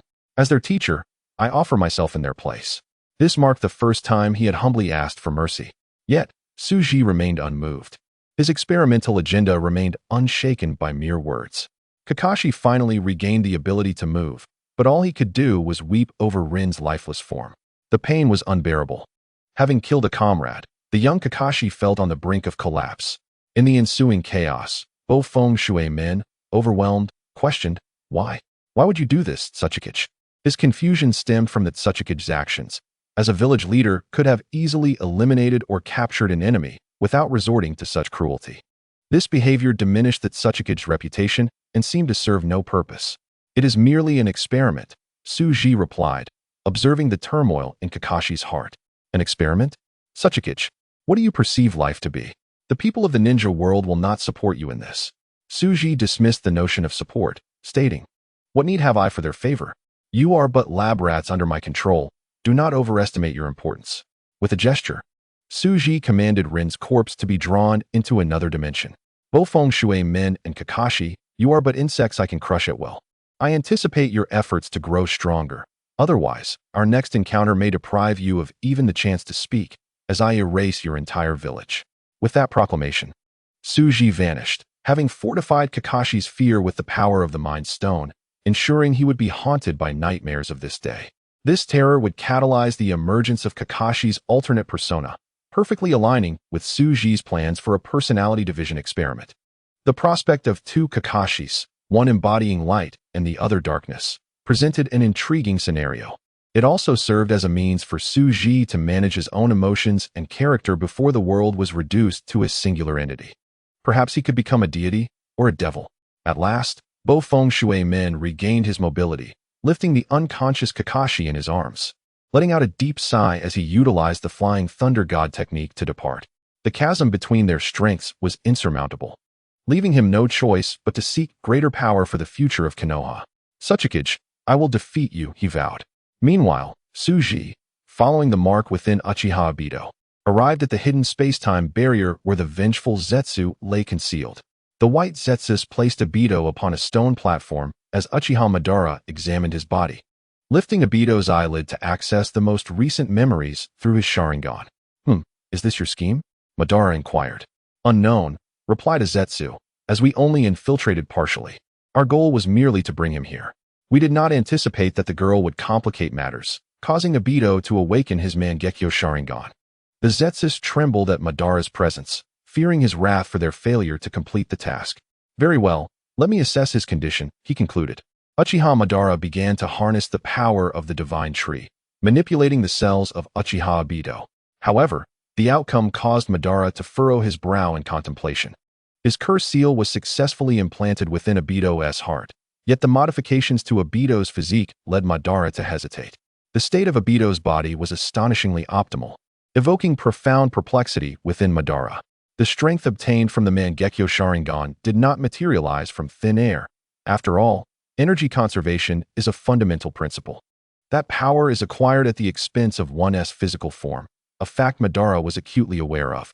Yet, Obito, in his current condition, appeared far healthier than before awakening his Mangekyo Sharingan, exuding a vitality that seemed almost overwhelming. He resembled a member of the Senju clan. Yet, this boy was unmistakably an Uchiha. Having lived for so long, Madara found himself confronted by such an anomaly for the first time. Had Obito always possessed such vigor? Madara, puzzled, inquired of his companion, Jubi. As a weapon forged from the divine tree, Jubi brimmed with life force, sensing that the vitality within Obito was purer than his own. He shook his head, asserting that if that were the case, Obito could not have been the underachiever in their academy, a fact he would have reported long ago. Madara understood that the cells of Senju Hashirama contained an exceedingly rare power for their Uchiha clan, and he contemplated transplanting Hashirama cells into Obito. This would significantly enhance Obito's Mangekyo Sharingan, allowing him to wield it multiple times without succumbing to blindness. Obito's path of growth was distinct from Madara's. He was not a warrior who emerged from a mound of corpses. Hence, the Mangekyo Sharingan held immense significance for his combat prowess. The difference between possessing and lacking the Mangekyo was indeed monumental. Madara re-examined Obito's body, finding no further issues. Jubi, bring me Hashirama's cells. They are precisely what he needs for transformation. The strength of the Mangekyo Sharingan will effectively suppress the power of Hashirama's cells, creating a balance. This boy was indeed fortunate. Many members of the Uchiha clan had fallen blind due to overuse of their Mangekyo Sharingan. Suddenly, a figure emerged from the dimensional space, startling everyone except Obito. That procedure is not meant to be directly transplanted. The voice of number 2 Tsuji echoed in the vicinity. Madara immediately turned his gaze, fixating intently on Tsuji. How did you get in here? Madara demanded, aware that he had erected a dimensional barrier that should prevent any uninvited guests. Lord Madara, he is the 4th Tsuchikage. Tsuji, Jubi explained, equally astonished. Greetings, Madara. Number 2 Tsuji greeted with a smile, finally making his presence known. While Tsuji addressed Madara, his eyes were fixated on the grotesque figure of the outer path. This is the true essence of the divine tree. Young man, do not let your mastery of space-time ninjutsu lead you to arrogance. Madara remained vigilant as Zetsu transformed into armor, enveloping him. Arrogance is not the issue. Rather, this space is rather crude, allowing me to enter with ease, Tsuji remarked casually, observing the aged Madara. Impossible. Our people are still outside. How did you go undetected? Jubi contested Tsuji's assertions. Are you referring to your clones? Tsuji responded with a chuckle, but I entered through the internal dimensions of this Uchiha brat's body. Young man, regrettably, you have learned things beyond your comprehension. After witnessing Obito's potential, Madara had resolved to appoint him as the executor of his plans. Tsuji, this uninvited guest, would need to be dealt with promptly. Chapter 96. A friendly meeting based on equal strength, observing the murderous intent emanating from Madara. Number 2 Tsuji stood there unfazed and remarked, Uchiha Madara, I believe you are becoming somewhat arrogant. If I were in your position, I would refrain from such futile actions. Madara scoffed dismissively. Youngster, you fail to grasp the essence of power. Just because you have bested a few elders does not render you invincible. Tsuji remained unperturbed, for ignorance is no crime. If your intention is merely to showcase the power of your complete Susanoo, I believe it is unnecessary. Tsuji stated directly. What? You have witnessed the power of a complete Susanoo? Madara questioned, perplexed, as the 4th Tsuchikage was not from his era, making it implausible for him to comprehend his capabilities. I am fully aware of the magnitude of your chakra and the might of the techniques you can wield, Tsuji replied with a casual mockery. Allow me to demonstrate the power of my complete Susanoo first. You, Susanoo? Do you understand that this ability can only be utilized by those with the Uchiha bloodline? Madara retorted, amused. You do not believe that the stone golem from Awagakure can rival the Uchiha clan Susanoo, do you? Madara scoffed. You require more time before you can even dream of achieving a complete Susanoo. Tsuji refrained from further banter, as azure chakra enveloped him. And a skeletal frame rapidly took shape before Madara's astonished eyes, followed by muscles, skin, and finally armor. What Tsuji exhibited was indeed the authentic Susanoo of the Uchiha clan. Moreover, as Tsuji's chakra continued to deplete, the size and stature of Susanoo underwent dramatic transformations. From dozens of meters to 100, then 300, it reached an astonishing height of over 1,000 meters. Yet, Susanoo showed no signs of ceasing its growth. The dimensional barrier Madara had established shattered, and half of Suji's complete Susanoo now loomed within the clouds. Both Madara and Jubi stood in awe, feeling as though they were witnessing an enchanting spectacle. Suji's Susanoo was undoubtedly larger than Madara's. At that moment, Madara felt an urge to kneel. "Please, retract your divine power. I have realized my mistakes." As Madara and Jubi observed the colossal sword wielded by Susanoo poised to strike downward towards their location, they instinctively attempted to evade, only to find themselves immobilized. Ensnared by Suji's jutsu, they felt the immense spiritual blade graze their skin as it plunged into the earth beneath them. The terrifying sword pierced through the ground, reaching the magma layer below. With a mere wave of his hand, Suji dispersed Susanoo. His Susanoo had indeed been learned from Uchiha Obito, as he had observed the entire process of awakening. Consequently, he had mastered the ocular techniques of Obito. Even without the Mangekyo Sharingan, he could wield them effortlessly. At the foundational level of chakra, all ninjutsu derives from chakra itself. Now, Suji's understanding of chakra's foundational aspects was so profound that he could replicate not only ninjutsu, but also bloodline limits, excluding only would release for the time being. During Obito's awakening, the three symbols representing the two divine ocular techniques and Susanoo had long been thoroughly analyzed by Suji, leaving no secrets behind. Madara and Jubi stared in disbelief at the massive chasm beneath them, the swirling crimson and yellow magma blinding them. After a considerable time, Jubi and Madara gulped, with Jubi retreating to the sidelines, too intimidated to speak. Madara finally broke the silence, his voice dry and hoarse, devoid of his earlier confidence, and spoke slowly as he regained his composure. "Tuying, how is it that you wield the Susanoo of the Uchiha clan?" "Humph. Countless protests pale in comparison to a single test of a nuclear weapon. Just now, number 2 Suji experimented, and the Susanoo expanded to over 10,000 meters. Although this is not its limit, any larger and Uchiha Madara would be unable to perceive it, providing this insignificant creature no further shock. The bloodline limit is fundamentally just a technique formed from chakra. The Sharingan is no different. As long as one can decipher it, chakra can achieve it." "No," Suji eagerly explained to Uchiha Madara. Madara did not comprehend fully, yet he was immensely shocked. This was a realm he had never understood. Uchiha Madara stammered. What should he do now? He had boasted, but now he could not backtrack. Though he possessed the 6 paths techniques and could temporarily summon the Rinnegan, the shadow cast by the Earth Shadow's Susanoo was overwhelming. Moreover, the Earth Shadow had spatial time ninjutsu capable of restraining them. He was reluctant to engage in battle with number 2 Suji. "I believe, Mr. Madara, you would be most agreeable to sit down and have a proper discussion with me. Let us engage in a conversation stemming from our respective strengths and statuses." "No." Suji's expression was devoid of sorrow or joy. Making the insignificant aware of their own smallness is indeed a worthy pursuit of study. "Earth Shadow, what is it that you desire?" Uchiha Madara, being astute, refrained from asking trivial questions about how one came to know this place or how one arrived here. "I find the fearsome visage behind you, Mr. Madara, quite intriguing. I wish to take it for research." "What are your thoughts?" Number 2 Suji inquired. "You dare to overstep your bounds."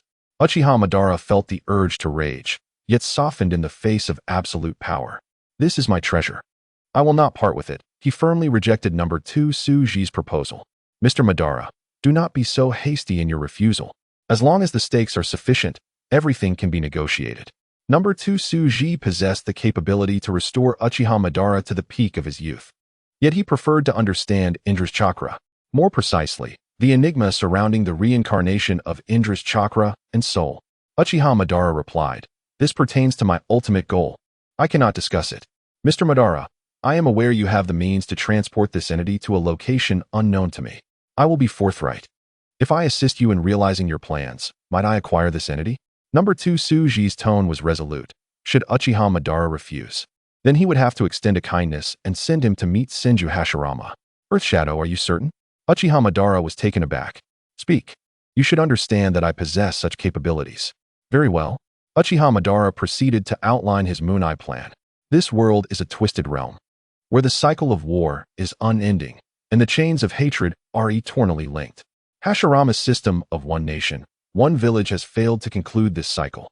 It merely ushered it into a new phase. I aspire to create a world of everlasting peace and eternal happiness. This is the Moon Eye Plan.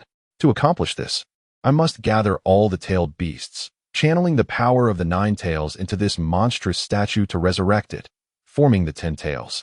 The amalgamation of the powers of the 9-tailed beasts. Subsequently, I shall become the 10 tails Jinchuriki, attaining the realm of the Sage of 6 Paths, executing the Moon Eye Plan to forge a world of perpetual peace. After hearing Uchiha Madara's abridged version of the Moon Eye Plan, No. Otsutsuki remained expressionless and directly asked, "What do you require me to do?" Uchiha Madara, curious, inquired if you support my method. He understood that revealing this plan for eternal peace would not be accepted by the world, hence he concealed the details of ensnaring everyone in dreams. No. Otsutsuki stated his position bluntly. I am not interested in your methods or your objectives. I only desire that statue. The 10 tails that can be revived through the infusion of tailed beast power. Are you familiar with the 10 tails? Chapter 97, Madara's Collapse. Transaction successful. History books are not solely yours to possess.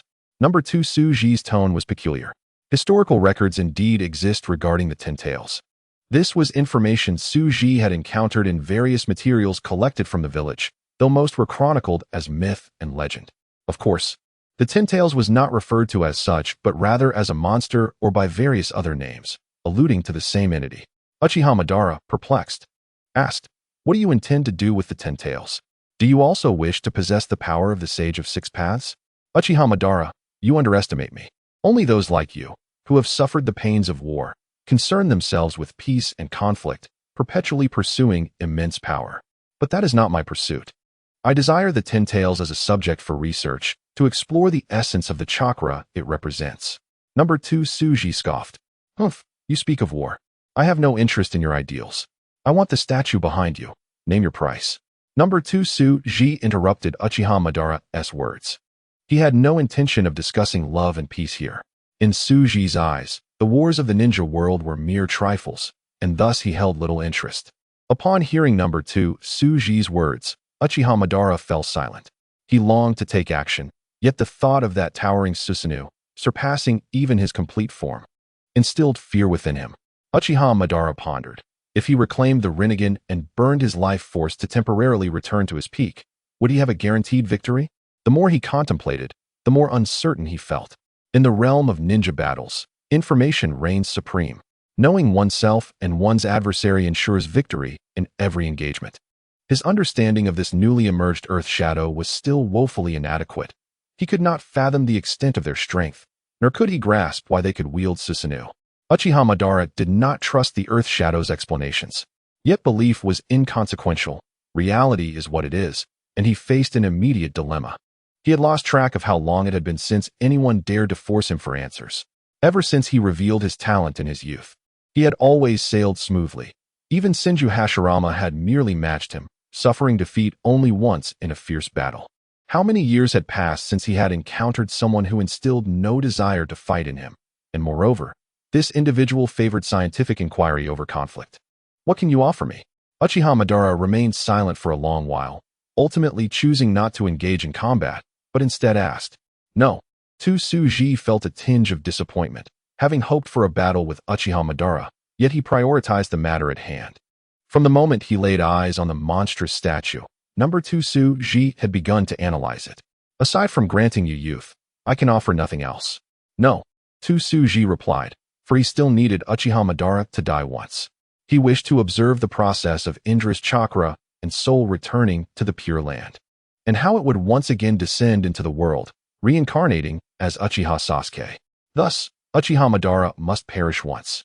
Uchiha Madara contemplated, recalling the contingency plan he had previously devised, and replied, I require you to gather all the tailed beasts and then use the Rinnegan to fully resurrect me. During this period, I will relinquish the monstrous statue to you. By that time, I can also share with you the secrets of becoming the Sage of 6 Paths. To become the 10 tails Jinchuriki is a secret technique of our Uchiha clan. Without this knowledge, you cannot attain the level of the Sage of 6 Paths. Thus you are not at a disadvantage. Should you agree, I can first divulge the secrets of the Rinnegan to you. Lastly, Uchiha Madara earnestly queried, How can you guarantee that you will fulfill your promise? As number 2 Suji spoke, he glanced at Uchiha Obito, who had been cursed with a seal at his heart by Uchiha Madara, his expression tinged with amusement. For the sake of amusement, number 2 Suji responded earnestly. In this world, there are very few things that pique my interest. Therefore, I have gone to great lengths to seek you out. Had you not summoned the demon from the moon, I would have had to exert myself to journey there in search of you. Upon hearing this, Uchiha Madara fell silent. His heart roiled with shock, overwhelmed by the revelation that the fourth Otsutsuki was aware of such matters. Uchiha Madara, I hope that once I restore you, you can bring some novelty into my existence. Hearing number 2 Suji's tone, Uchiha Madara could not muster a smile, feeling a wave of desolation wash over him. It seemed as though this man was utterly unconcerned about his own peak strength. Are you so certain you can defeat me, the possessor of the Rinnegan? When number 2 Suji mentioned the Rinnegan again, he smiled faintly and waved his hand, causing a shimmering screen to illuminate. A man with long red hair appeared, his eyes unmistakably the Rinnegan. This man was Nagato, the leader of the Akatsuki. In the footage, Nagato was engaged in a lively conversation with his companions, relishing a rare moment of respite amidst the chaos of war. The scene was being broadcast live, showcasing the power of the Tianyan system. You are referring to him, are you not? Number 2 Suji inquired. This, Uchiha Madara, witnessing this spectacle, felt as though he had exhausted a lifetime's worth of astonishment within a single day. What kind of ninjutsu is this? How can it pinpoint a person so accurately and allow direct observation without being detected by the Rinnegan's owner? The Rinnegan is exceptionally sensitive to any chakra detection and perception. Uchiha Madara had assumed he was the ultimate hidden boss behind the scenes, only to realize he was merely a jester. He felt as though he was on the verge of distortion. How do you know this? Uchiha Madara's voice was hoarse, and this uncertainty instilled a sense of dread within him. Uchiha Madara, do you understand why it is only now that I have found you? Number 2 Suji mused. If you were not ensnared within this self-imposed spatial barrier, locating you would be as effortless as finding him. The entire world lies under my watchful gaze. You harbor few secrets from me. Uchiha Madara swallowed hard, feeling a terror that did not stem from a disparity in strength, but from the unknown. This delved into his uncharted territory. Without understanding, how could he devise appropriate countermeasures? Observe, hidden beside him, watching him is Baiju. Number 2 Suji remarked, as the perspective on the shimmering screen widened, illuminating the positions of the Baiju clones. Uchiha Madara completely abandoned the thought of resisting the Otsutsuki. Even if he were to unleash his full power, he would not stand a chance against this individual. Unless he appeared in his prime and possessed the Rinnegan, the outcome was bleak. Very well, I agree to cooperate, but I must have someone involved in your plan. Uchiha Madara had no choice but to acquiesce, though he remained apprehensive. Allowing someone to partake was a reluctant concession. Most importantly, he placed his hopes on the ultimate contingency he had left behind. He would surely wait for the day of his resurgence. Indeed, are those the Baiju? Or perhaps the young Uchiha lying over there?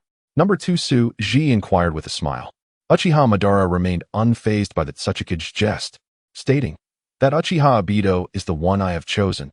He must be included in the plan. Very well. Number 2 Suji was unperturbed, as he considered Obito to be his own pawn, eager to witness the intricate dance of love and rivalry between Obito and Kakashi. Uchiha Madara resolved firmly, his demeanor decisive. I must leave a lasting impression on him, guiding him towards the path I desire. Number 2 Suji waved his hand, granting permission. Uchiha Madara awakened Uchiha Obito, whose first reaction was to shout frantically, Rin, Rin, Rin. The power of the Mangekyo Sharingan unleashed a surreal, dreamlike sensation.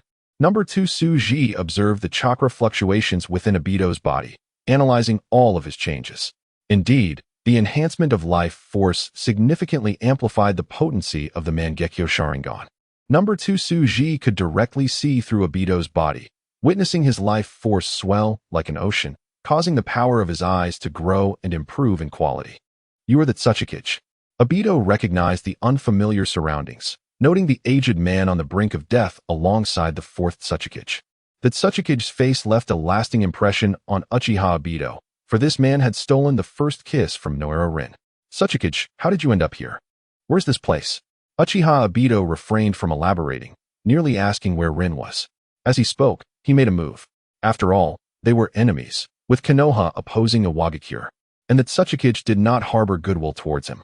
Chapter 98. Obito's pain upon activating his Mangekyo Sharingan. Uchiha Obito's aura shifted dramatically, maturing considerably. He directed his attack towards number 2 Tsuji, who merely chuckled at the audacity of this naive youth. Perhaps it was the confidence bestowed by his Kimui or the assurance granted by Susanoo. Number 2 Tsuji extended his hand nonchalantly, prompting Obito's elation. He finally perceived that Otsutsuki's move. With delight, Obito thought, "Otsutsuki, you surely have no knowledge of the power of my Kimui." In an instant, Uchiha Obito's ecstatic expression transformed into one of distress, as a powerful hand tightly grasped his throat, the terrifying force causing his eyes to bulge, threatening to pop from their sockets. Number 2 Tsuji had no intention of killing Obito, so he lifted him and then slammed him down onto the ground. Obito's prideful Kimui once again proved ineffective, failing to allow him to evade this crushing blow. The overwhelming impact caused Uchiha Obito to spout blood, his bones shattering, leaving him unable to rise. In the presence of number 2 Tsuji, who commanded spatial control, Obito's Kimui was rendered utterly useless. Should he so desire, his manipulation of Obito's Kimui would surpass Obito himself by thousands of times. Uchiha Obito stared blankly at the sky. The barrier here had long been shattered by number 2 Tsuji's Susanoo, revealing the outer world above. Uchiha Madara. It seems you need to have a proper conversation with this impetuous youth. Uchiha Madara felt a tinge of sympathy for this junior, and with a flick of his Sharingan, he ensnared Obito within a Genjutsu. Young man, you should be aware that the girl you cherished has already passed away. Within the illusion, the black-haired young Uchiha Madara bluntly stated the truth. Uchiha Obito recalled memories he was reluctant to revisit, crying out in anguish, "No? Rin, who are you? Where's this place? Why is the 4th Otsutsuki here?" After suffering a near-fatal blow from the Otsutsuki, Obito grasped his predicament and urgently inquired about the critical point. "I am Uchiha Madara, a man on the brink of death. I have but one question for you. Do you wish to resurrect your beloved Rin?" Uchiha Madara? Shouldn't he have perished long ago? How do you know Rin? Though Uchiha Obito was in great pain, the awakening of his Mangekyo Sharingan had matured him significantly, especially upon witnessing Rin's death, sacrificed for his sake. It hurts. It hurts too much. You are here because I have brought you back. As for Rin, I have seen your memories. Uchiha Madara remained patient with his successor. And what about my teacher, Kakashi? What has become of him? Uchiha Obito recalled Kakashi, whom he had nearly forgotten. These matters, you can inquire with the Otsutsuki once you leave the illusion.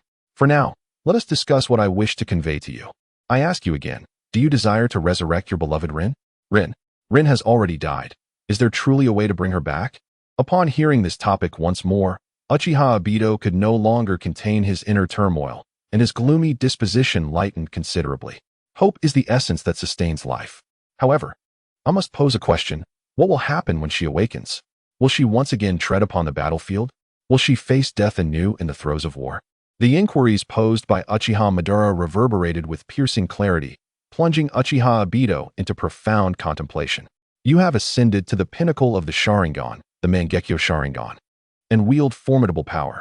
Yet, can you guarantee her everlasting protection? In the next battle, can you assure that you will remain by her side? Can you safeguard your friends, your family, your mentors? The cycle of war is unending, and in this world shackled by the chains of hatred, will that girl truly find happiness upon her revival? Each word uttered by Uchiha Madara struck deep into the heart of Uchiha Obito, through illusion and the power of in-release. He guided Obito to relive the profound darkness that enveloped him at the death of Noera Rin, further instilling within him a sense of hopelessness about the world. Obito reminisced about his student days, recalling how shortly after graduation, he was summoned to the battlefield. He considered himself fortunate to have a teacher who cared deeply for his students, who had saved his life countless times. Yet, despite this, the pure and gentle Noera Rin still perished. In the realm of reality, Obito's body lay on the ground, already healed by Tsuji, yet from his closed eyes flowed 2 streams of blood tears. He recalled the scene where that girl urged him to live, only to succumb to the enemy's hand. The pain was overwhelming. This world is devoid of hope. This world is nothing but hell. Obito's ocular power surged, his vitality transforming once more into ocular strength, and his chakra began to reorganize into another form, augmenting his prowess. Tsuji observed this spectacle with fascination. After a prolonged silence, Obito, now calm within the illusionary space, felt an unprecedented burst of wisdom and spoke, "Madara, what do you require of me?" A smile graced Madara's lips. He sought a collaborator who could be passionate, yet not foolish. Inscribed upon the ancestral stone tablet of our clan lies a forbidden technique, a plan that promises to usher in eternal peace for the world. This plan entails the creation of another realm, where all may dwell in everlasting tranquility. That girl will also be reborn in this new world, free from the burdens of war and suffering. You have been chosen as the executor of this plan. You will collaborate with the Otsutsuki to bring this vision to fruition. Obito, perplexed, inquired, "That Otsutsuki is involved in this plan?" Madara responded, "What say you? This concerns that girl. Will you undertake this plan?" "I will," Obito replied resolutely, refusing to acknowledge a world without Rin. In his heart, he was filled with despair for this world. A world without Rin is distorted and unnatural. She should not be resurrected within such a reality. Like an angel, pure and benevolent, Rin deserves to exist in an eternal world devoid of conflict. "Rin, I shall create a world that includes you. For this, I will stand against the world. Madara, tell me, what must I do?" Obito's tone was frigid and blunt. Yet upon hearing his words, Madara chuckled. It was this very gaze that would allow them to proceed with determination. "Come, I shall reveal to you the truth of this world." Thus began Madara's recounting of his altered history, detailing the 10 Tails, the Sage of 6 Paths, the Moon Eye Plan, the Rinnegan, the Yin-Yang release techniques. The ultimate forbidden techniques of the Sharingan, Izanagi and Izanami, along with his strategies and pawns. Once Obito absorbed all of Madara's revelations, he queried, "What of the 4th Otsutsuki?" Madara's expression darkened as he recounted the intimidation he faced from the 4th Otsutsuki, concluding, "You will assist him in the future, with him as the leader to realize this plan. The specifics will be for you to negotiate. I have imparted all that I can." After imparting a glance filled with cryptic significance, Madara dispelled the illusion. Suji watched Madara with a mysterious smile. He was fully aware of what transpired within the illusionary space. Illusions are but another application of chakra. Young Uchiha Madara's attempts to scheme against him were futile. Destiny lies beyond one's grasp. If they did not resist, Suji would not waste time conversing with them. He would strike them down, seize the outer path golem, and extract Nagato's Rinnegan. Their desire to rebel incited a stirring within their power-blinded minds, awakening the essence of wisdom. This has been Suji's objective all along. Chapter 99, The Return of the Soul, the Pure Land. Suji inquired, "Have you finished your discussion?" Upon hearing Suji's words, Madara felt a tinge of loneliness and defeat. The seemingly flawless plan had encountered the variable of the 4th Otsutsuki. The success of the Moon Eye Plan now hung in a precarious balance. Nevertheless, circumstances often overpower individuals, and any resistance would only serve to render him a laughingstock. Without power, one should refrain from discussing terms. "Yes, but I have a question regarding the 4th Otsutsuki. How did Inoki die?" Madara had his suspicions, but sought confirmation. "Oh, he indirectly perished by my hand. I immobilized his body, and he was pierced through the heart by the 3rd Hokage's Rui Bang," Suji disclosed without reservation. As expected, in this ninja world, Inoki was indeed a formidable adversary. Only with your intervention could such an event transpire. "So, how do you intend to commence the execution of the Moon Eye Plan? What plan is there?" "Once I finish studying the outer path golem, I will simply capture the Jinchuriki and extract the tailed beasts from within them," Suji stated, unimpressed by the challenge. Madara and Obito exchanged glances, rendered speechless. If Madara were at his peak, he would possess such capability. However, this was the first time Madara had witnessed someone other than Senju Hashirama attempting to impress him, and he found it somewhat intolerable. Obito, having absorbed Madara's memories, recognized that his strength was still far from this level. Madara extended his hand, using Yin-Yang release to create a life form, resembling a pool of liquid, which adhered to white Zetsu. "This is the embodiment of my will, and it will assist you in executing the Moon Eye Plan." Simultaneously, Madara fashioned a black rod, a tangible manifestation of Yin-Yang release, symbolizing the materialization of his consciousness, which would aid Obito in wielding the 6 Paths techniques. Obito accepted the black rod and stored it within his Kamui space. With his contingencies in place, Madara's singular desire was to realize the Moon Eye Plan. For this ambition, he had turned against his closest friend, existing like a soulless husk in this desolate place for decades. Decades. Cursed fourth Tsuchikage. Madara understood that it was time to depart. Otherwise, he would await the fourth Tsuchikage's personal escort to the Pure Land. I hope our next encounter will be one to anticipate, Madara declared, resolutely pulling out the tubes embedded in his back, relinquishing the life force granted by the Outer Path Golem. After shedding the life-sustaining essence of the Outer Path Golem, Madara took a few breaths before walking towards the end of his existence. Tsuji could not help but admire this man. He was indeed an idealist. Yet one must ponder why tragedy perpetually befalls him. The goal for which he devoted his life was but a ruse orchestrated by Kaguya to save her mother. However, Tsuji was not in the mood to mourn Uchiha Madara. He could clearly perceive the departure of Madara's soul from his body. The soul gem in his hand began to glow, as an imprint entwined around Uchiha Madara's spirit, weaving a tapestry of information that was inscribed upon his essence. Simultaneously, Tsuji analyzed Madara's soul. With the possession of the soul gem, number 2 Tsuji's observational prowess ascended several tiers, enabling him to effortlessly penetrate the myriad mysteries of the soul. This artifact was indeed remarkable. Was it that chakra had uniquely crafted a special soul? Or that a unique soul possessed a distinctive chakra? Chakra, with its unfathomable intricacies, was a source of endless fascination. The more he delved into its study, the more he grasped the terrifying potential of the Otsutsuki clan's chakra. Chakra could interact with both the material and immaterial realms, influencing time, space, reality, and the very essence of the soul. Such wonders were truly astounding. Was this chakra the essence of Indra? Number 2 Tsuji discovered a particularly unique chakra, manifesting as traits of the soul, intertwining with Uchiha Madara's spirit. Indeed, Otsutsuki Kaguya, the offspring of the Sage of Six Paths and a human, was distinctly different. In every realm, humanity pondered questions regarding the soul. From whence does it originate? Where does it go after death? Does it reincarnate? Death is not an end, but rather a new beginning. The soul is a projection from higher dimensions, invisible to the human eye under normal circumstances.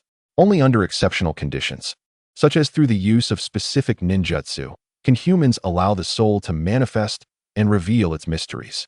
Within the ocean of consciousness that exists in living beings lies a wondrous space known by many names. The underworld, Pure Land, Netherworld, Heaven, Hell, or perhaps its original name, Eden. It is the abode of souls and the origin of their descent at the moment of life's birth. Number 2 Tsuji released Uchiha Madara's soul, allowing it to ascend freely and return to the Pure Land. Concurrently, the Heavenly Eye system, bolstered by the power of the Space Gem, peered through countless dimensions, closely monitoring the soul of Uchiha Madara, which had been marked by number 2 Tsuji. The Pure Land was also the focus of Tsuji's attention. Now, the task was to ascertain the location of the Pure Land, more precisely, the entrance to it. The Pure Land is a peculiar realm. Tsuji could sense its existence, but had no means to enter unless he ascended to a higher dimensional existence. The Pure Land welcomes every soul, especially the soul of the Sage of Six Paths Son, and the sage himself concealed within the Pure Land would undoubtedly take notice. Supported by the Space Gem, the Heavenly Eye system could monitor countless dimensions, and ultimately, number 2 Tsuji witnessed Uchiha Madara's soul enter a mysterious space and then vanish from sight.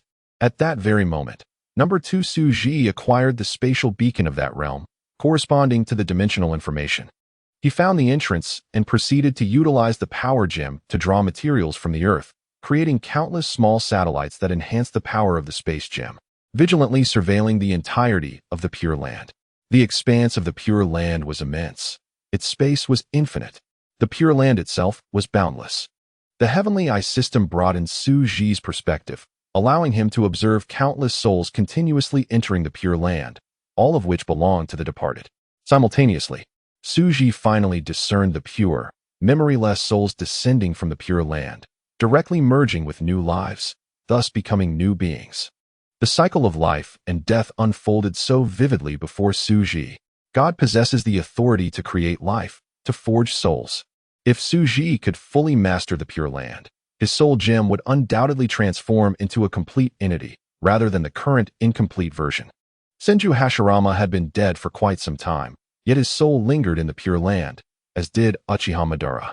However, Madara's soul had severed its ties with Indra's chakra, reincarnating as Uchiha Sasuke. Meanwhile, Senju Hashirama's soul had detached from Ashura's chakra, reincarnating as Uzumaki Naruto. No. Otsutsuki programmed the Heavenly Eye system to continuously monitor the Pure Land dimension, ensuring that the arrival of Indra's chakra would be recorded. Whereas Otsutsuki and Rin, Uchiha Obito, observing from the sidelines, could no longer contain himself and inquired. His collaboration with these two formidable figures in the ninja realm was solely for the sake of Noera Rin. Yet, he remained oblivious to the subsequent events. Madara's departure was abrupt, and he only confirmed Rin's demise. One must witness the living, and the dead must be seen. Even if Rin had passed, he would accompany her day and night. Chapter 100, Kurizetsu. Let us collaborate. Are you referring to that beautiful young girl? Number 2 Suji, having completed the most urgent matters, asked. Yes, that girl is quite unfortunate. She was pierced through the heart by Kakashi and has perished. The cold words from No. 2 Suji abruptly plunged Uchiha Obito, who had been striving to maintain his composure, into a frenzy. No, this cannot be. Kakashi would never do such a thing. It must be false. Uchiha Obito could not fathom Kakashi committing such an act. Although Kakashi was a man of few words and a stoic demeanor, he was unwavering in his concern for his comrades.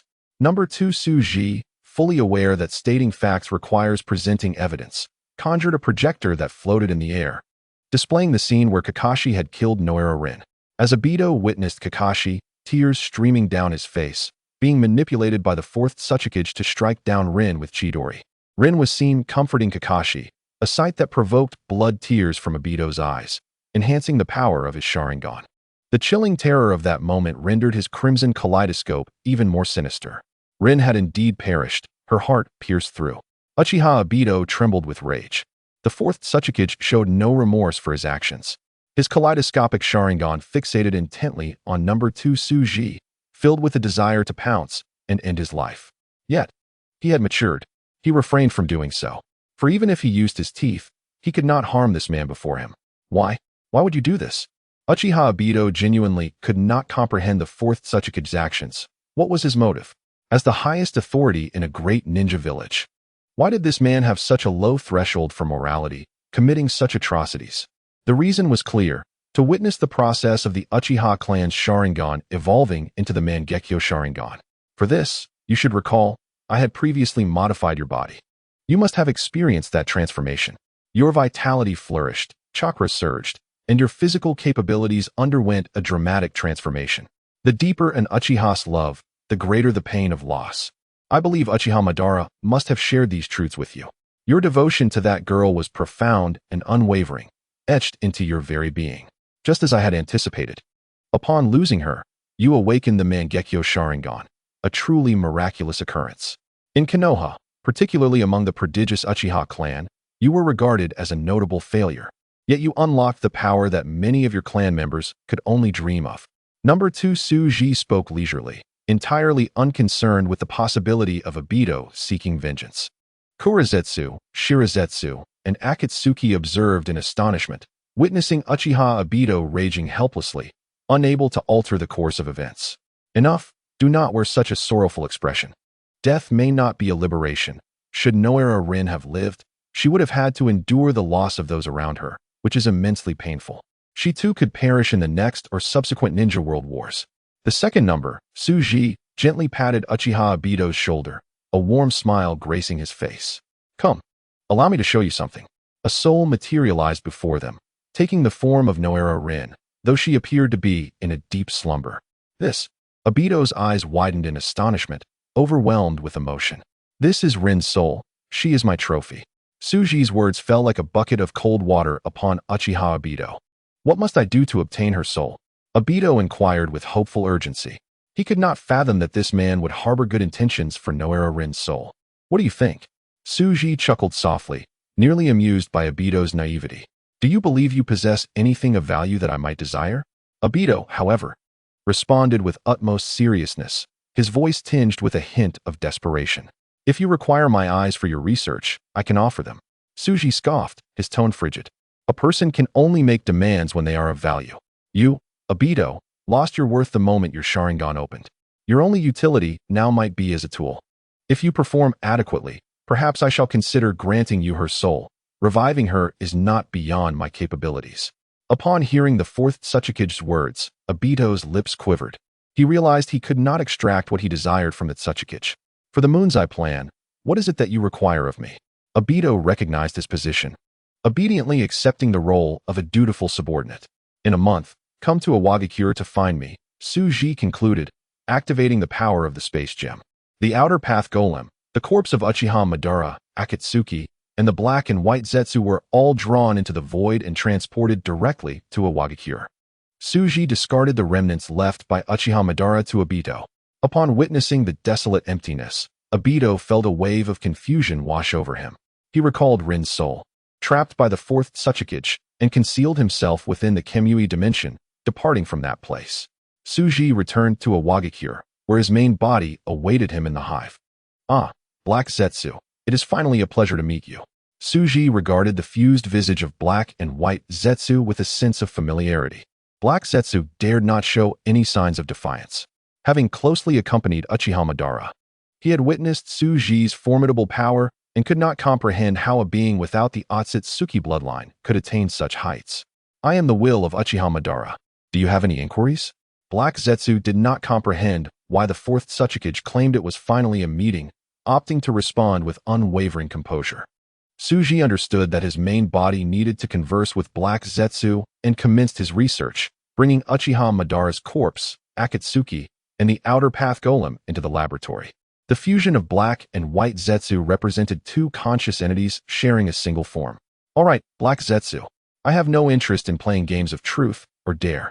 The very fact that I can utter these words indicates that I have long been aware of your existence. You are not a creation of Uchiha Madara's will, but rather a creation of Kaguya Otsutsuki's will.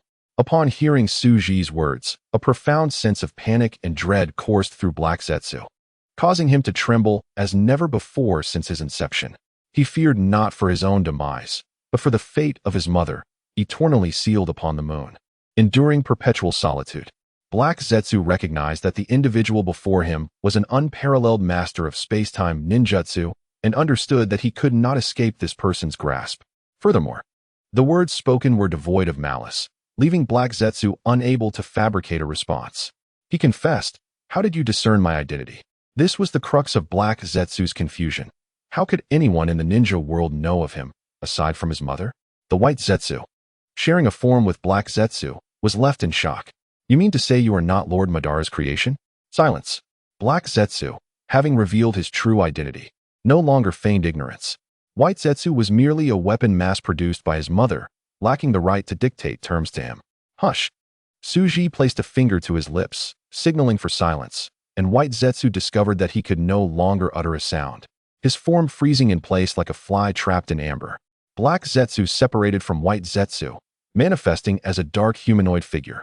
Your mother is quite biased, granting the best to those two, only for them to betray her. As for you, it seems you were a preterm birth.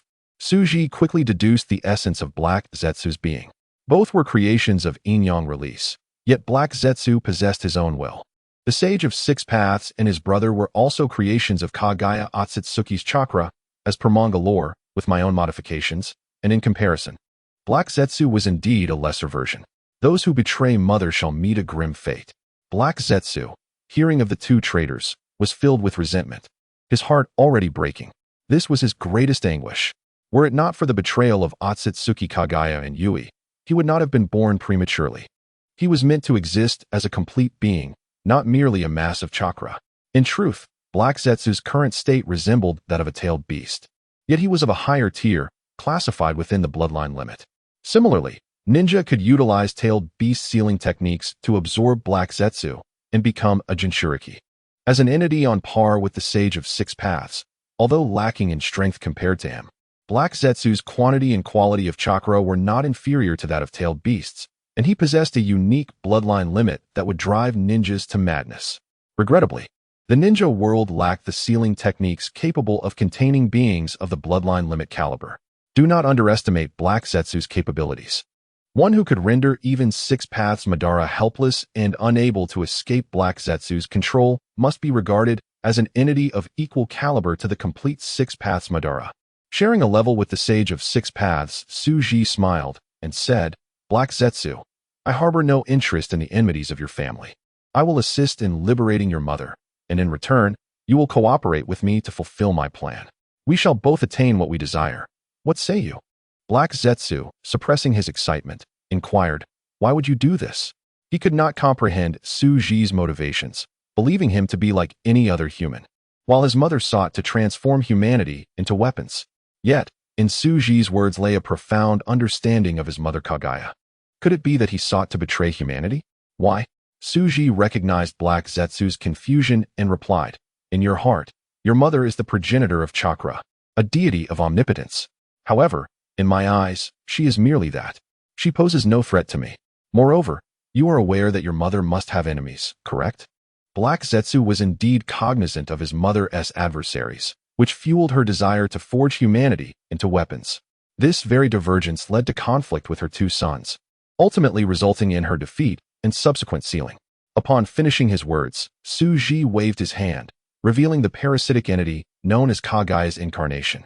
This individual is called Kaguya, and his true identity is Otsutsuki, your mother's superior. Black Zetsu, you must understand that your mother does not belong to this world. She hails from another realm. Black Zetsu, hearing Suji's words, felt dazed. His mother had indeed never revealed who her true enemies were. A millennium ago, Otsutsuki arrived in this world alongside your mother, planting the god tree. Later, your mother betrayed him, launching a surprise attack that grievously wounded him, consuming the chakra fruit and becoming the goddess of the moon. This individual did not perish. In his near-death state, he shrank and infiltrated the body of a monk named Kaguya, gradually seizing control over its sovereignty. This man harbored an unwavering desire to eliminate your mother. Suji's words fell upon Black Zetsu like a chilling downpour. This man lurks within the realm of shinobi. Are you truly at ease with this arrangement to bring your mother back? One cannot dismiss the possibility that he has prepared a contingency plan, poised to eliminate Kaguya. The dutiful son, Heiju, comprehends the gravity of the situation. Moreover, if this Otsutsuki is akin to his mother, it is entirely plausible that he has wandered through the shinobi world unnoticed all these years. With a grave expression that belies his countenance, Heiju inquires, what do you require of me, Tsukuyami? At this juncture, questioning Suji about how he came to know these secrets serves no purpose. Heiju has no choice but to collaborate with him. Suji reveals his true intentions, assuring him that these matters are quite simple for him. He requires Heiju to lie upon the experimental table for his research. Chapter 101, The Power of Yin and Yang. Reluctantly, Heiju acquiesces after Suji repeatedly mentions his mother. Should he refuse, Suji threatens to banish any one of the tailed beasts into the boundless void, rendering him incapable of rescuing his mother. What choice does the dutiful son have but to comply and recline upon the experimental table? Suji, in that moment, is filled with immense excitement, for this marks the first bloodline wielder upon the experimental table. Furthermore, Heiju's essence is akin to that of the Sage of Six Paths, embodying the same nature as Yuhi and Yuyama. This grants Suji a glimpse into the ultimate secrets behind the Otsutsuki clan's chakra-based life creation, with Heiju being a ready-made specimen. Additionally, Heiju possesses a unique aspect that differentiates him from the Sage of Six Paths, immortality. Suji compiles a list of elements for his forthcoming research: Hashirama's cells, Uchiha Madara, the Outer Path Golem, modifications of Baiju, and Heiju himself. Meanwhile, the second Suji, in another laboratory, is equally exhilarated. Having acquired so much from Uchiha Madara, he can finally initiate a long-prepared project. He has brought back the complete corpse of Uchiha Madara, which serves three significant purposes. First, Madara's body represents a successful case of Hashirama's cells being transplanted, far superior to the inferior specimens of Da. The wood release utilized by Madara is scarcely inferior to that of Senju Hashirama. Ultimately, Indra and Ashura's chakra share the same tier and origin. Second, Madara's brain retains his memories, and the second Suji intends to extract the combat memories from it. Utilizing the power of the Mind Stone, he plans to load these memories into the new generation of the Shadow Core. Furthermore, he will attempt to design an artificial Uchiha Madara to assess the efficacy of his creation. Third, remnants of Uchiha Madara's chakra remain on his corpse, allowing Suji to delve into the essence of Indra. As for Madara's Sharingan, it is merely a byproduct. The secrets of the Sharingan were made clear to Suji the moment Obito awakened it. Baiju, another creation, is a chakra weapon fashioned by Otsutsuki Kagaya through the god tree's manipulation of humanity. Suji intends to upgrade Baiju, transforming him into a second-generation Shadow Corps member. Imbued with the combat intelligence of Uchiha Madara and others, and equipped with various bloodline limits. Imagining the expressions on the faces of other shinobi villages when Suji wields such power against them is a delightful prospect. Considering his future plans to dismantle the bureaucratic systems, including the daimyos, he recognizes the necessity of a replacement to govern this vast nation. Suji resolves to utilize Baiju to create a governor, replicating it into countless copies, endowing them with exceptional intelligence via the Mind Stone to manage the entirety of the Land of Earth. In his grand vision, the Land of Earth shall evolve into a colossal research institute. All labor will be directed towards enhancing productivity and exploring uncharted realms. As for Akatsuki, Suji plans to transform it into a symbiotic life form, one that can exist independently rather than being tethered to others. Ultimately, he aims to elevate Akatsuki to a 6 paths level symbiote, envisioning it as a super Senju Hashirama, which would indeed be an impressive feat simultaneously. Suji has successfully analyzed the acquired Hashirama cells. With the advancement of gem technology, his intellect has reached extraordinary heights, allowing him to research at an unimaginable pace. Within the Hashirama cells, Suji still discerns traces of Ashura's will, yet overwhelmingly, he perceives the pinnacle of yang release. Senju Hashirama has cultivated the power of yang release to an astonishing degree, nearly touching the very essence of yang itself. It is no wonder that Uchiha Madara's failures were so frustrating. The exceptional nature of Hashirama's chakra is such that, without considering Kurama, Naruto cannot compare. During the Fourth Great Ninja War, Naruto learned the Kurama mode, sharing the chakra of the Nine Tails with the Ninja Alliance. Senju Hashirama acknowledged Naruto, remarking that his chakra was comparable to his own. Indeed, one can understand why Uchiha Madara sought to battle Hashirama while accompanied by the Nine Tails, sealing it away after their confrontation.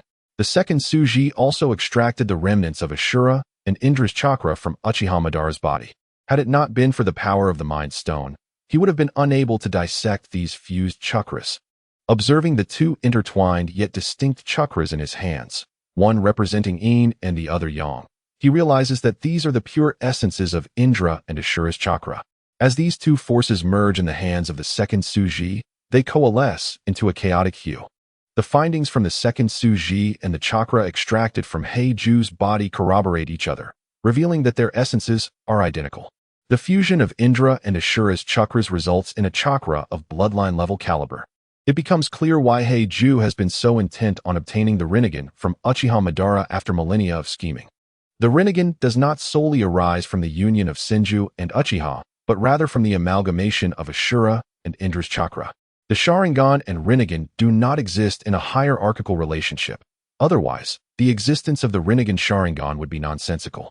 The eyes of the Sage of Six Paths and Kagaya, adorned upon their foreheads, stand as irrefutable proof of this non-hierarchical nature. The transformation of the Sharingan into the Rinnegan may indeed be a unique ability of the Sage of Six Paths. Perhaps the Sharingan is merely a precursor to the Rinnegan? Or have I misjudged? Suji's mind is filled with conjectures. If only he could place the Sage of Six Paths upon the experimental table for further study, he might draw a definitive conclusion. Suji endeavors to reverse engineer the powers of Yang and Yin from the bloodline limits. As these abilities are exclusive to the Sage of Six Paths, with no counterpart existing in the shinobi world, it is precisely the powers of Yin and Yang that can seal the immortal Kagaya. Although Heiju exhibits some characteristics of the Otsutsuki, he lacks the capacity to comprehend deeper truths. Through the limitless gem technology he has conceived, Suji glimpses further into the essence of chakra from a higher dimension. The second Suji gestures, and the three-tomo Sharingan within Uchiha Madara's eye socket soars into his grasp. He infuses the Sharingan with the Yin power he has developed, causing it to come alive, evolving into the Kaleidoscope Sharingan. A transformation occurs akin to that which Obito experienced upon awakening, resulting in the formation of a new ocular technique. The Sharingan has reached its zenith, yet it seems to lack something to complete its evolution. Suji infused the power of Yang, and an astonishing transformation occurred. The kaleidoscopic Sharingan astonishingly morphed into the Rinnegan. Suji had ingeniously combined the forces of yang and yin within the Sharingan to create the Rinnegan. Such is the revelation. In that fleeting moment, Suji comprehended the ultimate secret of chakra, the convergence of yang and yin. The yang power is presumably a superior form of Ashura's chakra, while the yin power is a higher form of Indra's chakra. It was the sage of 6 paths who, in his lifetime, bestowed his powers solely upon Ashura, which likely explains Ashura's dominance over Indra.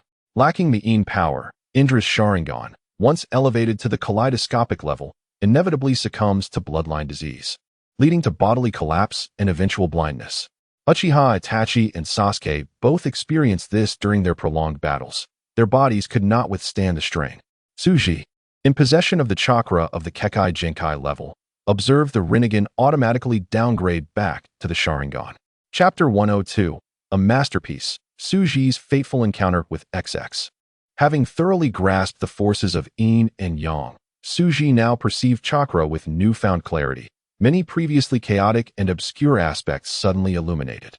At the base of the divine organization, the first Suji gazed at the outer path golem discarded by his true form, marveling at its resilience. How could a withered life refuse to perish, despite being of the same essence as the tailed beasts? Even the sage of 6 paths could only seal it. Should it be killed, it would inevitably revive. Suji had unraveled the mystery of the tailed beast's resurrection, akin to the principle of energy conservation. This peculiar essence of the tailed beast seemed to be an intrinsic part of this world, merely shifting from one location to another, never to be entirely obliterated. The Jinchuriki of the 7 tails was present at the organization's base, diligently studying the tailed beasts and the outer path golem. Scorpion meticulously examined the outer path golem with his puppet army, noting its enigmatic life form appeared to be in a state of slumber. After employing various chakra techniques to probe it, Scorpion remarked that a special medium was required for awakening, as known chakra techniques proved ineffective in controlling it. As Scorpion continued to learn and research alongside Suji, his breadth of knowledge could be deemed second only in the ninja world, far surpassing Orochimaru. It was not due to superior talent, but rather a more extensive understanding. The first Suji was acutely aware that only through Kekkei Genkai could one manipulate the outer path golem. Having already studied the Black Zetsu's bloodline limit and the Sage of 6 Paths forces of yin and yang, he was now capable of operating the outer path golem without relying on the black rods left by Uchiha Madara. Suji was determined to resurrect the outer path golem, replanting it as a divine tree to ultimately yield the coveted chakra fruit. He was resolute in his intention to investigate the chakra fruit. Consequently, Suji directly infused the powers of yang and yin into the outer path golem, which underwent a profound transformation. From a monstrous visage, it metamorphosed into a tree, its roots penetrating the earth. The divine tree was revived. The powers of yang and yin were indeed a more advanced form of chakra than that of the Sage of 6 Paths, although they belonged to the same Kekkei Genkai level. The outer path golem, activated by the forces of yin and yang, restored its original form and appeared to awaken. Both Suji and Scorpion sensed an undercurrent of joy emanating from the transformed divine tree. Scorpion, incredulously touching the divine tree, exclaimed, "Leader, this is astonishing. It is truly a plant." Suji smiled, his gaze penetrating the divine tree as he observed the changes in chakra within. "Scorpion, this is the progenitor of all chakra, the source from which all chakra originates. The 9-tailed beasts were separated from this very tree." Upon hearing Suji's words, Scorpion became even more exhilarated. "Is this what you previously spoke of, the chakra technology of the Otsutsuki clan that exploits and transforms the world? Indeed. You must study how this tree absorbs the world's energies and converts them into chakra," Suji encouraged, observing intently how the tree siphoned the world's essence, transmuting it into chakra to ultimately crystallize into the supreme chakra fruit. Every detail was inscribed in the foundational genes of the divine tree, now unfolding before the first Suji. The secrets of the Otsutsuki clan were dwindling. A month later, in the Hive laboratory, Suji surveyed the identical black shadow troops of the second generation before him, nodding in satisfaction. Black Zetsu regarded the new white Zetsu, created by Suji using the divine tree's power combined with the chakra of the 7 tails, with a tinge of fear. This was an unexplored domain for him. The son of Otsutsuki Kagaya, Such feats were beyond his mother's capabilities. Intelligent beings often harbor fear of the unknown. Simultaneously, he utilized the power of 5 gemstones to transform and create a shadow realm that connected to any location within the ninja world, existing neither in this realm nor that, but in the infinite. The shadow realm was crafted by Suji using the power of the space gem, allowing the shadow troops to traverse to any place and return from anywhere. Uchiha Madara's battle experiences were fully integrated into the shadow troops, along with various bloodline limits installed by Suji. Having acquired the cells of Senju Hashirama, Suji thoroughly analyzed the final bloodline limit would release, and incorporated it as well. Suji observed the silent Black Zetsu and inquired, "Black Zetsu, what do you think? Surely these are far superior to the expendables your mother created?" Black Zetsu longed to refute, to demonstrate his mother's omnipotence, yet ultimately conceded. "Indeed, however, Otsutsuki, what purpose do you have in creating these weapons? To whip the entire world into shape?" Black Zetsu fell silent. Was this a fear of not being able to vanquish them? This mass-produced shadow troop could already annihilate the world. Finally, Black Zetsu added, "Otsutsuki, they may lack the capacity to contend with such formidable power." Suji, however, was well prepared. "Don't worry, I've equipped them accordingly, as I intend for them to rise against me. If they are too terrifying, they might simply languish and await their demise, which would be dull. Thus, these weapons do not possess the power of sage techniques or Kekai Jinkai level abilities." After hearing this, Black Zetsu fell silent, for he had run out of words. This world resembled a pitiful, helpless young girl at the mercy of Suji, the formidable man. Who could possibly stop him? Suji proceeded methodically with his subsequent endeavors. The resistance in the ninja world must be brought back by our Princess Tsunade. It was also time to paint the masterpiece that would showcase Suji's illustrious achievements. The unfortunate Kato Dan was fully prepared. With a thought, Suji stirred the space, and a figure was expelled from the distorted realm. It was Uchiha Obito. Obito, upon seeing that Otsutsuki before him, felt a twinge of dread. Such miraculous methods left him devoid of any will to resist. He had been concealed within the Kamui space, gathering intelligence outside Awagakure, when he was abruptly transported here by an overwhelming force. Suji regarded the disheveled Obito with an impassive expression and stated, "Obito, you and Black Zetsu must go to Kirigakure, seek out Terumi Mei, and inform her that the Third Great Ninja War must come to an end." Obito, slow to realize, pondered whether this individual before him was the orchestrator of the Third Great Ninja War. It seemed absurd, yet he felt it was the truth. Regrettably, Suji had no interest in engaging in conversation. With a wave of his hand, he unceremoniously cast the two into the battlefield of Konoha and Kirigakure. Having accomplished a multitude of research goals, Suji felt invigorated and eagerly inquired, "Summer, is my mountain climbing expedition ready? I can hardly wait to ascend the highest peak of the ninja world." This was something he had previously instructed, intending to celebrate in style. "Master, everything is prepared and can commence at any time," Summer respectfully replied. She naturally comprehended that the sovereign wished to fulfill a long-cherished desire, and thus devoted herself wholeheartedly to meticulous preparations, ensuring that Suji would revel in ample joy. It was to allow the sovereign to indulge in the freedoms of his ancestors. Thus, it would commence this very evening. Suji was thoroughly satisfied with the efficiency of Xiaori's arrangements. After completing his mountain climbing exercise, he prepared for the thorough cleansing of Yenin village. As night fell, a magnificent edifice, the most grand within the realm of shinobi, stood tall in Yenin village, yet concealed from the eyes of those outside due to a protective barrier. This was the superstructure that Suji had commanded, constructed with immense manpower and resources, boasting extravagant amenities, with no concern for exceeding budgets, only fear of being too economical. Utilizing his boundless gem technology, Suji could instantaneously construct such a palace. However, the extraction of all wealth, including military funds for this palace's construction, was not solely for indulgence, but also served to filter various powers in the process. Much like Zhao Gao pointing at a deer and calling it a horse, the loyalties and disloyalties of those involved became starkly evident. These details would serve as crucial evidence for the impending purges led by Suji, the fourth Otsutsuki. Dressed in resplendent attire, Suji, after enjoying the musical performances, commenced his exhilarating mountain climbing. He beheld Tsunade, adorned in a white silk bridal gown, radiating an incomparable beauty. coupled with the sight of Kato Dan, trapped behind a screen. Writhing in agony, his eyes ablaze with fury, Suji felt an even greater surge of pleasure. Indeed, the future being who would no longer be human was proving to be quite the pervert.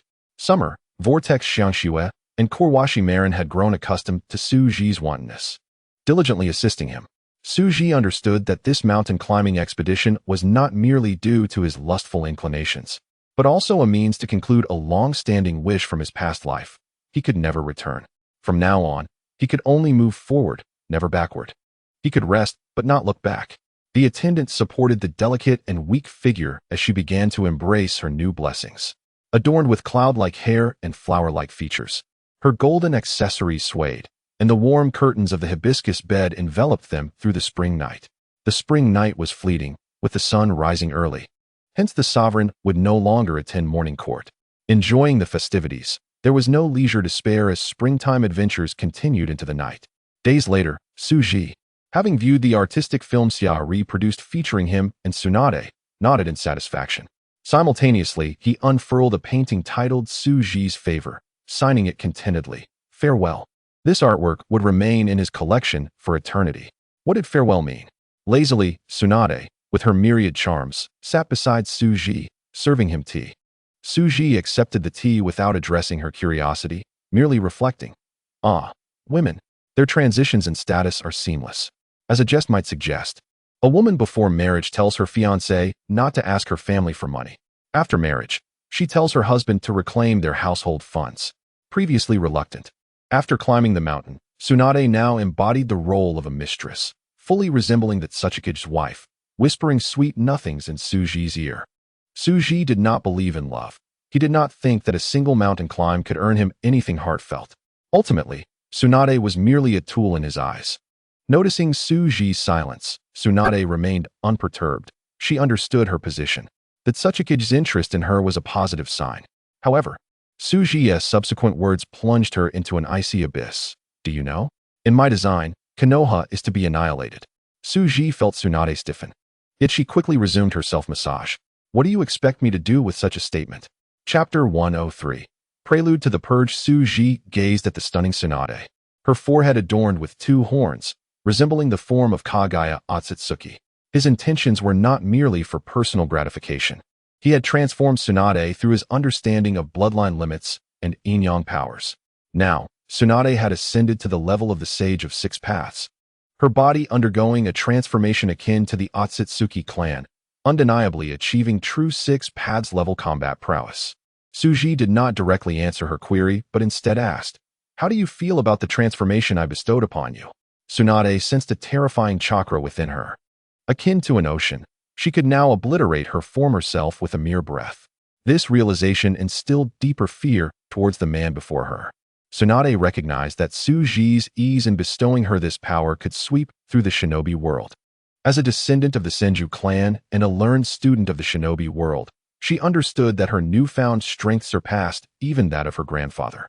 The more she understood, the more fear gripped her. If this man who had taken her purity intended to do something to Konoha, her only recourse would be to whisper sweet nothings to save it. That night, she knew her former lover was like a puppet outside, merely listening to sounds, fulfilling the grotesque desires of the man before her. Now, as he plotted against Konoha, she felt akin to Kato Dan that night, reduced to listening helplessly, tears streaming down her face, powerless to act. Tsunade could project the authority of the Tsuchikage towards other women, yet before Suji, she could only bow humbly. I am exceedingly powerful. My current level must have surpassed that of my grandfather, correct? Your current level is known as the Six Paths. You could be considered the second incarnation of the Sage of Six Paths in this world. You alone could conquer the shinobi world and recreate it. Listening to Suji's explanation, Tsunade felt no excitement, only a deeper sense of fear. For it was evident that Suji's strength far surpassed hers. What realm must that be? Tsunade realized that her worth to Suji might only lay in her beauty. What do you require of me? I have orchestrated a future for this world that leads to its end, yet my goal is not mere slaughter. I offer you a chance to survive, to unite and resist me. In the midst of Tsunade's bewilderment, Suji handed her a scroll containing the power to alter reality and reshape all things. If utilized wisely, it could grant you a chance to live. Tsunade could not fathom Suji's intentions, possessing such formidable power. It would be understandable if he desired to dominate the world, satisfying his own whims. Yet he sought its destruction? What was the purpose? Suji could sense Tsunade's thoughts. He embraced her, inhaling her scent, his hands naturally grasping her form. Tsunade, the more I know, the less interest I have in this world. Your resistance could add a touch of color to my existence. Consider it a means to please me. Struggle with all your might. Your loved ones, your ideals of freedom, all the beauty in this world, are they not worth fighting for? If they are, then resist. If not, then my obliteration of it would not be unwelcome, would it? Tsunade stretched her body, showcasing her beauty, further enticing Suji. She inquired, to what extent must we go for you to spare us? Suji, reveling in the game, replied playfully, to what extent? It depends on your comprehension of the world. If your progress meets my approval, I may grant you a chance to survive. Tsunade, breathless, pressed on, are you not afraid we might unite and surpass you? Suji felt no displeasure at Tsunade's audacity. Offering them hope was beneficial. What if they discovered his true power and fell into despair? I would be quite intrigued to see how you plan to surpass me. Everything in this world is under my surveillance. What development could possibly exceed me?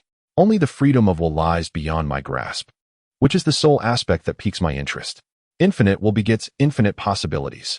Tsunade willingly complied with Suji, commencing her exercises, awaiting the moment when the future self would inform her of Suji's ascent through the dragon veins, transcending this world. The fourth Otsutsuki extravagantly established the Tonkei platform for his own indulgence.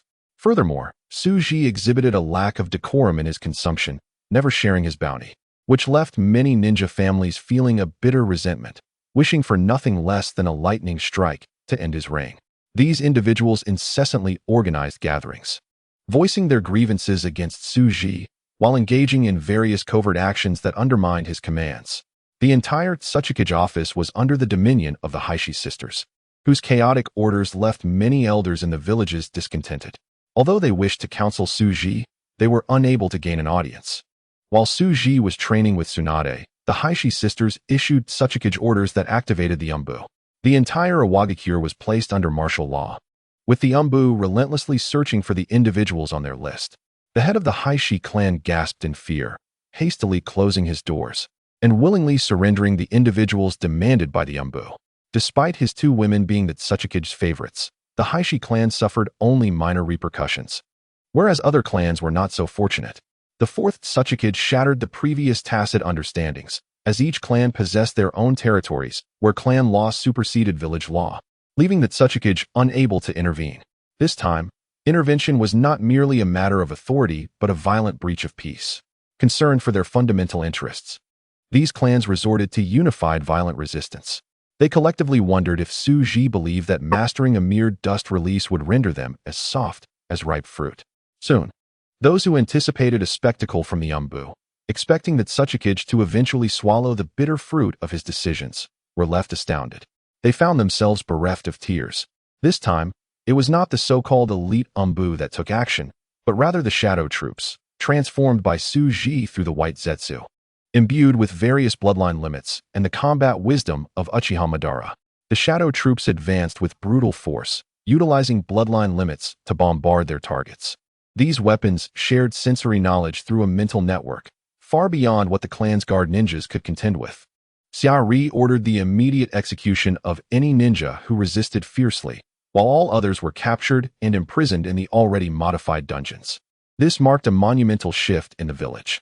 Simultaneously, on the front line, the Mori clan's Dong Shuren restricted his forces, cooperating with the shadow troops to apprehend individuals. Under the terrifying combat prowess of the shadow troops, all resistance was akin to that of a fragile chick. At the shadow troops' behest, Dong Shuren issued a series of orders to reorganize the ninja corps. In the Umbu's cells, ninjas were extracted, injected with various potions, and their memories unlocked for the shadow troops to search for what they required. Within every clan stronghold, all secret ninjutsu, esoteric techniques, and theoretical knowledge were directly scanned and uploaded by the shadow troops. The very lifeblood of these clans was effortlessly uncovered.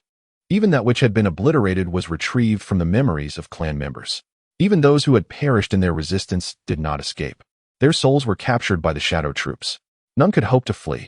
The shadow troops, traversing the world of shadows, achieved an omnipresent reach. Coupled with the powers of the soul gem and the mind gem, the secrets Su Ji sought were beyond concealment. Before Su Ji cleansed the entire land of Earth, he would first purify Awakens. One by one, those discontented with Su Ji, regardless of age or gender, were apprehended. On the experimental platforms, they underwent various transformative experiments, contributing to an expansive database. Upon death, their souls were also transformed and stored within the soul gem as materials. Chapter 104. The Ceasefire of Water and Fire. After studying Uchiha Madara's legacy, Su Ji resolved to address the issues plaguing Iwagakure. The transformation of the land of Earth was also due for consideration, and the Third Great Ninja War must conclude. The extensive cleansing initiated in Iwagakure transpired with unprecedented speed and reach. For the sake of their power and status, the Heishi sisters meticulously enforced Su Ji's will, heedless of potential backlash. Even amidst such a terrifying purge, the frontline battles remained unaffected, with the shadow troops in play. Defeat was a remote possibility. Dong Shuren's demeanor grew increasingly subservient, even as he respectfully saluted an ordinary shadow troop, recognizing its embodiment of Su Ji's will. Unsurprisingly, Dong Shuren's clan member, who had once expressed dissatisfaction with Su Ji's dominance, found himself utterly disregarded. Nevertheless, Dong Shuren dared not voice any dissent, instead proclaiming his loyalty.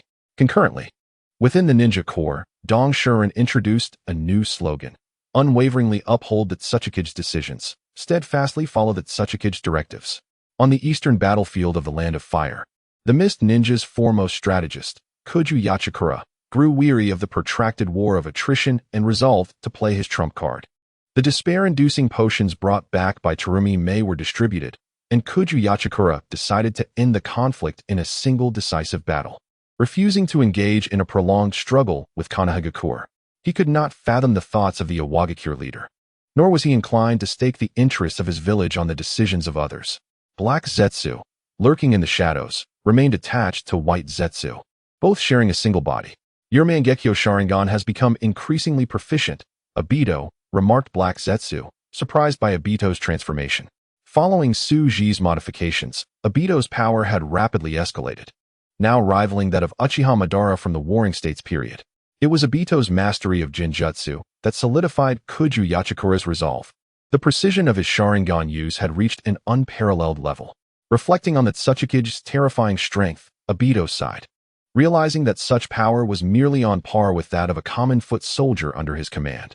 Black Zetsu, through White Zetsu, was also aware of the upheaval occurring in Awagakure, as the newly transformed shadow troops annihilated everything Su Ji sought to eradicate. Terumi Mei observed the two murmuring in the shadows, puzzled by her leader's seemingly superfluous actions. The items entrusted to her could simply be transmitted directly using spatial abilities. The artifacts given to Terumi Mei by Black Zetsu consisted of Su Ji's vision for the future development of the Mist Village, marine technology, giant biological modifications, ancient genes, and super battleships. As Su Ji embarked on the cleansing of the land of Earth and its bureaucrats, Obito and Black Zetsu would assist Terumi Mei in clandestinely establishing control over the land of water. The tasks Su Ji assigned could not be accomplished solely by ninjas, who were merely adept in the art of killing. They required a nation and a system to fulfill his ambitions. Black Zetsu and Obito were responsible for this, as Terumi Mei lacked the capability, and Su Ji had no need for her to do so. The divine organization did not seek dominion over the world. Its members were meant to confront the Otsutsuki clan in the future. This war unfolded without any unexpected twists. Konohagakure was decimated by the despair-inducing potions wielded by the Suicide Squad. A single ninja consuming such a potion was not alarming, but an overwhelming tide of countless individuals proved insurmountable. Even formidable figures like Orochimaru, the third Hokage, and Danzo were forced to retreat. For 3 days and nights, the relentless and intense battles culminated in the total collapse of Konohagakure. The entire front line lay in ruins, yet at this moment, something unfathomable occurred. Awagakure took the initiative to propose peace talks. Sarutobi Hiruzen, bewildered, gathered the remnants of his forces while contemplating Awagakure's actions alongside Danzo and Orochimaru. Then, to the astonishment of Konohagakure, Awagakure even relinquished many of its own interests to sign a peace agreement. The conflict between Konohagakure and Awagakure, as well as between the land of fire and the land of water, came to a close.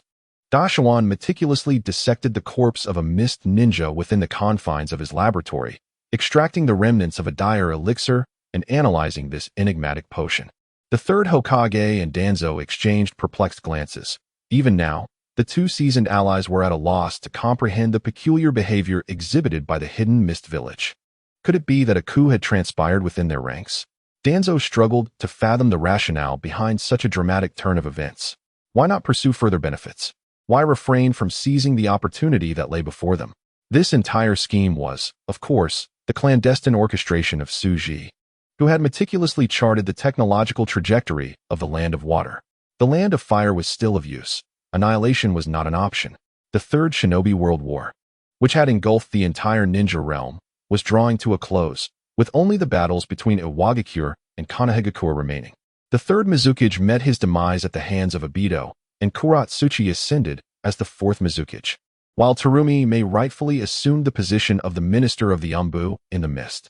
Under the manipulative influence of Obito and Kagaya, the Mist Village had begun to brew a bloody purge, targeting all old powers incompatible with the new era envisioned by Suji.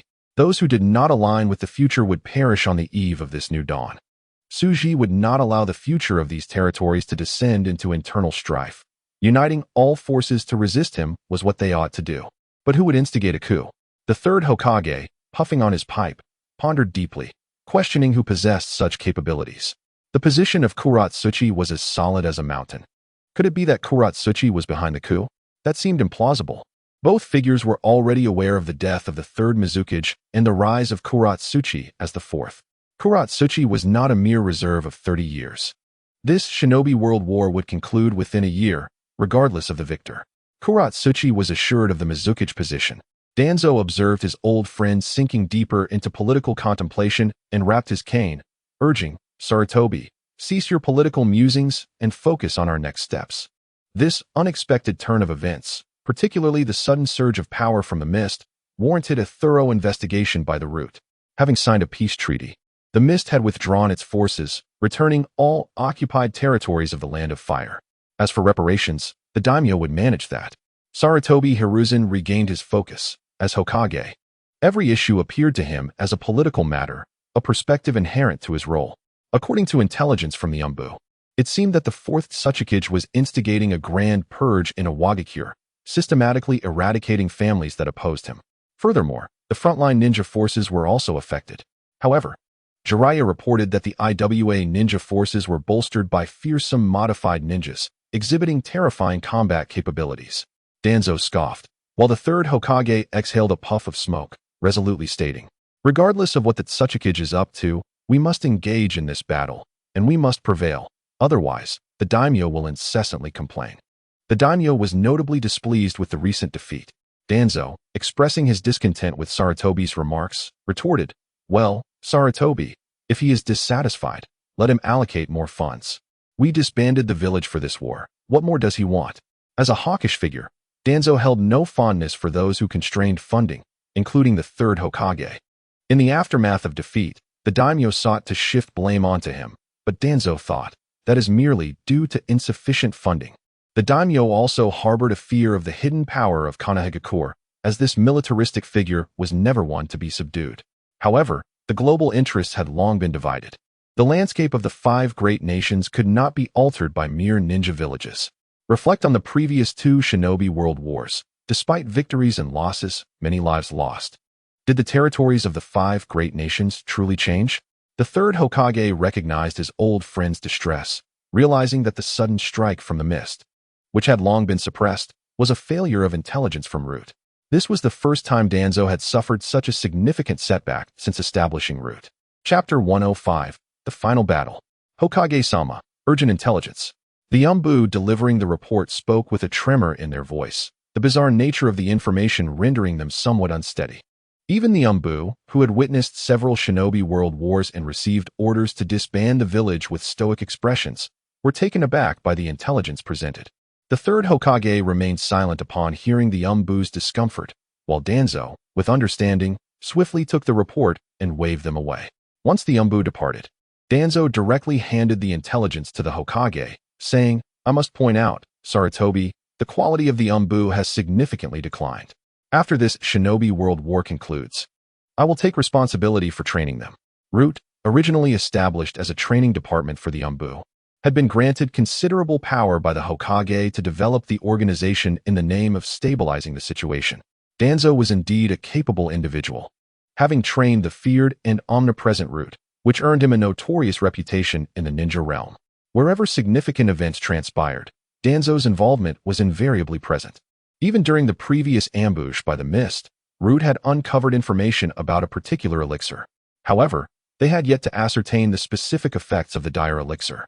Even those distributing it within the Mist were unaware, as it was meant to be consumed only at a critical moment. Presently, the conflict remained solely between Konohagakure and Awagakure, and regardless of the outcome, it would soon conclude. The distribution of post-war benefits was a matter of great concern for Danzo. Confidently awaiting a response, Danzo turned to find his old partner unresponsive. He glanced over to see the third Hokage, pipe set aside, trembling as he gripped the report. The intelligence revealed, 1. That Otsutsuki initiated a grand purge, first eliminating all unstable elements within the village, then proceeding to arrest all officials. Utilizing terrifying force, he swiftly seized control of the entire land of Earth, and the family of the first Otsutsuki, responsible for protecting the daimyo, had suffered casualties, with many arrested. 2. All spies from the Umbu route had gone dark, likely exposed. 3. During this process, the fourth Otsutsuki wielded a terrifying power capable of upending the ninja world. With no further information available. 4. The Konoha forces led by Jiraiya were surrounded by the east and urgently requested reinforcements. Danzo sensed the erratic heartbeat of the third Hokage and, using Shunshin, appeared before Sarutobi, gripping his shoulder firmly. Calm down, Sarutobi. As he spoke, Danzo channeled chakra to stabilize the Hokage's trembling form. Sarutobi, grateful for Danzo's concern, sighed deeply. You should take a look. I hope I am not losing my mind. He handed the report to Danzo, who, upon confirming that the Hokage was well, took it. A piercing voice echoed throughout the tent. Is he insane? This is utterly unbelievable. Why would he do this? Danzo turned to Sarutobi, pondering the implications. The ninja village functioned as a military institution of a nation. The actions of the fourth Otsutsuki were clearly those of treason. What could he possibly hope to gain? A larger residence? More beautiful wives? Finer cuisine? A more opulent carriage? The Otsutsuki already occupied the pinnacle of power within the ninja world, effectively on par with the daimyo. Beyond financial constraints, the daimyo could only approach the Hokage with utmost respect. As for authority, the Hokage in a ninja village wielded absolute power. Any failure to maintain that was a reflection of the Hokage's own inadequacies. Ninja villages were, by nature, autonomous. Regarding funding, even if one became a daimyo, the amount of personal expenditure would not necessarily exceed that of when they were Hokage. Moreover, disrupting this system would inevitably provoke a global onslaught. The talents of ninjas lay not in governance, but in martial conflict. Sarutobi took a puff from his pipe and, with resignation, said, Had I known, I would not have lost my composure earlier. Once this matter erupts, the daimyo will surely be alarmed. Just as Danzo was about to respond, the Umbu who had departed moments ago returned. Hokage-sama, the daimyo's envoy has arrived and is currently waiting outside. They are quite prompt. Yuanfei Toanzo and Su Ji shared their reflections, lamenting that Su Ji had set a perilous precedent. He had shattered the long-standing operational protocols of the world. After all, ninjas do not generate their own wealth, but merely possess military might. The Otsutsuki had seized control over the Tsuchi no Kuni, effectively establishing a military dictatorship. As the instigator of this turmoil, what consequences might he face? Other daimyos would inevitably question whether the leaders of other villages were contemplating emulating Su Ji's audacious actions. Power and wealth are inextricably linked, and the daimyos would certainly resist any loss of authority. The third Hokage understood the gravity of the situation and met with the emissary of the daimyo of Hai no Kuni. The emissary, fully aware of Su Ji's treasonous ambitions, succinctly conveyed the daimyo's directive. The daimyo believed that Hai no Kuni and Tsuchi no Kuni had once enjoyed amicable relations. But now the malevolent Otsutsuki was reversing the order of Tsuchi no Kuni. For the countless citizens of Tsuchi no Kuni and to curb the evil Otsutsuki, the daimyo had resolved to immediately allocate a series of funds, hoping that the Hokage would lead the Konoha ninjas to vanquish Awagakure, restore the daimyo's honor, and rescue the beleaguered populace of Tsuchi no Kuni. The emissary's message was clear: eliminate the Tsukikage at all costs. Everything else could be negotiated, but the Tsukikage himself must die. The third Hokage recognized the significance of this matter and refrained from bargaining, declaring that he would mobilize immediately, concentrating all forces to eradicate the source of evil, the fourth Tsukikage, Tsuji. The emissary, witnessing Sarutobi Hiruzen's resolute stance, felt a sense of relief. This was precisely the response countless power holders had longed to see. Sarutobi Hiruzen had made his position unmistakably clear, which was vital. As for curtailing the Hokage's power and tightening control over the ninja villages, that could only be addressed after the fourth Tsukikage had been dealt with. The emissary smiled, stating, "Hokage, Awagakure is of little concern.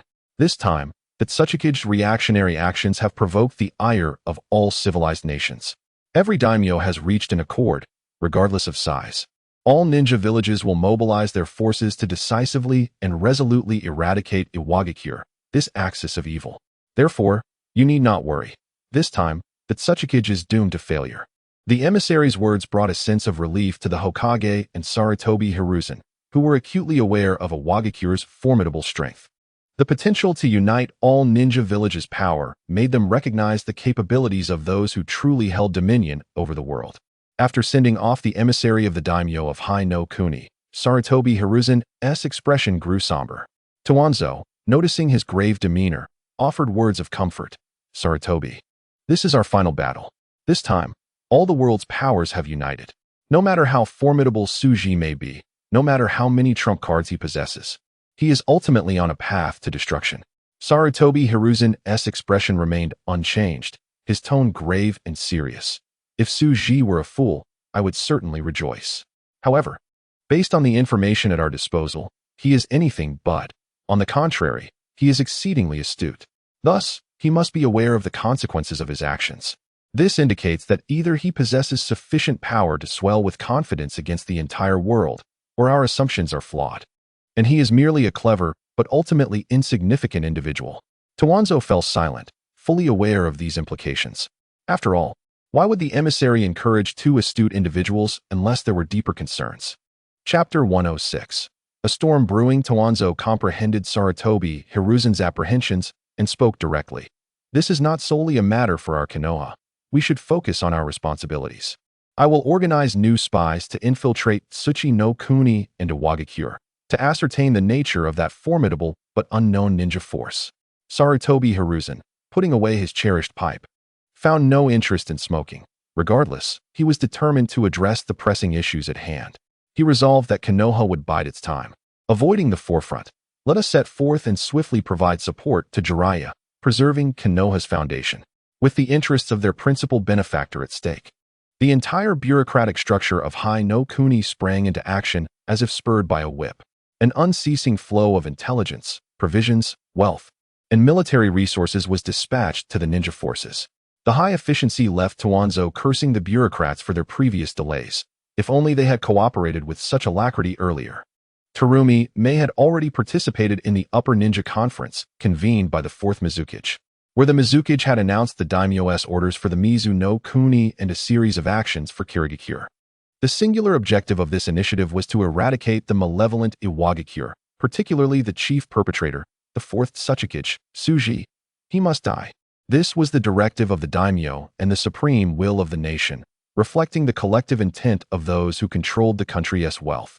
The once hopeful Kage Yagura felt as if fate had conspired against him.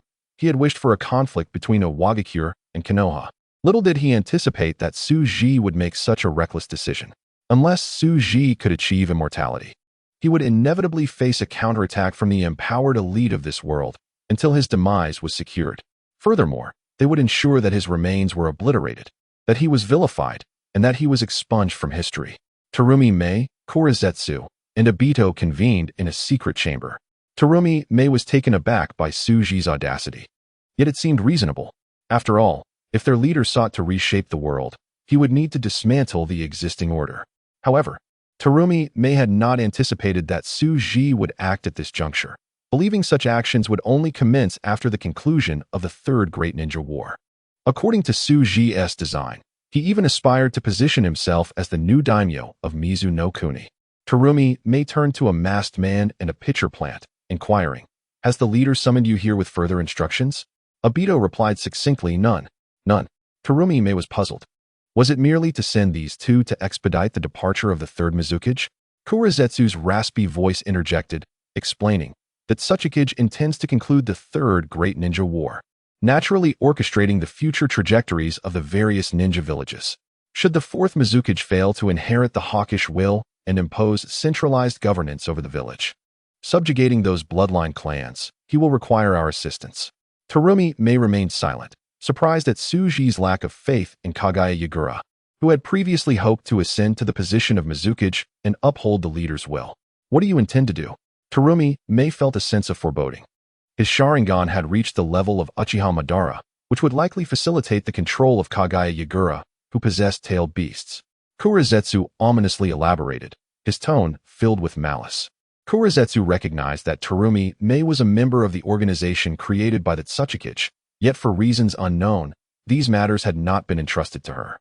Kurizetsu sensed the vigorous vitality within Terumi May, akin to a perfected sage, undoubtedly a result of Suji's modifications. Terumi May, unwilling to unleash a massacre within her own village, found herself unable to intervene against Suji's will, preferring to remain oblivious. As for defying Suji's intentions, Kurizetsu suddenly recalled something and continued, that Otsutsuki has instructed you to select several elites to betray the village and join a new organization. Terumi May, confused, questioned, "What organization?" "The Akatsuki. Is there such an organization in the ninja world?" As the head of the Umbu, Terumi May had genuinely never heard of this organization. Kurizetsu chuckled ominously. Having observed Nagato closely, he understood the Akatsuki and Suji's subsequent plans, knowing he would also become part of it. A small organization from Amigakure, consisting of only a handful of individuals. However, the Otsutsuki intended to remodel them for significant purposes. On the front lines of Hai no Kuni, Minato Namikaze once again attempted to utilize the Flying Thunder God technique to escape, but failed, collapsing to the ground in despair. He had exhausted all his chakra in using the technique, and remained trapped within the barrier that ensnared them all. Jiraiya is also a formidable master of space-time ninjutsu. He had previously experimented multiple times with the techniques he had written, attempting to make contact with the outside world, yet all his efforts ended in failure. The fourth Otsutsuki, utilizing an unknown power, ensnared all the Konoha ninjas on the front lines within a barrier. On the surface, it appeared that the mysterious Iwnin forces were being commanded by Dongshiren, but the master and his disciple both understood that everything was orchestrated by that individual. Jiraiya, feeling despondent, struck the ground in frustration, realizing that the Otsutsuki had indeed sealed them within this unique space. This spatial barrier far exceeded their capabilities, resembling a mirror, akin to a transparent cage, leaving them helpless. "Master, even the summoning technique is ineffective, and our connection with Lord Hokage has been severed," said Minato Namikaze, anxiety gnawing at him, though he restrained his outward expression of worry. Jiraiya, in torment, tugged at his white hair. When he first sensed the anomaly, he had intended to seek assistance from the toads of Mayaboka Mountain, but that too was in vain. Surrendering to the situation, Jiraiya inquired, "Minato, what could the Otsutsuki's intentions be?"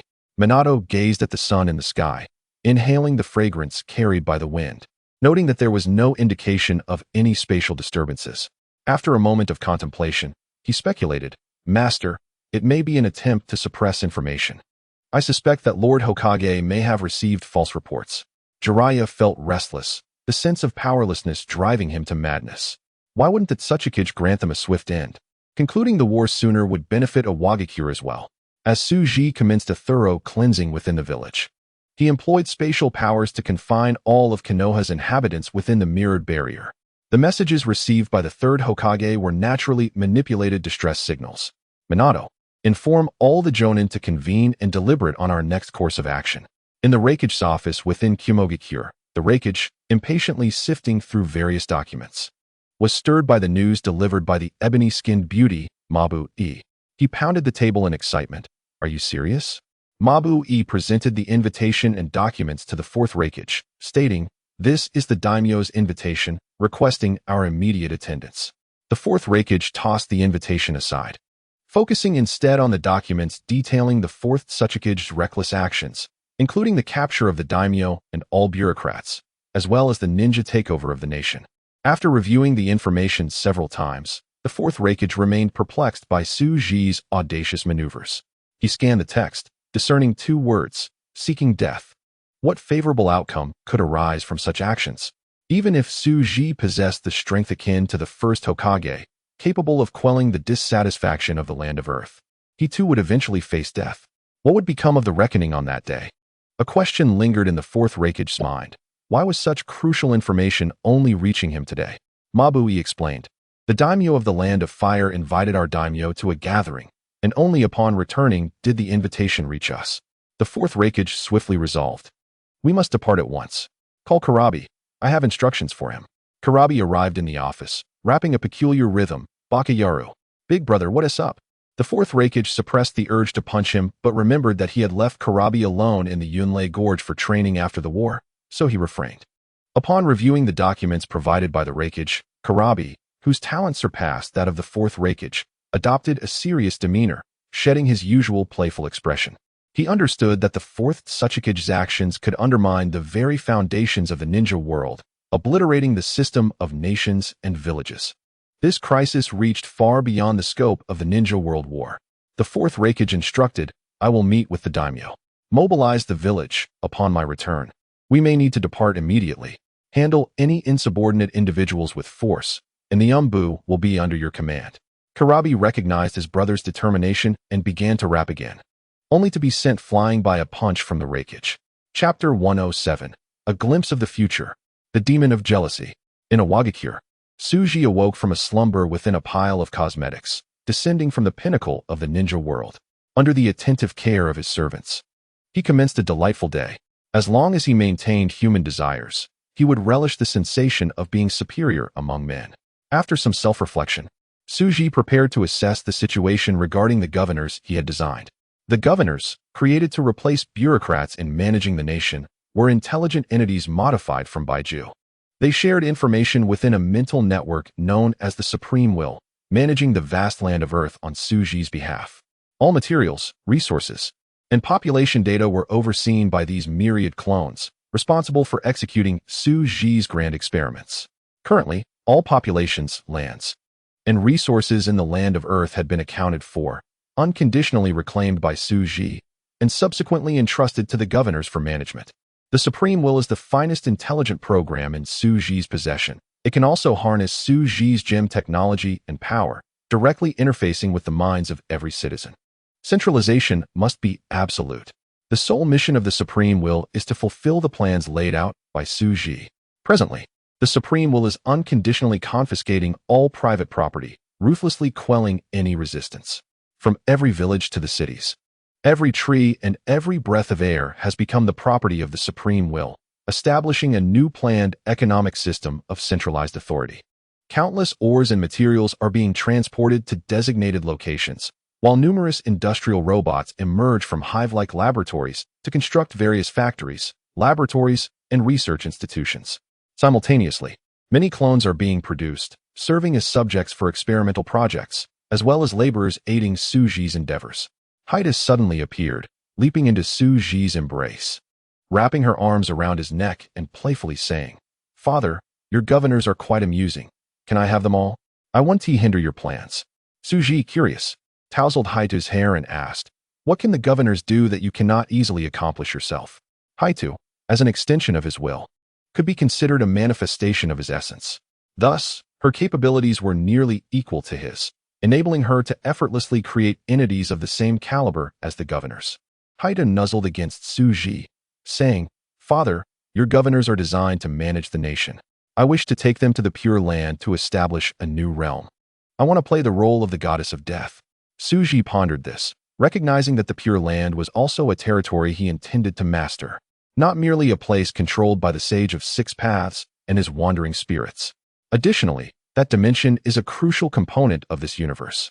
Future studies on demonic sciences, devilry, and hell would commence there. Mastering the Pure Land would indeed confer the status of a death deity. The relationships between divinity and authority are subjects Suji is currently exploring, including understanding the connections between the Pure Land and death.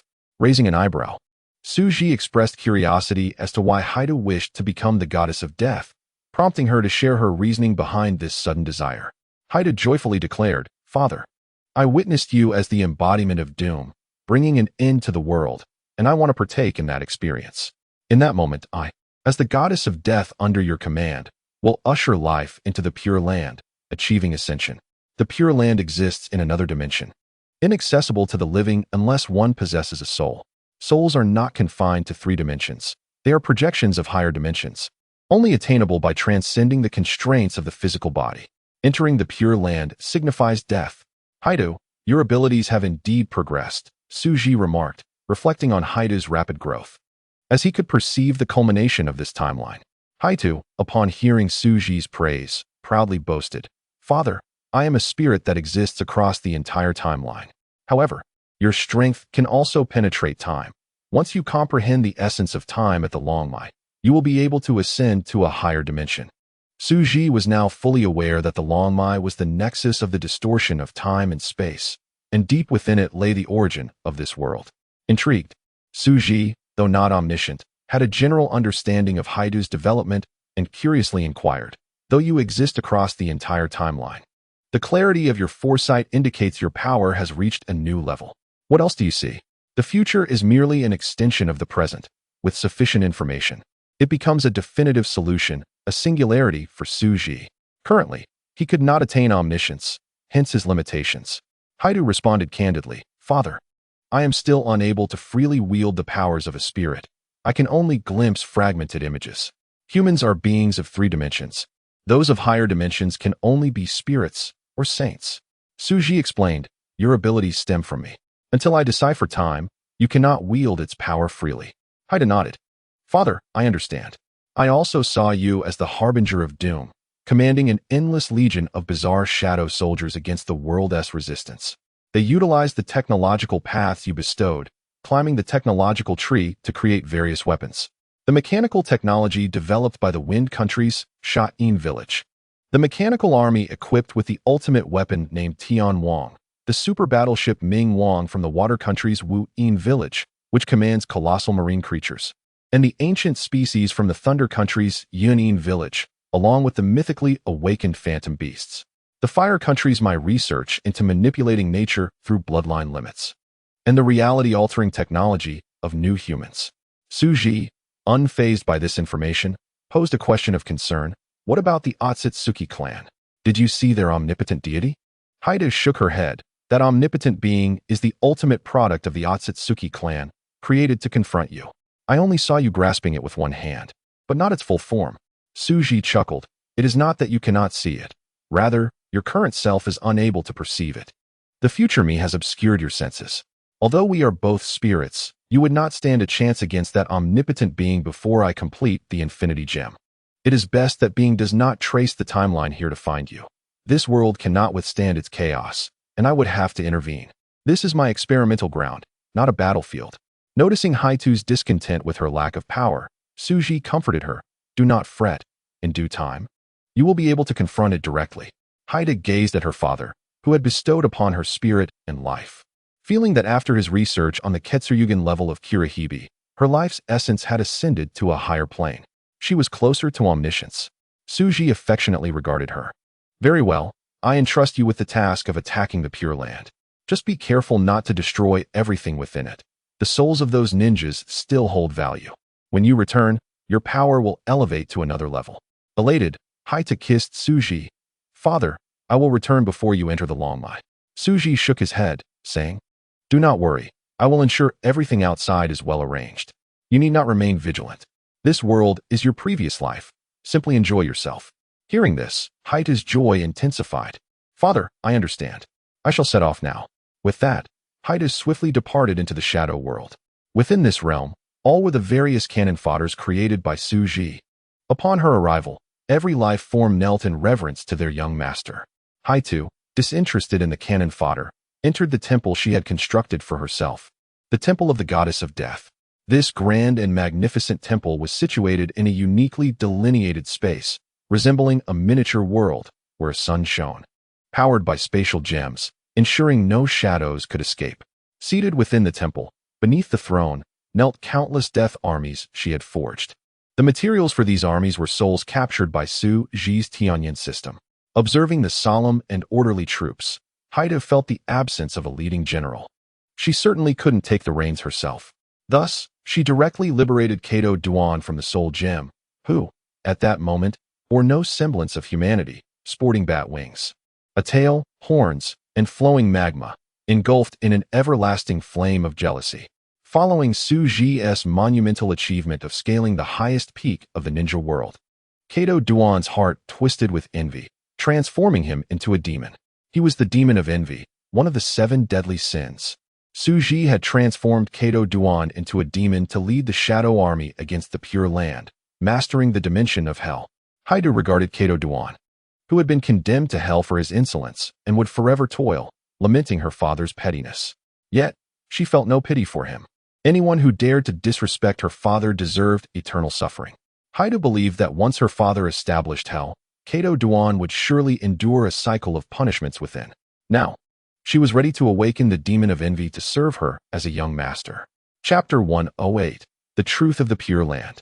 As Haitu initiated the awakening procedure, the flames of jealousy on Kato Duan surged violently, causing his form to expand to 3 zhang, his bat wings inflating, and his tail and hooves embodying the quintessential demon configuration.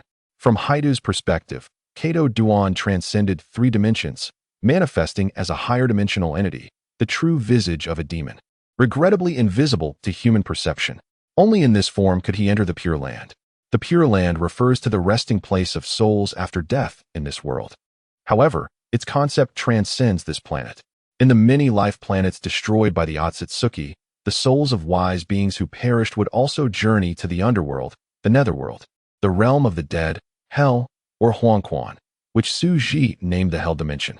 The Pure Land spoken of by ninjas merely represents a part of this realm, signifying the resting place of wise being souls on this planet.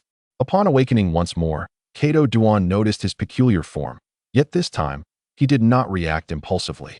His memories clarified the identity of the being before him. She was Su Ji's daughter, the divine figure wielding the power of destiny. Haidu, pleased with the unquenchable flames of jealousy burning on Kato Duan, recognized this as one of the ultimate weapons representing will. In the future, the other 6 deadly sin demons would also be created by her father. Kato Duan gazed at the divine before him, perceiving not a person but a radiant light. As a transcendent being, Kato Duan could glimpse fragments of future timelines, witnessing countless angels surrounding her in the brilliance, their harmonious songs resonating throughout heaven. This was the daughter of the deity who governs the fates of all things, the harbinger of doom. Kato Duan was engulfed in flames of jealousy. Yet this very fire consumed him, eliciting screams of agony. He quickly averted his gaze, unwilling to meet her eyes. Such radiance was beyond his sacrilegious reach. Now, he vaguely recalled that fateful night when his soul twisted in agony, leading to his transformation by Su Ji into a transcendent demon. The words that were deeply rooted in that man's mind were, jealousy, the original demon. From the moment of your birth, the hearts of all wise beings whispered your title. Your soul is destined to reign in hell. I have observed your life throughout the river of time. With the primal jealousy burning in the hearts of humanity, an eternal flame of insatiable jealousy will forever blaze. When the day of reckoning arrives, step by step, you will infect the wisdom and reason of sentient life, bringing about their demise. Simultaneously, I am aware that your heart harbors a fury that seeks to consume me as well. However, remember to hold reverence for your Creator, for I am invincible. One day, you will be unable to bear the weight of your jealousy and will challenge me. At that moment, I shall remain perched in the center of paradise, basking in all the glory of the world, whereas you will be cast down into the dust, forever trapped in the depths, submerged in the abyss. Su Ji's words are both an oracle and a prophecy. Whenever he recalls these events, the flames of jealousy within Kato Duan burn even more fiercely, and his power continues to grow. Haida observes his father's creation with great satisfaction. The original demon of jealousy, accompanied by the Death Legion, begins to conquer the hellish dimensions, advancing forward.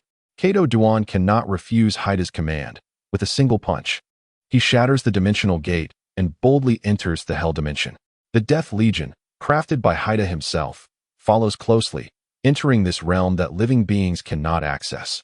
At this moment, the sixth-path sage, who monitors the real world, is suddenly startled. He realizes that the barrier between reality and the Pure Land has vanished in an instant. A force beyond his comprehension has entered the Pure Land.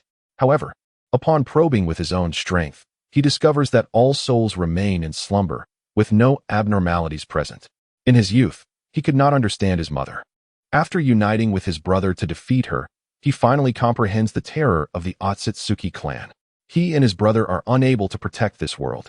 As the son of a sinner, he too will ultimately transform into a fruit, consumed by the Otsutsuki clan, serving as nourishment for others' evolution. He understands that his mother's path cannot resist the Otsutsuki clan, thus he seeks an alternative route. The six-path sage chooses death, relinquishing his physical form, allowing his soul to enter the Pure Land, preparing to gather souls to oppose his mother's clan. The Otsutsuki clan perceives the truths of the universe, yet remains unable to fully unravel the mystery of the soul. Only souls with infinite potential can hope to defeat the Otsutsuki clan. The six-path sage knows that his brother, Yumura, still lives on the moon, teetering on the brink of death but not yet departed. His brother has informed him that the Outer Path's demonic statue has been stolen, and someone intends to release their mother, Kagaya. Yet, he has not heard his brother mention any incursions into the Pure Land. The six-path sage, Yui, realizes that unexpected changes have occurred in the real world, likely not instigated by the Otsutsuki clan. Their obsession with chakra fruit has reached a frenzied level, rendering them unlikely to expend energy in this direction. Chakra is their lifeblood. The Otsutsuki clan has solidified their method of evolution, which involves the continuous consumption of chakra fruit. Could it be humanity? The six-path sage is startled by his own conjecture, as he has not received any souls from the shinobi realm recently. Has an unimaginable upheaval occurred in the shinobi realm? In just a few thousand years, have humans advanced to such a level with chakra? The difficulty of living beings voluntarily entering the Pure Land is not akin to summoning the slumbering souls within, driven by selfish motives. The six-path sage alters the souls of the shinobi realm, thus all souls entering the Pure Land remain in slumber. Otsutsuki Yui senses that the developments are beyond his control and feels compelled to intervene. He absorbs the memories of the recently arrived souls into the Pure Land, but finds no abnormalities. The same old battles of the shinobi realm or deaths during times of peace persist, with no significant events impacting the Pure Land. The six-path sage is perplexed, sensing that significant changes are occurring outside his realm of management. The once silent and cold Pure Land is undergoing unimaginable transformations. An immense army of death, led by the original demon of jealousy, stirs the tranquil hell dimensions. Across the universe, the resting places of the souls of deceased sentient beings on other planets are beset by calamity. All resisting souls become part of the soul gems, subsequently transformed into the army of death, continuing their siege. Haida begins to analyze this unique dimension, exclusive to souls, within the hell dimension. This place can be considered the ultimate source of cosmic variables. Only the will of sentient life can create infinite possibilities. The birth of sentient life must originate from the dimensional souls of hell. After death, their souls will return here once more. This cyclical process within the hell dimension breathes new life into the universe. The soul gems radiate a dazzling light, maturing rapidly and unveiling deeper mysteries of the soul. Haida cherishes this gem that nurtured her, as countless specks of light emanate from her, permeating the hell dimension. To become the goddess of death, she must first master hell. If her father is to become the sovereign of doom, then his daughter must contribute to his dominion through death. Chapter 109. The shift in the fate of the Akatsuki organization. The six-path sage senses impending doom. The Pure Land he can command is but a minuscule fragment of this infinite world. Since his entrance into the Pure Land, through his management, all souls from the shinobi realm who have perished are subjected to his special treatment, falling into eternal slumber. Within the chakra of the Otsutsuki clan, it is possible to convert the souls of sentient beings into chakra. Thus, within this Pure Land, the six-path sage absorbs the essence of these souls, hoping to forge an extraordinarily powerful soul, resurrecting it to successfully surpass the boundaries of the Otsutsuki clan. Each year, countless souls enter the Pure Land upon death in the shinobi realm, which the six-path sage absorbs gradually, akin to boiling a frog in warm water. The six-paths sage does not comprehend how souls are born, yet he knows he can consume souls to infinitely enhance his chakra. The more chakra the Otsutsuki clan possesses, the more formidable they become. Once a certain quantity is reached, a qualitative change will occur, and he too can ascend to become the eternal and limitless Otsutsuki deity. Millennia of accumulation have led the six-paths sage to believe he can surpass his mother, yet he feels it is insufficient. He requires more. Now, with changes in the Pure Land that he is unaware of, the six-paths sage is even more anxious. Fear of the unknown always prevails. This stems from memories of his mother, Kaguya, who lacked the courage to even glance at the Otsutsuki deity. Therefore, he needs to grow stronger. The six-paths sage gazes at the two spheres of chakra beside him, representing the chakra of his two sons, Indra and Ashura. With the deaths of Uchiha Madara and Senju Hashirama in the real world, their souls returning to the Pure Land means that the chakra representing the souls of his two sons naturally returns to his side. In the eyes of the six-paths sage, these two spheres of chakra remain identical to those of his sons when he departed from the earthly realm. At his level, possessing the ability to control bloodline limits, he can devour any chakra, yet chakra still bears unique markings. For instance, if he consumes these two spheres of chakra, he can still separate them from his own chakra afterward. The six-paths sage's millennia of efforts have not granted him the reincarnation authority he desires, leaving him unable to control the reincarnation of these two chakras. The reincarnation of souls is not a simple transformation from A to B, where A ceases to exist. In the understanding of Dou Qi, the cycle of reincarnation in the shinobi world is a composition of a certain essence, referred to as A, combined with elements unknown, evolving into B. Both B and A can coexist within the same temporal space. With the passage of time, A will inevitably fade away. At this moment, Dou Qi yearns to reincarnate the chakra of his two sons into the real world, thus enabling him to wield influence over reality as a strategic piece. Otherwise, his actions in the Pure Land are severely limited.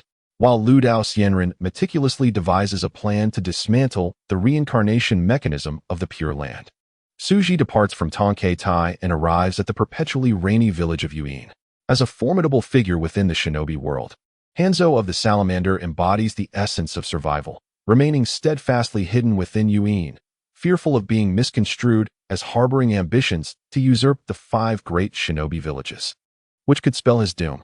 However, not everyone is able to discern the harsh truths of exploitation within this world, continuously dreaming of constructing an everlasting realm of peace and stability, especially believing that a small village of ninjas could dictate their own fate, as exemplified by the Akatsuki organization aspiring to bring enlightenment to the shinobi world. Observing the intelligence presented by his subordinates, Hanzo deliberately bypasses crucial information regarding the insurrection led by the 4th Otsutsuki, who has effectively eliminated the daimyo of the Land of Earth. Hanzo is acutely aware of the status of his small village. Thus, he refrains from commenting on matters that do not concern him. Whether the 4th Otsutsuki is genuinely delusional or possesses the capability to alter the current landscape, he cannot afford to provoke either the 4th Otsutsuki or the shinobi allied forces. Soon, he witnesses a group of enthusiastic individuals within his village forming the Akatsuki, zealously engaging in altruistic endeavors amidst Yuin. Hanzo feels a surge of frustration. Yet he sets this intelligence aside. The weakness and internal strife of Yuin may not be entirely detrimental. He taps his fingers on the table, prompting a ninja to appear. Lord Hanzo, how may I serve you? Summon the dancer. Today, I intend to indulge in revelry, disregarding the trivial squabbles of the great nations, focusing solely on my own territory.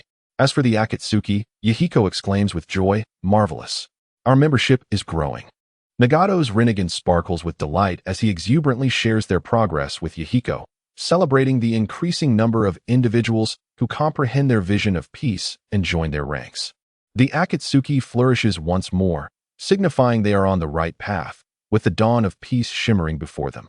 Konan, enveloped in the original Akatsuki uniform, remains concealed, yet her exquisite visage illuminates the conference room.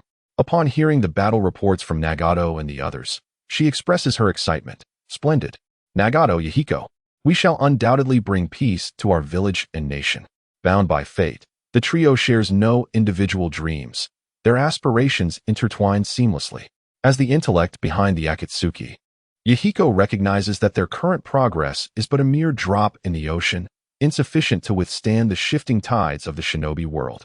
With the Third Great Ninja War nearing its conclusion, the village of Yuin, nestled between the land of fire and the land of earth, remains vulnerable to sporadic infiltration by spies from various nations, who treat it as a battleground, committing heinous acts without remorse. Hanzo, revered yet unwilling to assume the title of Yuyin's leader, remains indifferent to the chaos surrounding him. In a bid for self-preservation, many naturally gravitate towards the Akatsuki, seeking refuge in their pursuit of peace. Yahiko receives the latest intel. The coalition of the 4 great shinobi villages is amassing around their nation, poised to confront the errant awakens. Consequently, as a small nation bordering the land of earth, they risk becoming a battleground. This impending conflict promises to be far more extensive than any previous war in the shinobi world, threatening to reduce their village and nation to ruins. Unsure how to convey his concerns to his friends, Yahiko believes that only Nagato, possessing godlike powers, can avert this calamity. Having been trained by one of the legendary Sannin, Jiraiya, the trio possesses a solid foundation in ninjutsu, understanding the formidable adversaries that awakens will soon face. As collateral damage, they too must brace for the impending turmoil. Yahiko resolves to seek an audience with the ruler of Yuin, Hanzo, believing that uniting all possible forces is essential for safeguarding their village and nation. He plans to discuss his strategy with Nagato, knowing only the strength that Nagato embodies can offer solace in these trying times. Who are you? Release Conan. Nagato's furious voice reverberates in Yahiko's ears. Chapter 110, Agony. Conan finds herself immobilized, her entire being ensnared, enduring the advances of a man before her. At this moment, her foremost desire is not for her own safety, but to urge her friends to flee. This man, capable of approaching them undetected, must be a formidable enemy. Suji wipes away the tears from Conan's cheeks. Her tear-streaked visage indeed evokes a heartwarming response. Yet, he reflects that he finds the swimming suit-clad Conan or the spring attire of Conan more appealing. The original Akatsuki uniform fails to accentuate Conan's graceful form. Suji resolves that Conan, adorned with a lip piercing, possesses undeniable allure, and he intends to procure a tongue piercing for her in the coming days. Alongside Nagato's thunderous shout comes the wind release, wind cutter technique, which epitomizes the cutting nature of wind manipulation aimed directly at severing Suji's arm. However, Suji instantly perceives that this technique poses no threat to Conan. Nagato's chakra control, wielding the Rinnegan, is nothing short of extraordinary. Although he cannot be compared to Suji, he predicts that no other shinobi in the world can surpass Nagato in this regard. Entering the dragon vein and analyzing the creation of time stones, how could he possibly neglect the study of the Rinnegan? Suji is now entirely convinced that during his temporal journey, he will undoubtedly encounter figures from the future shinobi world or the Otsutsuki clan. These individuals will likely seek solutions before he has had a chance to mature. The terrifying wind blades disintegrate around Suji's body, the A-rank wind technique failing to leave a mark. Nagato, witnessing this scene that exceeds his comprehension, ceases his attacks, fearing for Conan's safety. Who are you? Please release our companion. Yahiko boldly interjects, sensing Nagato's inability to counter. Observing the synchronized exchange between the two, Suji reveals a cruel smile. He tosses a kunai to Yahiko, stating, "Kill the redhead beside you, and I will spare this girl." Upon receiving the kunai, Yahiko's expression shifts dramatically. He cannot accept such a demand. At this moment, the commotion in the conference room draws the attention of the Akatsuki members stationed outside, who rush in masse. Leading the charge is Waichuoshin Jiaozhu, an elder of the Akatsuki. Release Conan, leader. Another member, Daifo, employs water release in an attempt to bind Suji. Nagato, recognizing the situation, promptly counters with earth release, Daitenkaku, raising the ground to avoid injuring his allies. Yahiko strives to intervene, but it is too late. He can only assist his comrades. Though the Akatsuki is a nascent organization, it has endured considerable trials within the war-torn Yuin, mastering the art of assassination. Yuin is renowned for nurturing assassins and dead soldiers.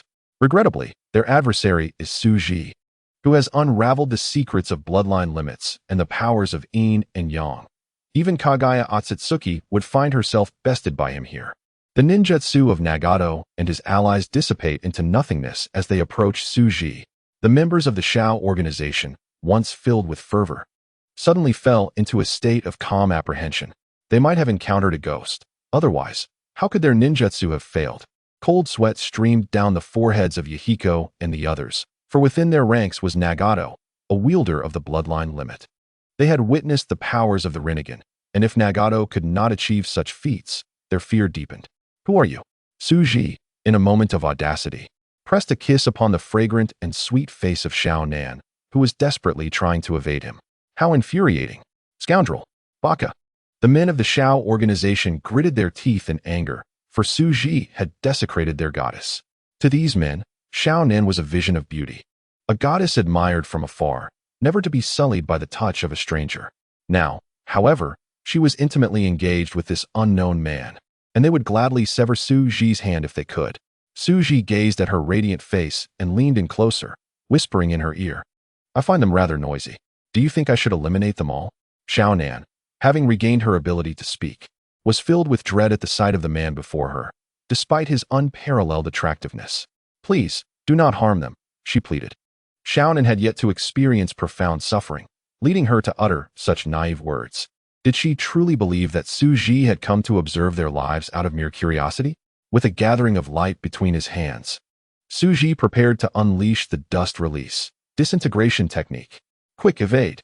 Though Nagato had never witnessed dust release, as a disciple of Jiraiya, he had heard of its capabilities. The moment Suji activated it, he instantly recognized the peril. Even without full comprehension of dust release, he could sense its terrifying destructive power. Nagato's actions were swift, yet Suji was determined not to allow him to save everyone. A blinding white light erupted, obliterating the house, the land outside, the trees, and everything in sight, as if they had never existed. Under the protection of the sealing technique of the bloodline limit, Nagato managed to rescue one comrade. However, the others were disintegrated, vanishing entirely. Their souls, as they entered the realm of hell, were captured by Suji's Heavenly Eye satellite system, stored as materials. You see, as long as your power is sufficient, everything in this world is yours. At that moment, Yahiko felt a chilling dread. Enraged by the death of his comrades, his eyes turned red. Yet he knew he must remain calm for the sake of those who still lived. "Why, Yandame Otsutsuki, why are you doing this? Our Xiao organization has no interest in conflicts with your hidden stone village." Yahiko could not comprehend Suji's actions, perceiving it as a confrontation between a lord and a beggar. How could a small organization from a minor ninja village warrant the personal involvement of the pinnacle of the ninja world? The surviving ninjas were drenched in cold sweat, no longer daring to make a sound. That Otsutsuki was a figure of immense significance, even respected by the deities of their Rain village. In the ninja world, strength ultimately dictated the discourse. "Why am I here today? I simply find your organization intriguing," Suji remarked casually, inciting fury among the members of the Xiao organization. "You killed our comrades merely because you found it interesting?" Nagato felt his Rinnegan pulse with anger. His comrades had perished before his eyes, and he had been powerless to save them. The overwhelming impulse to unleash his murderous intent surged within him, driving him to disregard all else and slay the Yandame Otsutsuki. "You killed our comrades simply for amusement?" Yahiko could no longer contain his wrath, his tone losing its previous deference. "The Xiao organization has great potential. It can become a blade in my hand to carry out my tasks," Suji declared, laying bare his intentions. As for killing, he believed that without showcasing his formidable abilities, they might not comply. The indifference Suji displayed toward their lives and dignity shattered the resolve of both Yahiko and Nagato. "But why not communicate with us? Such actions are unnecessary. If you desire our allegiance, we would gladly accept," Yahiko expressed sincerely, for they were merely a mercenary group, acting for monetary gain to protect their fellow villagers and citizens. "No, what I seek is not a mercenary group that listens to commands only when they choose to, but a compliant blade, an obedient dog." Suji's words were cold and unfeeling. Chapter 111. Let me show you what despair truly is. Suji's words pierced the hearts of the Xiao organization members deeply. They had formed this organization to change their nation, to bridge the hope for world peace through communication among people. To become mere enforcers for a great nation or a powerful ninja village would render their establishment meaningless, fundamentally undermining the essence of the Xiao organization. Impossible. Yahiko resolutely rejected Suji's proposition, declaring that he would rather die than acquiesce. A slight smile appeared on Suji's lips, pondering why these mere pawns believed they could dictate their own fates and refuse him. Yahiko recognized the terrifying nature of the man before him, a notorious figure who dared to brazenly capture daimyos and betray nations, hunted by the entire world. Nevertheless, in pursuit of his steadfast ideals, he firmly declined. For Nagato was invincible. A shadow of Nagato, concealed near Suji, reclaimed their comrade Xiao Nan. At the moment Xiao Nan returned to their side, Nagato employed Earth Release to whisk away his companion, while an array of explosive tags detonated around Suji, engulfing the entire house in flames, reducing it to ashes. Suji emerged unscathed from the smoke, his attire pristine as if freshly laundered. Yahiko nodded at Nagato, acknowledging that the Yondaime Tsuchikage was indeed not so easily dealt with, signaling him to commence his actions. Yahiko, Nagato, and Xiao Nan were all orphans who had survived war, their yearning for peace etched into their very bones. The Xiao organization was founded upon this desire. However, Yahiko was not naive. Understanding that such aspirations required military strength, the very strength embodied by Nagato. The Rinnegan was invincible. Nagato was invincible. As Yahiko led Xiao Nan and the others away, distancing themselves from the confrontation, they feared being captured again, posing a threat to Nagato. However, they soon found themselves unable to move, their bodies acting of their own accord, drawing them into an open area, well suited for observation. Suji intended for them to experience despair. How could they grasp the meaning of the word if they did not witness Nagato, exerting all his might, being thoroughly defeated? Thus, Suji prepared a vantage point for them. Yondaime Tsuchikage, you shall pay for your actions.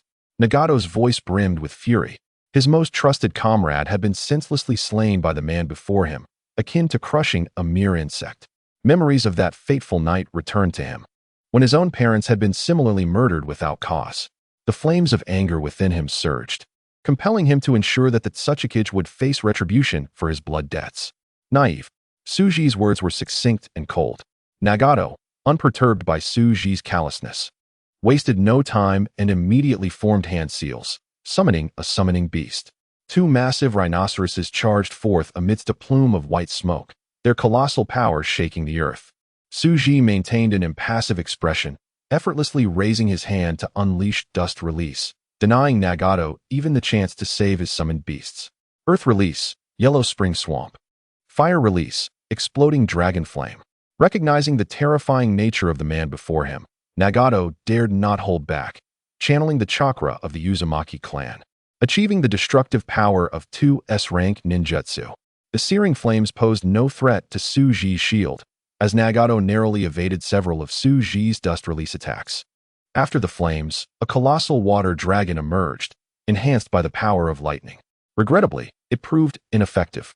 Suji remained unscathed, like a deity, impervious to all forms of attack, standing majestically in the sky. Nagato, undeterred, launched various ninjutsu assaults once more. Yet he was still forced to retreat before Suji's protective barrier. When he attempted to employ ninjutsu, he was unable to simultaneously use his absorption technique, and was instead pushed to the brink by Suji's dust release. Seeing Nagato in such a dire predicament was astonishing for Yahiko and the others. Nagato could normally withstand any ninjutsu or bloodline limit, and even the dust release of Tsuchikage was ineffective against him.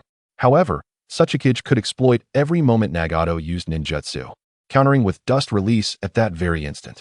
Suji's dust release had no delay or wind-up, teasing Nagato like a cat playing with a mouse. After dodging yet another dust release attack, Nagato ceased using basic elemental ninjutsu, realizing their futility against the Tsuchikage. He resolved to wield the unique power of his Rinnegan, Universal Pull. A terrifying force acted upon Suji, drawing him towards Nagato. Suji did not resist this pull. As he flew towards Nagato, a white light emanated from his hand, releasing another dust release. Nagato's initial joy quickly morphed into alarm as he ended Universal Pull and activated his absorption technique for protection. Suji felt a twinge of disappointment. Nagato possessed immense power, yet failed to utilize it effectively. It was foolish of him not to deploy shadow clones for assistance. The Rinnegan granted Nagato unparalleled strength, yet he had yet to encounter an adversary who could truly challenge him. Shinra Tensei. As Suji approached, Nagato, without a moment's thought, attempted to repel him. Not being a master of taijutsu, he naturally wanted to keep Suji at bay. However, Nagato did not anticipate that this repulsive force would not send Suji flying. Rather, it was he who was propelled away by the reaction force. The overwhelming shadow cast by Suji led Nagato to unleash Shinra Tensei without restraint, resulting in a powerful recoil that launched him far away. Fearing for his comrades, Nagato instantly returned. Universal pull. Nagato summoned two massive boulders from different directions to collide with Suji. Simultaneously, he harnessed the powers of Shinra Tensei and Universal Pull to immobilize Suji. Suji nodded in approval, realizing that pressure often brings forth potential. In a flash of white light, the two enormous boulders were disintegrated, only for missiles to rain down in a relentless barrage for 3 minutes. These missiles posed no threat to Suji, yet he pondered why the path of Azura transformed chakra into missiles. Could it be that the Sage of Six Paths had glimpsed a fragment of the future world, leaving an imprint on the Rinnegan awakened by Azura and Indra? Intrigued, Suji observed the microscopic changes in Nagato's chakra. The ability to execute so many actions in an instant stemmed from the power of the Azura path, allowing him to manifest 6 arms and utilize multiple ninjutsu simultaneously. 2 mechanical arms emerged, charging powerful laser cannons. 2 searing beams, radiating heat comparable to the sun's core, surged towards Suji. The energy coalescing into a terrifying force that distorted space and created bizarre ripples in the gravitational field. The speed of the lasers was beyond human perception. Yet, was Suji merely human? The energy-based lasers held no sway over him, who possessed the power gem. The lasers were rendered ineffective, absorbed by his protective barrier. The ionized air crackled with an unsettling tension. Suji pointed a finger, unleashing an equally formidable laser that melted the ground where Nagato had stood. With keen battle awareness, Nagato understood the necessity of relocating after each attack. Simultaneously, Suji learned from Nagato how to convert chakra into missiles, ignited by tail flames, initiating an extensive bombardment lasting 3 minutes. This assault was not a ninjutsu attack and could not be absorbed by the absorption technique. Nagato employed earth release to create a thick rock armor, encasing himself within to evade this lethal onslaught. The earth release, Great Earth Wall technique. A colossal stone giant towering over 2,000 meters materialized, leaving everyone in Akatsuki speechless and striking awe into the hearts of those in Amigakure. Its sheer size inspired terror. With a single step, it could crush them all, and a mere leap could obliterate the village. Even Uchiha Madara's complete Susanoo lacked such oppressive might. The stone giant roared a single word, smash.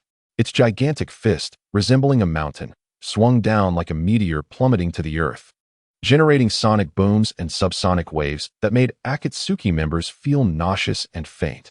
The fist descended with annihilative force, crashing from the heights. The revelry of Hanzo of the Salamander was interrupted as his wine glass shattered. He immediately pushed away the dancer by his side and summoned the salamander using summoning technique. The salamander devoured Hanzo and, after dispelling the summoning, carried him away from Amigakure. At that moment, the villagers left without means of escape could only helplessly witness the impending doom. The stone giant's fist descended like the harbinger of death. People embraced one another, seeking solace for their anxious hearts, while others screamed in hysteria, venting their despair and madness through destruction. Nagato, in a frenzied state, unleashed Earth Release Ninjutsu, transforming the very ground of Amigakure into a swamp in a final desperate attempt to cushion the impact. He then invoked Water Release, Great Water Ball technique, conjuring an enormous sphere of water. In his final act, Nagato soared to the location where the stone giant's fist would land, unleashing his ultimate ninjutsu, Super Shinra Tensei. This iteration of Shinra Tensei was directed solely upward, aiming to mitigate the impact of the descent. The members of Akatsuki gazed in despair, realizing that only Nagato, their pillar of hope, could save them now. "Oh God, please save us." Yahiko watched helplessly, tears of regret streaming down his face. Conan knelt, weeping profusely, whispering Nagato's name. As chaos erupted among the villagers, the stone giant's fist struck the ground. When the fist made contact, it was as if there was no resistance. Within mere seconds, the colossal water sphere conjured by Nagato was obliterated. Millions of tons of water evaporated into steam, rendering the swamp ineffective. The earth quaked violently. However, for the people of Amigakure, this tremor was catastrophic. The rising ground not only lifted the villagers, but also their homes and various structures. Thousands of meters of steam and debris shot into the atmosphere. In a single blow, Amigakure was reduced to a vast pit. Simultaneously, Amigakure was consigned to history, as everything within became mere ruins. Bloodied and with one leg mangled, Nagato crawled out, gazing at the hellish remains of Amigakure. A demonic voice echoed in his ears, reassuring him, "Do not worry, I protected the innocents, ensuring they did not perish." Yet those who sought to wreak havoc in their final moments were turned to mere flesh and paste under the force. Hearing Suji's words, Nagato laughed maniacally, choosing to disregard his counsel. A black sphere was released from Nagato's hand, soaring into the sky. The power of the Shura Dao endowed Nagato with a mechanical leg, enabling him to stand. Shinra Tensei. With hands clasped together, Nagato summoned a mysterious radiance from the black sphere, illuminating the stone giant. The colossal being lost the gravitational pull of the planet beneath it, and this terrifying entity was drawn into the air, converging upon the black sphere. Simultaneously, countless materials airborne and those on the ground were absorbed into the sky, coalescing into a stone sphere. The amount of matter drawn from the Earth increased until it formed a massive sphere several kilometers in diameter, resembling a small asteroid. The formidable stone giant was sealed. A jubilant cheer erupted, though its origin was unknown. Accompanied by a chorus of exultation from all, they celebrated Nagato, oblivious to the barrier that Suji had cast upon each of them, ensuring their survival from this calamity. Two of Nagato's shadow clones appeared beside Suji, using the universal pull to draw close together, ultimately embracing him. The abilities of the Rinnegan and the hungry ghost path to consume chakra activated, yet they absorbed nothing. Nagato teleported beside Suji, intending to extract his soul and end his life. However, he could not sense Suji's soul, let alone withdraw it. Suji delivered a powerful kick to Nagato, and before he could drift too far, he seized his crimson locks, yanking him back. A flurry of punches left Nagato dazed, collapsing to the ground like a dog cast aside by Suji. The Shinra Tensei in the air lost Nagato's control, beginning to disintegrate into countless fragments that fell to the earth. The people of Yuin village scrambled to evade the impending meteor shower amidst cries of despair. Suji grasped Nagato by his hair, dragging his bloodied form before the members of Akatsuki. Konan rushed forward, tears streaming as she examined Nagato's injuries. "Do not worry. I have not killed him," Suji spoke gently. "After all, I still have use for him." Chapter 112, Kneel. Konan dared not raise her voice in her sobs, and the other Akatsuki members stood in silence, unable to muster the courage to meet Suji's gaze. Yahiko fell to his knees before Suji, speaking with utmost respect. "Lord Tsuchikage, I implore you to spare my comrade. I am willing to lead Akatsuki in your service." The surviving members of Akatsuki, witnessing Yahiko's gesture, no longer had to hold their trembling legs and promptly knelt before the deity. Though Nagato was powerful, the Tsuchikage was even more formidable. Suji observed Yahiko's perceptiveness, yet still found his rebellious demeanor more appealing. "What is this? You kneel so easily? Is this the determination with which you wish to bring peace to the world?" Yahiko's spine bent further, a gesture of deeper submission. "Noble Lord Tsuchikage, please forgive our ignorance." Suji listened to their flattery with an indifferent demeanor, for boasting power to an ant holds little amusement beyond a fleeting moment. "So, you have submitted? Willing to obey my commands, to become loyal hounds?" Hearing Suji's mocking words, Yahiko dared not voice any dissent, lowering himself further. "We are willing, Lord Tsuchikage. We of Akatsuki wish to heed your words, to become your loyal dogs." Yahiko expressed Akatsuki's stance, and no one dared to oppose. "Oh, is that so?" A hint of coldness crept onto Suji's lips. "Willing to obey? Do not speak too soon." With a wave of his hand, a healing light enveloped Nagato, visibly mending his severed leg within mere breaths, while other wounds healed rapidly. Had it not been for the bloodstains and tattered clothing, one would not have known he had endured a life-and-death struggle. Suji instructed Yahiko and the others to rise, while the rest remained prostrated. Observing the puzzled Yahiko, the elated Konan, and the solemn Nagato, Suji handed Yahiko a kunai, pointing at Nagato. "Kill him." Yahiko trembled, grasping the kunai, his expression one of despair as he gazed at Suji, who watched him with curious anticipation, awaiting his action. Suji's voice was cold and unfeeling, devoid of humanity. "If you wish to obey, then show me. How does one compel obedience?" This question lies at the heart of governance, ripe for extensive exploration. Conan watched helplessly, tears silently flowing, her sorrowful visage evoking Suji's admiration. Yahiko understood this was a test for him, yet he found himself unable to comply. Resigned, he knelt once more, his voice laced with a hint of weeping. Lord Otsutsuki, please forgive me, I cannot do it. They are my family. As long as they are unharmed, I will do anything. It seems their willingness to obey is quite limited. Suji's words were devoid of emotion, carrying an ethereal quality, akin to the unfeeling judgment of the heavens upon mortals. As for the claim of being willing to do anything that does not harm Conan or Nagato, Suji listened with skepticism. This time, he handed the kunai to Conan. Pointing at Nagato, kill him. Conan's grip on the kunai trembled violently, tears cascading from her face like a waterfall, each droplet a pearl upon the ground. Please, do not do this. Do not harm them. I am willing to do anything, even serve you. Conan knelt beside Suji, clutching his pant leg, pleading for mercy. Suji pondered, deciding against tormenting her further this night. The kunai was given to Nagato, with Suji presenting him with the ultimatum. Kill Yahiko. The more one fears something, the more it approaches. The unfortunate Nagato, possessing the Rinnegan of the Uzumaki clan, trembled as he faced this moral dilemma, uncertain and distraught. Conan and Yahiko represented the last glimmers of light in his life, his remaining kin. Any person of conscience would find it unfathomable to slay their own family for the sake of survival. Yahiko understood Nagato's character, leaning towards a softer disposition, ill-equipped for weighty decisions. In this moment, Yahiko recognized a choice must be made. He could not allow his friend to hesitate in this matter. Within Akatsuki, only Nagato possessed the strength to command the respect of the formidable Otsutsuki. Nagato had to become a compliant dog to survive in Suji's grasp. Having come to this realization, Yahiko stood and faced Nagato, resolutely declaring, "Nagato, kill me." His tone was firm, devoid of any hesitation, as he made the decision for Nagato. Yahiko understood that the one facing death was not the most tormented. The anguish lay with those who lived.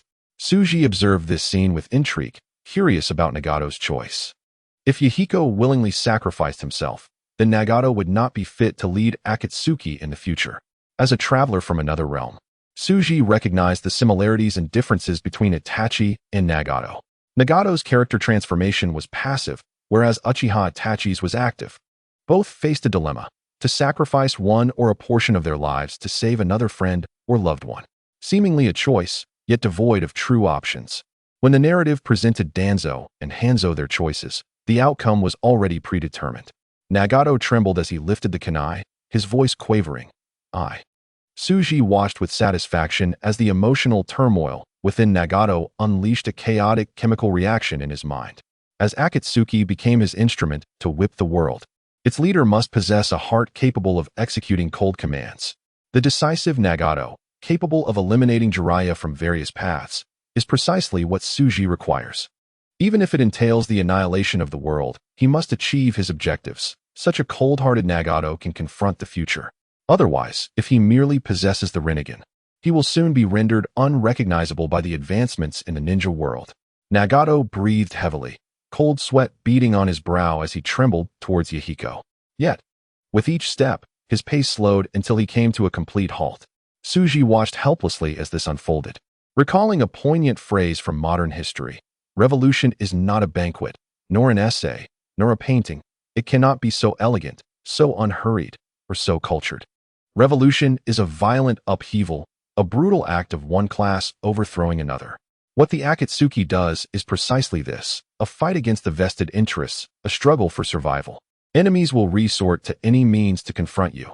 They will seize your parents and loved ones, threatening that if you do not surrender, do not come forth, or do not take your own life, they will harm your family. In this moment, what should one do?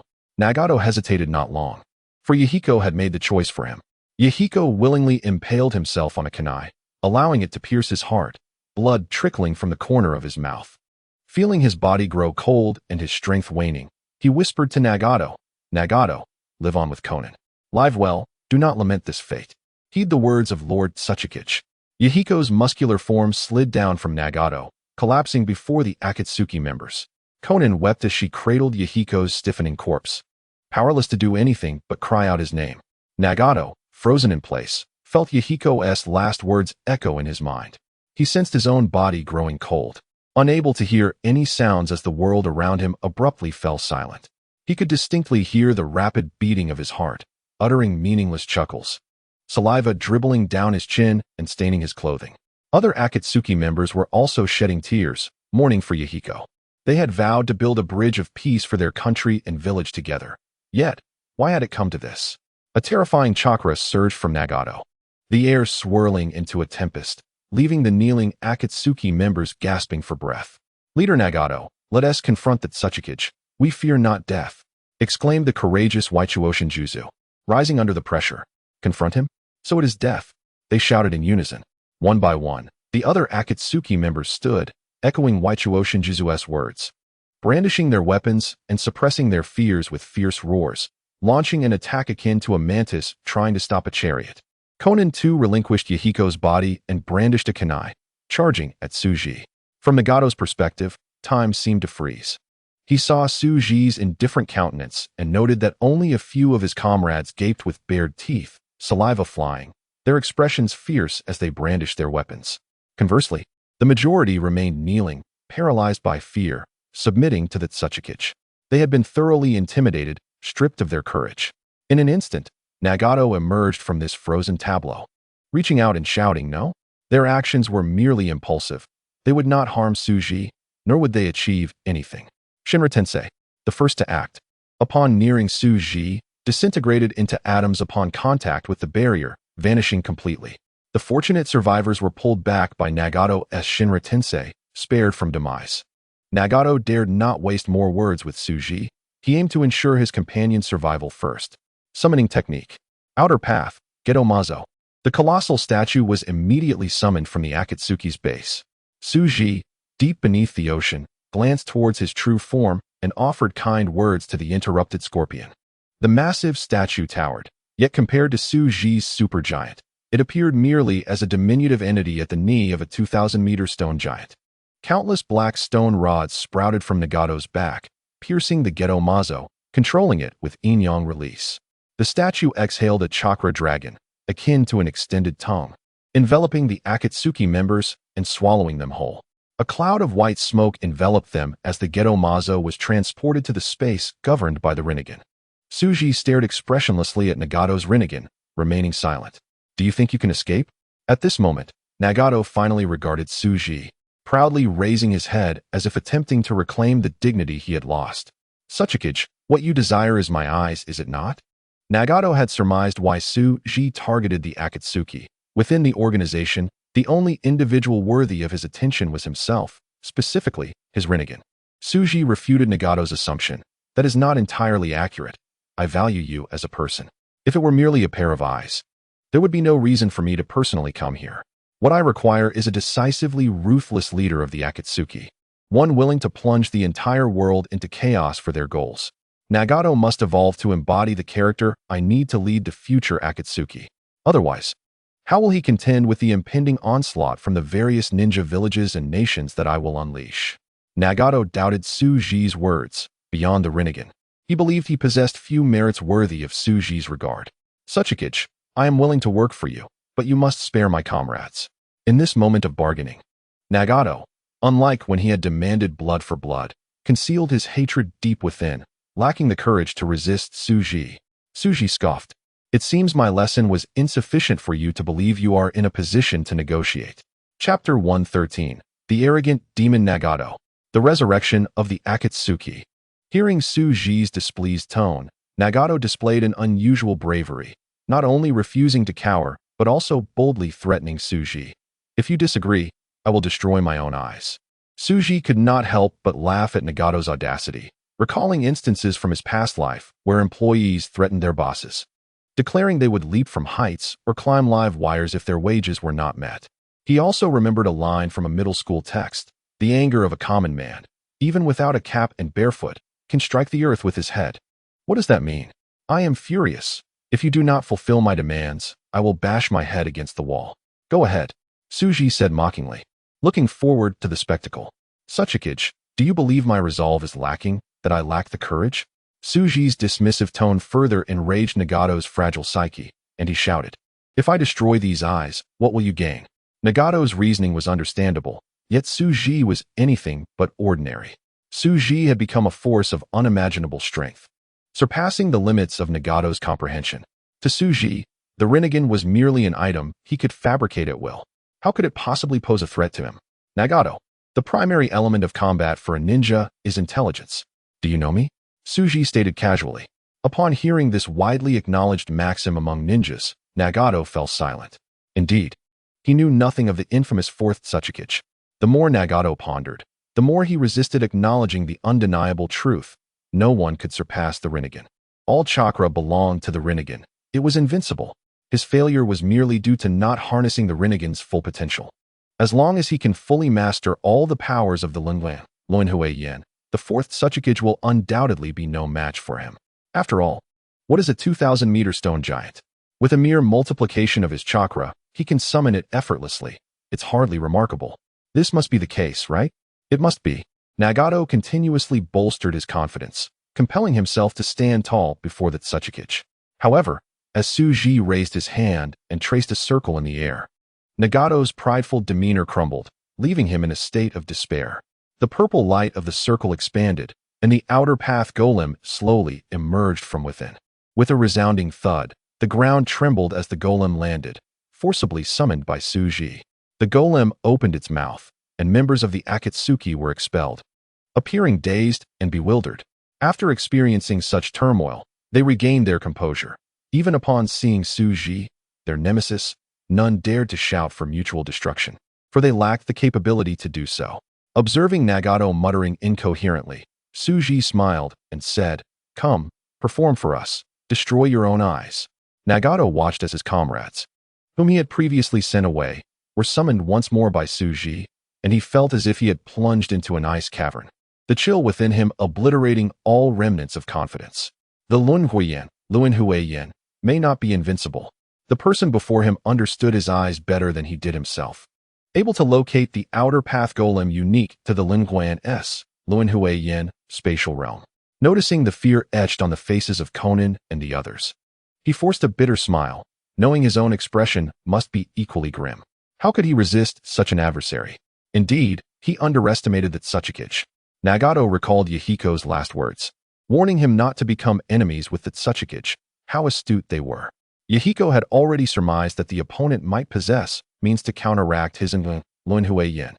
Yet, in that moment, he could not voice it directly, and in his despair, he had failed to fully grasp the significance of Yahiko's final advice. Tsuji, witnessing the Akatsuki's members who no longer had the courage to shout at him, coldly commanded Nagato, "Make your move. Show me your bravery." However, Nagato hesitated, lacking the previous decisiveness he had displayed when he boasted, for he now cared for those present. Previously, he had felt emboldened by the certainty that he could protect Conan and others from harm. It was only him and the Otsutsuki then, and he had no fear of death. Tsuji was now exploiting his vulnerability. How could he dare to speak loudly? Conan was his sole remaining kin, and any wrath he stirred would surely be unleashed upon them. What should he do now? Because of Conan, Nagato found himself entangled once more. If he did not blind himself, how would the Otsutsuki not vent his anger upon Conan for his earlier words? If he destroyed the Luinhui, what value would remain for him and his comrades? Would the Otsutsuki not simply eliminate them? Watching Nagato's indecision, Tsuji pointed past Conan to one of the Akatsuki's elders. The great Buddha. Use a kunai to blind him.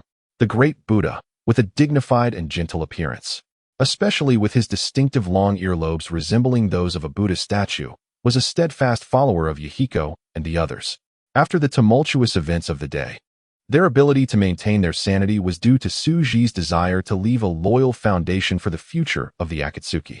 If merely a violent organization were to change the world, the Shadow Army would suffice, and Tsuji would not have come here. The new Akatsuki must embody its own ideals and thoughts, capable of uniting countless small nations and hidden villages, becoming a competent machine for societal transformation, proclaiming the dawn of an era filled with stars and oceans. This represents a new production relationship, fostering social development and achieving leaps forward. The new Akatsuki will herald the footsteps of a new era, echoing the voices of systems and centralization, madness and struggle. This is the Akatsuki that Tsuji requires.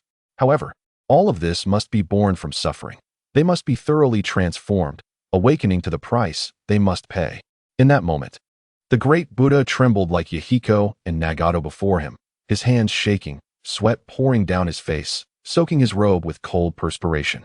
The usually rain-soaked Amigakure was unexpectedly bright, sunlight casting a sinister and eerie light on half of the great Buddha's face. As the current leader of the Akatsuki, Nagato understood that if Tsuji continued down this path of heartless slaughter, the Akatsuki would surely fall apart, losing all value of existence. He decisively stated, "Lord Tsuchikage, forgive my offense." Nagato cleverly refrained from destroying his Luinhuiyan and instead directly extracted his own eyeballs. A pair of bloodied orbs lay in his palm before Tsuji. Upon witnessing this scene, Konan was rendered speechless, unable to even weep. She could not fathom how this demon would further torment them. Tsuji smirked at the sight, noting Nagato's rapid growth. If that were the case, let him face his final trial. Tsuji pointed at Nagato's eye sockets, and the Tuangguan, Luinhuiyan, flew back, restoring Nagato to his original state. Reminded of the time Tsuji had carelessly caused him to grow short legs, Nagato was filled with dread. Simultaneously, every member of the Akatsuki found a kunai in their hands. "Nagato, you have a choice. Kill these people, and I will ensure Konan survives." Tsuji turned to Weitu Tenjizu and the others, stating, "You can also kill Nagato and choose to live. Do not worry, I have restricted Nagato's abilities. Each of you is now roughly equal in strength." After issuing his command, Tsuji embraced Konan's slender waist, forcibly leading her away to watch the unfolding drama. Inhaling the fragrance of the woman beside him, Tsuji whispered threateningly into Konan's ear, who struggled against him, contemplating a mutual demise. "Behave, or I will make everyone wish they were never born." Sobbing uncontrollably, Konan's body trembled, and even as Tsuji's hands roamed over her, she had no thoughts of intimacy. She dared not witness the scene of her Akatsuki comrades turning on one another. At that moment, despair filled Nagato's heart. Was this now a choice between family and friends? "Damn, if given the chance, I will make you wish for a fate worse than death." Tsuchikage. Consumed by rage, Nagato longed to inflict every conceivable torment upon Tsuji. Yet he dared not express it, instead wearing a face that seemed to oscillate between tears and laughter, hopelessly gazing at the chaos around him. Suddenly, a thought struck him. How wonderful it would have been had he perished in the previous battle. Then, he would not have to make a choice. Weitu Tenjiu, the great Buddha, and others, all of whom had been won over by Yahiko's ideals and character, exchanged glances before Tenjizu made a decision. He knelt first, bowing deeply to Nagato, weeping, "Leader Nagato, I am sorry, it is our incompetence."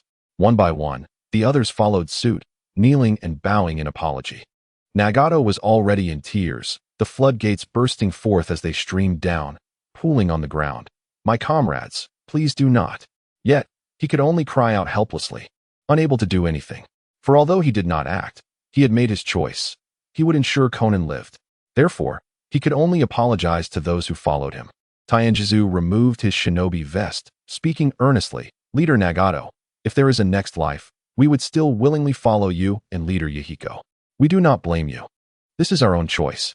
After speaking, Taienjizu resolutely committed seppuku, bowing his head until his body grew cold, maintaining that position until death. "Leader Nagato, protect Konan. Thank her for her years of medical assistance, always helping everyone wholeheartedly." Similarly, the great Buddha willingly chose to end his life, seeking liberation. For living under Tsuji's torment was an unknown fate. The members of the Shao organization, coerced by Tsuji into making choices, realized they were trapped in an inescapable cycle, and many chose to liberate themselves through suicide. "No!" Nagato roared skyward, blood tears streaming from his eyes. His mind underwent a transformation, and his chakra altered in a manner he could not comprehend. His body rapidly shrank, yet his chakra surged to an unimaginable extent. Tsuji observed Nagato, whose hair erupted and stood tall in the air, and a thought crossed his mind. Super Uzumaki? The scene before him resembled the awakening of the kaleidoscopic Sharingan, sacrificing life to gain formidable and unique chakra, enhancing the bloodline limit. Fueled by rage, Nagato's chakra radiated astonishing power, and he resembled a dormant beast erupting into ferocity. The air around him warped, the ground trembled slightly under the weight of his chakra, and small stones on the surface danced chaotically. Suji regarded Nagato, who approached him step by step, burning with chakra and life, intent on a desperate confrontation. He smiled as he lifted Conan's chin and kissed her face, as pure as jade and adorned with tears. Instantly, Nagato appeared deflated, his momentum dissipating. Simultaneously, he felt immense pain in his heart, the heartbreak of losing his beloved. Their choices did not surprise me. Rather, your indecisiveness does. Suji assessed the heart-wrenching Nagato. As a leader, one must possess a resolute heart. To kill or not to kill, these two choices must be made swiftly and decisively. That is the mark of a competent leader. The Shao organization requires a decisive leader. Nagato, in anguish, clutched his head, demanding, "Suchikage, what do you truly want?" The Shao organization now consisted solely of him and the Konin cradled in Suji's arms. Nagato could hear the entire Amigakure wailing, the villagers mourning those lost, while the living wept for the deceased. "I desire a clean and vibrant new world." Nagato laughed uncontrollably, disregarding his image. "You have slain so many, sparing not even the innocents, yet you claim you desire." He clutched his abdomen, laughter causing him pain. Suji, unfazed by Nagato's borderline madness, responded coldly. Devoid of empathy, murder is merely a means, not an end. Those who have perished are but necessary sacrifices on the eve of the new world. Nagato ceased his laughter and solemnly declared, "No matter how eloquently you speak, your actions will render you an enemy of the world." "I do not care." Suji interrupted Nagato. "I will bring change to this world. You may choose to adapt or be annihilated, nothing more." With that, Suji commenced the transformation of Yahiko and Nagato. The lifeless body of Yahiko, blood-dried, began to stir. Nagato sensed a peculiar connection between himself and Yahiko's corpse. This familiar sensation was the Rinnegan. It was the powers of the six paths and the outer path. As Suji orchestrated this transformation, Yahiko's eyes opened, mirroring Nagato's own. Rinnegan. A strange flame erupted from Yahiko. His gaze animated. Yahiko was alive. This resurrected Yahiko looked at Nagato, recalling everything before his death. Nagato gazed at the familiar Yahiko, especially the emotions reflected in his eyes. He was certain this was Yahiko. "Nagato, had I not died?" Nagato, overwhelmed with emotion, was at a loss. He had concealed the secret of resurrecting the Rinnegan, aspiring to revive Yahiko in the future. Little did he expect Suji to achieve it so effortlessly. Conan, equally excited, wished to approach, but she was restrained, lingering like a puppet beside Suji. Nagato felt his body igniting with the same flame, and simultaneously, he sensed he possessed two bodies. The other body belonged to Yahiko. Nagato's existence transcended, his life ascending to a higher dimension. Suji transformed Nagato into another demon, or perhaps an arrogant angel. The shadows of bloodline limits such as Yotan, Hayaton, and Jintan flickered between Nagato and Yahiko. Though they stood, the overwhelming life energy soon rendered them unconscious. Numerous materials, potions, and energies were summoned by Suji from the void, merging into their bodies. The two swiftly surpassed the threshold of the six paths, advancing towards an even higher plane. The year of seeking the path appeared beside Nagato, marking the completion of his transformation into an existence akin to the Sage of Six Paths. If Kaguya were to witness this scene, she would surely implore Suji for transformation, for only her mother possessed the strength and ability to nurture such beings.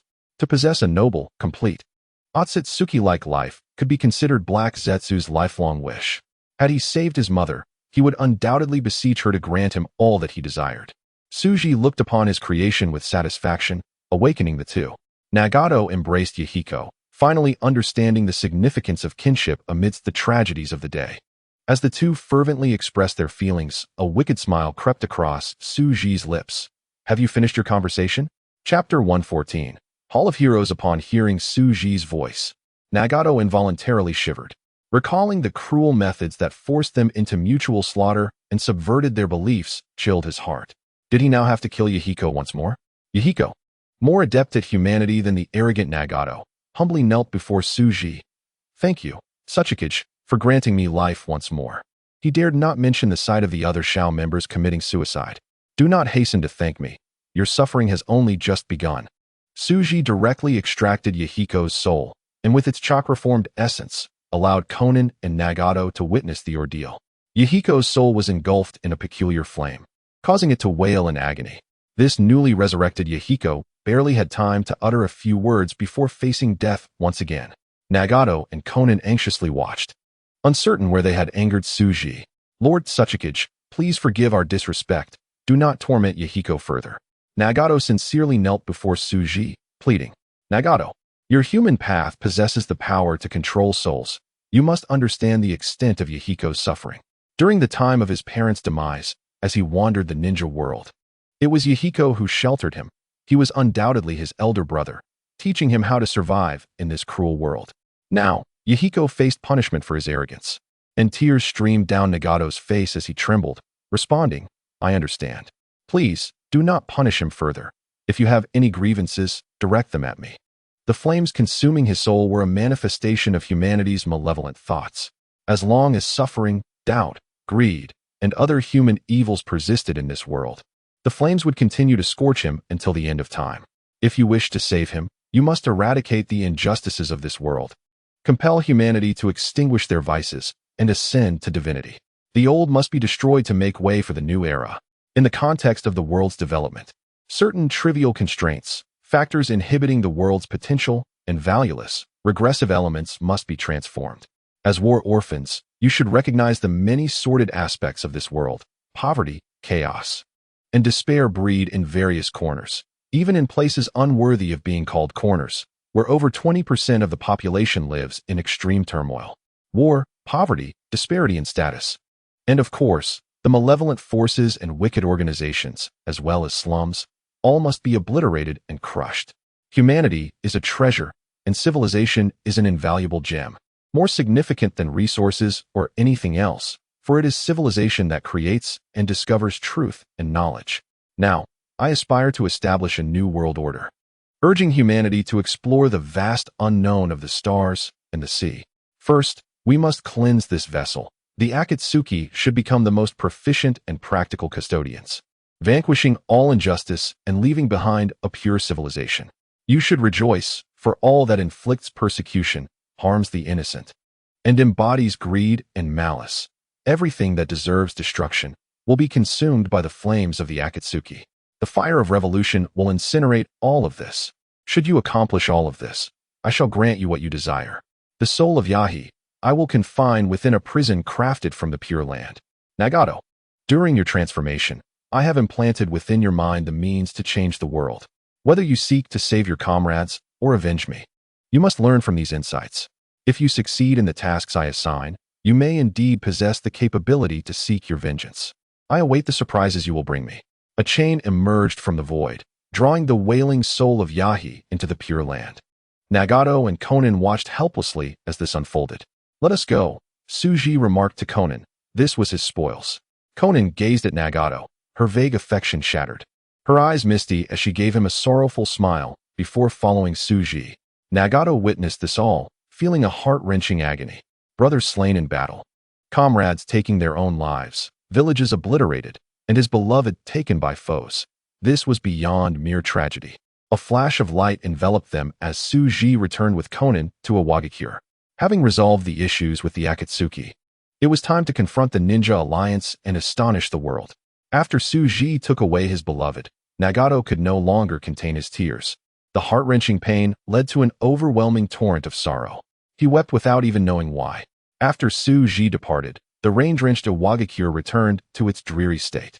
The torrential rain concealed the cries of the survivors, leaving only Yahi's lifeless body, now a manifestation of Nagato's outer path, standing silently beside him. As Nagato's emotions fluctuated, the knowledge Suji had implanted in his mind began to surface. The outer path golem, the world tree, chakra analysis, demon creation, seraphim, biotechnology, mind control techniques, societal transformation, and collective will, an abundance of wisdom and knowledge surged within his mind.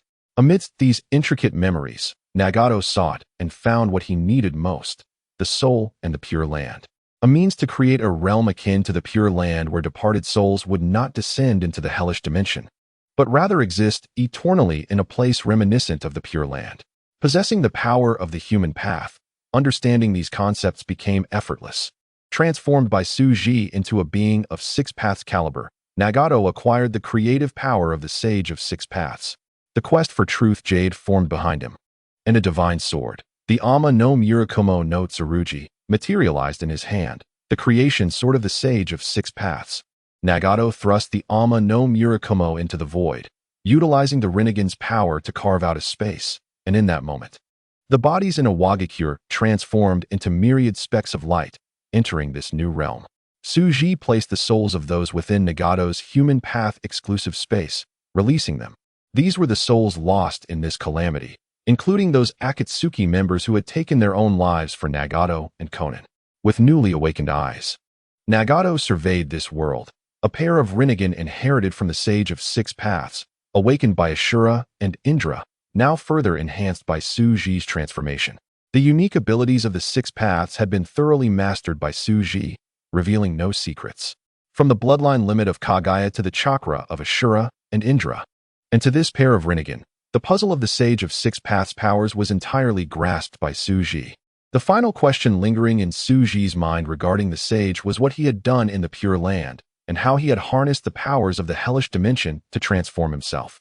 Nagato gazed upon the space he had created, resembling a small world, and named this sanctuary for souls, the Hall of Heroes. Daibutsu Jozu. Nagato entered the Hall of Heroes, witnessing his awakened companions, and exclaimed with excitement, "Nagato, did the Tsuchikage not spare you?" Daibutsu asked eagerly upon seeing Nagato. "No, Daibutsu, this is a space I have created, a sanctuary for souls, which I have named the Hall of Heroes. To confront the Tsuchikage, I require any forces that can unite. Hence, I took the liberty of not allowing you to rest, and sent you to the Pure Land," Nagato explained. Jozu approached Nagato and patted him on the shoulder, saying, "Leader, we are fine. As long as we can eliminate the Tsuchikage, we will pay any price." Without hesitation, Nagato laid out his plan. The Tsuchikage stands against the entire world, but his strength is formidable. We must unite all the small ninja villages and nations. I have decided to establish a new system to build our society, which I shall call the Akatsuki Commune. This organization will have no exploitation. Everyone will be equal, solely focused on developing technology and continuously enhancing productivity until we ultimately confront the Tsuchikage. Upon hearing Nagato's words, Jozu and Daibutsu's expressions changed drastically. Jozu replied, "Leader, if we proceed this way, the daimyos of the major ninja villages will be the first to target us, let alone unite with them." Daibutsu nodded in agreement. Recognizing Jozu's perspective, the fourth Tsuchikage's recent actions amounted to nothing more than a coup. He sought to become the daimyo. What Nagato was undertaking was truly uprooting the foundations of this world. There was no hesitation or weakness on Nagato's face. He understood why the Tsuchikage aimed to make him stronger, for this plan was never intended to be promoted peacefully. Nagato solemnly addressed his two companions. To achieve a great goal, sacrifices are inevitable. I have learned the importance of choice and sacrifice from this incident. To fulfill this purpose, I will spare no effort and will employ any means necessary. Furthermore, I do not intend to seek the daimyo's acknowledgement, for the Akatsuki Commune does not require daimyos, and I am prepared to enforce this revolution violently. Jozu and Daibutsu recalled everything that Tsuchikage had done to them, nodding in agreement that they should abandon their former gentle ideals. If the enemy were to capture their important people again, would they resort to suicide once more? Revolution is not a banquet. Upon leaving the Hall of Heroes, Nagato felt a surge of power strike the Outer Path Golem, awakening Tsuji's transformed world tree form. The Outer Path Golem morphed into the shape of a tree, its countless roots delving into the earth, while others pierced into the unknown void, connecting various dimensions, including Hell, the Pure Land, Dragon Veins, and Nagato's Hall of Heroes. The innumerable tendrils of the world tree began to touch every corner of the universe, including the planets and stars obliterated by the Otsutsuki clan, transformed by the Infinity Stones, rendering the Outer Path Golem a true world tree. Nagato positioned the Hall of Heroes atop the world tree, anchoring this space to one of its branches. Jozu and Daibutsu were reborn in the new bodies Nagato had crafted for them, gazing joyfully at this world. Jozu Daibutsu. The Ninja Alliance will soon face a devastating defeat in the land of Earth. We must begin recruiting our forces early to strengthen our organization. Our first step is to seize control of the land of rivers. Let us first meet with our Lord Hanzo from the Rain Village. I hope he can become our ally, Nagato said, his Rinnegan spotting Hanzo stealthily inspecting the Rain Village with a shadow clone from afar. Jamun remained silent. knowing that if he did not cooperate, destruction was inevitable. From this moment onward, in order to save Yahiko and Conan, to seek vengeance, and to pursue that ideal world, he, Nagato, would not hesitate to stain his hands with blood.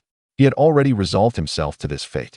The transformation of the world would commence from the hidden village of Amigakure.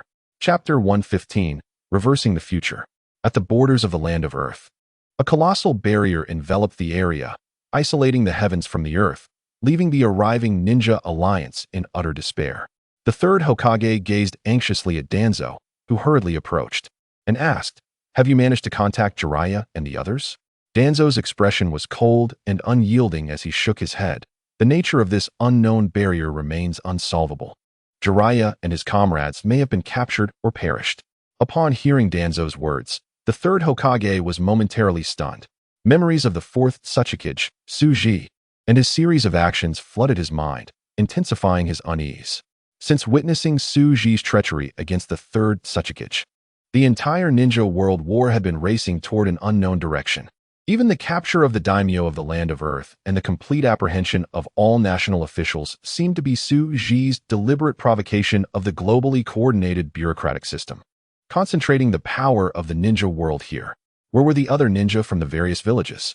Aside from Kirigakure, why had they not yet arrived? The third Hokage felt powerless against it all. He could only execute the decisions made by the daimyo and the bureaucratic system.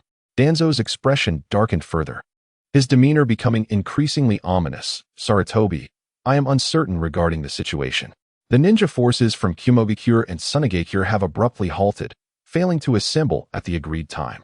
They are merely 100 miles away, easily reachable in under an hour, yet they do not come. Moreover, our dispatched ninja have not gathered any concrete information. Something must have transpired that we are unaware of, and they are intentionally concealing it from us." As an old schemer in the ninja world, Danzo's instincts were remarkably acute. He sensed that the information Kumogakure and Sunagakure had received was undoubtedly of great significance, equally important to them. Unfortunately, the information was sealed with utmost rigor, and his root organization was unable to penetrate it. Danzo suspected that only a select few at the Kage level were privy to the specifics of this information, as he had observed the daimyo hastening the actions of the Reikage and Otsutsuki. In contrast to the deeply hidden Tsuji, Danzo was all too aware that the fourth Reikage and fourth Kazekage would not undertake the actions of the Otsutsuki, nor would their villages support them in aspiring to become daimyo. The third Hokage regarded this matter with great seriousness for several days. The Reikage and Kazekage had stubbornly borne the pressure from the daimyo, progressing at a sluggish pace, further exacerbating Sarutobi's growing anxiety. Tsunade and Mito Kimizumi had become special envoys from the Hokage, tasked with negotiating a resolution with the two major ninja villages, yet little progress had been made. Coupled with the disappearance of Minato and Jiraiya's ninja forces, the third Hokage's mood grew increasingly agitated. Danzo observed the third Hokage, his expression hardening as he made a decapitating gesture. "Sarutobi, perhaps we should consider a retreat. Someone will inevitably become anxious." After some contemplation, the third Hokage shook his head. Rejecting the proposal, "Danzo, the current daimyo and bureaucrats harbor great suspicion toward us. We must avoid actions that could incite further distrust.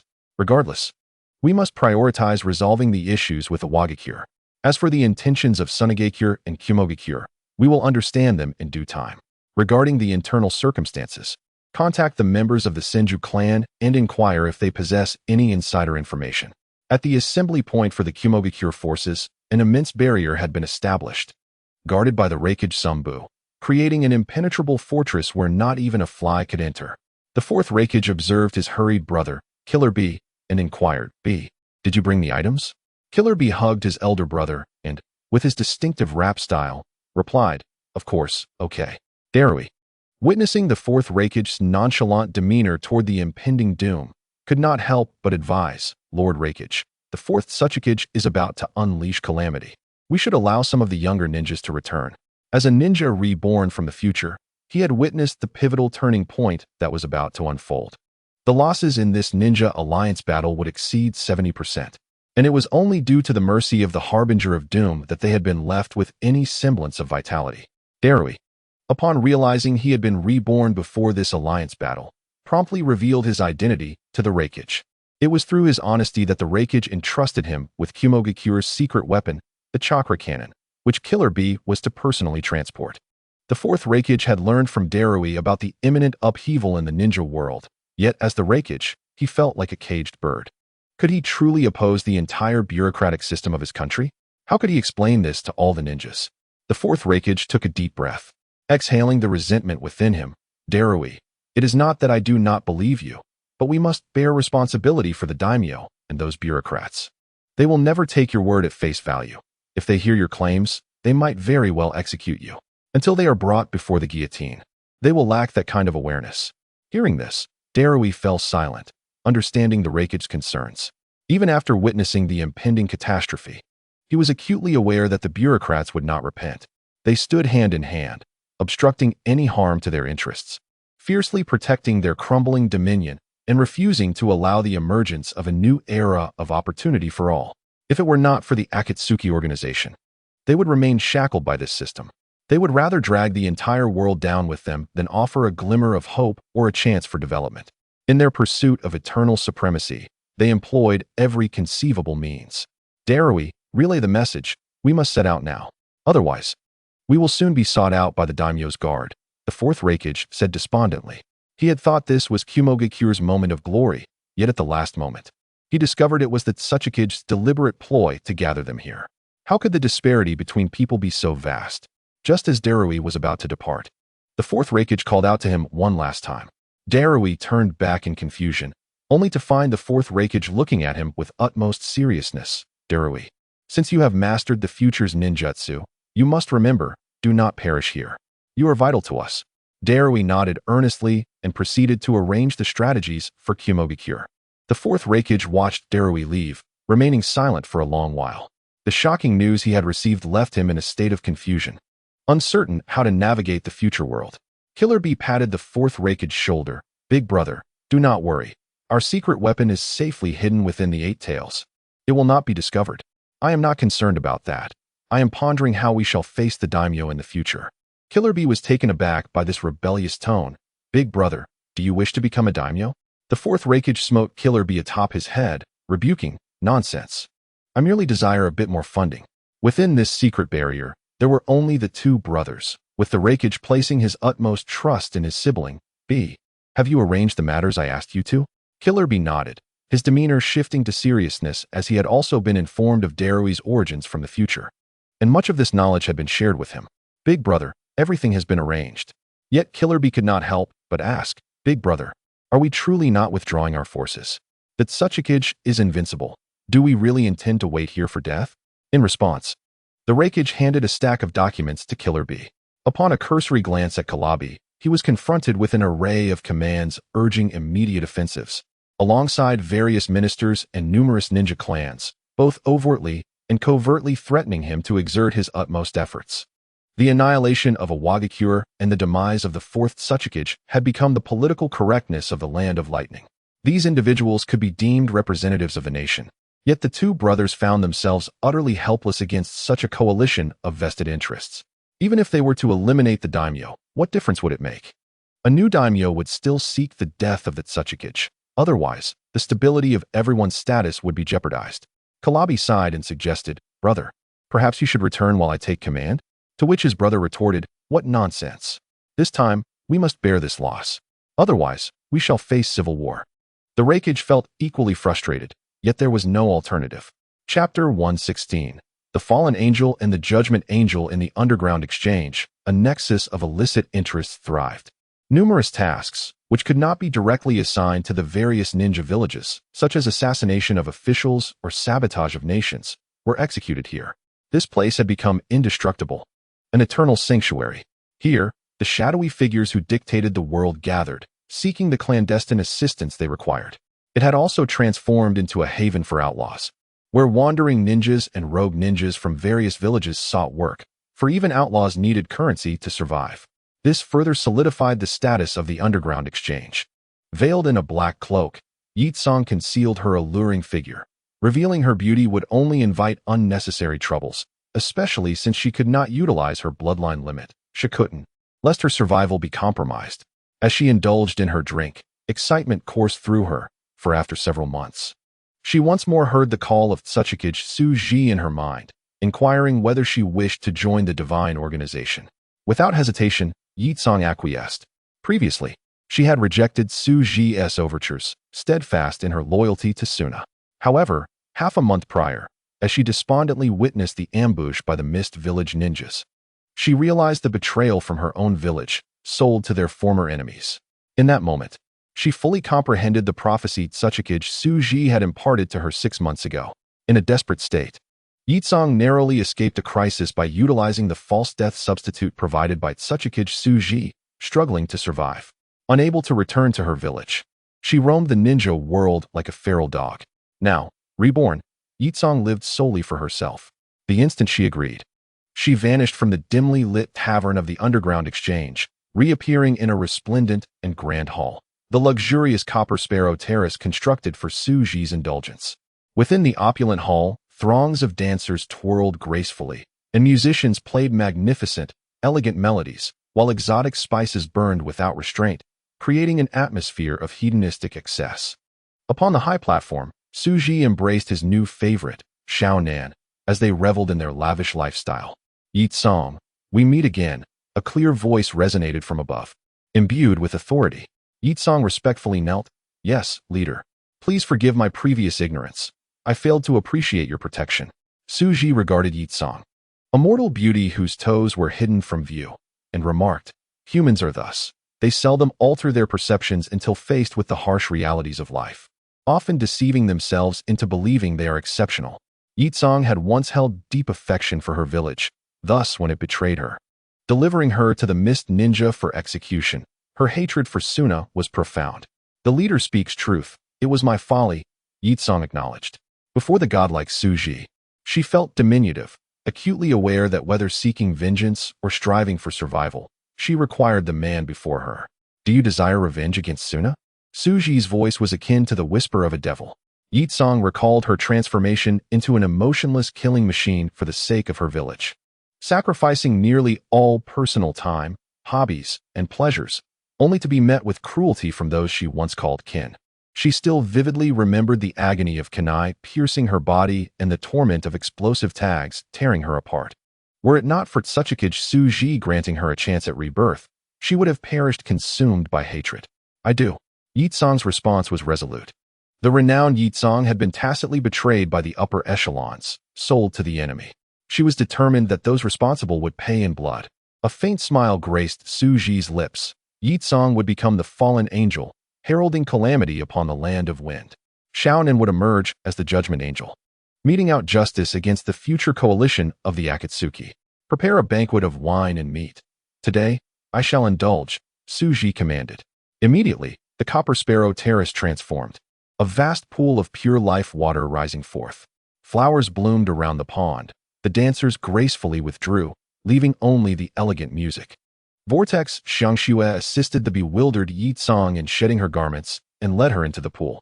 Yitsong felt the life energy within the pool automatically reshaping her, combined with the cursed seal Suji had inscribed within her, initiating her metamorphosis.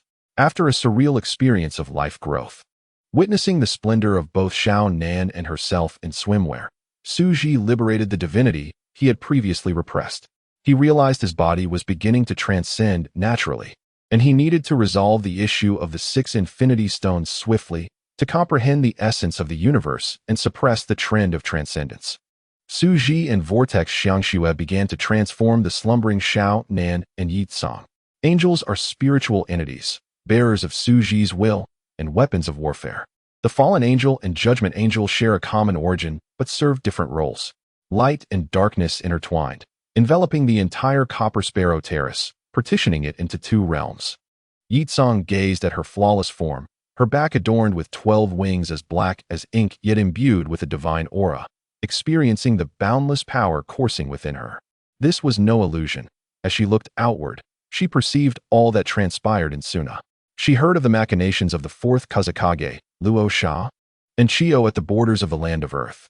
Without a moment's hesitation, she unleashed a punch, creating a spatial rift through which cataclysmic power surged toward the Suna ninja forces. However, this terrifying force was grasped by Suji, who effortlessly erased it. The villagers of Suna remained blissfully unaware, fortunate to have survived. Yitsong looked at Su Ji, yet beheld an unapproachable sanctity. Without hesitation, she knelt. Master, I should not have acted on my own. Please punish me. Humans are the most precious treasure in the world, though they may be reborn. Their unique souls and wills are singular. Your grievances with them shall be resolved in due course, not now. Su Ji observed Yitsong's reverent demeanor, akin to that of a servant before a deity, and refrained from reprimanding her for her rudeness, for preserving her individual will aligned with his own intentions. Yitsong bowed her head, kneeling at Su Ji's feet. Master, I understand. As a spirit, Yitsong could perceive the flow of time, albeit still unfamiliar with the abilities bestowed upon her by Su Ji. Suna had become a mechanical civilization under the Master's control, a future worth her intervention.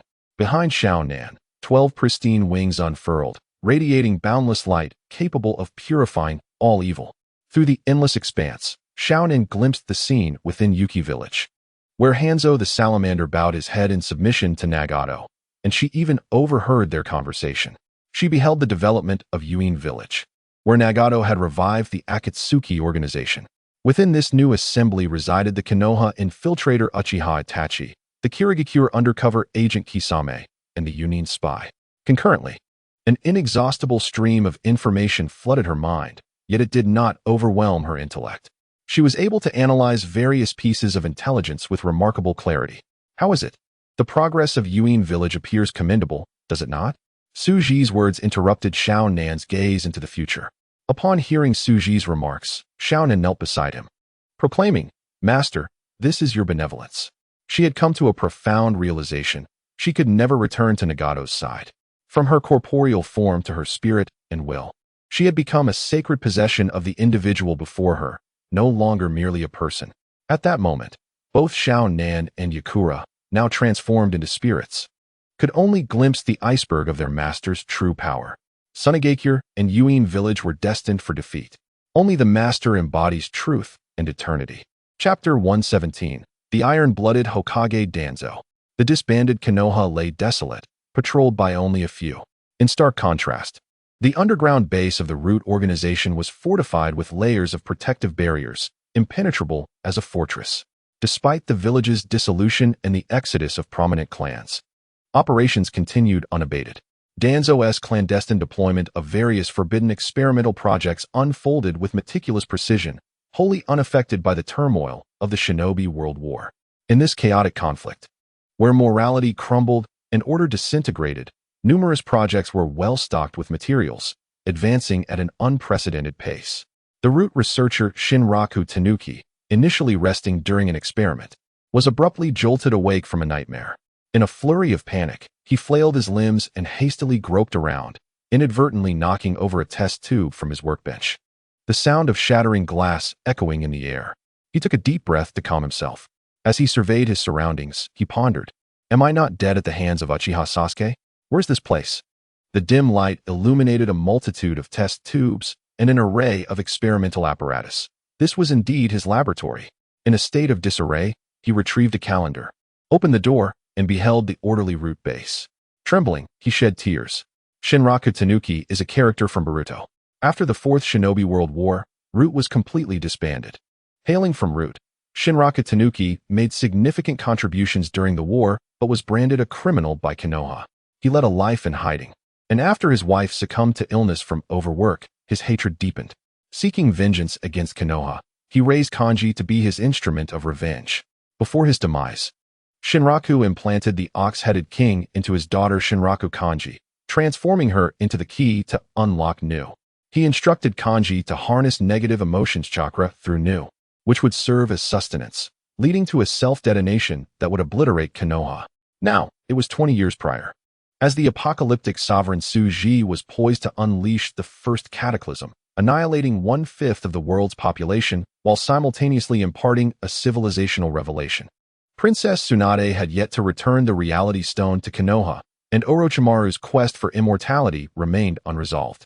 The preliminary stages of the ultimate biological project spearheaded by Obito should have commenced covertly.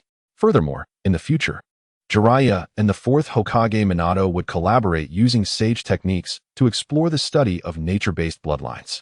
However, The fourth Hokage, Namikaze Minato, was excessively gentle, preferring self-sacrifice over the loss of common folk, thus failing to mobilize Konoha's war machine completely.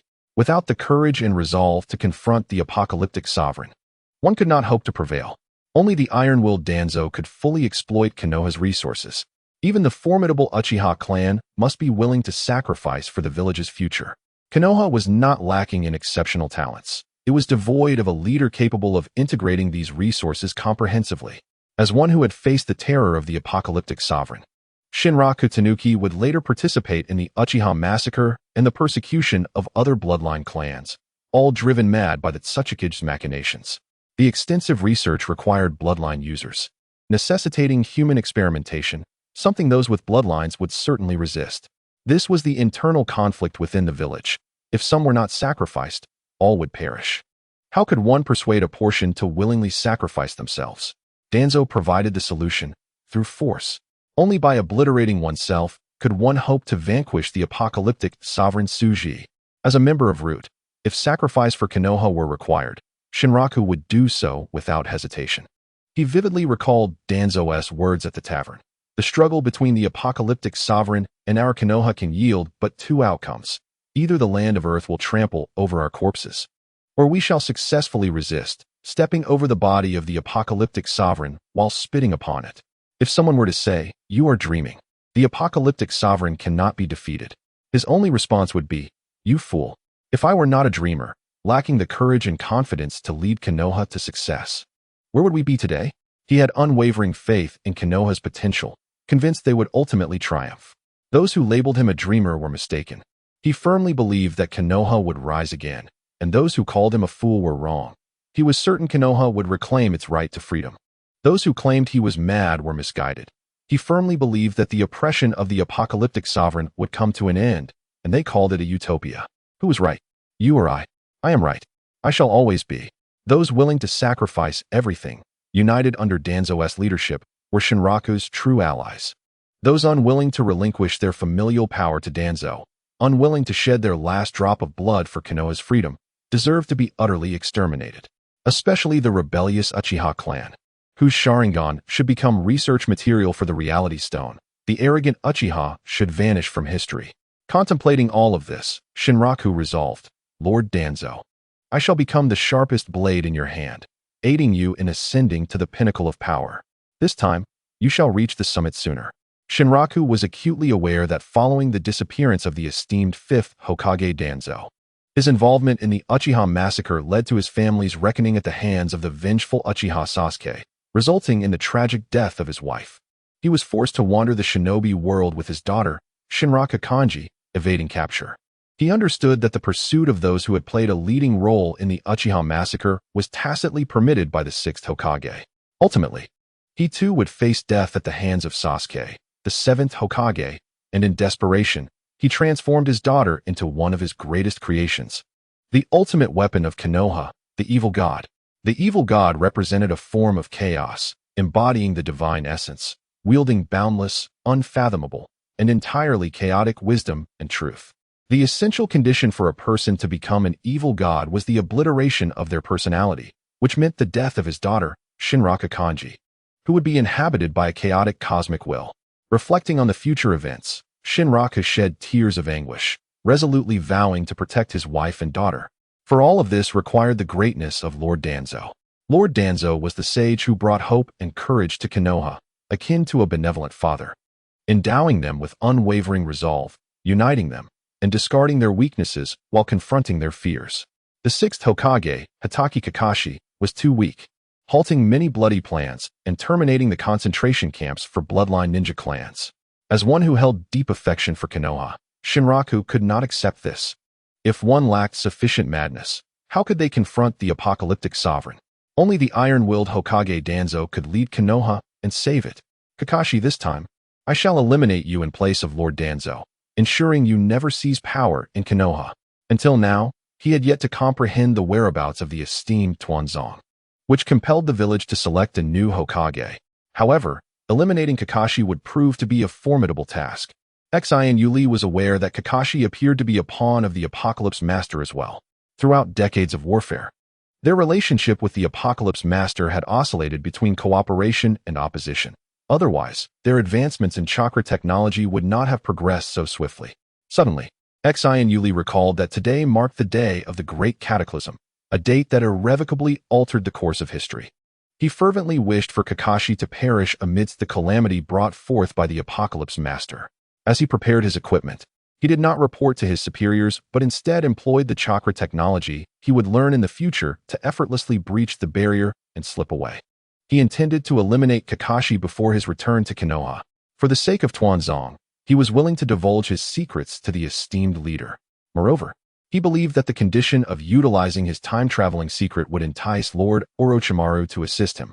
This was the only way to eliminate Kakashi, who was heavily protected by the formidable duo of Bofeng Minato and Jiraiya, especially after Konoha had suffered such significant losses. Among the younger generation, only Kakashi possessed the potential to uphold the future of Konoha. Chapter 118.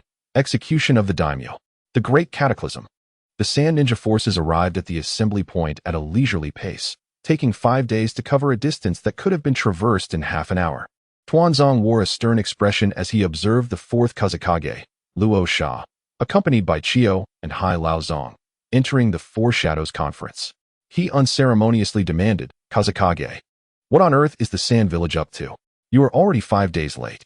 Hai Laozong's white brows twitched, and he did not indulge Tuanzong's impatience, but retorted, "We have no obligation to explain ourselves. The Sand Village has its own methods."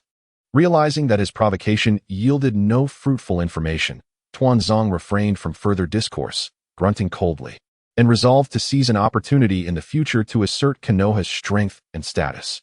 Mitsuba, witnessing the heated exchange from the onset, felt a headache coming on. He had no desire to preside over such a tumultuous meeting.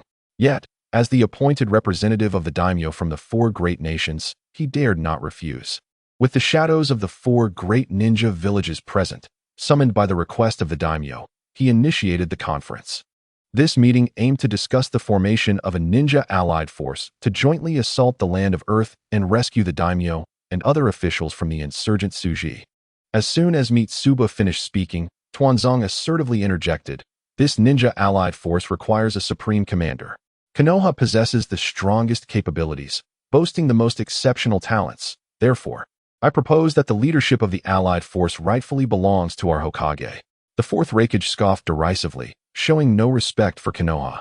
It was common knowledge that Konoha had suffered the most severe losses in this ninja world war, yet they still presumed themselves to be the indisputable leaders. Tuanzong's expression darkened, his teeth grinding in frustration, though he would not concede verbally. "Raikage, do you doubt our strength? If it were not for the necessity of compromising with the Cloud Village in this war, would your arrogance have flourished?" The fourth Raikage, newly appointed and eager to make his mark, relished the opportunity to overshadow the veterans of the ninja world. With the absence of the golden flash of Bofeng Minato and the formidable Jiraiya and Princess Tsunade captured by the Otsutsuki, Konoha's strength had reached an unprecedented low. How could the third Hokage lower himself to argue with a junior? Nevertheless, despite this, Konoha indeed held the potential to claim the foremost position. However, the other three major ninja villages were acutely aware and would not allow Konoha to ascend to the role of commander without offering something in return. The envoys of the daimyo from the four great nations silently observed the unfolding drama, representing the will of the daimyo, mediating the interests of the various ninja villages, and ultimately responsible for reporting all that transpired here back to their respective leaders. Luo Sha, the newly appointed fourth Kazekage, was equally unwilling to lag behind, joining the campaign against Konoha. Terumi Mei followed closely behind the new fourth Mizuki, finding amusement in the spectacle before her. These individuals remained under the illusion that they were the powerful side destined for victory, poised to stand atop the remains of the land of Earth and divide this vast bounty. Suji had informed her that the day the Allied force was established would herald the arrival of the Great Cataclysm. Before the report could arrive, an urgent voice preceded it as a Konoha ninja burst in. This scout, disregarding etiquette, knelt before Sarutobi Hiruzen, exclaiming, "Hokage-sama, the barrier of the land of Earth has changed." According to intelligence from multiple scouts and analysis from the Umbu, the Rock Ninja have bound the daimyo and all officials of the land of Earth together and pushed them out of the barrier. We are currently in a standoff with them. Please instruct us on how to proceed. Mitsuba sprang to his feet, incensed at the audacity of the Otsutsuki. Upon hearing Mitsuba's words, others echoed their condemnation of the Otsutsuki's actions, declaring that such tyranny would surely incur divine retribution. Ultimately, a consensus was reached to suspend the Four Shadows Conference and head to the front lines. They were eager to witness the Otsutsuki's madness. The third Hokage beheld the bound assemblage, with the corpulent yet disheveled daimyo of the Land of Earth standing out prominently. Many high-ranking officials were recognizable to the third Hokage. Such is the nature of the world. The higher one ascends, the fewer individuals there are, leading to close-knit relationships. The Four Shadows remained silent, perplexed as to why the Otsutsuki would resort to such actions. What could he possibly gain from humiliating a daimyo? Before they could ponder further, they each received directives from their respective daimyo. Rescue the daimyo of the Land of Earth.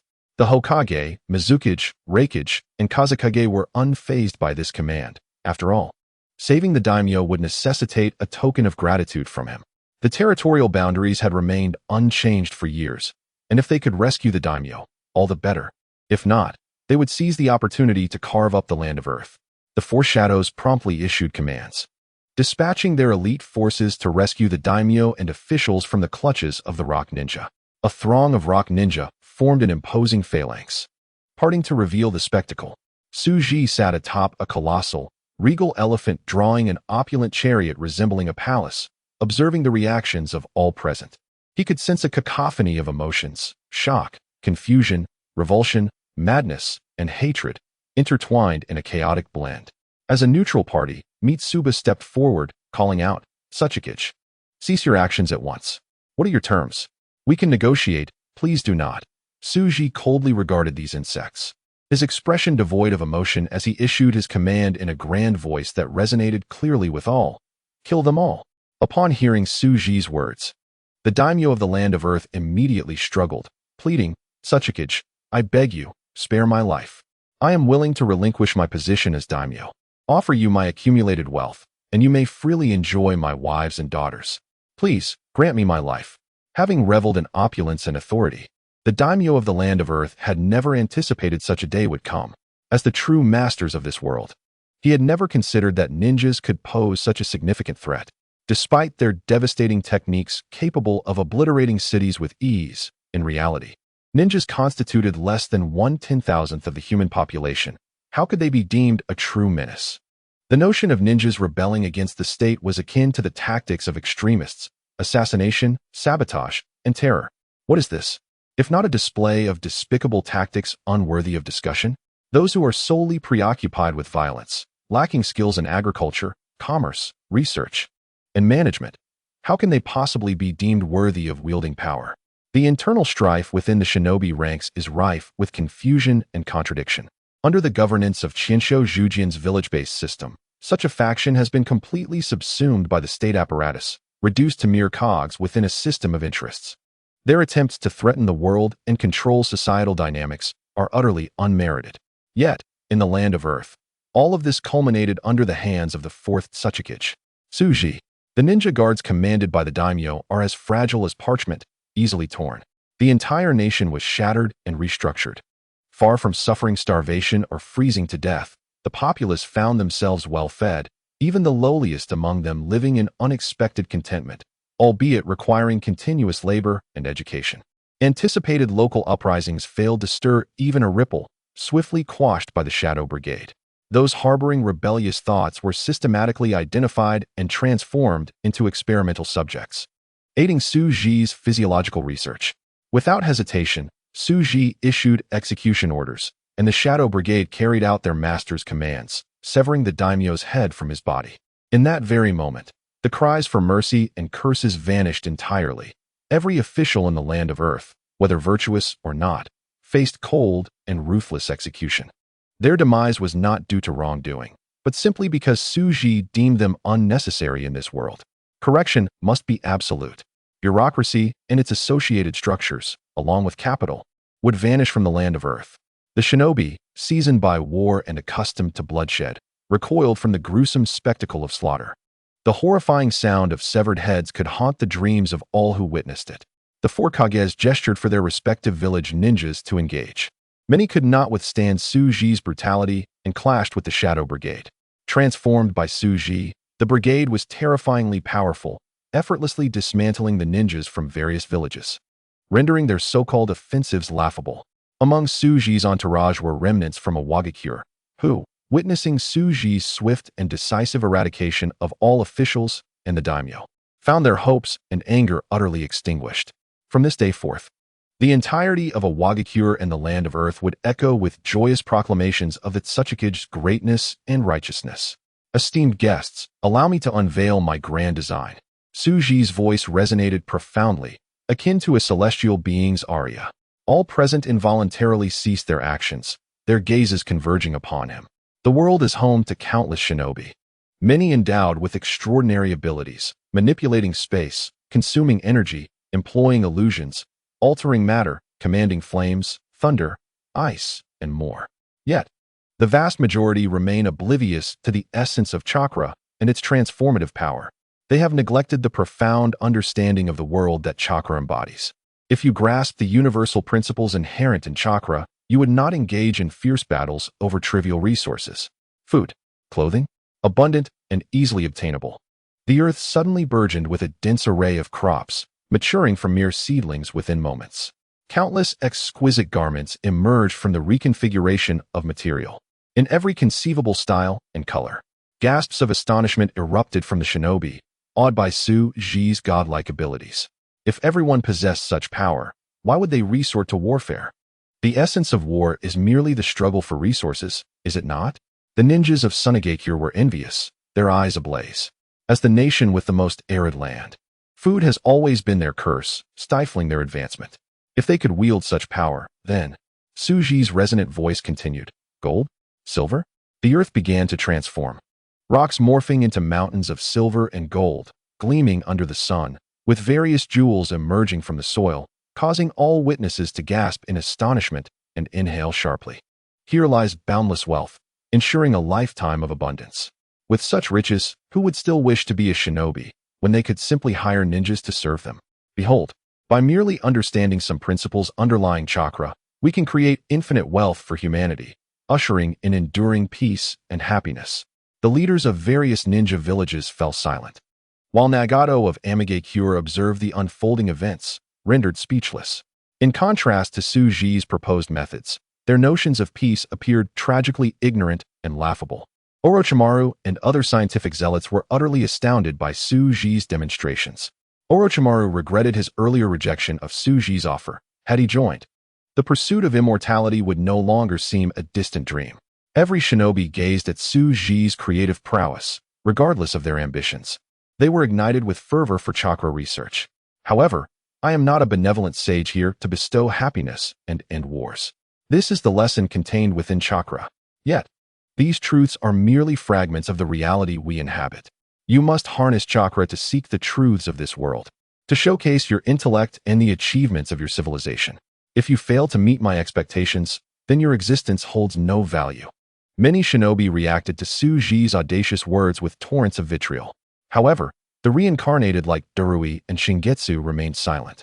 Recognizing this as the fourth Otsutsuki's creed, all organizations and factions unwilling to strive for progress would face obliteration.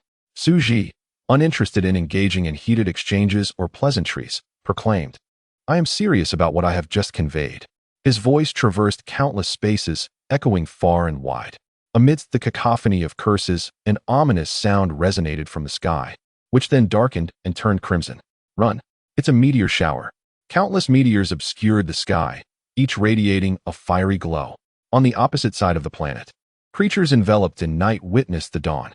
Numerous meteors shone brilliantly, illuminating the earth as they soared over oceans, mountains, plains, marshes, and deserts, plummeting towards the borders of the land of earth. This heralded the end brought by the harbinger of death. In that moment, the cacophony of curses was abruptly silenced, as if a pause button had been pressed. Even the bureaucratic elites and wealthy individuals, who had long monitored the war's outcome and accumulated vast fortunes, could now do nothing but kneel in prayer, side by side with the terrified shinobi, beseeching the sage of the six paths for salvation. In this moment, their wealth, power, and ambition offered no protection. Before such a cataclysmic disaster, They appeared utterly ridiculous and insignificant. Chapter 119, The Sovereign of Doom. They even envied the ordinary laborers toiling in the fields and factories, oblivious to the fact that they themselves would not feel the suffocating pressure of impending death. The expressions of the four Kages turned grim. Such a meteor shower would undoubtedly inflict catastrophic losses upon their respective villages, with the potential for near-total annihilation. The news from the daimyo arrived with astonishing speed, and the envoys of the daimyo were filled with immense anxiety. They even knelt before the two armies, vociferously imploring, "Tying, do not act so rashly. The daimyo has stated that everything can be negotiated." They earnestly expressed the sentiments of the most powerful figures. For the meteorites summoned by Shuji were not intended solely for the ninjas at the borders. Above the very heads of the daimyo, meteorites were also descending, poised to bring about their demise. "We shall no longer attack the land of Earth. You may become the daimyo of the land of Earth. And we are all willing to acknowledge your position. Please, I beg you, halt the meteorites." Pleading with desperation, the daimyo of the land of fire, despite the heavy protection of the Senju clan within his office, felt no sense of security as he clutched his heart, cursing, "Damn Tying. There is no need for such actions." At this moment, every locus of power and wealth across the globe, including the major ninja villages, found themselves recipients of meteorites. As Shuji proclaimed, "I am your doom, the enemy of the world." His voice resonated like divine judgment. The fourth Kazekage, Rosa, frantically drew upon his chakra, summoning sand to rise from the earth, forming several egg-like shields, while ninjas from various villages tirelessly crafted diverse buffers. The Mist Ninja collaborated to create towering columns of water, struggling like a mantis attempting to stop a chariot. As the meteorites fell, their friction with the atmosphere produced shockwaves that left the inadequately skilled ninjas nauseated and disoriented, unable to maintain their footing. The fourth Raikage, in a frenzy, urged Karabi to retrieve their hidden cloud's chakra cannon from the depths of the Eight Tails, directing the Cloud Ninja to charge the cannon. "Hurry faster," Karabi commanded with urgency, yet the charging speed paled in comparison to the descending meteorite barrage.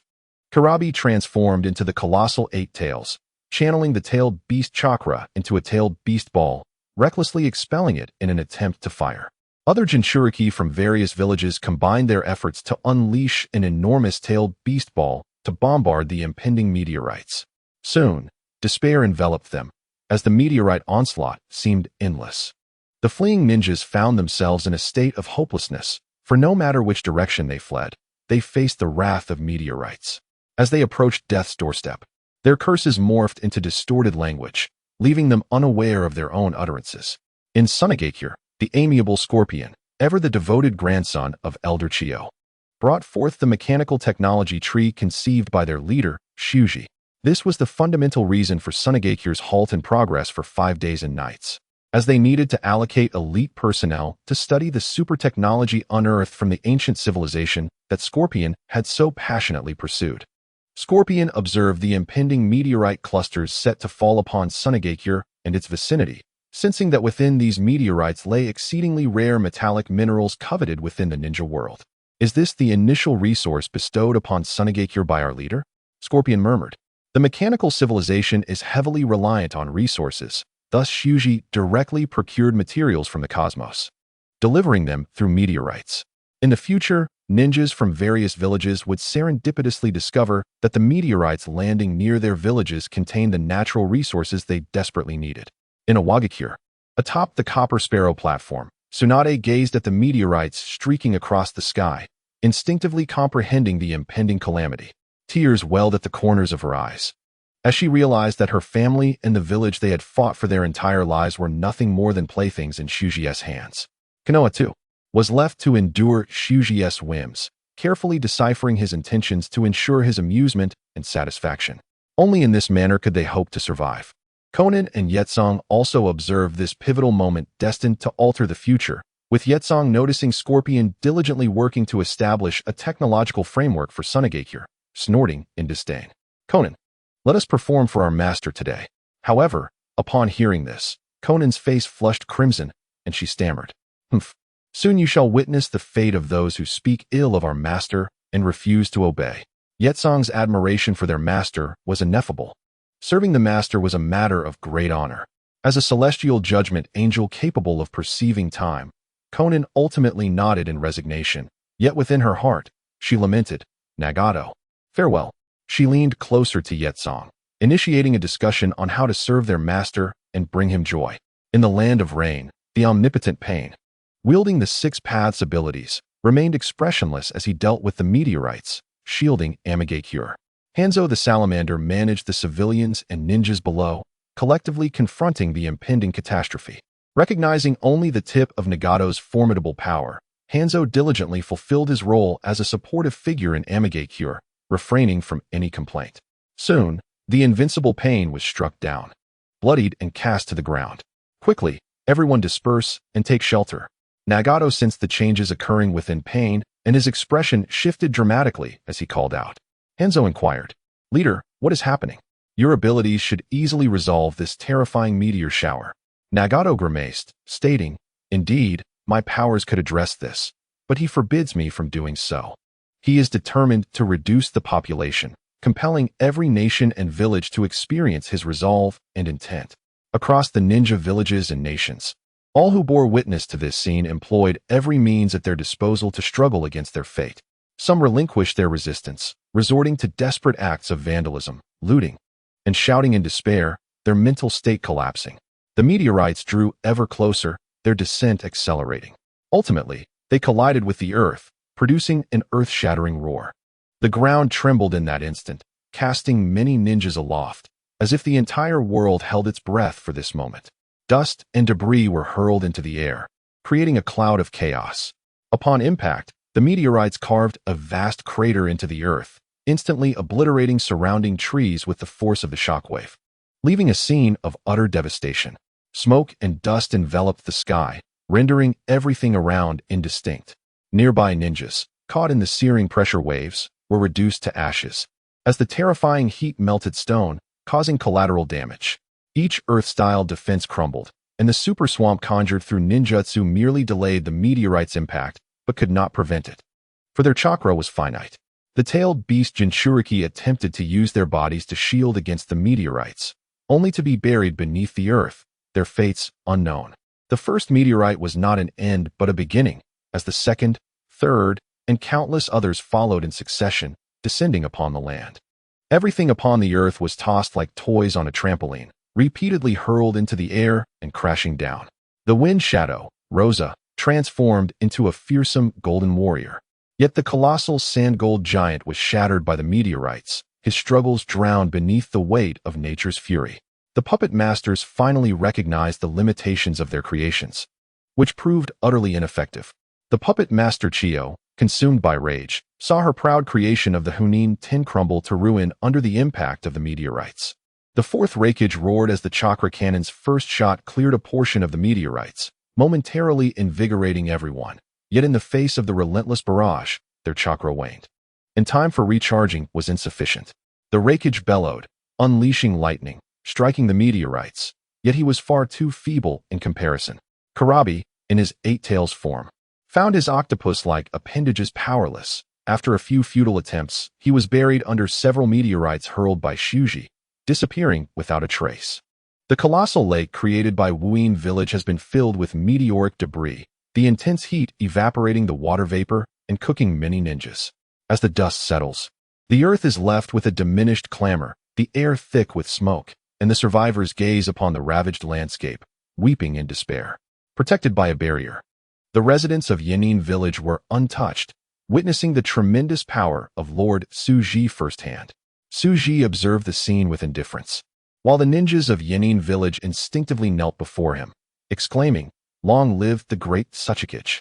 Both the masked Obito and the enigmatic Kurizetsu also bowed respectfully before Suji. When Suji grew weary of their clamor, the crowd stood in unison, closely surrounding him. At this moment, the head of the Kurwashi clan looked at his peers, tilting his head back arrogantly, like a proud peacock. His two daughters were favored concubines of the Tsuchikage, with the elder daughter wielding significant power over Yanin village. Who besides the great Tsuchikage could command his respect? The third Hokage, bloodied and battered, dug Danzo from the earth. Supporting each other, they surveyed the devastated scene, where the Konoha ninja forces were decimated, reduced to a mere fraction. Danzo, in a fit of rage, shouted at the third Hokage, Sarutobi, If we return this time, I will unrestrainedly conduct all manner of forbidden experiments to forge superweapons and avenge this loss. Did you hear me? I will have my revenge." Danzo's frenzied outburst was accompanied by wild gestures, his entire being consumed by madness. The legacies of the first and second Hokages, the Honorable Konoha, had been reduced to this. Danzo harbored an intense loathing for himself, lamenting his lack of ruthlessness in advancing devastating weaponry. The third Hokage's eyes glistened with tears. Yet he wiped away the grief from his old friend Danzo's face, hesitating to speak. "Danzo, He struggled to find the right words. His devotion to the village was no less than Danzo's, albeit expressed through different means. The so-called root members were nameless and devoid of emotion. Existing without a past or future, their hearts solely focused on their mission. The will that supported Konoha, the great tree, was rooted deeply in the earth. How proud Danzo was. He believed he could have become the third Hokage. He longed to transform Konoha and gain the people's recognition. Yet, he had faded from the public eye, spending his days in the shadows, engaging in unsavory deeds, shouldering the darkness for the Hokage. But today, their pride had been utterly shattered by Tsuji's meteor shower. All of this was an illusion. They were far too weak. Orochimaru emerged from the depths, observing his master and Danzo like defeated hounds. Witnessing the devastation before him, he fell silent and joined the search for survivors. The great clans of the ninja world, such as Uchiha, Hyuga, Yamanaka, and Nara, were rendered speechless. This power exceeded the limits of bloodshed. Tsuji gazed at the bloodied ninjas, supporting one another, their tattered garments a testament to their struggles. Each attempted to straighten their backs, signaling their refusal to submit. Others spoke in hushed tones, seeking to hide from Tsuji's gaze, while many fled in terror, having lost the courage to confront him. "Your expressions are commendable." Tsuji's indifferent words deepened the resentment in their hearts. "Remember this pain. Do not forget their deaths, lest you kneel and submit before me out of fear." The fourth Raikage's hair was singed, his appearance akin to charred coal, his voice laced with fury and anguish. "Fourth Tsuchikage, do you think this will make us yield? You are gravely mistaken." His brother, Killer Bee, whom he had unearthed, was on the brink of death from overexertion of chakra. He could never compromise with Tsuji. He yearned to smash Tsuji's face.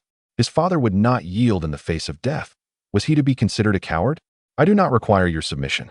Your resistance is what I seek." Tsuji regarded these ants, aware that love, hate, and vengeance were all motivations, to instill in them an impression of strength. They must be driven to pursue their unrealistic ambitions and experiments. Abandoning morals and ethics, they were willing to risk everything for destruction. Tsuji needed them to become this way. Otherwise, how could productivity explode and technology flourish? Tsuji, observing their suppressed rage, taunted, "Look at your feebleness. No matter how eloquently you speak, what can you do to stop me? You are far too weak. Ninjas are but a scant few among humanity. I offer you a mere sliver of assistance. You must strive to make the most of it." As the villain, Tsuji truly embodied the archetype of a masterful antagonist. The fourth Raikage, the fourth Kazekage Raza, the fourth Mizukage Karatsuchi, and the third Hokage Sarutobi stood before their respective ninja forces, most of whom dared not meet the Tsuchikage's gaze. The mere fact that they remained was a testament to their courage. Their own hearts trembled with fear, let alone those of others. Chapter 120, Infinite Tsukuyami. Tsuji surveyed them, using his spatial power to locate all the Jinchuriki, extracting a portion of the tailed beast essence from their seals. Killer Bee, Kushina, Karatsuchi, and others, due to the leakage of tailed beast chakra, began involuntarily transforming. As a part of the tailed beasts was forcibly removed from their essence, 9 distinct colors of chakra coalesced in Tsuji's hand, rapidly dividing and proliferating, while a portion of the outer path golem was summoned by him. Tsuji infused the prepared 9 chakra orbs into the outer path golem, transforming it into a true, incomplete Ten Tails. At the moment of its resurrection, the Ten Tails chakra surged violently, self-replicating and multiplying, quickly exceeding the chakra reserves of the Ninja Alliance. Though it could not compare to Tsuji, it was enough to leave the ninja nations in awe of this overwhelming chakra. The diminutive figure of the third Hokage stood forward, demanding with a trembling voice, "Fourth Tsuchikage, what are you planning to do?" He felt his voice quiver, yet he forced himself to stand and speak. Having learned from the painful lesson of the meteor shower, He did not wish to see Konoha's forces annihilated here, otherwise he would have no explanation to offer to his predecessors after his death. The multitude of ninjas watched Suji's actions, bewildered by his intentions, their legs trembling involuntarily as the nightmare Suji had instilled in them lingered in their minds. Just moments ago, their comrades stood beside them, now buried beneath the earth. "Do not fear, I shall not kill you." Suji's tone was remarkably calm, which inadvertently relieved the ninjas from various nations. They dared not utter bold threats again. For all survivors understood that their lives had been spared solely due to this man's extraordinary mercy. They still had value, thus he chose not to eliminate them. However, should they seek their demise, the Otsutsuki would undoubtedly fulfill that desire. "I await your return for revenge." Suji's words were undeniably villainous. Soon, a portion of the outer path golem transformed into the Ten Tails, and under Suji's command, it morphed into a new divine tree. Allow me to introduce this tree. Known as the divine tree, the very source of chakra. The chakra of the tailed beasts originates from this tree. Suji eagerly educated the unsuspecting lambs. It was a composite of the powers of the nine-tailed beasts, simultaneously an animal and a plant. Far away in the rain village, Nagato, unable to control himself, soared into the air, his Rinnegan resonating with the divine tree, his heart heavy with resignation as he recognized who controlled him. In the realm of shinobi, only that man who had undergone transformation possessed such extraordinary power. Nagato found himself unable to resist Suji's might as he soared into the sky, confronting the moon that had suddenly manifested. Suji, wielding the incomplete form of the Ten Tails, directly penetrated Nagato's body, merging with the very essence of his life. Horns, characteristic of the Otsutsuki clan, sprouted from Nagato's forehead, his brow directed towards the moon, where a vertical slit gradually emerged. Possessing the mind gem, Suji naturally commanded immense power, drawing every inhabitant of the shinobi world into a realm of consciousness. However, this time, he intended to unleash Otsutsuki Kagaya, refraining from utilizing the mind gem's power and instead employing the infinite Tsukuyami. Nagato felt the transformation within his body, detesting the sensation of being manipulated, yet powerless to resist. He could only passively succumb to Suji's control. A tingling sensation coursed through Nagato's brow as the slit slowly writhed, ultimately parting to reveal a Rinnegan adorned with 9 tomo. The denizens of the shinobi world were astounded when the entire realm was suddenly enveloped in night. The sun vanished, replaced by a radiant moon illuminating the earth. Everyone was bewildered by the abrupt celestial phenomenon, but their astonishment deepened as the moon turned crimson, adorned with 9 tomo. Uchiha Fugaku struggled to suppress his excitement and fear, recalling the ancestral secrets passed down through generations within the Uchiha clan, paralyzed by dread. The emergence of the blood moon and the appearance of the 9 tomo Rinnegan signified the impending arrival of power surpassing that of the Sage of Six Paths. This was the long-rumored legend of the Uchiha clan, which had seemed like mere myth, now manifesting before their eyes. Records indicated that this terrifying power was something even the Sage of Six Paths could not conquer, only capable of sealing the malevolent moon. Suji observed with intrigue the changes within Nagato's body after the divine tree's entry. The Rinnegan was not an innate aspect of Nagato, it belonged to Kagaya, integral to the divine tree, accessible only to those who consumed the chakra fruit. Nagato, who had not devoured the divine tree, could not awaken it unless Suji created one for him. Nagato's hands involuntarily formed seals, unleashing the bloodline limit technique of infinite Tsukuyami. In an instant, the moon radiated a light surpassing that of the sun, illuminating the entire world, penetrating all material barriers. Except for those under Suji's special protection, everyone was irresistibly drawn to the brilliance, compelled to gaze upwards. Even those who had prepared defenses, such as earth techniques or barriers, found them futile. All sentient beings were irresistibly attracted. In the next moment, all eyes transformed into the shape of the Rinnegan, fully ensnared in the inescapable illusion of infinite Tsukuyami. The inhabitants of Awakens were oblivious to Suji's intentions, yet Kurizetsu knelt before Suji in fervent excitement. "Thank you, esteemed Otsutsuki," he expressed sincerely, not merely in words, but by bowing repeatedly in gratitude.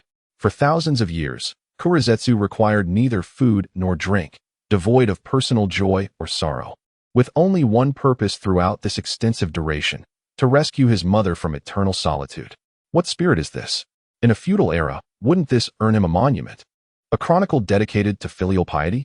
Uchiha Obito gazed upon the assembled ninja coalition, all enmeshed in the infinite Tsukuyomi, unable to extricate themselves. This was the bloodline limit technique. They were powerless to intervene. Uchiha Madara had not deceived him. Infinite Tsukuyomi truly crafted an eternal, perfect dream world. At this moment, the inhabitants of the shinobi world, ensnared in infinite Tsukuyomi, awakened to find themselves back in their respective villages. Each recalled the fierce battle in the land of Earth, immediately commencing investigations. However, they uncovered no explanation, and all were unaware of what they were discussing. As time passed, they succumbed to this perfect realm, unable to escape, nor desiring to awaken. The mind gem within Suji's being fervently recorded the myriad emotional shifts of these sentient beings, evolving from a mere prototype towards completion. The human will is boundless, its potential far exceeding the corporeal form constituted by cosmic matter. Suji observed the profound mysteries of countless souls, gaining insight into the intricacies of sentient thought and understanding how cosmic material interwove with higher dimensional soul projections to birth intelligent life. The Otsutsuki clan, how unfathomable, had traversed such a long path. Suji had deduced the limits of chakra, comprehending the evolutionary process of the Otsutsuki. Would devouring planetary energy lead to evolution towards the cosmic source, ultimately becoming a master of some cosmic authority? Esteemed guests, how do you find 30 years of blissful existence? A voice shattered the tranquility of those within the infinite Tsukuyomi, awakening them in an instant. Some were cherishing their grandchildren, while others enjoyed romantic moments under the moonlight. Yet, upon the resonance of Suji's declaration in their minds, the beauty before them was abruptly shattered, their consciousness pulled into a new realm. Suji noted that among so many in the shinobi world, not a single soul could escape the infinite Tsukuyomi, ultimately unaware that they were ensnared in an illusion. Chapter 121. Suji's Objective, Dimensional Descent. The realm of the shinobi, ensnared in infinite Tsukuyomi, witnessed their 30 years of blissful existence crumble in an instant. Gazing upon that terrifying silhouette, the buried fears within their memories resurfaced, recalling the relentless meteor showers that ravaged them as if divine wrath had descended. Within their respective Tsukuyomi worlds, they had tirelessly searched for Iwagakure under the governance of the third Tsuchikage, Anoki, yet could find no trace of Suji, as if he had never existed in this world. All were toyed with like mere puppets. The fourth Raikage bellowed in anger, "Damn it, Tsuchikage! Could this all be an illusion?" The Uchiha clan members were equally bewildered, unable to detect any traces of illusion. Others, such as the skilled Jinjutsu practitioners from the Karasuma clan, similarly struggled upon their first entrance into the Tsukuyomi world, desperately attempting to unravel Suji's technique, only to quickly lose themselves in their own realms. Others glared at Suji in fury, yet remained suppressed by the terror he instilled, fearful to confront him. Indeed, this illusion was the ultimate technique of chakra, immersing the recipient in a perfect illusionary world. As long as their bodies persisted, they could not evade this illusion. Infinite Tsukuyomi, based on the human brain, functions as an ultimate Jinjutsu, akin to providing humanity's consciousness with an entirely new brain. Unless humanity attains the ability to think boundlessly, they cannot extricate themselves from the material world's confines. Thus, human beings are incapable of escaping the realm of infinite Tsukuyomi. Suji comprehended the frightening nature of this technique. Once ensnared in infinite Tsukuyomi, individuals were akin to being dimensionalized, unable to free themselves. Their thoughts and everything within the infinite Tsukuyomi world could be effortlessly altered by Suji. Their understanding had already been eclipsed by Suji's perception. They could not discern the veracity of the information he presented, only capable of exploring the knowledge Suji provided. Their inquiries into all laws and truths were likely mere constructs of Suji's design. However, infinite Tsukuyomi was not without its weaknesses. Thoughts and consciousness detached from corporeal existence remain unperturbed by this technique. Thus, the souls of those reincarnated through Edo Tensei could directly resist infinite Tsukuyomi. Alternatively, individuals possessing the same bloodline limit of Rinnegan could also be immune to it. I intend to reduce the entire world to a mere collectible in my grasp. Allow me to elucidate what you shall face. My plan is exceedingly simple, comprising merely 2 steps. Observing the expressions of anger and confusion, Suji smiled and elucidated to them. With a snap of his fingers, the conscious realm of all present transformed into a chaotic void. There was no light, no substance, and not even the dimension of time. Only the infinite essence of consciousness could dwell in this space. Let there be light resonated throughout all consciousness, and a radiance defined by Su Ji illuminated the cosmos. The world began to metamorphose, chaos dissipated, the river of time emerged, and the universe was born. Everyone once again felt their corporeal forms, encompassing all their senses: sight, sound, smell, taste, and more. This marked the first step, all things returning to the void. You have witnessed that before the birth of the world, only consciousness existed. The matter constituting your bodies and even time itself were absent. In that chaotic expanse, only your essence persisted, devoid of consciousness, unable to comprehend that realm, lacking even the sensation of self-awareness. However, once the world began to manifest, your consciousness found bodies within the material realm, and souls descended from higher dimensions while the world ascended from nothingness. Only the innate Deluo could possess consciousness in a realm devoid of existence. With the possession of bodies came the emergence of thoughts, the awakening of the self, enabling the comprehension of the world. Prior to this, you had no thoughts and could not comprehend anything. Upon hearing all this, the law governing the creation of the world, everyone felt a chill in their hearts, as if the marrow in their bones had been siphoned away, leaving them bereft of the courage to stand. Then, all things in the world began to materialize. As Su Ji's words echoed, the sun, moon, stars, earth, flora, and phenomena such as wind, water, thunder, and lightning began to emerge.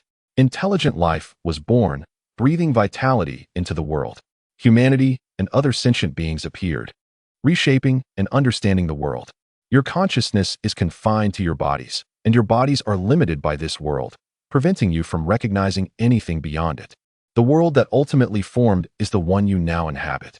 As you can observe, if this world is my creation, then you, as beings within my realm, cannot transcend it. You are bound by its confines. Hence, my first step is to annihilate the entire world, returning it to the void, allowing your consciousness to once again merge into chaos, with all materiality dissolving into nothingness. Watching the bewilderment spread across the faces of all present, Su Ji remarked with a smile, "Next, we shall explore how to master your fate. This is the second step, dimensional descent. In the new world, you, who originally returned to your essence, will descend from higher dimensions into the low-dimensional material realm I have created, where your cognition and thoughts will be ensnared within my dominion. You will never escape my control, eternally confined within the cage I have crafted for you. You will be unable to perceive anything beyond the world I have conjured. Your very essence, your existence, will be assimilated by my realm, constituting all that you are, transforming humanity into a nightmarish existence, low-dimensional beings subject to my control. Forever a part of my collection." The smile of Su Ji appeared to the assembled ninja as that of a demon. Mei Ming posed a question, "Respected Lord Otsutsuki, after the completion of the first step, shall we be reborn in the new world of the second step?" Su Ji's lips involuntarily curled upward. "No. For you. The simple truth of the world returning to the void is that humanity has perished entirely. In the new world, there shall be no trace of you." Upon finishing, Su Ji added silently to himself, "Unless one chooses otherwise." To put it simply, the world is akin to a balloon, containing within it the essence of humanity. However, the balloon does not belong to Su Ji. He cannot wholly control what resides within. Thus, he shatters the original balloon and forges a new one, transferring the contents from the old into his own creation. One might question the utility of such seemingly trivial actions. Firstly, Su Ji cannot directly create a world because he remains finite, not infinite. Only by successfully ascending through the complete 6 infinite gems and transcending the world can he utilize the materials of one world to forge another. Secondly, the newly created world entirely belongs to Su Ji. Within this realm, he is omniscient and omnipotent. As long as he has not transcended this current world, he cannot fathom the infinite, only approaching it limitlessly.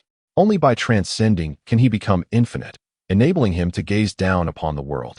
The return of the world to void is the fundamental reason for Su Ji's desire for annihilation, and it is also the source of his dominion over the apocalypse. Chapter 122, The Arrival of Kagayaheim. A New Era. Upon hearing Su Ji's cold, unfeeling words, the ninjas finally comprehended his intent to eradicate them entirely. Regardless of how profound his words about creating a world might seem, the bloodshed and chill within them were starkly evident, plunging them into despair. To survive, they must resist. Observing the expressions of hopelessness etched on many faces, trapped still within Su Ji's illusion with no opportunity to struggle, he sensed their despondency and felt a sense of purpose in his actions. Day by day, they toiled for their village, shackled by bonds, existing in a cycle of hatred. It all became tiresome to his ears. The foundational abilities of chakra could reshape the world, providing boundless resources for all humanity. Yet the ninjas who wielded these powers continued to wage senseless wars. Chakra had only played a minor role during the lifetime of Sage of Six Paths, serving as a means of spiritual mediation for mutual understanding among people. Had it truly succeeded, human society might have achieved an ultimate form, no need for language or written word. Devoid of barriers, humanity would become a singular entity, a collective consciousness. However, for millennia, ninjas engaged in acts of violence, assassinations, and terror, squandering such potential. Su Ji reflected that since these individuals were destined to kill one another, it would be better for them to contribute their strength, to burn their wisdom and lives in service of his transcendence. As he gazed upon the intertwining emotions of fear, rage, and despair within their souls, Su Ji perhaps sensed the delicate emotions of a deity, pondering whether it was amusing to bestow blessings upon the lambs and to rain down judgment. Do not fret. I am not yet capable of such feats, for there remain issues in this world that I cannot resolve. Su Ji encouraged them. Let me enlighten you on a point of knowledge, the origin of chakra. Chakra was bestowed upon humanity by the Sage of Six Paths, yet it is not his invention. In the distant cosmos, there exists a race that understands the truths of the universe and has created a unique technological medium known as chakra, a triune medium of energy, matter, and information. You should recognize the boundless potential of chakra, its strange jutsu, and the bloodline limits formed by chance. These phenomena are, in truth, special expressions of chakra within the material world. This race, however, did not act out of altruism in granting you such a magnificent creation.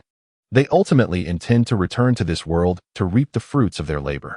My conflict with the Otsutsuki clan has already commenced. You have 20 years to struggle. I eagerly anticipate your performance. Please demonstrate your potential. I hope that our battle may provide me with some insight, or else your existence shall hold no value. Wishing them good fortune, Su Ji detached himself from the infinite Tsukuyomi and manipulated Nagato to form a seal. Summoning technique. The nine-tailed beasts of the shinobi world and the 10 tails, the essence of the Gedomazo, are fundamentally one and the same. This 10 tails is intrinsically linked to Kagaya Otsutsuki. Consequently, Nagato, the Jinchuriki of the incomplete 10 tails, possesses the ability to summon Kagaya, who is sealed away by the powers of Yin and Yang. Hovering in the air, adorned with a pair of distinctive horns and clothed in a regal white gown, Kagaya exudes an aura of unparalleled nobility and elegance, her long white hair cascading beyond her attire. Her familiar Byakugan gazes quizzically at Su Ji before her. Below, Kurizetsu is engulfed in a mix of excitement and trepidation. After millennia, he finds himself once more in the presence of his mother. Yet, in this moment, he harbors a profound fear that she might inadvertently provoke Su Ji's ire. Kurizetsu's thoughts are simple. If Kagaya were to be sealed away again by his brother, he could still seek a chance to rescue her. However, if he were to offend Su Ji, the consequences would be dire. Kurizetsu has no intention of disrespecting Su Ji, nor does he fantasize about one day turning the tables on him. Such notions are unrealistic. Who are you? Kagaya's voice, cold and commanding, coupled with her piercing gaze, scrutinizes the man before her, whose Byakugan cannot penetrate the depths of his being. She refrains from attacking outright. Su Ji, however, is fixated on Kagaya's horns, pondering the sensation of grasping them as one rides a steed. Kurizetsu, converse with your mother. You are aware of my intentions. With a wave of his hand, Su Ji banishes Kurizetsu and Kagaya to the dimensional space controlled by Kagaya. The environment shifts unexpectedly, leaving Kagaya momentarily unprepared, prompting her to adopt a defensive stance. Mother, do not worry. This is not the work of Yui. Kurizetsu transforms into a peculiar humanoid form and gently explains. It is Zetsu. Kagaya instantly recognizes Kurizetsu's identity. As an incomplete Otsutsuki, he is a failure. Otherwise, he should have matured into a complete member of the Otsutsuki clan, akin to Yui. Kurizetsu gazes at his mother, elucidating the changes that have transpired, with the paramount objective of ensuring Kaguya fulfills her role as a loyal Otsutsuki. Tsuji exerts control over the 10 tails within Nagato, continuously instigating the division and proliferation of chakra, transforming boundless cosmic energy into chakra that flows into the Gedo Mazo's shell. The divine tree descends into the world. Nagato unleashes his bloodline limit, directly summoning the remaining Gedo Mazo. Under the nurturing of chakra, this portion of the Gedo Mazo metamorphoses into the 10 tails, becoming the divine tree, deeply rooting itself into the earth and penetrating the core of the planet, commencing an unceasing extraction of energy. Countless branches sprout forth, supported by chakra, blooming like mushrooms after rain across the globe as massive vines extend, ensnaring each individual caught in the infinite Tsukuyomi. The life force of the divine tree utterly binds each person ensnared in the infinite Tsukuyomi, even if one recognizes their self within the illusion and breaks free. Escape remains impossible. Their lives are irrevocably tethered to the divine tree, unless external forces destroy it. Tsuji embarks on his transformation of the shinobi world, the first step being the elevation of all individuals to the status of ninja. Henceforth, the distinction between ordinary people and ninja shall cease to exist. Chakra will become an innate gift possessed by every individual. With only a fraction of the population, 1 in a million, being ninja, any attempts to seize power will undoubtedly encounter significant resistance. For humanity's most cherished assets, economics, culture, technology, and more, are not the creations of ninja. Human society is not the natural world. It should not be governed by the strong. The forces that represent human progress must guide society. The trajectory of humanity must be led by wisdom, contributing to science, economy, and society, where ninja lag far behind. When ninja contribute to human advancement through their unique abilities, it becomes inevitable that they will emerge as the vanguards of human society. Tsuji refuses to squander time on the internal strife of human society. He directly grants chakra to all. Simultaneously, Tsuji opens a gateway for humanity, sharing vast knowledge of chakra with all individuals. In this moment, the monopoly on knowledge held by the ninja clans is shattered, rendering their once esteemed techniques and wisdom woefully outdated. Among the knowledge bestowed by Tsuji are hundreds of variations and adaptations of the Great Fireball technique, leaving the Uchiha clan utterly humbled. Humanity will forge a more splendid world based on the knowledge Tsuji has imparted. The mechanical technologies of the Sunagakure, the marine innovations of the Kirigakure, the tailed beast technologies of the Kumogakure, and the human enhancements from the Kanahagakure, all these have Tsuji eager to witness the unique brilliance humanity can display across these technological domains. A new era has dawned. Chapter 123. Kurizetsu advises his mother. Obito and the others watch in astonishment as Tsuji employs the infinite Tsukuyomi, plunging everyone in the world, except for Awagakure, into a perfect dream realm. They had anticipated that Tsuji would declare his dominion over the world and assume the title of World King. However, Tsuji refrains from such proclamations, instead engaging in actions that elude their comprehension. As his conversation with the denizens of the shinobi world unfolds within the illusion of the infinite Tsukuyomi, leaving them oblivious to his words. Only Obito, filled with envy, envisions this entire scenario as one he would have orchestrated, imagining a life of eternal bliss in the dream world alongside Rin Noera. He could never have anticipated that Tsuji, in such a brief period, would employ such violent and inexplicable means to extract the essence of the 9-tailed beasts, resurrect the 10 tails, and elevate Nagato, who dwells in the Rain Village, to the rank of 10 tails Jinchuriki, marking him as the second sage of 6 paths. Jealousy and resentment gnaw at Obito's heart, yet he finds himself powerless. In Kaguya's dimensional space, Kurizetsu engages in conversation with his mother, whom he has not seen for millennia. Kaguya's piercing voice reverberates throughout the space. Impossible. Absolutely impossible. Her wayward son dares to suggest that she submit to that man, although the man's allure is undeniably potent.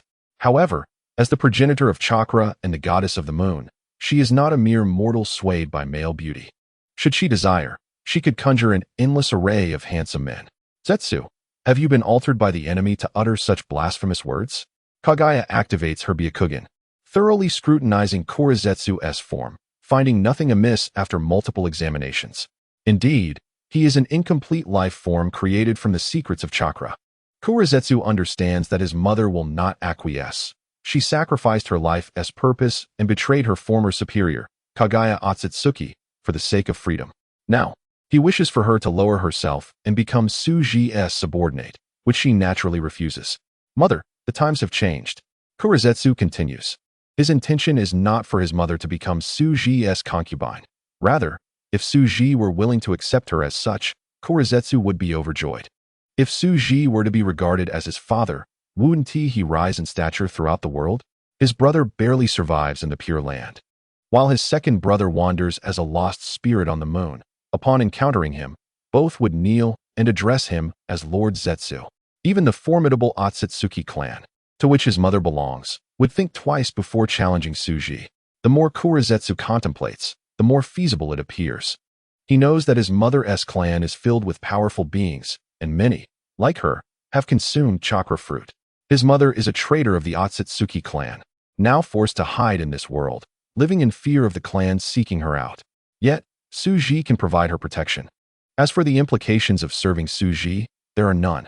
The strong naturally align with the strong, given his mother's status and beauty. What could the others possibly contest? Suji already has a daughter, Kuratsuchi. Thus, what objection could there be to Kurizetsu becoming a second prince? Heijua earnestly explained to his mother, Mother, Lord Suji's power has already surpassed yours. You must be able to sense it. The entire Otsutsuki clan is merely his adversary and will undoubtedly be eradicated by him. Hearing her son's audacious words, Kaguya felt a twinge of regret, questioning whether the premature birth had affected his intellect. Do you understand how terrifying the Otsutsuki clan is? Do you realize?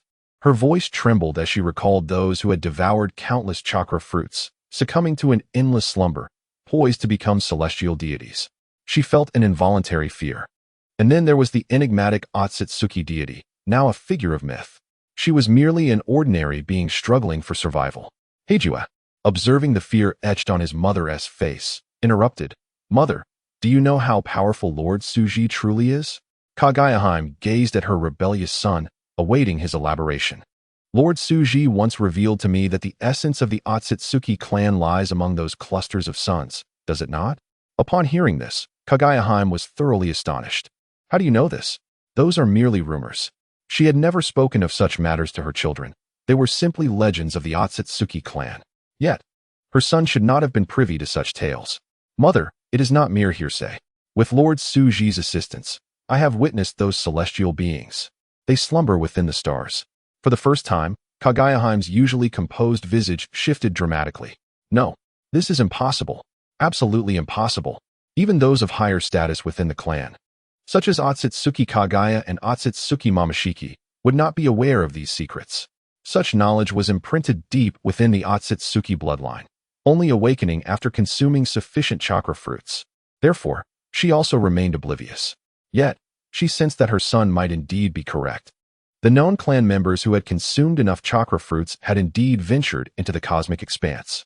Kaguya felt her heart stir, though she stubbornly refused to yield, having initially dismissed the notion too decisively.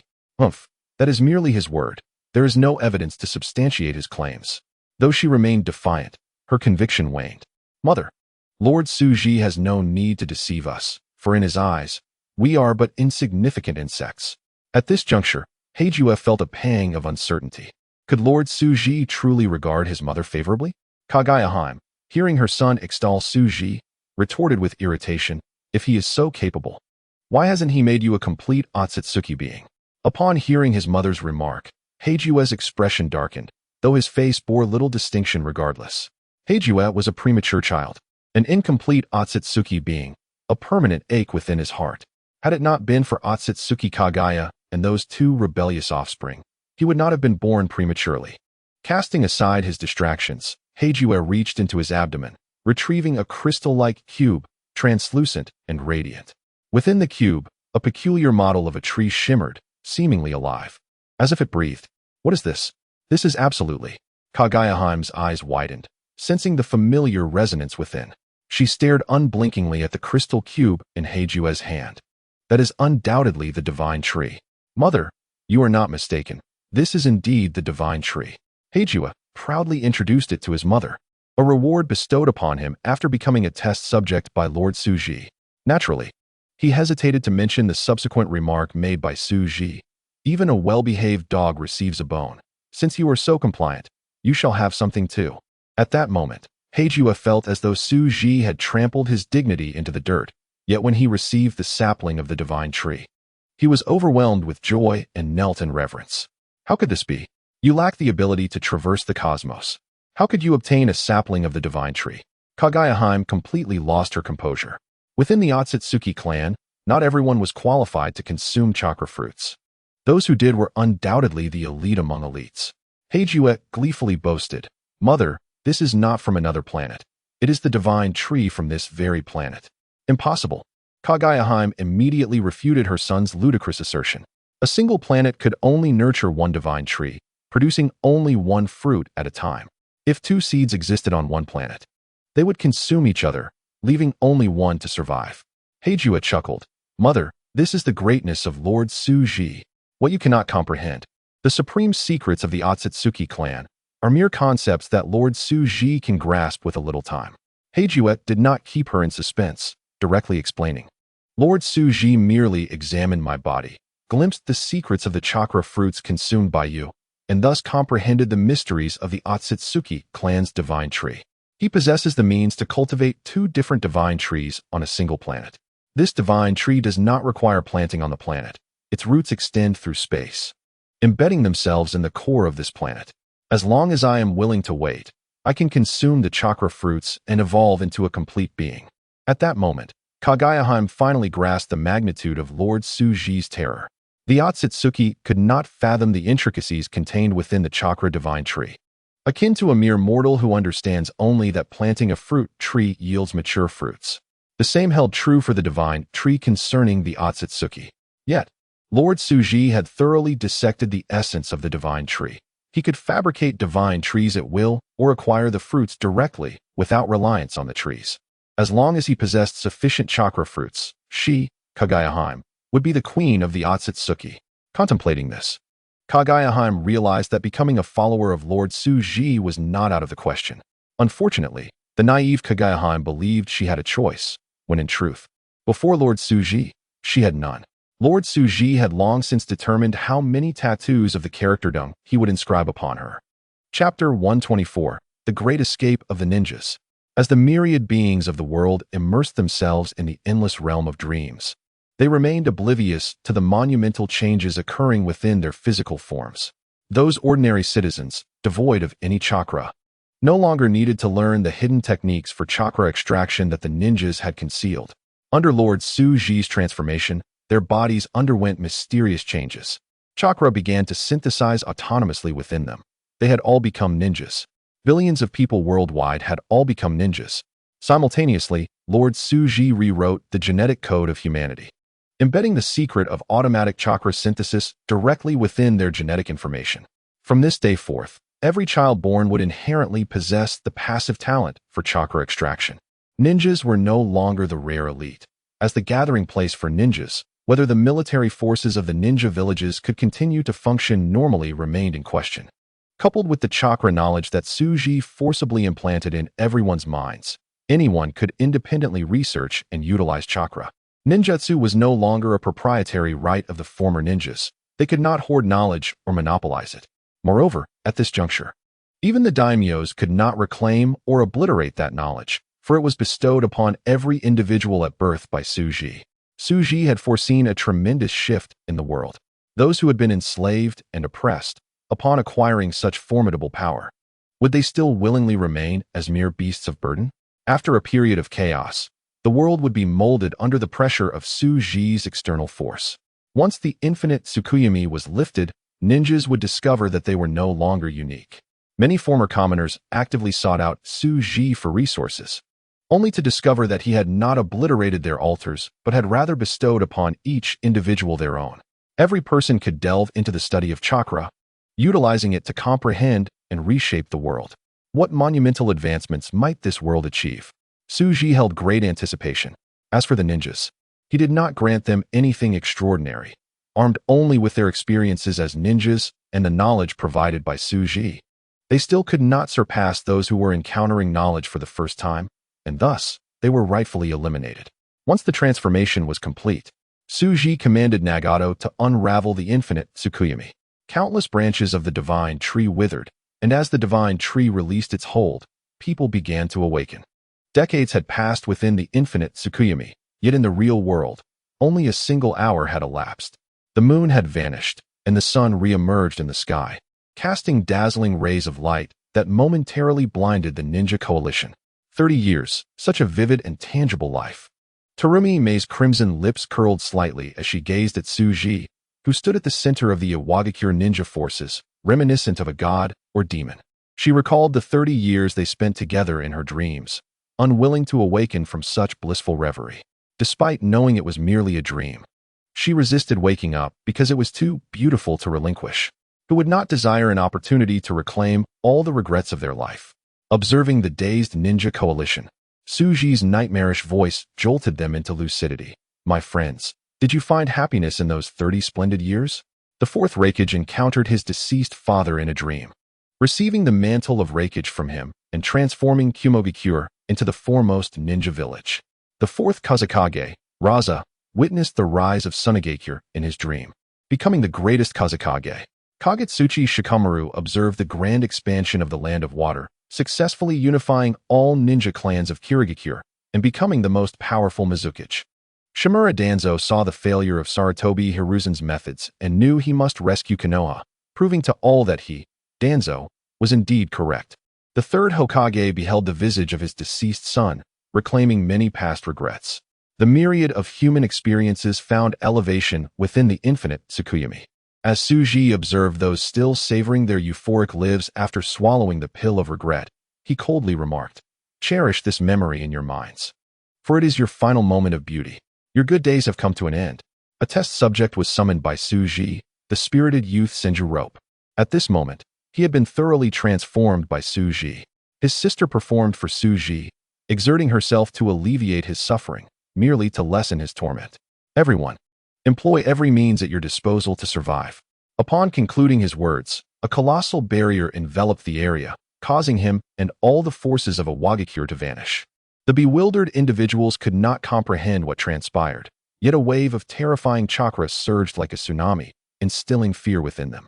Subsequently, they witnessed trees sprouting anew from the earth, birthing a veritable ocean of trees. These trees ensnared the nearby adversaries, draining them of their blood and chakra.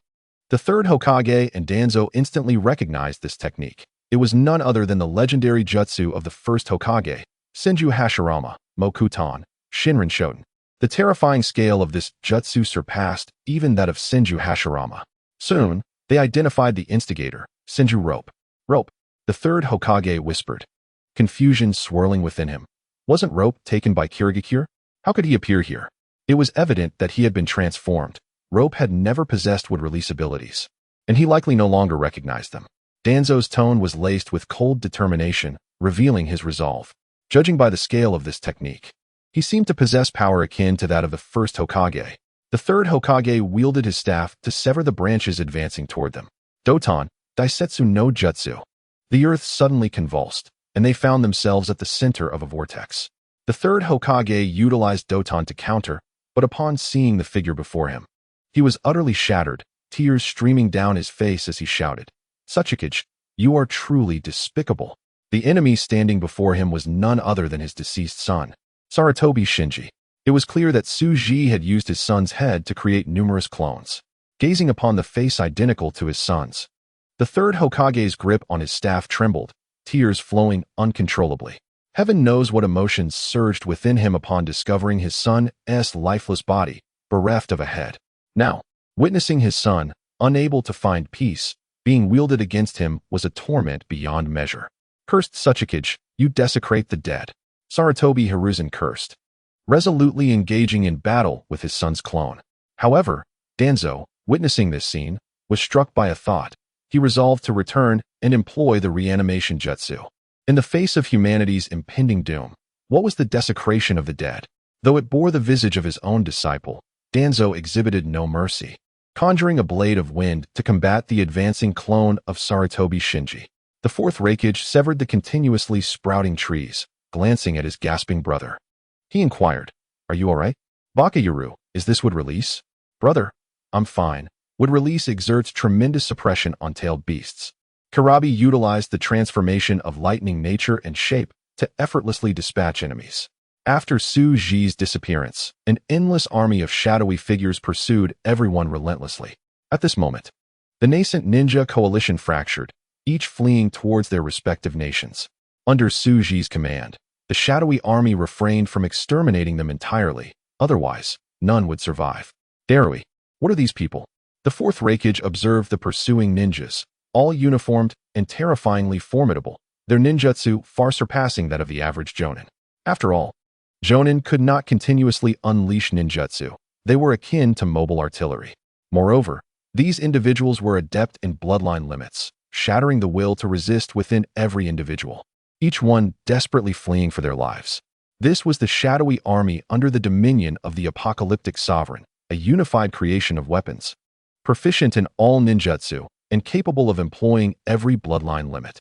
"Darui, can we contend with such strength?" The Reikage frowned upon hearing this. The pressure brought forth by the fourth Tsuchikage, Su Ji, the man intent on annihilating the world, was unimaginable. He was a village leader, and now, the fate of the world seemed to rest in the hands of a mere few individuals. How could they not feel the weight of such pressure, especially with an enemy so unfathomable? "Reikage-sama, do not worry. They are merely tasked with driving us away," Darui reassured the Reikage. Recalling the despair he had felt upon witnessing all this, many who emerged from the infinite Tsukuyami fell into despair and took their own lives. Chapter 125, An Era of Turmoil. Numerous individuals lacked the courage to resist Su Ji. They were utterly terrified. Darui, possessing foresight into the future, understood the immense potential humanity could unleash. Those witnessing the present through static perspectives naturally perceived hopelessness. However, the so-called meteor strike would soon prove to be a minor threat to humanity within a year. "Darui, we suffered such heavy losses here. Why did you not inform us?" Kurabi questioned, unable to restrain himself as he witnessed life extinguished before him. "Lord Kurabi, although we have suffered immensely at the hands of the apocalyptic sovereign, what we have gained far outweighs what we have lost. Do you not see? The status of ninjas is no longer esteemed. That illusion has transformed everyone in the world into a ninja," Darui expressed with a tone of lament, acknowledging that Su Ji had imparted wisdom to these individuals, insights that would only be fully appreciated in the future. Wisdom deepens, affording greater opportunities. Those who were terrified by Su Ji missed their chance for transcendence. "Nanny?" The Reikage brothers were directly startled by Darui's later words. In the land of lightning, nearly all ninjas reside in Yunin village, totaling less than 100,000. However, the land of lightning boasts a population of over 1 billion. This represents a staggering disparity. With so many ninjas beyond the nation's control, the land of lightning could descend into chaos. Moreover, these new ninjas must find new avenues.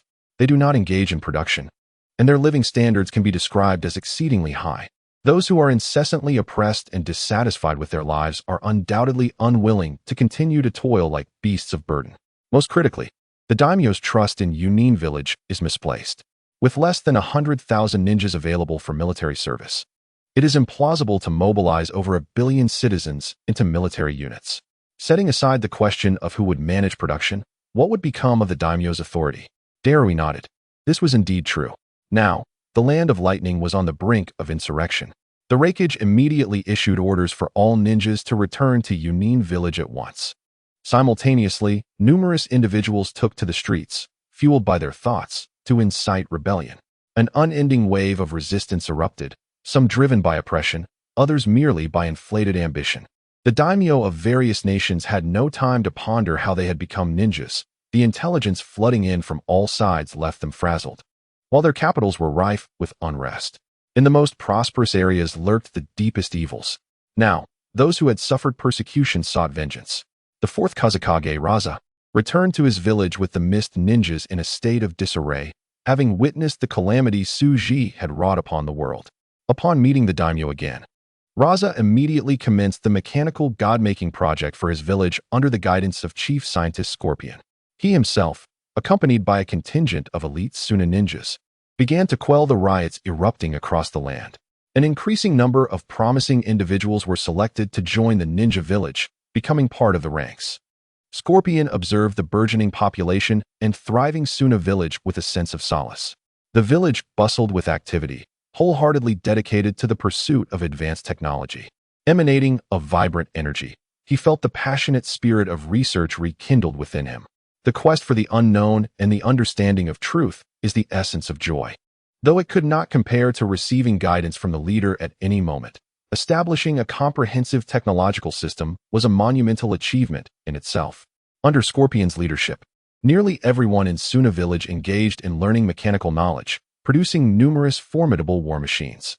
The four great nations voluntarily united to suppress the internal strife and hastily established the Ninja Alliance.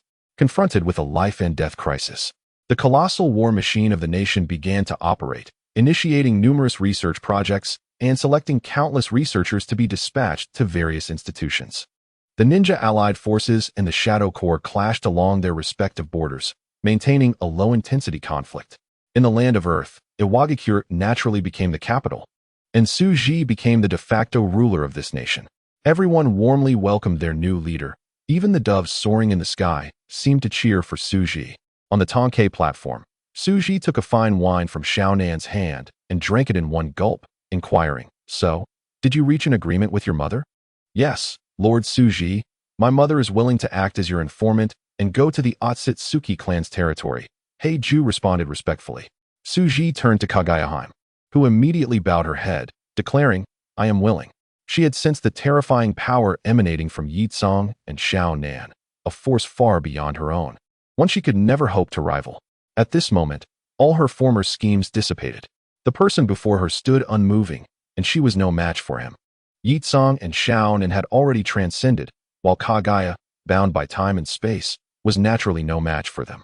"Heiju, I once established the God organization with the purpose of confronting the Otsutsuki clan. However, your strength is too lacking. You are not suited for this. I will send you to the Akatsuki organization. Nagato will soon begin to unite all the small nations under Akatsuki. You will assist him in accelerating this process." Heiju nodded in agreement. A brilliant light descended from the heavens, beginning to transform him, directly rendering him a complete life form.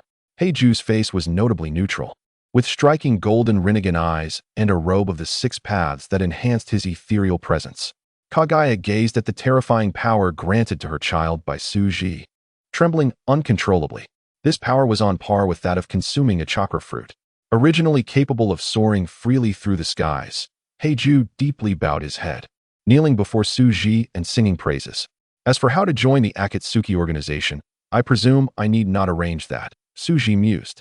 Envisioning Nagato's expression upon seeing others with Rinnegan, a smile curling at the corners of his mouth. "Lord Suji, I shall depart at once. Heiju will not disappoint your expectations." After saying this, Heiju cast a lingering glance at his mother, then utilized space-time ninjutsu to depart. Kagaya understood the meaning behind her child's gaze.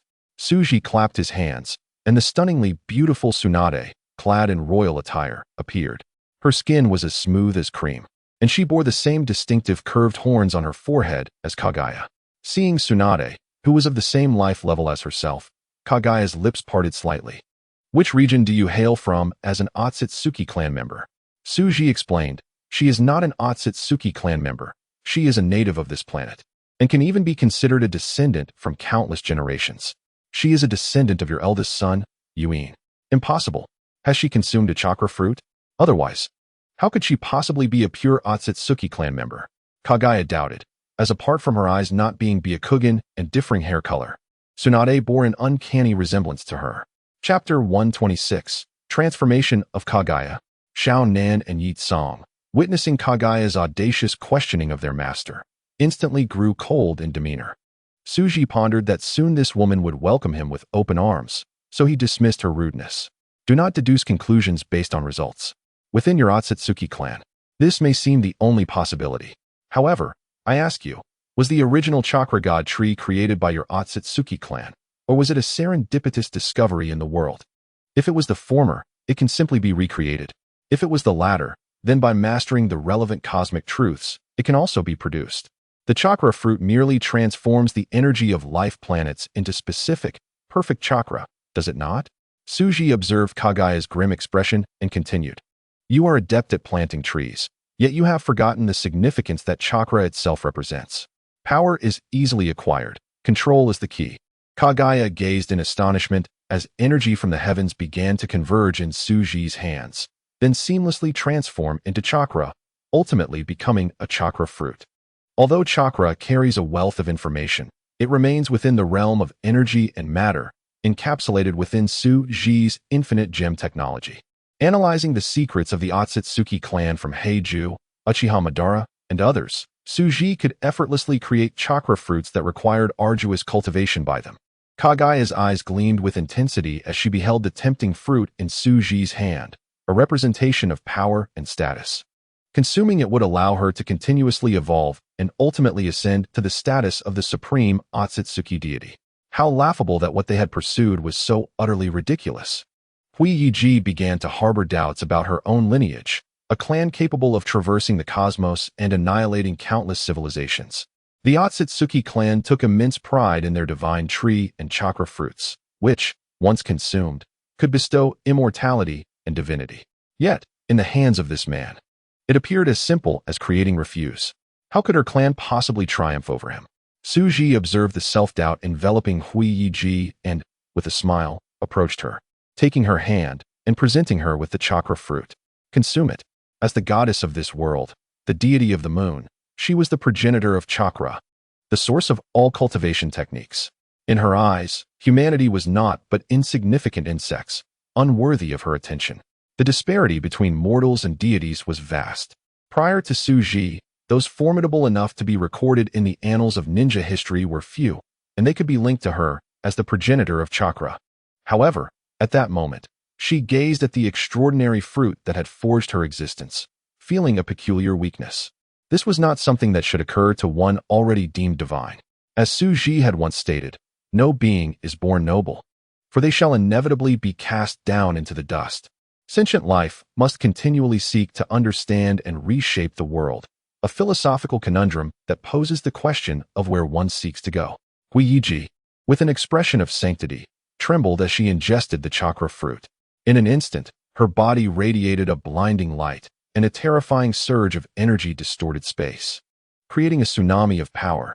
Yitsong reached out, effortlessly flattening the anomalies, ensuring that Suji's Tonkei terrace remained unscathed. Suji observed as Otsutsuki Huiye's life level began to evolve rapidly. Her Rinnegan was acquiring new capabilities, and an essence akin to that of celestial bodies enveloped her. The chakra fruit Suji bestowed was no ordinary item. It was a miraculous creation forged from 5 infinity stones, far surpassing anything the Otsutsuki clan could cultivate. Immersed in the transcendence of her life level, Hui Yiji felt as though she had ascended beyond this world. With a more complex and expansive array of information flooding her mind, she witnessed the boundless unfolding of the universe, with distorted spaces and planets condensing into a singular point while simultaneously expanding infinitely. Every inch of space existed within that point, yet was omnipresent. In that moment, she found herself appearing in countless locations, only to have space collapse and return her to her original position. My dear, today the daimyo sent someone to recruit me. Impressed by my aptitude for learning, they wish for me to serve as a researcher in the ninja village. Reports indicated that the borders of the Earth country remained shrouded in a barrier, like a fog, obscuring all vision and preventing entry. Quickly, we must intercept the ninja from the Shadow Army, inform Lord Kazakage that the Grail Stone truly exists, and the ruins of ancient civilization lie within the desert. Sinuli, can you explain your presence on the battlefield of the Earth country, and why you attempted to assassinate Kakashi? Lord Mizukichi, the sea levels continue to rise today. If this persists for another 6 months, our entire nation will be submerged. Esteemed daimyo, this is our newly placed spy beside the Hokage, ready to report if he harbors any inappropriate thoughts. Rest assured, the ninja coalition of various nations has covertly sealed the borders of the Earth country, prohibiting anyone from approaching. As informed sources revealed, countless threads of information intertwined in space, and Hui Yiji perceived those elements of the world that were previously invisible and unfelt. She beheld many peculiar life forms, entities that her former Rinnegan could not detect, coexisting in the same space. She gained clarity regarding her chakra's foundational layers, those representing matter, information, and energy, realizing for the first time the true nature of chakra. Suji suddenly materialized in her consciousness, observing this peculiar realm from above. Isn't it fascinating? Huiyiji glimpsed her second son, left only with a shell, still safeguarded by a fragment of chakra over the moon. She noticed countless bizarre machines sealing off a unique dimension. All souls attempting to approach were swiftly apprehended. That was Suji's heavenly eye system, containing the entire hell dimension. She witnessed her rebellious child, Otsutsuki Yui, scheming over souls in the Pure Land, intent on mastering it. In the depths of the cosmos, Otsutsuki Huiyiji dared only to cast a fleeting glance at the splendid lives that represented the ultimate heritage of her clan, unable to gaze directly upon them. Having briefly traversed the universe through the divine perspective, Huiyiji returned to her senses, reflecting on how laughable her previous existence had been. She understood that her children had indeed spoken of the glory and grace of becoming Suji's vassal. The reborn Huiyiji knelt before Suji, declaring, "My lord, my God, you are the eternal creator of life, the bestower of all spiritual gifts. Only you are worthy of my devotion, admiration, and reverence." Chapter 127, The Prototype of Heaven. A blinding radiance flashed, and in Huiyiji's heightened perception, a presence as divine and resplendent as Suji himself appeared, his daughter. Heitu. Before such a formidable entity, Huiyiji dared not lift her gaze. Meanwhile, Xiaonan and Yitsong also knelt the moment Heitu manifested, paying their respects. Heitu and Suji could be considered one in a certain sense, yet they were two distinct beings, sharing the commonality that Heitu too was their master. While Suji favored them, it did not imply that Heitu shared the same sentiments. Heitu regarded Huiyiji, kneeling before Suji, fully aware that this was her father's future favored concubine, destined to accompany her to heaven and savor eternal glory. After the world's destruction, only those permitted by Suji could escape the calamity and enter paradise. As a being of innate sanctity, Heitu could not help but reflect on the disparities among individuals. Some could enter paradise with minimal, if any, sacrifice. Had it not been for her father entrusting her with heaven in the future, she might have felt envy. Why the long face? Suji gently stroked his daughter's hair.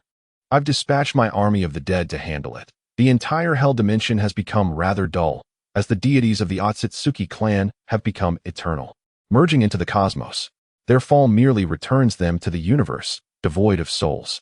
The remaining detritus of hell hardly warrants my intervention. However, I have gleaned many profound truths about souls there, gaining a new understanding of the universe. Heitu understood that heaven and hell, in essence, were the same. Both were realms where souls could enjoy eternity. This was why her father, Suji, sought to maintain dominion over the entire hell dimension. It matters not, to you. Space is virtually non-existent. Your will can reach any corner of the universe, Suji remarked with satisfaction at Heitu's growth. Yet, Heitu pouted, feeling dissatisfied. Suji reassured her, do not be disheartened. The omnipotent deities of the Otsutsuki clan are on the verge of mastering the authority of the universe.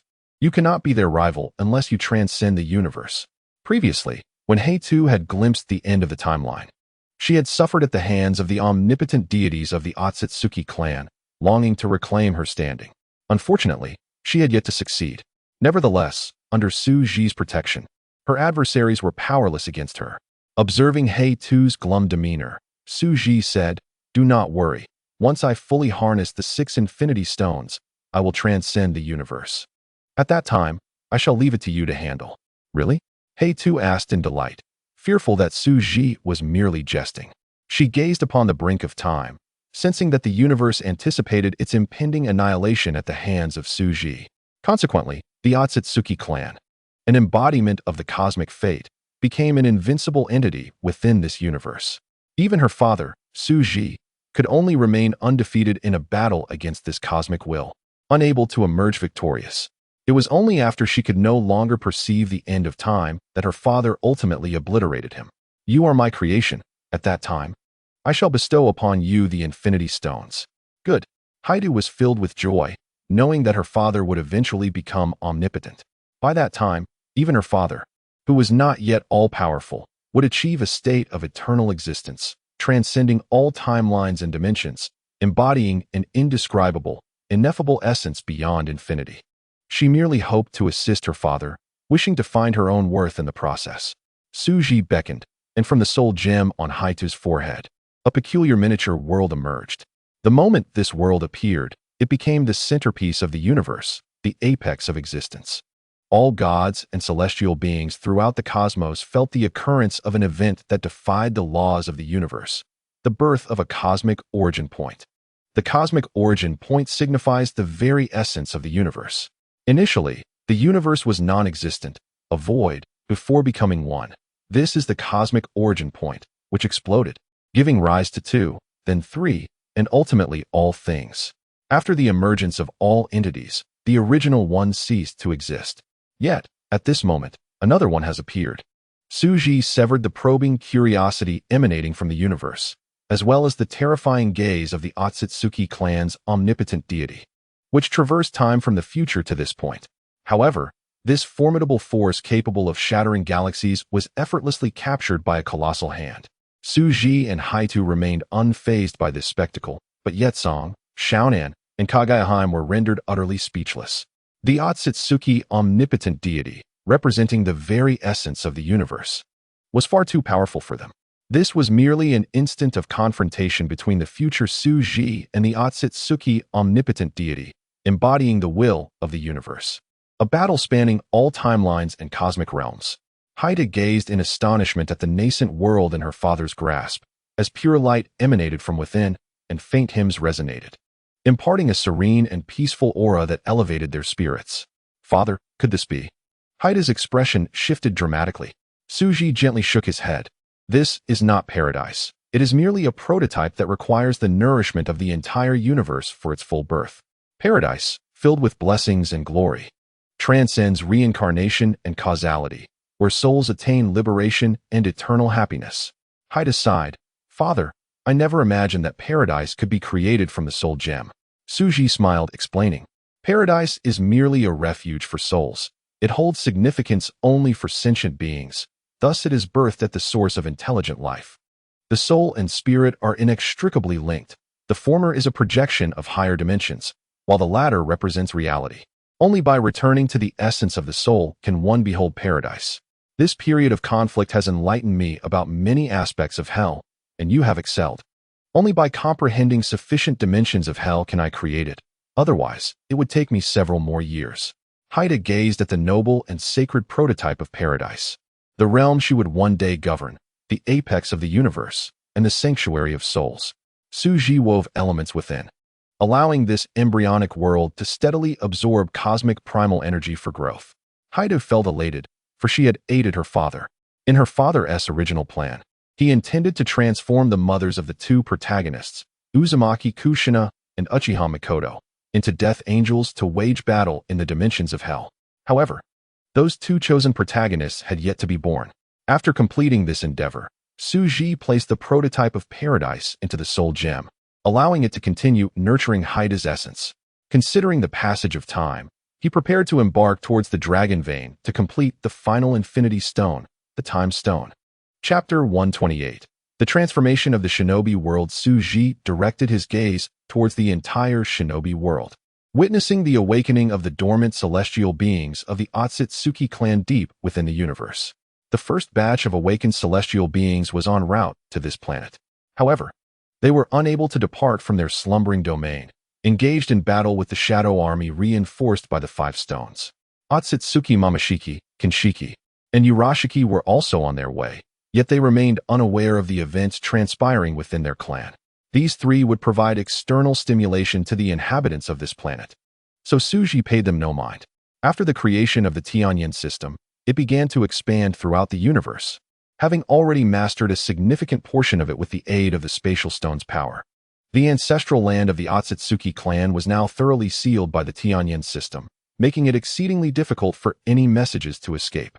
Should anyone observe the depths of the universe, they would notice numerous planets and even galaxies converging towards that center. As Suji utilized the power of space to manipulate the cosmic fabric, effectively blocking the Otsutsuki clan's escape routes. With 6 infinity stones representing the entirety of the universe, Suji was only short of the Time Stone. His creation of the Time Stone was not to glimpse the future or uncover the past. Rather, it was to perceive that which lies beyond time. Most phenomena within time are products of order, while outside of time lies chaos and remnants of cosmic explosions. Suji sought to traverse there in search of omniscience. Otsutsuki Shirbai, the entity Suji referred to as the future Otsutsuki omnipotent deity, was ultimately shaped by the Otsutsuki clan and the cosmic will. He was now beginning to awaken, as the will beyond time started to return. Otsutsuki Shirbai had consumed the most chakra fruits, surpassing the celestial beings of the Otsutsuki clan, becoming the strongest cosmic deity representing conceptual divinity. His spiritual essence had transcended dimensions, surpassing life and death, reaching beyond time. Yet he was also trapped outside of time, unable to return to the realm of reality. Thus, only his remains were left in the sacred temple of the Otsutsuki clan. However, the cosmic will had begun to actively create a passage for his return. The universe is a product of order. Therefore, excessively powerful beings are exiled by the cosmos. Yet, under the threat of Suji's annihilation, such considerations became insignificant. Suji observed the events unfolding in the universe, then turned his attention to the changes occurring on this planet. He opened a passage for Jiraiya and the Konoha ninja forces, allowing Jiraiya and Namake's Minato to lead them away via Miyaboku Mountain.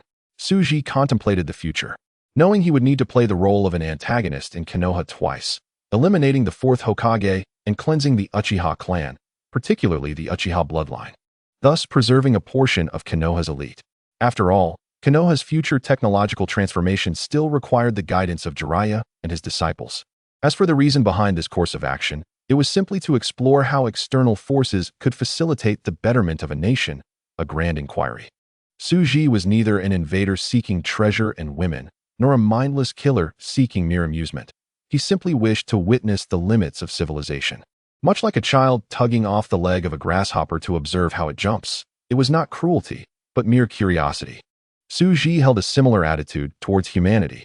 In Konoha, as various clans returned, the newly re-established Konoha radiated joy, despite many families having lost loved ones in battle. Nonetheless, the war had finally come to an end. In the present day, the renowned Ming requires the formidable ninja collective of Mai to suppress the incessant uprisings and turmoil emerging from various regions. With an unending influx of ninjas, the strength of Mai has surged to its zenith. At this juncture, the ceremony for Minato's inauguration as the fourth Hokage is taking place. Representatives from the four great nations have gathered, and naturally, all major ninja villages have sent envoys to witness the event. Minato, jubilant, holds the Hokage hat while waving to the crowd below the Hokage building with his other hand. His wife, Uzumaki Kushina, stands silently behind him, offering her unwavering support, while Danzo and Orochimaru exhibit inscrutable expressions, lost in their thoughts. The third Hokage lags slightly behind, cherishing one of the few moments of joy he has experienced in recent days. After sacrificing countless ninjas from the four great ninja villages, they have finally captured Senju Rope Tree. Had it not been for the desperate pleas of the Senju clan, he would have likely faced execution. Danzo feels a profound sense of powerlessness. It is not that Minato is incompetent, but rather that the current crisis cannot be resolved through gentle means alone. They must abandon ethics and taboos, delving into realms untouched by humanity. They have come to realize that everyone in the world has become a ninja, representing an immense reservoir of human resources. It is well known that to achieve a monumental endeavor or accomplishment, countless individuals must toil, contributing both physical and intellectual labor. However, Minato and Jiraiya seek to attract the elite through incentives, and while Danzo does not deny the value of the elite, he desires them to work, not to vie for power against him. He has sensed the malice directed at him from Jiraiya and his apprentice, who seem intent on usurping his authority with the influx of new recruits.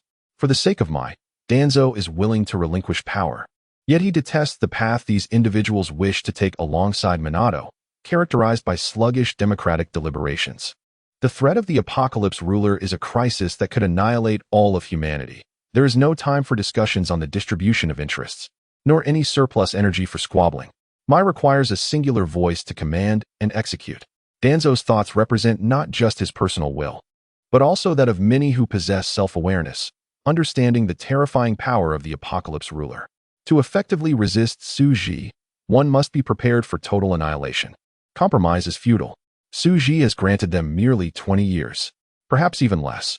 Time is the most precious resource, not human life. With billions of ninjas across the nation, there is no need to worry about manpower shortages. The initial robots created by the 4 great nations are already applicable in production and daily life, alleviating concerns about labor. As of now, the public transformation plan for the national populace has yet to be approved. Those who have recently acquired power have not confronted the horror of the apocalypse ruler. They think that after a lifetime of servitude, they have finally ascended to a position of authority and should not be expected to sacrifice further, even preferring death. Danzo harbors resentment. Yet he recognizes that until Minato makes a grave mistake, he lacks the right to question him. The changing of the guard has allowed him, as a meritorious figure, to retain his position without being forcibly disbanded, granting him a dignified exit. He recalls the warning from the time traveler, Xinyue, and refrains from impulsive actions.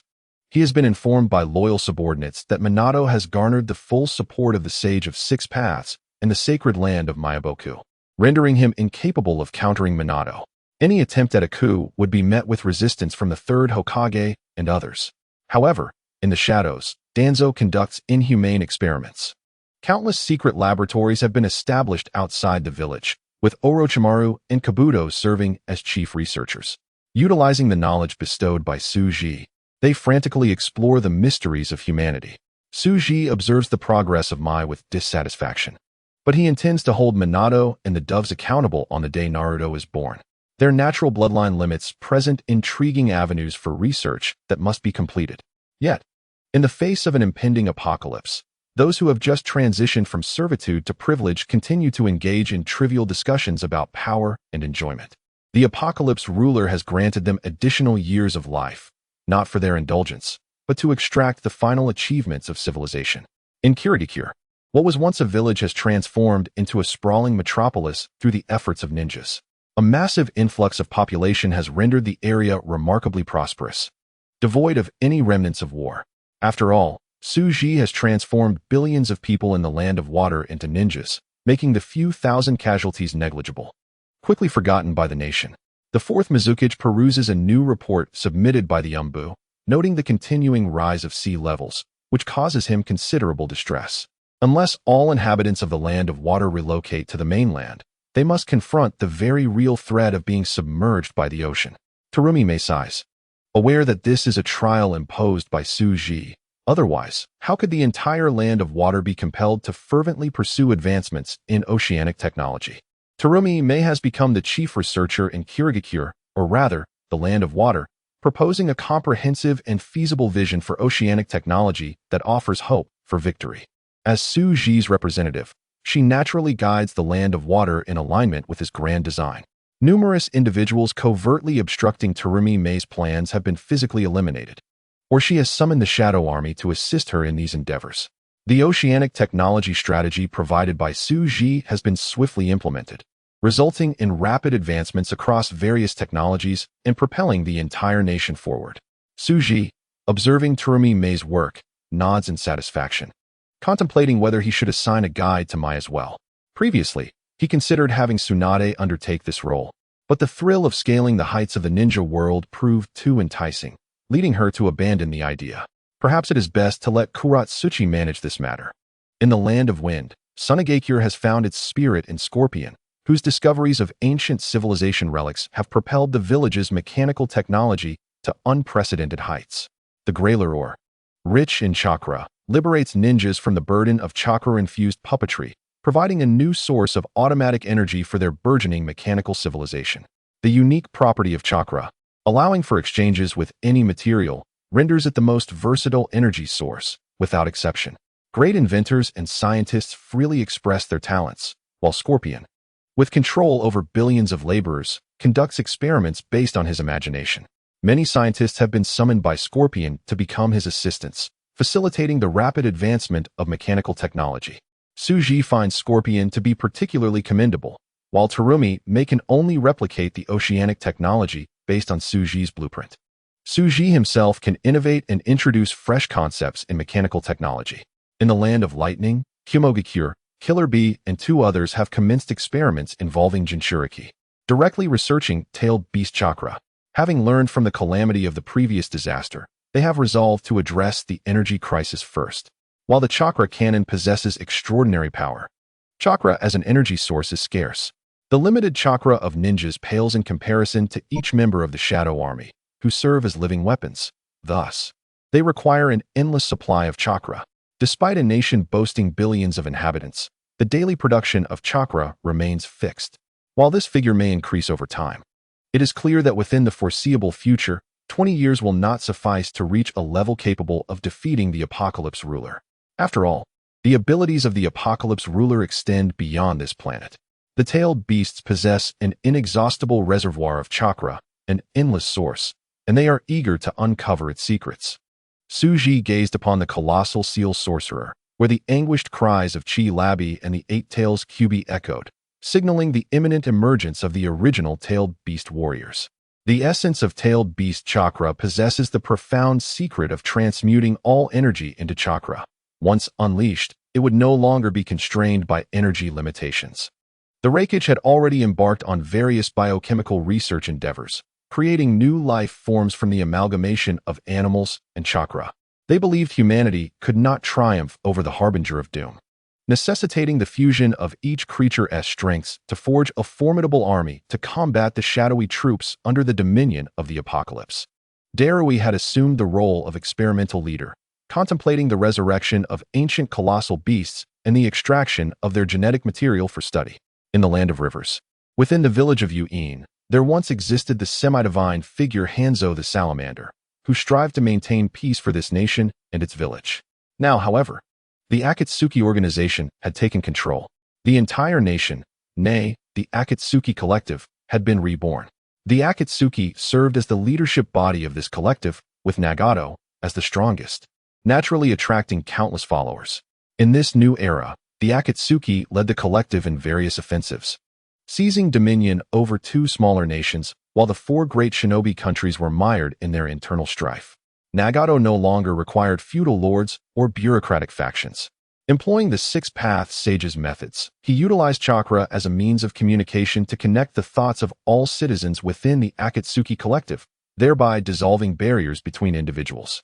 Thus, this collective was virtually invincible, effortlessly overcoming any opposition. Though those smaller nations boasted large populations, they were powerless against the Akatsuki's ability to integrate all into a unified collective will, akin to a mantis attempting to stop a chariot, with no chance to resist. Swiftly crushed instead, Nagato understood that to counter Su Ji, the existence of religious factions, warlords, and bandits was unnecessary.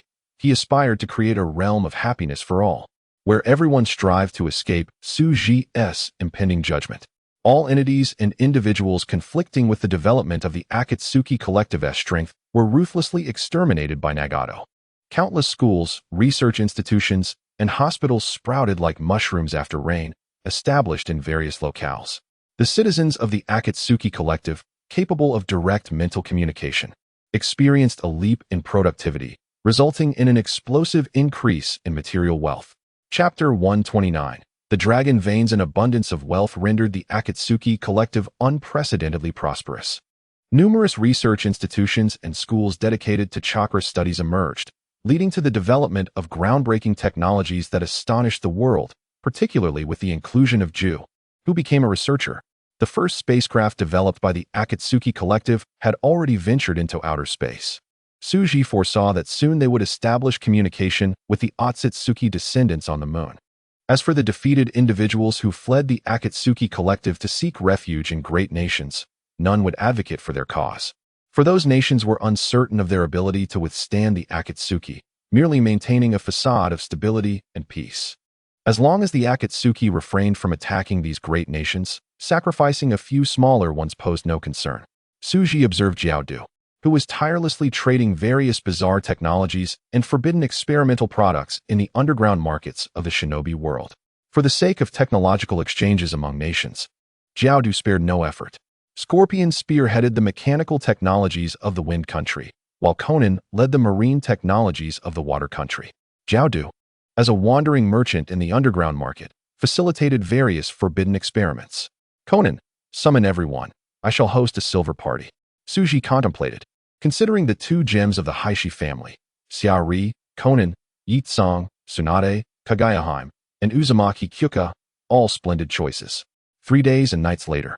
Standing atop the highest palace of the Tonkei Terrace, Suji fully liberated his divinity. In an instant, the myriad hues of humanity vanished from Suji's eyes, replaced by a tranquility as profound as the ocean's depths. This was neither the haughty arrogance of superiority nor the indifference towards flora and fauna, but rather a unique complexity. Humanity could not fathom this intricacy in Suji, akin to a beast gazing bewilderedly at human nature. The once separated clones, number 1 and number 2, converged into a singular point, merging seamlessly into his being. Hey 2, as I ascend dimensions within the dragon veins using the 6 gemstones. The suppression of the Otsutsuki clan will depend on you. Suji had arranged everything meticulously. Father, I shall not disappoint you. Hey 2 replied earnestly. Do not be anxious. Your strength is scarcely inferior to mine. As long as the cosmic will has not fully awakened, the Otsutsuki clan cannot rise. Suji affectionately patted Hey 2's head. Hey 2 nodded obediently. Yitsong, Konan, Kagaya, you 3 shall proceed to eradicate the Otsutsuki clan's ancestral grounds. Understood. The 3 women responded in unison. Kagaya cast a final glance at her 3 children before resolutely following Konan and Yitsong to eliminate her own lineage. Father need not worry. I have already created an angelic legion sufficient to deal with the Otsutsuki clan's cannon fodder. Hey 2 liberated a multitude of winged angels from her soul gemstone, their radiant brilliance illuminating the world. Indeed, take care to protect yourselves and do not fixate on transient victories or defeats. This will be a protracted struggle. Suji imparted his final admonition before vanishing from sight. Hey 2 watched her father depart, gazing at the world, where the war originating from the depths of the cosmos was unfolding, extending to the humans on this planet, akin to ants. She could not comprehend why her father placed such importance on these insignificant beings, as even in the face of impending annihilation, they were unworthy of being part of the game. Only the Otsutsuki clan represented the greatest adversary to her father's descent of cosmic dimensions. Hey 2 beheld Tsunade, who had awoken, gazing sorrowfully at her brother Senju Rope Tree, who was in great distress. Although Senju Rope Tree's life had been spared through the fervent pleas of the Senju clan, many feared his would release powers. Thus he had become a subject of experimental research. Even the Senju clan could no longer refuse this demand. This was not merely an individual's will. Even the members of the Senju clan desired to resurrect the power of wood release. Under the threat posed by the Harbinger of Doom, any power warranted investigation. The third Hokage and others could only guarantee his safety. Beyond that, they could offer him nothing more. Hey 2 regarded the reality gem in her hand. Research on it had taken a definitive direction, yet more knowledge was needed to enrich it. It was time to sacrifice the Uchiha. Hey 2 issued a command. Let Tsunade return to Konoha for a familial visit. Simultaneously, she observed her father entering the time-space tide of the dragon veins. Hey 2 understood that her father had fully subdued his humanity with divinity, or else he would have sought conversation with the Queen of Lulan. In his human form, her father was the very embodiment of heroism. With a wave of her hand, she transformed the oblivious Queen of Lulan and her daughter into angels. In the Wind Country, amidst the vast deserts, the once barren expanse was now being excavated by countless puppet robots in search of ancient relics buried beneath the sands. Lulan, a realm of wonder, existed as a minuscule nation, barely a city in size, sheltered by the Wind Country. Suji held no particular interest in this nation. Rather, his curiosity lay in the terrifying dragon veins deep beneath Lulan. The dragon veins were extraordinarily unique, a phenomenon exclusive to this planet. They represented the embodiment of planetary will, nurtured to maturity by the divine tree of the Otsutsuki clan. Countless celestial bodies exist within the cosmos, yet life-bearing planets are exceptional. They are miraculous creations among billions. And life itself is a marvel. Only on such planets could the awakening of planetary will be conceivable, leading to the evolution into naturally developed planetary life. Suji found himself immersed in a vast ocean of chakra, feeling the terrifying quantity of chakra that had warped the fabric of space and time. This power had long remained dormant, but should it be unleashed, the very existence of human civilization could be jeopardized. Suji gazed upon this peculiar force, observing the unique planetary chakra that possessed attributes of time and space. If humanity could harness and develop this chakra, they could potentially create time warriors. A torrent of purple planetary chakra, also known as Longmai Jili, began to coalesce in Suji's hands. He bestowed a sole attribute upon this chakra, igniting it into a form of life. Thus, a strange dragon was born. This newly birthed dragon affectionately touched Suji's palm, and he regarded this energy entity he had created. Suddenly, an idea struck him. Why not create 7 Dragon Balls? After all, with the power of the Reality Stone, fulfilling a wish would be a simple matter. Perhaps he could even transform it into the ancestral dragon in the future? Suji contemplated as he fashioned 7 Dragon Balls, threading them into a necklace that hung around the small dragon's neck. He stroked the dragon's head and uttered a true name. From now on, you shall be called Yuan. With a gentle toss, he sent the dragon into the cosmic river, where it would absorb the power of each passing star and grow. He-Tu watched as the ancestral dragon was cast from the time-space Longmai, swiftly reaching out to retrieve it. The ancestral dragon Yuan, now endowed with wisdom, instinctively recognized its young master and remained obediently still. He-Tu extracted the dragon's blood to begin creating her own radiant holy dragon, subsequently casting Yuan back into the river of stars. Yuan dared not voice any complaints, dutifully absorbing the power of the stars, slowly maturing, as its master tasked it with devouring the universe, destined to become a dragon of annihilation. Chapter 130, Gaia, the 4 Horsemen of the Apocalypse. After completing this trivial matter, Suji directly entered the core of the Longmai. There, the energy had coalesced into another form, where time and space intertwined, revealing both the future and the past. Suji pointed, and time manifested itself, taking the shape of a river. A vague consciousness flickered into being, and although Suji sensed it, he chose not to engage in communication. He felt his own consciousness being enveloped by the colossal energy of the Longmai, detaching from his body and ascending into the void. Detecting the gaping illusion that tempted him, a smirk played at the corners of his mouth. Embracing this power, Suji beheld the entirety of the planetary world. Every detail laid bare before him, contrasted against an infinitely vast ocean of energy, endless, neither born nor extinguished. The cycles of life and death, the interplay of yin and yang, and the intricate rules unfolded before his eyes as if he were observing the patterns in his palm. He realized he could control this formidable energy at will, capable of invoking both destruction and creation. Suji regarded the faint consciousness of the planet, which sought to entice him with the authority of Gaia, and he found it amusing. Come forth. My body remains bound by you, but my intellect is not. As he spoke, Suji underwent a transformation, instantaneously dissolving into the most fundamental particles before reconstituting. The hidden planetary consciousness could no longer influence him. The energy within the Longmai surged, forming a purple humanoid figure that stood before Suji. The Longmai was the embodiment of the planetary consciousness, a collective of the planetary will, and only planets that birthed intelligent life could claim the title of Gaia. Gaia's presence was exaggerated, transcending the confines of its own planet. For the intelligent beings upon it, thoughts could bring about cataclysms, tectonic shifts, melting icebergs, volcanic eruptions, and more. To intelligent life, it possessed powers that surpassed life and death, capable of creating life, resurrecting the dead, and guiding the evolution of species. Why can you escape my control? A flat voice inquired, devoid of any emotion. You should reveal your true self and converse with me. Suji reached out, twisting space, and ensnared a massive orb of light within a small alternate space. How is this possible? Gaia's voice finally quivered, tinged with shock and confusion. Suji instantly deduced the reason for Gaia's awakening of wisdom. It was the result of his own creation of the Judgment Angel and the Fallen Angel, which inadvertently awakened the planet's consciousness. Otherwise, Gaia's intent would have remained chaotic and indistinct, incapable of engaging in deceit or illusion. There is nothing impossible, though your age is ancient. Your awakening to wisdom and self-awareness is relatively recent. Suji observed Gaia with curiosity. Interestingly, he himself could be considered a life birthed by Gaia. However, having recently reconstituted his body, he had liberated himself from Gaia's constraints, becoming a truly free being.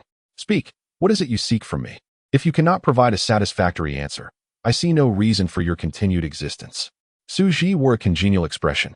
The planetary consciousness of Gaia had awakened self-awareness, understanding its own nature and the implications of its annihilation. I apologize, I am simply afraid. If you wish, I am willing to bestow my abilities upon you. Gaia's voice was cautious, filled with trepidation as it beheld the magnificent and divine presence that it could not directly confront. Thus, it sought to entice Suji with its power, hoping he would become the representative of the planetary will. Although Suji's body was a creation of Gaia, his essence shone as brilliantly as the universe itself, far surpassing Gaia. Is that so? I am not satisfied. Suji lightly squeezed, causing the space to constrict, allowing Gaia to experience the sensation of its mind being shaken. Please spare my life. I am willing to follow you. Gaia's voice weakened significantly as Suji had dealt a grievous blow to its essence. Suji looked at Gaia before an excellent idea struck him. After annihilation, perhaps he could allow Gaia to create life, as it possessed such authority. Gaia and the Otsutsuki clan were not the same as the celestial beings. Gaia represented darkness and chaos, while those celestial beings emerged after the chaos.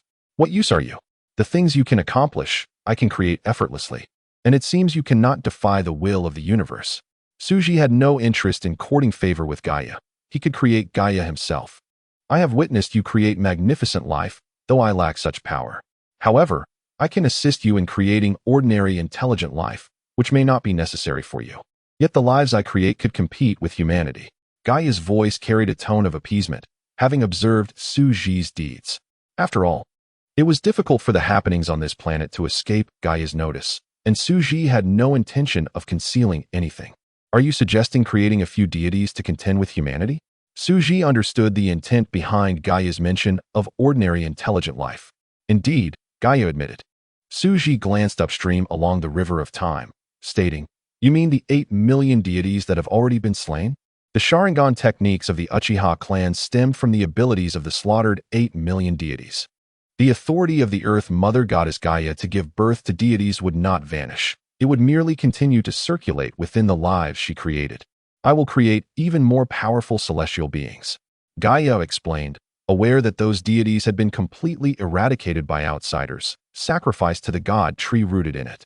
Suji pondered humanity and resolved to give them a nudge towards the precipice.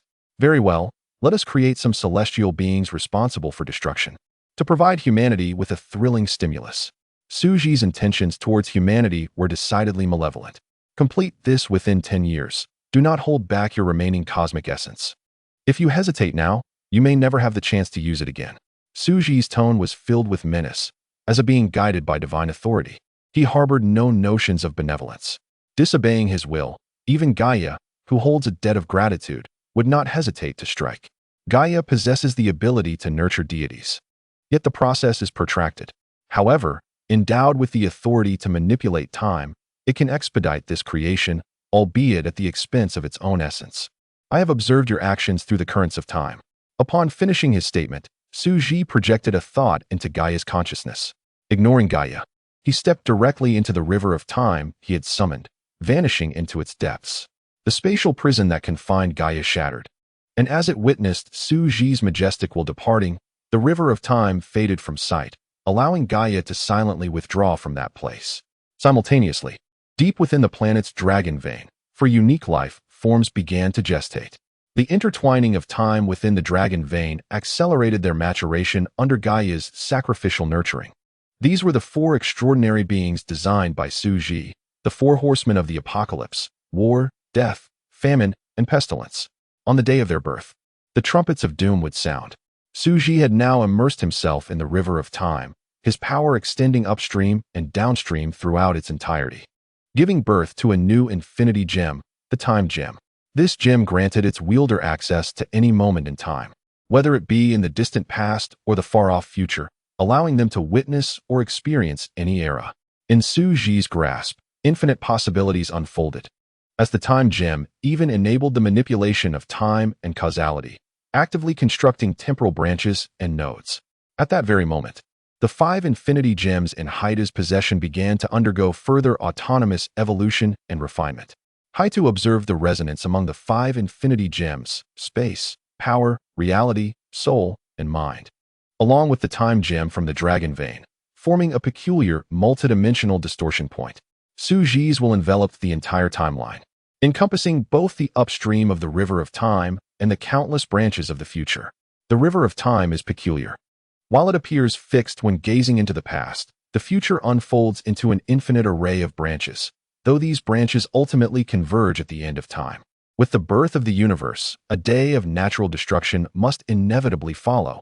That moment signifies the conclusion of time, a fundamental law of nature. Suji, however, has drastically accelerated this process, defying the cosmic order. As his will radiated into every branch of the future, the once vibrant tapestry of possibilities began to collapse into obscurity.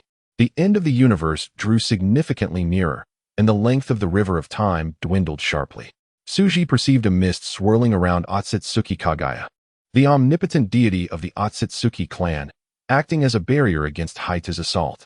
Meanwhile, humanity had learned the art of time manipulation from the Otsutsuki and Uchiha clans, stealing thousands of years of developmental time, successfully emerging as an interstellar civilization. Alas, in the eyes of Suji, who commands the universe, they remain woefully inadequate. The 6 infinity gems bestowed upon Suji a comprehensive elevation, bringing him a mere step away from omniscience and omnipotence. With a decisive stride, he transcended time itself. A golden will struggled to merge with the river of time. It was Otsutsuki Kagaya's essence. Within the cosmic river of time, the universal will reveal the flaw, allowing Otsutsuki Kagaya, who had partially distanced herself from the universe, to descend into it. You have arrived. A vast and magnificent will struck Suji's spirit. Indeed, I have come. He vanished, a colossal hand pressing against Otsutsuki Kagaya's essence, preventing her full manifestation within the cosmic timeline. This is futile. You cannot obstruct me. Otsutsuki Kagaya vehemently resisted. I am aware, yet I must impede you. The more outstanding Haitu performed in the cosmos, the greater the permissions granted to Otsutsuki Kagaya by the universe. The cosmic will is chaotic, the most inscrutable force of all. The lifespans of any beings hold no significance to it, yet the world-ending dragon newly created by Suji began to consume the universe, entering a phase of unrestricted growth. In matters of self-preservation, the cosmic will awakened. The universe itself could not intervene, but could only leverage the beings within it to eradicate Suji's nefarious influence. The wills of Suji and Otsutsuki Kagaya intertwined, encompassing the entire timeline, and their conflict commenced. All transformations of time, space, and material states resembled fleeting dreams, utterly immobile. Suji's fist struck Otsutsuki Kagaya's form, transcending the river of time and permeating all spaces, impacting the fundamental layer of the material that constituted Otsutsuki Kagaya. If one were to elevate their perspective to their current level, they would witness Suji's delicate strike piercing through time and space. Arriving at the moment of Otsutsuki Kagaya's birth, she had yet to materialize, evaporating into nothingness. In her youth, she consumed the chakra fruit, soaring into the skies, only to be obliterated by a descending fist. As she became the clan leader of the Otsutsuki, reveling in the subservience of her kin, her form fractured into two.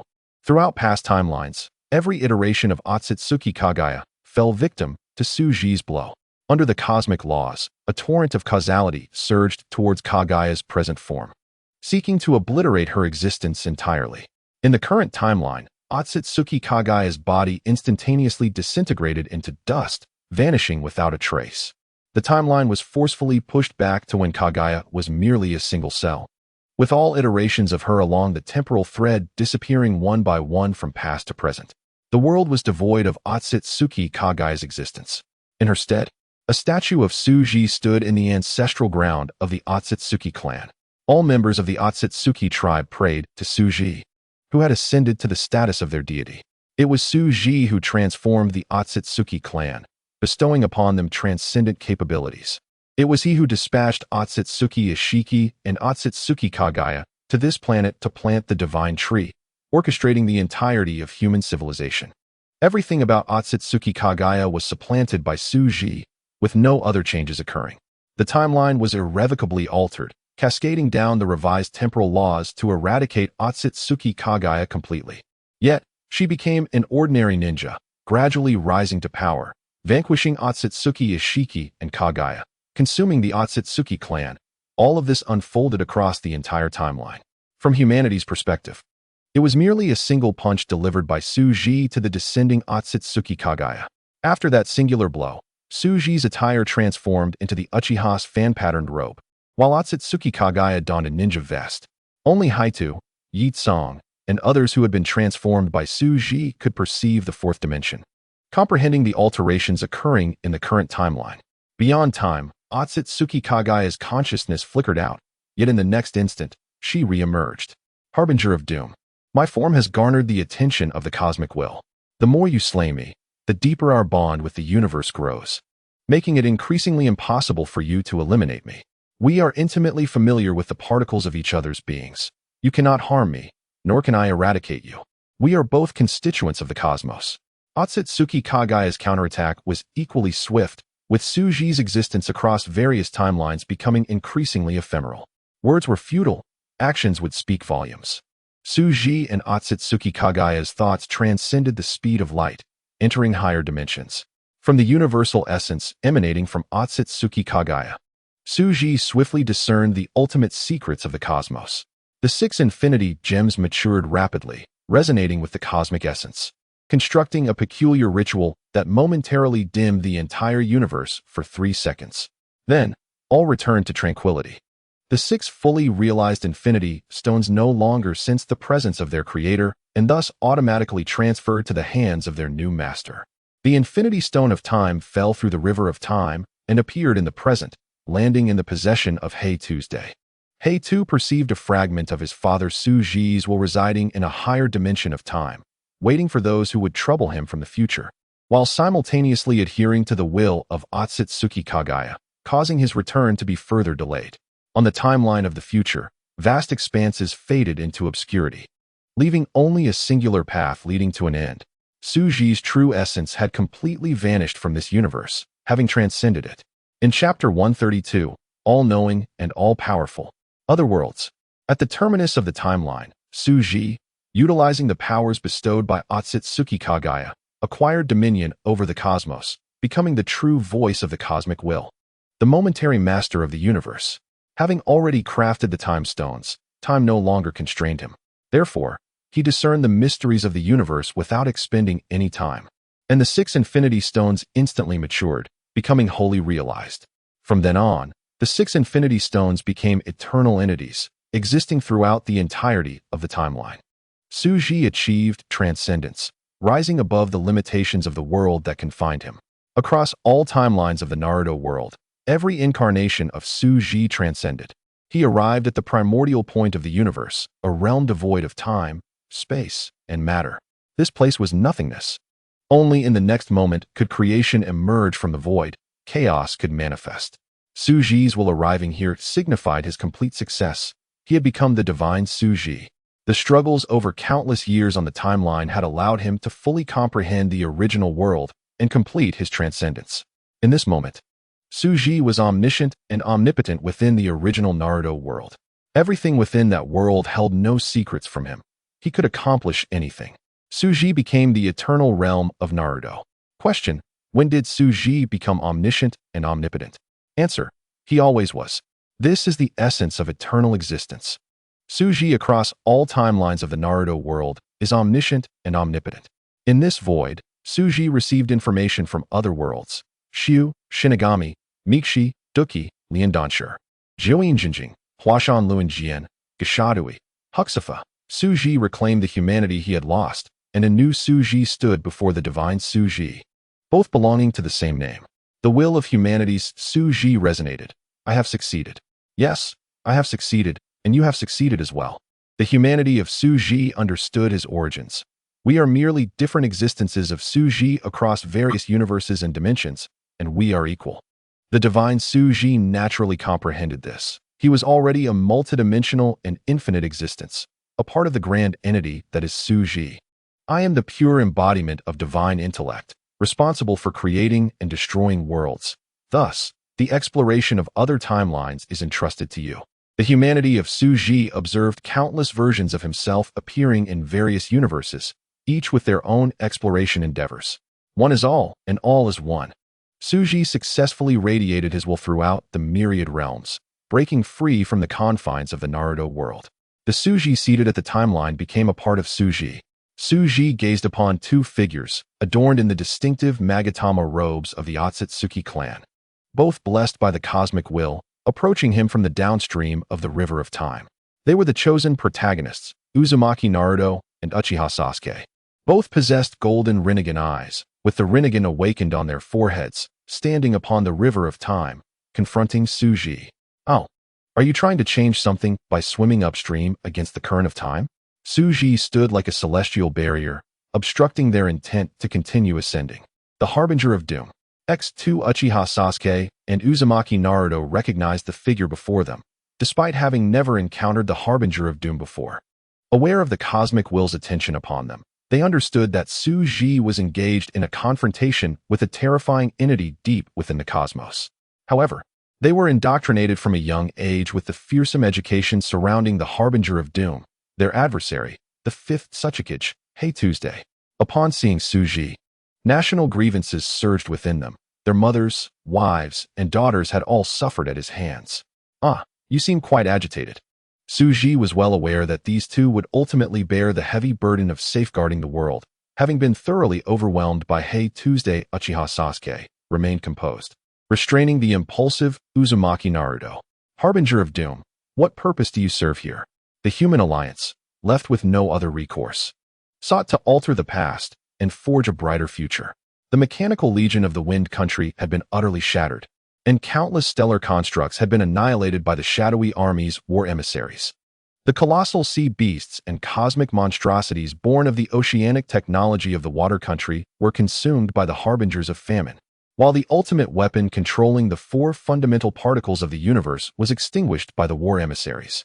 The mythic species, ancient beings, and fantastical life forms manufactured by the Lightning Country, having descended from higher dimensions, along with the special bloodline limits manipulating natural forces from the Fire Country, were all infected by the plague emissaries, spiraling into self-destruction. The material world was devoured by the apocalyptic dragon, leaving no space for human existence in the universe, forcing humanity to abandon their physical forms and, with the aid of the Sage of Six Paths, enter the Pure Land, clinging to this final bastion.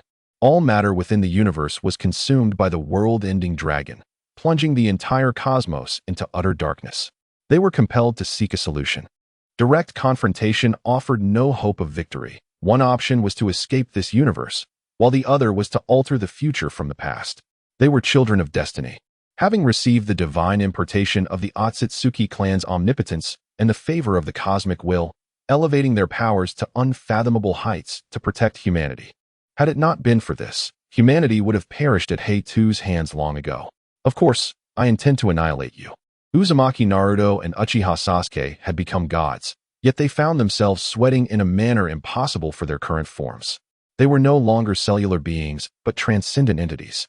The daughter of the Harbinger of Doom wielded the 6 omnipotent stones he had crafted, leading the Angelic Legion to systematically obliterate them in the material world, while commanding the Hellish Army to conquer the hellish dimensions, leaving only the Pure Land within Hell as their sole refuge.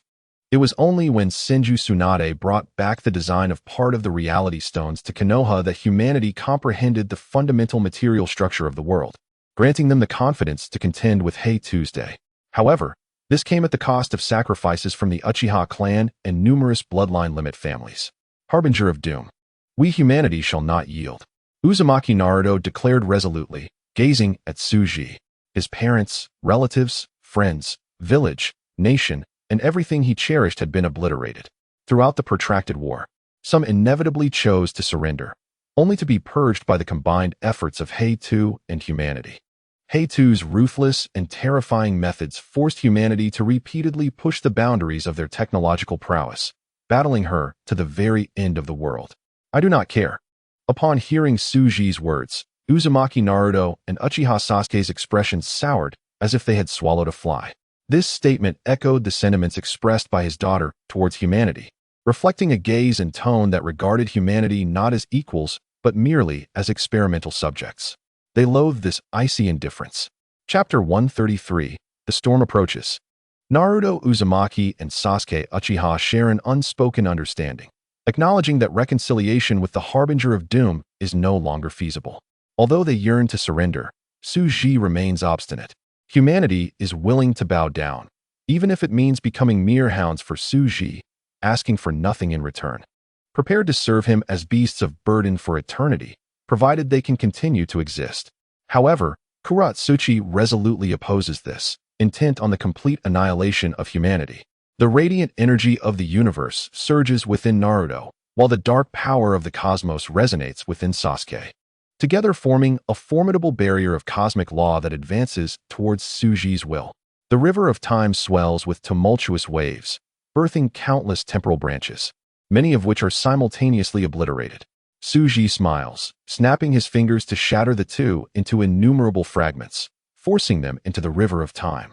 In the land of fire, Konoha stands as the preeminent metropolis of the nation, bustling and more colossal than the political capital itself. In an era where humanity desperately seeks strength, the Hokage undeniably emerges as the supreme authority of the land of fire, steering the nation's course. Following the ascension of the fourth Hokage, with the selfless aid of the Miyaboku Mountain Toad clan, research on the bloodline limit has advanced rapidly.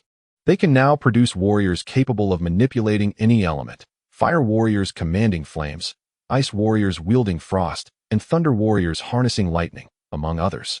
Jiraiya pushed open the door to the Hokage's office, finding Minato still engrossed in reviewing documents, electronic devices inundating his mind with information, leaving him visibly fatigued. Minato, you must remember to rest.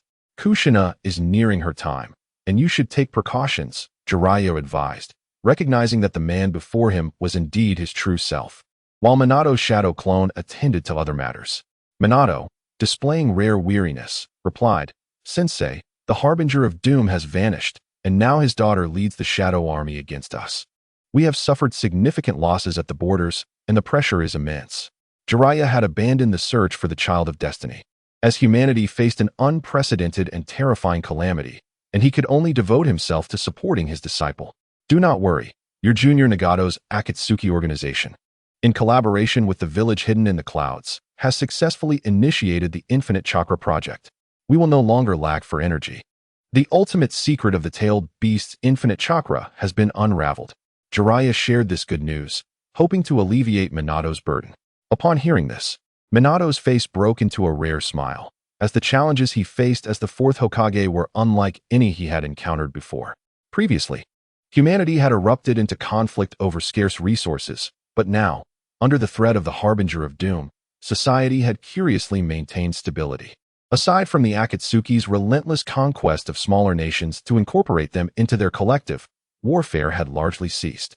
As for the land of Earth under Dou Qi's command, they had effectively been stripped of their humanity. Minato sealed the Hokage's office, revealing to his mentor, Sensei, our greatest issue lies in our internal instability. The bloodline limit clans are discontent with their current power and seek to expand. With all individuals in the world becoming ninjas, these clans naturally aspire to seize complete control over the human realm. Jiraiya understood his disciple's concerns. As Hokage, he should curb this trend and bestow power upon those who have genuinely contributed. Yet, human greed knows no bounds. Many individuals are indifferent to the destruction of the world, focusing solely on their own prosperity. It is not merely a matter of others feasting while they nibble. Rather, it is about having two buns when others have one. In this age of universal ninjas, the ninja clans have achieved unprecedented growth. Although Dou Qi has equipped every ninja with fundamental knowledge, the clans still possess the advantage of having started earlier. They can independently formulate research projects and teams, growing increasingly formidable. Ordinary individuals, however, remain reliant on the state apparatus, becoming mere cogs in the machine. The future undoubtedly points to these clans gradually devouring societal resources and emerging as the dominant force. Jiraiya sensed the brewing storm within the village, as the Hokage's formidable military presence kept the more ambitious individuals at bay, who dared only to tentatively seize resources. What do you propose? Jiraiya admitted he had no good solutions. For instance, if the Uchiha clan invests their resources into studying their Sharingan, what justification would the Hokage have to intervene? Moreover, Jiraiya was aware that his old friend Orochimaru was clandestinely conducting forbidden experiments. Yet he could neither prevent nor openly condemn them. How else could one advance without exploring the taboo? Would the Harbinger of Doom wait for them? I do not care what they research, but the results must be submitted to the state. I plan to legislate at next week's meeting and also implement regulations to govern all ninja clans, Minato stated, outlining his plan. Do we need to mobilize some troops? Jiraiya immediately supported Minato's approach, affirming that for Konoha, they would risk everything. Sensei, I will rely on you for the specifics, Minato said, handing Jiraiya a classified order. Upon receiving the order, Jiraiya cautioned, if you decide to sever the Nine-Tails life bond with Kushina during her delivery, be vigilant regarding any movements from those clans. Now that the secret of the tailed beast's infinite chakra has been unveiled, if ill-intentioned individuals exploit the Nine-Tails chakra within the village, it could spell disaster. With the third Hokage's support, his own mentor Jiraiya at his side, and the people's trust backing him, Minato understood the importance of not erring in the lead-up to legislation. He smiled, saying, "Do not worry, Sensei, Lord Third will assist me." Jiraiya nodded in agreement. I have faith in the old man. With the third Hokage present, Danzo and Orochimaru are inherently restrained, and the other ninja clans cannot stir up much trouble. The master and disciple shared a tacit understanding, refraining from mentioning the potential devastation from the Harbinger of Doom, fearing their conversation might be eavesdropped on. Once the third Hokage finished his duties, he stretched his weary back. Aside from the threat posed by the Harbinger of Doom, Konoha was flourishing beautifully, bursting with life and vibrancy. Sarutobi Hiruzen exhaled a puff of smoke, remarking, Orochimaru, you are becoming increasingly impolite. Ah, Hiruzen-sensei, retirement is rather leisurely, Orochimaru's deep voice echoed. Care for some tea? Hiruzen offered, pouring a cup for Orochimaru, his former student who rarely visited without a purpose. Since the transformative upheaval, Orochimaru had brazenly pursued forbidden experiments within the roots, as the feudal lords of various nations consented, concealing their actions from the public while operating in the shadows. Chapter 134, The Time-Space Ninja, Konohamaru. Your tea ceremony has improved, Sensei, Orochimaru remarked. The unprecedented calamity brought upon humanity by Tsuji had, for Orochimaru, unlocked the door to a new realm. The truths of the world were wondrous. The incessant wars among ninjas seemed as childish and absurd as children's games. Humanity possesses an infinite cosmos to conquer. Why confine themselves to petty nations? As Konoha's foremost scientist, Orochimaru had witnessed the starships created by the Akatsuki, capable of leaving their home planet. Though they were not yet capable of lunar travel, a satellite system orbiting their planet had already been established. Due to the terrifying strength of the Akatsuki, which stood as a faction opposing the Harbinger of Doom, the bureaucrats of the great nations turned a blind eye to the Akatsuki's conquests of smaller nations. Presently, the entire planet is divided among 4 great nations and the Akatsuki. Like the land of Earth, the Akatsuki requires neither feudal lords nor bureaucrats, a move that instilled fear and unease among all major nations. Rar, Zhejiangmen demonstrated the true power of his Rinnegan. No nation dared to provoke him. Rather, they chose to compromise. This shift allowed the influence of the shadows to rise unfettered, rendering the daimyo mere figureheads while the true power rested with the shadows. All of this required a catalyst to be solidified through legal means. When Orochimaru finished his tea, the third Hokage inquired, "What brings you to me?" Orochimaru's face, partially obscured by his long hair, flickered uncertainly. A new research project has been initiated at the root, concerning space-time. Elder Danzo requires some test subjects.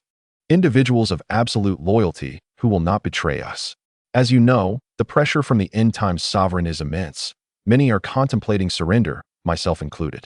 As a scientist, Orochimaru understood the profound implications of the modifications made by Senju Hashirama and others. This generational gap was not something that could be overcome through mere effort. He could not comprehend why Tsuji still wished to retain humanity.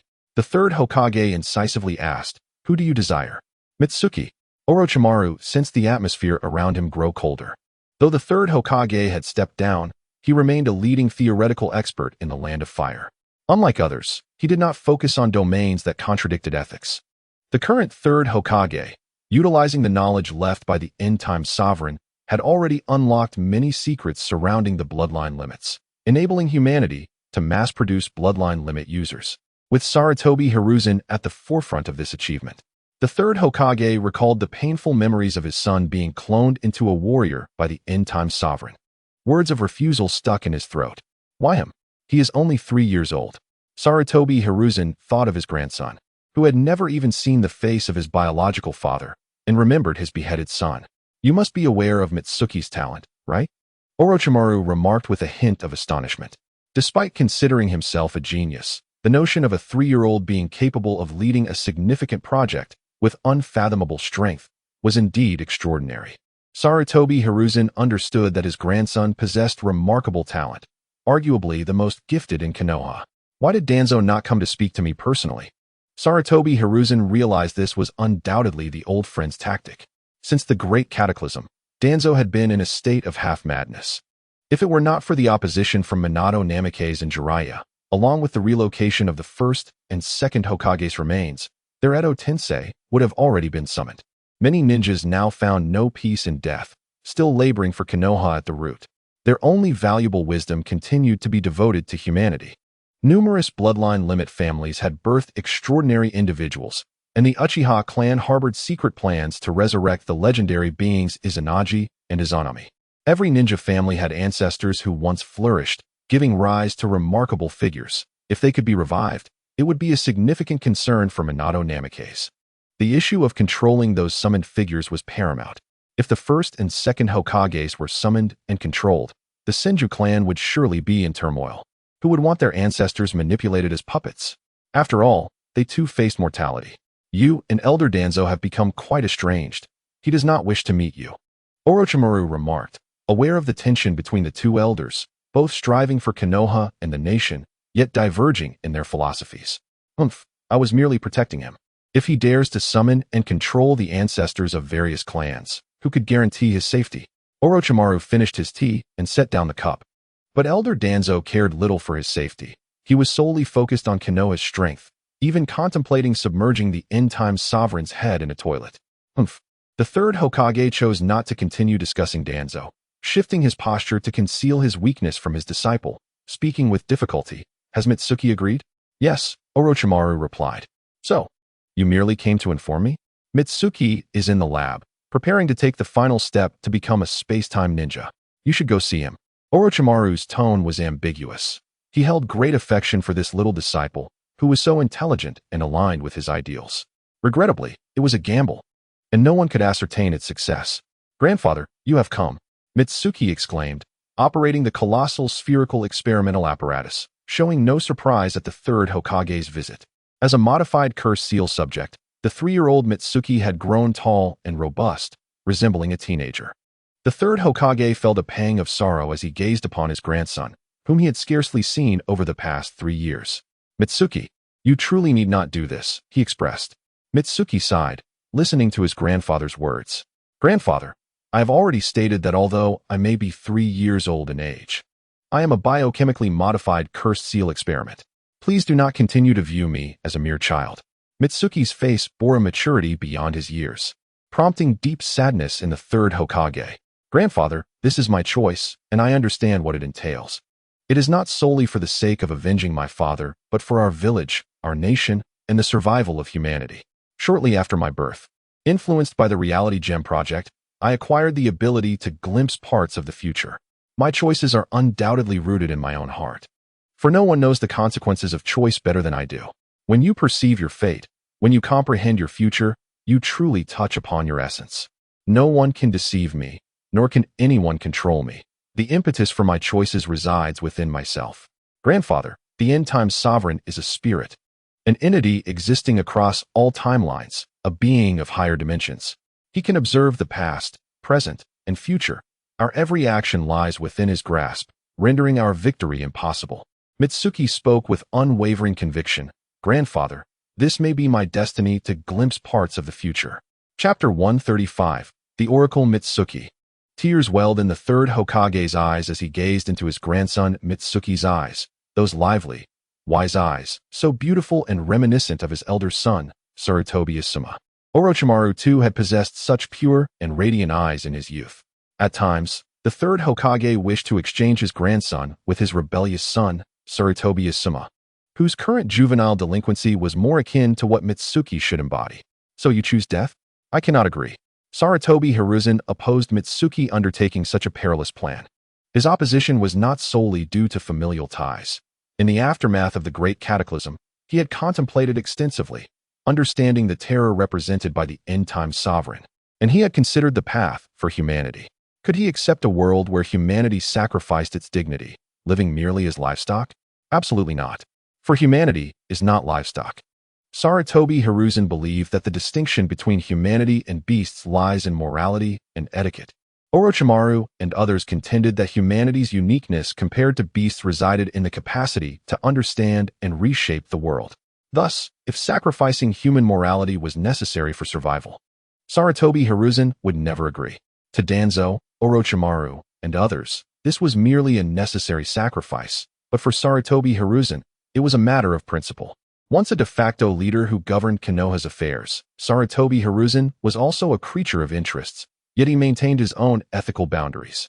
Mitsuki observed his stubborn yet endearing grandfather, able to perceive the encroaching darkness of the future, humanity gradually retreating, pressured by the four harbingers of the apocalypse, ultimately leading to its demise. He must take action to leave a glimmer of hope for the future. Grandfather, I comprehend your feelings. However, I must proceed. This is not coercion imposed upon me by those lofty individuals under the guise of noble reasons, nor is it a sacrifice. It is merely my recognition of my own opportunity. I am but a child who has wandered in darkness for far too long. And in order to perceive this world clearly, I must relinquish some trivial matters. The body is merely a vessel for the soul. Once humanity comprehends the boundaries of life and death, it will no longer fear death. Death is simply another form of existence.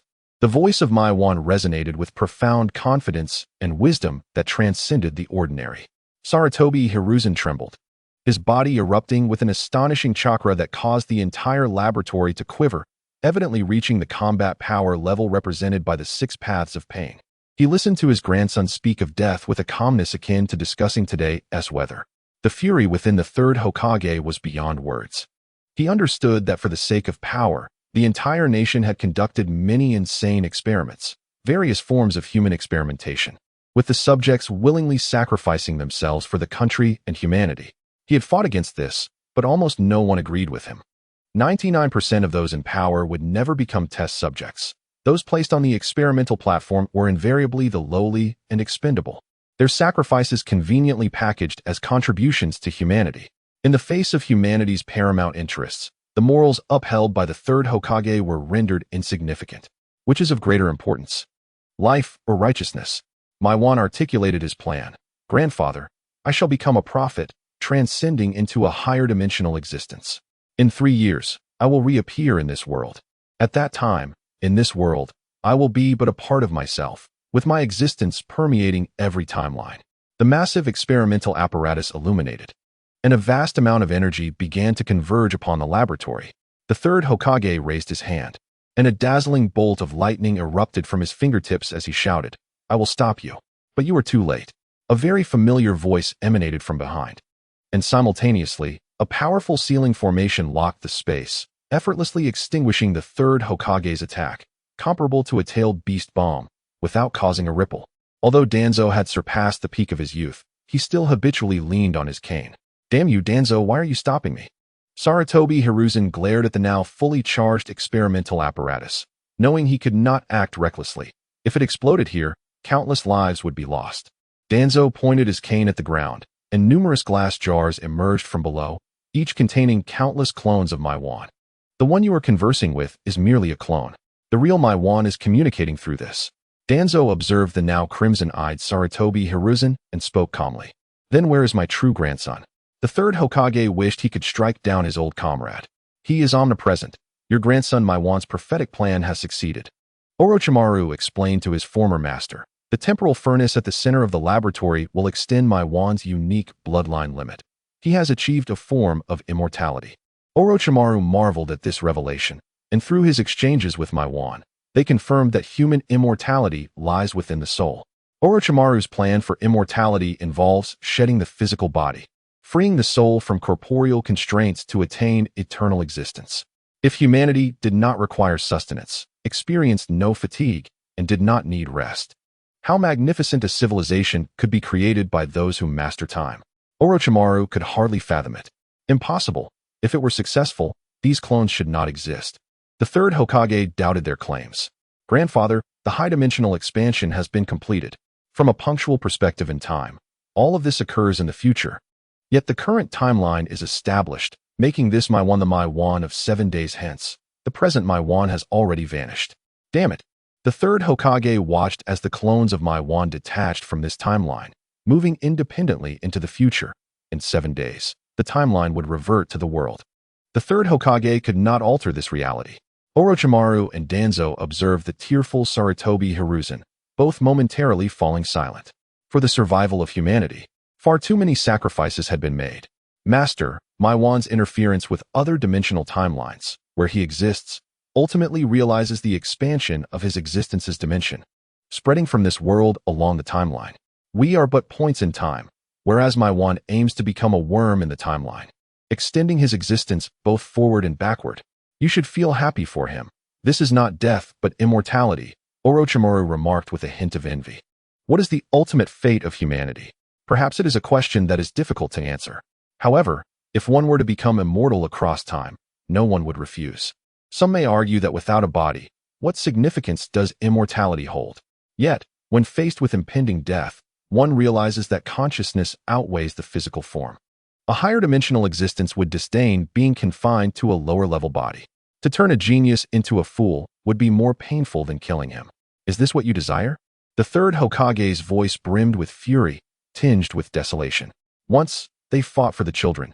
Now, they sacrifice children for peace. Chapter 136, The Night of the Nine Tails. Watergate is in danger. Sarutobi, we have no choice. Danzo replied coldly. For victory, we are willing to sacrifice anything. The anguish of Sarutobi Hiruzen was inexpressible, not only due to the sacrifice of his grandson Maiwan, but also because of his ideals.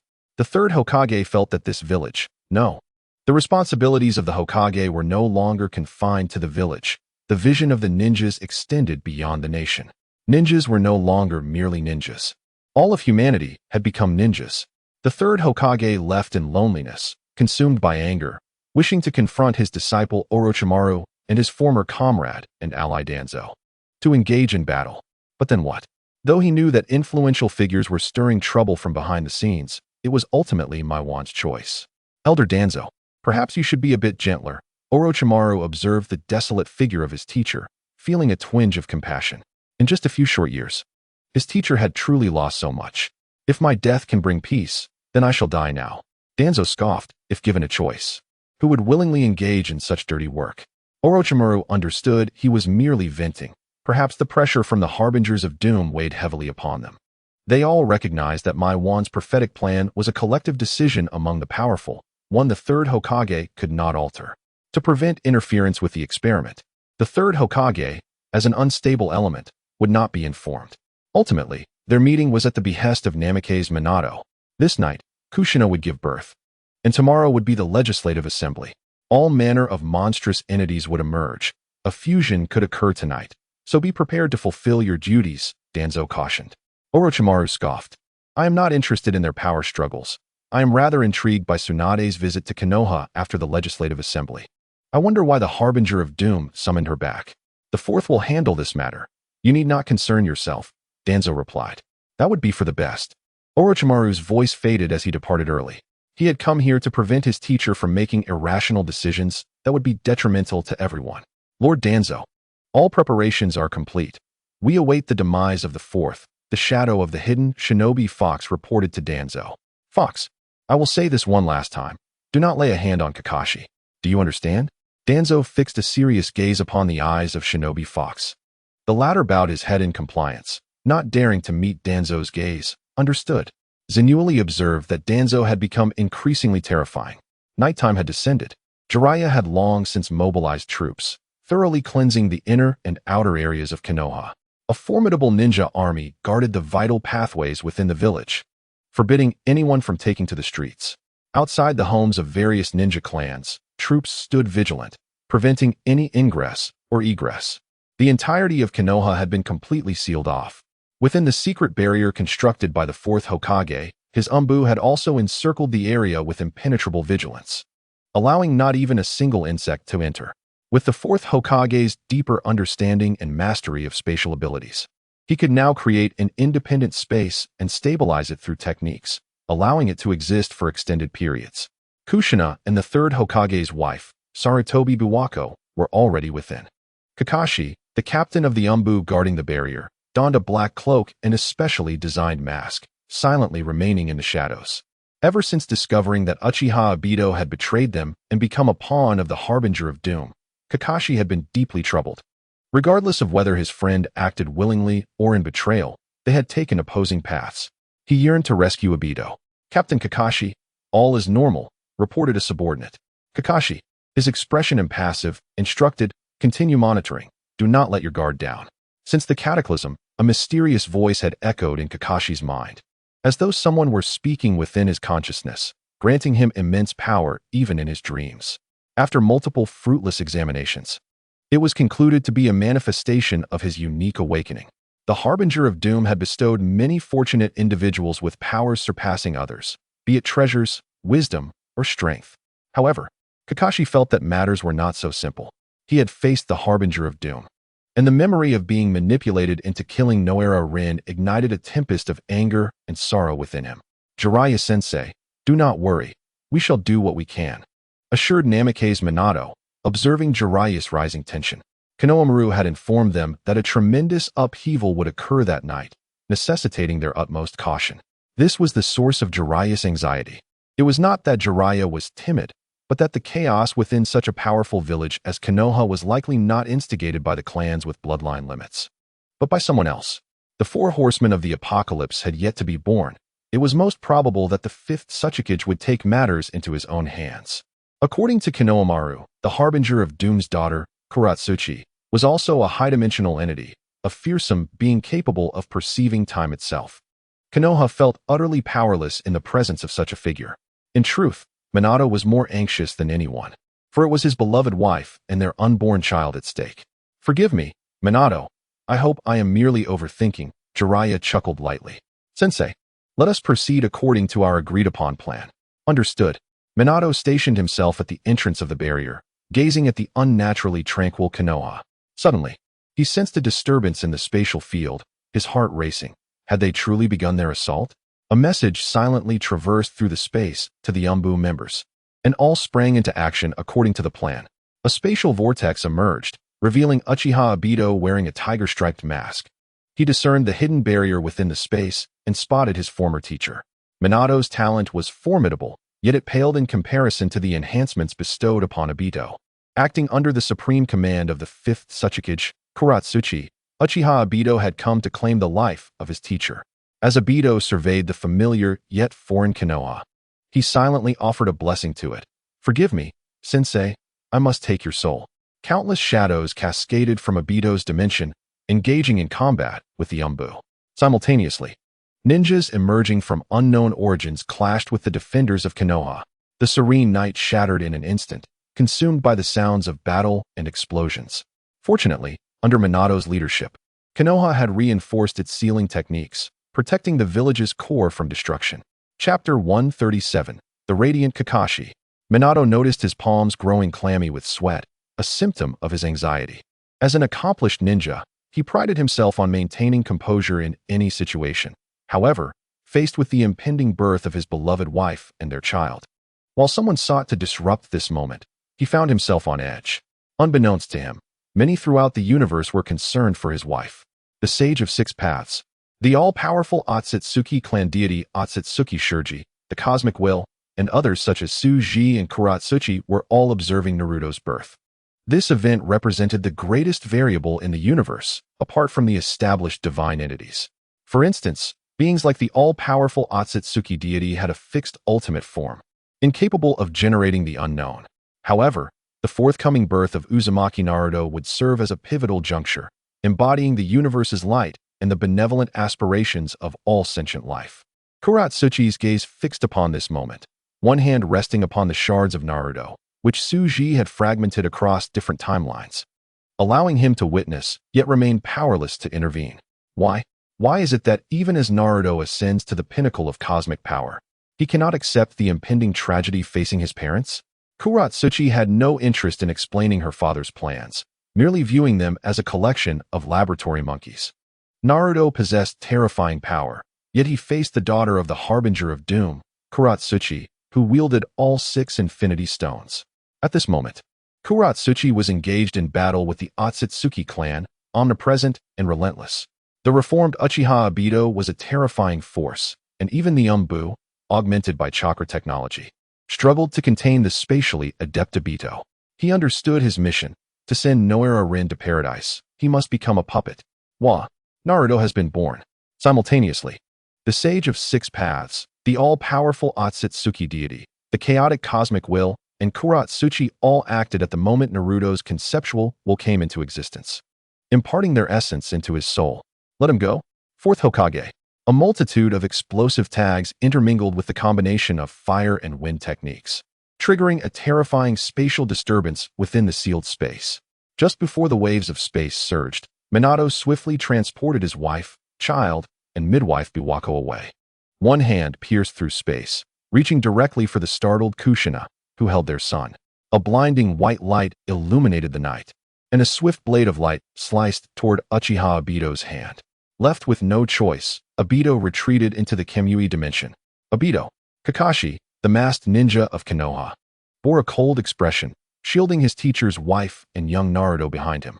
Even behind the mask, Kakashi instantly recognized Uchiha Obito. Obito showed no surprise. After all, his mask offered little concealment. Kushina, her fiery red hair billowing like an enraged lion, was ready to speak, but Kakashi intervened. Kushina-sensei, you possess the Flying Thunder God technique. You must leave now. I will handle Obito. Suppressing her urge to protest, Kushina activated her technique and departed. Kakashi, you remain as arrogant as ever, Obito remarked. Drawing chains from the Kemui dimension, aware that Kakashi had ascended to his level of strength. Without resolving this conflict, he could not fulfill his intention of capturing Kushina. Obito, why must you do this? Kakashi sensed the absence of his mentor and realized that more combatants had entered the fray. A relentless army of dark shadows emerged through Uchiha Obito's Kemui space, joining the battle. Driven by a singular purpose, Uchiha Obito had little time for nostalgia. He understood that he had changed, yet for Rin, he had no alternative. He formed a hand seal, and countless trees erupted from the earth, transforming the landscape into a dense forest. This was the birth of the Shinju.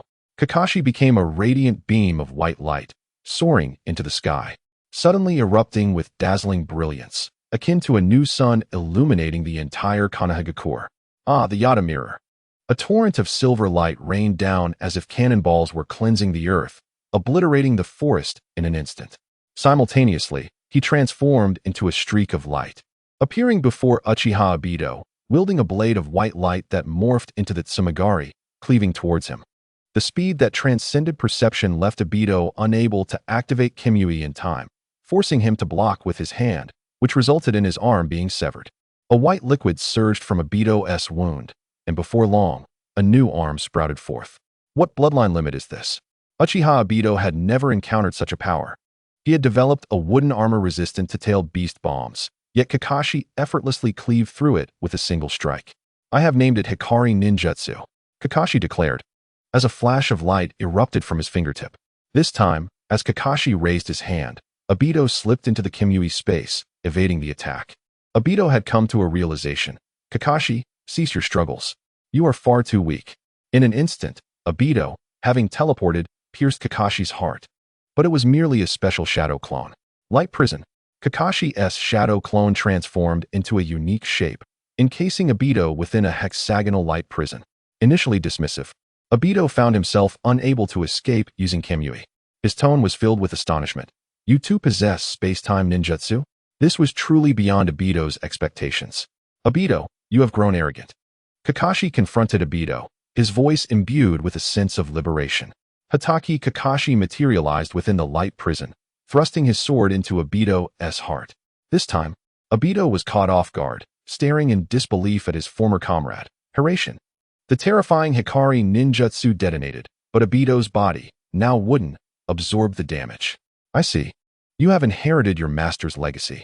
Obito's tone was tinged with regret. He once believed he would become his master's successor, witnessing him ascend to Hokage and fulfill his dream. Yet, all of that was irretrievable. His betrayal had been uncovered by Konohagakure, and these thoughts became trivial upon learning of Rin's demise.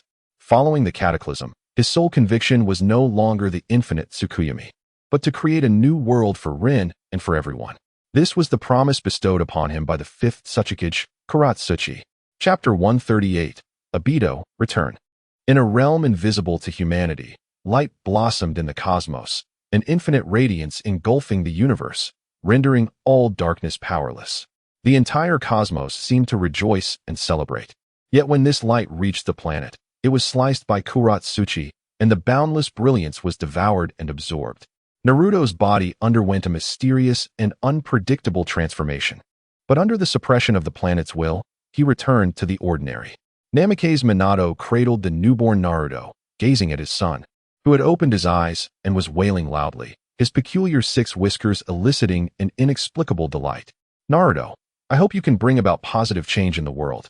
As written by Jiraiya-sensei, granting humanity everlasting peace. Minato gently wiped away the tears from Naruto's eyes.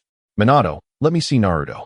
Uzumaki Kushina softly addressed her husband, fully aware of the assault that had just transpired. Minato placed Naruto beside Kushina, who caressed his face, exclaiming with joy, Minato, I am so happy. Minato looked at his wife, excitedly embracing Naruto, bending down to hug them both. Kushina, wait for me to return. Kushina understood the treacherous tides in the village. Go. I am safe here. Naruto, and I will await your return. Minato vanished in an instant, appearing on the battlefield. Kushina stroked Naruto's head, whispering softly, Naruto, be good. Don't cry. Minato, outside, immediately spotted Kakashi, now a being of light, engaged in combat with a colossal Susanoo. Kakashi unleashed numerous orbs of light, directly slicing through the Susanoo. However, Obito's Kimui, combined with Susanoo, easily mitigated the drawbacks of its enormous size. The entire Konohagakure trembled as Uchiha Fugaku, the clan leader of the Uchiha, gazed grimly at the towering Susanoo outside the village. Having activated his Mangekyo Sharingan, he was well aware of the implications of Susanoo. How could he explain this? He had already used his Sharingan to investigate and confirmed that no clan members had left the village. The only possibility lay with the former underachiever, the traitor Uchiha Obito. Itachi, take Sasuke back, do not venture outside. Uchiha Fugaku instructed as he looked at Itachi, who was holding his younger brother Sasuke, ruffling his son's hair. Father must discuss matters with the elders. Be good, hurry along. Uchiha Itachi, cradling the newborn Sasuke, nodded obediently, understanding that something monumental was about to transpire, as evidenced by his father's grave expression. Several elders of the Uchiha clan witnessed the spectacle, some filled with fear, others with excitement, and yet others with concern. The third Hokage stood with the Umbu inside the protective barrier of Konohagakure, watching the fierce battle unfold outside, his expression dark. Danzo's face was equally grim as he slammed his cane down. Damn Uchiha. Having witnessed the first Hokage and Uchiha Madara, they understood the nature of the Susanoo before them. The third Hokage shot a glare at Danzo, who snorted in acknowledgement, realizing he had spoken out of turn. He explained to the third Hokage, it is not the Uchiha from the village. It must be that Uchiha brat, Obito, who was captured by the enemy. He must have been modified like Shoten, acquiring such terrifying power. Though Danzo often criticized the Uchiha, it was unwise to categorize them as enemies at this juncture. When the Susanoo struck down, the overwhelming chakra was absorbed and redirected by the space barrier Minato had crafted, preventing any harm to Konohagakure. Minato, what is the situation? The third Hokage directly inquired upon seeing Minato appear beside him. He was aware that tonight was the day Kushina was to give birth, and that his wife was assisting in the delivery. Lord Third, Elder Danzo, Minato nodded respectfully to them both. It is Obito. He must be under control like Shoten. Minato was uncertain of Obito's condition but hoped to preserve his student's life. Otherwise, even as Hokage, he could not absolve a criminal who had transgressed against Konohagakure. Senju Shoten had been protected for the same reason. The third Hokage observed Kakashi and Uchiha Obito locked in combat, entangled in a fierce struggle, and he could not comprehend why the forces of doom would invade Konohagakure at this critical moment. Lord Fourth, the Uchiha and Hyuga clans request to join the battle to protect Konohagakure. An Umbu reported to the fourth Hokage. The third Hokage and Danzo remained silent. The decision now rested with Namikaze Minato. Allow them to join the fray. Boelfengsimon exuded confidence, unperturbed by any malevolent entities. Although Tuanzong seemed poised to speak, his lips merely moved without uttering a word. The Konoha of Boifeng's ascension was not the same as it was during their era. There was no need to fear the prominent ninja clans, for the ranks of ordinary ninjas were plentiful. The true concern lay in their covert machinations and their aspirations towards ultimate power. The fourth Hokage deemed it prudent to position them at the forefront, ensuring the utmost stability. Tuanzong, a master of intrigue, was adept at gauging the hearts of men. Thus, this arrangement was deemed beneficial for all parties involved. Boifeng's nodded in tacit agreement with Tuanzang's counsel. Suddenly, a vortex materialized, and Uchiha Obito appeared before the trio, prompting immediate vigilance among the Umbu. Obito. Boifeng's expression darkened as he called out in a low voice. The half-masked Uchiha, with his crimson Mangekyo Sharingan, fixed his gaze upon the three. Sensei, do not attempt to flee. Unless you can conceal your very soul, you cannot evade my pursuit. Boifeng halted the Umbu from advancing to protect him. He had already realized the confrontation was directed at him. With his spatial abilities, Obito could effortlessly annihilate the Umbu. Obito, the third Hokage, clad in armor and wielding a staff, bore a serious expression. He recognized Uchiha Obito, a notorious figure within the Uchiha clan who, despite his lineage, was considered a failure even among the commoners. His fervent love for the village was reminiscent of his former comrade, Uchiha Kakashi, whose emotional state had been deeply affected by his father's demise. The third had hoped that pairing Obito with Kakashi would rekindle Kakashi's genuine feelings. Come back, Obito. Boifeng pleaded, refraining from aggression. We are all waiting for you. I refuse. Obito retorted, dismissing any nostalgia and fully aware of his intentions. Chapter 139, Stunning Stamon. The fourth had lost his rationality. Engaging him was futile. Tuanzong would not extend courtesy to one who had allied with the Harbinger of Doom. Countless wind blades shredded the air around Obito, yet all of this proved ineffective against his Kamui. A blinding flash erupted, blasting Obito from his dimensional space. However, now that he had ascended to the level of the Six Paths, his injuries vanished without a trace. His mask shattered completely, revealing an ivory-hued robe adorned with Magatama, with orbs of power manifesting behind him as he entered the Six Paths mode. Kakashi wielded the Tenzo no Yoken without hesitation, aiming at Obito. Yet, even this sword, capable of severing Susanoo, proved futile. The orbs behind Obito transformed into a shield, absorbing Kakashi's assault. Kakashi unleashed a laser beam, but it was effortlessly absorbed by Obito, who had transcended the narrative of a mere incomplete Six Paths figure. Under the influence of the bloodline limit, all chakra transformations were rendered illusory. As a master of chakra ninjutsu, Sarutobi Hiruzen immediately recognized the nature of Obito's orbs as the bloodline limit. Stamon, do not touch that black sphere. It is the bloodline limit. Sarutobi summoned a colossal shuriken and employed a technique to create shadow clones of it, infusing them with various elemental transformations. A vibrant sea of shurikens surged towards Obito, providing an opportunity for the third Hokage and Tuanzong to retreat. Given Obito's mastery of space-time ninjutsu, it was the highly mobile and destructive Kakashi and Thamon who posed the greatest threat, and their presence would only hinder their performance. Obito conjured the creation god sword, Amano Murakumo, sweeping away all shurikens with a single motion. Flying Thunder God, Lightning Cutter. The massive spatial technique sliced through the fabric of reality where Obito stood. Azumon attempted to whisk him away, not wishing to engage in combat within the village. Since the Great Cataclysm, Konoha's strength had escalated significantly, yet they remained ill-equipped to contend with the Otsutsuki clan's supreme bloodline limit, necessitating a change of battlefield.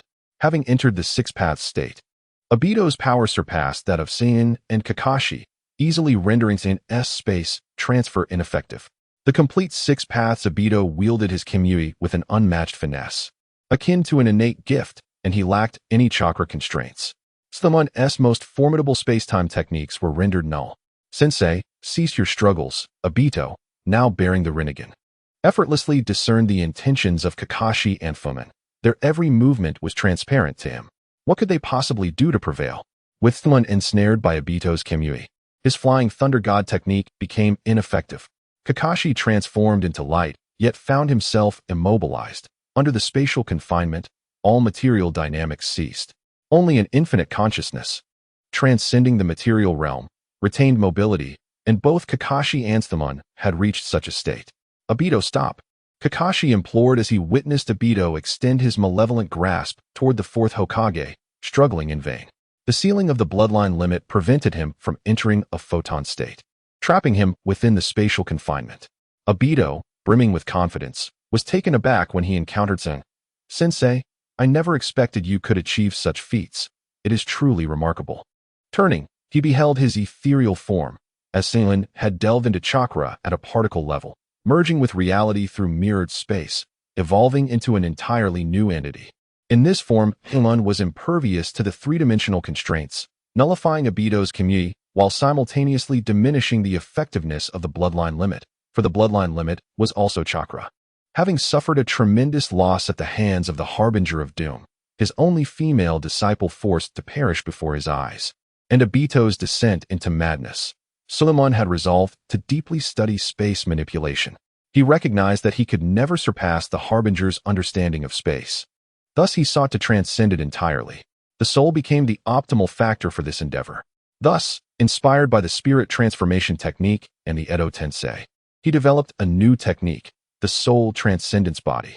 Detaching from material existence, Suleiman possessed infinite chakra, liberated from spatial constraints, immune to injury and fatigue, capable of traversing any space. The material realm, on a more fundamental particle level, posed no impediment to him. Within his design, he also aimed to master the flow of time to achieve a complete transcendent body. This was his vision for a super chakra technology.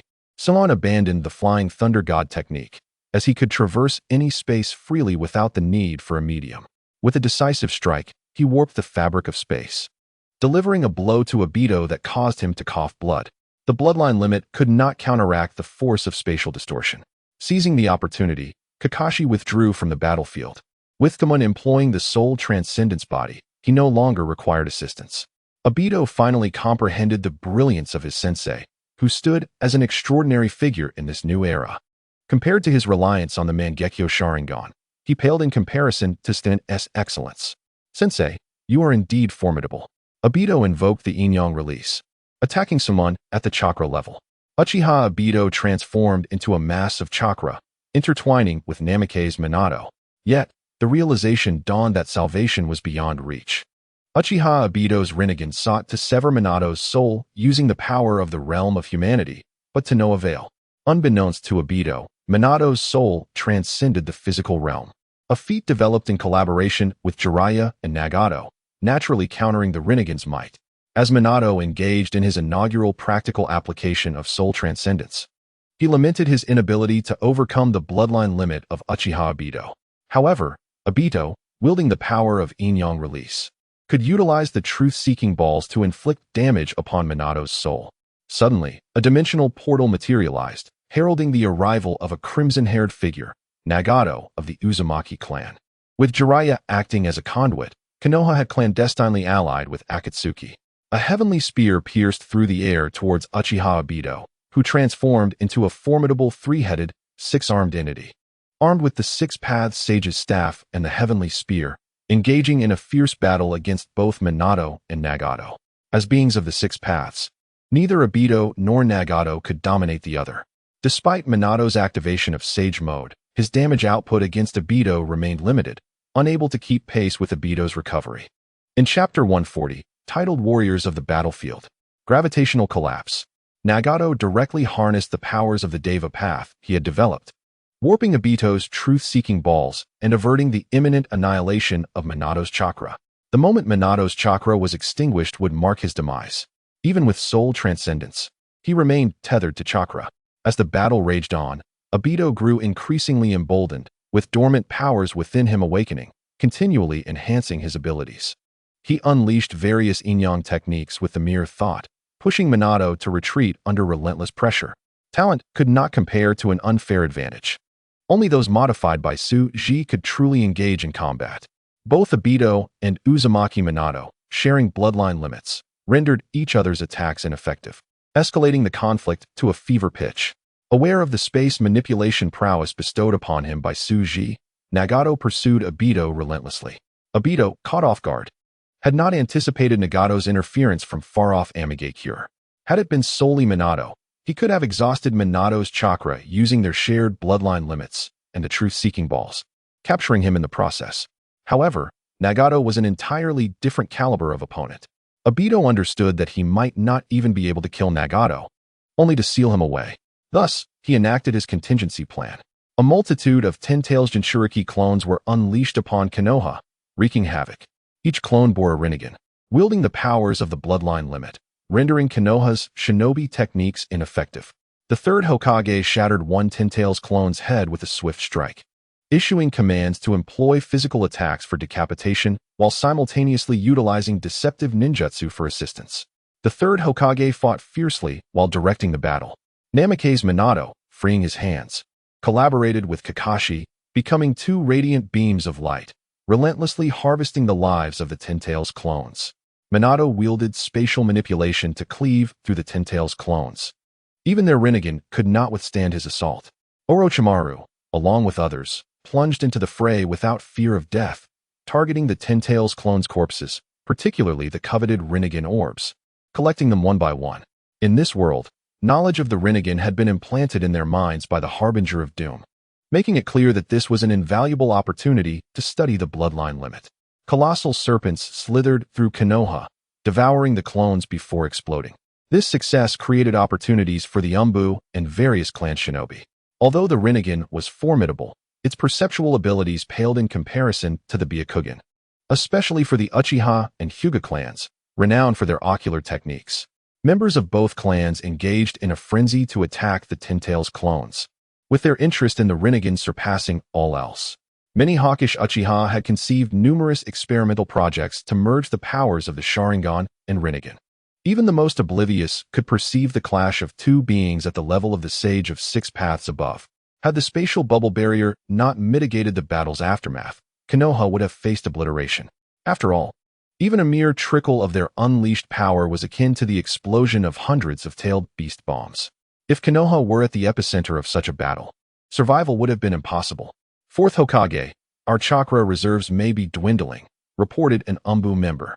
Maintaining such a vast spatial bubble barrier, constantly redirecting the battle's residual force toward Konoha, consumed an immense amount of chakra. Although the Shinobi Alliance had unraveled some secrets of the tailed beast's infinite chakra, their chakra extraction and conversion devices remained few in comparison to the demands of this divine conflict. I understand, Minato acknowledged, opting to serve as a chakra reservoir, channeling the infinite chakra derived from his soul transcendence to empower the entire formation. Kakashi, are you alright? Might Guy, enveloped in crimson steam, caught the fatigued Kakashi. Having entered the seventh gate of the 8 gates, Guy excelled in taijutsu, showcasing remarkable prowess alongside the sage transformation developed by Konoha during this crisis. Kakashi, a true embodiment of the new generation's prowess, was closely followed by Might Guy, who was a staunch supporter of the Hokage. Thus, he had received Konoha's latest technological enhancements, enabling him to transform into a complete magma being, coupled with his formidable taijutsu, earning him the moniker of Konoha's Red Dog. Medical shinobi from the Umbu swiftly attended to Kakashi, restoring his chakra. Observing Kakashi's downcast demeanor, Might Guy intuitively grasped his thoughts. Kakashi, Obito ultimately cannot return. Having endured countless instances of scrutiny, Might Guy possessed a profound understanding of human emotions. I know, Kakashi murmured, gazing at the fierce battle above. I wonder why Awagakure has chosen this moment to attack Konoha. Might Guy's fierce strike repelled a horde of Ten-Tails clones, noting the anomaly. Kakashi, there are increasing numbers of these monstrosities. No matter how many we slay, they seem endless. Both Minato and the sealing team had noticed this phenomenon, yet Minato, despite thorough investigation, could not ascertain the origin of these peculiar creatures bearing Rinnegan, leaving them at a loss for countermeasures. Otsutsuki gazed deep into the planet, witnessing the birth of the first divine warrior, the War Knight, conceived by Gaia. The Ten-Tails clones appearing within Konoha were mere cannon fodder crafted by the god of war, endowed with power granted by their mother Gaia, effortlessly manipulating spatial forces, as this truly was their domain. Simultaneously, disturbances erupted around the world. A wave of negative emotions, anger, anxiety, suffering, and fear, surged uncontrollably from the depths of every human heart, altering their perceptions of those around them. Long-suppressed grievances erupted into chaos. In Konoha, factions previously poised to incite turmoil that night, compelling the fourth Hokage to yield the following day, could no longer contain the overwhelming pressure exerted by the countless Ten-Tails clones manifesting from the void. Yet, amid this pressure, they heard a resounding will whispering in their minds, infecting their emotions with malevolence and bloodlust. Suddenly, many shinobi turned against their comrades, plunging the entire scene into pandemonium. The third Hokage's countenance darkened as he surveyed the increasingly chaotic situation. Namake's Minato strived to stabilize the protective spatial barrier around the village. Without his spatial prowess, it would be exceedingly challenging for them, relying solely on their martial skills, to effectively contend with the Ten-Tails manifestations. Numerous schemers covertly fanned the flames of chaos, displaying utter disregard for the potential destruction of Konohagakure. After all, in this world, ninjas were in no short supply. Should Konohagakure fall, it could simply be rebuilt anew. Among those most fervently advocating for this were the feudal lords and their retinues, many of whom were already dissatisfied with the fourth Hokage's assertive demeanor. Influenced by the warmongers, they had descended into madness, turning against their own leaders with reckless abandon. Far away, Jiraiya, stationed in the capital of the Land of Fire, observed the events in Konoha through the projection of a satellite illusion. His command comprised the most formidable ninja army, which maintained order amidst the turmoil. The military was distinct from ordinary ninjas. It was bound by discipline. During the cataclysm, all had witnessed the terrifying power of the infinite Tsukuyomi, and thus the ninja army was equipped with specialized mental gear crafted by the Yamashiro clan to resist psychological interference. Consequently, Jiraiya promptly dispatched his forces to quell the unrest in the capital. As for Konoha, if necessary, they could once again abandon it, just as they had during the Third Great Ninja War. Their existence lent meaning to Konoha. The ground trembled violently as the earth at the heart of Konoha collapsed, revealing the molten magma beneath. Countless homes, along with the villagers within, plummeted into the chasms of lava, their anguished cries fading into silence. Lava flowed across the land. Thick smoke billowed, and the acrid scent of sulfur overwhelmed everyone. A bloodthirsty frenzy gripped the populace as a grand and overwhelming will surged into the depths of their minds. In the ocean of consciousness, a divine figure, wreathed in flames and surrounded by the clamor of battle, emerged. In that instant, all understood that this was the deity birthed by the world, presiding over war. A multitude of monsters crawled forth from the magma, manifestations of the negative emotions generated by life's tumult since Gaia's creation. These creatures would only emerge during apocalyptic times. The ninjas of Konoha suffered grievously from this sudden upheaval. With the third Hokage and Danzo struggling to command the beleaguered forces, Minato exerted every ounce of strength to maintain Konoha's barrier, his infinite chakra dwindling to the point where he could scarcely produce a few shadow clones. The Uchiha and Hyuga clans, once formidable, found themselves overwhelmed by the relentless tide of enemies. These creatures exhibited no pain or fear akin to that of humans. Compounding the chaos were the internal strife and distrust within Konoha, as even the once docile ninjas were reluctantly drawn into the fray, plunging the village into utter disarray. The only individual capable of stabilizing Konoha's situation, Orochimaru, was preoccupied with relocating his experimental results, displaying a cunning adeptness in his evasion. Having never ascended to the position of Hokage, he lacked the inclination to exert himself on behalf of the village's leader, indifferent to the fates of others. Following the cataclysm, he resolved to devote his life to the pursuit of unknown truths. Chapter 141, The Prophet's Warning. Deities and humans are fundamentally distinct entities. The former are born with dominion over laws, while the latter are merely sentient beings. To Gaia, the mother of life, the former are favored offspring, while the latter are mere constructs of clay. With the birth of the god of war, a peculiar wave of violent and murderous emotions surged through all sentient beings. For he embodies war, insurrection, slaughter, and chaos. He is the embodiment of power and authority, a harbinger of bloodshed and calamity for humanity. From this moment forth, humanity's avarice and wrath would never cease. Trust among individuals would continuously fracture, ultimately leading to perpetual conflict and slaughter until humanity's inevitable demise. In response to the request of Gaia, for celestial beings were birthed, the horsemen of war, pestilence, famine, and death, intended to annihilate all life and hasten the advent of the world's end, transitioning life into a new epoch. The horseman of war lacked a physical form, manifesting as a unique radiance. Upon his arrival in Konoha, the spatial barrier shattered completely, rendering all defenses ineffective. Minato's spirit dimmed significantly, and the Konoha ninjas, previously embroiled in combat, succumbed to madness. This tumultuous fervor infiltrated even the ordinary ninjas, who emerged from their homes to join the riotous throng. Minato, disregarding all else, began to weave hand seals to re-establish the spatial barrier, but a voice resonated in his mind. Initially, he dismissed it as a remnant of his injuries. But as he concentrated, the voice became clear. Fourth Hokage, I am Konohamaru, communicating with you from the future. Konohamaru, commanding higher dimensional materials, conversed with Minato at this temporal juncture. Do not be alarmed. I am hindered by the daughter of the Apocalypse's interference, making it difficult to affect the material realm. I am aware of the events unfolding and the birth of the god of war, but our most pressing crisis at this moment is not him. Minato's movements remained swift as he utilized his spatial abilities to slice through space, protecting his comrades and vanquishing foes, all while focusing on his communication with Konohamaru. Is there something more dreadful than this? Minato could scarcely fathom. He sensed that the god of war was an insurmountable adversary, an entity that had grievously injured him upon mere glance, and he considered himself the strongest in Konoha. Konohamaru recognized the superficial understanding humanity held regarding the horseman of war at this temporal point.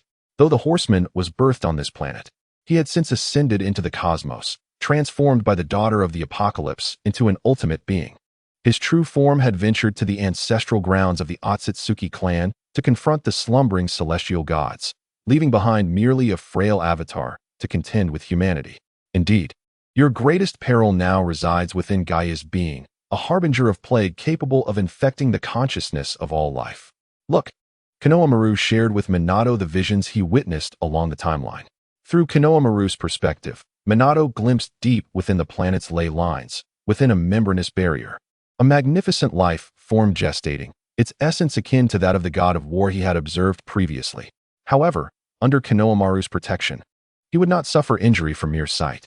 In every corner of the world, slaughter and conflict raged. Countless grievances and negative emotions fed the embryo, nurturing the plague knight. The harbinger of war would plunge humanity into chaos, and the negative emotions unleashed by humankind would hasten the plague knight's emergence. Therefore, your task now is to delay this process, to postpone the plague knight's birth. Otherwise, under normal circumstances, when the plague knight is born, humanity's mental prowess will be insufficient to withstand its might. At that juncture, all of humanity shall fall under the control of the daughter of the Apocalypse, bereft of hope. From Konohamaru's perspective, aside from the obscured situations within the land of Earth and the depths of the cosmos, Minato had surveyed the entirety of the universe. He witnessed the shadowy legions of the Apocalypse, invincible and undefeated, transforming the cosmos into a sea of blood, with the celestial beings of the Otsutsuki clan perishing one by one. The dragon of annihilation devoured planets. Entire star systems vanished, and the universe dimmed. Yet amidst this desolation, the cosmos radiated a brilliant luminescence, and Minato could feel the exhilaration and brightness of that emotion. The conflicts among humanity were mere trifles. This was precisely the trial imposed by the daughter of the Apocalypse. Without potential, annihilation would surely follow. Minato's voice grew hoarse as he inquired, "What must I do?" Bolfengsumun experiences a profound sense of despair, acutely aware of the futility of their struggle, yet compelled to continue fighting. The end of days sovereign scorns them, and their longing to serve him as mere hounds is met with rejection. Fourth Hokage, your child has traversed into this timeline. What is happening? Mokuramaru, a being of higher dimensions, has witnessed the events involving the end of days sovereign and Naruto. The future of humanity appears grim, in a bid to alter this fate. He journeyed back along the timeline, only to be shattered by the sovereign, his essence splintering into countless fragments across various temporal points. However, Bolfengsumun remains unperturbed. Even somewhat exhilarated, we can confront the end of days sovereign directly? Do not rejoice. Your child's confrontation with the sovereign does not stem from human strength, but rather from the assistance granted by the cosmic will and the omnipotent deity, enabling him to achieve ultimate evolution and ascend as the pinnacle of the universe. Humanity has been utterly obliterated in the material realm, forced to exist solely as souls in a pure land, clinging to the remnants of consciousness. Upon hearing this, Boafeng's earlier elation swiftly dissipates, overshadowed by the stark reality of humanity's fate. What must I do? Utilize my vision to cast forth the visible negative emotions beyond the planet. There are those who will consume them, delaying the birth of the Plague Knight. Are there others who can assist us? More precisely, they are not human. They too are adversaries of the end of days sovereign. The Plague Knight targets more than just humanity. He is a lethal weapon in the sovereign's grasp, tasked with eradicating all sentient life. Your child, born embodying the cosmic will, is the true child of destiny, destined to lead the cosmic forces against the end of days sovereign. The entire universe radiates brilliance today, celebrating his birth. Yet this cosmic blessing is obstructed by the sovereign's daughter. Boafeng's carefully observes the planet, witnessing the radiant light enveloping it like an ocean. Yet a barrier prevents this illumination from penetrating the surface. So, among the current humanity, only your mastery of space can accomplish this task. The time for decision is upon you. Chapter 142, The Death of Silon. The third Hokage seals hand signs, unleashing forbidden techniques with all his strength to safeguard the village. Yet the madness within the populace escalates. Those who had shown him reverence moments prior may turn violent in an instant. Danzo, bloodied and shielded by Root, wields his wind blade, a swirling tempest of steel that rends foes asunder. He bellows, Sarutobi, it is time to initiate the Mind Project. Otherwise, we cannot withstand his mental infection. The Mind Project was originally conceived to counter the psychological encroachment of the Shadow Army, but it infringes upon individual free will, rendering it unacceptable to nearly all prominent clans, as it would strip them of privacy, exposing their very existence to the Hokage's control. This legislation was intended for approval the following day, aimed at safeguarding the mental will of the citizens of the Land of Fire. However, the related experimental protocols had long been successfully conducted within Root, awaiting only the final command for activation. The third Hokage did not respond to Danzo, instead inquiring of the nearby Umbu, "Where is the fourth Hokage?" "Lord Third, the spatial barrier has shattered. The fourth Hokage's soul was initially intertwined with the barrier's chakra, and he may have sustained grave injuries." The Umbu's words were abruptly interrupted by a flash of gold. Boafeng's had arrived. In this moment, he appeared somewhat frail. Boafeng's had exited his transcendent state, having confronted a being of war, and his soul had suffered significant harm, rendering him incapable of maintaining that form. They are not of the same caliber. Even a mere glance is beyond their worthiness. Boafeng's condition is peculiar. He should have perished entirely. Yet the intertwining forces of the seer Mokuromaru and the War Knight have transformed him into a unique life form, allowing him to perceive fragments of the future. He comprehends the origins of the War Knight and realizes that they are not a force he can contend with. "Third Hokage, we must relocate." Without awaiting a response from the third Hokage and others, Boafeng's activates the Flying Thunder God technique, transmuting the spatial structure of Konoha, instantly transporting hundreds of thousands to disparate locations. Everyone recognizes this as the fourth Hokage's stratagem. To thwart the infiltration of the Shadow Army and ensure the absolute safety of Konoha, he has implanted the Flying Thunder God technique within each villager. "Silon, you must make a decision. What shall we do?" The third Hokage inquires, surrounded by the Konoha elite who had been transported by Aang. Though the third Hokage holds the title of Hokage, the current authority lies with the fourth. Thus, the final decree rests solely with Aang. Gazing upon the third Hokage, Danzo, and the clan leaders of Konoha, all wear expressions of solemnity. Their formidable power has shielded them from madness. "Third Hokage, I possess critical intelligence to share." With a wave of his hand, a chakra-formed image materializes before the assembly, revealing the planet's inner depths, where the essence of Mother Gaia resides. By employing the abilities bestowed upon him by the seer Mokuromaru, Aang enables the gathered individuals to witness the mother of all, the source of all life, Gaia. They also observe three enigmatic beings gestating within. The first they perceive is the Plague Knight. A mere glance leaves them feeling mentally tainted, teetering on the brink of despair, with their bodies exhibiting signs of corruption, threatening to become mere puppets. Fortunately, Boafeng's harnesses the power of Mokuromaru to sever the passive effects of the Plague Knight, preventing the attendees from losing their sanity, albeit at the cost of his own pallor and instability, as if death looms imminent. The remaining figures, the Famine Knight and the Death Knight, are sights he dares not allow them to behold. A single gaze would plunge them into ultimate demise. Returning to the embrace of nature. A profound fear suddenly takes root within Dou Qi. How terrifying is the end of days sovereign? Someone, what is that? Danzo's voice trembles, haunted by the nightmarish presence of cosmic negativity disturbing his psyche. Kakashi clutches his head in anguish, sensing another voice within his mind growing ever louder. This is the second celestial harbinger of humanity's destruction, the plague bearer, birthed by the mother of all. We are already aware of the first. Hinata trembles, struggling to maintain her sanity, and inquires, is it the god of war? That voice resonating in everyone's minds. Dou Qi forces his tone to remain devoid of desolation and resignation, stating matter-of-factly, indeed, our sole solace is that the true embodiment of the war messenger has ventured into the depths of the universe to confront the end of days sovereign's adversaries. What we face is merely the residual, weakened essence of its unformed power. Otherwise, we would have already perished. Observing the despondence in the faces of the Konoha assembly, Dou Qi swiftly pivots. We still possess an opportunity. He turns to the third Hokage. The seer has imparted to me forewarnings of the future. As he speaks, he transmits the information from Mokurumaru through chakra to each individual, making it clear that should the plague bearer come into existence, it would not need to lift a finger. Its inherent infection would spell the end for humanity. If humanity cannot erect defensive barriers for both mind and body, they cannot withstand the plague bearer. Simultaneously, they grasp the impending calamity. Someone, permit me to go forth. The third Hokage steps forward.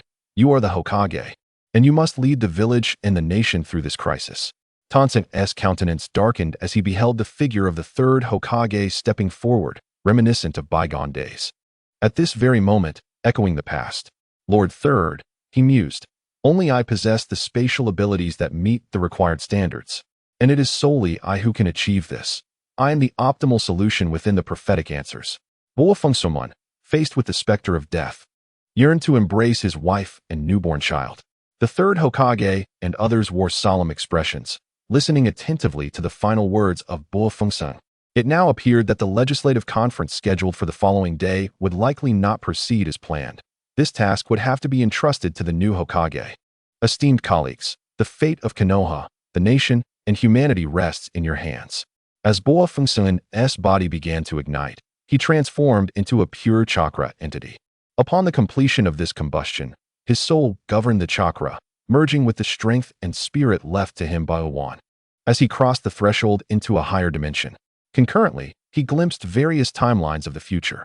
A minority showed the third Hokage continuing to preside over Konoha, while the majority depicted Insang ascending to the position of the fifth Hokage, initiating a reign of iron and blood.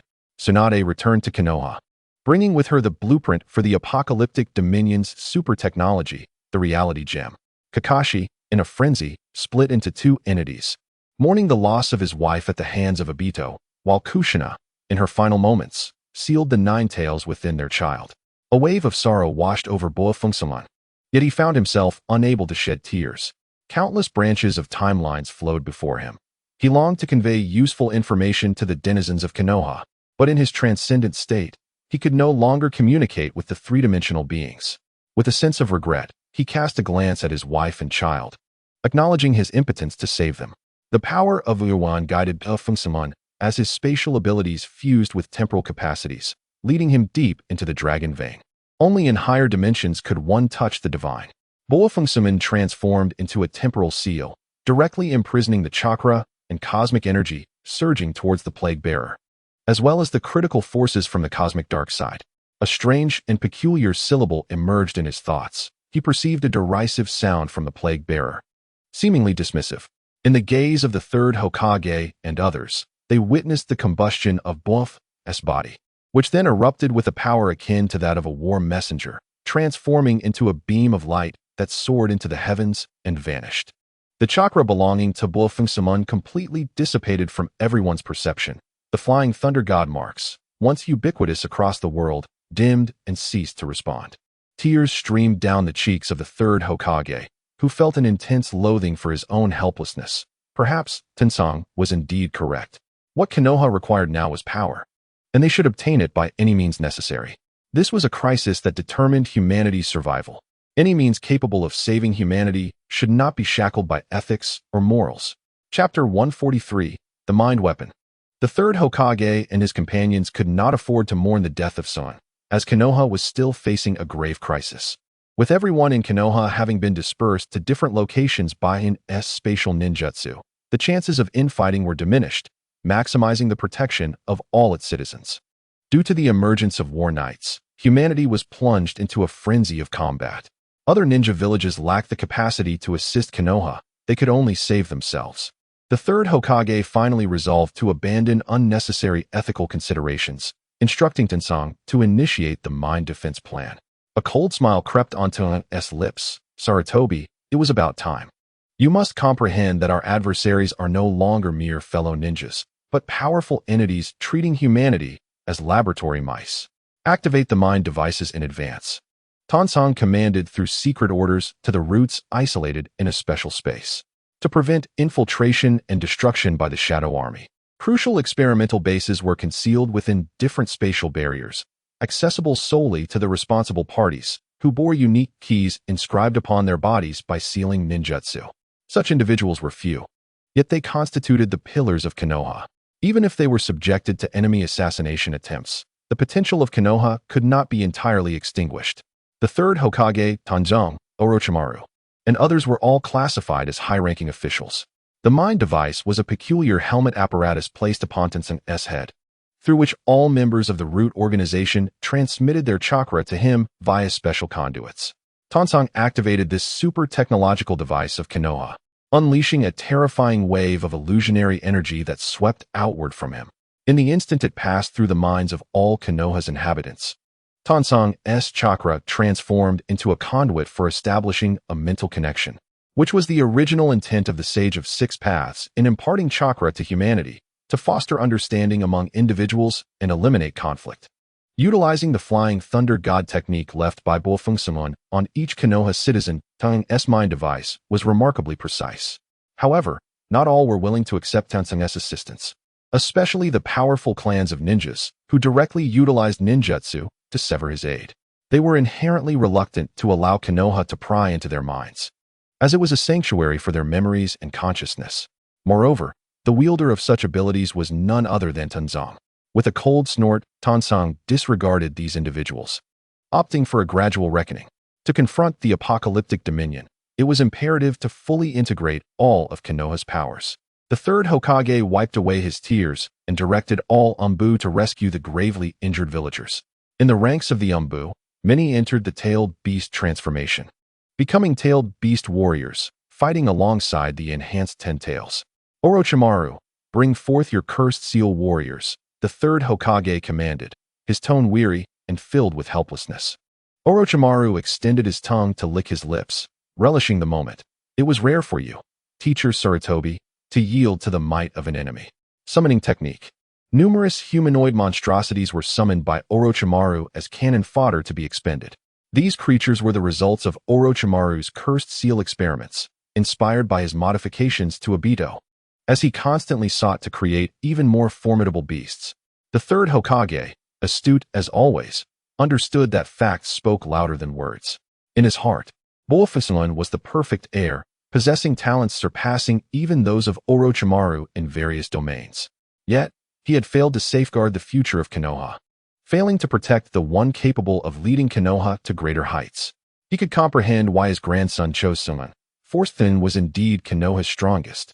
After this calamity, the so-called human rights and freedoms would be trampled into dust by humanity itself, for to the vast majority, life superseded such ideals. His gentle principles found no place in this tumult. Even he, himself, no longer believed that Konoha required such notions at this moment. Far away in the capital of the Land of Fire, Jiraiya had entered sage mode, yet he could sense no trace of Bull's chakra. He understood perfectly what this entailed. Tears streamed down Jiraiya's face, a rarity for one who had seldom wept in his life. He mourned the death of someone and lamented the future of Konoha. Only Stamon could strike a balance between the hawks and doves, skillfully steering Konoha's chariot. The future of Konoha would undoubtedly see the hawks rise, descending into madness, trampling upon the rights and morals of all. Orochimaru, I authorize you to employ all powers and means to quell this battle. The third Hokage knew well that his disciple had many hidden tactics. Before his death, someone had designated him as the primary successor, rather than Jiraiya. Orochimaru paused momentarily upon hearing the words, comprehending that his master intended for him to become the new Hokage. However, he could not suppress a derisive laugh. Sarutobi-sensei, had you spoken to me like this before the fourth Hokage was chosen, I would have felt elated. Alas, I find no interest in that position now. Having witnessed Suji's remarkable power, he, a seeker of immortality and truth, could hardly afford to squander his time in ceaseless trivial disputes. He believed it was time for him to cleanse his ears. Hokage, what an odious title. Though he voiced such disdain, Orochimaru nonetheless took on the responsibility, organizing and commanding the forces of Konoha to initiate a counterattack. The third Hokage, accompanied by several Anbu, advanced towards the battlefield's epicenter, where two deities clashed, Uchiha Obito and Uzumaki Nagato. Kakashi, tormented, clutched his head, unwilling to accept the reality of his teacher's demise. Yet, another voice within his mind grew increasingly insistent, inflicting tremendous agony upon him. In the heart of the battle, neither Uchiha Obito nor Uzumaki Nagato could gain the upper hand. Both were beings of the Six Paths level, locked in an endless war of attrition. However, both possessed the power of tailed beasts, allowing them to generate chakra indefinitely, promising an unceasing cycle of conflict. Suddenly, a terrifying force erupted from within Uchiha Obito. He realized that Otsutsuki had intervened, urging him to conclude the battle swiftly. Harnessing the power bestowed upon him by Otsutsuki, Obito freed himself from Nagato's grasp and struck down, banishing him into an alternate space to seal him away temporarily. Kakashi's other consciousness warned him of the impending danger to his teacher, Uzumaki Kushina. Images flooded his mind, depicting Uchiha Obito piercing through Uzumaki Kushina with the sword of Amma no Murakumo. Kakashi transformed into a beam of light, appearing before the barrier established by Minato, morphing into a towering giant of light. He reinforced the spatial barrier left by his teacher.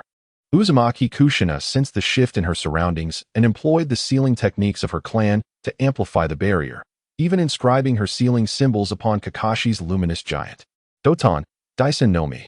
The third Hokage, witnessing the sword of Amma no Murakumo in Obito's hand, exerted all his strength, instantly depleting his potential to cast the most formidable earth-style defense of his life. A towering earthen wall, reaching a height of 1,000 meters, was erected within Konoha. Sarutobi Hiruzen formed hand seals, directing a portion of the earthen mountain to envelop Kakashi, transforming it into a rock armor. Simultaneously, he employed fire, water, lightning, and wind release to fortify his earth-style ninjutsu. Yet, before the Kekkei Genkai, all these efforts proved futile. Chapter 144, The Death of Kushina. Kakashi splits. The sword of Amma no Murakumo effortlessly tore through all defenses, its ever-lengthening blade piercing the mountain and rending the giant of light apart, while the spatial barrier, reinforced by the Kimui technique, offered no resistance against the descending sword. No. Kakashi and the third Hokage roared in fury, their eyes wide with despair as they beheld the sword poised to strike down both Uzumaki Kushina and her child. In a moment of desperation, Kakashi transformed into a beam of light, positioning himself before the sword of Amma no Murakumo. Alas, it was a futile gesture. The sword mercilessly pierced through him. Tuanzong, channeling the strength of the root organization, unleashed a mental strike against Uchiha Obito's consciousness. However, upon contact, he encountered a divine and holy aura emanating from Obito, resulting in blood gushing from his orifices as he collapsed, unconscious. Tuanzong struggled against his weakening body, recognizing that the divine presence was an essence guarding Obito, belonging to the daughter of the Doomsday Sovereign, before succumbing to unconsciousness, unable to warn the third Hokage. Shiki Fujin. The third Hokage invoked the ultimate forbidden technique, summoning the Shinigami to exchange for immense power. His chakra was insufficient to counter the Kekkei Genkai. The summoned Shinigami grasped the third Hokage's soul, granting him the power of the Shinigami, whose hand reached out to seize the sword of Amma no Murakumo. Yet, its effect was minimal, failing to halt the sword's descent. Uzumaki Kushina was engulfed in despair. The space around her had been confined, and she desperately attempted to push Naruto away. Ultimately, the sword of Amma no Murakumo pierced her heart, nailing her to the bed. Kakashi, witnessing this scene, felt his eyes welling with blood, powerless as his body succumbed to the sword's destructive force. Obito, I shall see you brought to justice. At this moment, Kakashi could not forgive Uchiha Obito for the devastation wrought upon Konoha. His teacher, his matron, his friends, his home, all had been obliterated or perished due to Obito's incursion. They had irrevocably become sworn enemies. Kakashi's form transformed into a radiant light, transcending mere chakra mode. He became pure light, liberated from the chakra system and merging with the essence of nature. Yet, he retained the distinct consciousness of humanity. Simultaneously, Kakashi sensed that he had grasped a fragment of nature's authority, enabling him to control light in a manner divergent from the chakra-based techniques of before. Minato, Jiraiya, and others, in conjunction with the natural studies of Meiboka Mountain, had finally glimpsed success in their strongest natural research through Kakashi as their experimental subject. This represented humanity's endeavor to break free from chakra and the Otsutsuki clan's influence. A terrifying light manifested, as if a sun had risen upon the earth, illuminating the entire land of fire and turning the sky white. Kakashi liberated himself from the sword of Amma no Murakumo, having completely detached from the chakra system, becoming a part of the natural world. A new giant of light emerged, grasping the sword and withdrawing it. Had it been before, his grasp upon the sword would have caused the light to dissolve into chakra, becoming one with the sword. The third Hokage, wielding the power of the Shinigami, lunged towards Uchiha Obito, only to be thwarted by the latter's Rinnegan staff. Shiki Fujin, the third Hokage, invoked the borrowed power to execute his ultimate sealing technique, aiming to bind Uchiha Obito.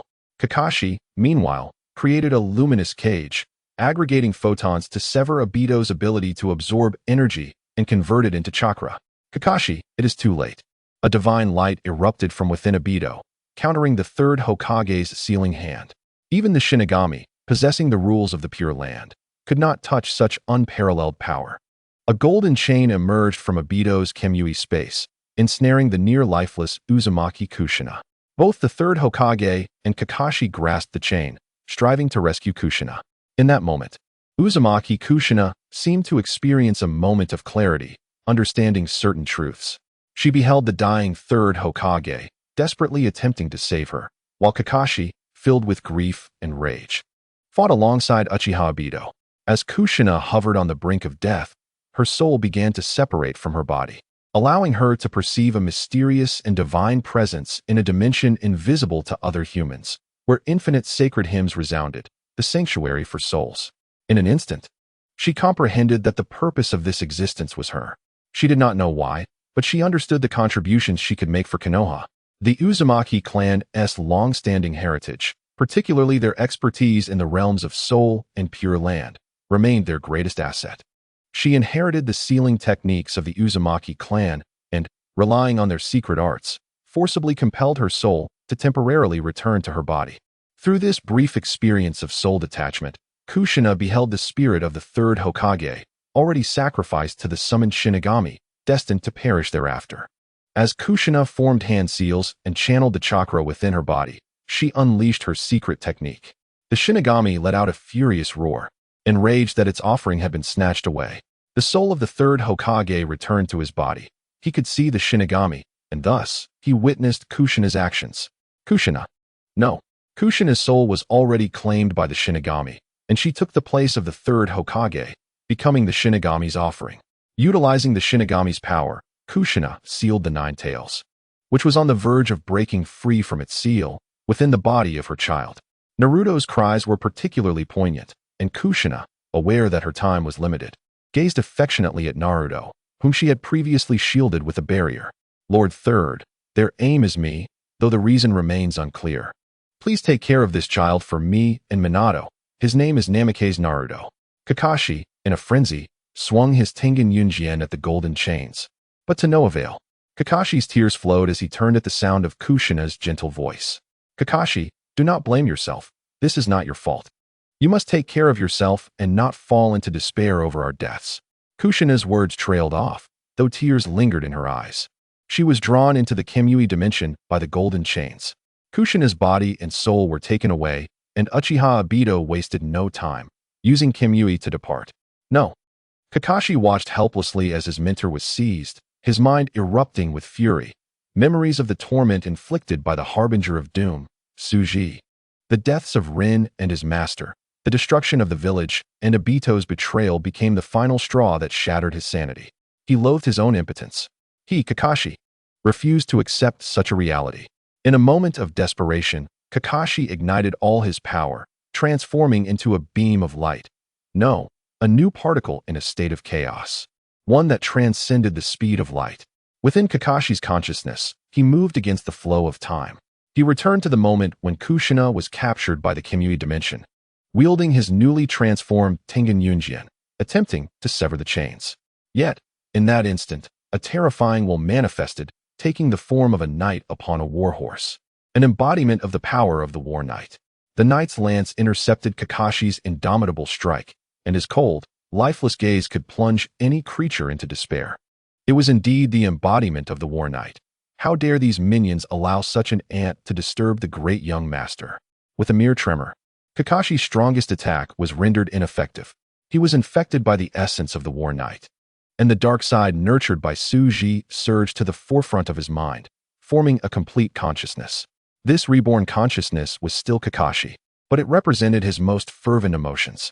The power that transcended the speed of light allowed Kakashi, nurtured by Suji, to also draw upon the forces of time, splitting him into two distinct beings.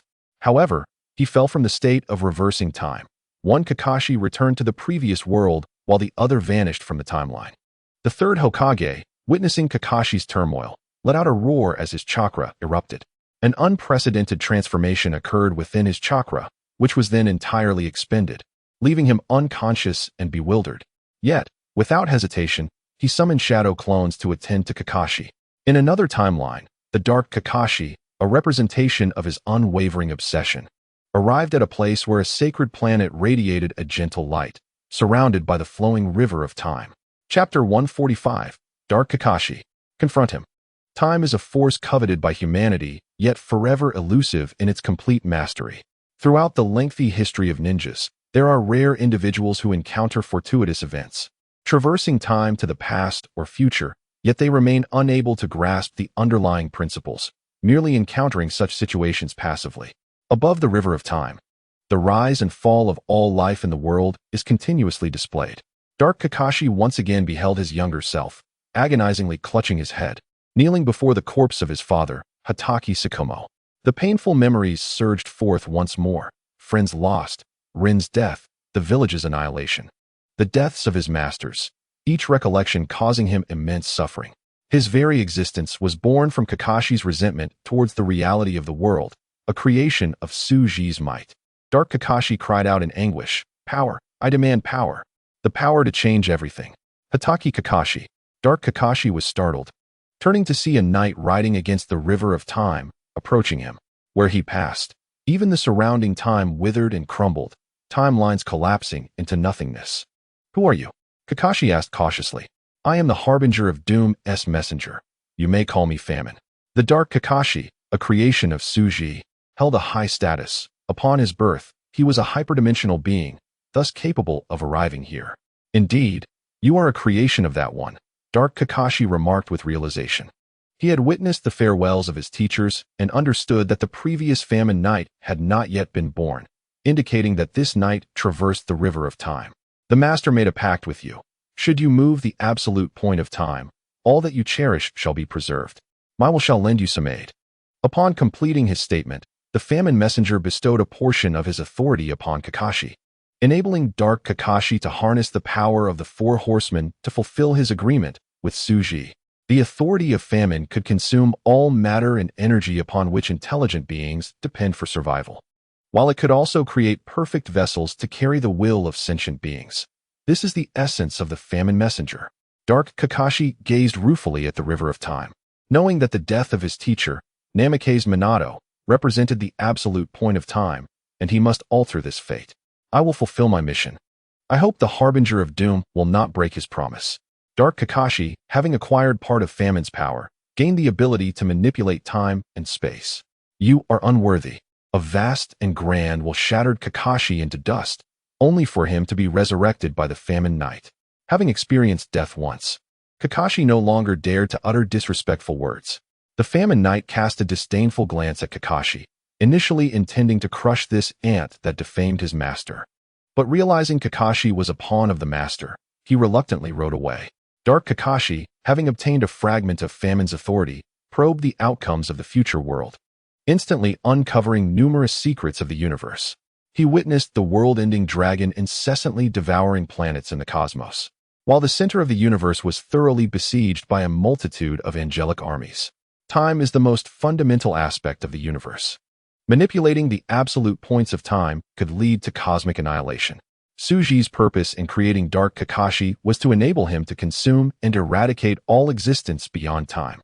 At the dawn of the world, certain entities remained outside the confines of time, lingering in the void of space.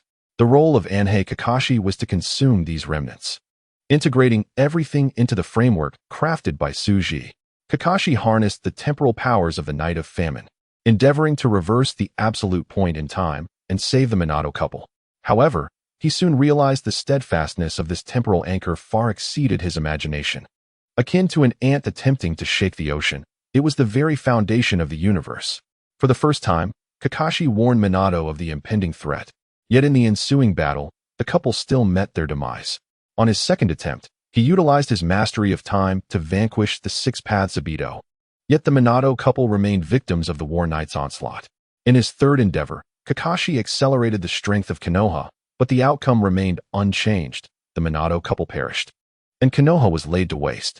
As he continued to strive, even until he sensed his will beginning to fracture, the absolute point in time remained impervious to his efforts. In a higher dimension, Tsuji restrained the nearly immobile Sarutobi Kinomaru, ensuring he could not interfere with Kakashi's decisions. For he was but a pawn in Tsuji's grand design. Kakashi cast his gaze upon a creation that resembled a celestial body, pulsating with boundless might, the time stone forged by Tsuji. What Kakashi perceived was merely the projection of the time stone, a divine artifact bestowed upon him by Tsuji.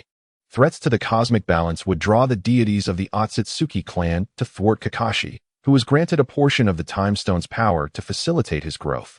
Aware that he had no alternative but to relinquish his quest to save his beloved, Kakashi embarked on a journey of evolution, wielding the time stone to vanquish foes until he could manipulate the absolute point of time within the universe. He sought and hunted unique life forms beyond time, consuming them through the authority of the Night of Famine to augment his own power. In this timeless realm, Kakashi began an unending pursuit of mastery. Within the Kamui dimension, the ailing Kushina observed as tears streamed down Obito's face, the words she wished to utter abruptly silenced. Uchiha Obito donned a new tiger-striped mask, concealing his blood and sorrow. Obito, the entity that controls you, has caused you much suffering. Kushina's words pierced Obito's heart like a gentle blade, causing the tears he had just halted to flow anew. Rin. Obito's voice remained cold. The inept Konoha cannot protect anyone. Sensing the frailty hidden beneath his icy tone, Kushina yearned to speak further. But a divine light traversed the infinite expanse, penetrating the Kamui dimension and enveloping her, whisking her away before she could voice her thoughts. Obito remained silent for an extended period, grasping the gravity of the situation. Rin, I will save you, in this world as well. Forgive me. This is the promise of that entity, and I can only trust that he will keep his word. In the land of Earth, at the original site of Tsuji's Copper Sparrow Terrace, a nascent paradise was taking shape. All things pure and beautiful resided here, now presided over by Tsuji's daughter, Kuratsuchi. In the radiant light, Kushina had fully recovered, her impurities and darker aspects cleansed by the divine illumination, transforming her into a figure of sanctity akin to a deity. She began to surmise that in the entire shinobi realm, only that great entity could achieve such feats, heralding the impending doom of humanity. Kushina found herself in a realm bathed in light, surrounded by 6 colorful gemstones resembling mountains, as she was directly transported before a sphere of holy radiance. Yet, she gleaned no information from this spectacle, for she lacked the capacity to confront it directly. Absent Kuratsuchi's protection, her actions had long since led to her own dissolution, erasing her from the river of time. The light coalesced into a humanoid form. It was Kuratsuchi. Vortex Kushina. Kushina recognized the being before her as the daughter of the Harbinger of Doom, witnessing for the first time its true human visage. However, she could muster no anger or negative emotion. It seemed that such sentiments had no place in this realm. Otsutsuki recalled her father before his transcendence beyond the cosmos, with his peculiar whims of collecting the mothers of heroes. Though her father would never return to this world, she could perhaps satisfy his peculiar tastes within the new world she would forge. Standing before such a magnificent presence, Kushina was filled with a multitude of questions and emotions. Yet she found herself rendered speechless. Otsutsuki exhibited no interest in conversing, adhering to her father's script, transforming Kushina into a unique deity, destined to face her son, the child of destiny, in a fateful battle. Another with a similar fate was Mikoto Uchiha, the mother of Uchiha Sasuke. Chapter 146. The third Hokage fights with all his might. The savior emerges. The two children of destiny sought to inherit the powers bestowed upon them by the universe, embodying the principle of yin giving rise to yang. They sacrificed their parents to obtain precious fortune, elevating their potential. The cosmos resembled a pond, with the strongest powers possessing limitations. To grow stronger, one must consume and plunder. However, Otsutsuki thwarted these ambitions, ensuring that Kushina did not perish, instead becoming Naruto's ultimate adversary at the end of time. This directly weakened the resistance of the universe. Sarutobi Hiruzen cradled the newborn Naruto, tears streaming down his face, not solely for the loss of Naruto's parents, but also for the devastation that had befallen Konoha, reduced to ruins. Kakashi's strike, surpassing the speed of light, wounded Uchiha Obito, yet it proved futile. His master, Kushina, had already been captured. Kakashi felt a schism within himself. Yet he could not perceive it, for dark Kakashi existed outside the timeline, beyond its reach, and he remained too weak. Kakashi's impotent fury was quelled by Naruto's cries. Third Hokage, Kakashi gazed at the infant, feeling somewhat at a loss. This was his mentor's legacy. He sensed the nine tails within little Naruto, understanding it was his teacher's will, a hope for Naruto's future. He is little Naruto. How adorable. Kakashi, I entrust him to you. Your sole mission is to protect him. The third Hokage's tone was resolute, his gaze unwavering. Third Hokage, I still wish to fight. Kakashi interjected, confident in his combat prowess, believing he could contribute significantly to Konoha's defense in this crisis. Kakashi, remember the task I have given you. Ensure you protect yourself and grow quickly. Konoha's future relies on you. The third Hokage spoke plainly, his sharp eyes filled with determination. And a formidable power brewed within his unassuming frame, instilling fear even in Kakashi, who had touched the power of light speed. Acknowledging the third Hokage's words, Kakashi ceased his protests, understanding that Konoha required young souls to sustain its vitality. Rest assured, third Hokage, I will not act rashly. Kakashi regarded the slumbering Naruto, whose exhaustion from crying rendered him peaceful, his expression softening with unexpected tenderness. I will preserve what is essential and rebuild Konoha. Remember my words, Kakashi. The third Hokage gently patted Kakashi's shoulder, casting one last glance at Naruto, reminiscent of his grandson, Konohamaru, before resolutely heading towards the rampaging War Knight's manifestation. The third Hokage was determined to confront this final threat. It was his mission and duty, for he was the Hokage. Kakashi watched the departing third Hokage, tears flowing uncontrollably down his cheeks, comprehending the weight of the Hokage's choices and their consequences. He cast a final glance at the third Hokage, cradling little Naruto, dissipating into motes of light as he departed the battlefield entirely. The chakra of the third Hokage ignited, reflecting the essence of tailed beast chakra fission, activating his chakra. However, en route, his arm was seized by Danzo. You are no match for him. Do not confront him alone. Danzo's eyes glimmered with a cold light, yet he remained composed, fully aware of the third Hokage's intentions. Danzo, I am the Hokage. The third Hokage spoke with a tone devoid of joy or sorrow, yet it was resolute, brimming with unwavering will. Danzo remained silent, gazing intently at the third Hokage. The third Hokage met Danzo's gaze, having made an unchangeable decision. Danzo comprehended Sarutobi Hiruzen's choice. He released his grip on the third Hokage's arm. Jiraiya is not a suitable Hokage. I cannot trust the abilities of others. I will be Hokage myself. At this critical juncture, Danzo wasted no words, directly outlining his vision for the future of Konoha. Orochimaru was not within his considerations. Jiraiya was merely a replica of the third Hokage, lacking the innovative spirit of the fourth Hokage.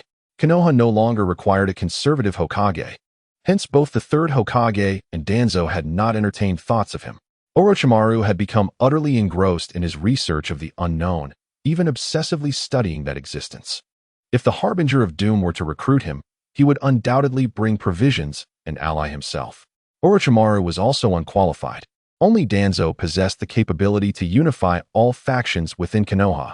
He alone wielded the iron-fisted, ruthless means to reshape Konoha and dismantle the existing constraints. Do not forget the promise we made to our teacher. The third Hokage cast a final glance at his old friend. Everything must be entrusted to them. The chakra within Sarutobi Hiruzen entered a state of chakra fusion, transforming his aged form into that of his youthful prime. Having danced with death, Sarutobi received a gift from his grandson, Konohamaru, enhancing his power to an unprecedented level, qualifying him to confront a mere shadow of the War Knight. The third Hokage formed seals, employing the Flying Thunder God technique for spatial transformation. Now, he could manipulate space at will. The scattered Konoha ninjas were repositioned by the third Hokage's spatial ninjutsu, forming numerous small groups. Those akin to cannon fodder, children, and the elderly were directly exiled to more distant locales, safeguarded by a spatial barrier. Danzo's mental control linked to everyone, issuing commands while ordering Orochimaru to return. Orochimaru, with his characteristic gesture, licked his lips, clearly aware of his teacher's choice. Observing the Konoha ninjas retreat from the battlefield center, the third Hokage spared no effort, fighting with all his might. His hand seals danced like butterflies, unleashing countless six-paths forbidden techniques towards the shadow of the War Knight. However, these devastating forces vanished upon reaching the vicinity of the War Knight's projection.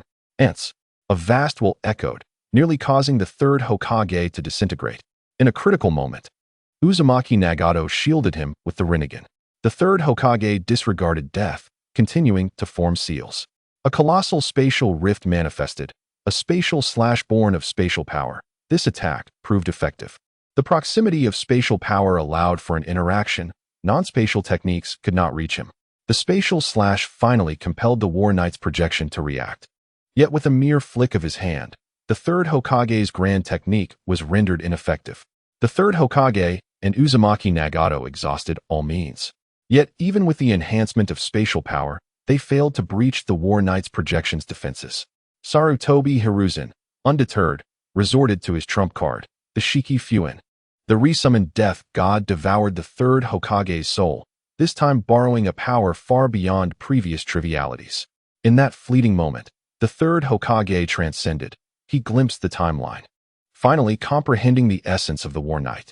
Simultaneously, he beheld the cosmic depths, where a horrific divine battle raged. The true form of the War Knight resided there. For the first time, the gaze of the War Knight's projection met the third Hokage's. The third Hokage utilized his strength to send away Uzumaki Nagato. He seized this opportunity to discern the terrifying existence anchored in time, the very place where Suji's avatar lay. The third Hokage's body began to disintegrate, turning to ash. A beam of golden light shot forth from the river of time, resurrecting the third Hokage, reconstructing his form. Grandfather, do not gaze upon the apocalypse. Focus on confronting the War Knight's projection. The Savior will come to assist you. Konohamaru's voice resonated within the third Hokage's consciousness. Konohamaru. The third Hokage exchanged words with Konohamaru once more, nearly brought to tears with emotion. Grandfather, I am confronting him and lack the energy to assist you. Be cautious. I sense he is orchestrating a grand scheme, but I am unaware of its nature. Now a prophetic figure, Konohamaru existed along the entire timeline, nearly omniscient within this realm. Yet at this moment, he found himself in a rare state of confusion. The now transcendent third Hokage no longer needed to employ ninjutsu. His power no longer stemmed from chakra. He had intertwined with the War Knight's projection in battle, appearing to human eyes as two orbs of light entangled in fierce collision, intermittently shattering space and obliterating planets. Is there a new development in the apocalypse? The third Hokage inquired, yearning to convey final, crucial information to Konoha before his demise. The prophetic power of Konohamaru fortified the third Hokage, allowing his strength to finally surpass that of the War Knight's projection. Ants, do you dare to provoke me and defy the will of my master? You shall face divine retribution. The War Knight's projection left behind a grim warning before retreating to its true form. In the cosmic depths, the War Knight's true body, slaughtering the Otsutsuki clan star gods. Found amusement in the third Hokage's insignificance, casually flicking a finger. A terrifying cosmic divine punishment was born upon the third Hokage's projection, destined to erase him and the surrounding ninja world. The third Hokage, filled with rage and impotence, recognized that even with his grandson's power, he could not withstand such overwhelming force. Would the ninja world meet its end today? In a critical moment, Konohamaru's mental strength continued to wane, unable to provide further assistance. Grandfather, the key lies with the fourth Hokage, the father of the destined child, at the side of Mother Gaia. Save him, then eliminate him. Konohamaru's words left the third Hokage bewildered, yet there was no opportunity to inquire further. The power he had exchanged with the death god began to diminish, and the third Hokage gazed at the unfolding events with despair, devoid of any strength to resist the impending divine punishment. His consciousness began to waver, his life replaying at a rapid pace. Suddenly, a warm light enveloped him. The waning power surged anew, and he descended from the transcendent realm, his soul returning to his body. A firm, radiant hand supported him from behind. Grandfather, leave the rest to me. Naruto, having traversed back from the future, finally escaped from Kuratsuchi's grasp and rushed to rescue his beloved third Hokage. At this pivotal moment, the savior had arrived. Chapter 147, The Wheel of Fate Turns. Konoha survives. The figure before him emanating a faint golden glow left the third Hokage in disbelief, his eyes widening in astonishment, momentarily forgetting the urgency of adopting a defensive stance. Yet he could not help but inquire. The third grandfather, this place will soon become a battlefield. Allow me to escort you away first. The future incarnation of Xuanhua Mingren smiled, a smile reminiscent of the fourth Hokage, capable of dispelling darkness like the sun. Sarutobi Hiruzen gazed at the golden locks and distinctive whisker marks, faintly recalling the grace of the recently fallen Bofeng Shuman. Good, very good. Sarutobi Hiruzen exclaimed with excitement. The successful growth of Xuanhua Mingren signified their survival through this crisis. For him, the survival of Konoha was the most splendid news imaginable. Before being sent away, Sarutobi Hiruzen cast a deep glance at the future Mingren, striving to engrave his image in his heart. All of Konoha's inhabitants were suddenly absorbed into a vast space by an enormous hand, rendered momentarily astonished by the abrupt change. The future Mingren waved his hand, creating a spatial barrier that enclosed everyone within, while his chakra underwent an extraordinary transformation, achieving a level of Yangduan that could regenerate life. Those who were maimed or injured instantaneously healed, able to frolic underground. The tailed beasts, lacking opponents and lost in confusion, were encased in transparent crystals, left by the future Mingren as research material for Konoha. Shimura Danzo, responsible for directing the battle efforts of Konoha, had grown numb from the strain but immediately utilized his mental prowess to quell the fear and confusion within the hearts of the people, informing them that the crisis had been averted. As the crowd remained puzzled, the returned third Hokage briefed a select few high-ranking officials on the unfolding events. Danzo's singular eye revealed profound fatigue, yet deep within, a fervent light began to shine ever more brightly. He simply uttered, "That is good." If such a powerful ninja as Mingren could emerge in the future, it would affirm that his plans had not led to the annihilation of humanity. Resolved, Danzo silently made up his mind. The third Hokage patted his old friend's shoulder, relieved. The emergence of the War Knight had obscured any hope of victory. Fortuitously, there was the future Mingren. There was no fear of the enemy's strength, for as long as hope remained, they could endure any hardship. The gaze of future Mingren turned towards the depths of the starry sky, where the War Knight resided. The War Knight sensed the power from the temporal realm, redirecting his attention towards him. "It is you, child of destiny, Mingren. I did not expect you to choose the path of temporal reversal. Surely you realize that our battle is ultimately futile. However, it matters not. Both the War Knight and Mingren existed beyond dimensions, persisting from the river of time to the universe's end. This clash was merely one among countless battles they had fought. To this world, they were immortal entities, symbiotic with the cosmos, indestructible, only capable of being sealed away. Moreover, the battle between the four horsemen of the apocalypse and Xuanhua Mingren alongside Uchiha Sasuke would in the future encompass innumerable spaces and timelines, continuing until the very end of time, until humanity was completely obliterated, reduced to mere souls curled within the Pure Land. Mingren understood this truth, yet at that moment, He had no choice but to take action. Should he engage the War Knight in combat, the future would branch into countless divergent timelines. These temporal branches would emerge and perish incessantly, yet only a single line would persist until the end of time. Nevertheless, this did not sway his determination. He and Uchiha Sasuke had traversed time to reverse the course of history and rewrite the fate of all humanity. Words were futile. Konoha at this moment could not be destroyed. Xuanhua Mingren radiated a brilliant golden light, entering a state of combat. As he made his move, he was blessed by the cosmos, embodying all that is luminous within the universe. A herd of creatures, raised joyfully by their master, obeyed his commands. Seeking escape from this world, their only route to salvation. The essence of the War Knight awakened, and the two magnificent entities clashed. The War Knight was not merely the small Kalami currently battling the Otsutsuki clan's star gods, but rather a being of equal caliber to the Otsutsuki deity. The War Knight's future form traversed the river of time, appearing in the present timeline to engage in battle with future Mingren. The center of the universe erupted, yet in the next instant, it reassembled. The fates of beings within the cosmos ebbed and flowed, yet they remained oblivious to their own circumstances.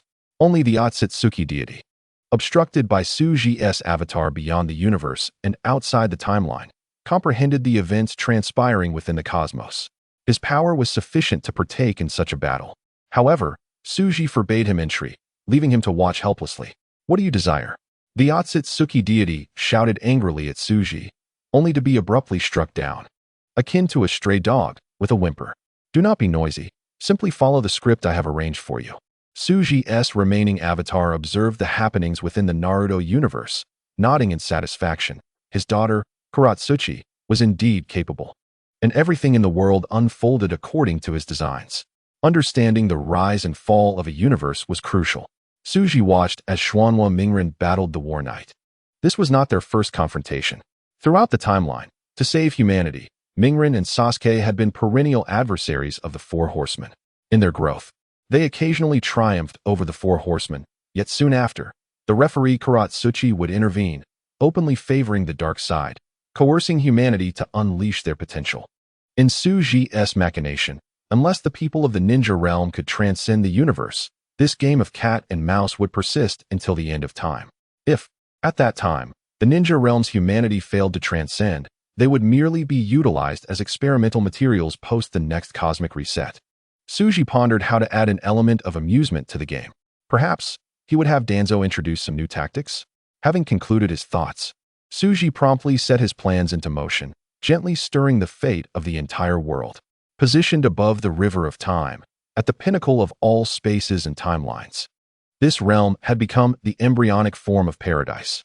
Seated at the center of this paradise on a grand throne, Kuratsuchi, the ruler of the universe, gazed upon the forcibly altered timeline with exasperation, rolling her eyes at her father's whims. He would frequently conjure new ideas, scripting narratives without considering her prowess as the director. A minor alteration within such a complex cosmic system could trigger unimaginable consequences.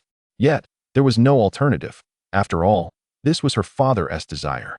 Kuratsuchi casually adjusted the threads of fate, directly altering the destinies of the ninja realm's inhabitants, in conjunction with Suji's experiment.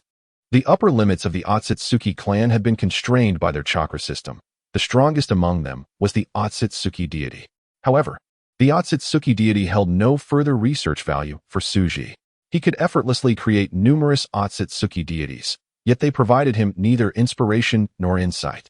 The only source of surprise could stem from humanity. He was eager to discover how far they could advance under his pressure. The battle between future Mingren and the War Knight had spread from the current timeline to all timelines.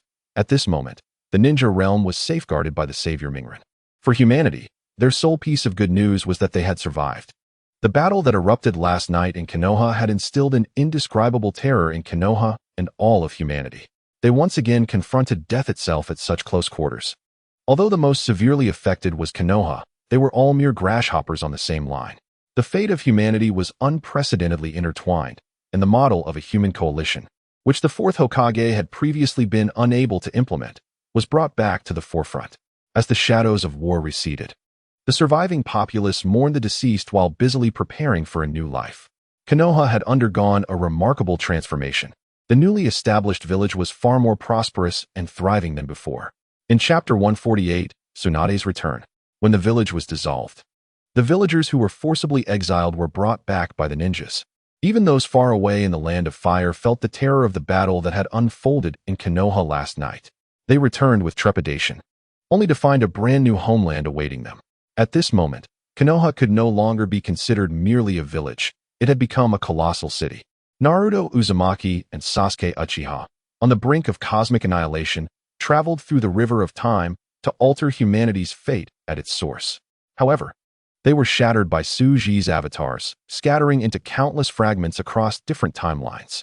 In the future where the War Knights were born, Naruto saved the soon-to-be destroyed Konoha, rewriting the entire history of the world and altering the cosmic timeline, propelling the future towards a different branching path.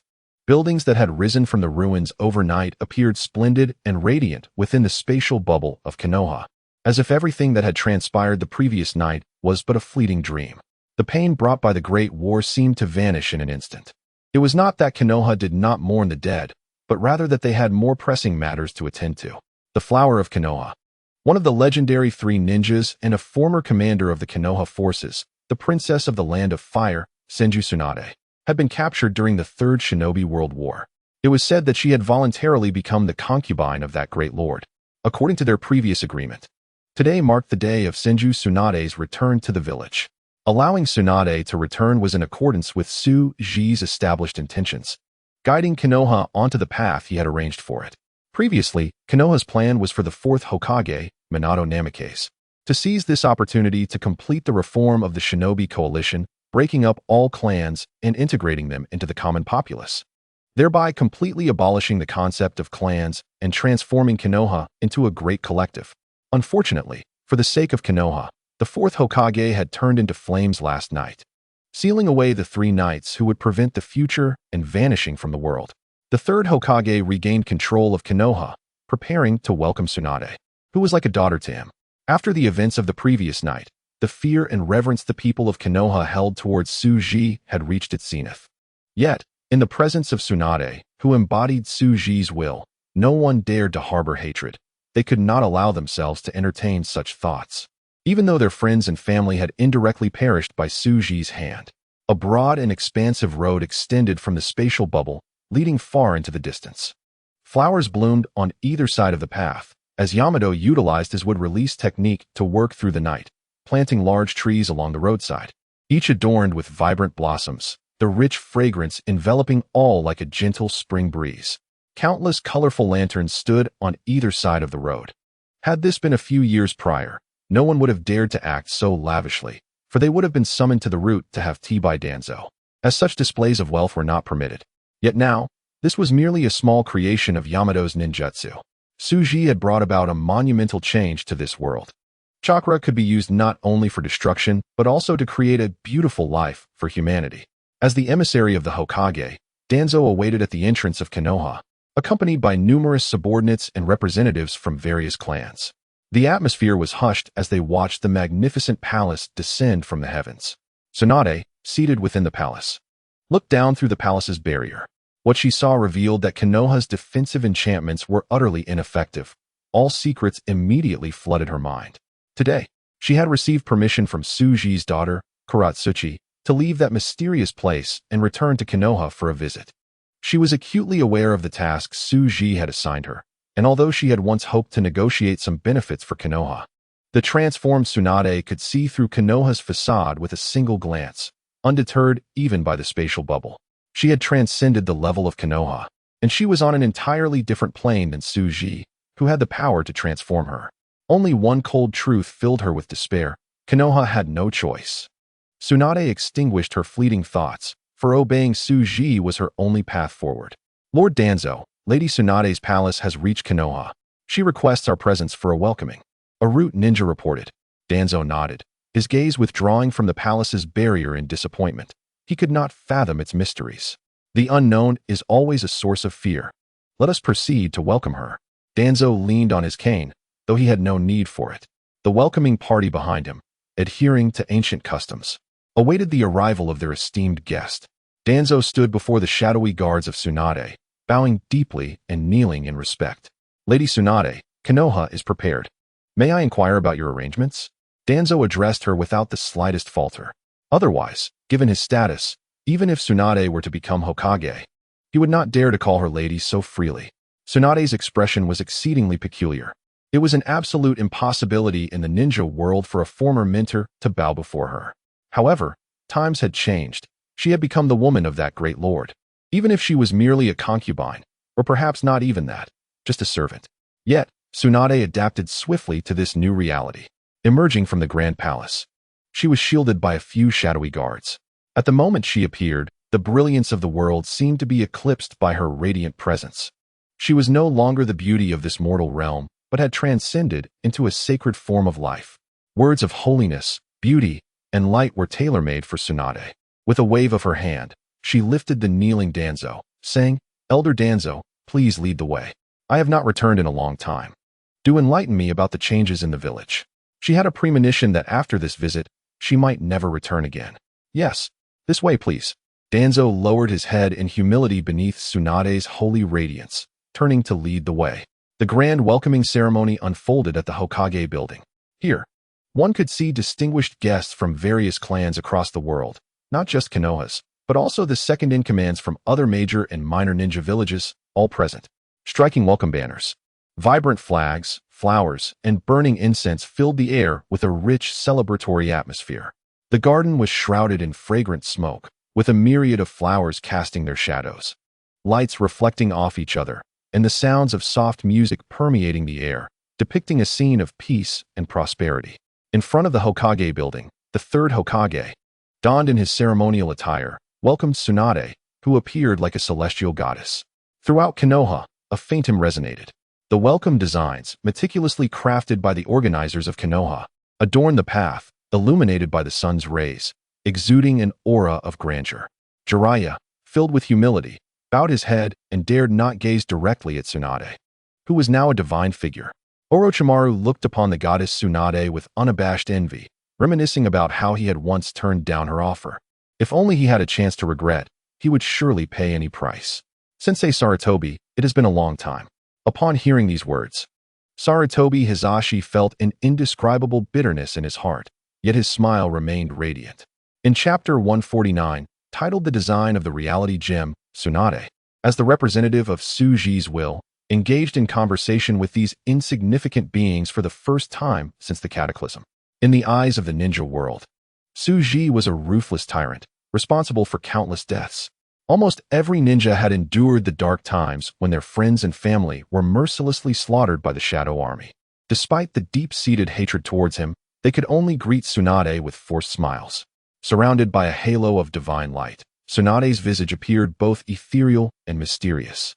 A single glance allowed her to perceive the true nature of everyone present, leaving no room for deception. She had grown increasingly pessimistic about humanity's resistance. Tsunade was convinced that the people of the ninja world were mere playthings in Suji's hands, with no hope of attaining freedom. Their only path lay in obediently becoming subjects of his experiments. The hall was adorned with flowers, and following the welcoming ceremony, the higher-ups of Konoha discreetly departed, leaving only the two former mentors.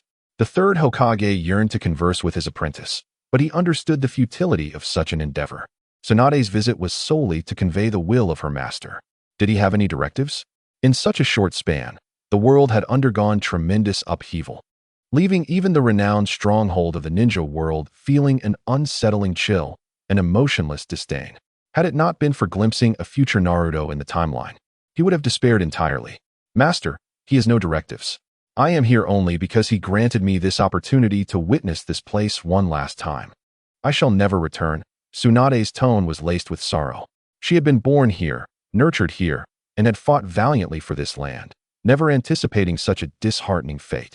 Is that so? The third Hokage remained skeptical, though he recognized that Tsunade had no reason to deceive herself. With a flick of her finger, a blueprint composed of chakra energy floated before the third Hokage. It was the very design of the reality gem that he had received from Suji. Upon reviewing it, his expression shifted dramatically as he exclaimed, "This is impossible. We would rather choose death." This design explicitly required the sacrifice of the Uchiha clan. extracting pure yin release from their Sharingan and bloodline. Master, if this signifies his will, then it is likely that more than one individual has acquired this information. Tsunade's voice held a note of anguish, mourning for her kin. Once they had fought to protect their brethren, now they were forced to turn against them for survival. Damn it! The third Hokage immediately thought of his dear friend Danzo. For the sake of Konoha, he would not hesitate to annihilate the Uchiha clan, even if it meant sacrificing himself. Danzo had grown increasingly cold-hearted. Many within the Uchiha clan loved their village, and they would willingly sacrifice themselves without the need for schemes. After all, it was for the village, not personal gain. Master, I will depart in 3 days. If you have any questions, feel free to seek me out. Tsunade observed the dramatically altered village with a heavy heart. She could not comprehend why someone as powerful as Suji, seemingly uninterested in ruling them, would derive pleasure from tormenting these pitiful souls. Yet, Suji was not a sadist and did not take pleasure in the suffering of others. What could he possibly desire? Following the cataclysm, the power within the roots expanded. Danzo had truly become the second-in-command of Konoha, and neither Nara Shikaku nor Mito Gate could even compare. The former Konoha F4 had transformed into the dual saints of Konoha. In contrast to Sarutobi Hizashi's principles, Danzo was willing to abandon any moral compass for the sake of Konoha. In his secret chamber, Danzo gazed at a mysterious scroll fabricated from chakra, the very design of the reality gem. Prophet, why do you not speak to the monkey? He muttered to himself. He would never agree. A resonant voice emerged from the void, audible only to Danzo. Danzo would not trust the prophet. With such power to perceive time, who knows if this is merely Suji's elaborate scheme? How can I ascertain whether this is his conspiracy? This indeed is his creation. And this is merely a portion of what I am allowed to see. It is also what he wishes for me to witness, the prophet. A transcendent being devoid of emotion, conveyed a sense of helplessness and confusion to Danzo.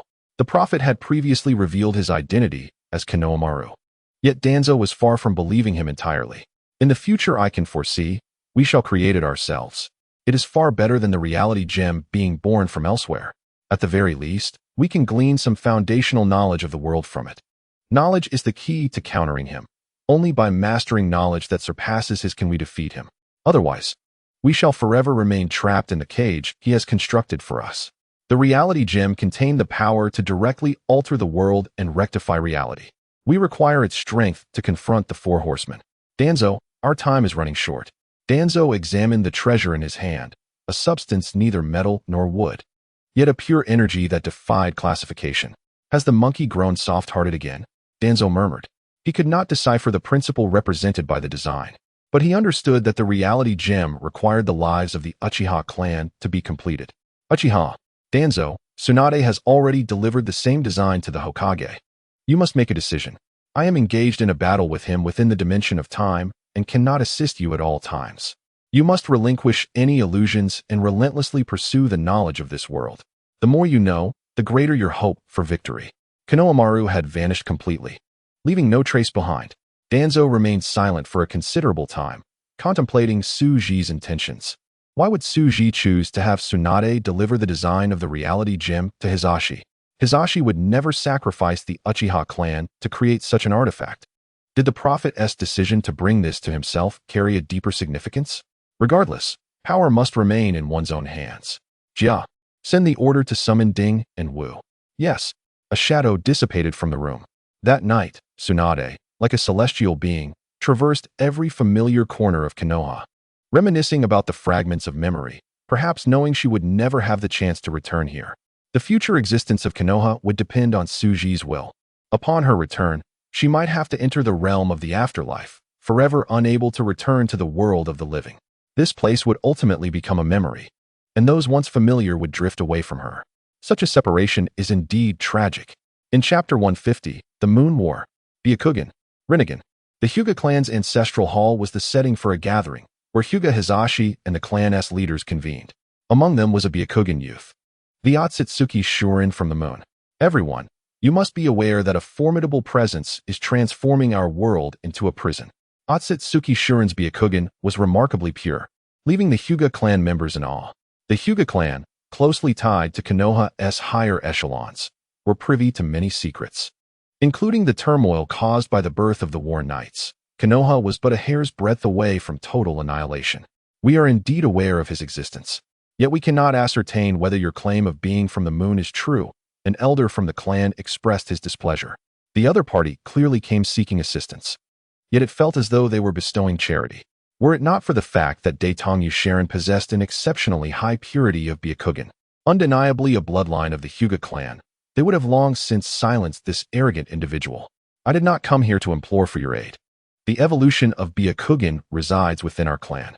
Should the conflict on the moon yield a victor, that triumphant force will come to seize all of your Byakugan. Dou Qi has accepted the mission of the Dou clan to the surface with the intent of augmenting their power as much as possible. They have received an oracle that the Plague Knight will be born on the moon, and through the infinite Tsukuyami, many will be directly infected by him, becoming his subordinates. To prevent his successful birth, we must rally more individuals. The Six-Path Sage and some forces of Dou Qi have also been conveyed to the Dou clansmen on the moon by the Prophet, resulting in a civil war within the Dou clan. Although the Plague Knight has yet to appear, his mere existence has already infected many of the Dou clan members, who are now slaughtering their kin in madness, siphoning their ocular power to strengthen themselves. With both sides nearly equal in strength, this path leads to total self-destruction. Thus, Dou Qi has been dispatched to seek reinforcements on the surface. We must conclude this war swiftly, or the pure-blooded descendants of the Dou may face extinction. A clan elder inquired about the purpose of our Byakugan. The fusion of Byakugan's ocular powers can give birth to the miraculous ocular technique, the Rinnegan, which represents the ultimate evolution of our Byakugan. Dou Qi replied candidly. Hyuga Hizashi and the assembly of Hyuga elders exchanged glances, unacquainted with such secrets. After a moment of silence, Hyuga Hizashi concluded that the existence of the caged bird was not merely for the protection of Byakugan. He turned to Dou Qi and asked, "Then why not simply destroy the moon? The core crystal of the moon has been absorbing energies from the Otsutsuki for millennia, now seamlessly intertwined with the energies of the void, becoming a fertile ground for the Plague Knight, rendering it indestructible. The sole resolution lies in the Rinnegan, which can dissolve chakra and other energies into nothingness. Therefore, we must triumph in the conflict on the moon. Should the clan members infected by the Plague Knight possess the Rinnegan, our hopes would be extinguished." Dou Qi expressed his despair. Chakra is a form of energy that can transform into other energies. However, energy conservation prevails, and they lack the ability to render energy itself into nothingness. How many people are needed? Hyuga Hizashi resolved to assist, but recognized the necessity of first understanding the situation on the moon, even among Byakugan users, who could ascertain whether this young lad harbored ulterior motives. Meanwhile, in the outer clan territory, a golden light flickered in the eyes of the newly born Hyuga Hinata, a sign of the budding Rinnegan. In the Pure Land, Dou Qi inquired, "Brother, did you bestow your power upon that girl?" He had anticipated his brother would entrust his strength to Sharon's descendant. "Brother, this girl's Byakugan holds the potential to surpass her mother. We must possess greater power to combat Suji," Dou Qi replied melancholically. "Under certain circumstances, chakra can be a curse. From the moment one possesses chakra, their limits are essentially defined. Bloodline limits. What are limits if not constraints? Bloodline limits, bloodline elimination, bloodline acquisition. There exists no method for human transcendence, especially concerning bloodline acquisition. Absence equates to absence, and bloodline acquisition alone is far from sufficient. Alas, the reincarnations of Ashura and Indra may not possess the opportunity to surpass us. If not, defeat is nearly inevitable. I cannot conceive how they might transcend chakra itself and break free from the shackles of the Dou bloodline," Dou Qi lamented. "Brother, believe in humanity. They possess an unparalleled creativity," Dou Qi consoled. 7 days later, Tsunade departed from Konoha. Reluctantly leaving the village, Tsunade glanced back. Familiar faces such as Orochimaru, Jiraiya, and the third Hokage were present. Yet in the next instant, time froze. All things became akin to amber, suspended in time, as a radiant light enveloped her. Whisking her away, none other than Haitu in paradise had come to retrieve her. Once Tsunade departed, time resumed its flow, unbeknownst to the inhabitants of Konoha. Only in the timeline did Konohamaru sense this disturbance, yet he was powerless to act. Tsunade's consciousness awakened, realizing she had returned to the palace in paradise. "If you wish to see, you may observe from here," Haito's voice resonated within Tsunade's mind. A mirror floated before her, a fragment of permission granted by Haito. The paradise existed in a transcendent dimension. Not only could she observe Konoha, but she could also perceive its past and future across various timelines with clarity. Tsunade watched as the timelines converged into an incomprehensible endpoint, her anxious heart finally at rest. Tears streamed from her eyes. All of her past had been obliterated, family and friends, all reduced to nothingness. Humanity's resistance was destined to fail. Observing the weeping Tsunade, Haida smirked, deeming it an honor for them to have their fates designed by their father. This was far superior to the prior self-destructive infighting of humanity. Haida's gaze pierced through numerous timelines, scrutinizing every occurrence. He witnessed Konohamaru's efforts to fight for humanity's hope, engaging in a battle of wits and courage against him across time. The endeavors of these two fated children stirred ripples within the timeline, yet it was merely that.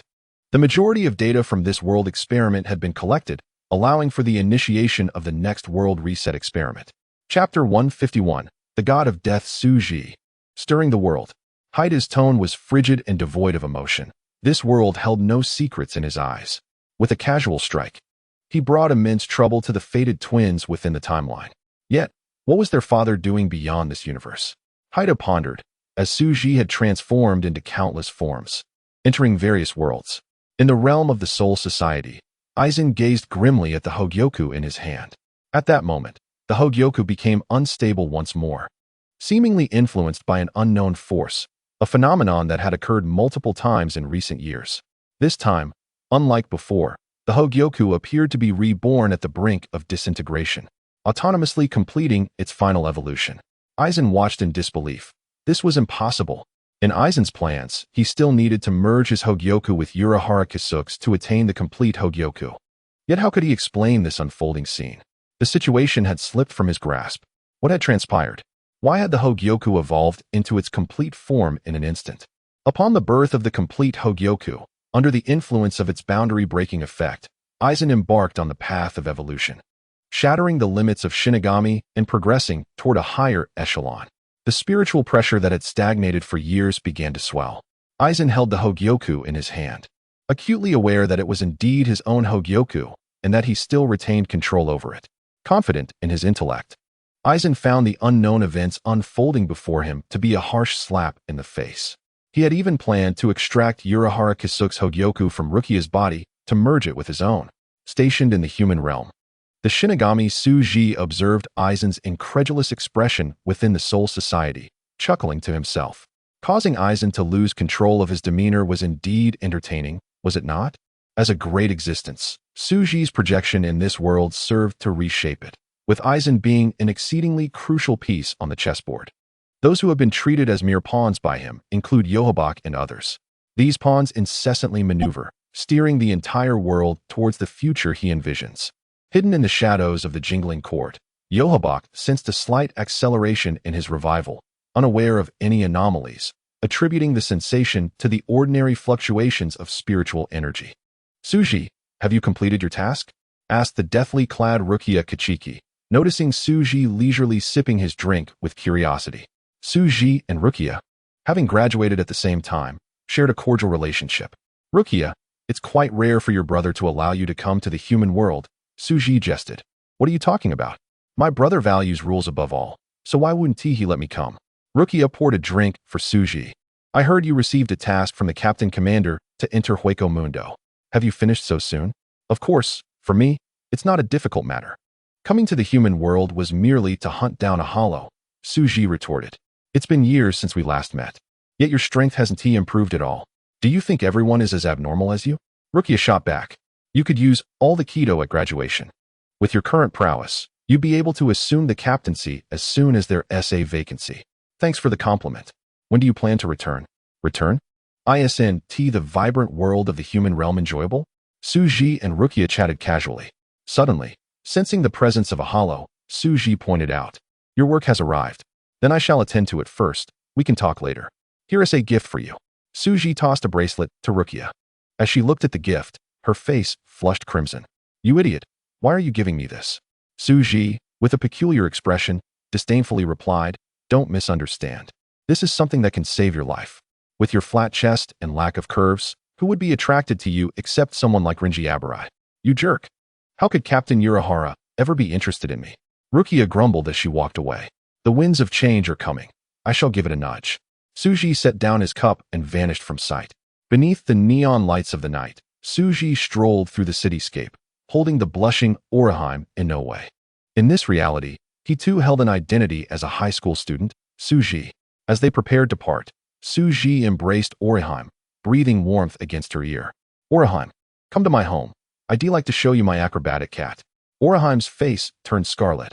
Isn't that inappropriate, Suji-kun? I should really go home. Orihime, after graduation, I will marry you.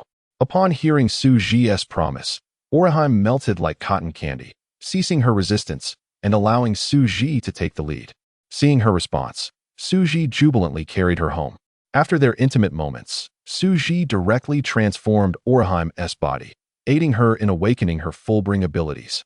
Elevating her power to just beneath that of the Soul King, and deep within her soul, he embedded a trace of the Soul King's power. Suji, why are your hands glowing? Orihime exclaimed in surprise, observing the blue light emanating from his hands as he caressed her, shyly inquiring. I am guiding the latent power within you. You may simply understand it as a superpower. So, Suji, are you a superpower user? Orihime beamed with joy, grateful that Suji confided such a secret, clearly regarding her as someone intimately close. Indeed, you possess these abilities when I am not by your side. You can protect yourself. Thank you, Suji. Remember, the hairpin I gifted you is merely a manifestation of your abilities. The power I have given you will never fade. So when you fight, do not fear breaking the hairpin. Suji gently advised as he caressed her. I will remember. That is good to hear. Your body has been modified. Come, let us go again. Orihime shyly allowed Suji to indulge in her, exploring the wonders of their wedding night. Suji held the peacefully sleeping Orihime, his thoughts drifting elsewhere.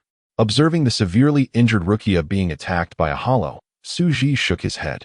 It appeared Aizen had indeed activated his plan, still seeking to study the Hogyoku. A figure with yellow hair, Ichigo Kurosaki, approached the gravely wounded Rukia, and the gears of fate began to turn. Let the chaos unfold. Bring some change to this lifeless world. Suji loathed this world devoid of vitality. Its essence rooted in the Soul King's inability to act, his leadership over the world usurped by the four noble families, turning the three realms into a world sustained by the breeding of hollows. Among those knowledgeable of history, various solutions were proposed. Aizen suggested destroying the Soul King's palace to become the new Soul King, thereby actively assuming the responsibilities of world leadership. Urahara Kisuke proposed creating more perfect tools, such as Shikuro Tsukishima and Jinta Hanakari, which would yield a new wedge to make the world safer. Yohabak aimed to slay the Soul King and reshape the world according to his will. The Zero Division and Yamamoto Genryusai Shigekuni sought to maintain the crumbling world, with no better solution to establish a superior one. Chapter 152, The Woven Fate. Suji watched as Rukia's Zanpakuto pierced Ichigo Kurosaki, transforming him into a Shinigami and guiding him onto the path of saving the world. The bracelet he had given Rukia was intended to cause trouble for Aizen in the future, not to be used here. Keep up the good work, young man. Suji embraced the slumbering Orihime and encouraged Ichigo, who was tirelessly battling hollows. After saying this, he closed his eyes, surrendering to the embrace of warmth. Kurosaki Residence. Newly transformed into a Shinigami, Ichigo Kurosaki gripped his Zanpakuto tightly, his eyes brimming with tension and excitement. Before him stood a hollow, ferocious and menacing, saliva dripping to the ground with a corrosive hiss. He took a deep breath, recalling Rukia's teachings. Believe in your strength, Ichigo. Her voice echoed in his ears.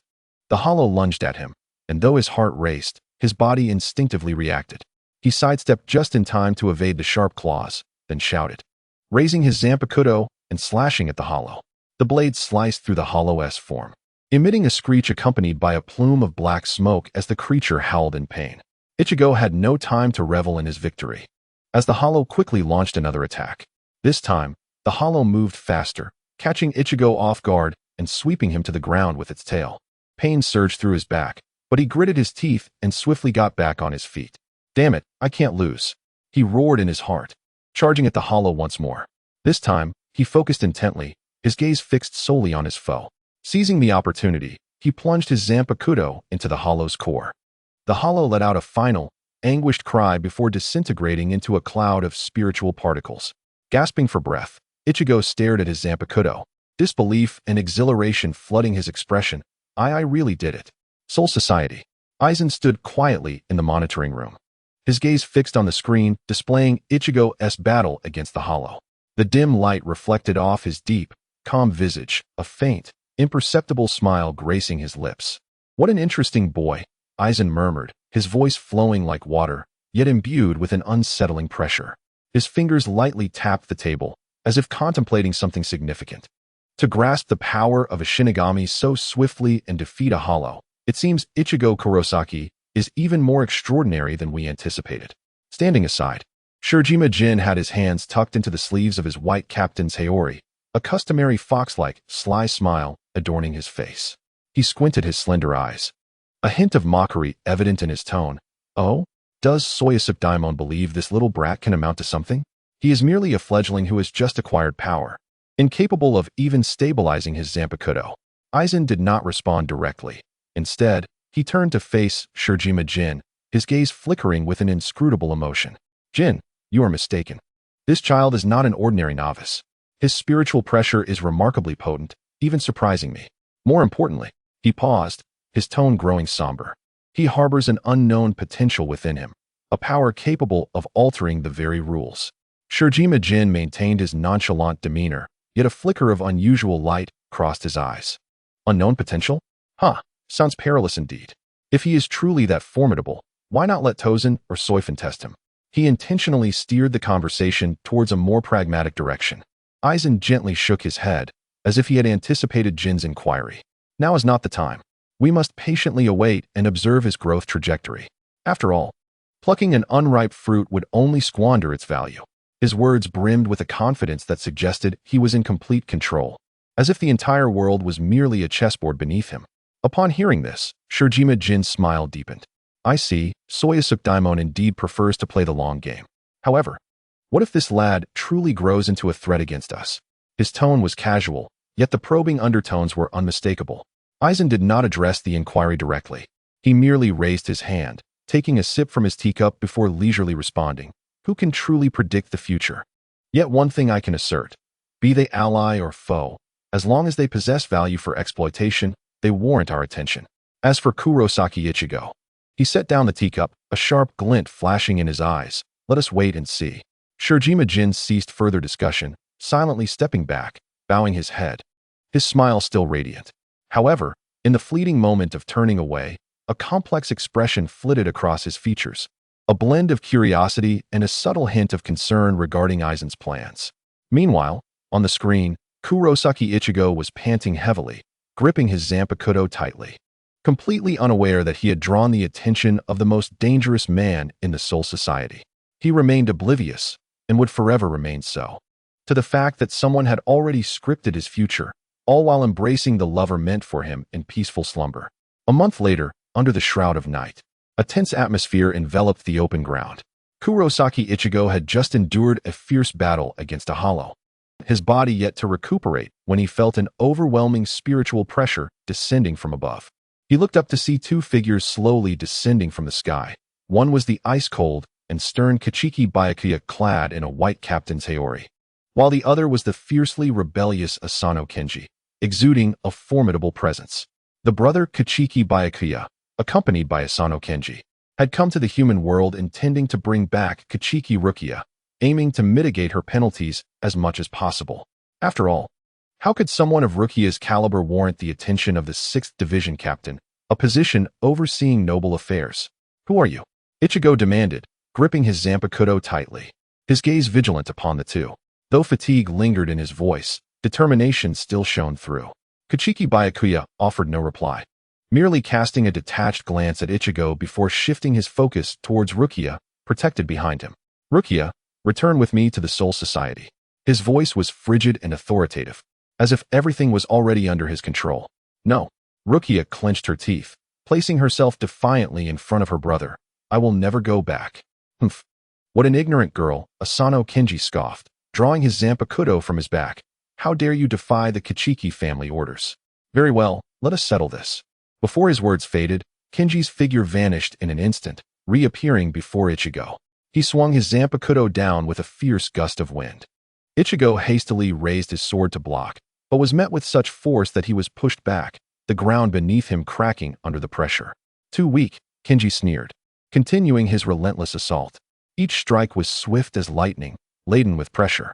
Ichigo exerted all his strength to defend, yet his body, already drained from earlier combat, moved sluggishly and clumsily. Within just a few exchanges, a gash appeared on his shoulder, blood cascading down his arm and pooling on the ground. Chapter 153, The Hidden Hand of Tsuji. Damn it!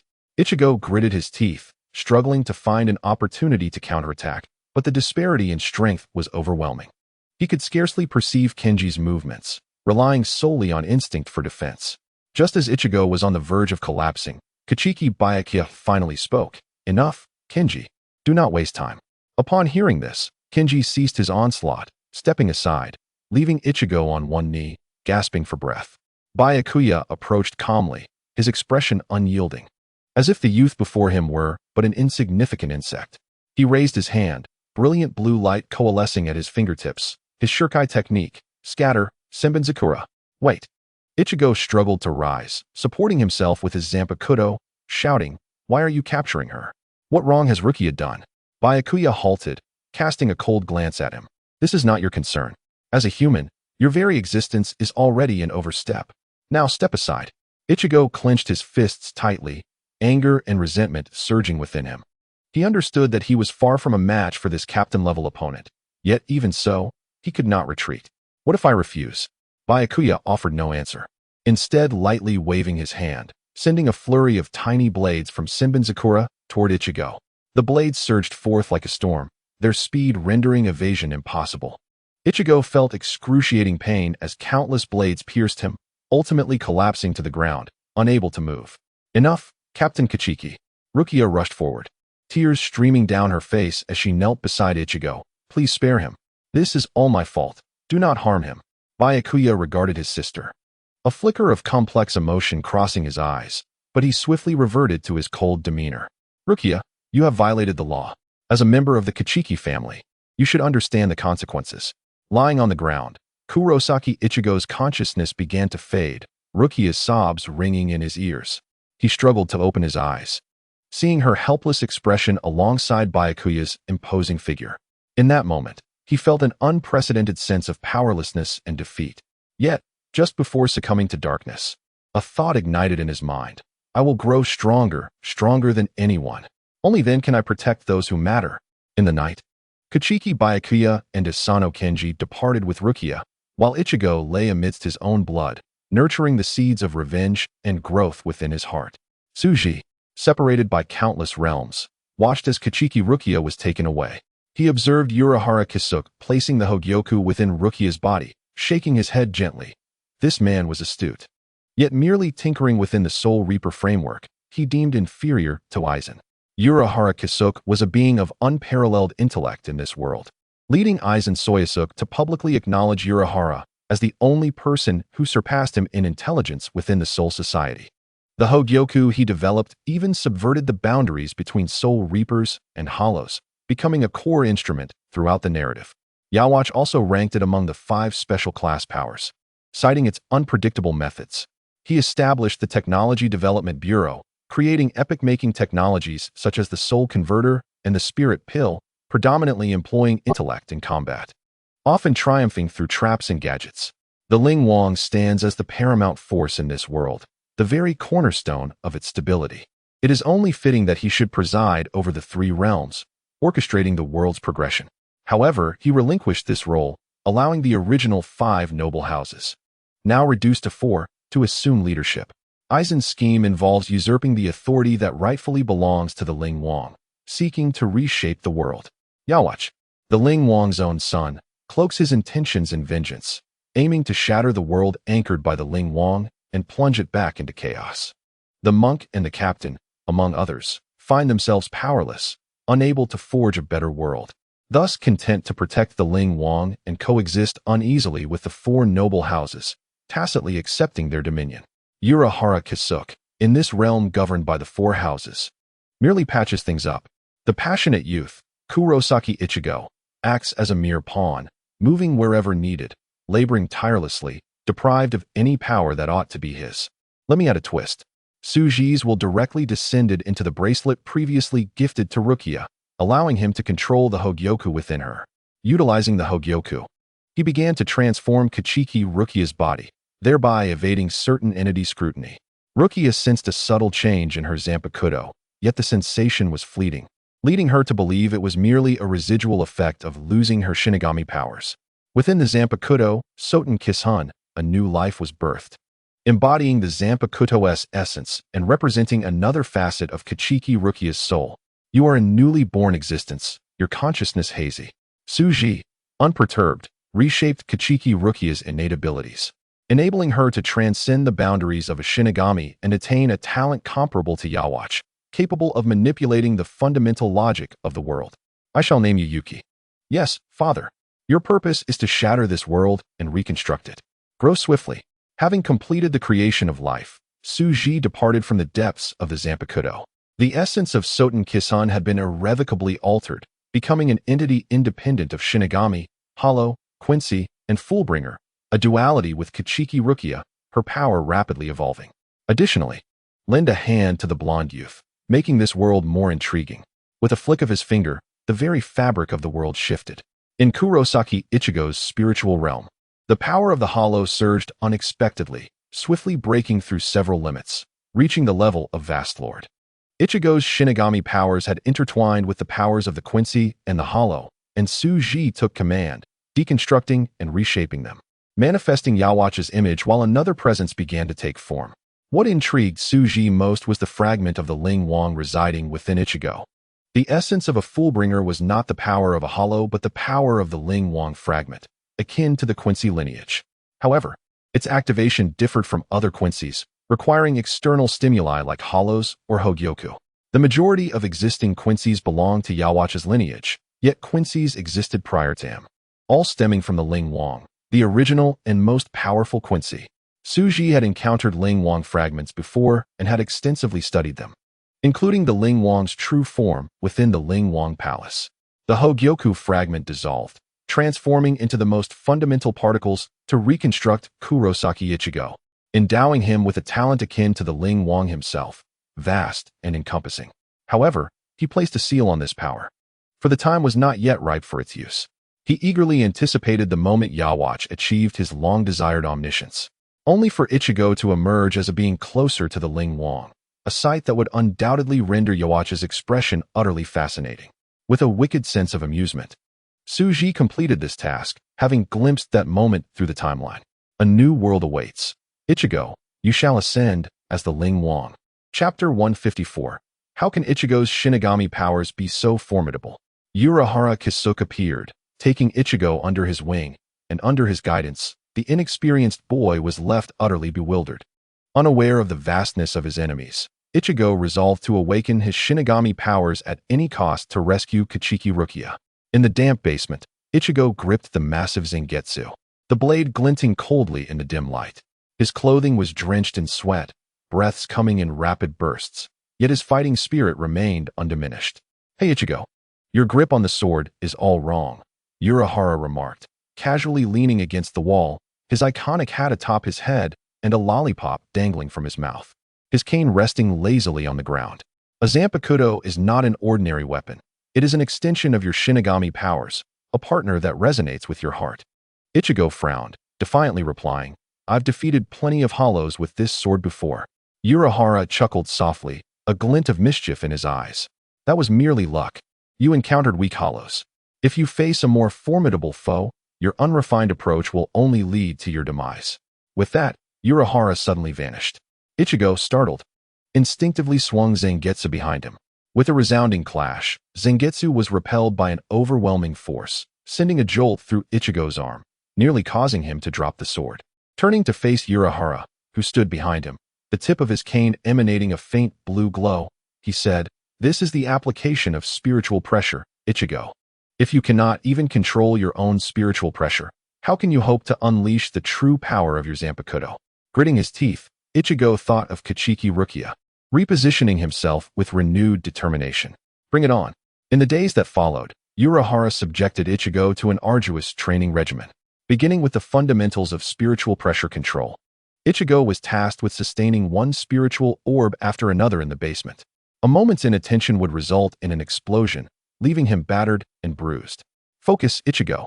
Spiritual pressure isn't about brute force. It's about guiding your intent. Urahara's voice echoed in the basement. Imagine merging with Zangetsu, feeling its breath and heartbeat. Ichigo closed his eyes, conjuring the immense figure of Zangetsu in his mind. Taking a deep breath, he attempted to gradually infuse his spiritual pressure into Zangetsu. Suddenly, a faint light flickered along the blade, and soon a basketball-sized spiritual orb coalesced before him. Excellent, just like that. Urahara's tone brimmed with approval. Now, try compressing this spiritual orb to make it even more powerful. Ichigo followed Urahara's instructions, concentrating on compressing the orb. Its size diminished while its brilliance intensified. Just as he felt he might falter, the orb erupted, the force sending him crashing against the basement wall. Coughing, Ichigo rose, a trickle of blood at the corner of his mouth. This is incredibly difficult. Urahara approached, patting his shoulder. Don't be disheartened, Ichigo. When I trained Rukia, she had it much worse. If you persevere, you will surely master the art of spiritual pressure. Wiping the blood from his mouth, determination flickered in Ichigo's eyes. I want to give up. I must awaken my Shinigami powers and protect those I care about. After several days of rigorous training, Ichigo had mastered the control of his spiritual pressure, capable of conjuring larger and more stable spiritual orbs than ever before. However, Pu Yuan knew that the forthcoming training was truly pivotal. It was essential for Ichigo to forge a deeper bond with his Zanpakuto and to heed its call. Next, I shall escort you to a special place, Pu Yuan remarked with a mysterious smile, leading Ichigo to the backyard of the Pu Yuan store. This location served as the juncture between the Soul Society and the human world, characterized by an exceptionally high concentration of spiritual energy, making it ideal for Zanpakuto awakening training. Ichigo surveyed his surroundings, feeling the air here to be more invigorating than that of the basement, as the spiritual energy seemed to flow through the atmosphere, instilling a sense of comfort within him. Pu Yuan gestured toward an open area ahead. Stand there, close your eyes, and attune your heart to the presence of your Zanpakuto. Remember, do not look with your eyes. Instead, listen with your soul. Keep in mind that if you fail to discern the true name of your Zanpakuto within the allotted time, you will be irrevocably transformed into a hollow. Ichigo's expression hardened as he followed Pu Yuan's instructions, positioning himself in the designated area and shutting his eyes. Initially, he could only hear the rhythm of his heartbeat and the sound of the wind around him. Gradually, he sensed his consciousness drifting into a realm of darkness, where silence enveloped him. Just as confusion began to cloud his mind, a deep voice resonated within his mind. Are you my master? Startled, Ichigo opened his eyes to find Zangetsu hovering before him, its blade shimmering with an enigmatic light. He closed his eyes once more, concentrating to respond to the voice. Indeed, I am Kurosaki Ichigo, and I aspire to be your master and awaken my Shinigami powers. The voice fell silent for a moment before replying. To become my master, you must pass my test. Summon your courage and resolve to face my challenge. As the words faded, Ichigo felt his consciousness plunge back into that dark space. This time, he beheld a colossal figure, the embodiment of Zangetsu. Come, boy, show me the extent of your abilities. The voice of Zangetsu thundered as the massive sword swung towards Ichigo. Instinctively, he raised Zangetsu to block, only to realize how insignificant his blade appeared against the might of Zangetsu's weapon. The tremendous force sent him flying once more, crashing to the ground. Is this all you can muster? Zangetsu scoffed. It seems you are not yet worthy of becoming my master. Ichigo gritted his teeth and rose, his eyes ablaze with indomitable spirit. I shall not concede. I will pass your test. A fierce battle ensued between Ichigo and Zangetsu within the realm of consciousness. Each time he was knocked down, he immediately stood back up to continue the fight, his injuries multiplying, yet his resolve grew ever stronger. Outside, Pu Yuan Keisuke monitored Ichigo's spiritual pressure with instruments, ensuring he did not truly transform into a hollow. As the name implies, a Shinigami can only be formed from the souls of the deceased, and Kurosaki Ichigo was still a human. The process of transformation from human to Shinigami was fraught with peril, as a misstep could lead to becoming a hollow, especially given Ichigo's inherent hollow powers. Kobo Tetsuzai, the former captain general of the Soul Society's Kido Corps, utilized forbidden Kido to seal Ichigo, preventing him from losing control. The instruments emitted a series of alarming beeps as Pu Yuan Kisuk gazed in disbelief at the unfolding scene. This is impossible. How can Kurosaki Ichigo possess such formidable spiritual pressure? Kisuk, this is unbelievable. I can barely maintain control. As a highly regarded Kido master within the Soul Society, he never anticipated that he would struggle to suppress the spiritual pressure of someone who had yet to become a Shinigami. This is not right. How could this happen? Ichigo's spiritual pressure exceeds the combined total of both of us. Pu Yuan Kisuk thought frantically, clutching his staff while adjusting his hat, pondering where the flaw lay. He could not fathom that Ichigo had already been clandestinely altered by Suji, endowing him with talents akin to a minor soul king. Were it not for Suji's seal, Ichigo would have been able to overpower even Yamamoto.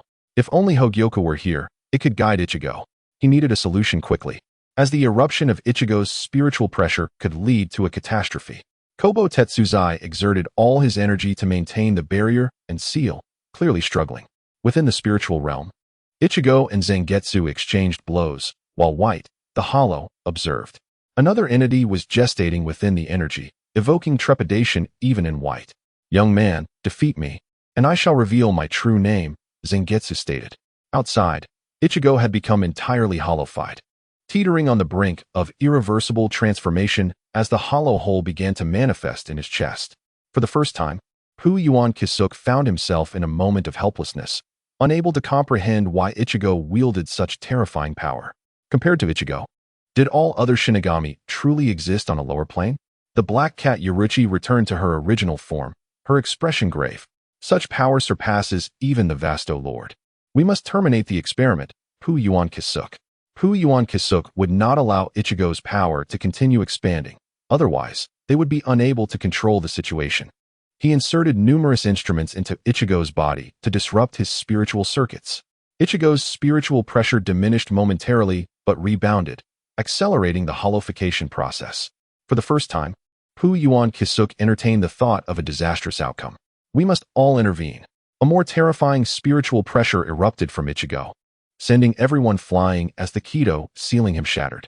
Within Ichigo's mental space, after what felt like an eternity, the manifestation of Zangetsu, resembling Yawatch, ceased its assault, a glimmer of approval in its eyes. "Well done, Ichigo. You possess sufficient courage and determination. Now, attempt to channel all your spiritual pressure into my being, and let us truly unite." Ichigo closed his eyes, concentrating all his spiritual pressure into the Zanpakuto. Instantly, Zangetsu radiated a brilliant light, the patterns along its blades seemingly coming to life, forming intricate designs in the air. When Ichigo opened his eyes again, he felt an unprecedented surge of power coursing through him, his spiritual pressure flowing like a mighty river. Zangetsu became astonishingly light in his grasp, as if it had completely melded with his body. "Shout my name. Arise, Zangetsu," Ichigo yelled, as the Zanpakuto transformed, revealing its true form. At that moment, White seized control of Ichigo's body, finally having the opportunity to revel in the experience. Outside, Ichigo had fully transformed into a hollow, taking on the form of a bull-headed hollow, embodying the power of a true Vasto Lord. With a gesture, the Zanpakuto morphed into its Bankai form, soaring into his hand. "Unleash your full strength without hesitation." Pu Yuan Kisuk's expression darkened, as the situation spiraled beyond his control. Kenenbaraki Benaheim Eritame. Pu Yuan Kisuk activated his Bankai without a hint of recklessness. The power of a Vasto Lord was no jest. Benaheim materialized as a colossal figure, with a classical hairstyle, clad in sleeveless garments, possessing limbs with puppet-like joints. Within the scope of his Zanpakuto's Bankai abilities, he could reconstruct anything touched by his blade, including living beings and structures. Leaving behind seems reminiscent of stitching. The first action he took was to alter the surrounding environment, confining the battle's commotion to a manageable space. The human world was exceedingly vulnerable. Even captain-level beings required a portion of their power to be sealed when entering. Now, Ichigo, as a bull-headed hollow, was undeniably a true Vasto Lord without an ounce of dilution. White regarded Pu Yuan Kisuk without uttering a word, gathering power between his horns, unleashing a blinding flash of royal hollow energy. "Ha ha ha," accompanied by the wild laughter of Subai, a wave of his hand effortlessly dismantled the terrain here. Murky emblems faintly emerged, showcasing his untamed and audacious talents. The tides of denial momentarily paralyzed, obstructing eternal slumber. The crawling Iron Princess and the self-mutilating clay doll combined in a rebounding motion towards the ground, acknowledging their own impotence. Wu Ling Tai Zhai was immediately met with the destructive force of the 90 Black Coffin and the Clash of Sushan. Vasto Lord, a captain-class hollow, possessed the strength akin to a captain after Bankai, though they were troubled by the fact that Kurosaki Ichigo had lost his rationality, driven solely by a primal urge for destruction. Upon entering Shuanpa mode, Shohoin Yoruchi found her back and shoulders enveloped in a dense compression of Kido. In a swift motion, she closed in on the bull-headed Ichigo and sent him flying with a single punch. In the next instant, the vanished, bull-headed Ichigo reappeared before Yoruchi, delivering a swift Sushan to her face. Too weak, Soul Reaper. Ha ha ha. An infinite barrage of Sushan, 1,000 rounds. Facing the encroaching Urahara Kisuke and his companions, the bull-headed Ichigo relentlessly unleashed Sushan from his horns. Urahara Kisuke and the others attempted to contain the battle, preventing its impact from reaching ordinary people in the real world, but the bull-headed Ichigo, a true Vasto Lord, held no regard for Soul Reapers. With reckless abandon, he unleashed his full strength, driving the 3 captain-level Soul Reapers back. Within the spiritual realm, Zangetsu instructed Kurosaki Ichigo on harnessing his Soul Reaper powers, surprisingly taking the initiative to teach him Bankai. Bankai represents the ultimate release of a Zanpakuto, and your aptitude has reached a level where you can wield it freely. Give it a try. As Kurosaki Ichigo chanted the release incantation, his Zanpakuto transformed into a black katana adorned with a Bankai guard and a short iron chain on the hilt. Getsuga Tensho. The terrifying spiritual pressure coalesced into blade energy, cleaving mountains asunder. Ichigo splendid. Zangetsu applauded. Kurosaki Ichigo expressed his gratitude. Thank you, Uncle Zangetsu. Zangetsu glanced at the unique entity gestating within the spiritual realm. A power of Kurosaki Ichigo that even he was unaware of, stemming from the Spirit King's force that had been altered by Suji. He cautioned, Ichigo, remember, you possess not only the power of a Soul Reaper, but also that of a Quincy's and a Hollows. Only when you can integrate the 3 will you encounter the true Zangetsu. Uncle, is Bankai not the true Zangetsu? Kurosaki Ichigo, having gained much knowledge from Zangetsu, was no longer a naive novice. He understood that a Zanpakuto exists in both Shurikai and Bankai forms, yet he was astonished to learn that there was more beyond Bankai. No, Ichigo, you are special. Zangetsu shook his head, stating that there was no need to elaborate further. The Zanpakuto is merely a medium of Soul Reaper power, not its entirety. Train diligently, and you will witness him, as he currently does not wish to see you. Furthermore, you should resolve the situation outside. Subai is wreaking havoc using your body. Zangetsu was well aware of the events transpiring in the outside world and advised accordingly. Subai was thoroughly enjoying the battle, his undying form as a Vasto Lord invigorating him further. He swiftly evaded the battlefield, impatiently commenting, what is Zangetsu doing? Can't he let me play a little longer? The 3 opponents across from him eagerly anticipated their next encounter. Subai reluctantly withdrew, as Kurosaki Ichigo subconsciously suppressed his power, preventing him from killing the 3. Otherwise, how could they have fought for so long? Under Suji's modification, Subai stood as the strongest hollow, equating to the strength of a captain commander in the Soul Society.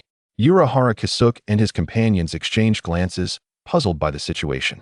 Could it be that a human transformed into a hollow could revert back? In the next instant, the spiritual energy of the bull-headed hollow dissipated, revealing Kurosaki Ichigo, clad in the garb of a Soul Reaper. The Soul Reaper attire, Zanpakuto, a quintessential Soul Reaper. Chapter 156, The Beginning of World Annihilation in the Naruto Realm. Upon hearing Zangetsu's words, Kurosaki Ichigo urgently seized control of his body, his consciousness returning to find Urahara Kisuke and the others in a rather disheveled state. What happened to everyone? Who is this lady? Shohoin Yoruchi teleported beside Kurosaki Ichigo and gave him a firm knock on the head, demanding, what on earth transpired in the spiritual realm? Urahara Kisuke regained his composure. Ichigo's ability to return to normal indicated that everything was still under control. Kurosaki Ichigo recounted the events that transpired in the spiritual realm.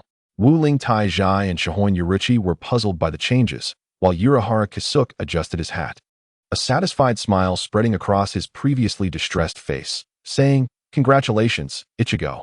You have successfully awakened your Soul Reaper powers. From now on, you can wield this power to protect those you wish to safeguard. Ichigo gazed at Zangetsu in his hand, a confident smile gracing his lips. Indeed, from this moment forth, I am the Soul Reaper Kurosaki Ichigo. Anyone who dares to harm those dear to me shall fall beneath my blade. Before you venture to the Soul Society, first address the hidden dangers within your body. Urahara Kisuke revealed his intentions, his scientific curiosity piqued by Kurosaki Ichigo's unusual behavior. Inoue Oraheim, nestled against Tsuji's chest, was awakened by the continuous fluctuations of spiritual pressure, looking at Tsuji and asking, "Good sir, did you feel the spiritual pressure erupting from the northwest just now?" Tsuji caressed the beauty, fully aware that it was the spiritual pressure of the hollow within Kurosaki Ichigo, and having witnessed the battle himself, replied, "Yes, sleep well. It has nothing to do with us." Hearing Tsuji's words, Inoue Oraheim felt reassured and drifted back to sleep, exhausted from the previous night's tumult. The Soul Society, with its decaying stench, could let Aizen and Kurosaki Ichigo stir up a ruckus. Suddenly, a unique will descended, crossing the realm of Soul Reapers and entering Tsuji's being. In the Spirit King's palace, the Spirit King, who had been made into a human sacrifice, experienced a fleeting ripple of consciousness for the first time, his awareness sweeping across the entire world, yet no changes occurred. The Spirit King fell silent once more. The monk guards and Zero Division members were taken aback. For the first time in a million years, the Spirit King had shown signs of activity. What could this mean? These individuals could not find rest, knowing that even in dismemberment, the Spirit King retained subjective awareness. Was this a boon or a bane? However, for the Migo family, it was certainly a misfortune. Already fearful of the Spirit King's return to exact vengeance, they, who now controlled the Great Spirit Book Corridor, detected the fluctuations of the Spirit King's consciousness and had no choice but to expedite their plans to replace him. Tsuji directly shielded the Spirit King's scans, gazing out at the bright moon, murmuring, "Has the true essence positioned itself in a new universe? The Dou Qi? So it is there, a small plane of the vast world, the Dou Qi Continent." After ascending to a higher dimension, he had received numerous messages from the chaos, and now, a fragment of his consciousness descended upon that realm. The Tsuji of the Soul Society is merely a projection of his magnificent existence in this world, a reflection. It was the transformation of his true self that triggered the earlier anomaly. In the boundless chaos, the transcendent Tsuji looked back at the ninja world. Conceiving a novel idea, he would utilize this place as an experimental ground to test his new inspirations. A fragment of consciousness materialized in the mind of Otsutsuki Mayuri. After receiving Tsuji's will, he murmured, "Then, let us initiate the annihilation program, and from the ruins, establish a new world to commence the experiment of transcending the mind." Countless wishes shaped into abilities from various dimensions? Quite intriguing. War, famine, plague, let us commence. The mission of this world has concluded, and it is time for the reclamation process. Otsutsuki Mayuri proclaimed. At the heart of the universe, a powerful core coalesced the entirety of existence, as countless parallel dimensions converged here. Three entities, omnipresent across all timelines, have undergone a complete resurrection due to the warfare, famine, and plague instigated by Tsuji. Battles rage in various locales, while death casts out the demons of hell and reclaims souls. After Tsuji's departure, Heitu, adhering to Tsuji's schemes, constructed a hellish realm with the intent to engulf the Pure Land, therein nurturing numerous demons. In the ninja world, grotesque demons leap from the dimensions of hell onto the earth. Numerous life forms perish, drawn into hell rather than the Pure Land. Across the cosmos, stars begin to flicker and fade. The celestial beings of the Otsutsuki clan are succumbing to old age, hastening their decline, and the universe is becoming increasingly unstable.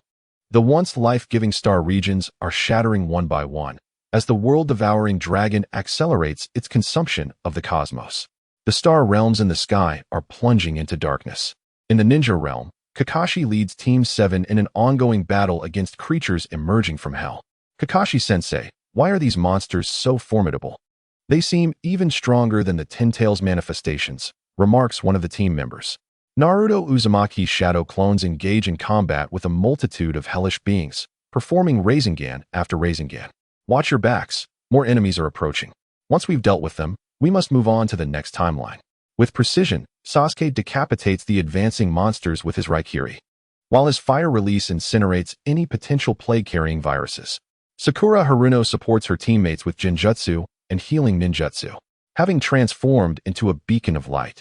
Kakashi employs laser techniques to assist his students in overcoming threats that they cannot handle. Recently, many ninjas, including his dear friend Asuma, fell victim to the arrogance of the demon Pain, who led an assault resulting in their demise. This was his creation of biological weaponry, far surpassing the constructs of the Otsutsuki clan. Nevertheless, Kakashi diligently trains his 3 disciples. As time is of the essence, they must grow swiftly. He glances at the specially crafted temporal wristwatch of the scientific ninja force, noting yet another light extinguished, a sign of a timeline's obliteration. Recently, with the full-scale war launched by the 3 knights of the Doomsday Sovereign, war, plague, and famine, numerous timelines have succumbed, and they have been dispatched to support the front line. Hearing his teacher's underlying fear, Naruto confidently asserts, Kakashi-sensei, have no worries. Once I master the power of chakra fusion, I will bring them all down. A flurry of distress calls crackles through their earpieces, and the expressions of the force shift dramatically. It's Irika-sensei and the others. They are surrounded as part of the intel team in Area 548532, which is currently besieged by the Plague Knight's vile army. Sakura's countenance darkens. Combating those vile entities requires mental fortitude techniques. Otherwise, they risk assimilation. As the captain, Kakashi promptly commands, resolve this swiftly, we depart immediately. Understood. Despite Team 7's rapid response, propelled by Kakashi's dazzling speed, they arrive too late. Irika's squad, along with the other allied ninja forces, has already been transformed into grotesque abominations. How could this happen? Naruto's rage manifests as he strikes a tree with a furious blow. Do not act impulsively. Emotional fluctuations can be manipulated by the War Knights, plunging one into ceaseless slaughter. Sasuke grips Naruto, his Sharingan fixed on him to prevent any outburst. If Naruto's powerful chakra were to be tainted by the Plague Knight, it would spell disaster. A transmission flickers on Kakashi's communication device. The image of Danzo appears. Kakashi, what is the status on your end? Elder Danzo, the world here is collapsing rapidly, and we are powerless to intervene. Many comrades have already been tainted and turned into foes. Kakashi, world number 9527 cannot be lost. We will employ the power of the Reality Stone to assist you. You must collect a portion of that world's Dragon Vein chakra. The 3 members of Team 7 fall silent upon hearing this. Upon mentioning the Reality Stone, Sasuke's expression darkens, while Sakura casts a worried glance at him. Naruto, in turn, places a reassuring hand on Sasuke's shoulder. Sasuke shakes his head, suppressing his inner turmoil and states, I am fine. However, his outward composure belies the turmoil within. After all, the Reality Stone was a relic forged from the sacrifices of the Uchiha clan, capable of reversing the boundaries between illusion and reality. His parents and relatives were murdered by Itachi Uchiha as sacrifices in its creation. How could he not care? Even after learning of their voluntary nature, the knot in his heart remains difficult to untangle. Over the years, the Reality Stone has played a monumental role in the wars against the Doomsday Sovereign. It has been the power of the Reality Stone that has allowed them to survive numerous defeats and grow stronger. Kakashi nods in acknowledgement and turns to Sasuke, saying, Sasuke, do not let your emotions cloud your judgment in battle. Sasuke averts his gaze, muttering, I understand. Then, let us depart for the Lulan Dragon Vein. Kakashi casts one last glance at their comrades, now tainted by the plague, envelopes his 3 students in elemental energy, and departs. The Reality Stone is one of the rare forces capable of countering the Plague Knight's corruption. Kakashi and his team traverse the ruins of the once great Lulan Kingdom, arriving at the depths of the Dragon Vein. Upon reaching the sealing site, they discover Naruto's body emanating a golden light, resonating with the chakra present, forming a chakra gate. The 4 immediately become vigilant, but it proves futile as they are effortlessly transported through the spatial force. When Kakashi beholds the figure before him, his eyes widen in disbelief. Sensei. The others, having seen this person in historical texts, grow alert, for according to history, this individual should have perished long ago. Kakashi, it has been a long time. Wolfeng Shuemin, in an effort to delay the emergence of the Plague Knight, fused with the Dragon Vein, awaiting the arrival of Naruto and Sasuke. Sensei, how can this be? Kakashi struggles to grasp the reality, fearing it may be an illusion. In a sense, I have indeed perished. I no longer possess a physical body. My will and soul have merged with the dragon vein. I exist merely as a mass of chakra. Thanks to the dragon vein's temporal traversing properties, I have been able to persist, and I have been awaiting your arrival. Wufeng Shuimin is a quasi-transcendent being, utilizing the power of time and space to assist all humanity in its battle against the Doomsday Sovereign alongside Konohamaru. Sensei, Naruto, Kakashi, overwhelmed with emotion, glances at Naruto Uzumaki. Kakashi, I am aware. Naruto, come here. Wufeng Shuimin gestures for Naruto.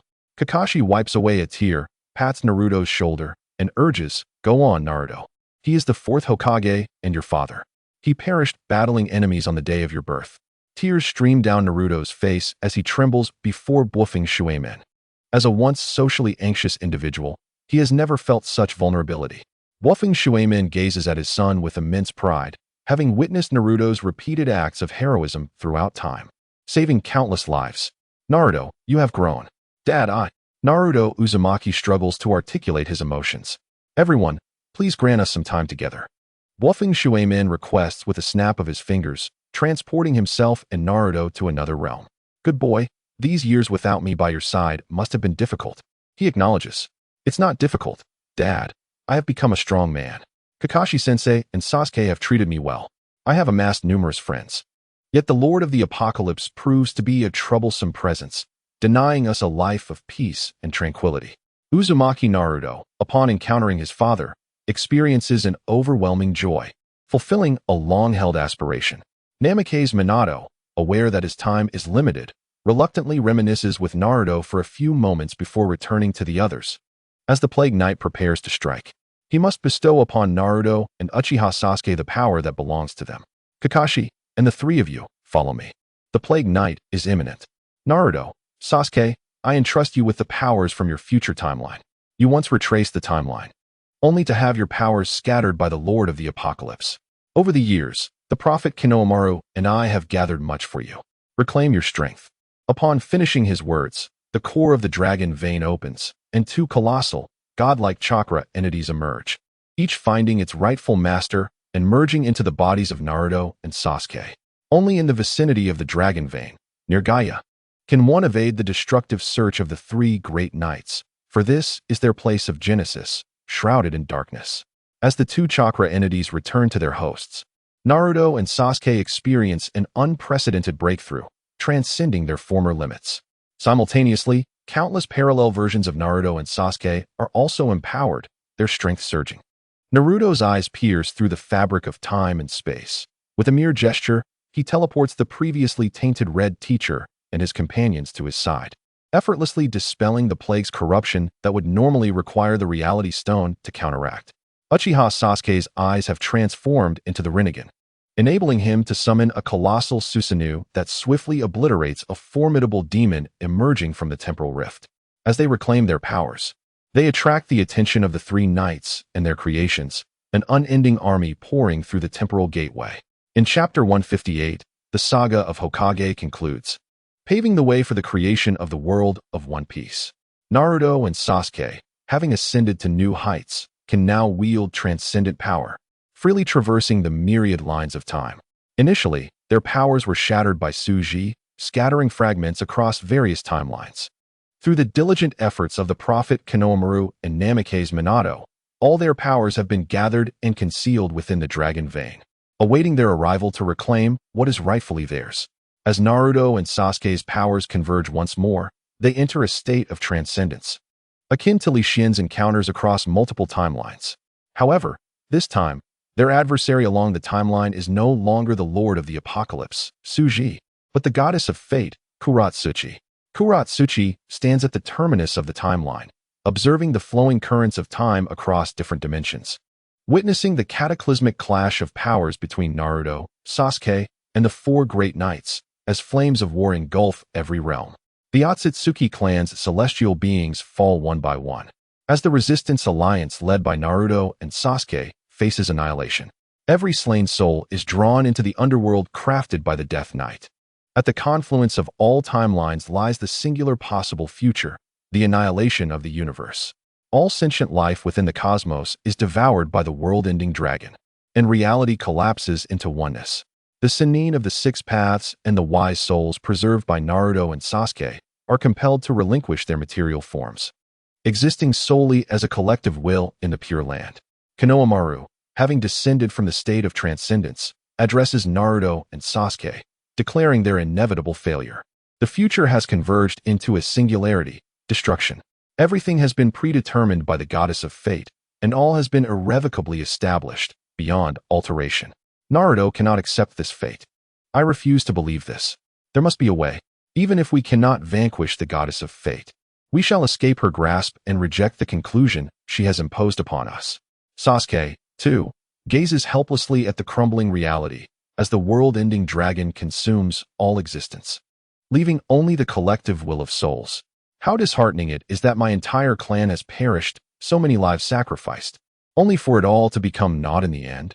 The resolve of Naruto and Sasuke elevates, bestowing upon them the power of chaos coalescing into unity. Yet even so, any manifestation of matter is destined to be devoured by the world-ending dragon. They can only exist in the form of collective soul will, trapped by the Death Knight in a specific temporal space devised by the goddess of fate, unable to escape eternally. The four knights of war, plague, death, and famine stand beside Otsutsuki, adorned with a bracelet of 6 infinity stones upon her wrist. She observes Naruto and Sasuke, who continue to resist even in this dire moment. Shaking her head in dismay, she turns her gaze to another will beside her, that of Tsuji, lingering at the terminus of time. Father, all is prepared. Your plan may commence. Tsuji gazes upon the world he has thoroughly comprehended, feeling a sense of nostalgia. This is his realm of transcendence, imbued with special significance in his memories. Let us begin.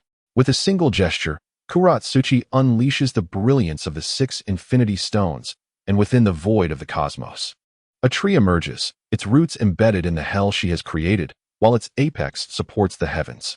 Tsuji's wives observe from paradise, witnessing the grand spectacle of father and daughter obliterating one world to forge a new one. Otsutsuki glances at Tsuji, who nods in affirmation. The 6 infinity stones transform into the fundamental forces of law, merging into the tree as the 4 knights become conceptual entities, unifying with it. The Pure Land collapses, and the remaining souls of Uzumaki Naruto and Uchiha Sasuke, devoid of any means of resistance, are erased by Tsuji's will, merging into the primordial essence of the tree. Thus, apart from Tsuji's wives, all life and matter in this world become the raw materials for this ultimate creation. This is the ultimate life of this world. The final creation of Tsuji, the goddess of fate, Otsutsuki. The tree and Otsutsuki become one, as she transcends into the ultimate state, achieving omniscience and omnipotence, breaking free from the constraints of her former world. This is Otsutsuki's ultimate form. Matter, energy, information, and soul unite as one. It can be said that this world is a part of Otsutsuki, yet she encompasses far more than this realm. Indeed, you have completed your existence, becoming a whole entity. Tsuji expresses his delight at this scene. Thank you, Father, Otsutsuki responds, elated by her state. The transformation of this world into Otsutsuki signifies the complete annihilation of the original realm. Now, it is time to commence the creation of a new world, our next experimental ground. Otsutsuki understands the significance of her existence. She is now the creator. In the boundless void, chaos is born, leading to a grand explosion of creation. The material world materializes, time finds its origin, and a new world emerges. Countless planets begin to appear, galaxies take shape. Otsutsuki scatters portions of her divine essence across the cosmos, and life begins to emerge, as the universe embarks on a path of self-evolution. The purpose of this experiment is to explore the potential of the will of the soul, to ascertain the extent of what sentient life can achieve. Following Tsuji's directives, Otsutsuki designs life and experiments. After humanity's emergence, the collective will of humans from various parallel timelines beseeches for the birth of the mysterious, powerful vessel known as the devil fruit. As humanity develops, when they reach a certain threshold, Otsutsuki releases the 4 knights of the apocalypse to assess the research outcomes. The might of the 4 horsemen of the apocalypse is unparalleled, unless Haitu or Tsuji intervenes to tip the scales. Humanity faced its first annihilation, and the remnants embarked upon a second civilizational experiment. Observing the conflict between human civilization and the four horsemen, Haidu remarked, "Father, it seems that the third civilizational experiment will yield the answers we seek." Suji, pleased with Haidu's demeanor, nodded in agreement. "Then I shall leave the remaining matters to you. I will enter the heart of civilization during the third experiment to conduct my observations." "Father, may you find enjoyment in your endeavors," Haidu said, naturally perceiving the events that would unfold along the timeline. "You too should find leisure in the outside world. There is no need to remain fixated here," Suji replied, already drifting along the river of time toward the future. Haidu, expressionless, observed the occurrences within the river of time, contemplating which world to explore. Chapter 159, Pirate King Roger. The Secrets of the World. In the realm of One Piece.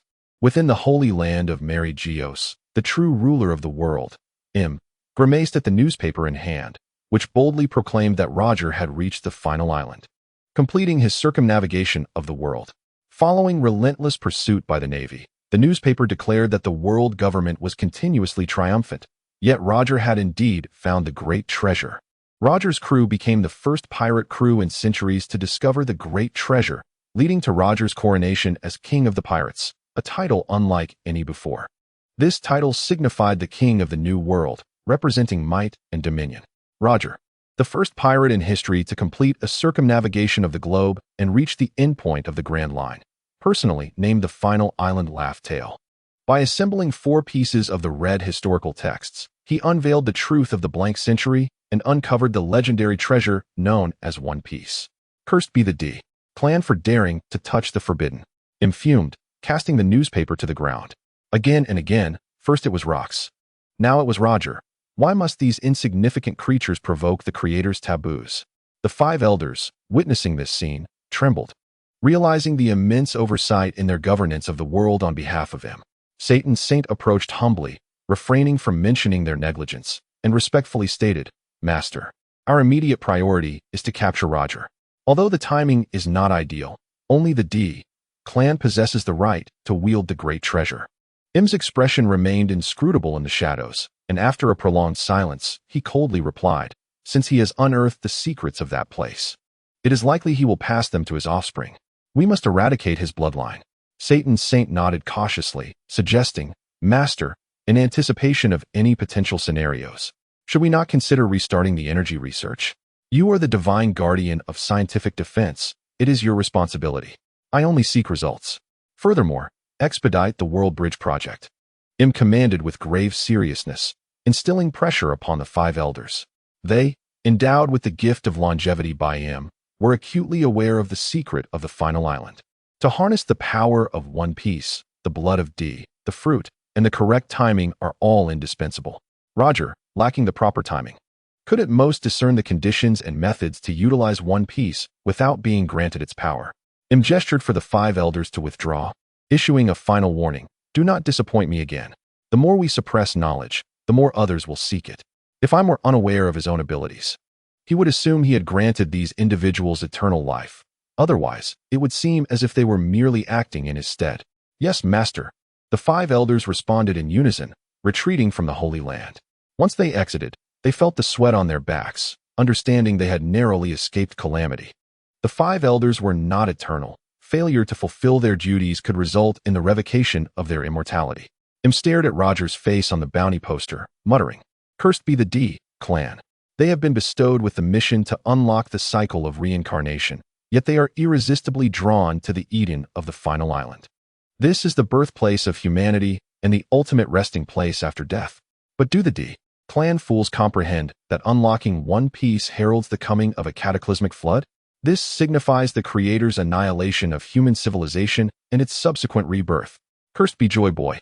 How dare you attempt to tamper with the forbidden power, knowing full well the cost is the Lord's impending judgment. I shall thwart you, for only then can humanity's civilization be preserved." Entering a storage chamber, M gazed upon the immense straw hat, lamenting, "For the sake of humanity, I shall employ any means necessary to impede you." He recalled how Joy Boy once mocked them, preferring to bury his head in the sand and await death rather than confront the messenger of the Creator. Cursed be Joy Boy. He leads humanity against the 4 horsemen in battle. Is he not mad?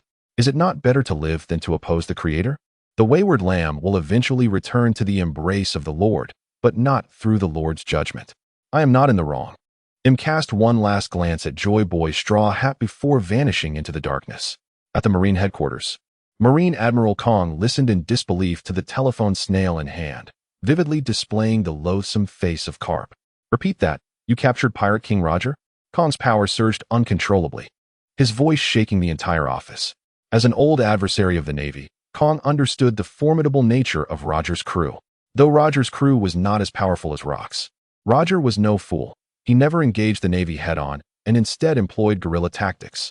If the Navy did not concentrate their forces to trap Roger's crew in one decisive strike, they would inevitably slip away.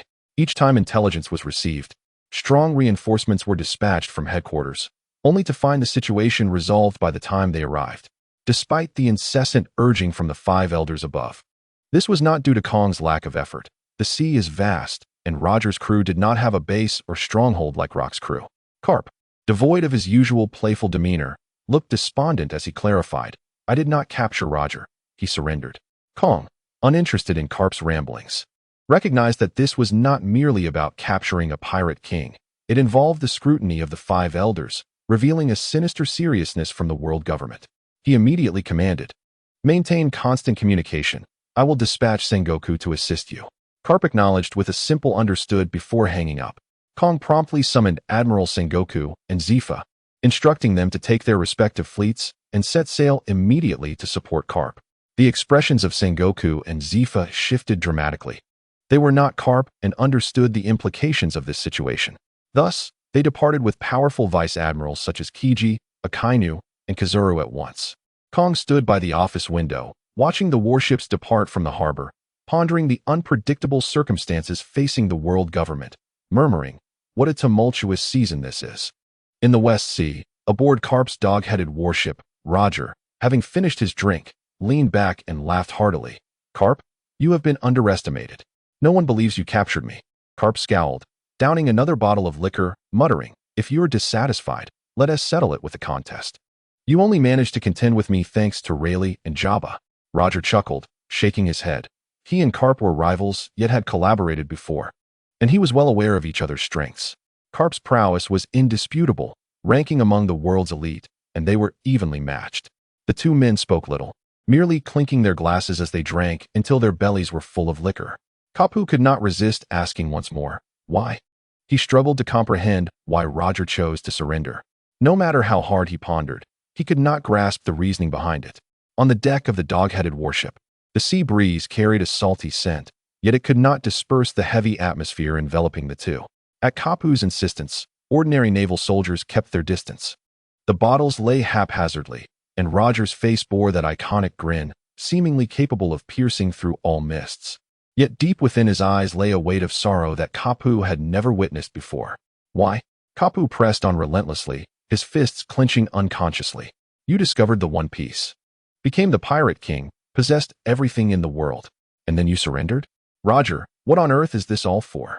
Kapu admired Roger, and the sentiment was mutual. They shared a profound understanding of each other's characters.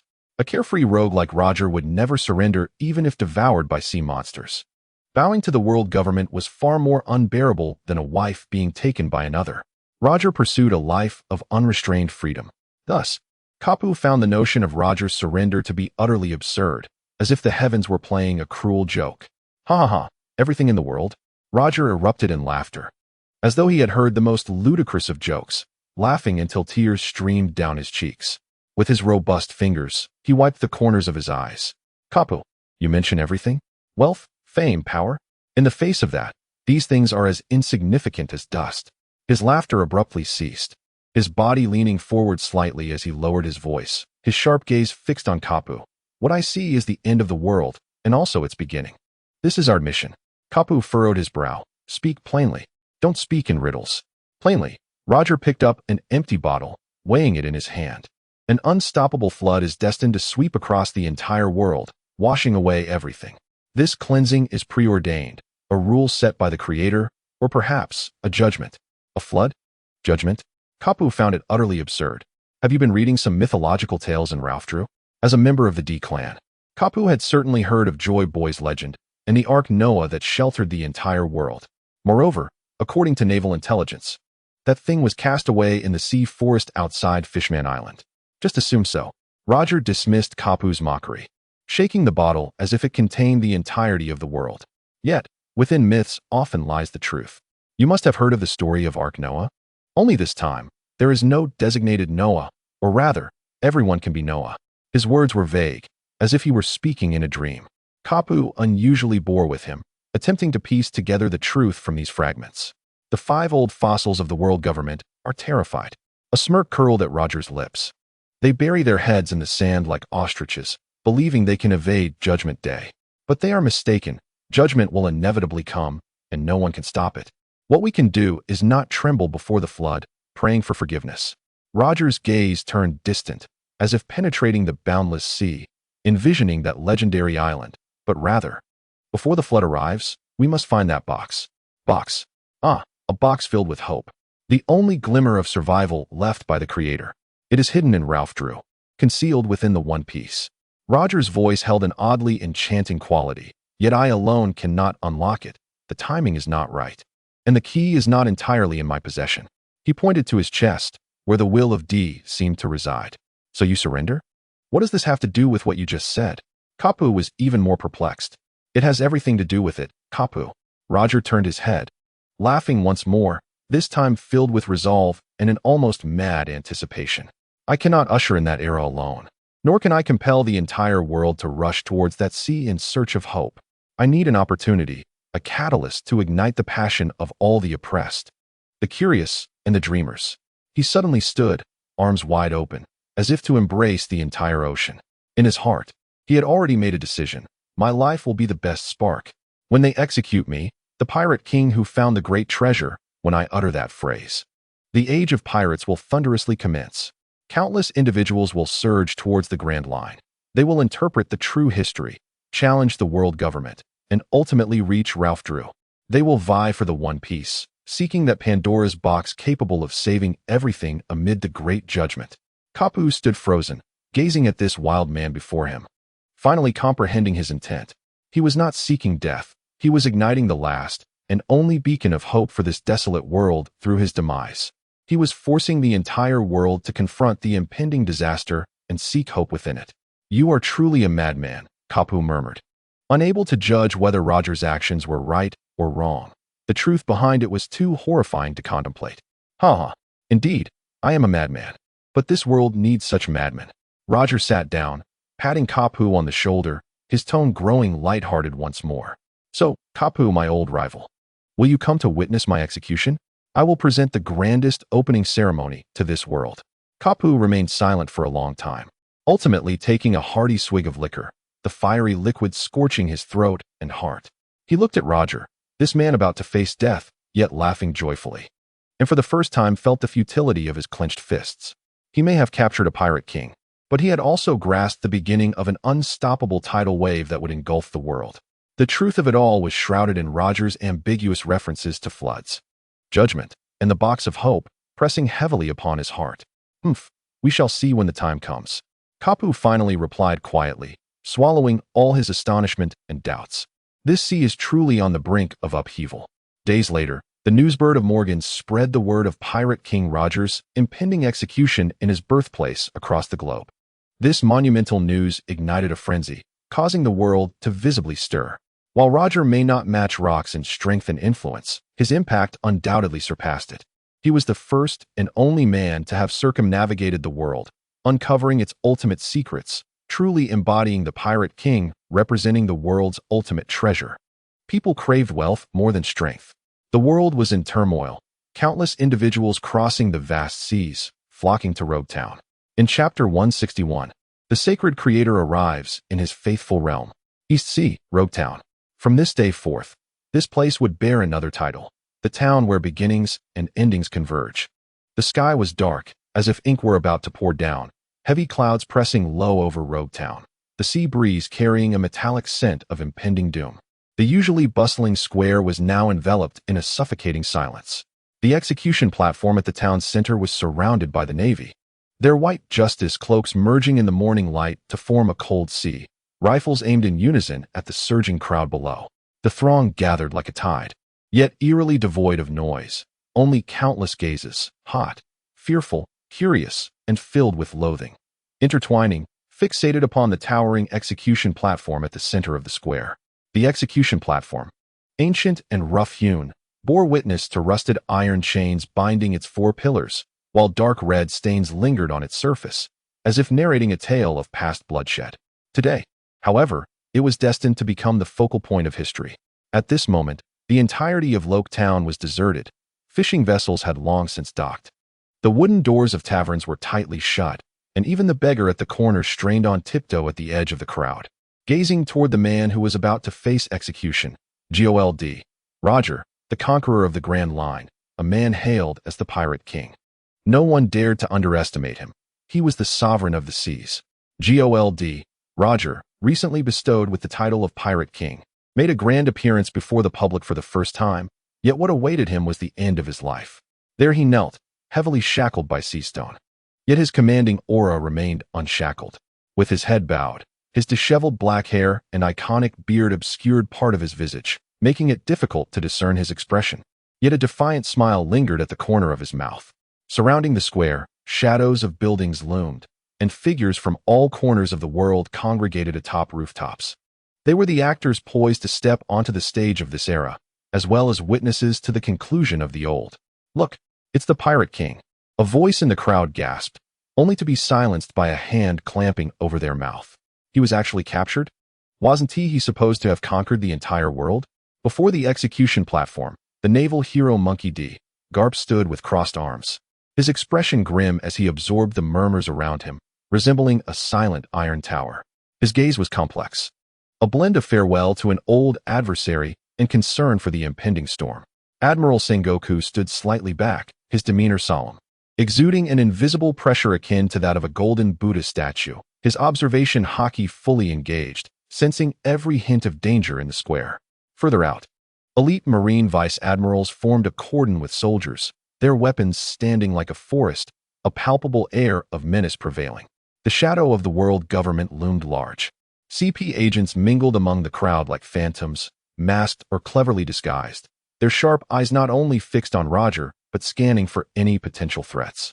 Especially those bearing the will of D. They had received the highest orders to ensure the execution proceeded smoothly and to monitor for any unusual reactions. In the front row of the crowd, a young man with flaming golden hair and sunglasses, Don Quixote da Flamingo, grinned widely, revealing a manic and exhilarated smile. Is the legendary Pirate King really about to die? How utterly fascinating. What will this world become? Nearby, a tall swordsman wielding the famed blade Yuru, Dracul Mihawk, crossed his arms, his eagle-like eyes fixed intently on Roger, as if appraising the final measure of this king. In the shadows, a dark-skinned, slender girl, Boa Hancock, who had yet to become the Empress, gazed at the execution platform with a hint of indifference toward the demise of such formidable power, mingled with a barely perceptible yearning for free will. In a more concealed corner, Gecko Moria chuckled sinisterly, contemplating whether he could seize Roger's shadow, while Crocodile, with a cigar clenched between his teeth, harbored his own dark schemes. Jinbe's expression was grave. The fate of Fishman Island weighed heavily on him, lending a deeper significance to this execution. Behind the crowd, a figure clad in a Marine Major's uniform, Monkey D. Dragon, watched his father and the Pirate King, silently fulfilling his duty as a Marine. Among the throng, the red-haired youth Shanks bit his lip, comforting his companion, the red-nosed boy Buggy, who was ill. Because of Buggy's sickness, Shanks had not reached the final island, but having learned of his captain's choice, he had come to bid farewell to the man who had raised him and Buggy like a father. Pirates from the Four Seas and the Grand Line, the forebears and mentors of future supernovas, held their breath, awaiting the decree of history. Their eyes brimmed with greed, reverence, and the restless stirrings of ambition. Pirate King. At last, a bold voice shattered the silence, trembling with excitement. Have you found it? The legendary treasure. One piece. This shout rippled through the crowd like a stone cast into a tranquil lake, igniting a tumult of emotions. Every heart raced. On the execution platform, Roger slowly lifted his head. To the astonishment of all, his face bore no fear or regret. Instead, it radiated a brilliant and heroic smile. one that seemed capable of dispelling all gloom from the sky. He opened his mouth, and his voice, amplified by a den mushy, resonated throughout the square and across the world. My treasure? If you want it, you can have it all. Go seek it. I've left everything there. Boom. The air visibly distorted with fervor, and the entire world seemed to boil at that moment. The crowd erupted into a cacophony of shock, joy, and disbelief. Execute him. Sengoku sensed the gravity of the situation and immediately issued the command. The executioners thrust their spears downward. Just as the spears were about to pierce his body, Roger felt no pain. Instead, a content smile graced his lips. This is the last thing I can do for this world. My adventure has come to an end. In a daze, Roger reflected upon his life, catching a glimpse of the woman he had wronged. I'm sorry, Rouge. I can't accompany you any longer. Suddenly, he felt himself ascending, his body left behind on the execution platform. Is this the soul? Indeed, this was the essence of the soul. In an instant, Roger transformed into an invisible ghostly form, awakened by the realization that his thoughts transcended the mere auditory realm. He perceived the space before him quivering slightly, a hand emerging from within, and he shrank down into its grasp. Straining to look up, he saw only a blur. His consciousness questioned, "Who are you?" "You may call me Master." Roger, unfazed, presumed it to be an unfamiliar devil fruit ability. Suji observed the insignificant creature in his hand, a faint smile gracing his lips, as he did not offer an explanation, but instead, he collected Roger's soul. Returning to the world he had created, he felt a poignant sense of change. The sacred and great creator, Suji, had now arrived in his loyal world. Chapter 162, The Fate of the World. A new cycle. Suji paid no heed to the chaos below, departing from that place and heading straight to the final island. There, he intended to commence the game he had designed. The events transpiring above the execution platform went unnoticed by any. On the execution platform, the spear pierced Roger's body, marking the end of the Pirate King's life. Yet, his final smile and words etched indelibly into the hearts of every witness. There was no tragedy, only profound exhilaration and liberation, as if he had not merely initiated his own death, but had heralded the dawn of a new, grand era. At that moment, thunder cracked in the sky, and torrential rain fell, seemingly mourning the old era while cleansing the new. Within the crowd, countless individuals cheered as they departed. Doflamingo's laughter grew ever more maniacal. Mihawk lowered his hat. Shanks wiped away his tears, clenching his fists as he led the sobbing buggy away. Countless men and women, fueled by dreams and ambition, ignited an unquenchable flame in their eyes. The Great Pirate Era had officially begun, ushered in by the life of Pirate King Roger amidst blood and rain. The stringent control of the world government and the clandestine operations of CP seem utterly powerless in the face of Roger's final, earth-shattering declaration. They executed a sinner. Yet in doing so, they inadvertently birthed countless pirates far beyond previous numbers. The final island, known as Raftel, bears the original name of Eden. It is here that the Black Earth created intelligent life, dispersing them across various continents. The fragmented world we see today is a consequence of several catastrophic wars waged by those who harnessed the power of this place. Li Xian returns to this familiar ground, feeling a sense of nostalgia, for this marks his third endeavor to obliterate this world.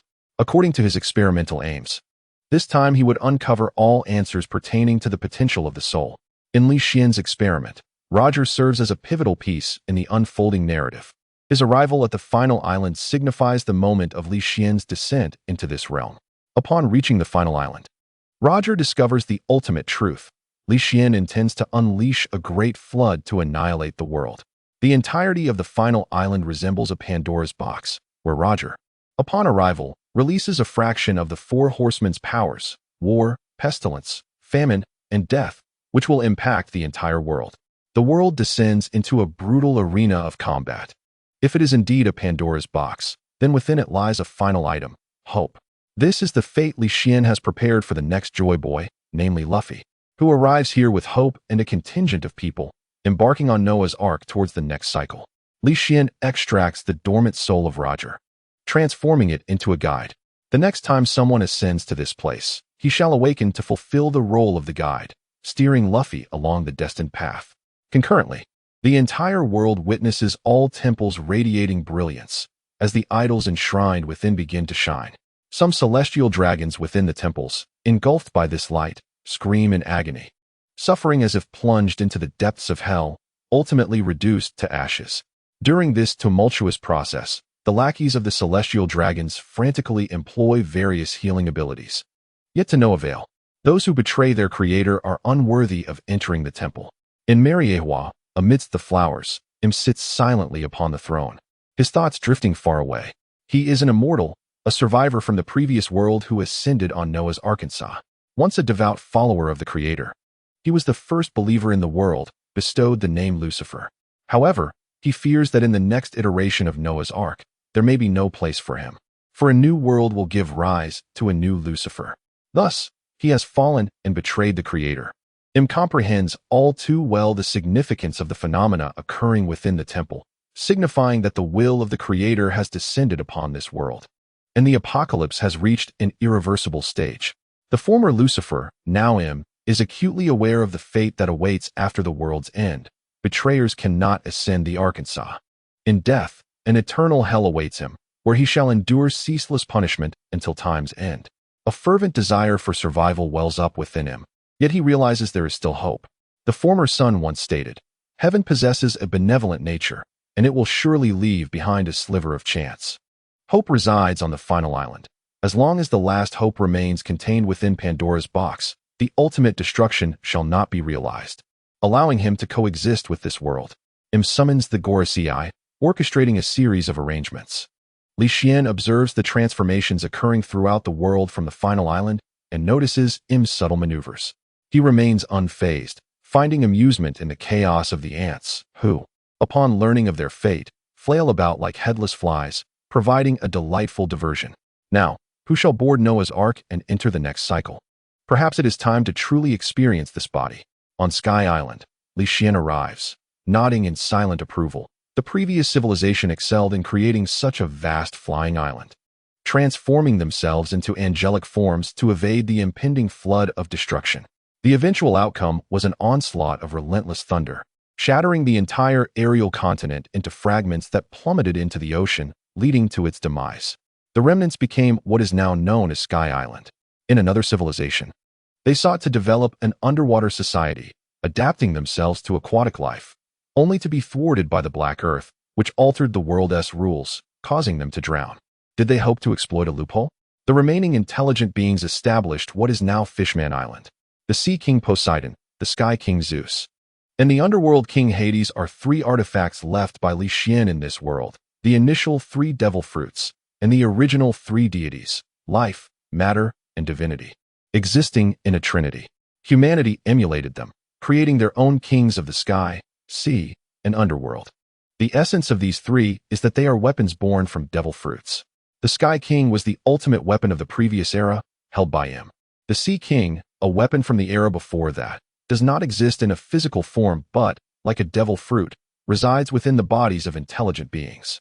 Because Li Xian designed the method of death for humanity as a flood, he endowed the devil fruits with characteristics detested by the sea.